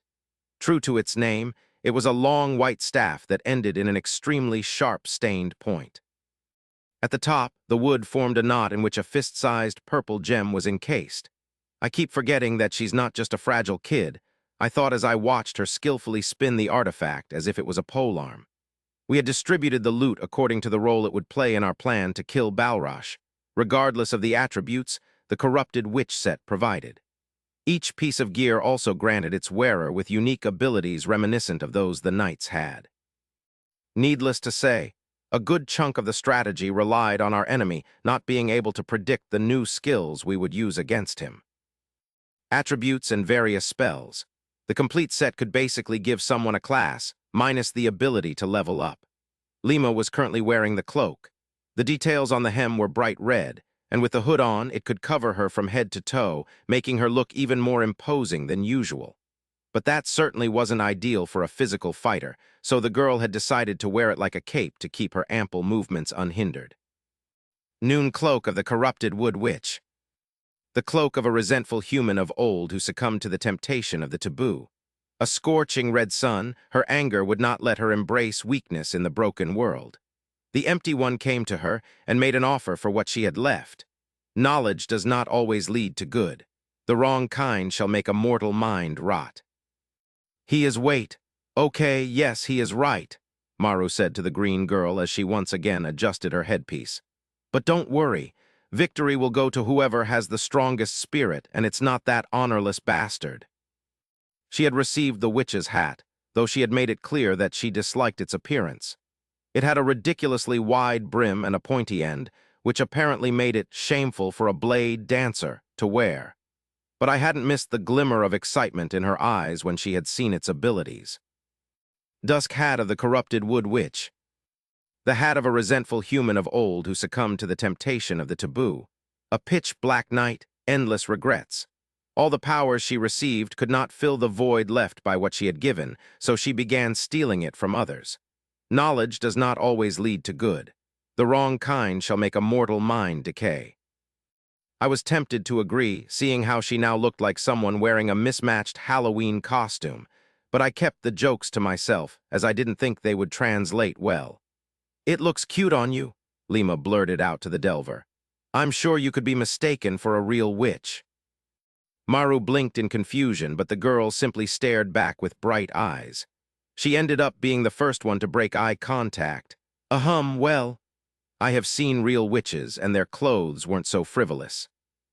But, thank you, you've met real witches. Well, not exactly. They were part of an escort. I was too young back then, and they were pretty far, so Edward, why are you smiling? Nothing, I said, regaining my composure. She's right, the hat does look good on you. She scoffed, and Lima threw me a stealthy wink. I cannot say the same of your gloves. Too bad there isn't an item better suited to you. I have to agree, I conceded. They were just means to an end anyway. Speaking of items, the red-haired girl continued on an unnaturally casual tone, there is still one thing we need to verify before we head to the core. I raised a brow. Your mantra. No, she sighed. We dealt with that already. I meant your sword, Edward. You should at least try it now so that we know for sure. Oh, right. Both girls looked at me expectantly, Lima with a hint of hope and Maru with slight concern. I could see why she'd be worried, as she had been present during my last dance with Ikon Omi. But wasn't the whole point of that ceremony to get my mindscape projection under control? I thought. There's no reason for anything to go wrong again. I toyed with the idea of summoning the dark blade right that instant, but ended up fighting the impulse. Let's get to the core first, I said as I took a step toward the edge of the meadow. I don't want to be here when it starts raining moon cheese. Lima abruptly stopped her routine to giggle. Moon cheese? Oh, Edward, where do you get those ideas? Maru tucked rebellious strands of hair under her hat and put a hand on her waist. There is no need to be afraid. You have it mostly under control, don't you? That alone is impressive for someone your age. But we need to know for sure how badly your untamed projection will affect us. Confused, I raised a brow and barely repressed a smile. Afraid of using my weapon? Me? If anything, it was the opposite. Even now, despite everything, I missed it. As a djinn, I had turned into something dominated by its instincts and desires, closer to an animal than a real person. But while performing the sunken dance with her, I shrugged. Well, sure, there was no way to know if Ikon Omi was going to drag me into the inner world again as soon as I touched her. And it certainly wasn't helping that she had been silent since the ominous proposal she had made when all hope had seemed lost. But I frowned. The situation seemed oddly familiar. Am I afraid? After a brief moment of silent contemplation, I summoned my sword and held it in front of me with both hands, my fingers tightly wrapped around the hilt. Maru took a few steps back. The first time I saw her, I thought she looked rather unoriginal, I thought as I studied the nondescript wooden scabbard. I couldn't have been further than the truth. We might disagree on a lot of things, but you and I, we're on the same team, right? Without waiting for an answer, I drew the black blade in one swift motion and felt shivers from the faint sound of its exposed steel moving through the air. The sheath dissolving into smoke made Lima audibly gasp and Maru narrowed her eyes, but nothing else happened. At the very least, the girls didn't appear to be assaulted by unrestrained waves of killing intent or deeply buried sadness. I took it as a win. So pretty. If I saw it in the market and someone told me it was an artifact that can cut aura, Lima said while playing with the fading smoke, I'd believe it without hesitation. Yes, it's almost mesmerizing. I cannot believe he. Maru trailed off before shaking her head and raising her hands in defeat. No, we do not need to know how you stabilized the skill so fast. She glanced at Lima. He has never used it against a beastkin before, so please, can you? No worries. The huntress cut the delver off by almost carelessly throwing the staff in her general direction, then extended a closed fist in front of me. She then took a deep breath, and as she exhaled, her aura came into existence. It didn't flare up like the tiger's or behave like water. It was just there. A calm and stable layer of protection over her green skin. I blinked at her and she looked back with clear eyes. What? We're testing it, right? Right, I simply said as I raised my sword and slowly approached the blade closer to the boundary of her aura. Is she just incredibly innocent? I wondered. So trusting after everything she's seen, not even a hint of hesitation. The blade went through Lima's aura without any resistance and I kept it right over her arm. How do you feel? Maru asked the girl. Any pain? Your stamina. I'm fine, she said, watching the sword with a strange expression. My stamina too, it's like there's nothing. I pulled the sword away, glad to be done with the experiment. Well, that's settled then. Beastkins as strong as Balrosh had too much control over their auras to be defeated by a bare-handed human with attributes as low as mine. But with Ikon Omi's help, I'd be able to defend myself without having to worry about the worst aspect of their racial trait. Lima released her aura and reflexively massaged the part of her arm over which Ikon Omi had been hovering a second ago. This is great for us, she said, looking at me. It's another thing he won't see coming, but weapons that can harm us like this are pretty rare, right? Us, I noted. Any blade can cut through aura in the hands of a master, Lima, Maru said dismissively, though she wore a pensive expression as she walked away from us to try out the needle staff again. That fear you feel is a sign that you rely too much on yours, but don't worry, our enemy is the same. She raised the needle staff like she would have raised her rapier, by pointing its sharp end at an imaginary opponent, then struggled for a moment to balance the heavy gem at the top. Yaga must be rolling in her grave, I thought. Good. But I have to admit that his black sword is without a doubt a very valuable artifact, she continued, displaying her fencing skills with the witch's staff. Created by a reclusive genius or stolen from a lord's armory. In any case, it will cause the Red Cross a few headaches if greedy people ever learn of its existence, especially if told that it is in the hands of a chill of a very young human. She dropped her guard and sighed as she came to hand me back the staff with a meek smile. Not that I could ever consider you defenseless again. Give me a moment, I need to work on my status. Good thing that she can picture us living long enough to have those problems, I thought, as I immediately put the most essential piece of our plan back into my inventory. I couldn't risk any other weapon, triggering Ikon Omi's jealousy and mess up our reunion. Corrupted wood witch needle staff unholy. The magic tool of a mortal who wanted that which she did not deserve. Originally a solitary scholar who lived in harmony with her environment, this foolish mage used this staff to wield magic again. She spent the rest of her life trying to make herself whole once more, but her tainted hands could no longer mend, only warp. Using it will add the unholy attribute to spells. Slightly amused by Maru's attempts to spare the feelings of the teenage boy I appeared to be, I let my fingers gently run across the cold, black steel of my sword. I didn't know much about swords, but I knew well that the one I had in my hand was more than that. It was a lock, a seal protecting this realm from an ancient power, and I could work with that. I didn't really mind. If I knew one thing for sure, it was that I was far from being a saint. So who was I to judge her? Sure, I didn't have the knowledge and skill necessary to bring out her true potential, which probably was for the best of this world, but I wanted to believe that the two of us could work as partners. Who knows, maybe I could even change her mind about destroying the world. There is no need for mere belief, Edward, she softly spoke to my mind. Search your heart, you know it to be true. Then why would you try to make me fail on purpose? I answered. She paused, shocked and offended by the accusation. Fail, you know that I have to deal with unresolved karma. Whatever your proposal is, it sounded a lot like something that would have made things worse. Made things worse, according to your torturers, she scoffed, playing their games, following their rules. It will doom you, Edward. There is no objective good or evil in this realm, no perfect judge. As you currently are, I worry that the weight of your karma will break you. You care too much about useless things. So the only way to win is to not play, to forge your own path. Like Yaga did, I asked. The description of her items had almost seemed like personal warnings. At this point, it wouldn't be a stretch to think that I was being set up by something. The failure of an arrogant mortal, she dismissed. Have you not been warned to be skeptical of those records?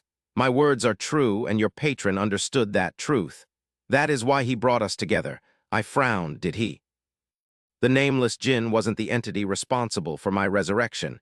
He was another cog in the machine, a chained-up being who had seen my circumstances as an opportunity, and more importantly, had explained how important it was for me to survive the coming divine tribulations. I found it hard to believe that he would have wanted me to basically make things worse for both of us.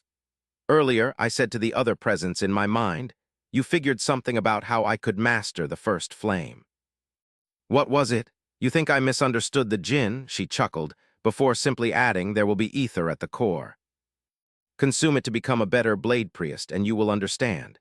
She retreated to the recesses of my mind, and the conversation was over. I let out a heavy sigh. Regardless of her concerns, if there truly was a way for me to atone for my past crimes, then I owed to those I had hurt to at least try, and hoped that the strength I had gathered would be enough to face the challenge. It has to be enough, I thought before exchanging a look with Lima and Maru. They seemed as ready as they could be. We'll have plenty of time to worry about the future, I said. I'm focused on the present, and we have to. There was a flash of light and a rumbling noise. Somewhere in this illusory world, beyond the massive plateau on which Yaga's garden stood, one of the countless pieces of the moon hurled through the atmosphere had reached the ground. We have to go, I finished. Now, the Delver and the Huntress both nodded, and we went on our way, heading toward the center of the forest at a pace that would allow them to recover what was still missing of their stamina. Chapter 87. Most of the forest had been used to create Yaga's spiral, and was now to be lost to the fire currently consuming the structure. What was left was the desolate sight of sparsely spread trees, either bent or broken, now too far apart to ward off the starlight washing over those traveling between them. Finding our way to the center had turned out to be much easier than expected. A few minutes into our search, a familiar trail of glowing white flowers had caught Maru's attention, and it didn't take much thought for us to decide to let them lead us again, to follow this lovely forest path to the very end and see what had been waiting there all this time. The dark outline of a structure soon appeared, much smaller than the twisted flora still surrounding it. The trees in this area seemed to have been spared by the spiral, but that might have been because they weren't fit to be called trees anymore. They were just giant naked stumps coming out of the ground, creaking as we ran past them, bloated things with a disgusting rosy color where the bark was peeled off. No doubts that this is the dungeon's core, I thought with disgust. The depraved atmosphere is 10 times worse here. Thankfully, the white flowers covered the closest ones, growing impossibly fast as we approached the witch's dwelling, though not fast enough to spare us from the sight of its grotesque appearance. We paused to give them the time. Yaga's home was a simple rundown cabin surrounded by a fence entirely made out of bones. It was eerily reminiscing of the hunter's intimidating settlement, except that in this case, it didn't even seem that the goal had been to incite fear. It was just a short fence that happened to have been created by a terribly twisted individual using the mismatched remnants of hundreds of people, most of them being humans, like the 2 skulls framing the open gap where a gate should have been. I blinked, thinking I had seen something spark to life inside their empty sockets.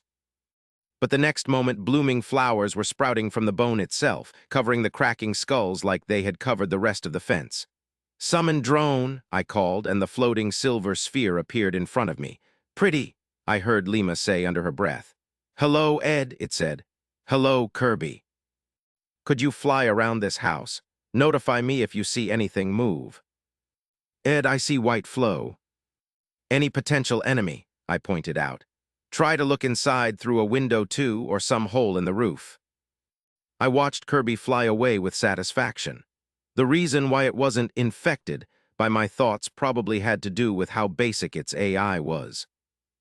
Then again, the root access, requested by the doll, sounded like a much superior type of connection compared to the simple mental communication link between the drone and myself. "The air is so thick I can feel it when I move," Lima said as she wrapped herself in her cloak before adding, "and it's getting colder again." I wondered if she was nervous. I wouldn't have blamed her if it was the case. She's been taught to always stay on the path precisely to avoid being dragged to this place. "That's normal. We are standing in the core after all," Maru said with narrowed eyes focused on the ominous building and a hand on the pommel of her sword.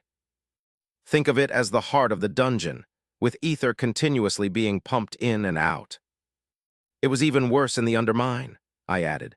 Back then, even my clothes' ability to mitigate ambient temperatures had been outmatched by the freezing air, even though I still had to walk past a veil to meet the boss. "Ah, yes. The concentration of ether tends to affect reality in odd ways, and you had to have gone deeper than anyone else before to manage to make the mines safe, Maru mused as she turned to me. Everybody was telling me about it. It was pretty annoying. Care to share your secret?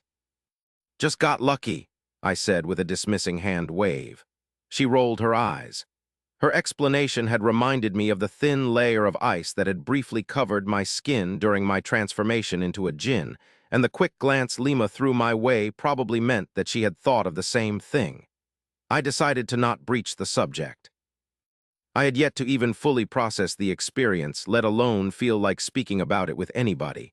Ed, I have not been able to identify any potential threat the drone finally sent to me. What about inside the house? I am unable to scan inside the house. Why?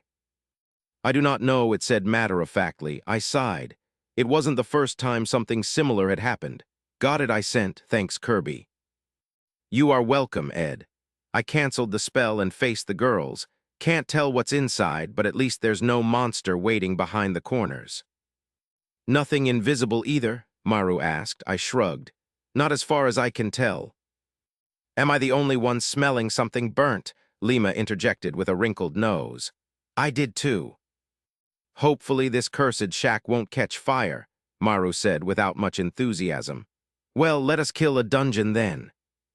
We went past the flowery fence, up a few creaking stairs, and cautiously advanced on the rotten porch. Killing a dungeon. It certainly sounded accurate. The more I learned about the dungeons of this world, the more they resembled living organisms. They were born, they grew old, and sometimes they died. But it wasn't a sad death. Dungeons were carnivorous after all and fed on people. It was only fitting that they would meet their end at the end of people, almost like a karmic retribution. I raised a finger for the girl's attention, then slowly pushed open the door of the cabin, which turned out to be completely unnecessary as the door's rusted hinges shrieked loud enough to alarm anything in a kilometer radius. I glanced back the girls. Lima was grimacing, and Maru let out an amused scoff. Still, even that much noise hadn't caused any movement, so I shrugged and stepped inside Yaga's home. Not too fast, of course. The last time Kirby had been unable to see something, I had found Ikon Omi. Maru wrinkled her nose as she followed Edward and the white flowers into the dilapidated chamber of the dungeon's master. A quick scan of the candle-lit room revealed no immediate threat, but in addition to the burnt smell, she had recognized the scent of dried-up blood mixed with other foul things she thankfully was unable to identify. "Cover your nose," she whispered to Lima, knowing that the stink would be even worse for the poor girl because of her keen senses. The centerpiece of Yaga's home was a large circular table with a fire pit in the middle. The table was already set, with candles and 4 empty plates patiently waiting next to rough wooden cups. Maru briefly eyed their content, then resumed looking for signs of the host, revolted by the shiny pink slush. On top of the crackling embers was a lidded cauldron, stabbed in several places with rusted knives. The rest of the room was a filthy mess of cobwebs and dust, filled with the kind of clutter one could only expect from a degenerate cannibal. Eyes, fingers, noses, floating in jars of various sizes. They filled uneven shelves on all sides, a few even hung to the roof. Maru narrowed her eyes. The cabin's entire ceiling was a dull mirror, hanging between them and the actual wooden roof.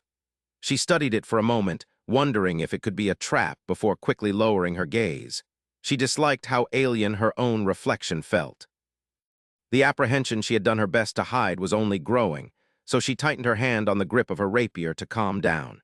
But that was a tall ordeal, considering the whole cabin shook and creaked as the sound of ever-approaching explosions reached their ears. They are getting more violent, she thought. It's the dungeon's last-ditch attempt at killing us intruders. Immediately on the right stood a massive steel mortar, too tall for Maru to see what it contained without getting close to the mirror ceiling. It was covered with crude runes and bumps that could only have been made from the inside. The smell of blood came from the left, where was an incongruous pile of stained clothes and cheap weapons. It seemed to have caught Lima's attention, as the young huntress was crouching in front of it with her lips pressed into a thin line. Ah, them, Lima remembered as she noticed the girl's controlled breathing and repressed tears. They had initially entered the forest with 2 other hunting squads. The first was decimated by the monsters on the path, and the second one had seemed to have simply vanished. As she had assumed, they had lost their way in the forest and had ended up here. Maru threw a questioning glance at Edward as she carefully walked to put a comforting hand on Lima's shoulder. The boy was staring at the cauldron with a somber expression. "Are you in there?" he asked to no one in particular. The crystal-clear voice of a young maiden answered him. "Yes," said the host of Yaga's garden. "I hope you can excuse my silence. It had not come to me that I would have to make contact without scaring the three of you." Lima let out a whimper, and Maru instinctively covered her mouth. The voice was speaking from inside the cauldron, the beaten-up cauldron from which the burnt stench came. "I am glad you could find me," their hostess continued. "I had almost lost all hope of being saved. The flowers are just a trick, and I worried that it would not be enough." There was a short pause, only interrupted by Lima's silent sobbing, the scene having squandered her efforts to keep it together. The girl's heart is too big for her own good. "So you're the beautiful," Edward tentatively said. "The doll's master." "I suppose I was at some point, though I never really did deserve either of those titles. I simply inherited both from my mother. I admit that when I felt the death of her doll, I was relieved. Albeit kind, she was a heavy burden, one I am happy to trade for the witch's death." With her free hand, Maru drew her blade as slowly as she could. She was not going to exchange pleasantries with a fragmented shade, especially when it was responsible for the much more recent deaths of countless people. Bali's body is still somewhere outside, and clearing this dungeon will be her funeral pyre. "I have to say, I am surprised to meet an unknown human so far from civilization," the charming voice continued. "My father and I came all the way to these remote lands to escape from. And this is why trying to extract information from a dungeon is pointless," Maru thought as she gave Edward a pointed look he did not even notice. It was just lingering will, unreliable and incomplete. "I think I met your father in Iwin Town." Edward's words carried a strange, reassuring warmth to them. "He asked me to save you." Is this related to that mission he spoke of with the automata? She wondered. At the time, she had assumed that the boy was bluffing, but it seemed that there really was more to it. What does he expect to hear? "Of course, I knew he would not abandon me," the girl replied. "My apologies, it seems that my memory is failing me," she added.